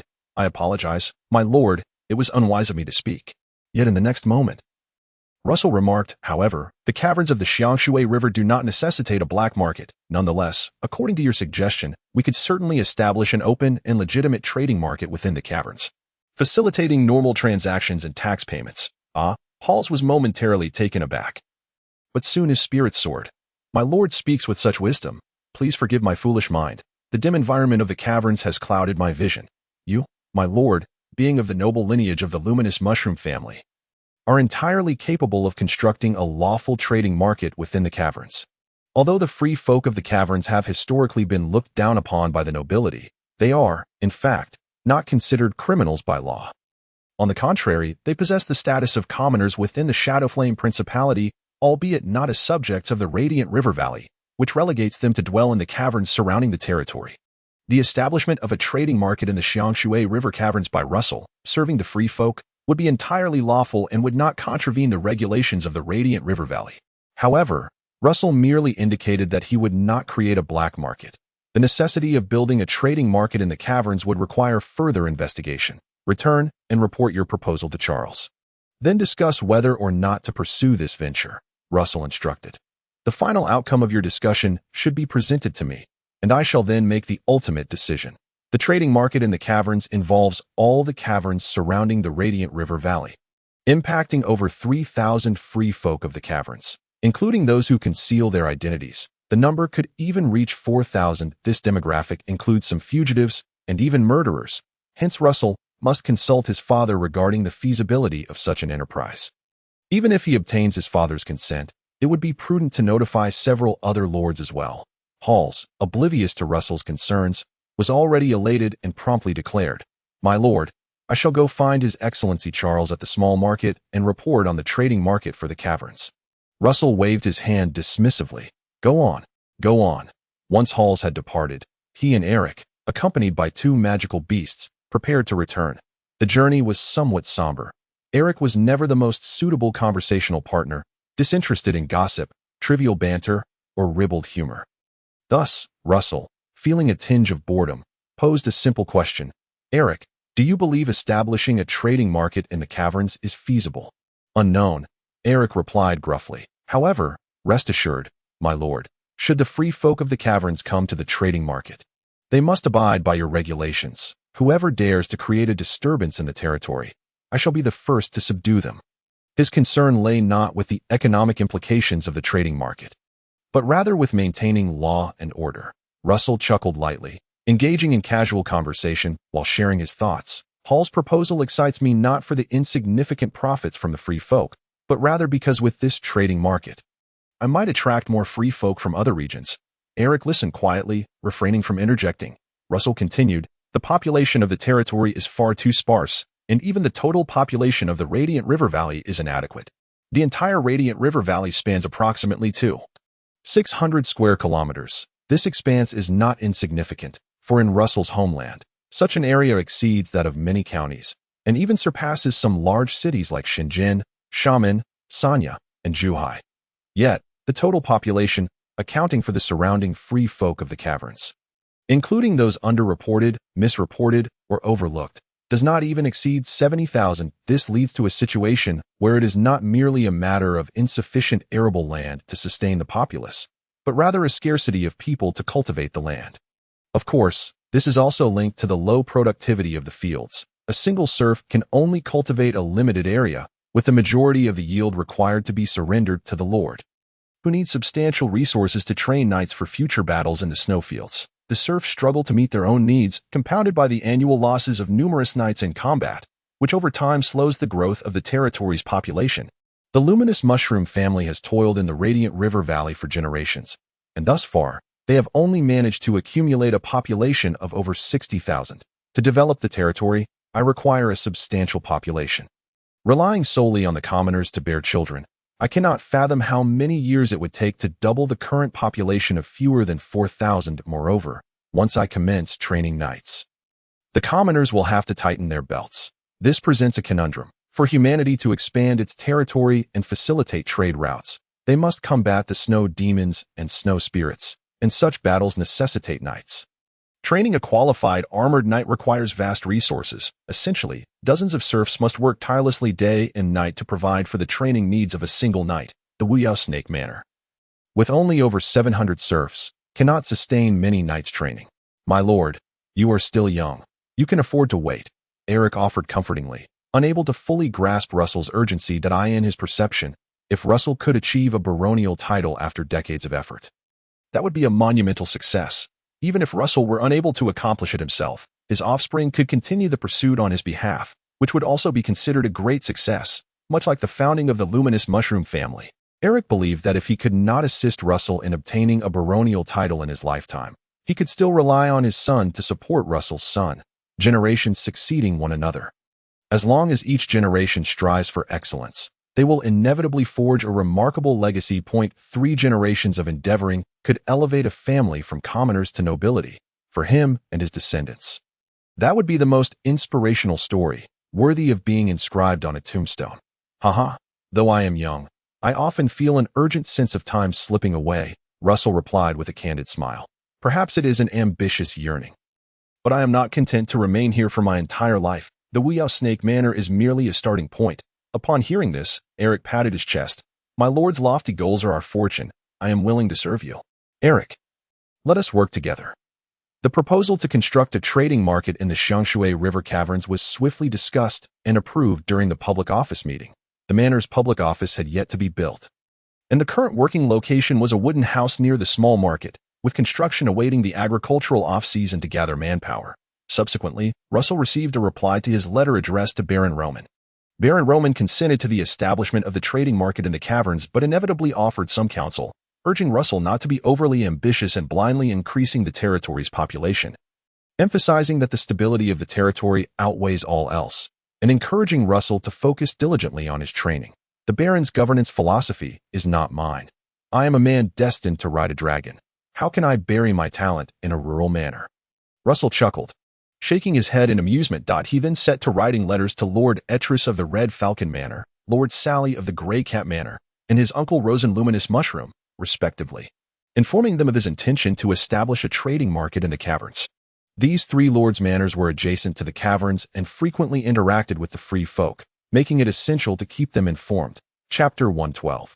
The anxious mushroom worm. The caverns are not mere holes underground, but rather openings beneath the ice cap. Between the warm lands and the snowfields lies a broad, warm buffer zone. The ice cap is on the verge of melting, but has yet to do so, leaving behind a multitude of cavities and secret passages. Plants, microorganisms, and small animals struggle to survive in such an environment. Similarly, a group of humans also endures in this harsh setting to escape the oppressive rule of the nobles in the warm lands. After all, despite the poor conditions of the caverns, they can still manage to survive. In fact, Russell considers the caverns quite tolerable. In his previous life, while scrolling through Douyin, he had watched a documentary on the Eskimos. Nanook of the North, those individuals, with average physical capabilities, managed to survive in the frigid Arctic temperatures. Even infants could crawl about in ice houses at sub-zero temperatures, illustrating the resilience of life. In comparison, the environment of the caverns is significantly better. Moss and mushrooms flourish abundantly, and occasionally, one can catch snakes, mice, insects, or ants for protein. With a little diligence, achieving a modest subsistence is entirely feasible. Moreover, the Dragon's Rest continent possesses extraordinary powers, allowing many individuals to cultivate the seeds of combat energy, thereby enhancing their physical attributes. Even those who do not cultivate such powers tend to possess decent physical abilities. Those with inferior constitutions would not have survived to this day, long before the invasion of the snow demons and the freezing of the land in ancient times. Those with frail constitutions had nearly all perished. The humans that remain, capable of procreation to this day, are all of exceptional physical quality. Halls, you proposed the trading market in the caverns, so I offer you a choice, Russell stated after deciding to construct the trading market. If you choose to remain in the cavern settlement, the trading market will be entrusted to your management. Pausing for a moment, Russell continued, however, if you insist on relocating to the market settlement, I shall arrange a new position for you. How about you settle in Clover Settlement? The windmill mill requires a manager, and that role could be entrusted to you. Halls fell into contemplation. He was one of the few rangers in the Xiangshui River Caverns, having decisively allied with Russell following the fall of the lone wolf Li Spin. As one of the most proactive individuals, second only to Katie and Catherine, he had been appointed by Russell as the defense attorney for the manor court. He had initially believed that with the Lord's favor, he would gain the support of the cavern settlement's inhabitants and be elected as the settlement leader, only to unexpectedly lose the election to the Ranger Druck. This left him feeling wounded and embarrassed. Consequently, he resolved to leave the cavern settlement, moving to the market settlement to live in the sunlight and sever ties with his cavern life. However, now that Russell presented him with two paths, he found himself wavering. The administrator of the windmill mill is undoubtedly a prestigious position, for milling flour is an indispensable expense in the daily operations of the estate. Being appointed as the administrator equates to securing a stable livelihood.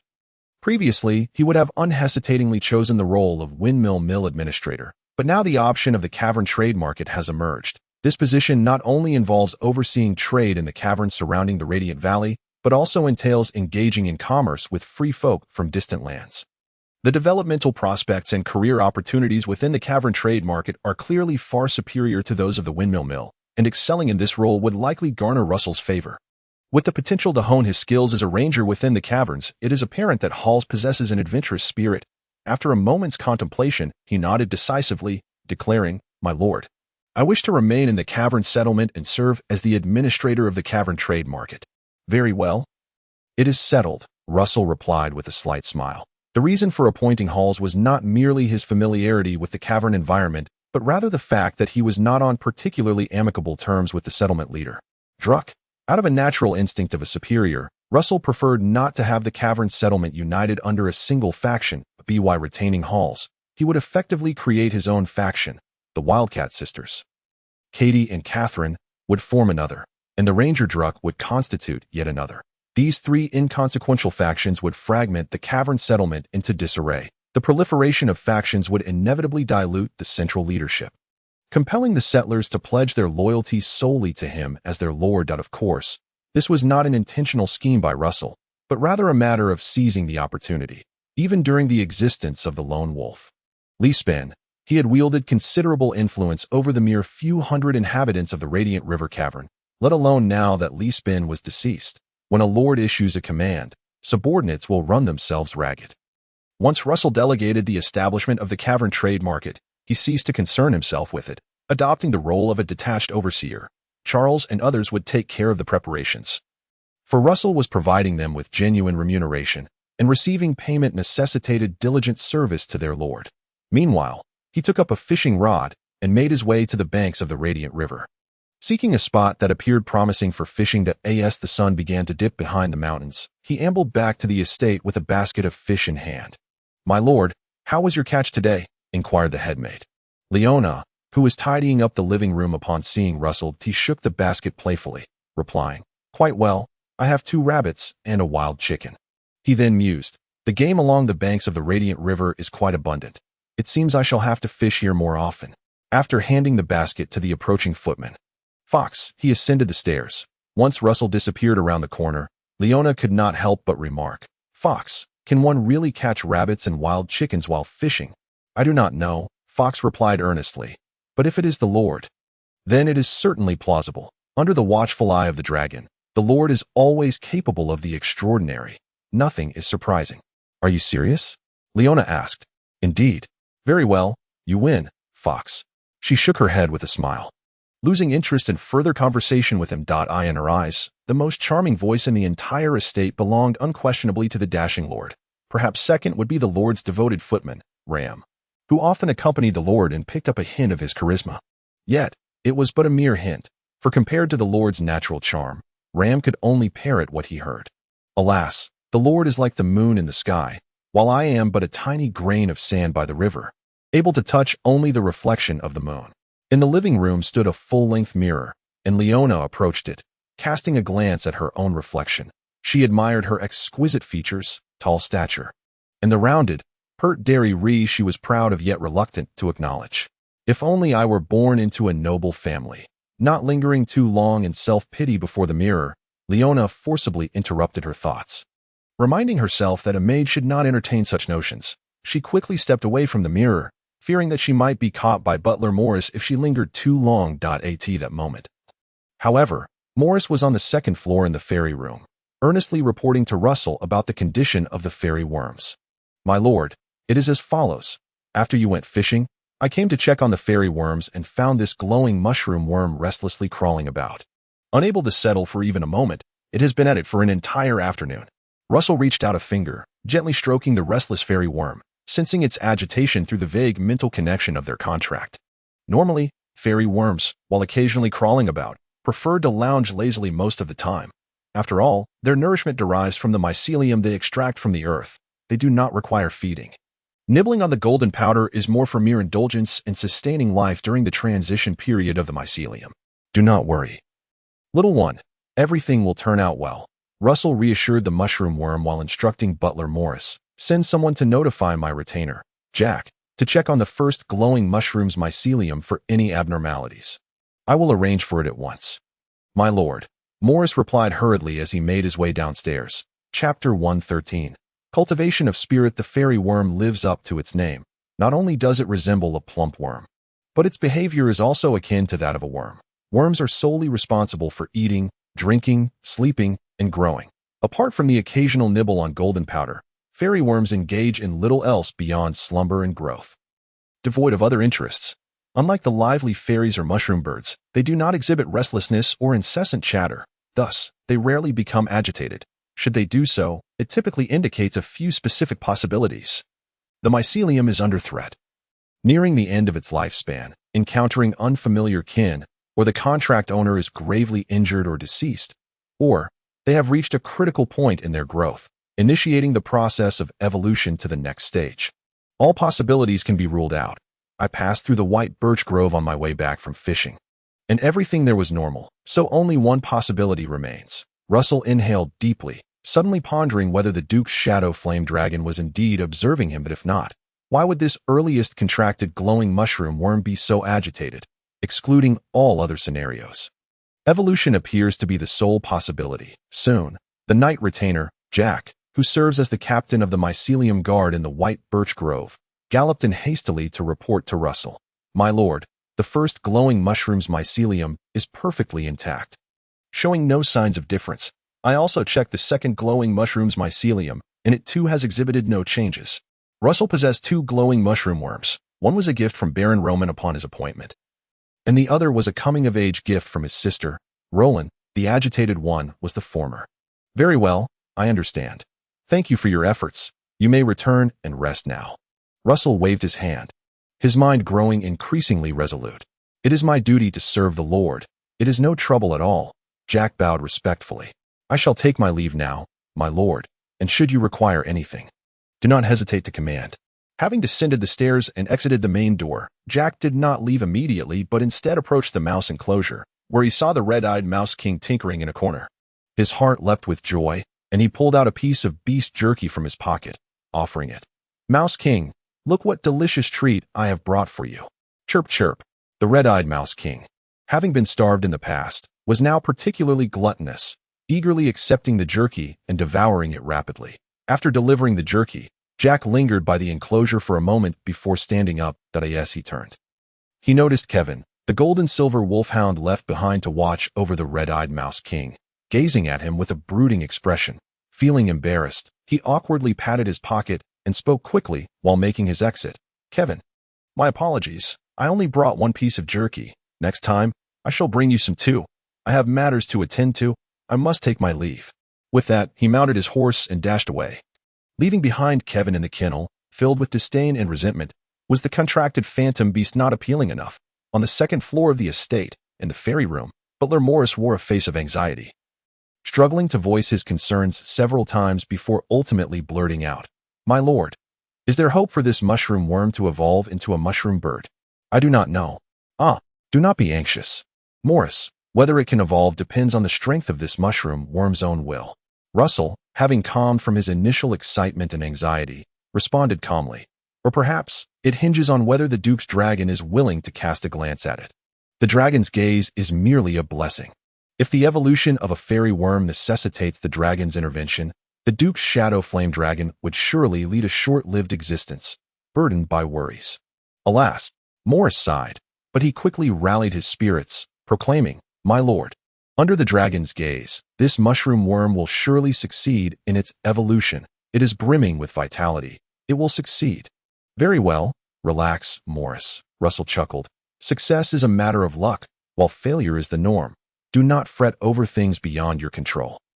Go and rest. Perhaps pour yourself a cup of tea. My apologies, my lord. I have acted inappropriately. Morris bowed in apology. Not at all. Go on. Enjoy a cup of tea. I shall take my leave now. My lord. Morris cast a deep glance at his lord, his heart filled with myriad emotions. Having surpassed 40 years of age, he had not only weathered his share of storms, but also amassed considerable experience.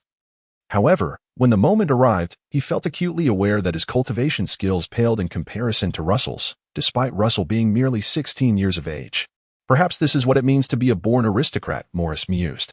Unbeknownst to him, Russell's calm demeanor in the face of the restless sprite worm was not merely a result of his refined cultivation but stemmed from his inherent confidence.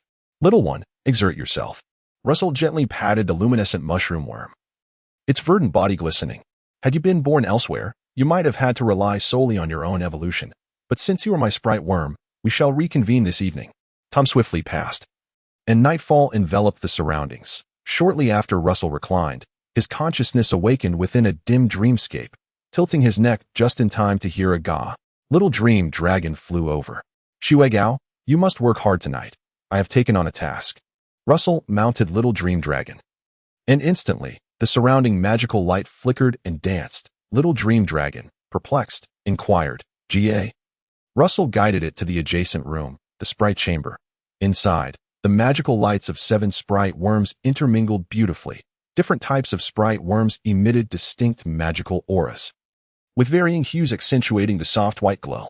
Shuegao, observe this mushroom worm. It is a luminescent mushroom worm. Douc, its radiance flickers. Russell pointed to one of the magical lights. Unlike the other 6 steady lights, this one shimmered with a hint of green amidst its pearly white, pulsating and fluctuating, as if struggling to break free. yet the green glow remained too feeble to escape the white light's embrace.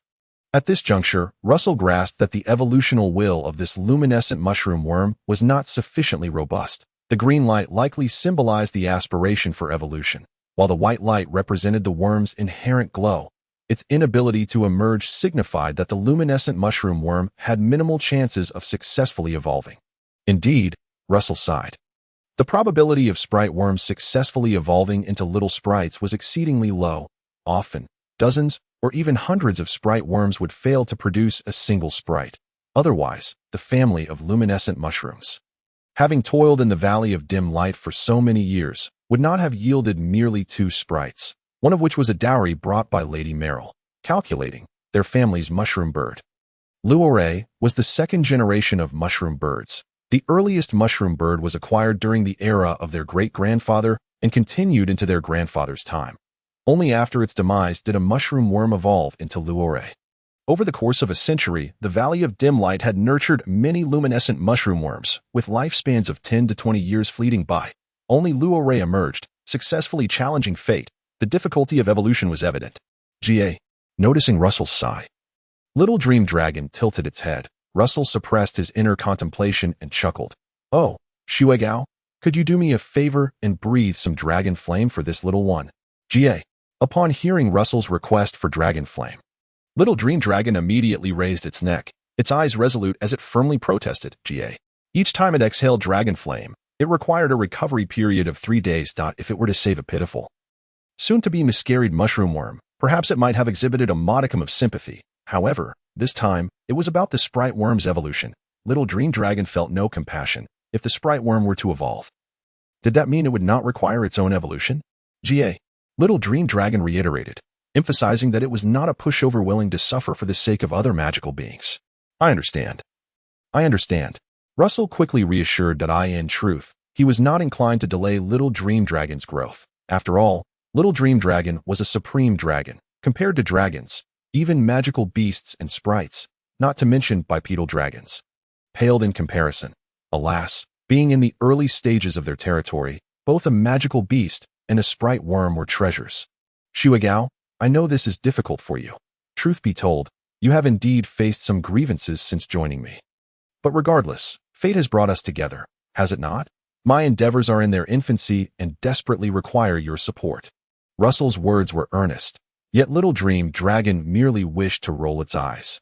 Observing this, Russell discarded any pretenses and stated directly, I won't let you toil for nothing.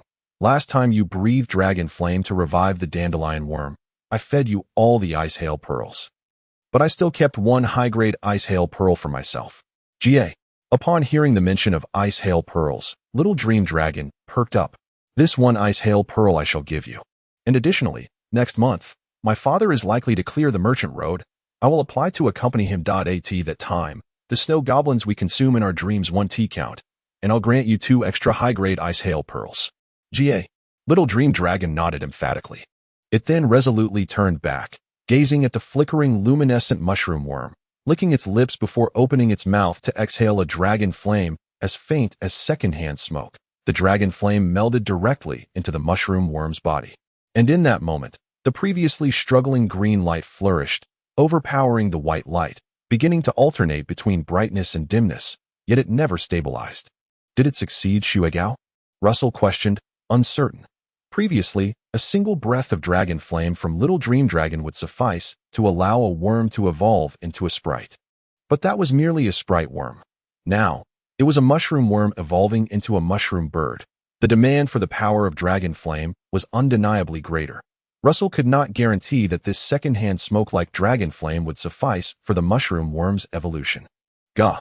Little Dream Dragon was too lethargic to respond, issuing a weary call before shaking Russell off and diving into a corner, vanishing from sight. With its disappearance, the dim dreamscape dissipated instantly. Upon awakening early in the morning, neglecting his morning routine, Russell hurried to the sprite chamber. However, upon opening the door, disappointment washed over him. The shelf still held the 7 sprite worms, with no sign of the mushroom bird. Only the restless luminescent mushroom worm remained motionless, its magical aura in disarray. Is 1 breath of dragon flame insufficient? Russell yearned to inquire of the mushroom worm just how weak its will for evolution was. unable to evolve even with a breath of dragon flame. Or perhaps, does evolution require time, and you are merely brewing? Typically, the evolution of a sprite worm spans several days, relying on the worm's own will to continuously break through its physical constraints and metamorphose into a higher state, without external assistance. Now, with Little Dream Dragon's dragon flame aiding the luminescent mushroom worm, Russell had anticipated swift results. Yet here they were. He had done all he could, and if the mushroom worm were to fail in its evolution, it could only be attributed to fate. Thus, he gently patted the mushroom worm, softly saying, "Little one, strive on, do not leave yourself with regrets. Take a step back, and you may vanish from this world. But should you succeed, a brilliant tomorrow awaits you." The probability of sprite worms failing in their evolution was substantial. Most failed sprite worms merely returned to their original state, devoid of any future opportunities for evolution. However, a small fraction of failed sprite worms would exhaust their life force, vanishing into dust the moment they failed. The closer one was to the moment of success, the more intense the backlash upon failure. At this moment, the luminescent mushroom worm, bolstered by the dragon flame, undoubtedly stood on the brink of success. Thus, should it fail, Russell rose, closing the door to the sprite chamber. "I wonder if my actions have harmed you." Of course. Just a fleeting moment of sentimentality, Russell quickly dismissed that emotion. Given the choice again, he would still act as he had. "My lord." Upon exiting, he encountered Butler Morris approaching. Noticing the bloodshot eyes of Morris, Russell inquired, "Did you not sleep well last night?" Morris offered a bitter smile. "I couldn't find rest. I kept getting up to check the window, to see how the mushroom worm was faring. Alas, I truly hope the dragon of the Duke's family awakens, if only for a glance to assist the mushroom worm." "The shadow flame dragon cannot see this place," Russell replied calmly. "Whether the mushroom worm can evolve hinges on the strength of its will. I understand. But all I can do for it is pray." Russell refrained from further comment and went to freshen up. Throughout the day, aside from practicing his nightly lessons in the morning and evening, he remained at the estate's annex, periodically monitoring the mushroom worm's evolution. The mushroom worm lay still, its magical aura still chaotic. That night, he dreamt not until dawn. The following day, the mushroom worm had yet to achieve successful evolution, remaining in the same state as the previous day, neither progressing nor failing. After enduring another entire day and a night devoid of dreams, upon waking, the mushroom worm still bore the same appearance. Russell began to feel anxious. Surely there must be some resolution to this outcome. By afternoon, Charles and others had learned of the mushroom worm's ongoing evolution and offered various suggestions. However, their understanding of such magical beings was limited. Sprite worms had always been the domain of the nobility, and common folk rarely encountered them, let alone understood the intricacies of their evolution. Only Charles possessed a slight understanding and offered sound advice. Many sprite worms often fail at the onset of evolution, only to calm down afterward. "My lord, your mushroom worm has been evolving for quite some time. Perhaps there is indeed hope for success." "Perhaps, but after 3 days of observation, it seems rather subdued," Russell responded, shaking his head, a hint of disappointment in his voice. "Perhaps you ought to take it with you and inquire with Lord Baron at the glowing fortress. After all, he is seasoned in such matters. Not to mention the presence of Lord Ross. Regardless, it remains a glimmer of hope, however faint, and is worth a try, is it not?" "You are absolutely right." Russell's brow lifted. Charles's words awakened him to the realization that if anyone in the entire gloomy valley understood the spirit worms, it was undoubtedly the Baron's. One had forged a pact with the glowing mushroom bird, Ray, while the other had bonded with the rain longflower fairy, Tess. They also kept dozens of spirit worms at home, witnessing the life cycles of many as some perished and new ones were born each year. That it could be said that the Barons had observed countless spirit worms throughout their lives. More importantly, Russell harbored a plan. After today, the Little Dream Dragon would descend once more on the night of tomorrow. That time, he could coax the Little Dream Dragon into unleashing another breath of dragon fire.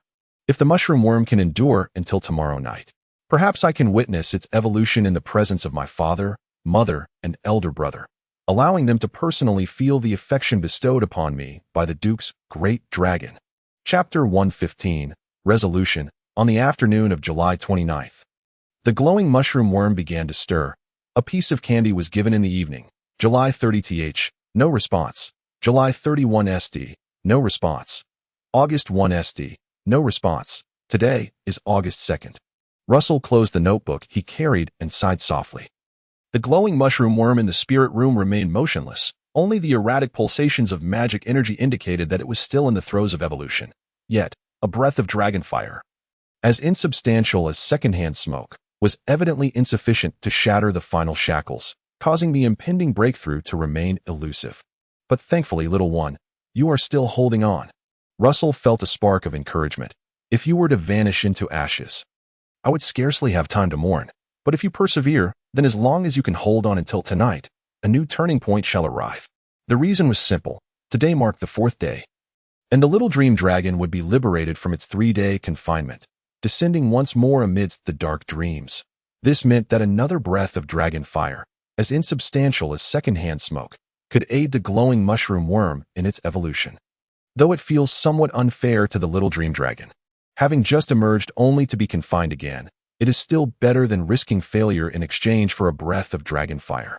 The sunk cost was too high, leaving Russell no choice but to continue investing. Had he known from the outset that a breath of dragon fire would not facilitate the spirit worm's evolution, he might not have pressed the issue. With matters as they stood, he could only persist. Little one, you must hold on until nightfall. As Russell gently stroked the back of the glowing mushroom worm, he continuously projected thoughts of encouragement, urging it to persevere, endure, and stay strong through their mental connection, fortifying its will to evolve and survive. My lord, your steed is ready, and Lord Red-Eye has been fed breakfast. You may depart at your convenience. Butler Morris reported, his demeanor somewhat weary, having been deeply concerned about the glowing mushroom worm these past few days. Russell said little in response, merely nodding as he carefully placed the glowing mushroom worm into a jade box before hastily descending the stairs. Butler Morris could only follow behind Russell, his hands clasped beneath his chin, silently praying for the glowing mushroom worm's well-being. O great dragon of the Duke's house, your devoted servant Morris prays to you, earnestly hoping you might glance this way, assisting the master's glowing mushroom worm through its most trying moments, allowing it to soar joyfully like a little bird. Moreover, as Russell rode his black steed, accompanied by the Red-Eye Mouse King towards the glowing fortress, he made his way to the servants' lounge. He gathered all the servants at the dining table. Currently, the manor is in a unique situation. The master's glowing mushroom worm is undergoing an evolution towards the mushroom bird. To aid the glowing mushroom worm, I hope everyone can sincerely pray to the great dragon. Oh, of course, Mr. Morris. Cook Mrs. Moore replied in a melodious tone. Ever since I learned that the delightful little worm is evolving, I have prayed to the great dragon before each meal. Excellent. Mrs. Moore, please continue to pray to the great dragon. Butler Morris replied. Certainly. Certainly. Now, let us all close our eyes and pray in silence. Under Butler Morris's guidance, all the male and female servants, including those from the kitchen, closed their eyes and began to pray to the shadow flame dragon. The sun hid behind the clouds, and dark clouds rolled in from the horizon. The warm season grew increasingly hot, and the weather's variability mirrored the shifting skies, while it had been sunny when Russell set out. By the time he reached the glowing fortress, the sky was overcast. Young Master Russell, welcome. Knight Commander Chris stood guard at the grand archway today. Good day, Sir Chris, Russell smiled. I have matters to attend to within the castle. We shall converse at a later time. Please, go ahead. After exchanging pleasantries, Russell gazed upon the magnificent castle, its silver-gray tiled exterior gleaming with brilliance. Lord Ross was absent, his whereabouts unknown, that he squinted slightly, attempting to adopt a more sorrowful and anxious demeanor. For he was to put on a performance soon. Indeed, he was genuinely concerned for the glowing mushroom worm, and thus his expression and mindset quickly aligned with the desired effect. Upon reaching the entrance, he encountered old Butler Carter. Most of old Carter's managerial duties had been delegated to the younger and more vigorous deputy butler and housekeeper, allowing him to frequently remain at the entrance to accurately welcome each arriving guest. Young Master Russell, welcome home. Old Butler Carter inclined his body in a perfectly respectful manner, greeting the members of the glowing mushroom family upon their return. Mr. Carter, it is a pleasure to see you. However, I sense a hint of worry upon your face. Young Master Russell?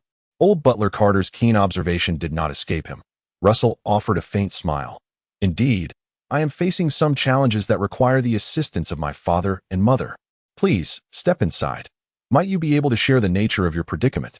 One of my spirit worms is evolving, yet it seems to have encountered a stalemate, and there is a high likelihood of failure. Russell replied. Old butler Carter's expression turned serious. This is indeed a troublesome issue. It is clear that only the master and mistress can assist you. Just then, his elder brother Roland descended the stairs and spotted Russell immediately. Russell, what brings you here? I have an urgent matter. Do tell. Old butler Carter, recognizing the situation, added, Young Master Russell, please converse with young Master Roland. I will fetch the master and mistress. In the living room downstairs. Russell retrieved the jade box, revealing his anxious expression as he explained the situation of the glowing mushroom worm's evolution to his elder brother Roland. It has been 4 days, had it failed earlier. I would not have troubled my parents, but it has yet to fail and continues to endure. This. Roland's expression grew tense as he carefully sensed the condition of the glowing mushroom worm. Then frowned. Indeed, it is fighting for survival. This little one is truly extraordinary to have persevered for so long. After a pause, he shook his head and said to Russell, Nevertheless, you must prepare yourself for the possibility of losing it. Brother, listen to me. Russell, I can empathize with your feelings, but you must allow me to clarify. Our family has developed from a viscount to a baron over many years, and throughout this time, there have been numerous spirit worms striving for evolution, yet only Ray has succeeded. Having recounted the family's history, Roland sympathetically patted Russell's shoulder, envious of Russell's first spirit worm possessing such a vigorous will to evolve. Yet the outcome was already predetermined. Mere determination was not enough. The countless instances of failed spirit worm evolutions in the family's history underscored the fact that only the most extraordinary of spirit worms could achieve a fortuitous evolution. Russell's spirit sank further, but he quickly raised his head. I still wish to hear what father and mother have to say. Roland shrugged. Of course. He then turned his gaze back to the motionless, glowing mushroom worm in the jade box, his expression revealing a hint of admiration for its tenacious will, yet accompanied by a sense of relief. A relief that came from a deep breath. Chapter 116. An unreasonable request. The Baron and Baroness descended approximately 15 minutes later. Russell surmised that his mother, Lady Merrill, may have still been getting out of bed, having borne children. Noble women possessed the privilege to linger in bed, attended to by servants for their ablutions, makeup, and breakfast. I heard from Carter that your spirit worm is encountering difficulties in its evolution. Baron Roman inquired while descending the stairs. Russell stood and nodded in response. Yes. Roland picked up the jade box and presented it to the Baron. Father, take a look. Russell's mushroom worm is indeed remarkable, but alas, it lacks a touch of innate talent. Baron Roman accepted the box, examining it closely without a word. Before passing it to Lady Merrill, he then seated himself on the sofa, gesturing for Russell to do the same. I have assessed the situation, and it is not optimistic. The little one possesses the will to evolve, yet its strength is evidently insufficient. It seeks to break through its constraints, but continually fails to do so. This echoed the sentiments expressed by his elder brother Roland earlier. But, Father, it is still evolving. Russell sat on the sofa, covering his face with his hands, fearing his performance might fall short. He understood the current plight of the glowing mushroom worm all too well. Yet he held a measure of confidence. The little dream dragon was about to return to the realm of dark dreams. Therefore, this was merely a prelude, laying the groundwork for the glowing mushroom worm's potential successful evolution to follow. It is not that Russell is eager to flaunt his accomplishments before others, to show off in a manner that would embarrass his parents.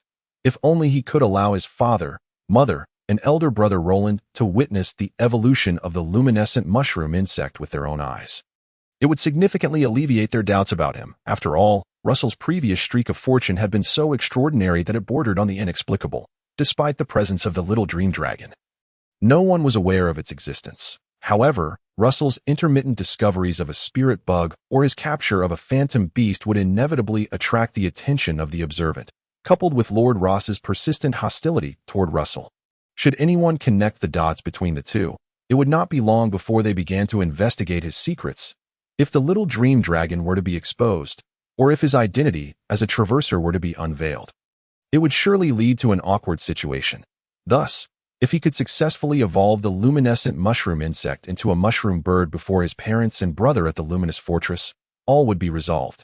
Thereafter, no matter how fortunate Russell might become, they would merely exclaim, could it be that the great dragon of the Duke's family has truly taken a liking to Russell? Perhaps we should go to the Red Fortress and propose to Princess Anxia, allowing Russell to marry the little Princess Kunlea, thus providing an opportunity to ride the great dragon.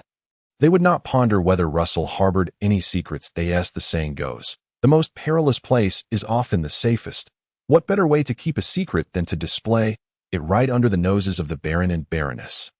This is why Russell felt compelled to make a trip to the Luminous Fortress, a plan he devised to ensure he would no longer need to concoct excuses for his good fortune. Russell, there is no need to be so sorrowful. Baron Roman attempted to offer comfort, but thought better of it. He had encountered numerous situations akin to that of the luminescent mushroom insect. The spirit bugs in the castle came and went, and he had witnessed many failures. It was Lady Merrill, however, who embraced Russell warmly, reassuring him, "It's all right, Russell. This time you may have failed, but there will be another opportunity. There will always be chances, my dear. I believe you can endure this setback." "I know, Mother," Russell replied as he extricated himself from her embrace, raising his eyes, red-rimmed, to Baron Roman. "Father, if only Lord Ross could." Before he could finish, he was interrupted by his elder brother Roland. "What are you thinking, Russell? It's just a mere insect. How could we trouble Lord Ross?" Baron Roman added sternly. "I understand your current feelings, my son, but you must also grasp that Lord Ross is not omnipotent. Even if he could help, we cannot squander Lord Ross's essence on such trivial matters." "Trivial matters? The luminescent mushroom family has only produced 2 mushroom birds in over a century." Russell yearned to voice this thought, but refrained. He understood Baron Roman's perspective. Lord Ross was far too crucial to the gloomy river valley. A typical breath would not deplete a dragon's essence, but attempting to save the spirit bug would require more than just a breath. A mere breath would turn the spirit bug to ash. Only a breath that expended essence could provide the necessary power. The dragon flames emitted by the little dream dragon operated similarly, while it often expelled dragon flames from its nostrils. Those flames did not contain essence and consumed little energy. Only the dragon flames directed at the insect grass and mushroom insects would deplete essence. Had the little dream dragon not been able to replenish its strength with ice hail beads, Russell would have hesitated to allow it to expend its essence to catalyze the spirit bug. The bipedal dragon, unable to rely on ice hail beads for replenishment, saw any waste of energy as a grave sin in Baron Roman's eyes. Thus, Russell nodded understandingly. "I understand, Father. Please forgive my unreasonable request." "It is not an unreasonable request. It is merely a discussion among family," Baron Roman replied without offense. Lady Merrill chimed in with a smile.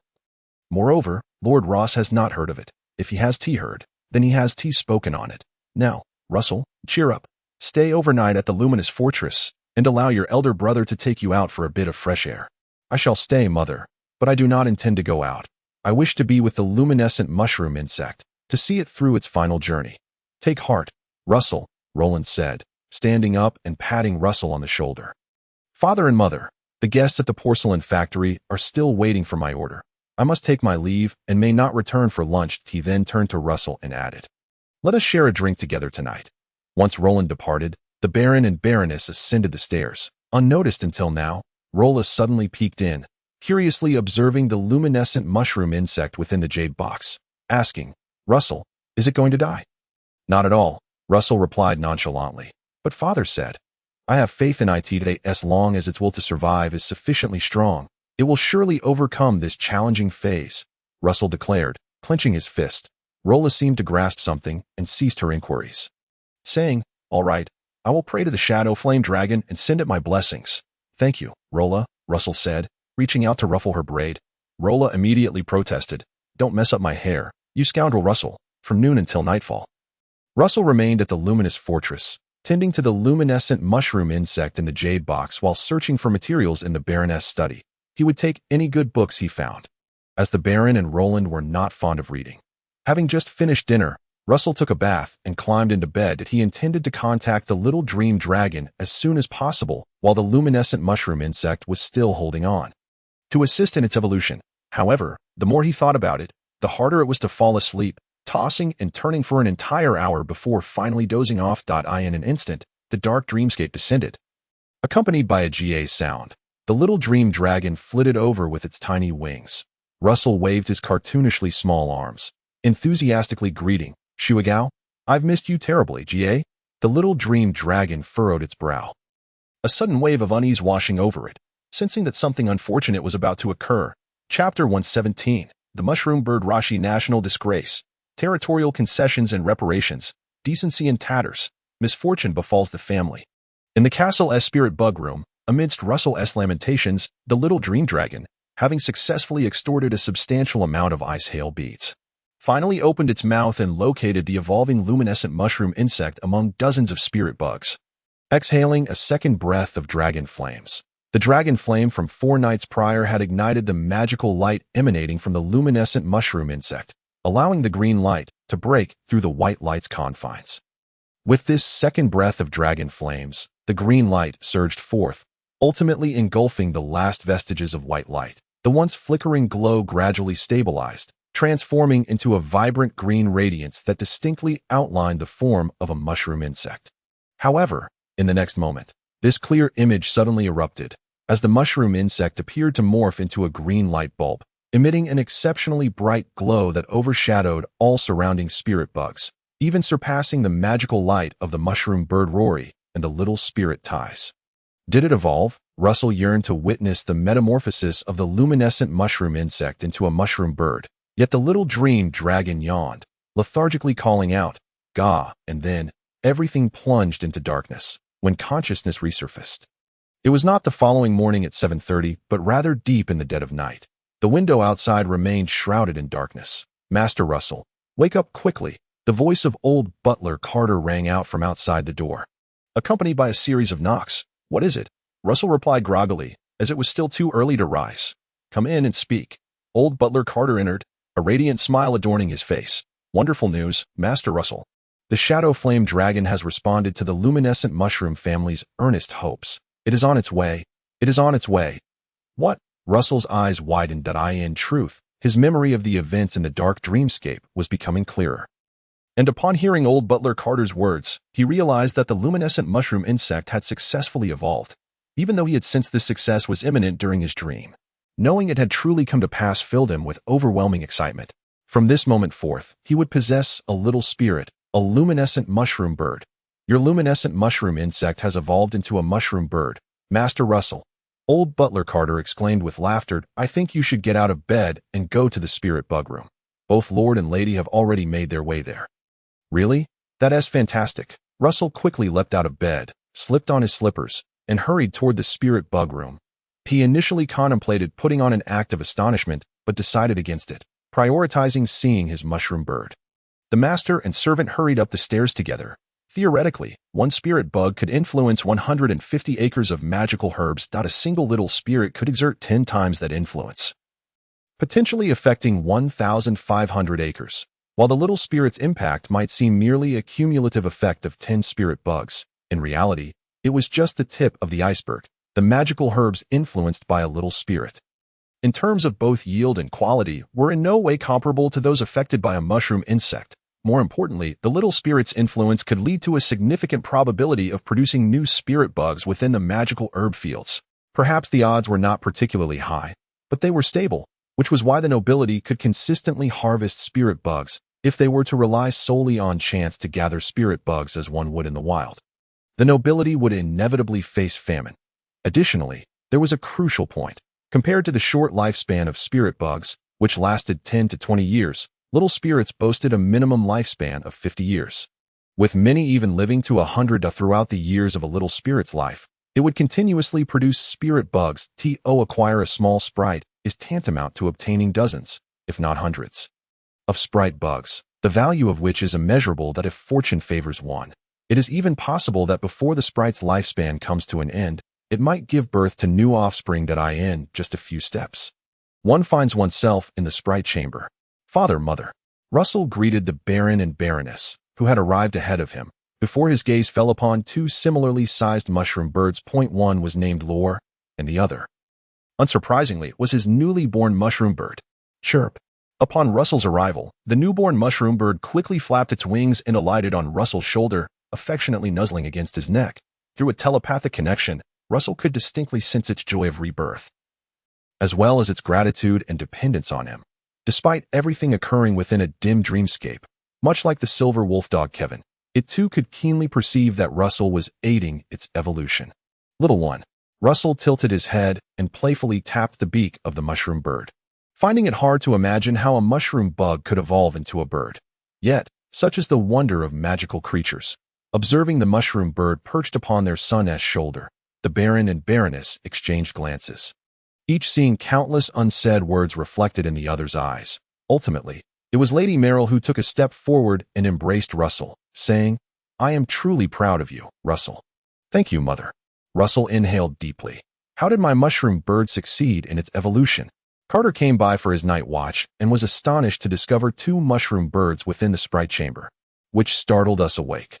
Witnessing this miraculous scene, your father and I were equally astonished, unable to fathom the strength of this little one's will to survive, managing to seize a glimmer of hope amidst despair, Lady Merrill reflected. Baron Roman nodded slightly, his emotions a complex tapestry of joy at the mushroom bird's birth and other myriad thoughts. Yet, all of this coalesced into a sense of profound contemplation. Magical creatures are indeed wondrous, always capable of presenting extraordinary scenes. I must say, Russell, the great dragon of the Duke's family is watching over you. You are truly a fortunate lad. Thank you, great dragon. Russell expressed his heartfelt gratitude. Not to the shadow flame dragon, but rather to his own little dream dragon. As the group shared their sentiments, a flurry of footsteps echoed from outside, followed by the hurried voice of his elder brother Roland. Is it true? Is it true that bioluminescent mushroom bug has truly evolved? This is impossible. Father, Mother, you are here. The dragon is watching. Oh my goodness, this is monumental news.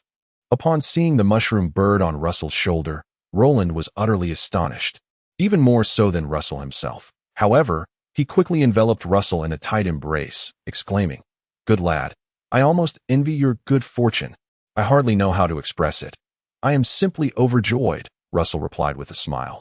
Perhaps the dragon took a fleeting interest in the bioluminescent fortress and happened to notice my mushroom bird, thus offering assistance. He beamed brightly. In any case, thank you, great dragon. Indeed, we must thank the dragon, Roland said excitedly. Father, Mother, this is a significant event. The bioluminescent mushroom family has birthed its second mushroom bird. Should we not hold a celebratory feast in honor of this new mushroom bird? Baron Roman replied nonchalantly, "Why not? But let it be confined to the glimmering river valley. After all, this bioluminescent mushroom bird belonged to Russell alone, not to the bioluminescent fortress." There was a subtle distinction. Lady Merrill nodded in agreement. While affectionately coaxing the somewhat timid mushroom bird, she inquired, "Russell, have you decided on a name for this little one?" "Chirp." The nearby mushroom bird, Lure, fluttered over as if vying to name it. Meanwhile, the other lively sprite, Tessa, remained fast asleep, oblivious to the commotion. Rahi. Russell declared the name he had long prepared for the mushroom bird. Gazing at the plump, green, palm-sized creature upon his shoulder, he reiterated, "Yes, it shall be called Rahi." Chapter 118. The secret history of Princess Anxiao. The gathering did not linger within the sprite chamber for too long. Fearing they might disturb the peacefully slumbering Tessa, the rainflower sprite, and soon departed the room. "It is merely 2 o'clock at night. Let us get some more rest," Lady Merrill advised Russell. "All right, Father, Mother, Brother, do return to your rest early as well. I did not mean to disrupt your sleep over the matter of the mushroom bird Rahi. With such delightful news, I would be more than willing to forego sleep every night," Roland jested. After bidding farewell, they each returned to their chambers for rest, while the old steward Carter, with a spring in his step, locked the sprite chamber and then returned to the servant quarters with a beaming smile. However, he was already contemplating that come dawn, he must inform the servants to prepare for the celebratory feast for the mushroom bird Rahi. This is a momentous occasion for Master Russell, and indeed for the entire bioluminescent mushroom family. Shortly thereafter, the old steward drifted into sweet slumber, having not slept so soundly in quite some time. Elsewhere, upon returning to his room, Russell clenched his fist tightly. The plan to reveal his prowess had been executed flawlessly. The birth of the mushroom bird Rahi would solidify his standing as favored by the dragon. Everything has unfolded as I wished. Seamlessly. Simultaneously, in the grandest master bedroom of the castle, the Baron and Baroness had shed their outer garments and reclined against the headboard, engaged in idle conversation. "How old is Princess Kunlea now?" Baron Roman suddenly inquired. "I recall she was born in 71. A year younger than Roland, making her 10 this year," Lady Merrill responded. "What prompted you to think of Princess Kunlea? Roland and Russell are both without partners." "So, you thought of Princess Kunlea?" Lady Merrill straightened up with interest. "Is it Roland, or Russell? I recall you wished for Roland to form a union with the Baymagen family of the Huyang Gobi. It is Russell, merely a passing thought, Baron Roman remarked. Russell's good fortune compels me to believe he has captured the attention of the Shadow Flame Dragon. To be honest, our little Duke does not strike me as someone who could ride a dragon. Constance's talents are indeed somewhat lacking, relying entirely on the Red Fortress's magical potions to bolster him. But what does that have to do with Russell? Lady Merrill retorted, before suddenly exclaiming, "My dear, you cannot possibly think our Russell is worthy of riding a dragon." It was just a casual remark. No need to be so startled. Baron Roman gestured for Lady Merrill to lower her voice. Consider Russell's luck, regardless of whether the Shadow Flame Dragon has noticed him. At the very least, its power would not reject him. That seems to be a valid point.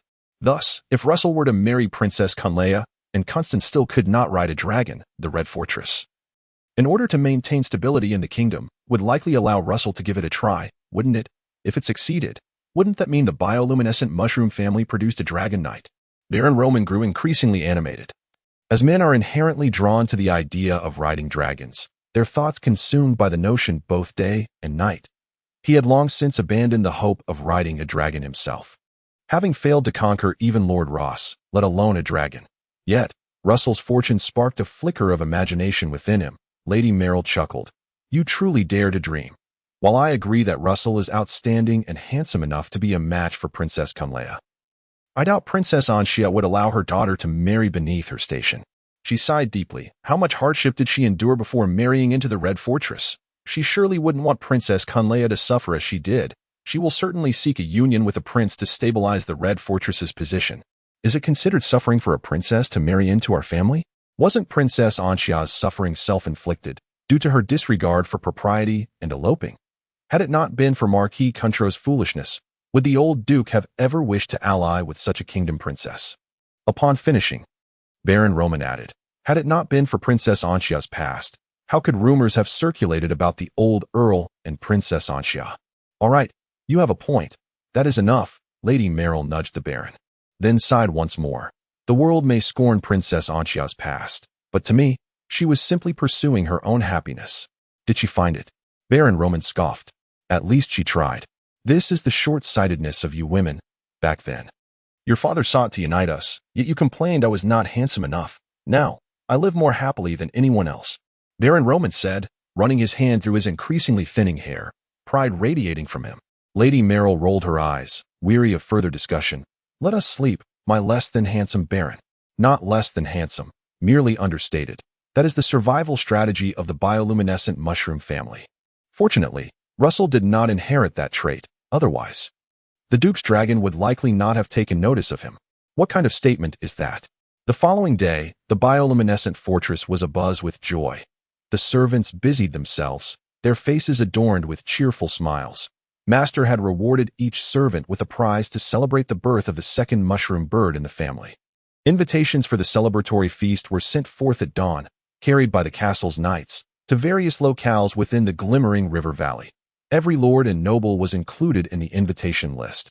Russell's two mentors, Eric and Charles, were also among those invited, while others would be celebrated upon Russell's return to the Blackway Serpent Manor. As noon approached, guests were soon to arrive. Russell and his elder brother Roland personally stood outside the door to greet Lord Marcus. Welcome. Welcome, Lord Marcus. Elder brother Roland stepped forward to greet the Marcus family, the first to arrive. Melina had gone to the Women's Academy in Stormwind City, so only Lord Marcus and his wife, along with their son Musk, attended. Russell also took a step forward, smiling in greeting. Lord Marcus scrutinized Russell intently. Previously, due to Russell's rejection of Melina, he had not laid eyes on Russell with any regard. This was the first time he truly looked at him. After observing Russell until he felt slightly uneasy, Marcus finally cracked a smile and said loudly, "No wonder you look down on my daughter. Lad, you possess the capital to do so. Work hard and let me see how far you can go." Immediately, Marcus's wife nudged him, signaling him to refrain from such comments. "I have never looked down on Melina. It's merely that we lack a spark," Russell explained. He then added, "Of course, I will strive diligently to bring more glory to the family." Marcus said nothing further and, with Roland, ambled into the hall. Marcus's wife smiled at Russell, taking her young son by the hand as they followed into the hall. After Lord Marcus, the the families of Lord Sally and Lord Etris soon arrived. Shortly thereafter, Uncle Rosen and his family, accompanied by grandmother Ingrid, arrived close to noon. This time, not only Roland and Russell welcomed them, but the Baron and his wife did as well. Look, look, a light rain fell last night. And today the sun shines brightly. Even the heavens are rejoicing for our little firebrand, grandmother Ingrid exclaimed cheerfully as Roland and Russell assisted her down from the carriage. Once she steadied herself, she grabbed Russell, had her maid fetch her reading glasses, and then, unable to contain her delight, she looked Russell over. What a fine child. You've inherited your great-grandfather's good fortune, and indeed, you are far more handsome than he was. Chapter 119. The twin stars at the celebratory banquet in the glowing mushroom castle. The spotlight was undoubtedly on the newly evolved glowing mushroom bird, Rashi, with Russell also becoming a focal point. The once somewhat inconspicuous younger son of the glowing mushroom family truly made a name for himself at this gathering. Since Russell's ennoblement, the past transparent attribute had been swiftly overturned, and in just over 3 months, he had made quite a stir. Russell, cheers. Uncle Rosen looked at Russell with eyes full of envy and even jealousy. He had thought that since they all came from the same background, their futures would align as well, destined to be mere family socialites, living out their days. Who would have thought that Russell would produce a mushroom bird? Potentially cultivating countless nights with it. With nights, he could achieve merit on the snowy plains. Now, the Archduchy of Shadowflame had languished for 20 years, and the young Archduke had just ascended the throne. It was a prime opportunity to revive the glory of the Red Fortress. With the continuous supply of potions from the mushroom bird Rashi, Russell might very well seize this chance to establish a remarkable reputation, perhaps even earning a hereditary baron title, even if he could not achieve it in his generation. With the support of the mushroom bird Rashi, Russell's descendants could continue to strive for it as long as fortune favored them, should the mushroom bird Rashi be able to cultivate another mushroom bird before its demise. Russell's lineage could prosper for generations if 3 generations of fervor were insufficient. Then 6 generations could be pursued. Contemplating this, Uncle Rosen downed his glass of red wine in one go, then turned the glass upside down, signaling that he was finished. Seeing this, Russell felt he could not merely sip his wine, so he joined his uncle in finishing his glass. You and Roland are truly the twin stars of the glowing mushroom family, Rosen said, somewhat tipsy, laughing heartily. Roland is exceptionally gifted, and Russell, your luck is extraordinary. Should either of you gain the recognition of his lordship Ross, it would revitalize the age of dragons in the Glimmering Valley. The rise of the glowing mushroom family began with Russell's great-grandfather, who had found his lordship Ross in the wilderness, thereby establishing the foundation of the Glimmering Valley. Subsequently, Russell's grandfather also rode dragons to great acclaim. Unfortunately, the family's glory ceased with the catastrophic fall over 20 years ago, where the grandfather perished in battle, and the family's ambitious strides were interrupted. Fortunately, his lordship Ross successfully returned to the Glimmering Valley. Otherwise, it would have been uncertain whether the glowing mushroom family could hold onto their domain. Roland unabashedly stated, I hope his lordship Ross will recognize me or Russell. Russell smiled lightly. Elder brother, you must work hard. The family's hopes rest upon you. And you? Roland inquired. As for me, I must find a way to curry favor with the Archduke's dragon, Russell jested. If it grants me but a glance and sends Rashi my way. Perhaps if I serve the Shadow Flame dragon well, it might gift me another bipedal dragon. Ha ha, Russell, your ambition is commendable. Lord Sally laughed heartily. Come, let us raise a glass together. Cheers, Lord Sally. After finishing a glass, Sally raised another for Baron Roman. My lord, Rosen speaks truly. Roland and Russell are indeed twin stars. Your legacy is secure. Baron Roman replied calmly. The younger generation has their own paths to forge. As a father, I do not restrict their development. Your open-mindedness has fostered heirs as exceptional as Roland and Russell. Lord Etris chimed in with flattery. The banquet was filled with joy and camaraderie. Knights sat at one table, noble women at another, and even the underage children had their own table. Grandmother Ingrid occupied the guest of honor's seat at the noble women's table, while the main seat belonged to Lady Merrill. It feels as though the birthday banquet was just yesterday. And here we are gathered again, a true blessing, the old lady reflected. Thanks to our little firebrand, I can once again enjoy drinks with my old friends. Lady Sally and Lady Etras were not much younger than Grandmother Ingrid. Decades of friendship rendered them old companions. Indeed, Russell has only been ennobled for 3 months, yet he has already caught the eye of a dragon and acquired a mushroom bird. Lady Sally said with a smile. Old lady, just wait and see. Russell will surely make a name for himself in the Red Fortress. Grandmother Ingrid chuckled. Speaking of which, our little firebrand is indeed fortunate. The Archduke's dragon is still sharp-eyed. Certainly, it is watching over the glowing mushroom family to ensure its enduring prosperity. However, I previously wrote to the Red Fortress, praising the reading glasses Russell made for me, and I have yet to receive a reply. I wonder whether those balding old scholars will grant him the title of scholar. Mother, Russell is still young. There is no need to rush for titles on his behalf, Lady Merrill said with a smile. This is not merely a matter of rushing. It is a title Russell rightfully deserves, Grandmother Ingrid asserted vigorously, then muttered. It's a pity Princess Anxiao is still relatively young and surely does not yet need reading glasses. Otherwise, I would send her a pair. Please don't. After all, Princess Anxiao is a fully equipped knight and may never need reading glasses. That cannot be guaranteed. Better to be prepared. You might as well send them to the esteemed scholars in the Red Fortress, allowing them to personally experience the reading glasses, Lady Merrill suggested. Grandmother Ingrid immediately dismissed the idea. I paid 100 gold coins for 3 pairs of reading glasses. I cannot bear to give them to those old bald heads. They are striving to invent better things to make life more comfortable for the populace, which is why they stay up late researching knowledge, leading to some hair loss. What difference does it make? They are still losing hair. What I mean is, if you truly wish for Russell to attain the scholar title, it would be better not to take the upper-class route and trouble Princess Anxia. Sending the reading glasses to the esteemed scholars would be a more effective approach to gain their recognition. They may not appreciate it, Grandmother Ingrid grumbled. The Red Fortress annually bestows numerous scholars' titles upon inventors, with status equivalent to that of a noble. Among them, the most seasoned scholars are granted the title of esteemed scholar, ranking higher than nobles, but lower than barons. The esteemed scholars form a review body called the Round Table of Esteemed Scholars, responsible for evaluating new scholars. At this moment, several children approached Lady Merrill, inquiring, Can we go see the mushroom bird Rashi? Be patient. Children, once the luncheon concludes, Russell will bring Rashi to meet everyone, she replied. All right. Once the knights had thoroughly enjoyed their drinks, the luncheon finally came to an end, and the children's long-awaited mushroom bird was brought over by a somewhat tipsy Russell. This palm-sized green bird was a bit timid. Upon seeing so many people, it buried its head into Russell's neck. However, the little fairy's ties and the mushroom bird Roy behind it chattered incessantly, eager to play with the mushroom bird Rashi.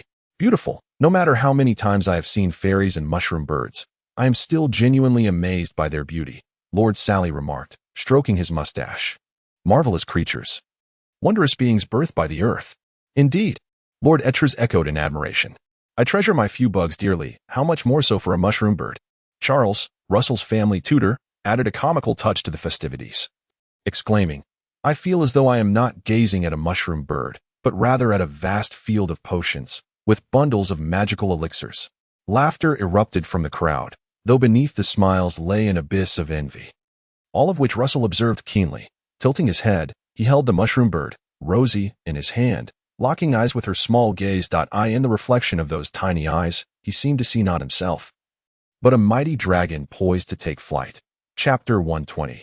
The transformation of trees through generosity. The joyous banquet was fleeting, and with Rosie the mushroom bird's appearance, it signaled the near conclusion of the celebration. Guests began to depart from the glowing fortress, and Russell bid farewell to his grandmother, parents, Roland, and Lola, as he prepared to return to his domain accompanied by Eric, Charles, the red-eyed mouse king, and Rosie. My lord, the birth of Rosie is a supreme honor for the territory. How shall we celebrate? Charles inquired on their way back. What do you think? Perhaps, according to your usual practice, we could distribute coins to the serfs? Although Charles was not fond of showering the serfs with coins, he decided to indulge Russell's preference. Yet this time, Russell shook his head, suggesting, perhaps we could celebrate in a different manner. What do you mean? By planting trees. Planting trees. Indeed, while Rosie can influence 1,500 acres of potion fields, there are no additional trees to cultivate glowing mushrooms aside from that patch of birch forest. Therefore, it is imperative to expand the birch forest area. That is indeed true, Charles nodded. So, arrange for a batch of saplings to be purchased from various locations in the glowing river valley and transported to the potion depot. Then announce to the subjects that they may use their spare time to plant trees at the potion depot. with a reward of 1 copper coin for each tree planted. After a pause, Russell added, "Moreover, this will be a long-term celebratory event, continuing until we have planted trees across the full 1,500 acres. Of course, if any trees fail to thrive, we must also consider the matter of penalties." A glint of inspiration crossed Charles's eyes as he devised a method of punishment. "We shall divide the potion depot into sections for tree planting, with each section assigned to a specific group. Each group will then subdivide their section, distributing smaller plots to each row that if any tree in a row fails to survive, the reward will be deducted." Excellent. This approach will indeed encourage mutual supervision among the subjects, Russell praised, thoroughly satisfied with Charles's plan. Building upon this idea, he proposed a new strategy. "You officials should also participate, but instead of planting trees, your role will be to oversee the subjects' efforts. Rather than counting the number of trees planted, we will focus on the quality. The higher the survival rate, the greater the rewards you will receive." Russell increasingly believed that this tree planting initiative, imbued with welfare benefits, would yield greater advantages than simple monetary distribution. After all, having the serf serve in tree planting would likely yield low enthusiasm, especially during the busy farming season. Yet, money could invigorate spirits and alleviate fatigue. He was confident that the prospect of rewards would elevate the serfs' enthusiasm substantially. Throughout their journey, the two continued to refine the tree planting reward plan, while Eric remained preoccupied with the journey, not participating in the discussion. Upon returning to the Serpent's Spine Manor, the male and female servants of the manor greeted them with exuberant congratulations under the direction of Butler Morris. "Congratulations, my lord, on successfully nurturing the glowing mushroom bird, ensuring a continuous supply of potions and unparalleled glory. Distribute the rewards." Russell laughed. For his servants, he saw no need for elaborate gestures. He simply showered them with coins. "Butler Morris, a silver coin for you. Mrs. Moore and Leona shall each receive 50 copper coins, while Mrs. Brown will receive 30 copper coins, and the rest of the servants shall each receive 20 copper coins. My lord is generous. All hail the Lord." "Ah, my lord, may I receive 20 copper coins as the kitchen maid?" Barbara, the kitchen maid, asked in disbelief. Russell, overhearing her astonishment, promptly replied, "The kitchen maid shall receive the same." "Oh my, thank you, my lord. You are the most generous and kind-hearted lord in this world." It was not Barbara who spoke, but Mrs. Moore, exclaiming, "Even the kitchen maid receives such a generous reward from you." Barbara was rendered speechless with joy. 20 copper coins equated to her entire month's wages in a world of extraordinary powers. The disparity between nobles and commoners was indeed vast, making purchasing power difficult to gauge.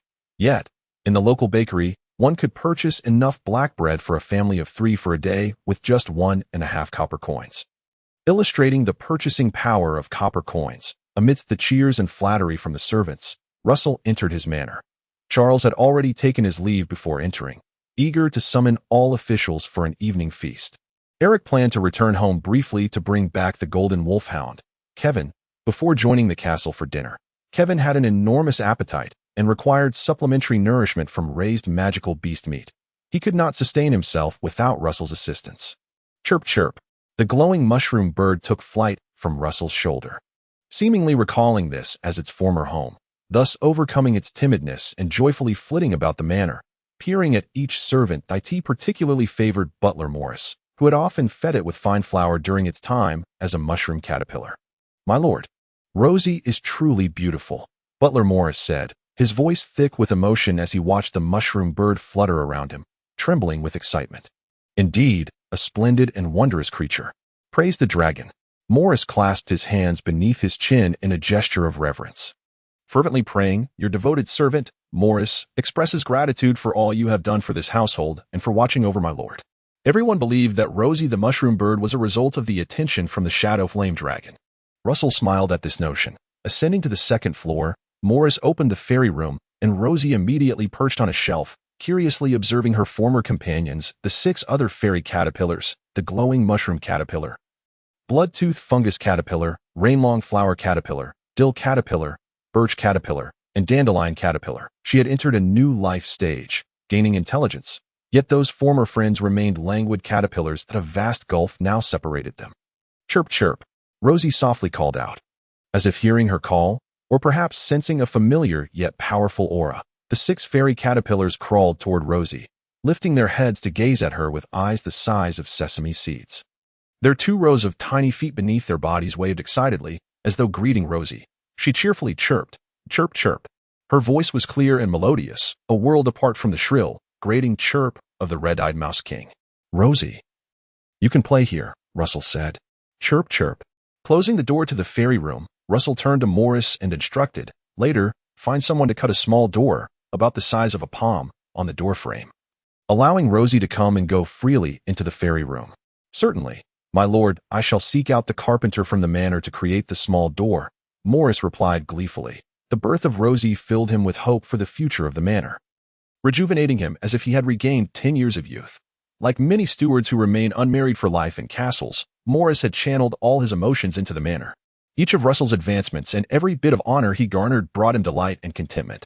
Chapter 121. The manor serf's affection for tree planting the small market had not changed much, though it was notably cleaner and tidier than before. No one defecated or urinated in public anymore. And even the droppings of chickens, ducks, cats, and dogs were meticulously cleaned up. Civilized behavior had taken root, largely due to the Lord's unending purchase of urine and excrement, making everyone treasure manure as if it were gold. Any chicken, duck, cat, or dog that dared to relieve themselves in public would undoubtedly face a beating, and after enough punishment, they would learn not to defecate outside. That day, as evening approached, Charles summoned the heads of the various villages. They held a meeting lasting about half an hour. Subsequently, the village heads hurried back to their respective villages to gather the serf overseers, calling together the serfs who had toiled all day in the fields. Before they could even take a bite of their dinner, old Barton was dragged away by the serf overseer to an empty plot in the potion depot. Fortunately, he had brought his pipe, which he lit and smoked in small puffs. What's the deal? Not even letting us have dinner, dragging us here for a meeting. Old Barton complained to an older serf who had leaned over. Lend me a light. Old Barton, I hear it's good news. Old Barton handed over his pipe. The older man used Barton's pipe to ignite his own, taking a satisfying puff and blowing a smoke ring before asking, what good news? Is the Lord going to buy excrement again? I can't produce any. My son and daughter-in-law have been keeping an eye on me, saying if I don't drink 3 large cups of water, I want to get to eat. Another serf chimed in, teasing, drinking so much water, one tea the overseer for urine whip you. How could they whip me? I swear on the dragon, there's not a drop of water in my urinal. It's all urine. Enough. Stop making a fuss about your excessive urination. Listen to Old Patton. What good news does tonight's meeting hold? Old Patton rapped his pipe, shaking his head. The serfs in charge only speak of good tidings. How am I to know what these good tidings are? Isn't your daughter serving the Lord at the manor's annex? Didn't she mention anything to you? Barbara resides at the manor's annex, serving the Lord, and she cannot afford a moment's idleness. Old Patton raised his voice, for his daughter working as a maid in the castle was a matter of great pride for him. However, just a moment ago, Barbara did return. What did she say? She brought me 20 copper coins. Old Patton's nostrils flared, his voice booming as if in a quarrel. This is a reward from the Lord, praising him for his generosity. 20 copper coins. It was given all at once. What? Old Patton, what did Barbara do to earn such a bounty? Do tell, what is this good news? Patience, let me explain.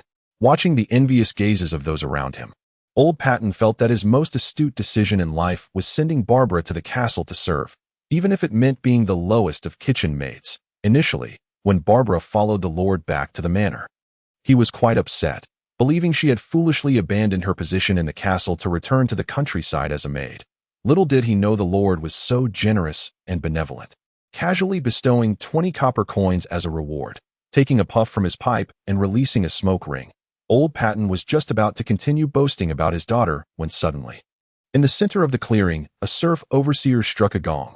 Ding, ding, ding. The sound of the gong instantly drew everyone's attention, silencing their idle chatter. Then, the red-nosed Rudy, the chief of the village, shook his collar and, surrounded by several serf overseers, stepped into the center of the gathering. Clearing his throat theatrically, he spoke in a deep voice. Everyone, quiet down and listen to me.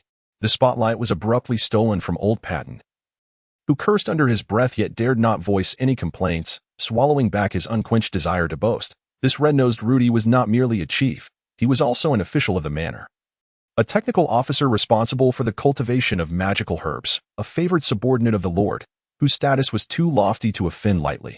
hundreds of serfs from the magical herb village formed a large circle. And the elderly and children dared not speak loudly, listening attentively to Renaud's Rudy as he continued. First, I have splendid news to share. The mushrooms at the Lord's estate have evolved into mushroom birds. This is an unparalleled honor, the greatest proof of the dragon's watchful gaze upon the Wu Yao snake manor. Therefore, each of us should share in the Lord's joy and praise the dragon aloud. As Red-Nosed Rudy finished, a clever serf overseer immediately began to shout, "Praise the Lord, praise the dragon." Thus, the astonished or bewildered serfs echoed, "Praise the Lord, praise the dragon." Such chants resounded throughout every village. Once the praises subsided, Red-Nosed Rudy continued, "To share with you the joy and glory. The Lord has decided to reward each of you serfs, you, and of course, myself included." In that moment, the eyes of the serfs brightened, the sky darkening yet somehow feeling as if it would not. Each person seemed to envision the glimmering copper coins and hear the melodious clinking of the coins. "Chief, how many copper coins will the reward be this time?" A bold serf excitedly asked, prompting others to chime in. "Yes, how many copper coins?" Red-Nosed Rudy waved his finger. "This time, the Lord will not distribute copper coins, but do not fret. Instead, the Lord will bestow saplings centered around the birch forest. The entire magical herb village will be divided into many sections. As residents of the magical herb village, we will naturally plant trees in the very center." "Ah, planting trees. Are we to serve again? I thought there would be a reward. For such great news of the Lord acquiring a mushroom bird, not even a copper coin to be given. I can barely finish my farm work at home. Where will I find the time to plant trees?" The serfs began to grumble, having never heard of planting trees being considered a reward, and some were even ready to return home for dinner. Seeing this, Red-Nosed Rudy could no longer tease their appetites and immediately stated, "But everyone sit down and listen to me. However, the Lord has decreed that for each household that plants a tree, a copper coin will be given." Upon hearing this, the serfs who had just been complaining suddenly had their eyes light up. "The saplings will be provided by the Lord. And I will personally teach you all the planting techniques. For each tree you plant, you will earn a copper coin." Red-Nosed Rudy quickly finished the remaining details. "If you can plant 10 trees, you will receive 10 copper coins. If you plant 100 trees, you will receive 100 copper coins, which amounts to a silver coin. The rewards will continue until all 1,500 acres are fully planted." "Ah, where are the saplings? I will start planting trees tonight." Chief, where are the saplings? I want to plant trees for the Lord. I claim 1,000 saplings. No, 2,000 saplings. Give me the saplings now. I'll have my wife fetch a spade. I love the Lord. Truly, I swear on the dragon, my greatest joy in life is to plant trees for the Lord. Ding, ding, ding. Red-Nosed Rudy gestured to the chief beside him to continue striking the gong, drawing the serf's attention back. "Everyone, please do not rush. The saplings have yet to arrive. From tomorrow, we will begin transporting the saplings. I must remind everyone, you may only plant trees during your spare time. To plant 1,500 acres with trees suitable for the glow fungi to thrive would require approximately 100,000 to 150,000 saplings. With each sapling rewarding a copper coin, the total would amount to a staggering 150,000 copper coins. In reality, this equated to merely 15 gold coins. Such a reward was but a trifle for Russell. Yet it allowed him to obtain a vast amount of free labor for planting 1,500 acres of trees. It truly was a case of achieving great results with minimal expenditure. The serfs were filled with enthusiasm, eager to begin planting trees that very night. "My lord, I deeply admire your wisdom and strategy," Charles remarked before dinner, having received a report from the clerk regarding the response to the tree planting rewards. Russell waved his hand dismissively. "Were it not for the urgency to establish the 1,500 acres of magical herb fields, I would not have resorted to such a method. Simply distributing coins is far more straightforward. But in the long run, the serfs will grow accustomed to your generosity and become demanding," Charles suggested cautiously. "Distributing copper coins while also applying a bit of pressure will ensure that the serfs remain industrious like wind-up toys." Chapter 122. Reconstructing the spirit of combat after the banquet concluded. The Wildcat sisters departed from the manor's annex. Charles, Eric, and others walked together, with the tipsy Charles rambling on endlessly. Unfortunately, the Wildcat sisters paid him no mind. Upon reaching the stone house, the group dispersed. Eric led his family directly back to their stone house, while Charles lingered at his door, gazing at the sisters walking towards the cottage across the street. Unable to resist licking his lips, Kevin, the silver and gold wolfhound, escorted the previous young masters until they entered the wooden house across the street. The official dormitory was still under construction, and they could not impose on Charles's hospitality every day, so they rented a modest wooden house nearby. The conditions were quite simple, yet in comparison to life in the underground, it felt like a heavenly difference. "Kevin, we are home now. You should hurry back," Catherine said, crouching down to affectionately nuzzle her head against Kevin. "Woof," Kevin greeted before rising to leave. Catherine watched Kevin depart, a smile gracing her face, etched with deep lines, as she softly remarked, "Seeing Kevin so lively and having become a magical beast brings me such joy. Sister, everything feels so wonderful."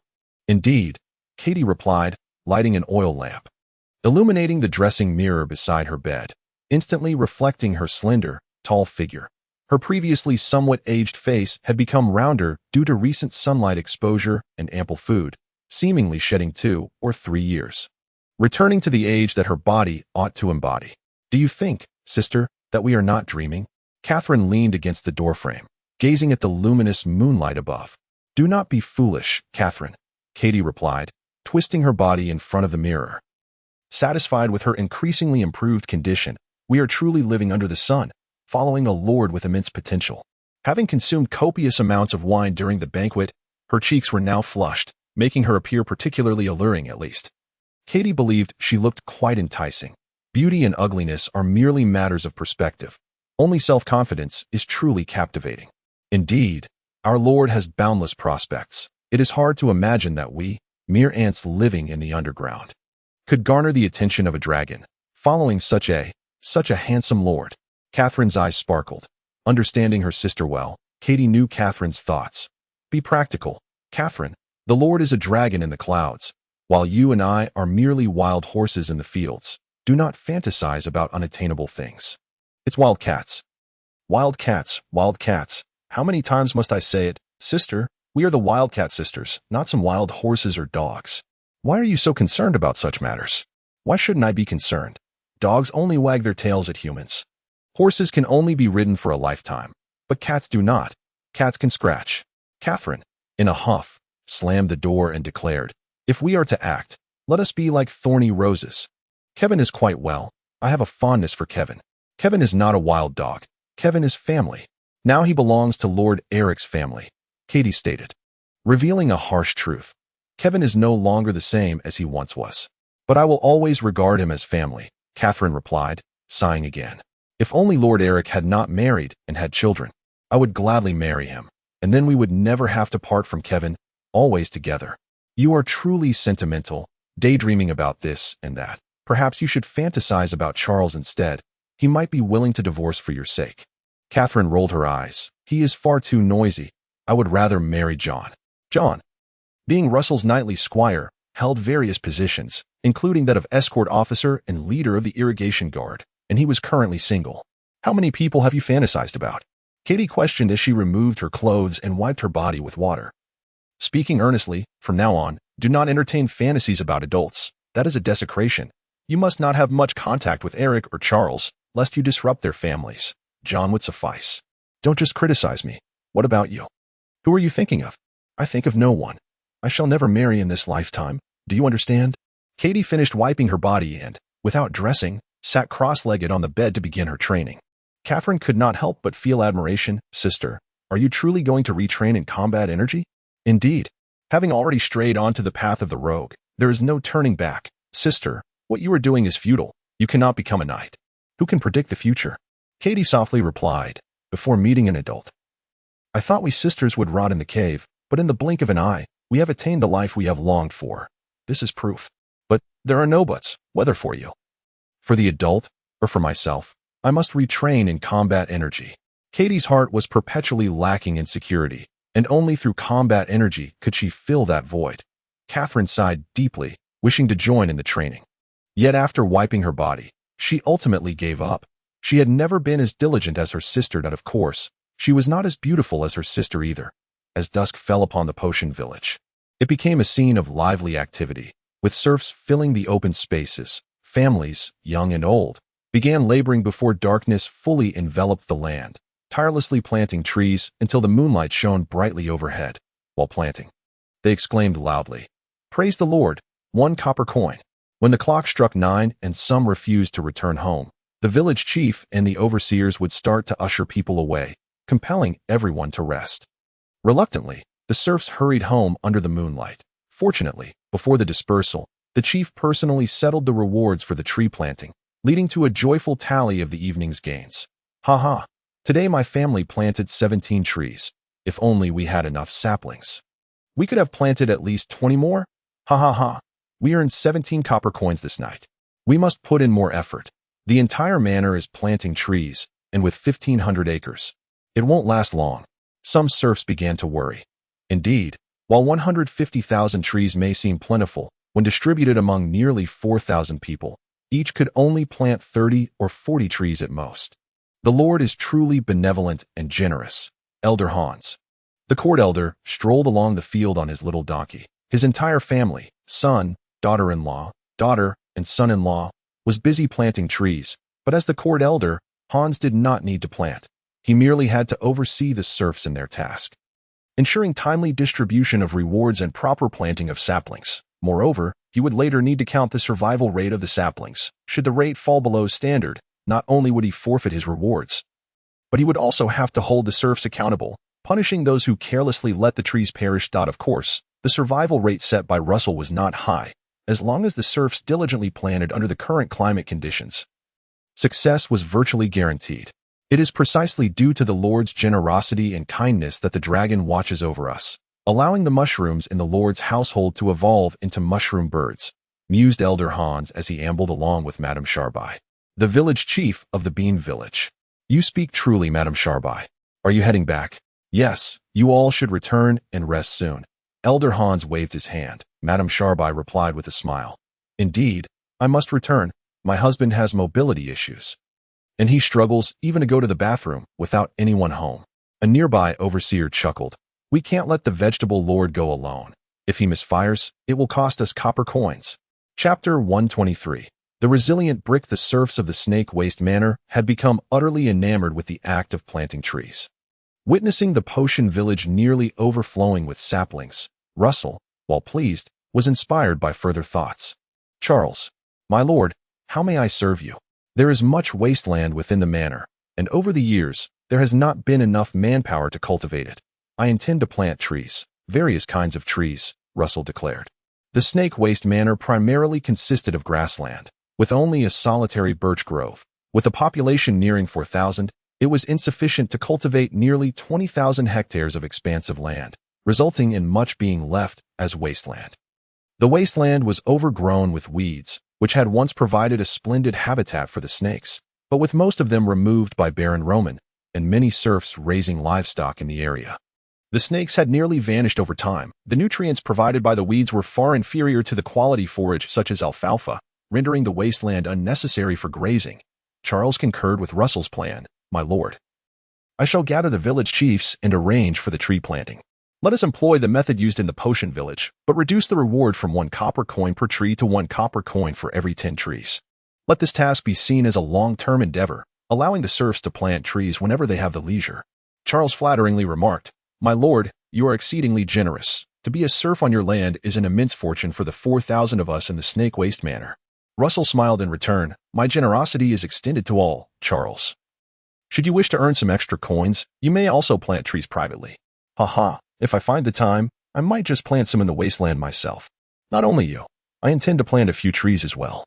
But I will focus on the area around the manor's villa.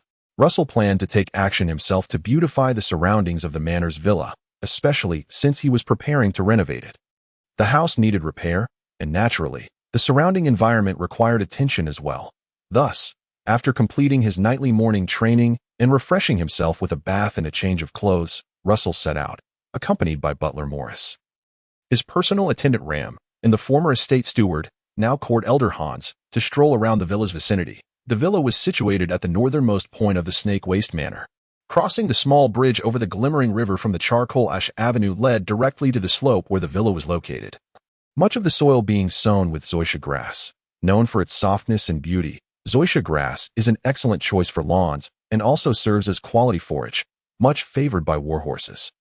When Baron Roman constructed the villa, he planted a vast expanse of zoysia grass around it for the convenience of himself and his accompanying warhorses. Much of the work left to the Brown couple, who remained at the villa, was to care for this lawn of zoysia grass. I am quite satisfied with this lawn. It requires no further reparation, Russell remarked. However, the areas grazed by the warhorses need attending to. Hans, you must bring people to mend it. As you wish, my lord. Hans eagerly nodded. Russell suddenly inquired, are the warhorses still under Fox's care? Butler Morris responded, yes, my lord, but I am currently seeking a suitable groom to share this responsibility, allowing Fox to return to his duties as a servant. Currently, all the warhorses in the territory belong to Russell, granted to him during his enfeoffment as a baron, regardless of whether they were the mounts of the 4 knightly squires or those ridden by Eric and Charles. They were all housed in the stables behind the villa. Have you found a suitable candidate? Not yet. I have selected a few farmers, but while they can feed the horses, they cannot cater to the warhorses with the care they require, Morris lamented. Noting the lack of specialized talent at the villa.at this moment, Elder Hans interjected, my lord, I do have a fitting candidate. Speak. His name is Blind Old Walker. He used to work in the castle stables. But after losing his sight for unknown reasons, he was dismissed and now lives alone near the Alfalfa village. My lord, do not underestimate him because of his blindness. He possesses skills beyond that of a normal person. Elder Hans continued, when livestock in the manor have trouble giving birth, he can stimulate them just by pressing on their bellies. Sick lambs and piglets taken to Blind Old Walker will soon recover. He sounds like quite a technician, Russell nodded. However, Butler Morris expressed concern, Elder Hans. Can Blind Old Walker manage to feed and groom the horses properly despite his blindness? This, I believe he is capable, but whether he can truly succeed still requires your esteemed evaluation, my lord. The old Hans was hesitant to make a definitive statement. Russell, however, was unfazed and promptly declared, send someone to fetch the Blind Old Walker. Maurice, you assess him that if he proves suitable, let him take on the role of stable master. After determining the candidate for the stable master, the group continued their leisurely stroll around the estate's annex, primarily with Russell sketching the blueprints for the renovations, while the others occasionally chimed in or offered additional suggestions. As noon approached, Russell was just preparing to return for lunch when he noticed a carriage crossing the small bridge. Arriving at the estate's annex, the driver of the carriage was instantly recognizable to Russell as young William, the son of the crooked-hatted William from the pottery factory. My lord, young William sends his regards. What brings you here? Do you have good news to share? Russell inquired warmly as he invited young William inside. Young William smiled and replied, my lord, please take a look at the earth bricks in the carriage. My father and I have fired 3 kills of earth bricks, and the latest batch meets your requirements, so he asked me to bring them for your inspection. Excellent, Russell exclaimed with delight. The earth bricks were regarded as his second invention after the old spectacles, and he valued them greatly. Stepping forward to examine them, there were not many bricks in the carriage, approximately 100, all of a gray-red hue resembling ordinary red bricks to simplify the firing process. Russell had opted for solid bricks instead of hollow ones, resulting in these simple, solid brick forms. He picked up one of the earth bricks, weighing it in his hand. It felt quite heavy, even more so than the red bricks he remembered from Earth. Clapping 2 bricks together produced a sharp sound, reminiscent of metal striking metal, without any sign of fracture. Indeed, there is a hint of metallic quality, Russell marveled. Initially, he struggled to comprehend why the inhabitants here classified clay as a metal, but he soon recognized the power of clay. As the dark gold ceramic armor and green ceramic sword he had crafted far surpassed ordinary metallic weapons. One could not deny the allure of this extraordinary world. Thus, even the earth bricks made from clay possessed a quality reminiscent of metal. He continued to exert more force until his fighting spirit surged, finally shattering the 2 earth bricks against each other. Their hardness exceeded that of most stones, certainly more resilient than those quarried from Sharp Blade Mountain or Curved Blade Mountain. Furthermore, they contained a slight magical essence, promising unforeseen benefits if used in construction. My lord, aside from their lack of aesthetic appeal, they are practically inferior ceramics, young William praised. Your suggestion to produce earth bricks will undoubtedly find a vast market. Even commoners like myself wish to use them for building. Indeed, they are quite impressive, Russell acknowledged, pleased with the quality of the earth bricks. Our next step is to construct a brick kiln. Chapter 124. The general store. Russell invited young William to stay for lunch at the estate's annex. Engaging in a detailed discussion about the brick kiln's construction. My lord, I propose we build the brick kiln adjacent to the pottery factory, young William suggested, clearly well prepared. This would facilitate the transport of clay and coal supply. And most importantly, we can employ the craftsmen from the pottery factory. Are you suggesting we poach from the pottery factory? Ahem, not poaching, my lord, just inviting the workers to assist at the brick kiln after their shifts at the pottery factory. That is indeed a sound strategy. Russell nodded. He understood that asking young William to undermine the pottery factory would be undesirable, akin to digging at one's own roots. However, inviting the workers to take on additional work after hours posed no issue. My lord, as for the factory, everything can be arranged that I have mastered all the firing and management techniques and can establish the brick kiln for you. However, the coal supply will require your direct communication with the glowing fortress. Coal was a strategic resource produced by the two-legged dragons, making private purchases exceedingly difficult, and even if acquired, transportation was a challenge. Russell reassured him. Rest assured, I have already communicated with the glowing fortress. Each month, when the caravans transport coal, they will additionally deliver a batch for the brick kiln. However, the procurement and transportation costs will have to be covered by the brick kiln. That may significantly inflate the cost of the brick kiln, young William replied. I will initially provide 10 gold coins. Will that suffice to establish the brick kiln? Russell inquired. Then I will invest an additional 20 gold coins to purchase the first batch of coal, which should suffice for half a year's worth of firing.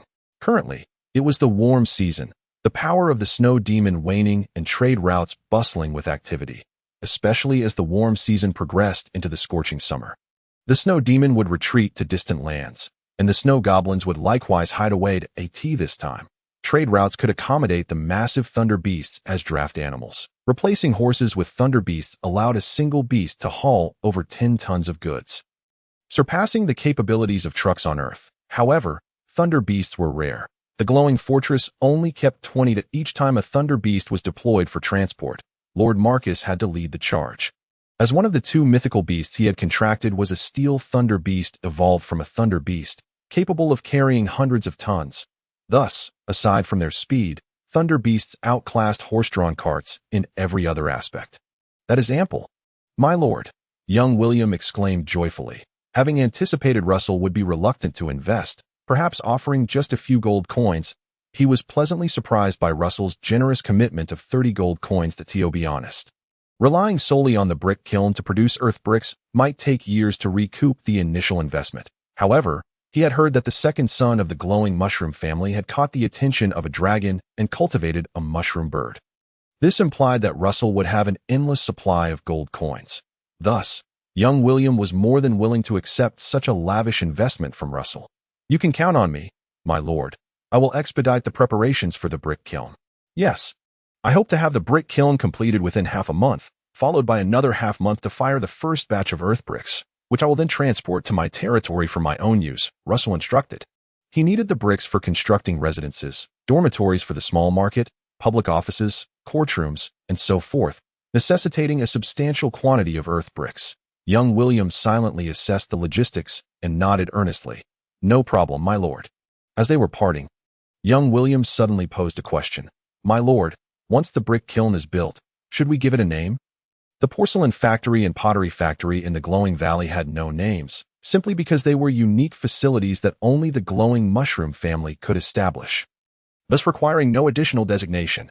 Russell pondered briefly and responded, let it be named the Blackwaste Snake Brick Kiln.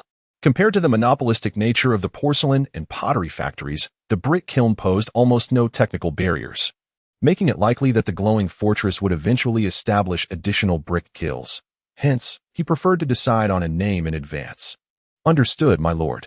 Armed with the initial 3 gold coins for startup capital, young William departed from the estate's annex. The subsequent 7 gold coins would be delivered once work commenced on the brick kiln, along with a supervisor assigned to oversee the operation, just as young William left.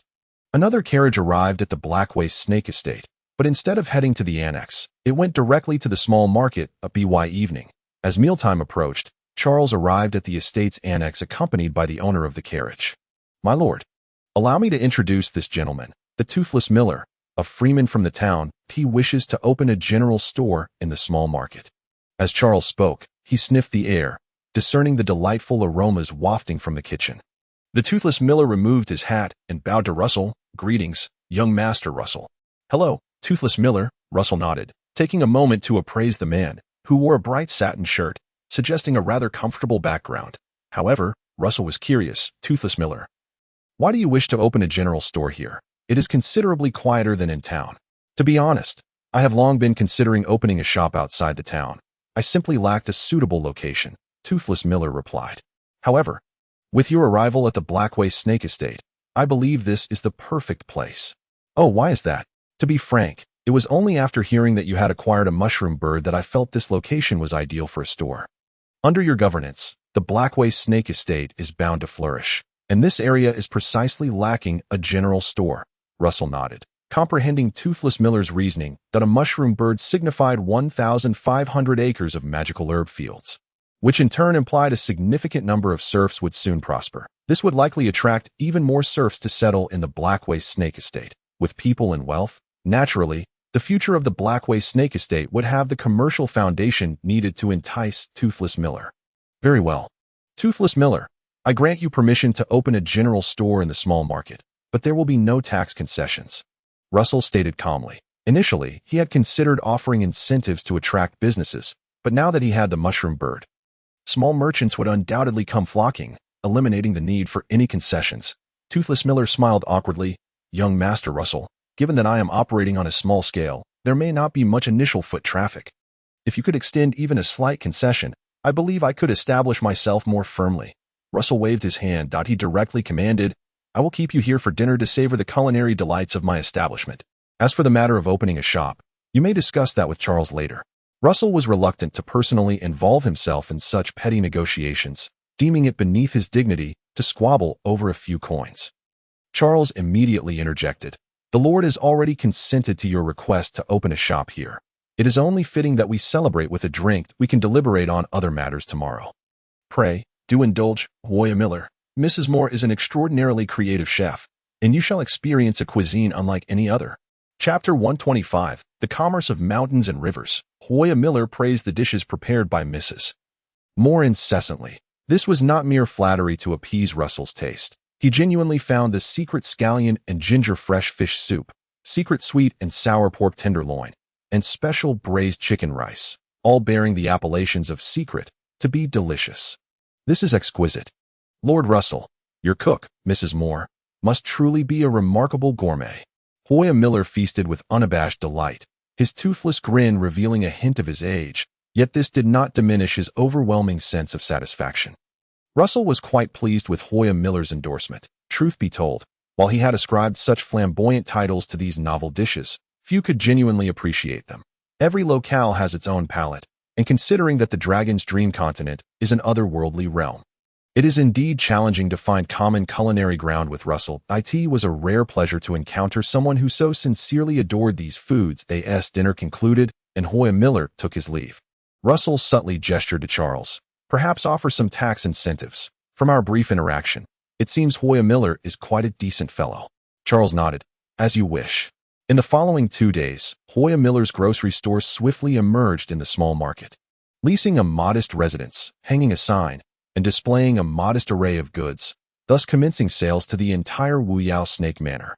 "Once your rubble bricks are ready, I shall construct a grocery store that serves both as a shop and a residence," Hoya Miller promised. "I shall grant you an 8% discount." Russell waved his hand. "If your family is willing to settle in Wuyao Snake Manor, I shall allocate an additional 100 acres of land to you." "Is that truly so, my lord?" "Indeed. Then I shall return to discuss it with my family. That I can assure you, once the grocery store is completed, my wife and I will definitely settle here. As for my sons, that will depend on their own preferences." "Very well, it is settled." It was merely some wasteland. Russell did not mind distributing a portion if it meant increasing the populace. After all, no one was cultivating those lands, and it would be a means to collect some tax revenue. Freemen farming would certainly yield lower taxes compared to serfs, yet it would still represent a gain. Later that evening, the familiar GA sound echoed as the little dream dragon, having consumed 2 breaths of dragon flame and slept for 6 days, returned once more. "Ice cream, my mighty dragon. GA, let us take flight. Ice cream and sword butterfly. We shall explore the manor. For it has been far too long, and I have nearly forgotten the appearance of its pathways."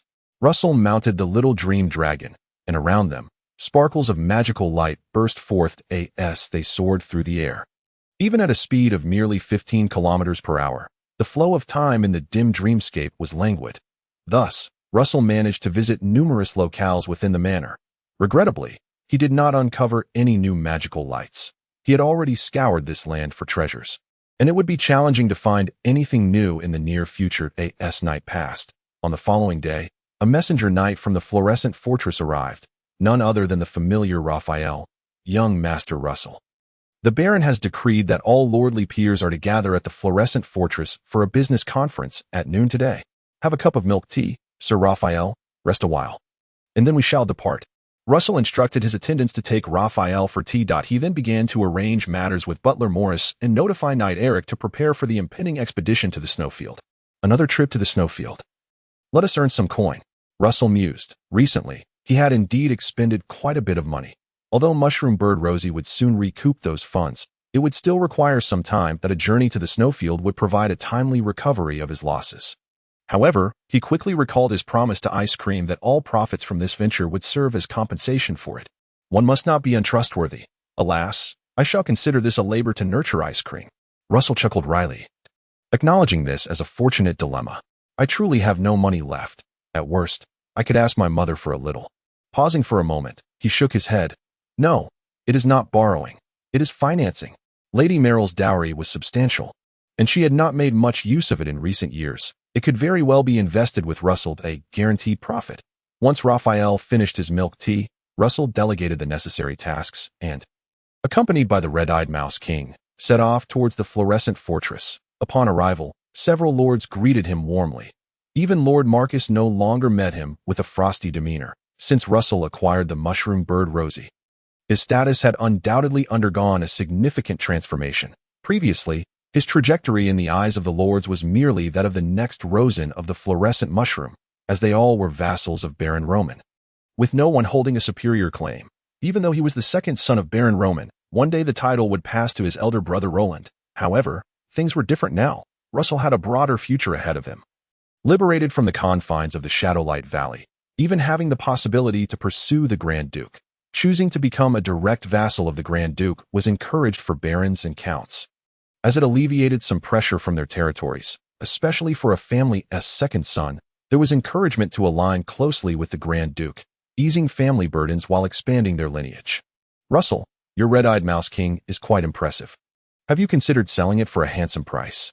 Old Lord Sally gazed enviously at the red-eyed Mouse King. His son had already become a great knight, yet lacked the opportunity to contract a phantom beast. Thus, Old Lord Sally harbored hopes that his son would bond with a phantom beast, were it not for the fact that a phantom beast could only have one master in its lifetime. He might even have been willing to sacrifice himself to let his son contract the black-feathered crow. I'm afraid not, your lordship, Russell replied, shaking his head in refusal. Phantom beasts are treasures beyond price. And the red-eyed Mouse King's magic, bloodthirsty flicker, was something he himself coveted greatly. Should he reach the level of a great knight in the future, without a better option, he would choose to contract the red-eyed Mouse King.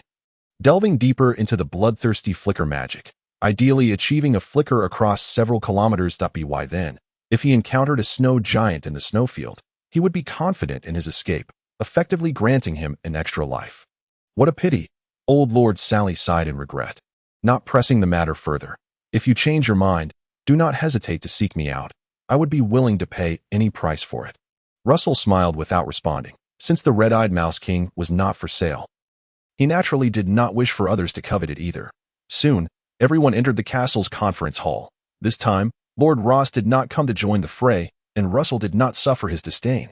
The conference room's walls were adorned with a massive map, meticulously detailing the geography of the entire Shadowflame Duchy, its mountains, lakes, and vast stretches of snowfields. The Baron held a pointer, indicating a narrow valley terrain at the bottom of the map. This year, the warm season has arrived swiftly, and several trade routes are devoid of significant snow demon hordes. In a little while, I expect the minor snow demons to retreat as well. He raised the pointer, pointing to several dashed lines extending from the valley terrain, representing trade routes. Baron Roman continued.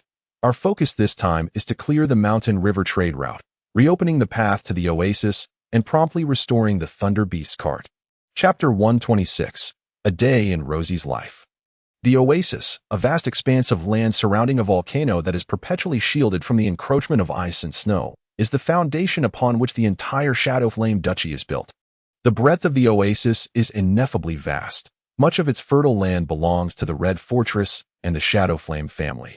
Over the generations, nearly 300 noble lords have been bestowed lands surrounding the territory, safeguarding the entire oasis, rendering it impervious to the harshest storms. However, beyond the oasis, there exist warm enclaves akin to satellites, such as the Three Forks River and the Shadowlight Valley.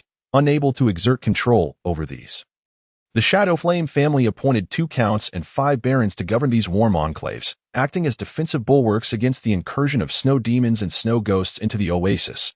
Indeed, this year, the snow demons are lackluster. How can they be so feeble before the scorching summer? Lord Etris lamented. Less complaining, Etris, Baron Roman retorted. With fewer snow demons, we can concentrate more on governing our territory, managing it properly, and if possible, expanding some new farmland. That requires population, my lord, Etris pointed out. If the Thunder Beasts are restored to service early this year, could we not engage in some serf trading? Indeed, my lord, Lord Marcus chimed in. The oasis has rested for 20 years, and its population has grown significantly. We could buy a bash to bolster the territory. Compared to the oasis, the satellite enclaves were harsh lands, struggling to increase their population.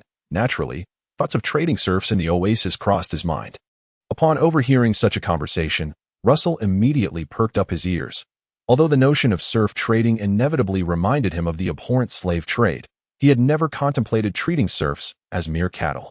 Instead, he envisioned introducing a batch of immigrants to cultivate the land, in his previous life on Earth. Major cities competed fiercely for population, each enacting various attractive policies. He mused quietly. If I set the welfare benefits a bit higher, I might attract some exceptional talents to settle at the Wu Yaoshi Manor. At that moment, Baron Roman remarked, let us first restore the lightning beasts for transport. Trading serfs requires the permission of the Red Fortress. We can test the waters with the Duke's sentiments. Thus, the plan was established. After the meeting, a lavish lunch ensued, and by the afternoon, the lords returned to their territories to prepare their nightly squats. Russell was no exception. In addition to the regular morning and evening nightly lessons, he added several extra sessions for the cultivation of fighting spirit and martial skills. As the saying goes, a sharpened sword is not swift, yet it shines. Although the expedition to the snowfields promised profit, dangers were inevitable, and caution was paramount. Chirp. While diligently practicing the radiant sword technique, the mushroom bird, Roxy, landed upon his shoulder. As Russell moved, Roxy swayed with him, occasionally preening her splendid green feathers, a sight most endearing. Russell paused his swordplay and gently tapped Roxy's head, saying, Little one, go play elsewhere. I must continue my training. Chirp.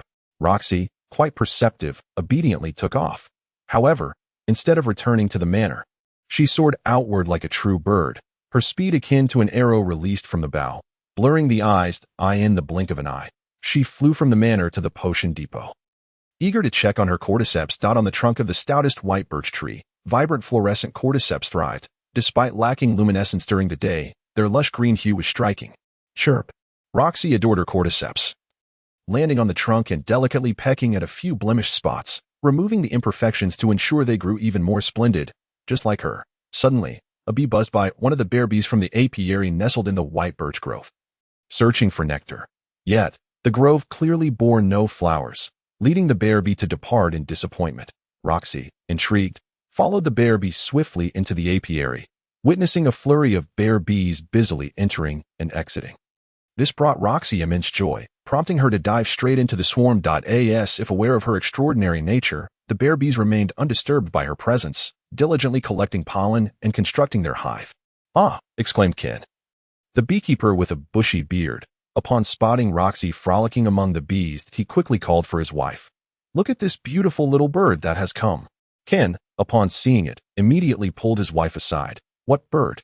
This is the esteemed mushroom bird, Lady Roxy. Oh, did you not hear the foreman say? The Lord possesses a splendid green mushroom bird named Lady Roxy. All subjects must refrain from causing her any harm. Those who do will face immediate execution. Oh, enough of that. Come and pay your respects to Lady Roxy. Grabbing his wife's hand, Kin hurried to the edge of the swarm, bowing deeply from a distance. "We were unaware of your presence, Lady Roxy. That we are truly remiss. And we hope you do not hold it against us. May you enjoy your time here." Roxy tilted her head, perplexed by their antics. However, her interest waned quickly, and she lost fascination with the bear bees as well. Flapping her wings and taking off like an arrow. It was only after Roxy had departed that Kin's wife complained, "I wonder if Lady Roxy has devoured the queen bee. There are only a few queens in the hive." "Impossible. Lady Roxy is a miraculous creature, a mushroom bird." Kin replied, "She would never consume such things. She only feeds on jade powder. Do you know what that is? A byproduct of metals and gemstones. They exclusively eat jade powder." "Very well. But Lord Russell truly has a grand heart, allowing such a beautiful mushroom bird to fly about freely. Who would dare harm her? Moreover, no one could even lay a finger on her." Kin, being quite knowledgeable, added, "I have heard that sprites and mushroom birds can reincarnate. Even if you were to slay her, she could resurrect from the cordyceps." He further elaborated, "And you saw her speed. She vanished in an instant. Who could possibly catch her? Surely, one could ensnare her. Perhaps she could simply burst through the net. In any case, stop your idle musings. She is a treasure of the nobility, not something we common folk can covet. I can't help but wonder if we might incur the ire of the noble lord." Kin's wife murmured softly. Kin shot her a stern look. "Do not even think it. The dragon watches. The lord is a noble under the dragon's gaze." At the mere mention of dragons, Kin's wife shrank back, obediently replying, "I understand. I will cease my thoughts. By the dragon above, I have thought nothing. Please do not let your gaze fall upon me. The dragon is the most devout belief on the dragon-sleep continent." Chirp. Chirp. Roxy returned to the manor just as Russell completed his additional training. She alighted on his shoulder, chirping animatedly, seemingly recounting the day's delightful adventures. Sensing the little one's joy within, Russell too felt uplifted. Laughing heartily, "You may only flit about nearby. Do not venture farther, understood?" Chirp. Chapter 127.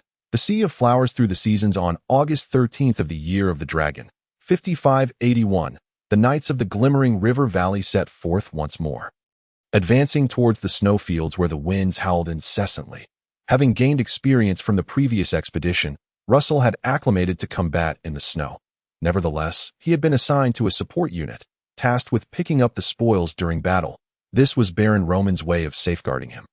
After all, Russell was only 16 this year, having just celebrated his coming-of-age ceremony. Facing the icy blades of snow demons was indeed rather harsh. Were he another youth, he might feel stifled, ashamed, and would likely muster all his resolve to prove his worth by recklessly charging at the snow demons. But Russell was different, that he humbly and joyfully accepted the protection of being a spoils collector, relishing the chance to engage with the small groups of snow demons that the knights overlooked. Occasionally, he would allow Eric and the others to unleash a snow demon for him to face alone. The minuscule mark of the sword butterfly burned in the palm of his hand, as each move and technique he executed in battle would nourish it, silently accumulating strength. When that strength reached its zenith, perhaps it too would undergo transformation, much like the mushroom insect as for what it would evolve into. That remained unknown for now. Done. After executing a complete set of the radiant sword technique, the snow demon before him was swiftly cleaved into dozens of pieces, writhing on the ground. There was no need for Russell to strike again. As the knight squire, Jack, crouched down to crush the demon's head, deftly extracting the ice hail pearls within. The ice hail pearls of ordinary snow demons were quite uniform, regardless of whether they had been armored knights or commoners in life. As long as they possessed some degree of power, they would transform into ice hail energy. Amidst the heavy snowfall, the snow demons continuously absorbed strength from the ice and snow to enhance their own ice hail power. Over time, the prowess of the snow demons would converge, hence the ice hail pearls they produced were nearly indistinguishable. Only those who had recently died and been resurrected only to be slain again would yield inferior ice hail pearls. That's the 6th ice hail pearl. My lord, Jack said with a broad smile. This was merely the first day of their march, and they had already collected 6 snow demon heads, truly a fortuitous beginning. Initially, due to the unusually fierce warmth of this year's summer, the snow demons had retreated too quickly, leaving the others with little hope for substantial gains. Indeed, this is promising. I hope more snow demons make an appearance, Russell replied with a smile, wiping the sweat that had cooled from the wind and snow from his forehead. He gazed towards the distant, snowy horizon, anticipating the bounty of the days to come. This journey was intended to procure sustenance for the little dream dragon, replenishing the energy expended from its continuous fiery breath. When compared to sprites and other fantastical creatures, Russell undoubtedly felt more concern for the little dream dragon, for it was a fledgling giant dragon. Only when the little dream dragon matured could he accompany it to the pinnacle of life. The future was destined to be radiant and resplendent, yet the present necessitated arduous survival that he had to rely on the little dream dragon to amass sprites and mythical beasts, thereby augmenting his own strength to better acquire ice hail pearls and even ice soul pearls, providing nourishment for the little dream dragon's growth. To gain, one must be willing to part with something. Only through sacrifice can one achieve, he mused, sheathing the jade ceramic sword. Russell mounted his horse, and the squad swiftly departed to catch up with the majority of the knightly order. Along the way, Eric, not forgetting his role as Russell's knightly instructor, engaged him in a discussion regarding the practical techniques of the radiant sword technique. Should I perhaps study additional sword techniques, my lord? I would advise against it for now. Eric held a differing opinion. Your mastery of the radiant sword technique is already profound, and until you ascend to the rank of Grand Knight, your fighting spirit cannot manifest externally. Mastering this technique is sufficient. The radiant sword technique originated from the sacred Radiant Empire, the first kingdom established by humans after they began riding dragons. Although its existence was brief, its impact on future generations was both extensive and profound. The system of nobility was pioneered by the sacred Radiant Empire, and similarly, the radiant sword technique has been passed down from that illustrious realm. In the span of merely 5,000 years, the radiant sword technique has undergone countless modifications and enhancements, transforming into the quintessential foundational martial skill for knights to cultivate their fighting spirit. Every knight has practiced the radiant sword technique. Indeed, Russell nodded in agreement. Most advanced martial skills of today necessitate the external manifestation of fighting spirit. I should indeed delve deeper into the radiant sword technique. His proficiency in the radiant sword technique originated from the sword butterfly amberbuck. Yet, a vague sensation lingered within him. The insights provided by the sword butterfly did not represent the pinnacle of understanding the radiant sword technique. It resembled great accomplishment rather than perfection, and attaining perfection would require his own comprehension. The sword butterfly is merely a mystical ancient butterfly, buried beneath the earth for countless years, drawing strength from the earth's power rather than deriving power through its own understanding. Thus, it could not grasp the ultimate essence of swordsmanship. After all, swordsmanship is inanimate, while humans are alive. As night fell, Russell rode his dream dragon, meandering aimlessly across the snowy plains, hoping to discover the magical light of the snow demon. Regrettably, his search yielded no results, and in frustration, he could only feed the few ice hail pearls he had collected during the day to his dream dragon, considering it a partial repayment of interest. The dream dragon warned Russell not to forget to settle the remaining debt. Principal and interest included. Relax, relax. Upon waking the next morning, Russell chuckled as he recalled the events of his dark dream. This ice cream is becoming increasingly difficult to deceive. It seems that consuming more ice hail pearls indeed aids its growth, significantly enhancing its intelligence. In the subsequent 2 days, neither he nor the dream dragon could locate the snow demon, and they continued to feed the ice hail pearls collected during the day to the dream dragon. As a result, Russell found himself empty-handed in the snowy plains over the past few days. In the coming days, he failed to make any significant gains. He would suffer considerable losses, especially considering the supplies needed and rewards for his subordinates in the form of ice hail pearls. I must quickly encounter the great snow demon. No. The riding blue skin. No. I should directly encounter the blue skin, ride it, and let the dream dragon feast to its heart's content. That way, I won't have to worry about the few ice hail pearls I painstakingly collected during the day. With such anticipation, Russell followed the nightly order to the most significant cold spring point along the river and mountain trade route, the Sea of Seasonal Flowers, with the ice and snow great wall resembling a white dragon. Slowly delved beneath the eternally frozen ice cap before entering the vast ice cavern of the Sea of Seasonal Flowers, which dwarfed any other cold spring point. Subsequently, its body emerged from the ice cavern's opposite end, continuing to crawl and meander across the boundless snowy plains. Chirp, chirp.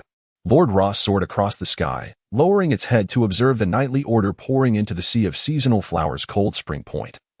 As if witnessing a colorful eye sprouting from the white ice cap, the colors within that eye mirrored the vibrant flowers that blanketed the entire cold spring point.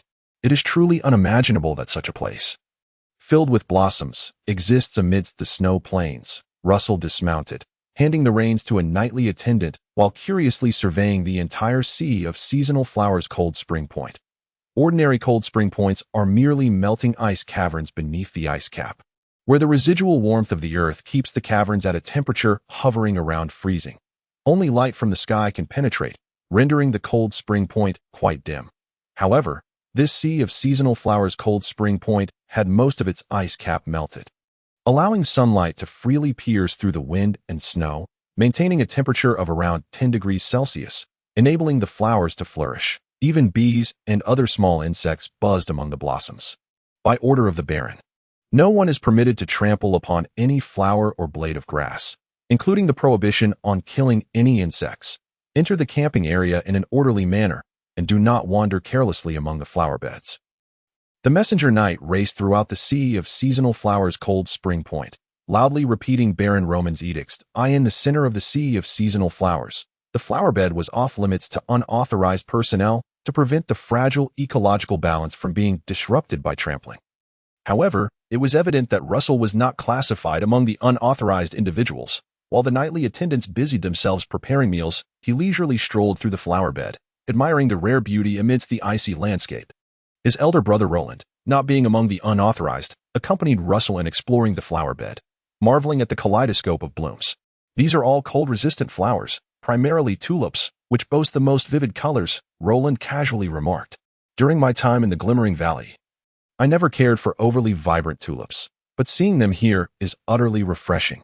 Indeed, Russell concurred. The two brothers engaged in idle conversation. A rustling sound suddenly emanated from the tulip flowerbed, followed by the emergence of a tiny creature that curiously approached the flowerbed path. Gazing intently at the two men, Russell, equally intrigued, observed the creature resembling a chick, approximately the size of a quail, perhaps even smaller than a palm's breadth. Yet, it had a mouth lined with sharp teeth and clawed limbs covered in feathers, with its body, neck, and hind limbs adorned with fluff, while its tail sported longer feathers akin to those of its front limbs. Both the feathers and fluff were quite flamboyant. Its small eyes shimmered with blue light. Fixating on Roland and Russell. What manner of creature is this? I don't believe I've encountered it before, Russell remarked, wishing to step closer for a clearer view. However, the creature, startled, swiftly darted back into the neighboring flowerbed. Its running style bore no resemblance to that of a chick. Its elongated body and powerful hind legs gave it an almost wild appearance. Russell immediately pursued it but was restrained by his elder brother Roland, who placed a hand on his shoulder. Do not chase it. That is a quail dragon, a unique elemental beast of the sea of seasonal flowers. Quail dragon. Russell halted. What elemental beast warrants such a regal title? You've heard of the pseudo-dragon. Haven't you? Naturally, Russell nodded. In certain knightly novels, mythical beasts are not the pinnacle of evolution. Rather, some mythical creatures, through fortuitous circumstances, can transcend the confines of power and evolve into higher life forms, even usurping the authority of dragons. The authority of dragons encompasses the creation of resources and the warming of the earth. These mythical creatures that evolve into extraordinary beings are said to be capable of producing resources and warming their surroundings. Yet they are neither true dragons nor bipedal wyverns, thus earning the designation of pseudo-dragons. Russell found this concept quite appealing when reading knightly novels, but he expressed his skepticism. Such extraordinary creatures must be mere fabrications of novelists. I have yet to encounter any evidence of pseudo-dragons in legitimate literature. In the entire Shadowflame Grand Duchy, pseudo-dragons do not exist, at least. For hundreds of years since its founding, there have been no records of mythical beasts evolving into pseudo-dragons. I cannot claim to know whether pseudo-dragons exist, Roland shrugged. However, these quail dragons are said to be descendants of pseudo-dragons. I recall a scholar verifying that quail dragons can refine magical power without artificial rearing, which serves as compelling evidence. Is that so? If that's the case, then the bear bees I discovered would also be a type of pseudo-dragon descendant. Russell quickly connected the dots. That's different, Roland scoffed. Bear bees are merely insects. How can they be associated with pseudo-dragons? Russell frowned. Why not? Insects can evolve into mythical beasts as well. Roland stammered momentarily, but shook his head. That's not the same. Quail dragons at least exhibit some dragon-like traits, making it somewhat plausible to regard them as descendants of pseudo-dragons. Bear bees are just bees, lacking any dragon-like appearance. Humans from the Dragon-S slumber continent consider dragons to be the most beautiful creatures in existence. Bipedal wyverns possess the graceful form of true dragons, albeit missing a pair of forelimbs, thus ranking as the second most beautiful beings. It can be said that the more a creature resembles a dragon, the more aesthetically pleasing it is. The blind dragon might be an exception, merely an ordinary fish, but because it is exceedingly delicious, it is bestowed with the title of dragon, though the name is precious. People do not hesitate to waste it on mundane matters. All right, let us not argue about this, Russell said. Brother, are these quail dragons considered wild elemental beasts? Indeed. Has no one ever thought of capturing them for artificial rearing? Of course. But without exception, all attempts have failed. These little creatures are innately wild and cannot be domesticated.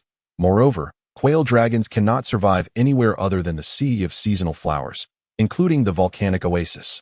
Why is that? How would I know? Just don't disturb them. Great scholars believe that the presence of quail dragons provides warmth to the sea of seasonal flowers. That I heard from my father that during the time of our great-grandfather, when the family opened the river and mountain trade route, Russell's great-grandfather was the first Baron of Glimmer, who discovered the newly birthed Lord Ross, thereby establishing the foundation of the Glimmering Valley. It was also this great-grandfather who opened the river and mountain trade route and located this cold spring point in the sea of seasonal flowers. At that time, no one understood the significance of quail dragons, and they were captured for roasting and eating. However, with each quail dragon consumed, the sea of seasonal flowers grew a bit colder, and by the time they nearly wiped out the quail dragons, the sea of seasonal flowers had frozen solid. Roland vividly recounted stories from his childhood to Russell. At that time, there was a great scholar accompanying us. Upon investigation, the scholar discovered that the quail dragon serves as the guardian of this sea of seasonal flowers. Subsequently, through the diligent efforts of the scholar, the last few quail dragons were preserved. A new batch of quail dragons hatched from their eggs. The temperature of the seasonal flower sea gradually returned to its former warmth, transforming it into the most exquisite pearl along the merchant pathways of mountains and rivers. Is this story true? Russell inquired. Indeed, it is true. You may ask Father. In any case, the quail dragons are the guardians of the seasonal flower sea, placed here by the shadow flame dragon. Not only do we have guardians here, but there are also many places outside that are protected by the shadow flame dragon, with the quail dragon being merely one among them. After listening to his elder brother Roland's narrative, Russell remained somewhat skeptical. Thus, he directly sought confirmation from Baron Roman. The Baron, who was enjoying his dinner, responded seriously, I cannot say whether the quail dragon is a descendant of the false dragon, but it is undoubtedly an extension of the shadow flame dragon, intricately linked to the seasonal flower sea, and I will not permit you to harm them. Rest assured, Father, I am merely curious, Russell replied. It is natural for young people to be curious, but you must understand that our warm abode relies heavily upon the shadow flame dragon. All the wondrous creatures here are manifestations of the shadow flame dragon's power. Every answer lies within the shadow flame dragon. After a pause, his tone softened somewhat as he added, Russell, there is no need to trouble yourself with unraveling these mysteries. To revere it, adapt to it, and utilize it is the best way for us to coexist with these extraordinary beings. I understand. Shall we share a drink? Baron Roman gestured for Russell to pour himself some wine. However, Russell shook his head. No, without rules, there can be no order. I shall dine with my subordinates instead. He was the son of Baron Roman, yet he was also the Baron's vassal.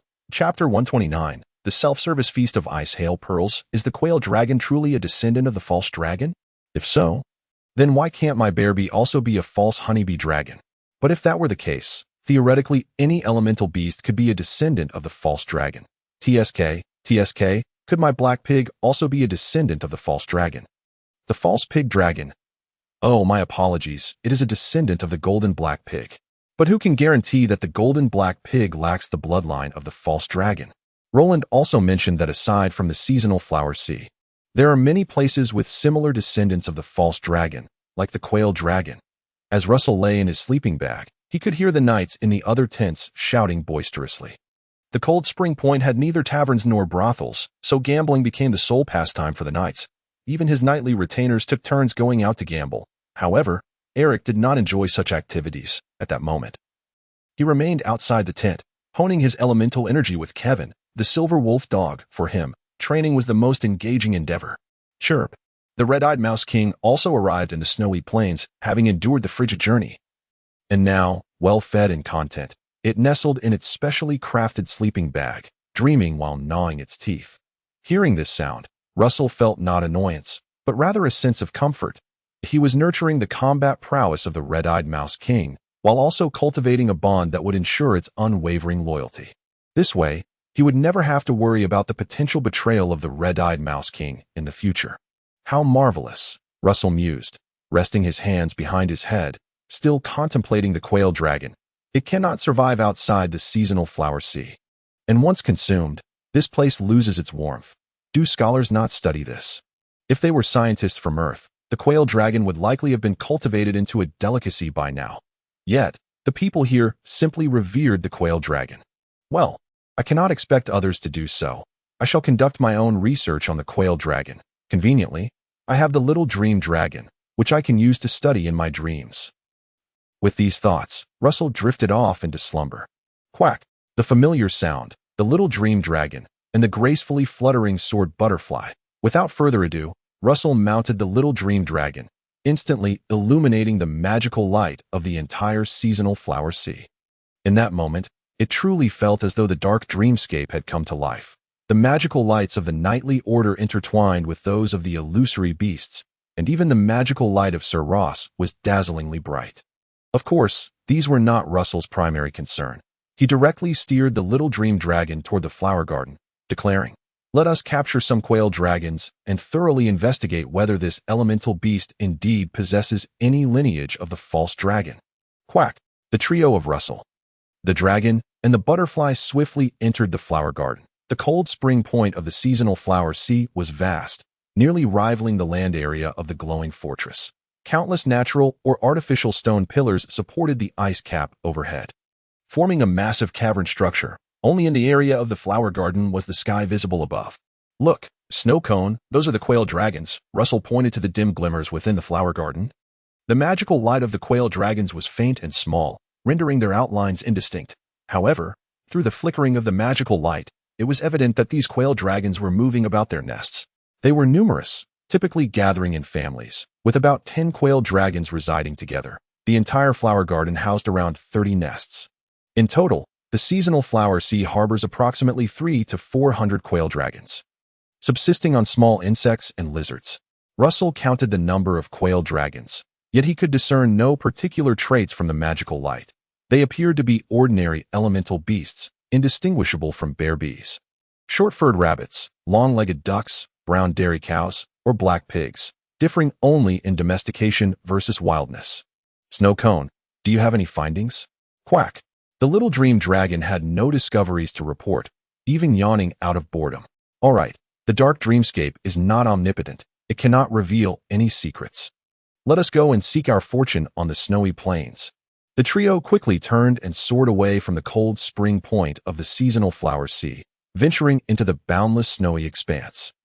Hopeful for a chance encounter with a small group of snow goblins to supplement the little dream dragon, Russell soon spotted a bluish glow emanating from the dark world in the distance. "It is the snow goblins," Russell exclaimed with delight. The little dream dragon also croaked excitedly, furiously flapping its small wings, accelerating from its usual speed of 15 kilometers per hour to a remarkable 20 kilometers per hour as it rushed toward the group of snow goblins, reaching them in mere minutes. 8 snow goblins, Snow cone. Come, do not be shy. Feast to your heart's content. Russell laughed heartily, as the snow goblins were oblivious to the dark dreamscape, unconcerned about their noise. Quack! The little dream dragon wasted no time, opening its mouth wide to suck in one of the snow goblins. Instantly, a whirlpool of bluish magical light coalesced at the snow goblin's head. The snow goblin, in a daze, showed no reaction, allowing the whirlpool to gather all the bluish light and condense it into an ice-hail pearl, which then fell into the little dream dragon's mouth. Crunch! The little dream dragon chewed once and exclaimed, "Quack! Do not gloat, Snow cone. Let us save time and focus on eating." Russell patted the little dream dragon's head and looked up to see more bluish light blooming in the distant dark world. Wow! What is happening today? An all-you-can-eat buffet. Quack! The little dream dragon clearly saw the bluish light in the distance, aware that delicious treats awaited. Without further delay, It devoured the remaining 7 ice hail pearls from the snow goblins. These snow goblins, with their low intelligence, acted solely on instinct, standing foolishly as they were consumed by the dreamscape. After finishing this group of snow goblins, the trio swiftly flew to the next group.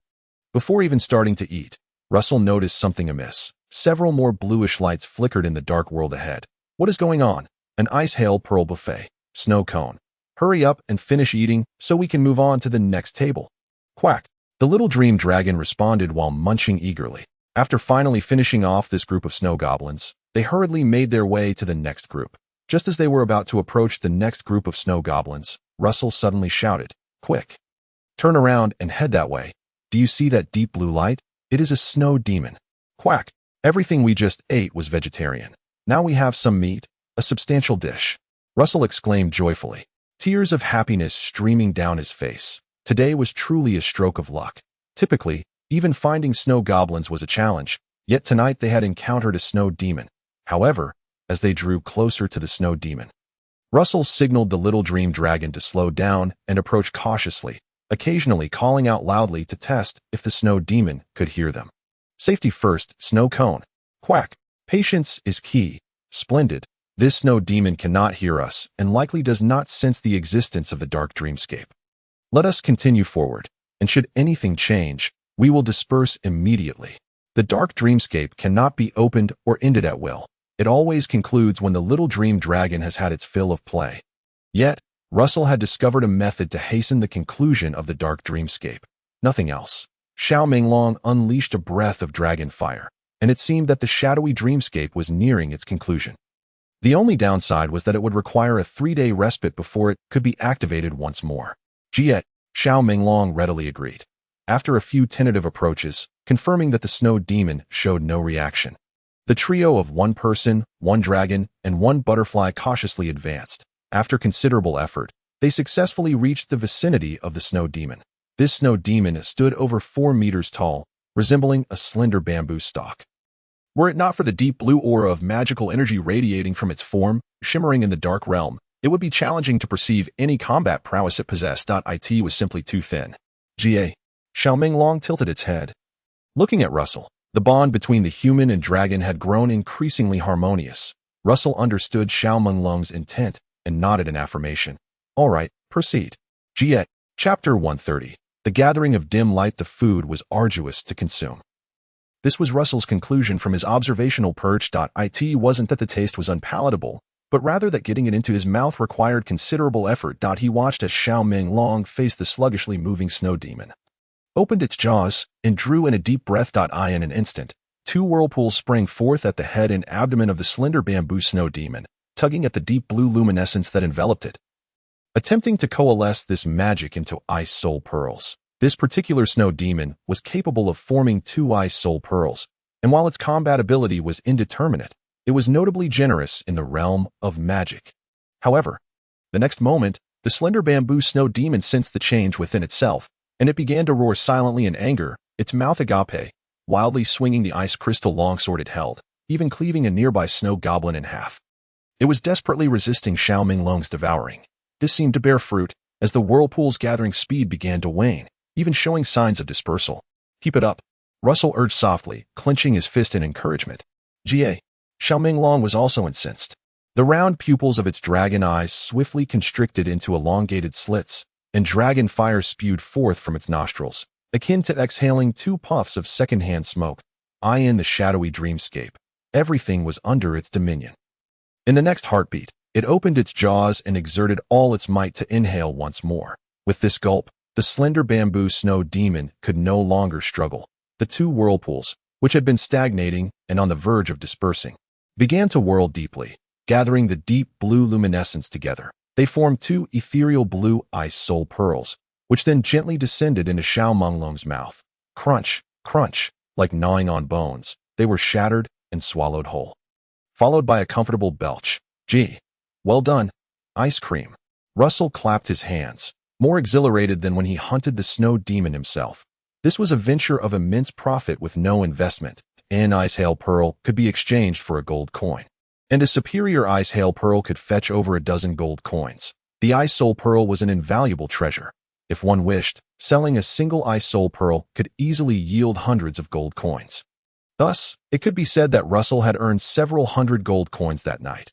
Although all this wealth would be spent on Xiao Menglong and could not return to reality as a single copper coin, it would at least alleviate the expenses of feeding Xiao Menglong. For the ensuing journey, Xiao Menglong would no longer covet the few ice hail pearls in Russell's possession. In his excitement, he took a glance at the spot where the slender bamboo snow demon had been. The deep blue luminescence had vanished.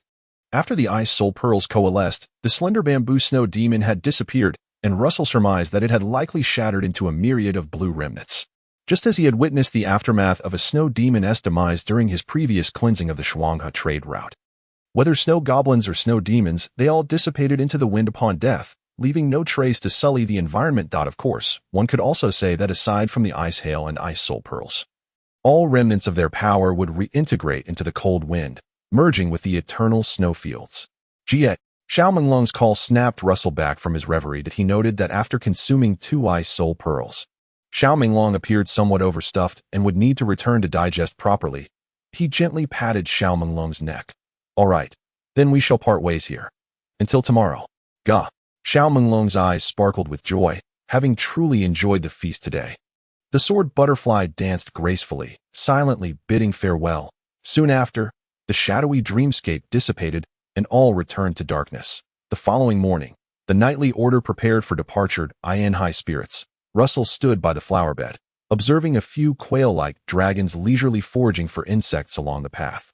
And he tossed over his leftover bread. The quail-like dragons were startled and scurried away, but soon regrouped around the bread he had discarded, chattering and competing for the morsels. They resembled a flock of feathered mini dinosaurs, perhaps embodying the beautiful form of dragons as Roland had mentioned.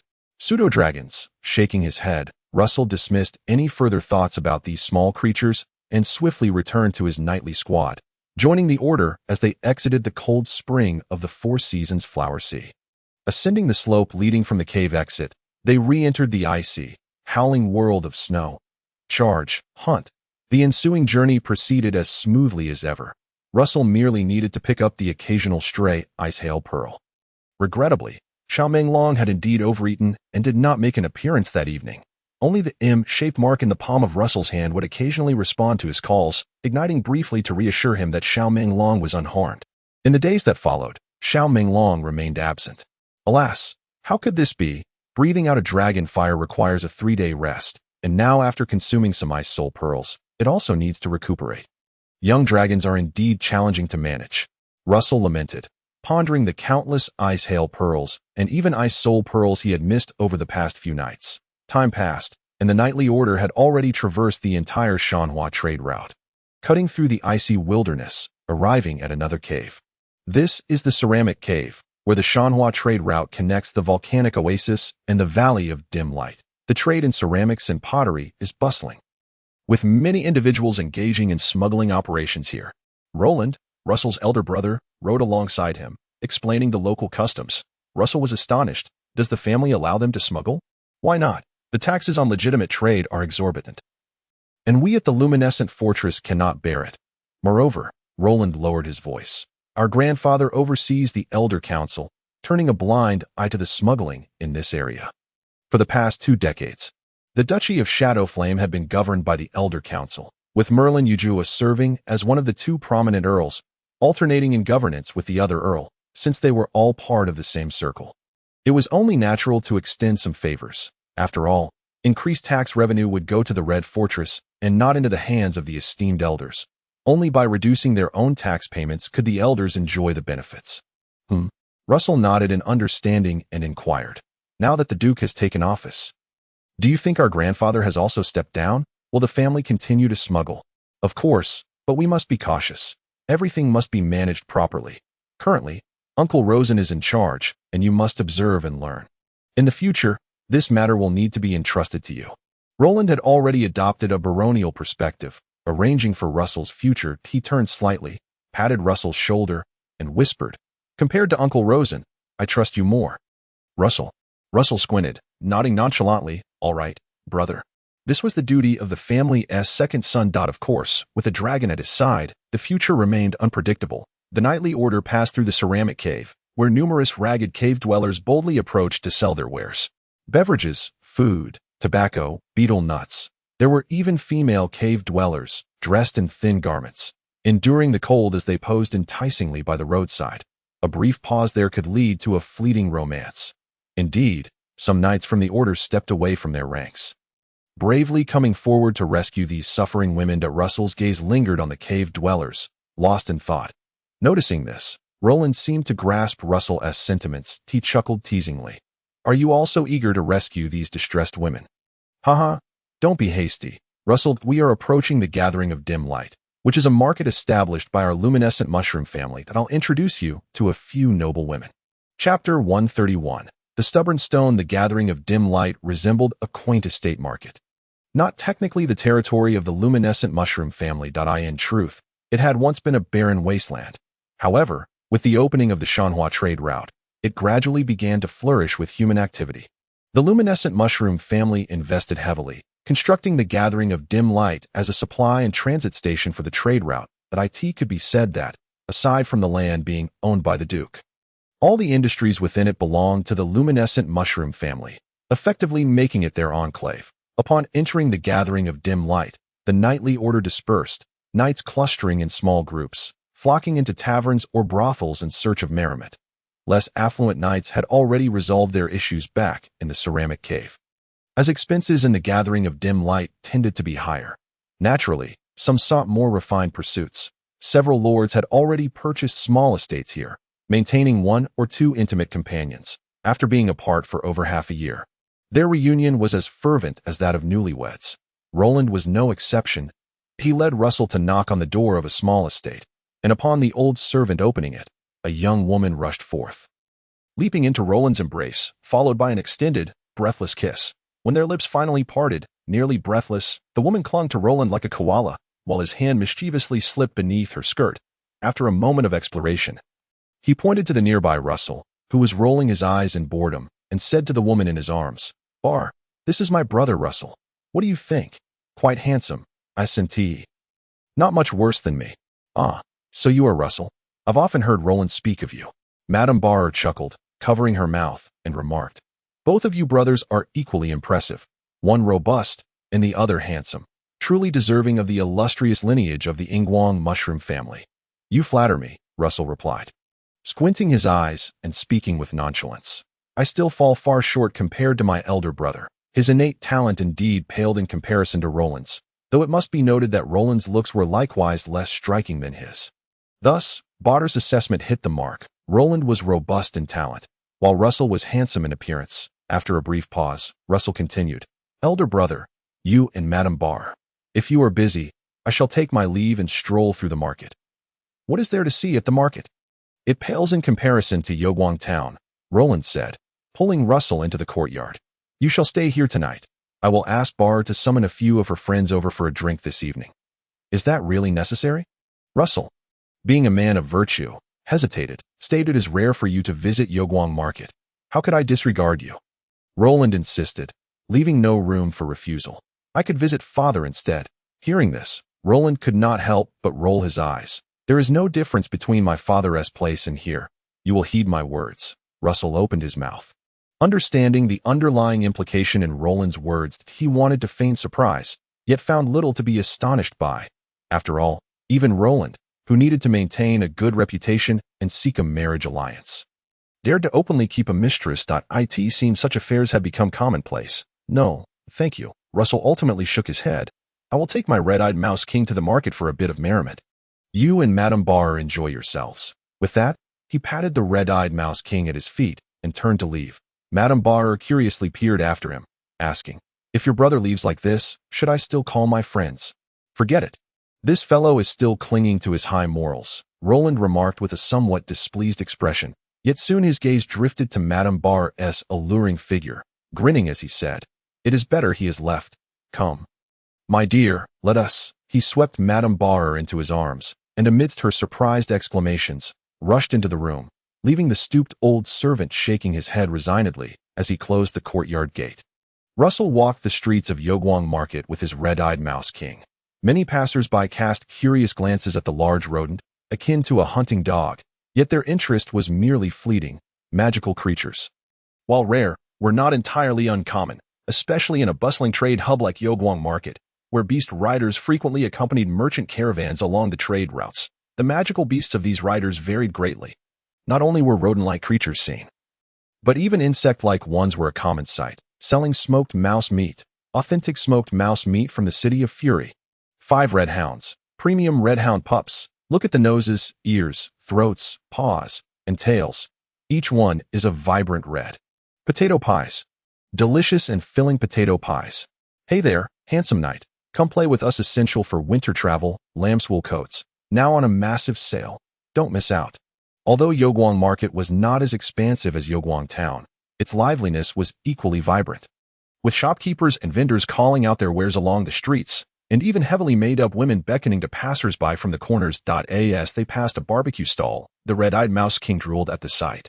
Observing this, Russell bought several juicy skewers of meat to feed the creature. Sir, is this your contracted magical beast? The shopkeeper inquired, eyeing the red-eyed mouse king with curiosity. Indeed it is. What a truly magnificent rat.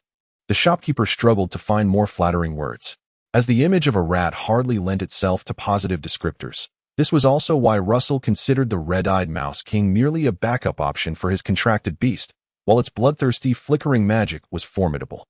Its appearance did not match Russell's own dashing charm. He envisioned a beast that was both powerful and striking, like Baron Roman's silver-winged wind fox, Uncle Rosen's golden glimmer lynx, or Knight Kindle's aurora hunting falcon.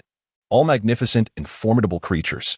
After feeding the red-eyed mouse king, Russell left the barbecue stall and continued to stroll. Along the way, he encountered knights from the knightly order also out for a walk. Their greetings were limited to a simple young master Russell. These knights were not his subordinates, merely maintaining the facade of politeness without genuine reverence. Before long, he found himself at the entrance of a stonemason's shop. Outside lay a plethora of stone carvings, from tables and benches to grinding stones, stone tablets and columns, even a stone dragon poised to take flight with its wings spread wide.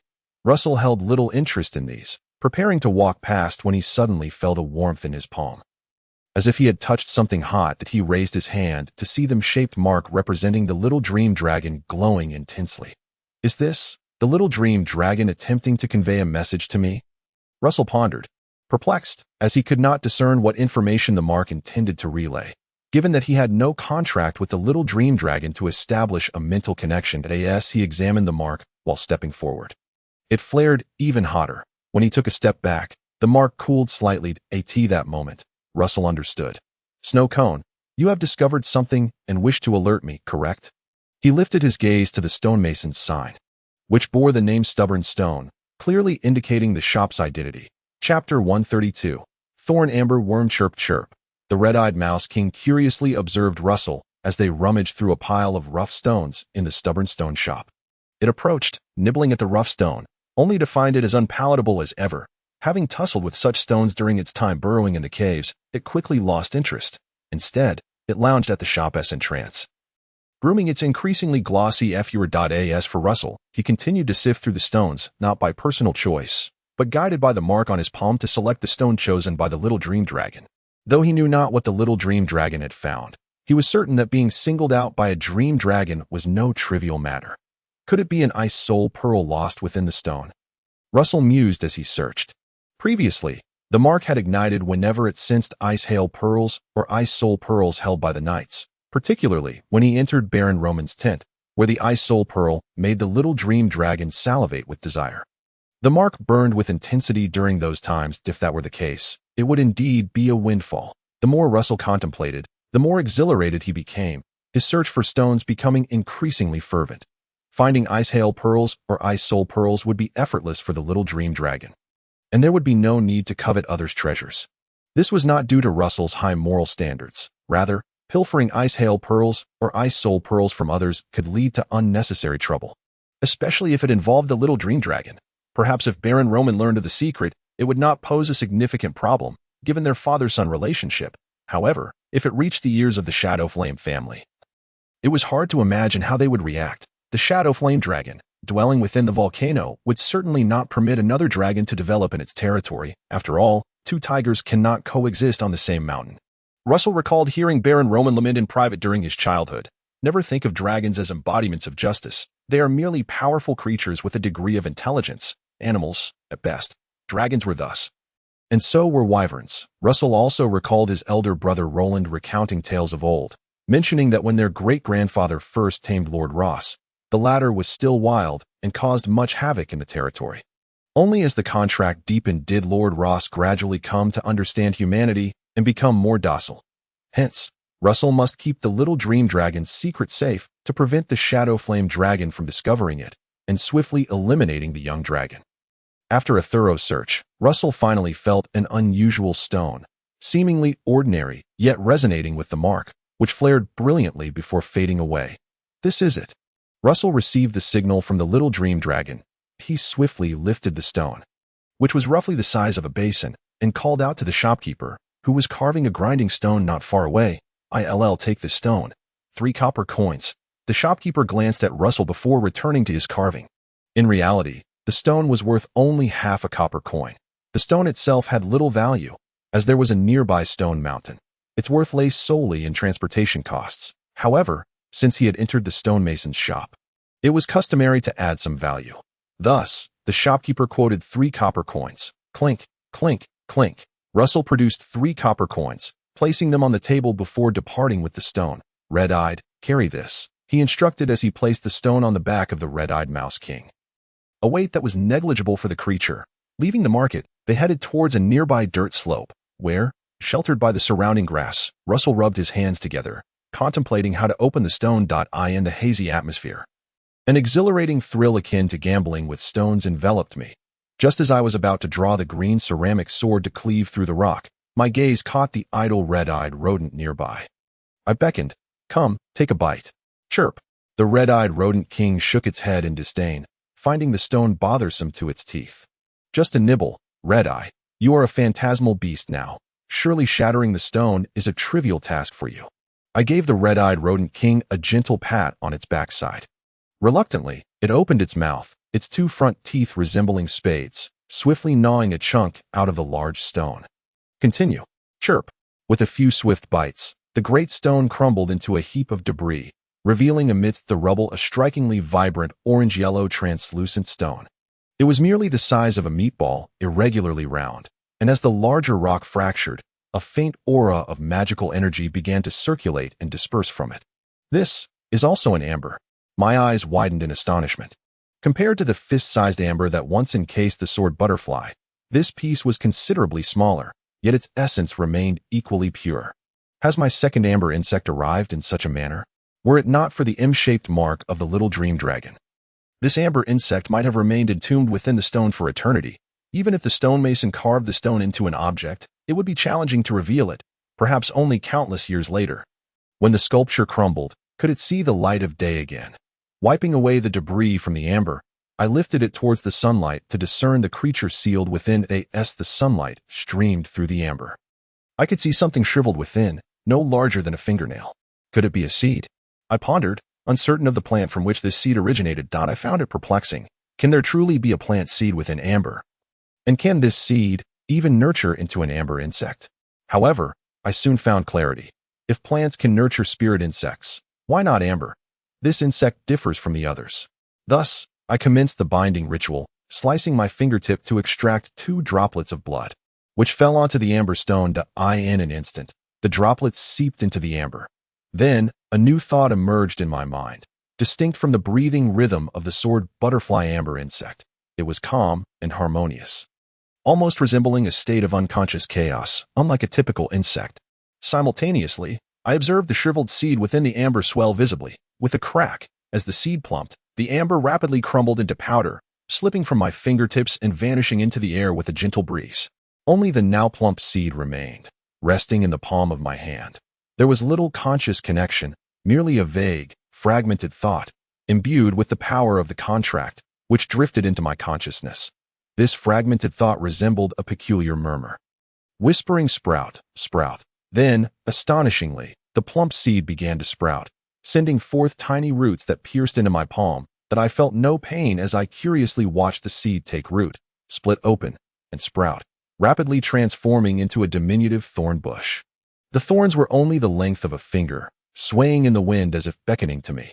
The murmurs of sprout, sprout, evolved into whispers of sunshine, joy.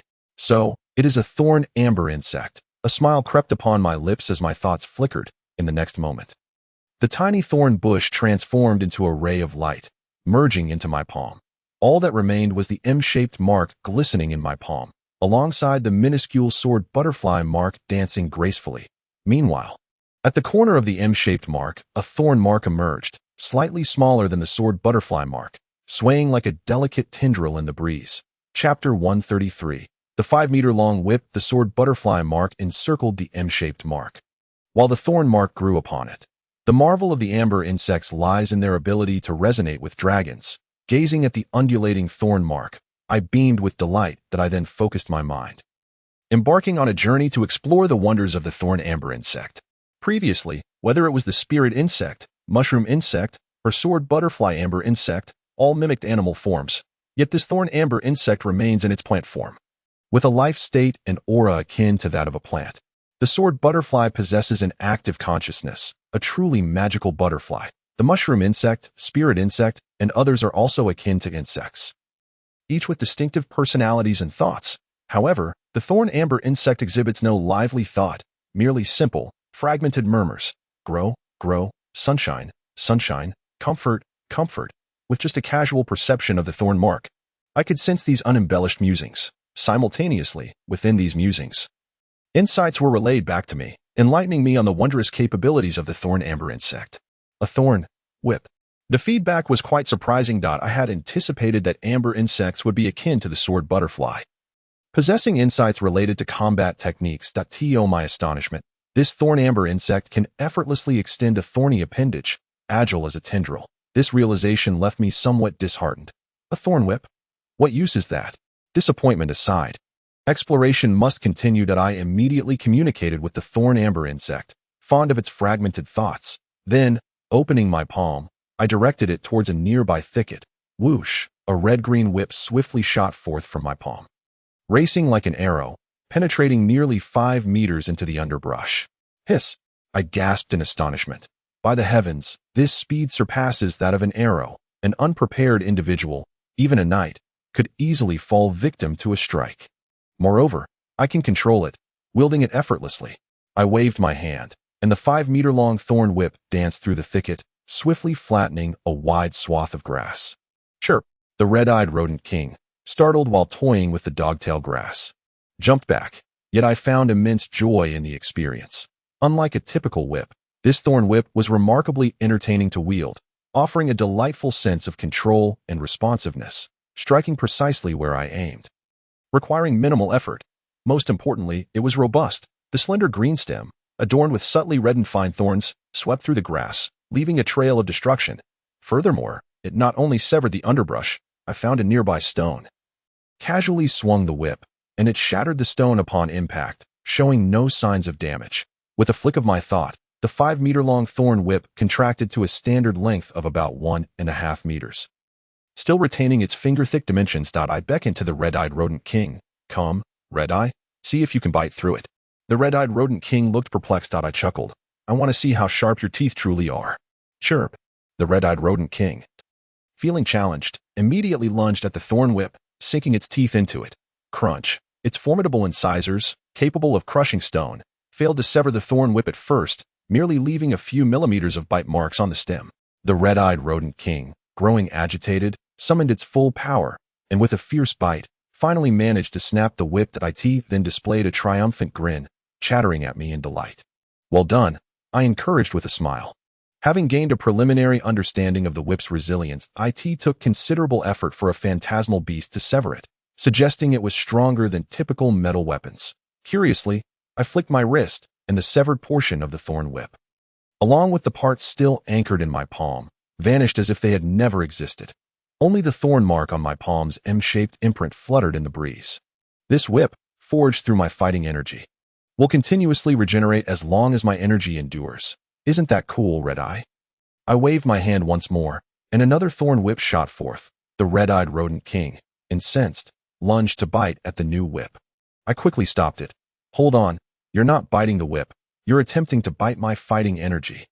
The bounty bestowed upon me by the thorn amber insect was not as grand as I had imagined. Although I had seemingly acquired a 5-meter-long, metal-strength whip that was immensely agile, it paled in comparison to my mastery of swordsmanship, which I could wield for a lifetime. Yet, the thorn whip, against ordinary folk or to hunt common snow spirits, it may suffice. However, against a great knight or formidable snow spirit, it may fall short. As for facing a phantasmal beast knight, the thorn whip would merely be a child's plaything. I mused. Yet, I quickly regained my spirits. A thorn amber insect acquired for free, with such utility, is already a remarkable find. Moreover, I believed the sword butterfly could harness energy through combat proficiency. Surely, the thorn amber insect could also grow in some manner. Once it matured, the thorn whip would not retain its current limitations. If it could transform into a myriad of thorny tendrils, perhaps even a bipedal dragon could be ensnared and tamed. Of course, these were merely hopeful fantasies for the future. What truly satisfied me was that with the thorn amber insect, the realm of the dark dream avatar would expand significantly. The sword butterfly illuminates a 2-meter radius. I don't ask much of the thorn. Just an additional meter, surely that's not a problem. Alas, I wonder if the ice cream has digested well. I hope it can emerge tonight so I can test the brightness of the thorns. Ever since Xiaominglong consumed 2 ice soul pearls, it has been in a state of digestion, absent for several consecutive days. It is indeed peculiar. While the ice cream dislikes the power of the snow demon embodied in the half-ghost beast, it has a peculiar fondness for the ice hail pearls and ice soul pearls. The ice hail pearls can be somewhat justified, as they are transformed from magical energy, but the ice soul pearls are undeniably the very essence of snow demon power. The ice hail pearls represent the strength of the snow ghost in life, tainted by the influence of snow demon power, thus becoming a new form of energy, yet fundamentally remain a kind of magical essence. However, the snow demon power originates from another realm, starkly contrasting with the Earth's nurturing magic that could even be said to exist in outright opposition. The ecological dichotomy of ice and fire on the Dragon's Rest continent is a manifestation of the clash between the Earth's power and the snow demon power. As a representative of the quintessence of the Earth's power, it would be expected for the dragon to abhor the ice soul pearls, which are formed from snow demon power. Yet, the reality remains that Xiaominglong delights in both ice hail pearls and ice soul pearls, merely harboring disdain for the snow demon power residing within the half-ghost beast. What, then, is the distinction between snow demon power and ice soul pearls? Russell once inquired of Xiaominglong, but Xiaominglong was utterly perplexed. Lacking comprehension as a young dragon, relying solely on instinct, unable to grasp the matter, Russell decided to shelve his fanciful musings and departed the hillside with the contracted thorn amberbuck. Chapter 134. The burden of raising a dragon upon leaving the glimmering gathering and returning to the knight's encampment. The setting had transformed from the rudimentary tents of the caverns to a series of stone dormitories. The number of knights present was sparse, as most remained at the glimmering gathering, indulging in leisure. Even Russell's 4 knight attendants had gone to the glimmering gathering and had yet to return. Perhaps they would not return tonight. My lord, only Eric remained at the encampment, keeping company with the silver and gold wolfhound. Kevin, did you not visit the glimmering gathering? Russell inquired, as the red-eyed mouse king rushed to play with Kevin upon seeing him. There's nothing worth seeing. I've been to the glimmering gathering many times, Eric replied. Indeed, Russell acknowledged. Eric had previously served as a knight under Baron Roman and, due to his outstanding performance, was appointed by the Baron as Russell's knight instructor. Following Russell's establishment of a feudal system, he accompanied Russell to the Wuyao Snake Manor. My lord, have you dined? The encampment has a mess hall. I can fetch you a meal, Eric offered. No need for that.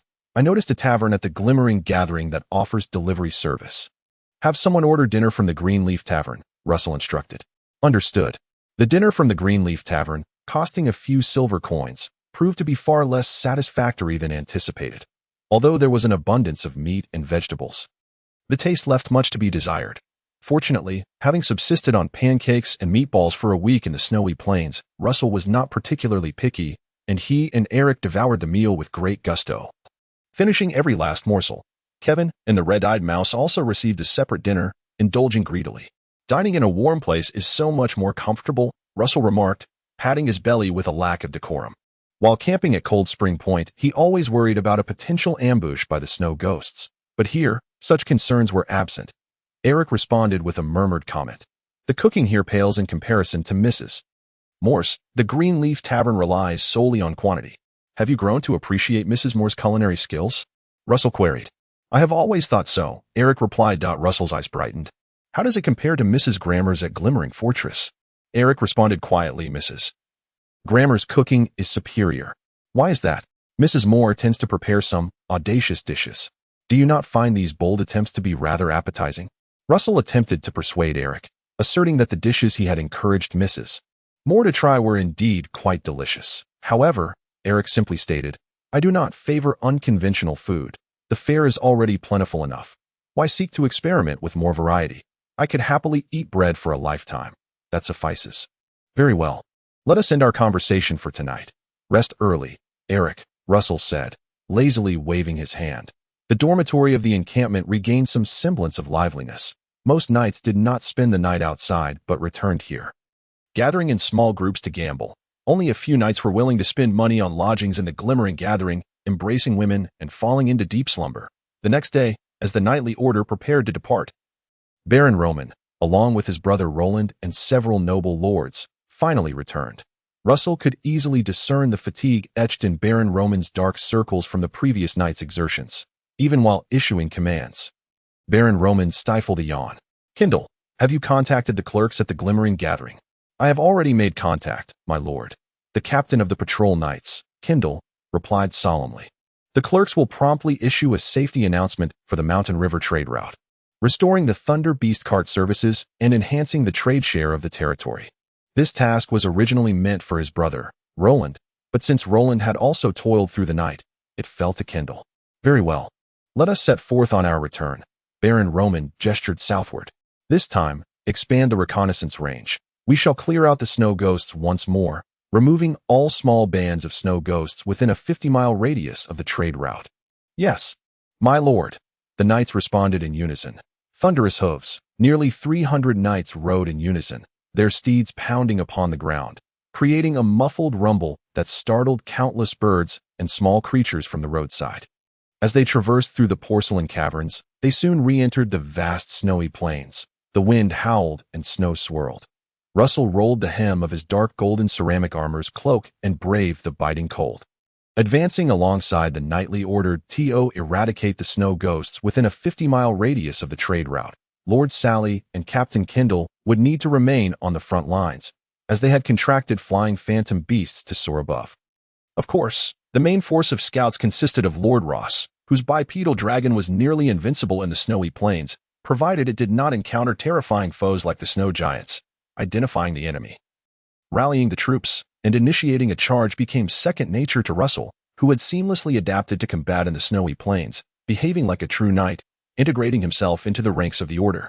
At times, he harnessed the resonance of the Legion to bolster his combat prowess, while at other times, he resisted the resonance to avoid overexertion, thereby conserving his energy. This unique technique, the resonance of fighting spirit, was a double-edged sword.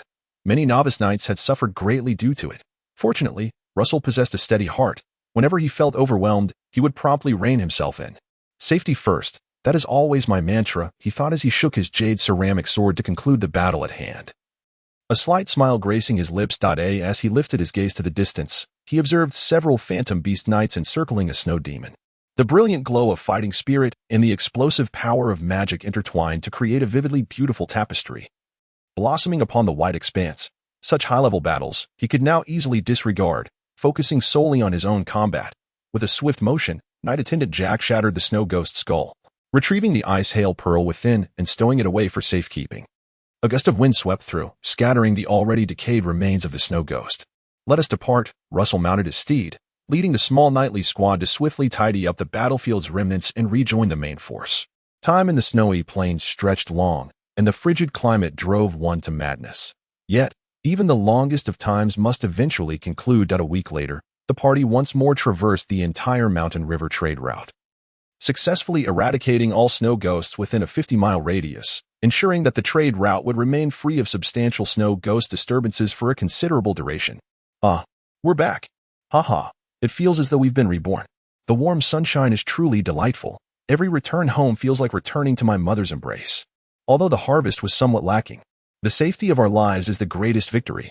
Everything else is but trifles, a seasoned knight reflected. Upon reaching the Redback Caverns, it signified the triumphant return of the knightly order. Russell too smiled. Throughout the week of continuous battles in the snowy plains, he had not felt much joy. The reason was simple. Xiaominglong had yet to make an appearance. The power of the 2 ice soul pearls had rendered it in slumber for a full 11 days, if it did not awaken tonight. That would make it 12 days. I hope it is a significant boost. Otherwise, the losses incurred this week would be quite substantial, Russell mused, attempting to find humor in his predicament. However, there is a silver lining. At least the ice hail pearls were preserved, which may slightly alleviate the financial crisis of the territory.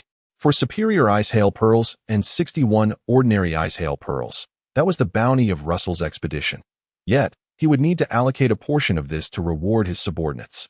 The gold coins in the manor are running low. When we pass Glimmering Fortress, I must seek to borrow from my mother. No, rather, I shall solicit her for an investment, Russell contemplated as he gazed at the ice hail pearls in his hand, reluctant to expend them. These were provisions he had prepared for Xiaominglong. Raising a dragon is such a heavy burden. Were it not for my insufficient strength, I would wish to reside in the snowy plains, accompanying Xiaominglong daily to absorb ice hail pearls and ice soul pearls.